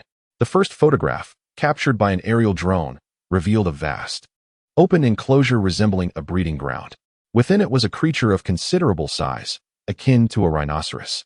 It bore the outline of a wild boar, but was covered in a layer of insect-like, metallic green exoskeleton that shimmered. Its tusks were grotesquely curled outward, one eye appearing as a normal beast's pupil, while the other was a chilling, glimmering mechanical eye. The creature was furiously ramming its head against the alloy fence, each impact resonating with a disconcerting clang. The caption read, Subject Number 7, a failed genetic fusion, exhibiting secondary aggression, to be disposed of. The second photograph transitioned to a vast glass greenhouse. Inside, there was no soil, only countless precise cultivation troughs. Within these troughs thrived a bizarre plant, one that had never appeared in any known catalog. Its vines twisted like veins, the leaves exhibiting a translucent quality that revealed a flowing, ethereal blue liquid within. At the pinnacle of the vine, blossoms reminiscent of orchids unfurl, yet upon their petals are inscribed enigmatic patterns that eerily resemble human pupils, rotating slowly. The caption of the image reads, Second-generation angel mother, orchid number 13, has entered a phase of stable maturity. The third piece of evidence is a silent video lasting a mere 15 seconds, captured from a low angle, as if from a pinhole camera concealed beneath a cleaning vehicle. The footage shakes violently, sweeping across an immaculate, unblemished corridor, flanked by heavy isolation doors. For a fleeting moment, the observation window of one door reveals the scene within. Several scientists clad in full-body white protective suits frantically hoisting a contorted body onto an operating table. The figure's limbs are grotesquely bent at unnatural angles, its skin marred by marble-like, purplish-blue patterns, and its mouth gapes wide, seemingly emitting a silent scream. The video abruptly ceases, replaced by a flurry of static. The subsequent information is even more harrowing. There are research logs stolen from the facility's servers, filled with an abundance of inhumane experimental records pertaining to the gene editing project. A list of armaments from the facility reveals an arsenal ranging from automatic rifles to individual rocket launchers, sufficiently equipped to arm a small army. Additionally, there exists a roster of personnel, each individual having been internationally declared deceased, bearing the weight of crimes against humanity as top-tier biologists or chemists. This is not merely a drug manufacturing plant. It is an independent kingdom, adrift beyond the realms of civilization, inhabited by lunatics and demons. Here, they act in the name of God while committing acts of Satan. Chen Zhan remained silent, absorbing the scene. He had witnessed countless bloody spectacles and encountered the most ruthless of criminals, yet the horrors displayed on the screen sent chills deep into his bones. This was not the familiar world of interests and vendettas. It was a different dimension of pure malevolence. "What do you propose we do?" Chen Zhan finally inquired, his voice hoarse. Long Wenyuan did not respond immediately. He turned off the footage, leaving only a satellite image of a lost island on the screen, resembling a vast, cold vortex. "Make a backup of this information and anonymously send it to Officer Lin Zicheng of the Longzhou City Police," Chen Zhan suggested. "This matter has exceeded our capabilities. It is best to let official forces handle them." Upon hearing this, Long Wenyuan's lips curled into an inscrutable smile. "Zhan, you are not mistaken. Dealing with such a den of iniquity indeed requires military intervention, advanced weaponry, and the involvement of national power," he spoke slowly. "However, the police are too slow. By the time they receive intelligence, confirm it, and request an international joint operation, their naval vessels may arrive only to find the island abandoned." He paused, his gaze sharpening. "Moreover, don't you think it would be a waste to deliver this gift directly to the police?" Chen Zhan looked at him in confusion. "We possess a ready-made weapon that is more efficient and unpredictable than any army." He, too, harbors a keen interest in the technology of immortality, does he not? A glimmer of excitement and calculation sparkled in Long Wenyuan's eyes. "I am eager to witness what actions this incomprehensible entity will undertake once it possesses this detailed map. Do you intend to provide him with a copy of the information?" Chen Zhan immediately grasped Long Wenyuan's intentions. "Do you wish to incite a conflict between the two parties?" "No, this is not a mere conflict," Long Wenyuan corrected. "This is a case of letting a tiger from the jungle confront a ferocious wolf that has entrenched itself in its lair.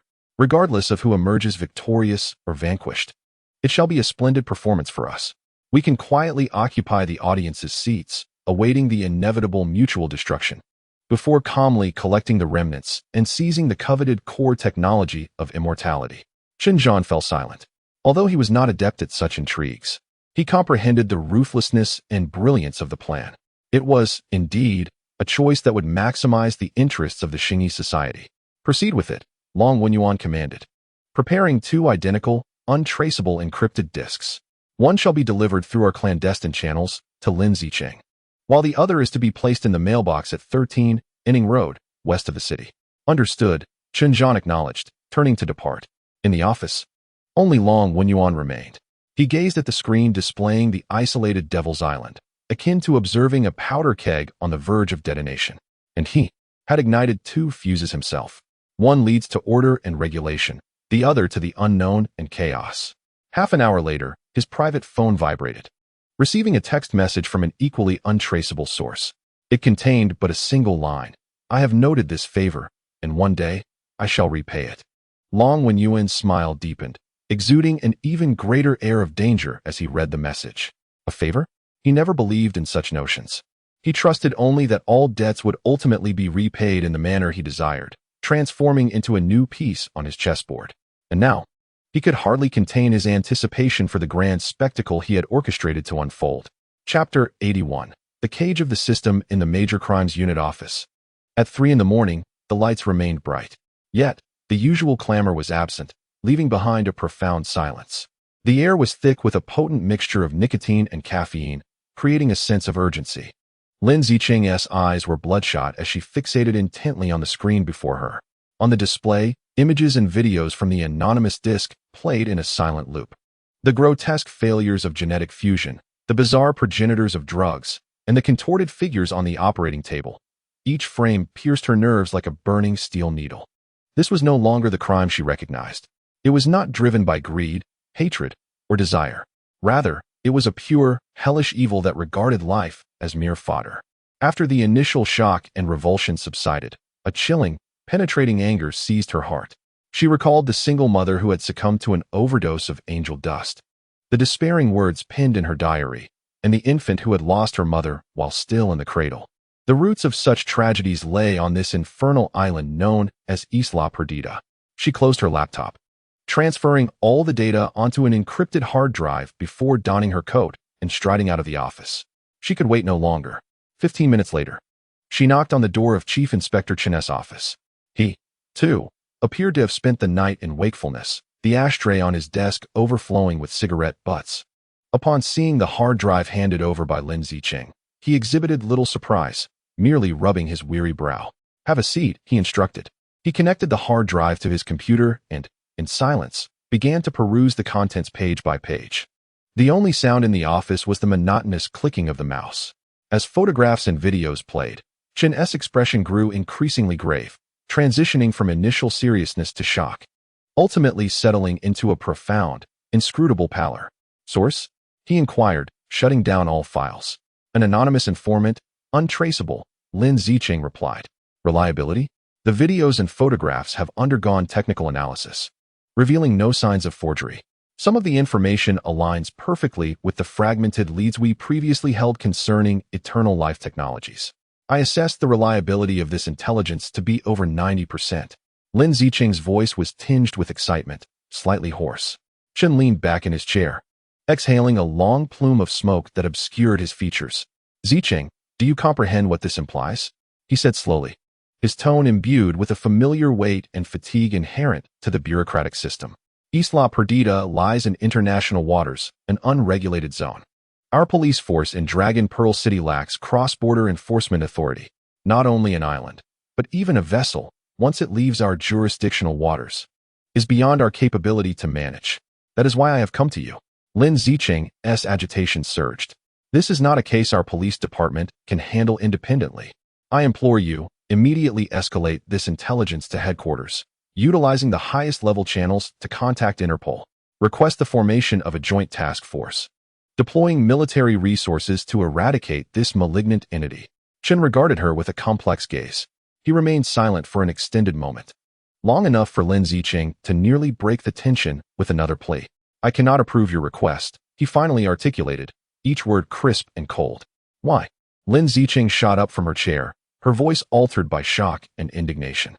"Chen, you must see the contents. It is a den of inhumanity. They are concocting something that could annihilate our city. With every passing minute, more innocents may fall victim. Sit down." Chen's tone shifted abruptly to one of stern authority, his finger tapping emphatically on the desk. "Lin Zicheng, be mindful of your position and demeanor." Her chest heaved with emotion, yet she clenched her teeth and retook her seat. "I will file this intelligence and then transfer it through the conventional channels to the Interpol liaison office." Chen's tone softened somewhat, yet the content plunged her deeper into despair, followed by the interminable wait, awaiting their verification, assessment, meetings, and coordination of this process, which might stretch for a month, 3 months, or perhaps yield no results forever. What does this signify? Lin Zicheng could not accept it. Was it not akin to tossing intelligence into a shredder? This is an act of shielding, an inaction. Outrageous. Chen slammed his hand onto the table, causing the ashtray to leap. "I am safeguarding you, protecting our entire police force. Do you comprehend the magnitude of the storm that would ensue if this intelligence were reported through an urgent and confidential channel?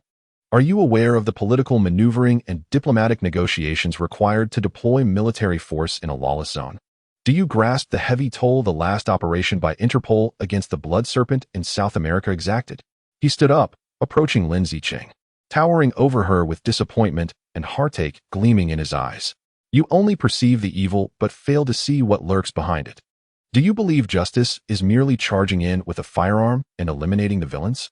Let me enlighten you, it is not. Justice is compromise, it is balance. It is achieving the utmost within the confines of established regulations.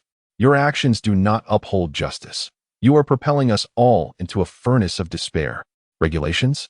Lin Zicheng chuckled, her smile steeped in sorrow and irony. When Officer Li Mo perished, you advised me to adhere to the rules. In the Guiman child case, that abomination confined in a cage, beyond scientific explanation, yet we concluded it with smuggling charges because it adhered to the rules. Now, an anti-human devil's island looms before us. And you dare speak of those wretched rules. She too rose, unwaveringly meeting the gaze of her once respected superior. If the regulations compel us to turn a blind eye to such malevolence, to witness the innocent perish without intervention, then such a rule is better discarded. Lin Zicheng. Chen's voice trembled slightly, a mix of anger and disappointment. I warn you, do not tread the path of Li Mo. I will not allow my subordinates to squander their lives due to this impractical sense of justice. Will you then merely stand by and watch? Lin Zicheng's eyes glistened with unshed tears as she pointed to the images on the screen, her voice hoarse with anguish. Will you observe those monsters treated as mere specimens? Witness the drugs cultivated like crops? See the innocent tortured to death? Chen, can you sleep at night? This final utterance pierced Chen's heart like a dagger. The muscles in his face twitched violently, a flicker of painful struggle crossing his gaze. Yet, he ultimately closed his eyes, and when he opened them again, what remained was the unyielding coldness of authority. My decision shall not waver. He turned his back to Lin Zicheng, his voice devoid of emotion. This is an order. What you must do now is return and draft a report, then utterly erase this matter from your mind. The office fell into a profound silence. Lin Zicheng gazed at Chen's unyielding silhouette, a figure devoid of any compassion, and felt something within her shatter irreparably. She understood, this was not merely an individual's fault, but rather a chronic ailment of the entire system. It was vast, cumbersome, and riddled with timidity. Its existence seemed no longer aimed at upholding justice, but solely at sustaining its own fragile stability. To expect it to confront the abyss was akin to a fool's errand. She inhaled deeply, suppressing all her anger, disappointment, and sorrow deep within her heart. When she spoke again, her voice had regained an absolute calmness. I understand, Chun. Chen's shoulders appeared to relax slightly. I have one more request, Lin Zicheng continued. I request an extended leave, starting tomorrow. Chen abruptly turned around, fixating his gaze on her intently. What do you intend to do? Rest assured, I will not engage in any actions that contravene the rules, Lin Zicheng replied, her face adorned with a formulaic, emotionless smile. I am simply weary, in need of a change of scenery. After witnessing so many unsettling truths, my psyche requires some alleviation, does it not? The two locked eyes, their gazes clashing fiercely. Chen sought a hint of vulnerability in her expression, but found none. Only a chilling, unfamiliar tranquility resided there. He knew he could not impede her. He could issue commands, impose penalties, even confine her, yet he could not imprison a heart that had thoroughly lost faith in the system. I will approve your request. He ultimately sighed, waving his hand wearily, as if expending all his strength. You may go. Lin Zicheng refrained from uttering another word. She offered a formal salute and then turned, striding out of the suffocating office. As the door closed behind her, she realized that she had irrevocably severed ties with the world she once fervently believed in. The path ahead was a boundless abyss. Yet this time, she resolved not to rely on anyone. She would venture into that abyss on her own terms and, one by one, drag those demons back to hell. Chapter 82. Eye of the Storm, Bangkok, by the banks of the Chao Phraya River, in an inconspicuous safe house, easily cast aside. The air was thick with a damp, musty scent, mingled with the acrid tang of cheap cigarettes and the faint odor of ozone emitted from overheating servers. This was a temporary outpost for the Asian Special Operations Group of Interpol, a place where they licked their wounds after the devastating defeat in the Blood Serpent battle.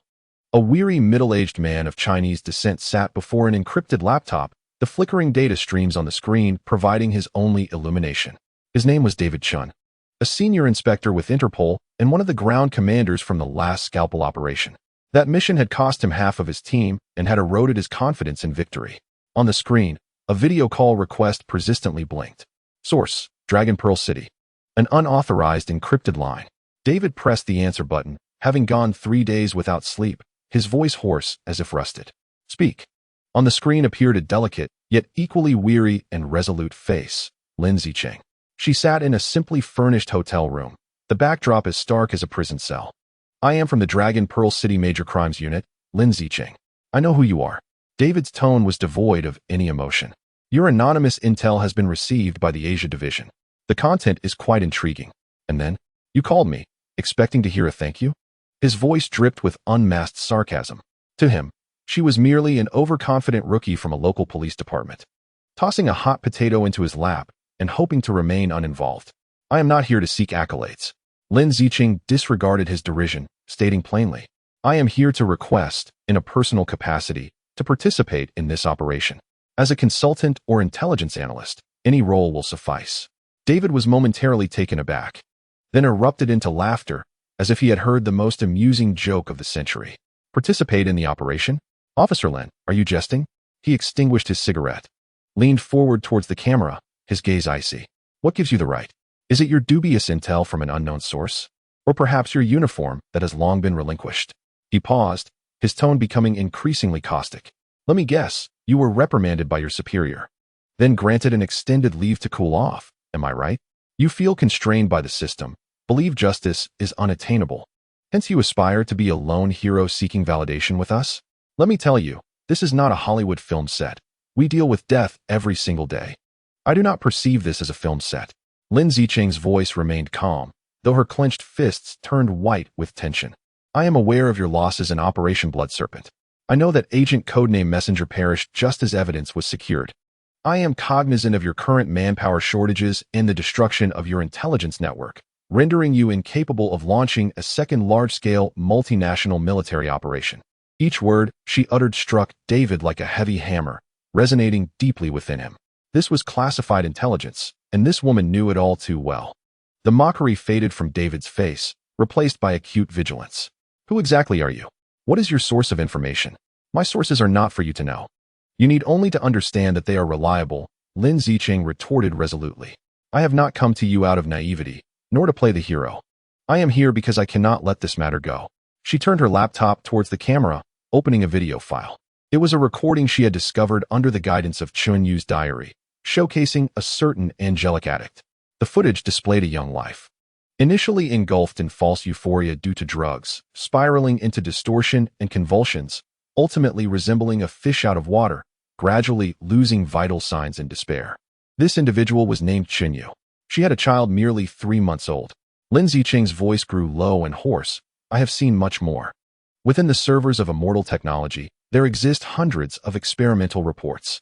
They treat living beings as mere subjects for testing various doses of toxic substances, meticulously documenting the entirety of their demise. They refer to this as optimizing user experience. I reported this to my superiors, imploring them to take action. However, what they imparted to me were rules, procedures, and political risks. Lin Zicheng's eyes were red-rimmed, yet her gaze grew increasingly resolute. I comprehend the rules, and I respect the procedures. However, when the cost of these rules allows such demons to continue their revelry on their island, resulting in the untimely deaths of more Chun Yu in our city, these rules cease to warrant adherence. I did not come to request you to deploy troops to their demise. Her voice carried a hint of pleading, yet predominantly conveyed an undeniable will. I merely wish to relay everything I know to you. I am well acquainted with Immortal Technology's layout in Dragon Pearl City. I have interrogated their gang members, and I have even engaged in direct or indirect confrontations with the puppeteers behind them. What I can offer you is not merely intelligence, but a perspective, an insight to dismantle them from within. I request to join, not for my own sake, but to ensure that your next operation incurs fewer sacrifices of agents like the messenger. The video call fell into an extended silence. David silently regarded the woman on the screen. Her countenance was devoid of the police's cold demeanor and authority, leaving only a pure soul driven by immense sorrow and rage. He recalled his own beginnings, reminiscent of when he first joined Interpol. At that time, he too believed in the triumph of justice, in the notion that righteousness would prevail over evil. Yet, the repeated failures and the haunting returns of his colleagues' cold bodies from the battlefield had dulled his edges and extinguished his fervor. He had encased himself in the hard shell of bureaucracy and cynicism, believing that this would shield him from further pain. Yet today, this female officer from Dragon Pearl City, in her most straightforward, clumsy, yet sincere manner, had cracked open a fissure in his hardened exterior. He understood that she was right. You lack authorization, identity, and, strictly speaking, you are merely a civilian on leave. After a prolonged silence, David finally spoke again, his voice still hoarse, yet devoid of the previous sarcasm. Once you step outside Dragon Pearl City, you will no longer be afforded any legal protection. You may perish, and your death will leave no record, no medals. We will wholly deny your existence. Do you understand? I understand, Lin Zicheng replied without hesitation. Good. David nodded, as if having made a resolute decision. Bangkok, Succumbit Soi 49. Black Elephant Muay Thai Gym. 3 days hence, at 10 o'clock in the evening, I shall await you there. With that, he terminated the call, plunging the screen into darkness. 3 days later, Lin Zicheng, alone and dragging a simple suitcase, entered the bustling Muay Thai gym. Amidst the pungent scents of sweat and medicinal oils, an inconspicuous local led her to the gym's backstage, navigating through several concealed doors, ultimately entering a vast makeshift command center converted from an old warehouse. This was the eye of the storm. A multitude of agents hailing from diverse nations and varying complexions are busily engaged in their tasks here. The walls are adorned with maps, photographs, and intricate relational diagrams, while the whiteboard is inscribed with complex formulas and strategic plans. The air is thick with the aromas of coffee, tobacco, and adrenaline. Each individual bears bloodshot eyes, yet within their gazes burns a suppressed flame of vengeance. David Chen stands at the heart of the command center, before a massive electronic sand table that projects a hologram of Isla Perdida. He spots Lin Zicheng, offering no superfluous pleasantries, merely gesturing to an empty spot beside the sand table, where a computer and a disarray of intelligence documents await. Welcome aboard, consultant, he states succinctly. Your holiday has officially come to an end. Lin Zicheng sets down her luggage and approaches her designated position. She gazes upon the island, a representation of the source of evil, and surveys her peers, equally driven by the flames of revenge. She understands that she has departed from the confining system that had once disappointed her. She has stepped into a battleground that is more perilous, more unpredictable, yet also closer to the truth. This time, she is not alone. Chapter 83. The Gates of Hell at 4 o'clock in the morning. The air above Isla Perdida is silently pierced by 3 pitch-black Ghost Universal helicopters. Their rotor blades, cloaked in special materials, emit no sound, swallowed by the roiling waves and winds of the tropical ocean. On the radar screen, they appear merely as 3 innocuous, nearly negligible blind spots. This is the Leviathan Task Force of the Storm Eye operation, a squad of 24 elite warriors selected from special forces around the globe. Their mission is to serve as the first surgical scalpel to penetrate the heart of eternal life technology. Silence pervades the radio channel, broken only by the steady countdown of Commander Hammerhead. 3, 2, 1 green light. The hatch slides open, and the frigid sea breeze rushes into the cabin. The soldiers, like precision machines, descend in succession along the fast roping lines, vanishing into the verdant embrace of the jungle below. 5 kilometers away, aboard a vessel disguised as a fishing boat, Lin Zicheng and the grave-faced David Chun are intently monitoring the command center screen wall, segmented into 24 live feeds. Each segment represents the perspective of a Leviathan team member's helmet camera. Hammerhead to Eagle's Nest. All Leviathan members have landed undetected. Commencing infiltration, comes the call. Eagle's Nest acknowledges. David replies succinctly into the microphone. Lin Zicheng feels her heart rise in her throat. She can clearly see the soldiers advancing through the jungle in a flawless tactical formation, providing mutual cover. Through the infrared viewfinder, everything around them takes on an eerie green hue. Occasionally, patrolling mercenaries appear within sight, yet before they can sound any alarms, their lives are swiftly extinguished by silent bullets or cold daggers. Everything is proceeding too smoothly for comfort. They are like a pack of trained wolves invading a chicken coop. Lin Zicheng whispers, attempting to ease her own tension. They are indeed wolves. David's gaze remained fixed on the screen, hoping that this chicken farm concealed no Tyrannosaurus Rex. 15 minutes later, the sound of the hammer echoed once more. Eagle's Nest. We have arrived at the outer wall of Compound 1. Thermal imaging reveals 12 guards dispersed across 3 strongholds. requesting authorization for synchronized elimination. Authorization granted. On the screen, 3 teams moved in unison. The muted sound of suppressed gunfire resembled the whispers of death. The 12 red thermal signatures on the screen transformed into a dark blue hue. Devoid of heat, within 3 seconds. The perimeter has been cleared. Preparing for detonation. A demolitions expert affixed directional plastic explosives to the heavy alloy door. Detonate. Boom. A dull roar erupted as the door was blasted open, creating an irregular gaping hole. Amidst the swirling smoke, the Leviathan team surged in like a tide. However, as they stepped into the base, all were taken aback. Inside the compound, there was not a soul in sight. Only the cold, metallic corridors gleamed under bright lights, mingling with the acrid scent of formaldehyde and blood that filled the air. Everything was eerily silent, as though they had entered a vast tomb. Eagle's nest, something feels amiss. Confusion tinged the voice of the hammer for the first time. It was far too pristine, resembling a meticulously prepared stage. David furrowed his brow, poised to command his team to proceed with caution when a sudden anomaly arose.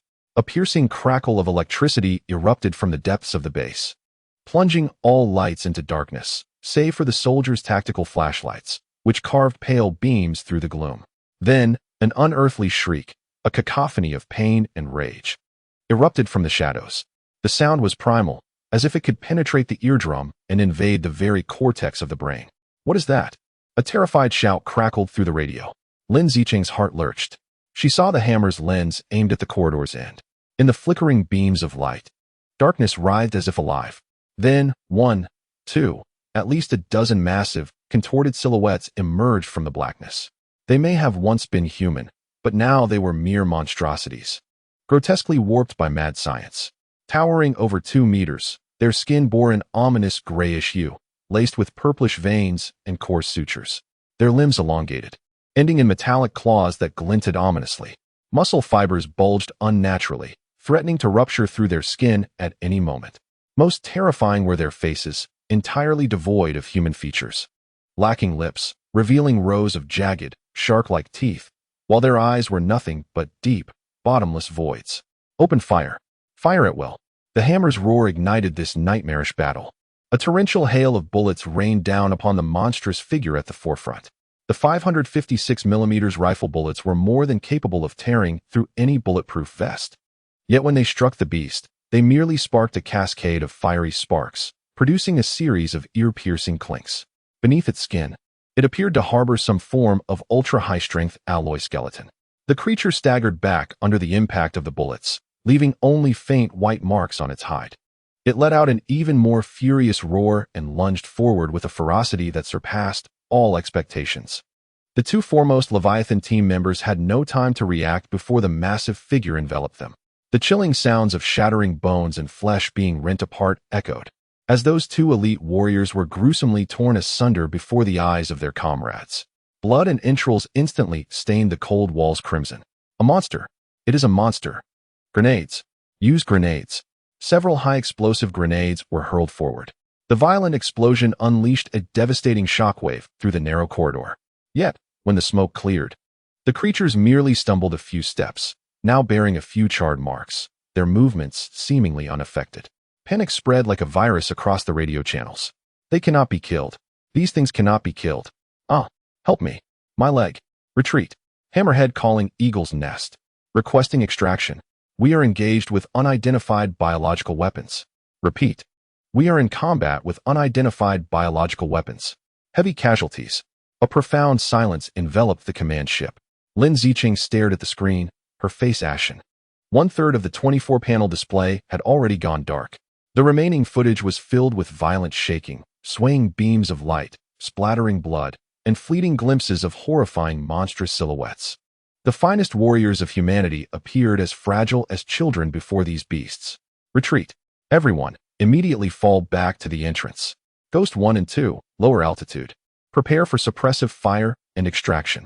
David Chun nearly shouted the orders, his eyes bloodshot with rage and anguish. However, the path of retreat proved far more arduous than the advance. The creatures exhibited astonishing tactical coordination, utilizing the darkness and terrain to continuously divide and hunt the retreating soldiers. Their claws tore through the alloy walls as if they were mere paper. Lin Zicheng bit her lip hard, forcing herself to watch. She witnessed a team member detonating all the explosives on his person to cover his comrades, perishing in a mutual destruction with a beast. She saw another soldier pinned to the ground by a creature. The helmet camera capturing the final moment of his life as he gazed into the abyss-like black eyes of his assailant. Just then, one of the ghost helicopters preparing to provide fire support was suddenly attacked.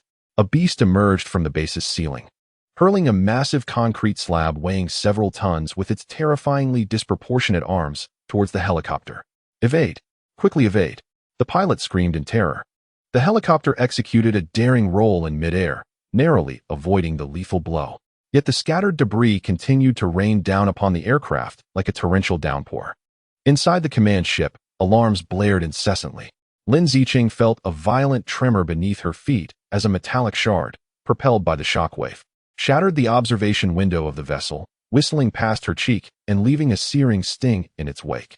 Instinctively, she touched her face, her hand coming away stained with blood. Yet, remarkably, she felt no pain. Her gaze remained fixated on the screens, which were gradually dimming. Ultimately, only 9 soldiers managed to return to the helicopter. The Leviathan Task Force, a blade forged from 24 elite warriors, suffered over 60% casualties within a mere 10 minutes of engagement. As the helicopter, laden with wounds and survivors, made a frantic escape from that hellish island, an oppressive silence enveloped the occupants. The radio crackled with the muffled, labored breaths of those who had endured the harrowing ordeal. Lin Zicheng, clutching her facial injuries, beheld the screen displaying the solitary island, shrouded in the dawn's early light. She finally comprehended that they were not contending with mere drug lords or technological conglomerates. They had, with a deliberate kick, thrust open the gates of hell. Chapter 84. The Iron Curtain. The journey back to the command ship, the Poseidon, was marked by a protracted and oppressive silence. In the medical bay, the surviving Leviathan members were receiving urgent care. The air was thick with the acrid scent of disinfectant, blood plasma, and charred flesh. No one spoke. Even the most stalwart among them appeared hollow-eyed, as if their souls lingered on that nightmarish island. They faced horrors that transcended all previous combat experiences, emerging from the depths of a waking nightmare. The atmosphere in the command center was equally heavy, laden with tension. David Chen chain-smoked, the ashtray brimming with remnants of his stress. On the massive screen before him, the final recordings from the helmets of Leviathan members replayed relentlessly, twisted, indestructible monstrosities, and the gruesome imagery of comrades being torn asunder. Each replay felt like another stab to his already battered pride. Lin Zicheng's facial wound had been hastily bandaged, yet the bloodstain remained, an unhealing scar that served as a constant reminder of their catastrophic failure. She chose not to disturb David, instead sitting quietly to one side, sifting through all available intelligence in a desperate attempt to extract a semblance of logic from the fragmented information. "Bring him in," David finally spoke, his voice hoarse, rasping like sandpaper. 2 agents ushered in a quaking man, visibly terrified. He was a logistics personnel from Everlife Technologies, captured early in the operation, and the sole survivor they had managed to apprehend. The man was forcefully seated, his eyes wide with terror as he met David's bloodshot gaze, trembling and speechless. "What is your name? What were you doing on the island?" David thrust a bloodied military dagger onto the table before him, the blade mere centimeters from the man's trembling fingers. "I am Lu Ming. I'm just a man who manages the cold storage," he stammered, nearly losing control of his bladder. "Cold storage?" Lin Zicheng keenly seized upon the term. "What kind of cold storage?" "It is a low-temperature hibernation chamber," Lu Ming stammered in response. "Used to store the failed products." "Failed products?" David's gaze sharpened. "Clarify, what do you mean by failed products?" They are the uncontrolled reapers from the Chimera project." Under the dread of death, Lu Ming hesitantly divulged a chilling truth. It turned out that the core business of Eternal Life Technology was not the so-called Angels. That was merely a FAAD for their profit-making and initial human testing. What they were truly conducting was a genetic modification program, codenamed Chimera. They abducted and lured robust individuals from around the globe as test subjects, attempting to create the ultimate biological weapon by merging genes from different species. The creatures encountered by the Leviathan Task Force were the failed products of this endeavor. Dubbed Reapers, their sole instinct was to harvest life. Due to their extreme instability and aggressiveness, these failures were typically stored at -196 degrees Celsius in liquid nitrogen cold storage. kept in a state of forced hibernation.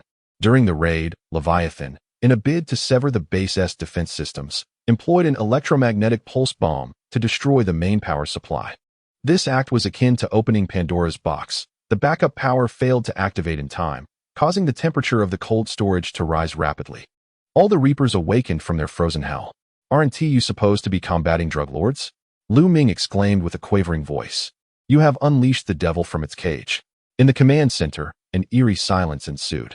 David exchanged a glance with his counterpart, both recognizing the profound dread and chill reflected in each other's eyes. They believed themselves to be righteous hunters. Yet they had inadvertently ignited the fuse that could annihilate the world. "Contact headquarters immediately." David sprang to his feet, issuing a flurry of commands to his aide. "Inform the highest command of the Chimera Project and the report on the Reapers. Classify this operation as a top-tier biological hazard incident. I need authorization to seal off all maritime and aerial domains within 100 nautical miles of Isla Perdida." His voice was no longer despondent, but rather imbued with a resolute determination akin to a warrior's resolve. "Notify the coast guards and navies of all neighboring countries to establish a joint blockade under the guise of anti-terrorism exercises. Any unauthorized vessels or aircraft approaching the blockade zone will be warned, and if necessary, shot down. Deploy the Watcher drone fleet for 24-hour continuous surveillance of the entire island.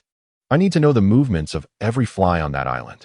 Activate all our underwater sonar and listening devices. Prevent any submarines or underwater vehicles from departing." A cascade of orders was swiftly issued, and the entire command system began to operate with unprecedented efficiency. The Poseidon transformed from a defeated solitary vessel into the neural center of a vast war machine. An invisible operation, dubbed the Iron Curtain, quietly unfolded around that solitary island in the shortest time possible. Lin Zicheng approached the electronic nautical chart, her gaze fixed upon the screen where icons representing patrol ships, submarines, and drones formed an impenetrable perimeter around Isla Perdida. Yet, her heart felt no relief. "Can this truly confine them?" she murmured. "It can restrain them, but not the minds that spawned them," David replied, his voice grave. "We are confronted by two adversaries, the visible monsters on the island and the unseen devils lurking in the shadows."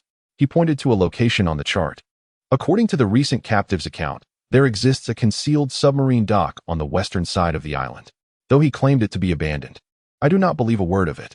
Lin Zicheng's heart sank. "You mean that while our Leviathan is being slaughtered, and those Reapers are unleashed to sow chaos, it is entirely possible that someone has already departed with the most crucial items, slipping away through that dock?" David's gaze turned icy. "For instance, the most perfect Chimera specimen or the complete experimental data?" This conjecture sent a shiver down Lin Zicheng's spine. If the Reapers are failures, what horrors might the successful creations entail? Should such technology be disseminated to any corner of the world, the consequences would be unimaginable. "We are akin to guardians of a powder keg," David remarked with a bitter smile. "We have no knowledge of how much explosive material remains within or the length of the fuse. All we can do is hold it down with all our might and pray that it does not detonate before the bomb disposal experts arrive." Lin Zicheng gazed at the island, rendered starkly clear under the myriad of data monitoring. She understood that this Iron Curtain, while formidable, was equally fragile. They had sealed off the physical space but could not contain the greed and ambition inherent in humanity. Time was slipping through their fingers at an unprecedented pace, and the true storm might just be beginning to brew. Chapter 85. The Scavenger in the Night. The Steel Curtain operation had persisted for 72 hours. For everyone aboard the Poseidon command ship, these 72 hours felt like an infernal torment. Time lost all significance here, with day and night becoming indistinguishable. The command center was perpetually illuminated, the air infused with the anxiety-laden scent of a concoction of caffeine, nicotine, and sweat. A colossal electronic screen was partitioned into hundreds of segments, streaming real-time footage from various angles, employing diverse spectra to monitor Isla Perdida. Thermal imaging, high-powered optics, sonar, and vital sign detection, humanity's pinnacle of surveillance technology, formed an invisible net, enveloping the island in an airtight embrace. Yet, this net ensnared merely a host of demons wandering in hell. Through the high-altitude lenses of drones, they could distinctly observe the Reapers aimlessly roaming the island. They demolished structures, unearthed the ground, and even engaged in vicious fights over a decaying corpse. They were pure, machines born for slaughter. Each time David Chen witnessed these scenes, his fists instinctively clenched. Every 6 hours, he was mandated to provide a routine report to the Joint Command Center, and each time, the response was invariably the same. Wait. Wait for a more formidable military force to assemble. Wait for a meticulously crafted operational plan. Wait for the so-called optimal moment. Meanwhile, Lin Zicheng immersed herself in a mountain of intelligence. She meticulously scrutinized the confessions of the captive, striving to reconstruct the entirety of the Chimera project, seeking the weaknesses of these monsters. Yet, all she uncovered was a deeper sense of despair. These Reapers exhibited scarcely any vulnerabilities. This evening, like every night before, was oppressive and stifling. A young agent tasked with sonar monitoring idly sipped instant coffee, the monotonous sound of the ocean echoing through his headphones. Suddenly, a sharp, high-frequency pulse signal appeared on the spectrogram without warning. Report. The underwater sonar array on the west side has detected an anomalous signal. It's not a submarine. The frequency is too high. It resembles some form of biological sonar. Almost simultaneously, the agent responsible for thermal imaging monitoring raised the alarm. Eagle's Nest. Abnormal thermal source signal in Area 3. An object moving at high speed is approaching the coast. My God, it's moving too swiftly. Instantly, all eyes in the command center fixed upon the main screen. On the thermal imaging display representing Area 3, a slender yet extraordinarily bright humanoid thermal source leaped from the water with an astounding speed that defied physics, silently landing on the island. Its trajectory left a searing afterimage on the screen. It triggered no physical alarms, as if it were a ghost. Zoom in. Switch to high-power optics. David bellowed. The drones stationed on the nearby hill swiftly adjusted their angles. Through the night vision view, they beheld a scene they would never forget. A figure clad in a skin-tight suit, enveloped in darkness that seemed to absorb all light, stood silently on the beach, indistinguishable in gender and devoid of any discernible features. It resembled a statue from another world. The Reapers on the island had evidently also detected its presence. The nearest trio of Reapers immediately abandoned the wild boar they had been devouring, unleashing excited and savage roars as they lumbered toward the shadow. The ground trembled beneath their weight. In the command center, all held their breath. Lin Zicheng's heart raced, nearly bursting from her chest. However, the anticipated bloody slaughter did not transpire. Just as the first Reaper swung its claws, capable of rending tanks, toward the shadow moved. No one could perceive its motion. On the surveillance screen, the dark figure merely flickered, as if it vanished momentarily. In the next frame, it had already appeared behind the Reaper. The massive, indomitable beast stood frozen in place. A second later, a slender, bright red line of blood emerged from the creature's neck. Immediately thereafter, its grotesque head rolled down before the eyes of all, and its massive body collapsed with a thunderous crash. The incision was smooth as a mirror, instantaneous demise. An eerie silence enveloped the command center, where the sound of a pin dropping could be heard. What did it do? A bewildered agent stammered. As if caught in a dream, no one could provide an answer. The battle, or rather the slaughter, had only just commenced. That elusive shadow transformed into a streak of death, traversing the darkness. It wielded no firearms, its weapon was itself. Each flicker of movement was accompanied by the fall of a Reaper. Its method of attack was precise, efficient, imbued with a near-artistic cruelty. It would manifest like a specter in the blind spots of the Reaper's vision, slicing through their throats with a handblade. It would leap onto the backs of the monsters with astonishing agility, employing an unfathomable force to snap their vertebrae. It would even confront them head-on, using its seemingly slender arms to deflect the monster's thunderous blows, and in the fleeting moment of entanglement, it would drive a sharp blade, propelled from its arm armor, into the sole vulnerable point, the microprocessor embedded within the chest, responsible for controlling the alloy skeleton. On the surveillance screen, those Reapers that had previously rendered the Leviathan task force helpless and ensnared in despair appeared feeble as paper toys before this enigmatic scavenger. This is not human, David Chen murmured, his weathered face revealing a complex mix of fear and awe for the first time. Is this a god or a devil? Meanwhile, Lin Zicheng fixated on the familiar, yet unfamiliar figure on the screen. An uncontrollable vision of another person surged in her mind, the one who saved her on a rainy night. The one who confronted her in the interrogation room, the man who claimed to be the god of death, Chen Zhan. Is it him? Could it truly be him? The climax of the battle arrived with a resounding explosion. The last 5 Reapers were herded by the shadow into an abandoned fuel depot. Then, with a mere press against the outer wall of the depot, the shadow drifted back like a weightless leaf for hundreds of meters. In the next instant, the entire fuel depot erupted into a colossal fireball, ignited by a silent energy shockwave from within. A horrific mushroom cloud ascended, and the blinding white light caused all optical monitors to overload, plunging the screens into a blinding white haze. When the image returned, the island had once again fallen into silence. On the screen, all life signs had vanished.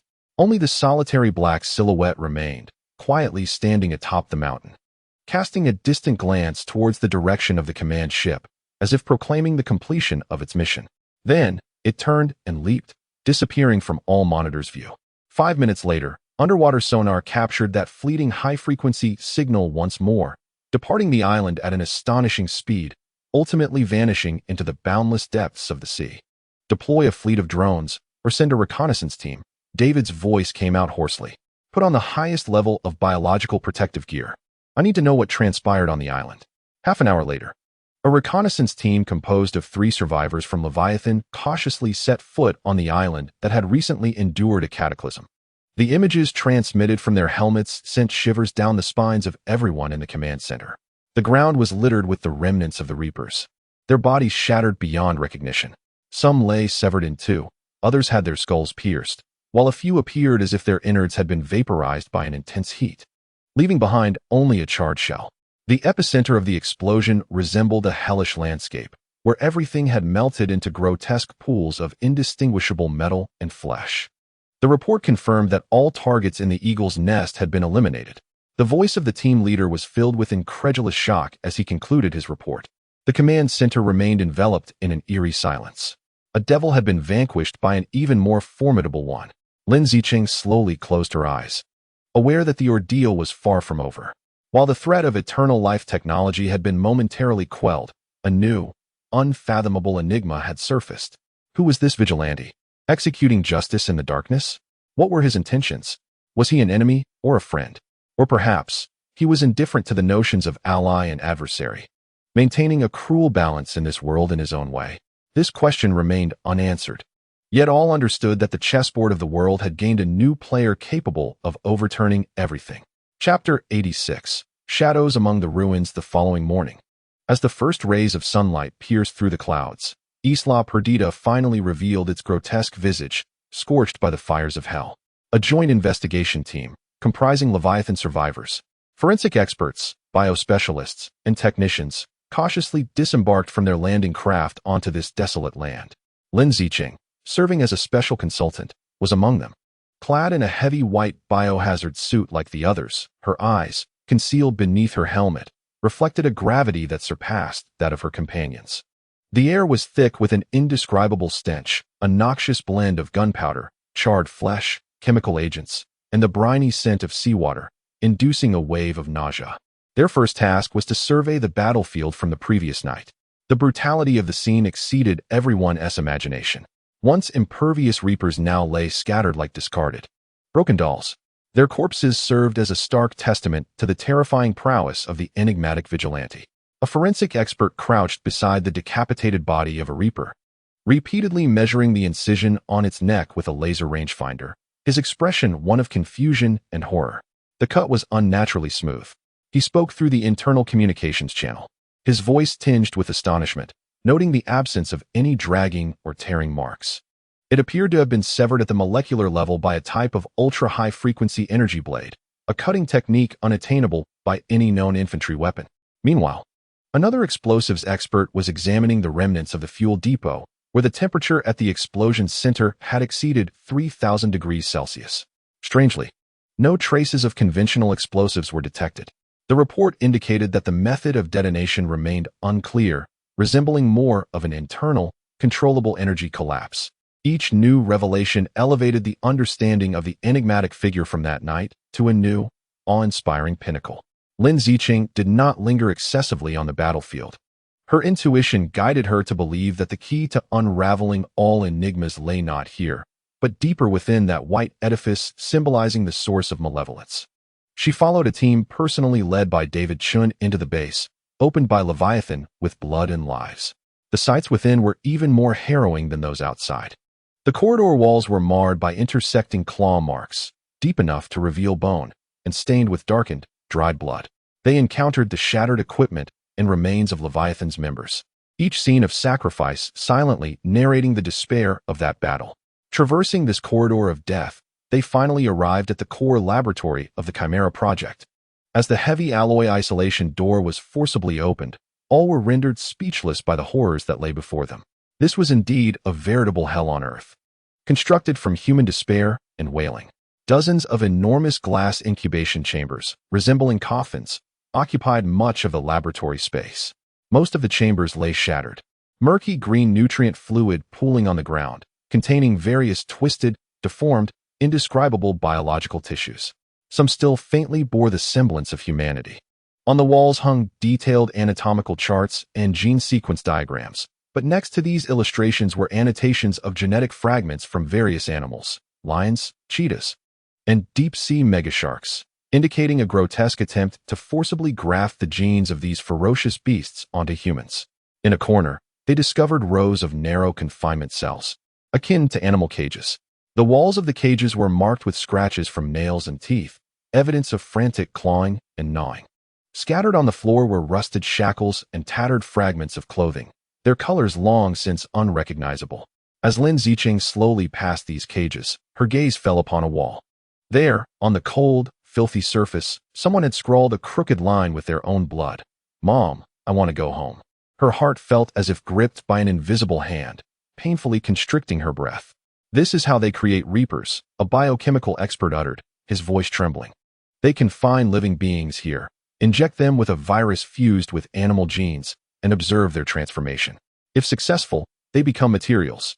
If not, they become failures, discarded into the cold storage. This is a slaughter production line." David Chun remained silent, capturing everything with his tactical recorder, his face ashen, his eyes burning with a rage capable of consuming all. Lin Zicheng forced herself to divert her gaze and continued deeper into the laboratory. She needed to uncover more valuable clues, rather than wallowing in futile anger and sorrow. She stepped into a room resembling a control center. This space appeared relatively intact, seemingly spared from the chaos of the previous night. Scattered across the table were various experimental reports and data drives. She picked up one report, its title reading, "Report on the Compatibility Testing of Chimera Project Experiment Subject Number 7 with Angel Neurotoxin." She quickly flipped through its pages, the contents sending chills down her spine. They were not merely engaging in genetic modification. They were utilizing the angel substance to test and enhance the subject's aggression and obedience. Just as she became engrossed in studying the report, a fleeting glimpse caught her peripheral vision. A figure appeared behind a half-open door at the far end of the control room, leading to an unknown area. It was the silhouette of a person, clad in a tattered researcher's lab coat, slender and moving with the swiftness of a wraith. For a brief moment, Lin Zicheng's mind went blank. Yet in the next instant, an unmistakable, indelible outline exploded in her consciousness. It was Wen Xi. Although it was merely a glance and the figure's speed was astonishing, she was utterly certain that it was Wen Xi, the man who always wore a gentle, detached smile, the one who taught her to blend perfumes. The enigma wrapped in mystery. How could he be here? Who? Lin Zicheng instinctively drew her pistol and dashed toward that direction. "Officer Lin, what's wrong?" David and the other team members were startled by her actions, immediately becoming alert and aiming their weapons at the door. Lin Zicheng did not respond. She charged through the door like a tempest, only to find an empty, abandoned passage leading to the cliffs of the island's rear mountains. The passage was completely blocked at its end by a massive boulder, leaving no way forward. "I saw someone. A man, wearing a lab coat," Lin Zicheng gasped, pointing toward the end of the passage. "He just ran past here." Two Leviathan team members rushed forward, meticulously scanning the entire passage with life detectors and thermal imaging. A few moments later, they shook their heads. "Report, sir, there are no life signals. No residual heat sources. There's nothing here. Impossible." Lin Zicheng's emotions flared. "I saw him with my own eyes. He must still be here." David Chen approached, placing a hand on her shoulder, his gaze a blend of concern and complexity. "Lin, you're exhausted," he said in a low voice. "You haven't rested since last night.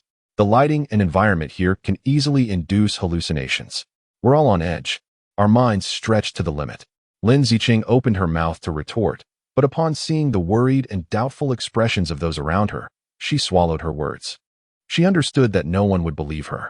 In a place that had just endured a cataclysmic battle, with no survivors, claiming to have seen a living person sounded, indeed, like the ramblings of someone suffering from post-traumatic stress disorder. Yet, it was not a hallucination. She was utterly convinced. That familiar sensation, that unmistakable figure she would recognize even reduced to ashes, could not possibly be an illusion. Wen Xi, who are you truly? Why have you appeared here? What is your connection to eternal life technology and the Chimera Project? Lin Zicheng gradually lowered her weapon. Yet within her heart surged a tempest far more ferocious than the battle that had just transpired. Standing amidst the ruins, behind her lay the undeniable evidence of humanity's sins, while before her loomed an immense enigma, one she could not fathom. At the core of this mystery was the man she had once believed to be a friend. Chapter 87. The Silent Medal. Upon returning to Dragon Pearl City, Lin Zicheng did not receive a hero's welcome, nor even a formal commendation. Instead, she was met with a suffocating closed-door hearing conducted within the highest echelons of the Major Crimes Unit's conference room. The room was chilled to the bone. The expensive hardwood table reflecting the cold light from the ceiling, offering no semblance of warmth. At one end of the long table sat her former superior, Chun, along with several high-ranking officials from various departments whom she had only seen in internal reports. Their expressions were uniformly grave and cautious. Lin Zicheng found herself alone at the opposite end of the table, akin to a condemned prisoner awaiting judgment. We have received the International Criminal Police Organization's report on the events that transpired on Isla Perdida, began a leader adorned with a golden police insignia. His voice steady and devoid of emotion.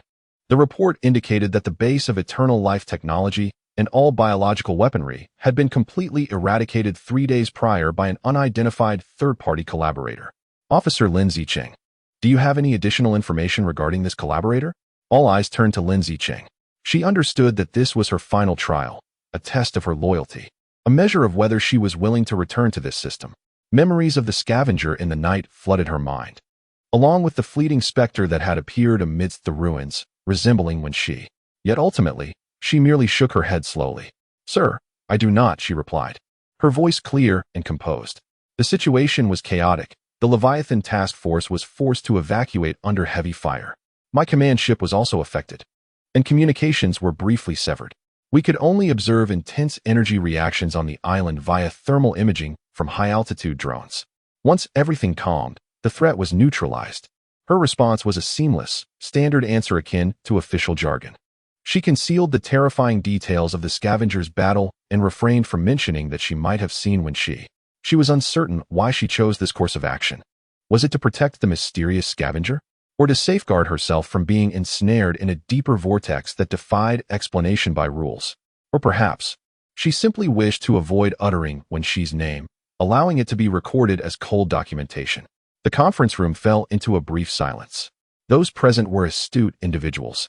They could undoubtedly discern the reservations in Lin Zicheng's words. Yet they also comprehend that in certain matters, ignorance can be preferable to knowledge. The venomous serpent of eternal life technology has been struck at its core, and the biological network entrenched in Asia has been utterly dismantled. For each individual present, this achievement is monumental. As for the identity of the marksman and the manner in which the shot was fired, the specifics remain inconsequential. What truly matters is the outcome. Officer Lin Zicheng. Ultimately, it was the highest authority who spoke, his tone softened somewhat. Your unauthorized actions this time constitute a grave breach of discipline. However, considering the intelligence you have obtained, which played a pivotal role in dismantling eternal life technology, your merits and faults balance each other out. Effective immediately, your position as the head of the Major Crimes Unit is reinstated. The disciplinary decision will be sealed internally and will not be recorded in your file. There will be no commendation ceremony, no press conference, no flashing lights, and no medals. This astonishing case, which nearly sparked a Third World War, has quietly been closed without fanfare. Thank you, sir. Lin Zicheng rose and offered a standard salute. Exiting the stifling conference room, she felt as though she had just resurfaced from the depths of the ocean, drenched and gasping for air. She did not return home. Instead, she drove aimlessly through the labyrinthine streets of Dragon Ball City. Outside her window, the city's neon lights blazed eternally, dazzling and vibrant, yet eerily unreal. Had she won? She had personally delivered a colossal criminal empire to the guillotine, rescuing countless families from the devastation wrought by angels and reapers.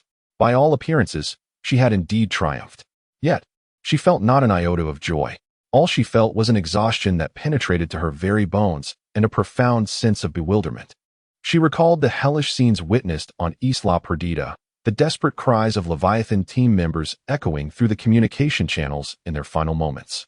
The enigmatic figure of the Reclaimer and the familiar specter glimpsed amidst the ruins. These memories, like indelible brands, were etched deeply into her mind. She finally understood that this world is not merely black and white. Between the two exists a vast and chaotic realm known as gray, and she, along with all she had endured, was ensnared within it. Ultimately, she parked her car in front of a familiar establishment called the Tree Hole. Pushing open the heavy wooden door, the warm glow and soothing jazz enveloped her, providing a refuge from the cold reality. Zhuomin was already awaiting her at the bar's customary spot.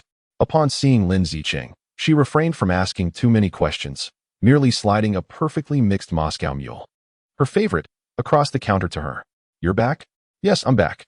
Lin Zicheng lifted the copper cup and downed the spicy, ginger-flavored cocktail in one gulp. The chilled liquid slid down her throat, but did nothing to extinguish the fire within her. "I saw him." Lin Zicheng set down the glass, her voice hoarse as she spoke. Zhuomin stiffened momentarily. She understood precisely who this him referred to. "On that island?" "Yes." Lin Zicheng nodded slightly, her gaze vacant as she stared at the empty wine glass before her.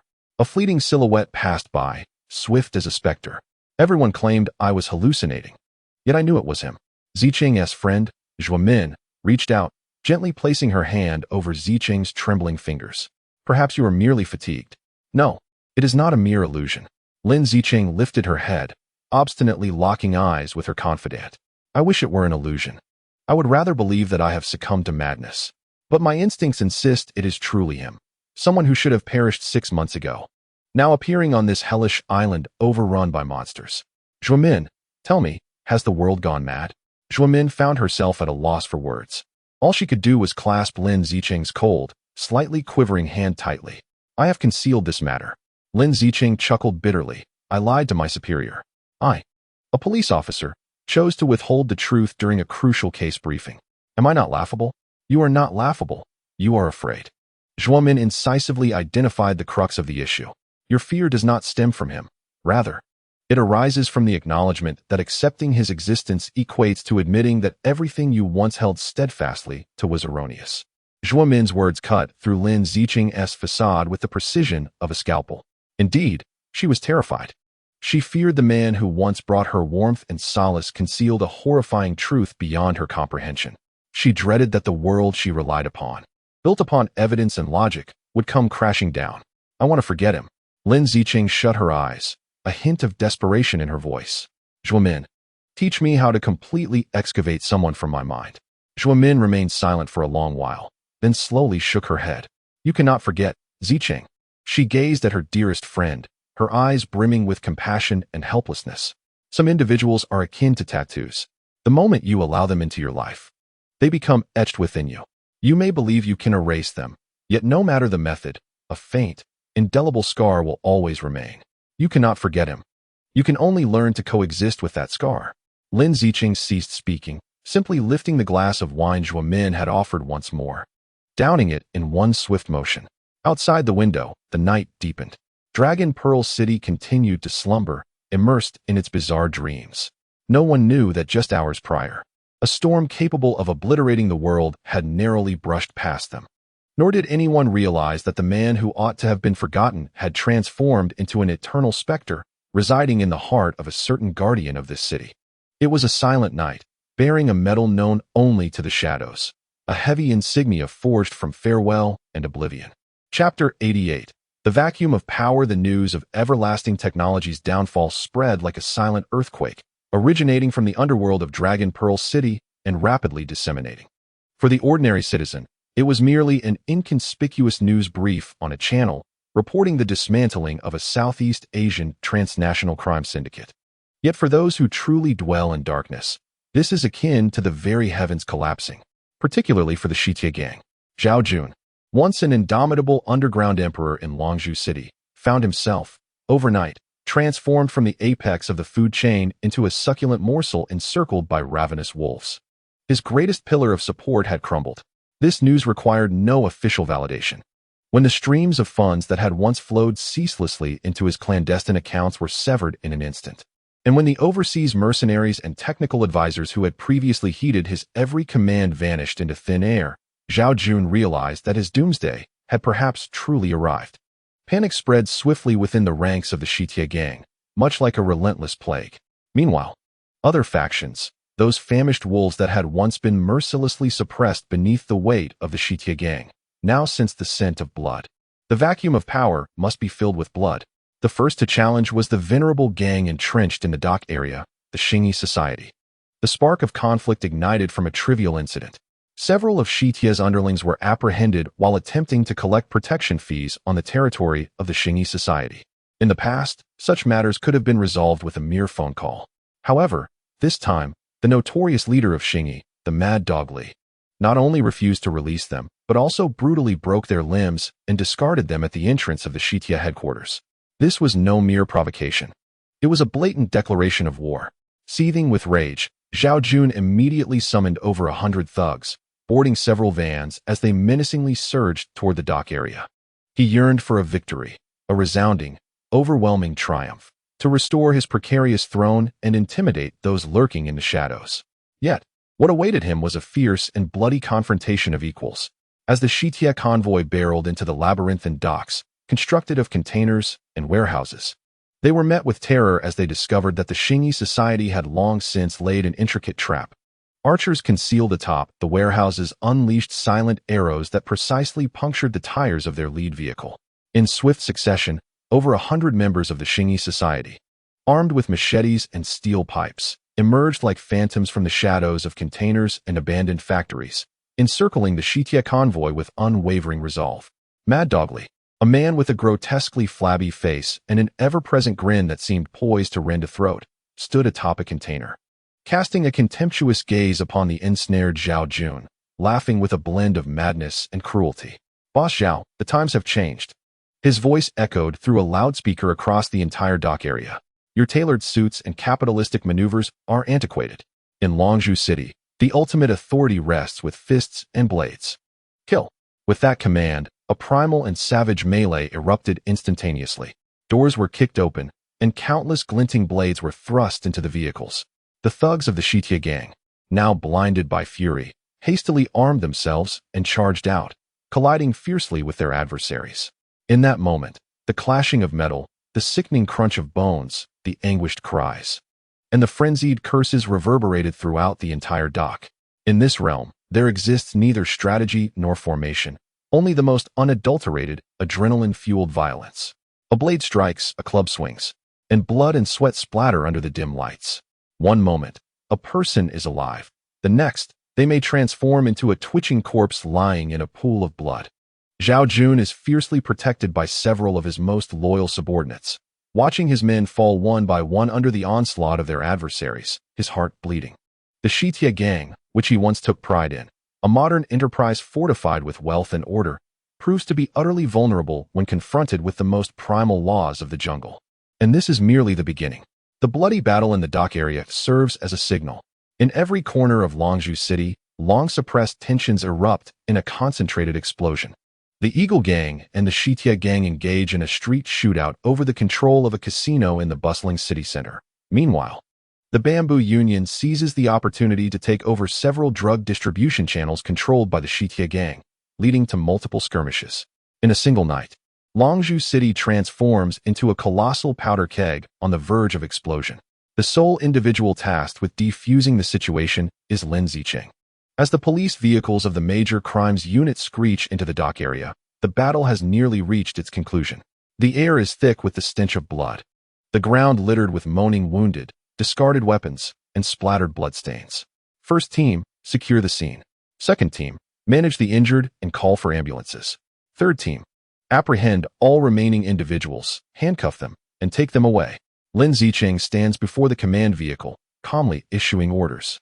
She has just dealt with a shooting incident at the casino in the west, and, without even a sip of water, has been dispatched to this scene. Having not slept for over 40 hours, her eyes are bloodshot, yet her gaze remains as sharp as a blade. She observes the handcuffed, dejected gang members, both from the Shitia gang and the Xingyi society. The madness and ferocity that once marked their faces have faded, leaving only the exhaustion and numbness of survival. In their eyes, there is no distinction between justice and evil, merely the stark reality of existence and self-interest.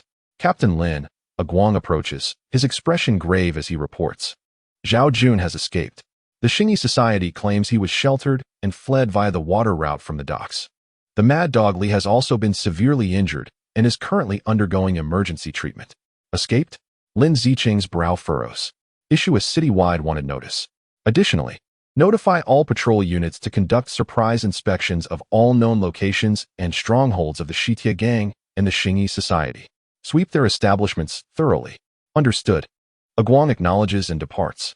Lin Zicheng leans against the car door, lighting a cigarette. She inhales deeply, the acrid smoke causing her to cough. It has been a long time since she last smoked, but at this moment, she requires nicotine to forcibly numb her frayed nerves. She knows that capturing Zhao Jun and shutting down establishments are merely temporary measures. With the collapse of Everlife technology, the resulting power vacuum left by its intricately entwined roots has irreversibly destabilized the underground ecology of Longzhou City. The old order is crumbling, while the new one has yet to be established. Amidst this chaotic and bloody ruin, a new king shall inevitably arise. Will it be the mad, rabid Dog Li? Or perhaps a more cunning and cruel ambitious figure? Or could it be the already escaped Zhao Jun, returning in a manner beyond her wildest imagination, like a stray dog? Lin Zicheng gazed at the myriad lights of the distant city, feeling an unprecedented sense of helplessness. She can apprehend criminals, quell violent conflicts, and uphold procedural justice. Yet, she cannot alter human nature.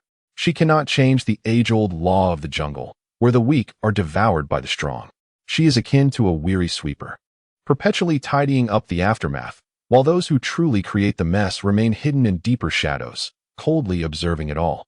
Her phone vibrated, revealing an encrypted message from Zhuomin. Last night, there was a significant transaction involving an offshore fund under Long Wenyuan's name. Simultaneously, the Reaper Qinzhan was last spotted on a private flight to South America. Lin Zicheng slowly exhaled a ring of smoke, the haze obscuring her face. Look, the true players have commenced their new game, while she remains entangled in the chaos of these street rascals. What a splendid irony this is. Chapter 89. The Beast's endgame. Mr. Zhong has always prided himself as a chess player. He prefers not to stand in the limelight, but rather relishes operating from the shadows, manipulating those self-important figures with money, connections, and information, like puppeteers with marionettes. Zhao Jun is but one of his pawns, the Western Iron Gang another. And even many of Eternal Life Technologies' operations in Dragon Pearl City are pieces on his chessboard. Yet now, the board has been upended. The downfall of Eternal Life Technology has struck like a sudden tsunami, instantly drowning all his safe havens and escape routes. He knows that the next to be purged will undoubtedly be himself. Neither Long Wenyuan nor the police will spare him, the intermediary privy to too many secrets. He must vanish, completely, without a trace, from this world. In the dead of night, an inconspicuous black sedan sped along the coastal road leading to the private airport in Dragon Pearl City. Mr. Zhong sat in the back seat, having shed his usual expensive tailored suit for the attire of an ordinary tourist. Beside him lay a suitcase brimming with cash, false passports, and unregistered bonds. In just 20 minutes, he would board a private plane bound for a small country in South America, commencing a new life in obscurity. He watched the fleeting shadows of trees outside the window, yet his mood remained taut. A chilling sense of being targeted by a venomous serpent lingered in his heart. Suddenly, the driver emitted a short gasp and slammed on the brakes. The car screeched to a halt amid a cacophony of friction. At the end of the road, illuminated by the headlights, a figure stood, having appeared unbeknownst to him. The man stood silently in the middle of the road, clad in a simple black practice outfit. His posture was erect, with his hands clasped behind his back. He made no threatening gestures, yet emanated an aura far deeper and colder than the night, as if he were the very embodiment of the will of the surrounding mountains and forests. Mr. Zhong's pupils shrank to the size of pinheads. The god of death, Qinzhan. What could he possibly be doing here? Get out of the car. Qinzhan spoke, his voice low yet piercing through the car window with an undeniable command. The driver, terrified, scrambled out of the vehicle and vanished into the shadows by the roadside. Chen Zhan paid him no mind. His gaze remained fixed on Mr. Zhong in the back seat. Taking a deep breath, Mr. Zhong forced himself to suppress the tempest within. He understood that today, there would be no mercy. Slowly, he pushed open the car door and stepped out. Mr. Chun, it's an honor to meet you. Mr. Zhong adjusted his collar, striving to maintain his dignity. I wonder what brings you to halt my car at this late hour. Mr. Long sent me to deliver a message. Chen Zhan's tone was devoid of emotion. When the chessboard is in disarray, the pawns must be cleared away. Pawns. Mr. Zhong chuckled, a hint of sorrow and reluctance lacing his laughter. I have dedicated 10 years to him, managing countless unsavory dealings. Without me, his commercial empire would never be as pristine as it is today. And now, with a mere word of pawn, you think you can dismiss me? This is not a negotiation. It is a notification. No sooner had he finished speaking than Chen Zhan moved. His figure momentarily blurred before. The next instant, he appeared before Mr. Zhong like a specter, delivering a silent knife hand strike towards his neck. However, Mr. Zhong's reaction was astonishingly swift. It seemed he had anticipated the sudden assault. Leaning back at an incredible angle while delivering a kick aimed at Chen Zhan's lower body, the two engaged in a flurry of exchanges. Each strike executed with lethal precision by Mr. Zhong, clearly a master in his own right. Yet, Chen Zhan's movements were more fluid, seemingly effortless. He appeared to predict every one of Mr. Zhong's maneuvers, effortlessly neutralizing the ferocious onslaught with minimal exertion and simplicity in his techniques. In a mere 30 seconds, Mr. Zhong was panting, beads of cold sweat forming on his forehead, while Chen Zhan remained utterly composed, his breathing unperturbed. You are indeed no ordinary person, Mr. Zhong admitted, gazing at the immovable man before him, fear creeping into his eyes. It is you who are too weak, Chen Zhan remarked flatly. This statement shattered the last vestiges of Mr. Zhong's mental fortitude. Weak? He let out a beastly roar, suddenly producing a syringe from his pocket and plunging it fiercely into his neck. The syringe contained a pale blue liquid, shimmering with an eerie glow. It was one of the highest achievements of Eternal Life technology, a military-grade combat enhancer known as Fury, developed from the stem cells of Reapers. It could amplify an ordinary person's muscle strength, reaction speed, and bone density to more than 10 times that of a normal individual within a minute. The price to pay is that after the effects of the drug dissipate, the user will succumb to complete cellular failure and perish. It is a mutual destruction, a final frenzy. Amidst the chilling screams, Mr. Zhong's body began a horrifying transformation. His muscles swelled at a visible rate, tearing through his clothing. Dark, twisted veins writhed beneath his skin like contorted earthworms. His eyes turned a ghastly crimson, and a low, beastly growl emanated from his throat, unrecognizable as human. I want you dead. Transformed beyond recognition, Mr. Zhong had entirely lost his sanity. He charged at Chen Zhan like a frenzied bull. With a single punch, he unleashed a force that tore through the air like a gale. Chen Zhan sidestepped, but the heavy blow crashed down onto the hood of a car with a resounding boom. The robust steel, along with its intricate components, was deeply dented by the strike, and sparks erupted from the front of the vehicle. This was no longer the strength of a mere human. For the first time, a serious expression crossed Chen Zhan's face. He ceased to hold back, his aura shifting dramatically. If he had previously resembled an unfathomable ancient well, he now embodied a fearsome weapon, unsheathed and thirsty for blood. Frustrated by his missed strike, Mr. Zhong grew even more ferocious. He roared, unleashing a flurry of punches and kicks, each move imbued with enough terrifying power to shatter stone. Trees nearby snapped like twigs in the wake of his blows, and the ground bore deep imprints from his stomps. Yet, in Chen Zhan's eyes, this chaotic might was rife with vulnerabilities. Like the most skilled matador before an enraged bull, he danced with elegance and lethality, taunting his opponent. He consistently appeared in Mr. Zhong's blind spots at the most improbable moments. He never engaged directly. Instead, he deftly evaded, striking with fingers, palms, elbows, and knees, akin to a surgeon's scalpel, precisely targeting the exposed, fragile nerve nodes and joint connections unveiled by the excessive muscular expansion. Each attack rendered Mr. Zhong's movements incrementally stiff and sluggish. The battle endured for 5 minutes, yet to Mr. Zhong, it felt like an eternity. He sensed his strength waning rapidly, Each punch felt as though it struck against cotton. A sense of powerlessness more despairing than any injury. Why? Why can't I hit him? He roared in a final, desperate outburst. Because your strength is borrowed, it is illusory. Chun Zhan's voice, like a judgment from the depths of the abyss, echoed in his ears. At some point, Chun Zhan had appeared behind him, a hand gently pressing against his heart, which thudded erratically like a drum due to the drug's influence. My strength, however, is genuine. The moment the words left his lips, a gentle yet profoundly penetrating force emanated from Chun Zhan's palm. Mr. Zhong's massive frame convulsed violently. The crimson hue in his eyes dimmed instantaneously, and the madness and brutality etched upon his face receded like a receding tide, replaced by sheer terror and disbelief. He lowered his head, gazing at his chest. There were no visible scars, yet he could distinctly feel that his heart, along with all his organs, had been utterly reduced to powder by some invisible force. Thud! His mountainous physique collapsed abruptly to the ground.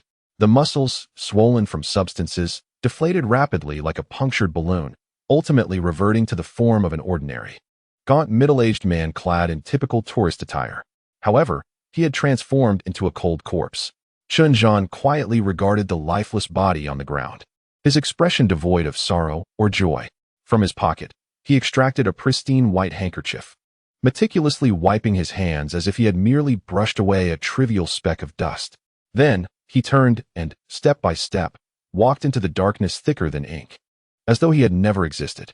At dawn, when the first rays of sunlight penetrated the thicket, only the mangled remains of a car and a curled-up corpse beside it remained, silently narrating the unknown, beastly conclusion of the previous night. Chapter 90. The War of Women. The news of Mr. Zhong's death was the final straw that broke Zhao Jun's resolve. At the moment the news arrived, he stood in his duplex apartment atop the city, overlooking the nightscape of Longzhou City. He had shattered a six-figure antique vase with his own hands, yet the crisp sound of ceramic shattering could not mask the fear swelling within him. Mr. Zhong, the mastermind always adorned with golden-rimmed glasses, who smiled like an erudite scholar, the military strategist he had believed to be invincible, had quietly perished in the woods on the outskirts. When the body was discovered, there were no apparent wounds. The preliminary report from the coroner indicated sudden cardiac failure. Only Zhao Jun understood that this was not a mere heart failure. It was a cleansing. Long Wen Yuan, the true king, was eliminating all those who knew too many secrets and had become obsolete. He was next in line. Anshi, come here. Zhao Jun's voice was hoarse, laced with an undeniable command. Anshi, the radiant star, hailed as the most beautiful woman in Longzhou City, now clad in a silk robe, curled up in the corner of the sofa like a frightened Persian cat. She observed the chaos strewn about, and Zhao Jun's face twisted in terror, her eyes brimming with apprehension. She slowly approached Zhao Jun, only to be roughly pulled into his embrace. The scent of his cologne mingled with the stench of strong liquor and cold sweat, provoking a wave of nausea within her. Darling, we must leave, Zhao Jun insisted, gripping her tightly, his hold painful. We need to escape this place, to South America, to somewhere no one knows us. I have money, plenty of it, enough for us to live like kings and queens for the rest of our days. Anshi's body froze. She lifted her gaze to this man who had once captivated her, allowing her to bask in countless riches and glories. She realized he was finished. The eyes that had once sparkled with ambition and desire now reflected nothing but the fear of a lost soul. The king and queen she spoke of seemed more like a jest. The future she could envision was nothing but an endless, furtive escape, culminating in a nameless corner where she might be ruthlessly gunned down by an enemy or an assassin dispatched by Long Wen Yuan. Yet on her face, she managed to conjure a perfect smile that radiated compliance and dependence. Very well, Ajun, she said in her sweetest, most innocent tone. Wherever you go, I shall follow. I will gather my things at once. There's no need to pack. Zhao Jun interrupted her brusquely. Leave everything behind. Passports, jewelry, designer bags. Those will only betray our movements. I have arranged a new identity for you. We leave tonight. At midnight, a vessel will arrive at dock number 3 to take us away. All right. I will heed your words. And she replied obediently, nodding as she buried her face in his chest, concealing the fleeting glimmer of icy resolve in her eyes. As Zhao Jun turned to make a phone call to contact the last remnants of his trusted allies, and she discreetly slipped into the washroom. She locked the door and retrieved a lipstick-shaped miniature encrypted phone from the compartment of an exquisite handbag. This was her last and only talisman for survival. As a woman who had clawed her way up from obscurity to her current position, and she understood better than anyone one crucial truth: never relinquish one's fate entirely into the hands of any man.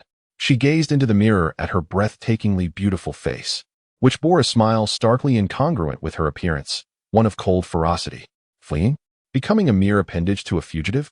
Then, when he grew weary of her or deemed her a burden, being cast aside without mercy? No, that was not the life she desired. Her life was to be her own to command. Trembling yet unwaveringly resolute, she dialed the number she would only call in the most desperate of circumstances. The phone rang once before being answered.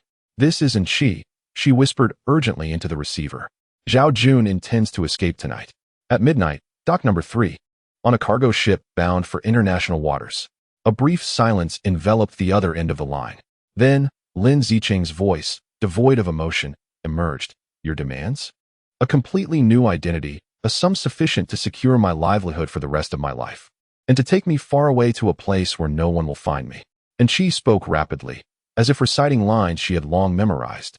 "Once this is accomplished, I will provide you with all the incriminating evidence I possess against Zhao Jun, including his money laundering accounts and the list of bribed officials.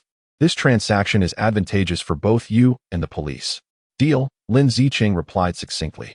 After hanging up, and she deleted all call records, she emerged from the washroom, her face once again adorned with a pitiful, love-stricken guise.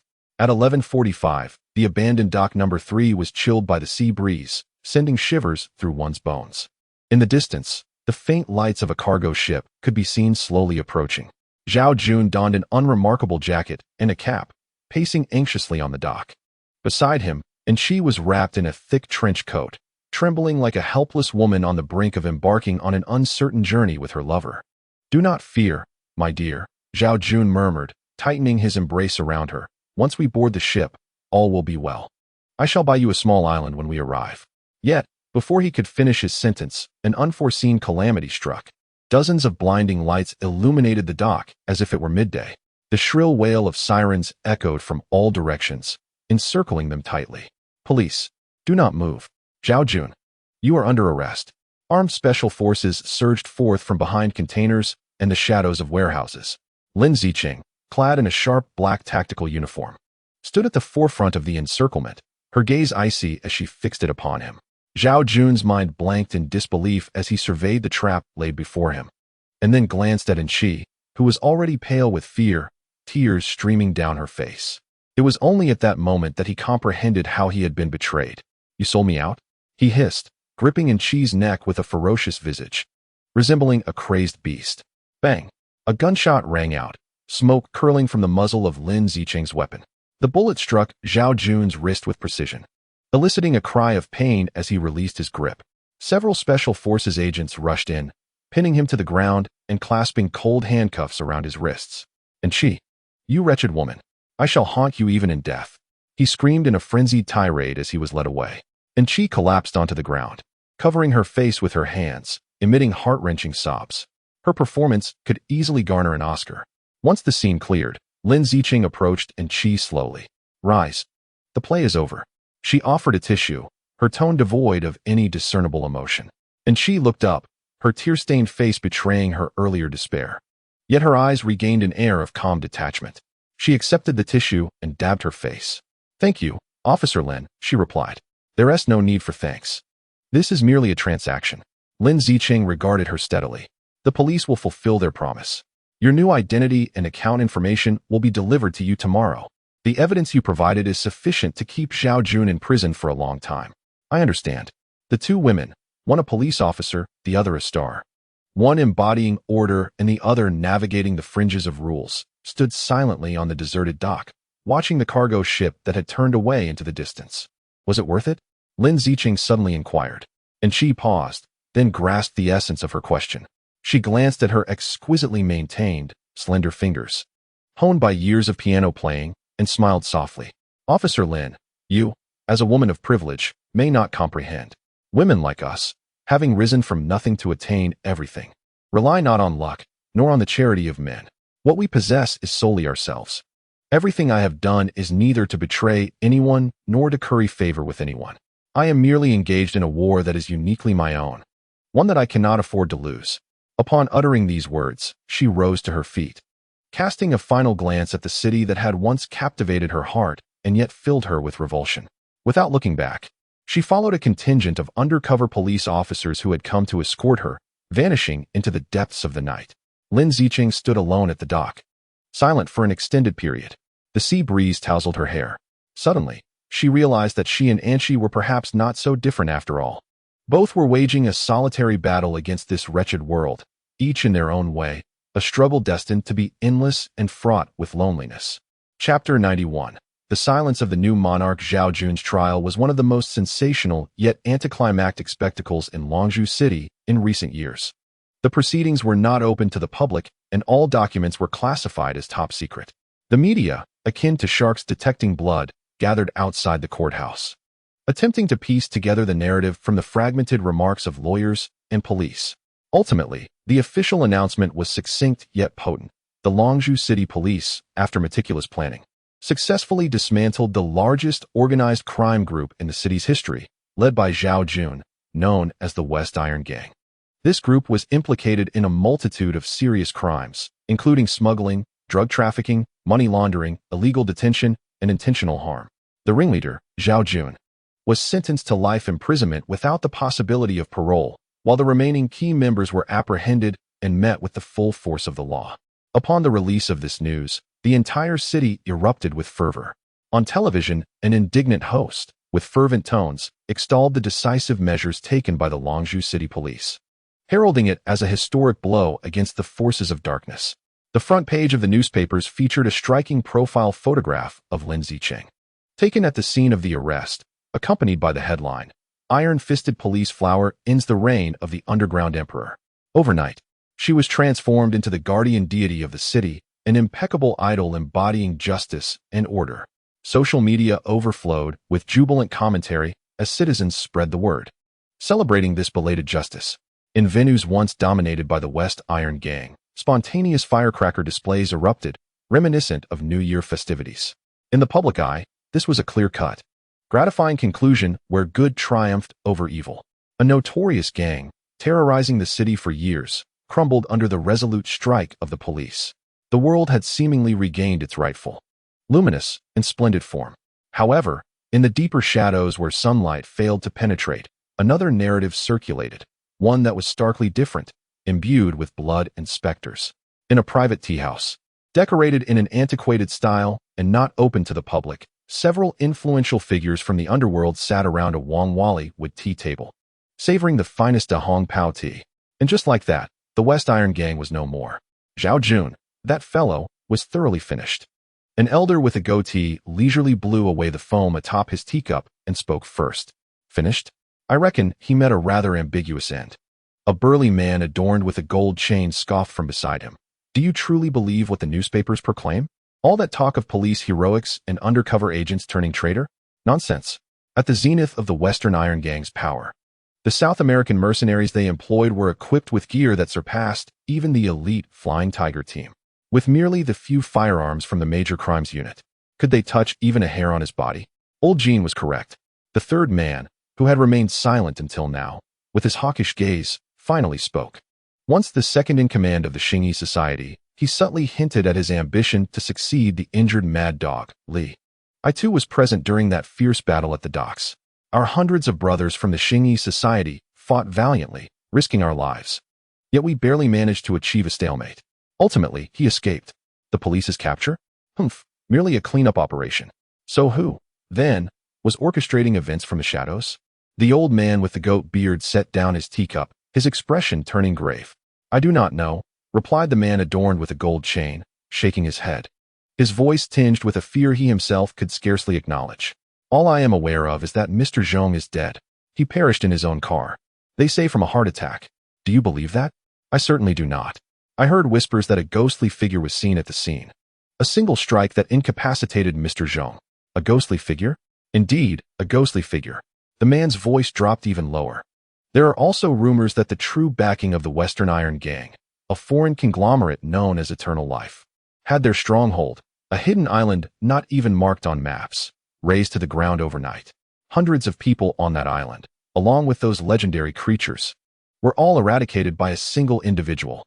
The tea room fell into a deathly silence, the only sound being the jarring bubbling of boiling water. They were all men who thrived on the edge of a knife, having licked blood to survive. They did not believe in gods or Buddhas, only in the knives and money in their hands. Yet at that moment, they all perceived the same primal fear reflected in each other's eyes. Long Wen Yuan. It was the man from the Xingyi society who finally struggled to articulate the name after a prolonged silence. The Western Iron Gang had fallen, Mr. Zhong was dead. And now, in the entirety of Dragon Pearl City, who held the greatest business? Who expanded their territory the fastest? Other than Long Wen Yuan, who else could it be? Are you suggesting that all of this was orchestrated by Long Wen Yuan from behind the scenes? I said nothing. The man from the Xingyi society immediately refuted. All I know is that in Dragon Pearl City, the surname Long reigns supreme. Anyone wishing to make a living in this territory must heed the Long family's whims. As for whether a god or a ghost stands behind him, that is not our concern. The big shots fell into silence, all understanding that the rules of the underworld had shifted. The old era, where sheer numbers and firepower dictated dominance, had passed. A new, more enigmatic, and unpredictable age had quietly arrived, and the sole sovereign standing atop this wave of change was Long Wen Yuan. This realization filled them with both awe and despair. Under the same night sky, however, within Long Wen Yuan's penthouse, tranquility reigned. He paid no heed to the clamor of the news, nor to the calls of congratulations or speculation from various quarters. Alone, he stood before the vast floor-to-ceiling window, gazing out at the realm he had forged with his own hands, lost in silence. A figure emerged silently, as if seeping from the very air itself, appearing behind him. It was Chen Zhan. He remained clad in that simple black training attire, much like a hermit monk at odds with this opulent world. Are you leaving? Long Wenin inquired, not turning his gaze. My promise has been fulfilled, Chen Zhan replied succinctly. Mr. Zhong is dead, and Zhao Jun is imprisoned. The transaction between him and Long Wenin has been completed. Aren't you curious? Long Wenin turned around, for the first time regarding the man before him with an almost equal gaze. Aren't you curious about what I shall do next? Aren't you interested in the direction this new kingdom will take? That is your concern. Chen Zhan's eyes were as tranquil as a timeless, stagnant pool. My path differs from yours. Path. Long Wenin savored the word. What is a path? Power? Wealth? Or immortality? He stepped forward, attempting to discern something from Chen Zhan's impassive visage. No, you do not understand. Chen Zhan shook his head, a hint of pity flickering in his eyes for the first time. What you pursue is merely power, while I seek balance. After I depart, someone will come looking for you, perhaps the police, perhaps something else. Chen Zhan left his final words, take care of yourself. With that, his figure vanished from the room, as mysteriously and silently as he had arrived, as though he had never existed. Long Wenin stood alone in the empty chamber for a considerable time. He approached the liquor cabinet, poured himself a glass of expensive whiskey, and returned to the window. The underworld had returned to tranquility, yet within him, unprecedented tumult surged. Balance. He gazed upon the sprawling city below, rife with desire, and for the first time, he questioned his throne. He had conquered the entire world, but that man had looked at him as though he were a pitiable creature. This sensation unsettled him more than any failure could. Perhaps the true game had only just begun. Chapter 92. The reign of commemoration. In the year following the demise of the Shitie gang, Longzhou City experienced a rare tranquility, almost unsettling in its stillness. The violence and crime that once lurked in the city's shadows dissipated like foam on a beach under the sun, swiftly vanishing. Street patrol officers even began to complain about the monotony of their duties. Apart from resolving trivial neighborhood disputes, they had little to occupy their time. Lin Zicheng became the hero of this city, a living legend. Her photograph adorned the honor wall of the police station, her deeds etched into the textbooks of the police academy. She received numerous accolades, and each public appearance drew flashes and cheers. She was promoted, becoming the youngest deputy leader of the major crimes unit in history. She moved into a high-rise apartment with a panoramic view of the city's nightscape.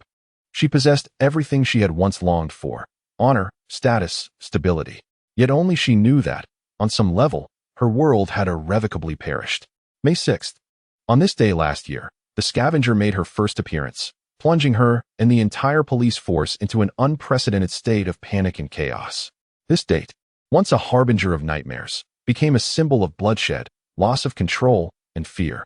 Yet now, a year later, as she awoke to the somber sky outside her window, what surged within her was not fear, but a sharp, almost suffocating longing.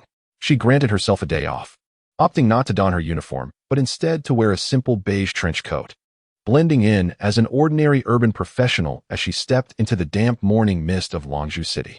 Spring, a season traditionally associated with rejuvenation, found Longzhou City enveloped in a relentless, fine spring rain.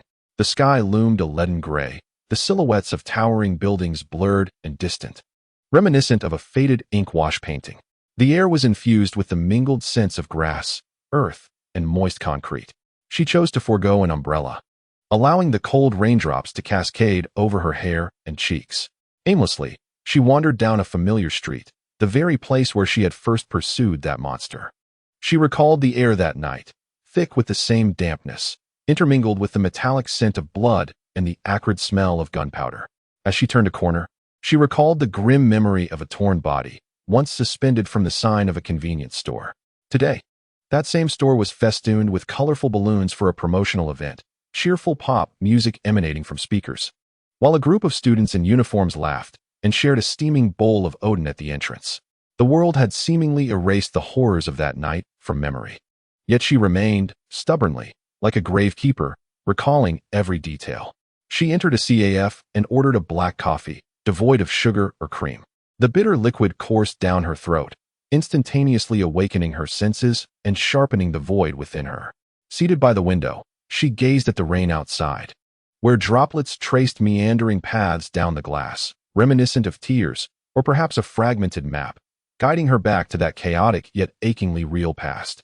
Her mind drifted to the first moment she encountered Wen Xi. It was not amidst any bloody crime scene or in the cold confines of an interrogation room, but rather in her own apartment on another rainy afternoon. Fresh from the traumatic events on Everlife Technology Island, she teetered on the brink of a mental collapse, isolating herself from the world, rejecting phone calls and visitors alike. It was Zhuomin who, with a spare key, unlocked her door, not arriving alone but accompanied by two men. "I know you don't want to see anyone right now," Zhuomin said cautiously, studying her expression as one might a wounded wildcat, "but I am genuinely worried about you. These are my friends, Ajay and Wen Xi. They are both quite charming, and I thought perhaps their company might lift your spirits a bit." The man named Ajay was indeed quite loquacious, regaling everyone with a series of unamusing puns, striving to enliven the atmosphere. In stark contrast, the other man, Wen Xi, hardly uttered a word throughout. He sat quietly in a corner of the sofa, donned in a somewhat faded denim jacket, his slender frame and pale, delicate features lending him an air of fragility. Unlike Ajay, who sought to shatter the silence with his chatter, Wen Xi simply observed the room with his remarkably clear eyes, ultimately resting his gaze upon her. His look was peculiar, neither intrusive nor probing, nor did it carry any trace of pity. It was a pure, almost translucent curiosity. At that moment, Lin Zicheng felt no inclination to engage with the awkward atmosphere of this matchmaking gathering, merely going through the motions.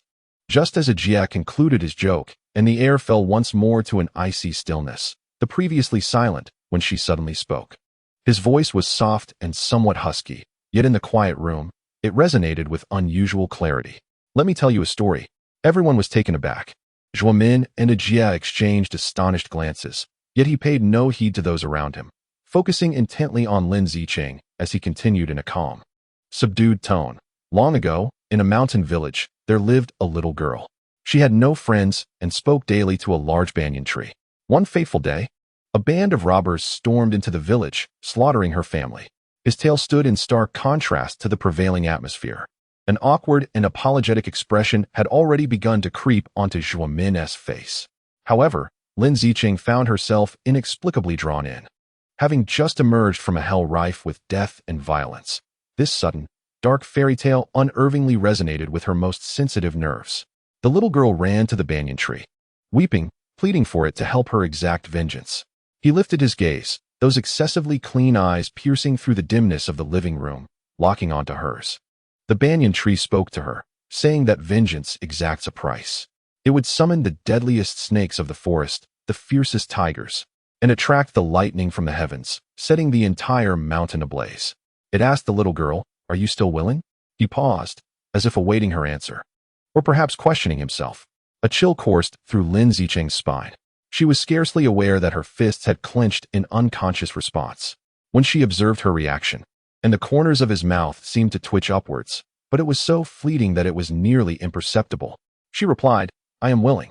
In retrospect, that moment was truly the most terrifying. She had invited a demon of her own making, responsible for the tragedy she had yet to comprehend, into her home, perceiving him as merely an odd, somewhat peculiar man. Yet, before her, he had laid bare all his transgressions through a fable. Yet, at that time, she remained blissfully unaware. In fact, she found herself harboring a flicker of curiosity about him, stirred by his story. Lin Zicheng's hand trembled slightly as she lifted her coffee cup. The bitterness of coffee, at this moment, becomes remarkably tangible, reminiscent of that afternoon, the taste of ignorance and absurdity lingering in her memory. She recalls the warmth of his palm. In that cold laboratory, he had briefly rested his hand on her arm. Through the thin fabric of the uniform, she could feel the dry yet warm sensation radiating from his palm, a stark contrast to the frigid metallic armor of the scavenger. She remembers the way he gazed at the sea. While awaiting the rescue boat, they stood side by side at the edge of the cliff. He looked at the distant waters, painted gold by the rising sun, his eyes reflecting a longing she had never witnessed before, one bordering on reverence. It seemed his desire was not for slaughter, but for freedom. Those details she had deliberately suppressed and forgotten. On this special day, awakened like seeds stirred by spring rain, taking root, sprouting, and growing into an inescapable, dense jungle within her mind. She had always told herself that Wen Xi was a dangerous, incomprehensible monster. She must forget him, for her own sake and for the order of the city. Yet, she could not deceive herself. She could not forget. She could not forget his clear eyes, his clumsy tenderness, nor the way he chose to protect a balance he believed in at the last moment. He was neither a hero nor a good man, but he was the only one who made her feel alive. Before his arrival, her life was a meticulously planned, straight path. Police academy, work, promotions, all laid out clearly, yet devoid of excitement. It was he who, like a derailed meteor, crashed into her world.